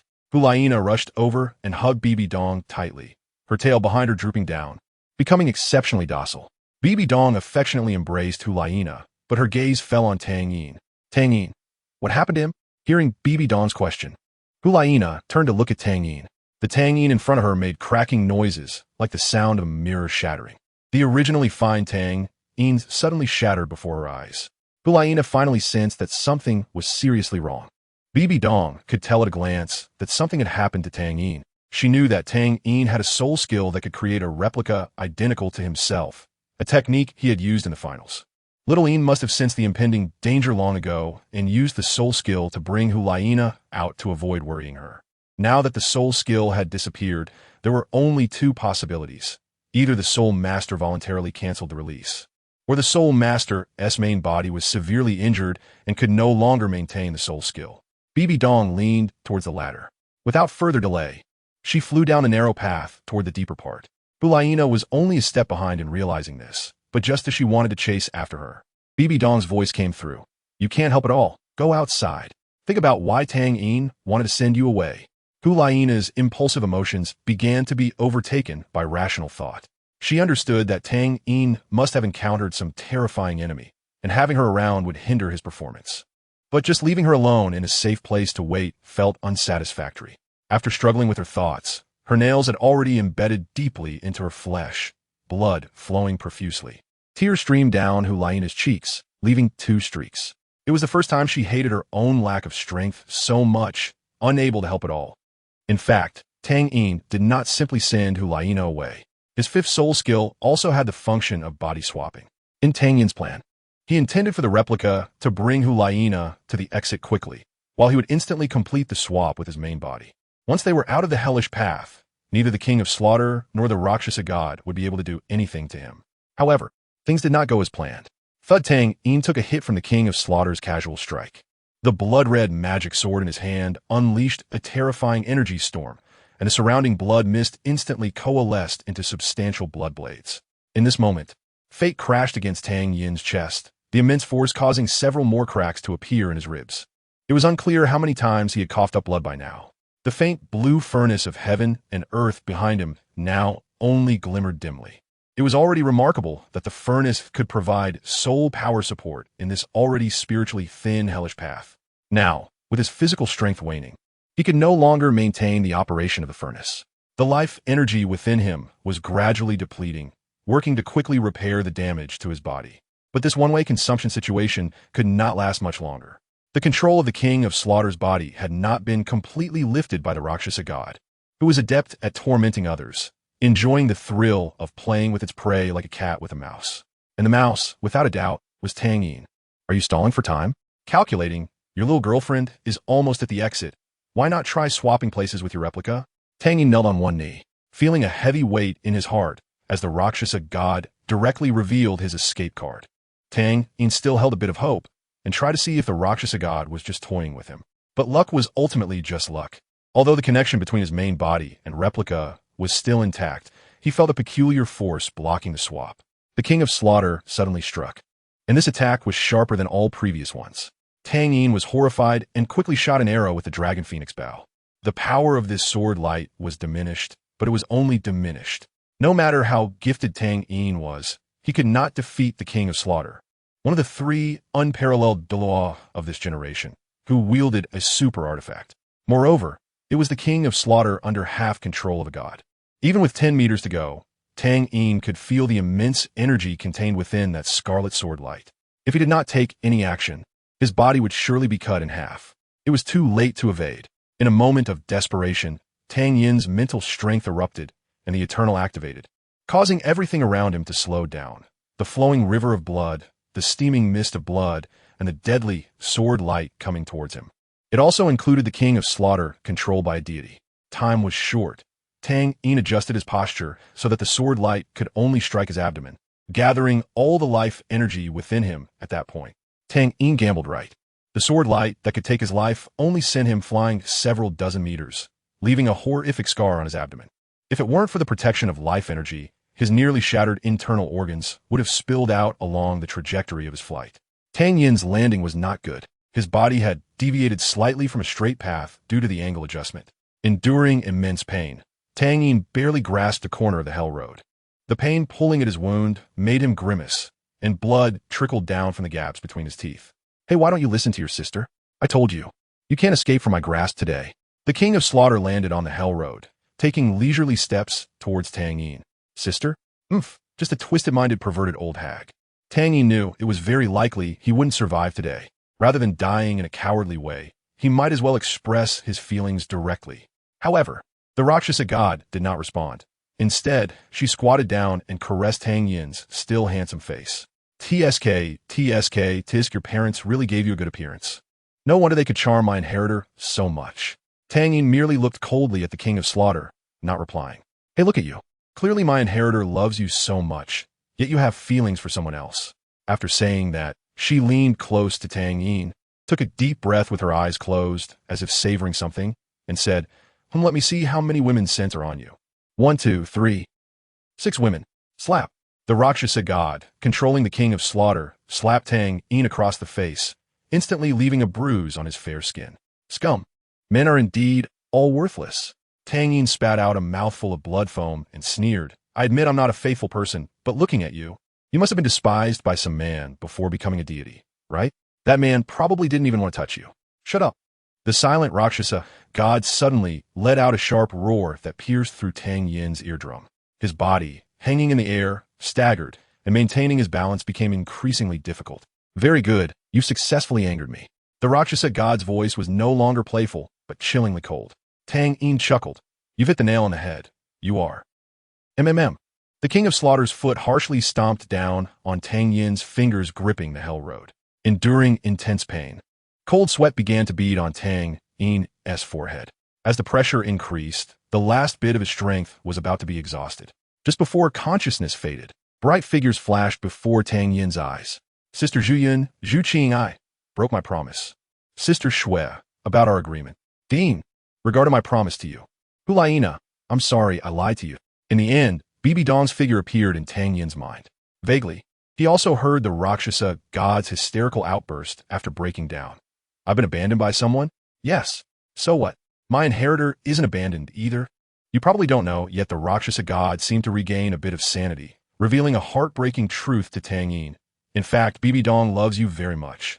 But in order for you to survive, she had to make you hate her. You never truly loved her. Can a whitehead prove anything? She even wanted to commit suicide. If it weren't for me, she would have died long ago, seeing Tang Yin's face twitch.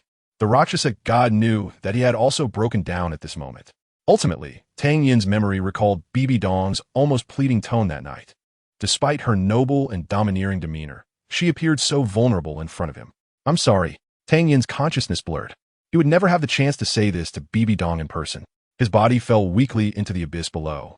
Chapter 211. Born for Love. Heartbroken longing as his consciousness scattered, Tang Yin suddenly felt someone catch his falling body. The person's arms were slender, yet strong. A familiar fragrance entered his nostrils. But Tang Yin no longer had the energy to think about who it was. He could only weakly murmur, run away, and then lost all consciousness. In Tang Yin's perception, there was no one on the continent capable of defeating the king of slaughter, not even Dalu, the grandfather of Qianren. Coming to save him would only cost another life. Just before his consciousness fell into sleep, Tang Yin felt several warm droplets fall onto his face. Is it raining? Bibi Dong looked at Tang Yin, covered in blood and cradled in her arms, and her heart felt like it was bleeding. Even though Tang Yin had lost consciousness, a faint green light still emanated from him, which meant something that Bibi Dong, as a titled Douluo, understood very well. When a soul master dies, the soul power accumulated within them disperses into the world in different ways. Soul power comes from heaven and earth, and should return to heaven and earth after death. Tang Yin was currently in this state. However, the life energy remaining in his body still maintained his basic life signs, but now it was merely a matter of prolonging the inevitable. No, don't die.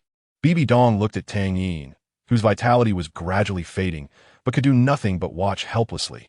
Oh, isn't this our little Dong? What brings you here? The Rakshasa god had long sensed Bibi Dong's arrival, and she deliberately timed it so that Bibi Dong could witness how Tang Yin died. Anyone could find love, but you, who chose to inherit my divine position, absolutely cannot. Bibi Dong ignored the Rakshasa god. She just quietly held Tang Yin tightly, wanting to use her warmth to warm his increasingly cold body. Ah, what a pity. The little lover in your arms already knows everything you've done to him, but unfortunately, he doesn't even have the chance to speak to you now. What a shame. Well, you and I, we are both unfortunate souls. We who bear the world's dirtiest sins and grudges are not destined to enjoy the blessing of love. Why not? Let us join hands and turn this Douluo continent into a hell. Bibi Dong placed Tang Yin's body on the hell road and slowly stood up. When she raised her head, 2 blood tears slid down her cheeks. Her scarlet eyes seemed to burn with rage. Rakshasa god. Bibi Dong gritted her teeth and instantly completed the true form of the Death Spider Emperor's martial soul. What Rakshasa god? What divine trial? What revenge? None of it mattered anymore. Everything was unimportant. What Bibi Dong wanted to do now was only to kill the one before her. The Rakshasa god was not angry. Having just vented a long-suppressed frustration, she was in a very good mood. As for the words that Tang Yin had said to break her defense, they were merely the last futile rage of a dying person. Heck, can you kill me? I'm just controlling the body of the king of slaughter. What do you do to me? Come on, little Donger, be obedient. Put away your martial soul and merge with the divine power I grant you. As long as you complete the 9 trials, you will become the new Rakshasa god. Who knows, by then, you might even try to resurrect your Tang Yin Ha. The Rakshasa god paid no heed to Bibi Dong's emotions, as it was entirely unnecessary. Unless Bibi Dong died, the divine trial would exist forever. As for suicide, could Bibi Dong, who bore the divine seed of the Rakshasa god, do that? Bibi Dong's 8 spider legs were deeply embedded in the hard stone. The Rakshasa god was right. Even if she wanted revenge, what could she do against the Rakshasa god? She had initially planned to use the divine trial to pollute your spirit, but unexpectedly, your little lover ruined it. Since I've come down with great difficulty, I might as well help you complete this little ritual. With a wave of the king of slaughter's hand, a wisp of purple-black gas flew towards Bibi Dong.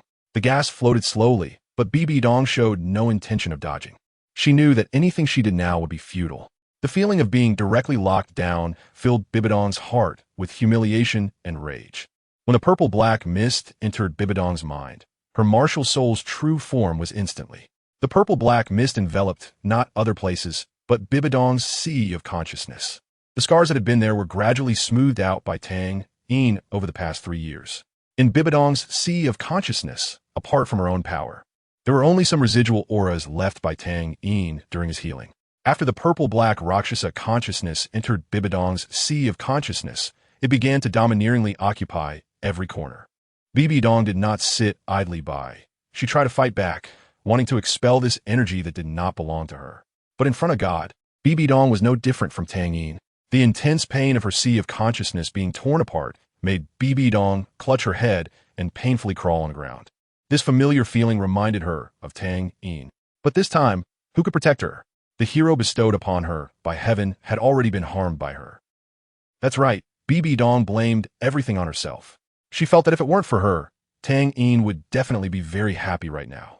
The invasion of the Rakshasa consciousness was very smooth, but when it reached 1/3 of the way, the Rakshasa god suddenly let out a piercing wail. The king of slaughter, controlled by her, stumbled and fell directly into the blood river beneath the abyss. The power invading Bibidong's mind receded like a tide. After a brief pause, Bibidong crawled towards Tang Yin without caring about her image. Using her hands and feet, she looked somewhat comical, but she didn't care at all. Enduring the intense pain from her sea of consciousness, Bibidong trembled as she reached out to check Tang Yin's breath. Gone. Bibidong seemed to lose her soul. Her eyes filled with a grayish-white stillness. At that moment, an ordinary-looking white flower floated out from Tang Yin's storage soul guide, beneath which lay a large black stone. Bibidong was quickly drawn to the flower, a voice in her heart telling her that as long as she picked this flower, she could save her beloved.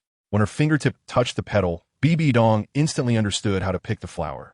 Since ancient times, the tears of longing are the most painful for parting lovers.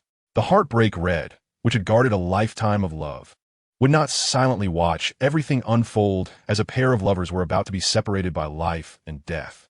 Bibidong carefully cradled the heartbreak red in her palm, beginning to recall the moments shared with Tang Yin. Her heart reached its most peaceful state at this moment, and all memories began to flow back to the time she spent with Tang Yin.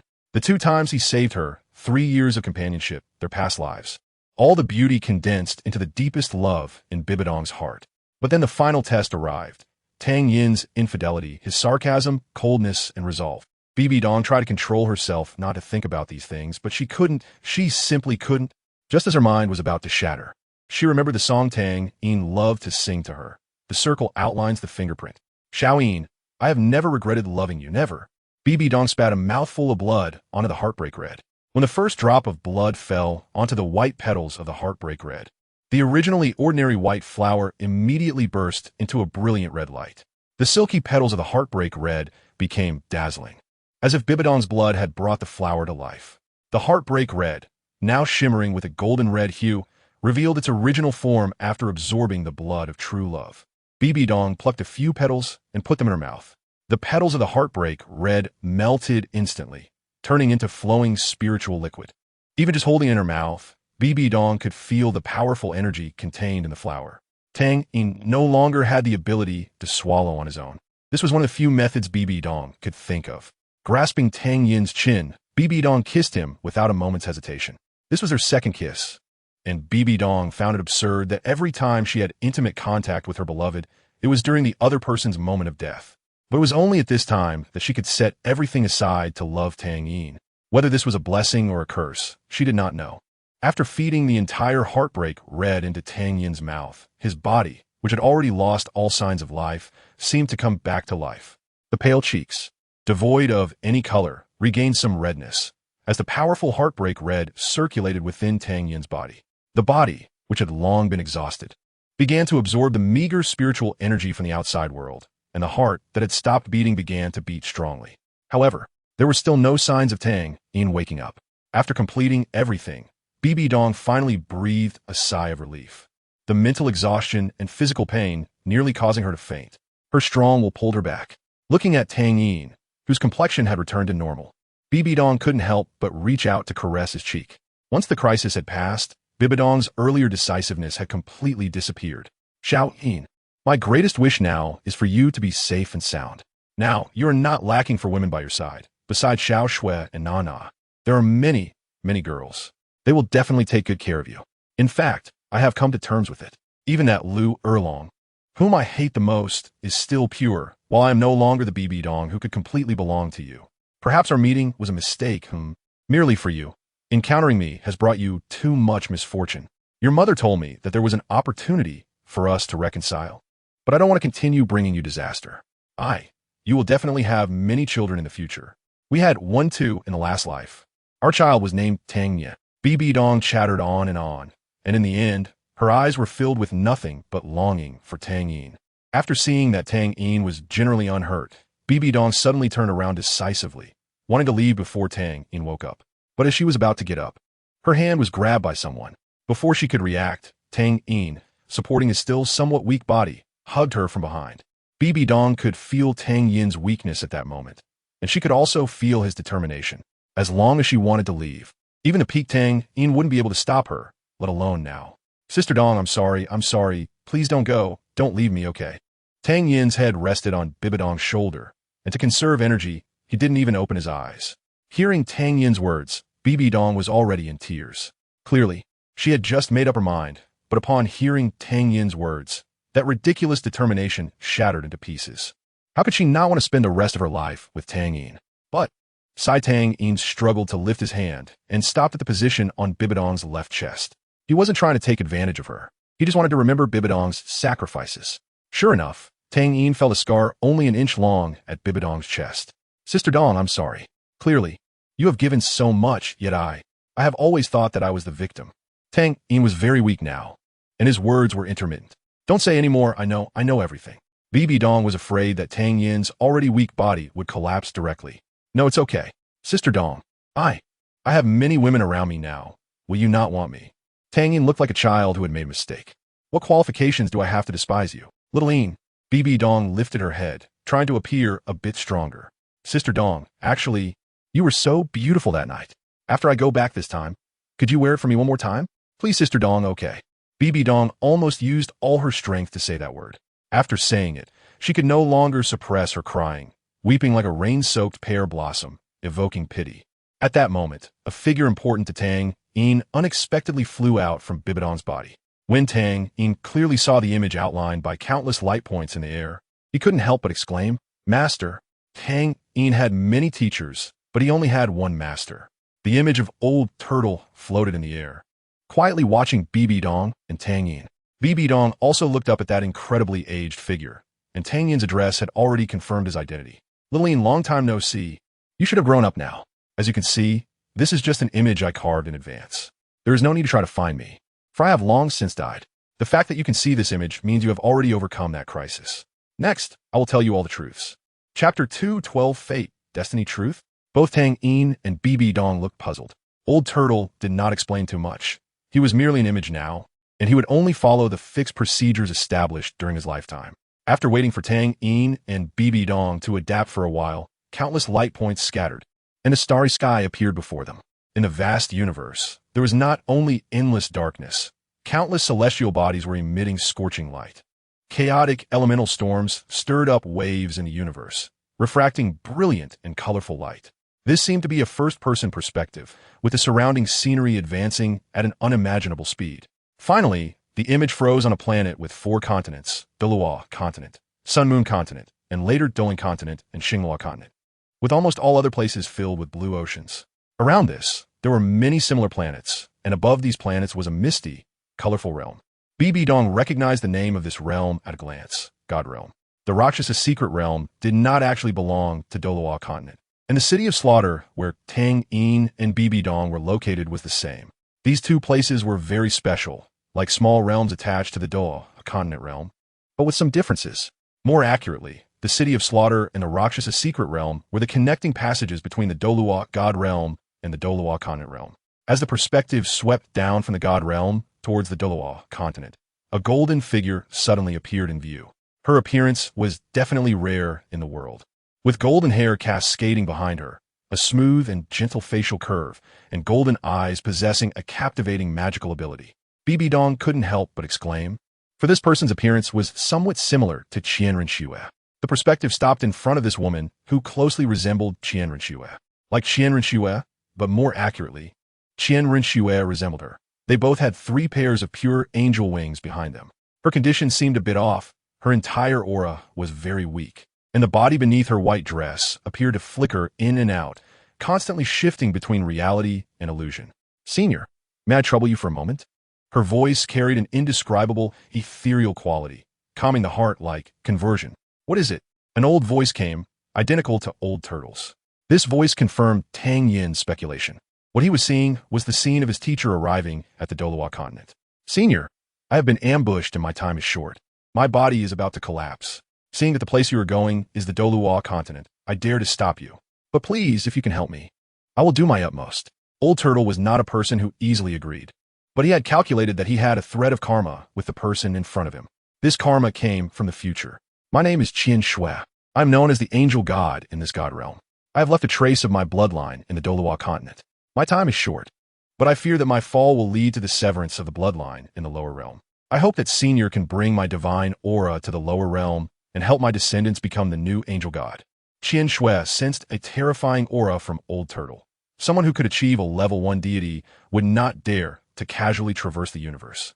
Yet the Old Turtle in front of her, who appeared to have only a remnant soul left, could perform long-distance traversals. His strength was definitely far beyond that of the beings in the god realm. Under the circumstances of not knowing the other party's background, she should not easily disclose her situation, but she was already at her wit's end if she didn't do this. The angel lineage that failed in the Faith War would be forever buried in the dust of history by the victorious sea god. All right, Old Turtle's reply was still very simple. The angel god Qian Shui seemed very anxious. After Old Turtle agreed, the already illusory body ignited with white flames, and the whole person transformed into a drop of brilliant golden essence blood. The drop of blood flew towards Old Turtle, falling together with him towards Douluo continent. As the scene shifted, Bibi Dong saw herself, kneeling on the ground, blushing and arguing with a blond man. Tang Yin could clearly feel the person in his arms trembling uncontrollably. "Girl, don't be afraid. Keep watching," Old Turtle's voice echoed, and from his soothing tone, Tang Yin could vaguely sense a hint of guilt. When Bibi Dong saw the disgusted face of Qian Xuanji, she did not feel a frenzy of killing emotions, but rather a faint sense of fear. Even though Tang Yin no longer hated her after knowing the truth, she still worried that he might harbor resentment because of this matter. However, the next scene before her seemed to differ from her memories. After being knocked unconscious by Qian Xuanji, Bibi Dong slowly woke up in the secret chamber. She hugged her body and, in a panic, checked herself, relieved to find that she was still intact. Thank goodness beside Bibi Dong was the unconscious Qian Xuanji. When she caught her breath, she raised her head. In the scene, her expression was somewhat dazed, as if she had seen something incomprehensible. At the same time, a true image appeared in Bibi Dong's mind. "Who are you? And did you save me?" This question from Bibi Dong was not surprising, as she could not feel Old Turtle's soul from a light orb like an angel. "I did not come to save you." Old Turtle's words felt like a bucket of cold water splashed onto Bibi Dong's heart. The recent near violation by the person she trusted most had left a significant shadow in her heart. "I am here on someone else's commission." Just as Old Turtle was about to clarify, he suddenly fell silent. Oh fate. Child, because of my arrival, your destiny has already changed. But it is too early now. With my current strength, I cannot predict whether the changes happening now are good or bad for you and me. Bibi Dong in the scene looked naive, and it was clear that she still had a hint of innocence and youthfulness in her eyes. "I should not have come here. According to the original trajectory of fate, you should have already been violated by your teacher, and in the future, you would have a daughter with him. Ultimately, you would be severely injured and on the brink of death to save your daughter, and your daughter would destroy her divine status for you, becoming a prisoner." Upon hearing about her future fate, Bibi Dong felt as if struck by lightning. The future she imagined should not be like this. She should be with the person she liked forever. "My arrival has changed your fate. Fate will separate you, and it will bring you together, but at that time, would you still be willing to accept him, who is no longer devoted to you? Is it Xiao Gang?" Bibi Dong tilted her head, asking her doubt, because when she heard Old Turtle recount her original fate, Yu Xiaojiang had already become one with his cousin Lu Erlong. Seeing this scene, Bibi Dong lowered her head, her hand gripping her clothes tightly, twisting the fabric together. "No, because of my arrival, a new life is about to be born. He does not belong to the original timeline, but is closely related to the child of fate from the original timeline." "Child of fate? Tang San?" Bibi Dong was clever. She immediately thought of Tang San, who could defeat her and her yet-to-exist daughter in a one-on-two battle. That's right, he and Tang San will be brothers. Huh? Bibi Dong was stunned. She knew that Tang San was even younger than her daughter. Ah, it seems like I've taken a bit of advantage. Then, can I? Bibi Dong felt her request was quite presumptuous, but at that time, she did not like either of the two known futures. Child, fate has long been predetermined, and everything is as it is. Now, you have two choices. One is the original fate, and the other is another future. Bibi Dong fell silent, lowering her head, beginning to make a choice regarding her fate. I choose option 2. After a long time, Bibi Dong made her choice. Old Turtle said no more. A beam of light flew towards Bibi Dong, and she fainted once again. The scene blurred. Girl, Qianrenxue is your child. This is an unchangeable fate. I have suffered a tremendous backlash for attempting to defy fate. Old Turtle reappeared, and his voice still carried a hint of guilt. After Bibi Dong fainted, he fused the blood of the angel god Qianxue into her body for conception, leading to Qianrenxue's birth, to avoid prematurely altering the established fate. Old Turtle sealed Bibi Dong's memory of this event, returning everything to the original timeline. The pain of knowing she was violated, the heartbreak of parting, the soullessness in the city of slaughter, an identical journey. The only difference was that at the brink of falling into the abyss, Bibi Dong encountered her life's salvation. After doing all this, I often wonder whether it was right or wrong, in a universe belonging to Old Turtle, to reverse fate and allow cosmic civilization to continue. He secretly orchestrated the calamity of all races, blood staining the heavens. Countless lives turning to dust in wars controlled by him. The killer, who directly and indirectly tainted the blood of countless lives, now reflects on how he twisted the fates of a pair of lovers. Humans are complex. The world is neither black nor white, but a delicate gray. Pure people do exist, and even bad people can have moments of kindness, while good people can, at times, be controlled by desire. Xiao Yin, I know that when you learn about this matter, you may not necessarily hate me, but there will be some resentment in your heart. Just as Tang Yin was about to speak, Old Turtle continued, there is no need to rush to refute. When I recorded this image, I had never seen you, but I saw your kindness from the future. Girl, you no longer need to worry about the issue of the Rakshasa god inheritance within you. When you hear me say this, the Rakshasa divine position has already become a masterless object. After some time, you'll be able to fully integrate with it. This can be considered a bit of compensation for me. Old Turtle smiled, like a kind old man. Child, the light boat has passed through countless mountains. Your future will be smooth. Go realize your ideals, go enjoy your life, and remember, I'm just a passerby in your life. Bound by fate for a lifetime, Old Turtle completely vanished from the world. Bibi Dong and Tang Yin maintained this position for a long time, unable to recover from their shock. This feeling of destiny felt quite magical to them. Master, Tang Yin's heart was full of emotion. The bond between him and Old Turtle was incredibly deep. Without Old Turtle, there would be no Tang Yin in this world. Xiao Yin. Bibi Dong's voice made Tang Yin slightly turn his head, meeting her gaze as she also shifted toward him. Donger, do not hate my master. The now recovered Bibi Dong covered Tang Yin's mouth with her hand, stopping the words he was about to say. Xiao Yin, your teacher is also a benefactor of my fate. He not only saved me, but also allowed me to meet you.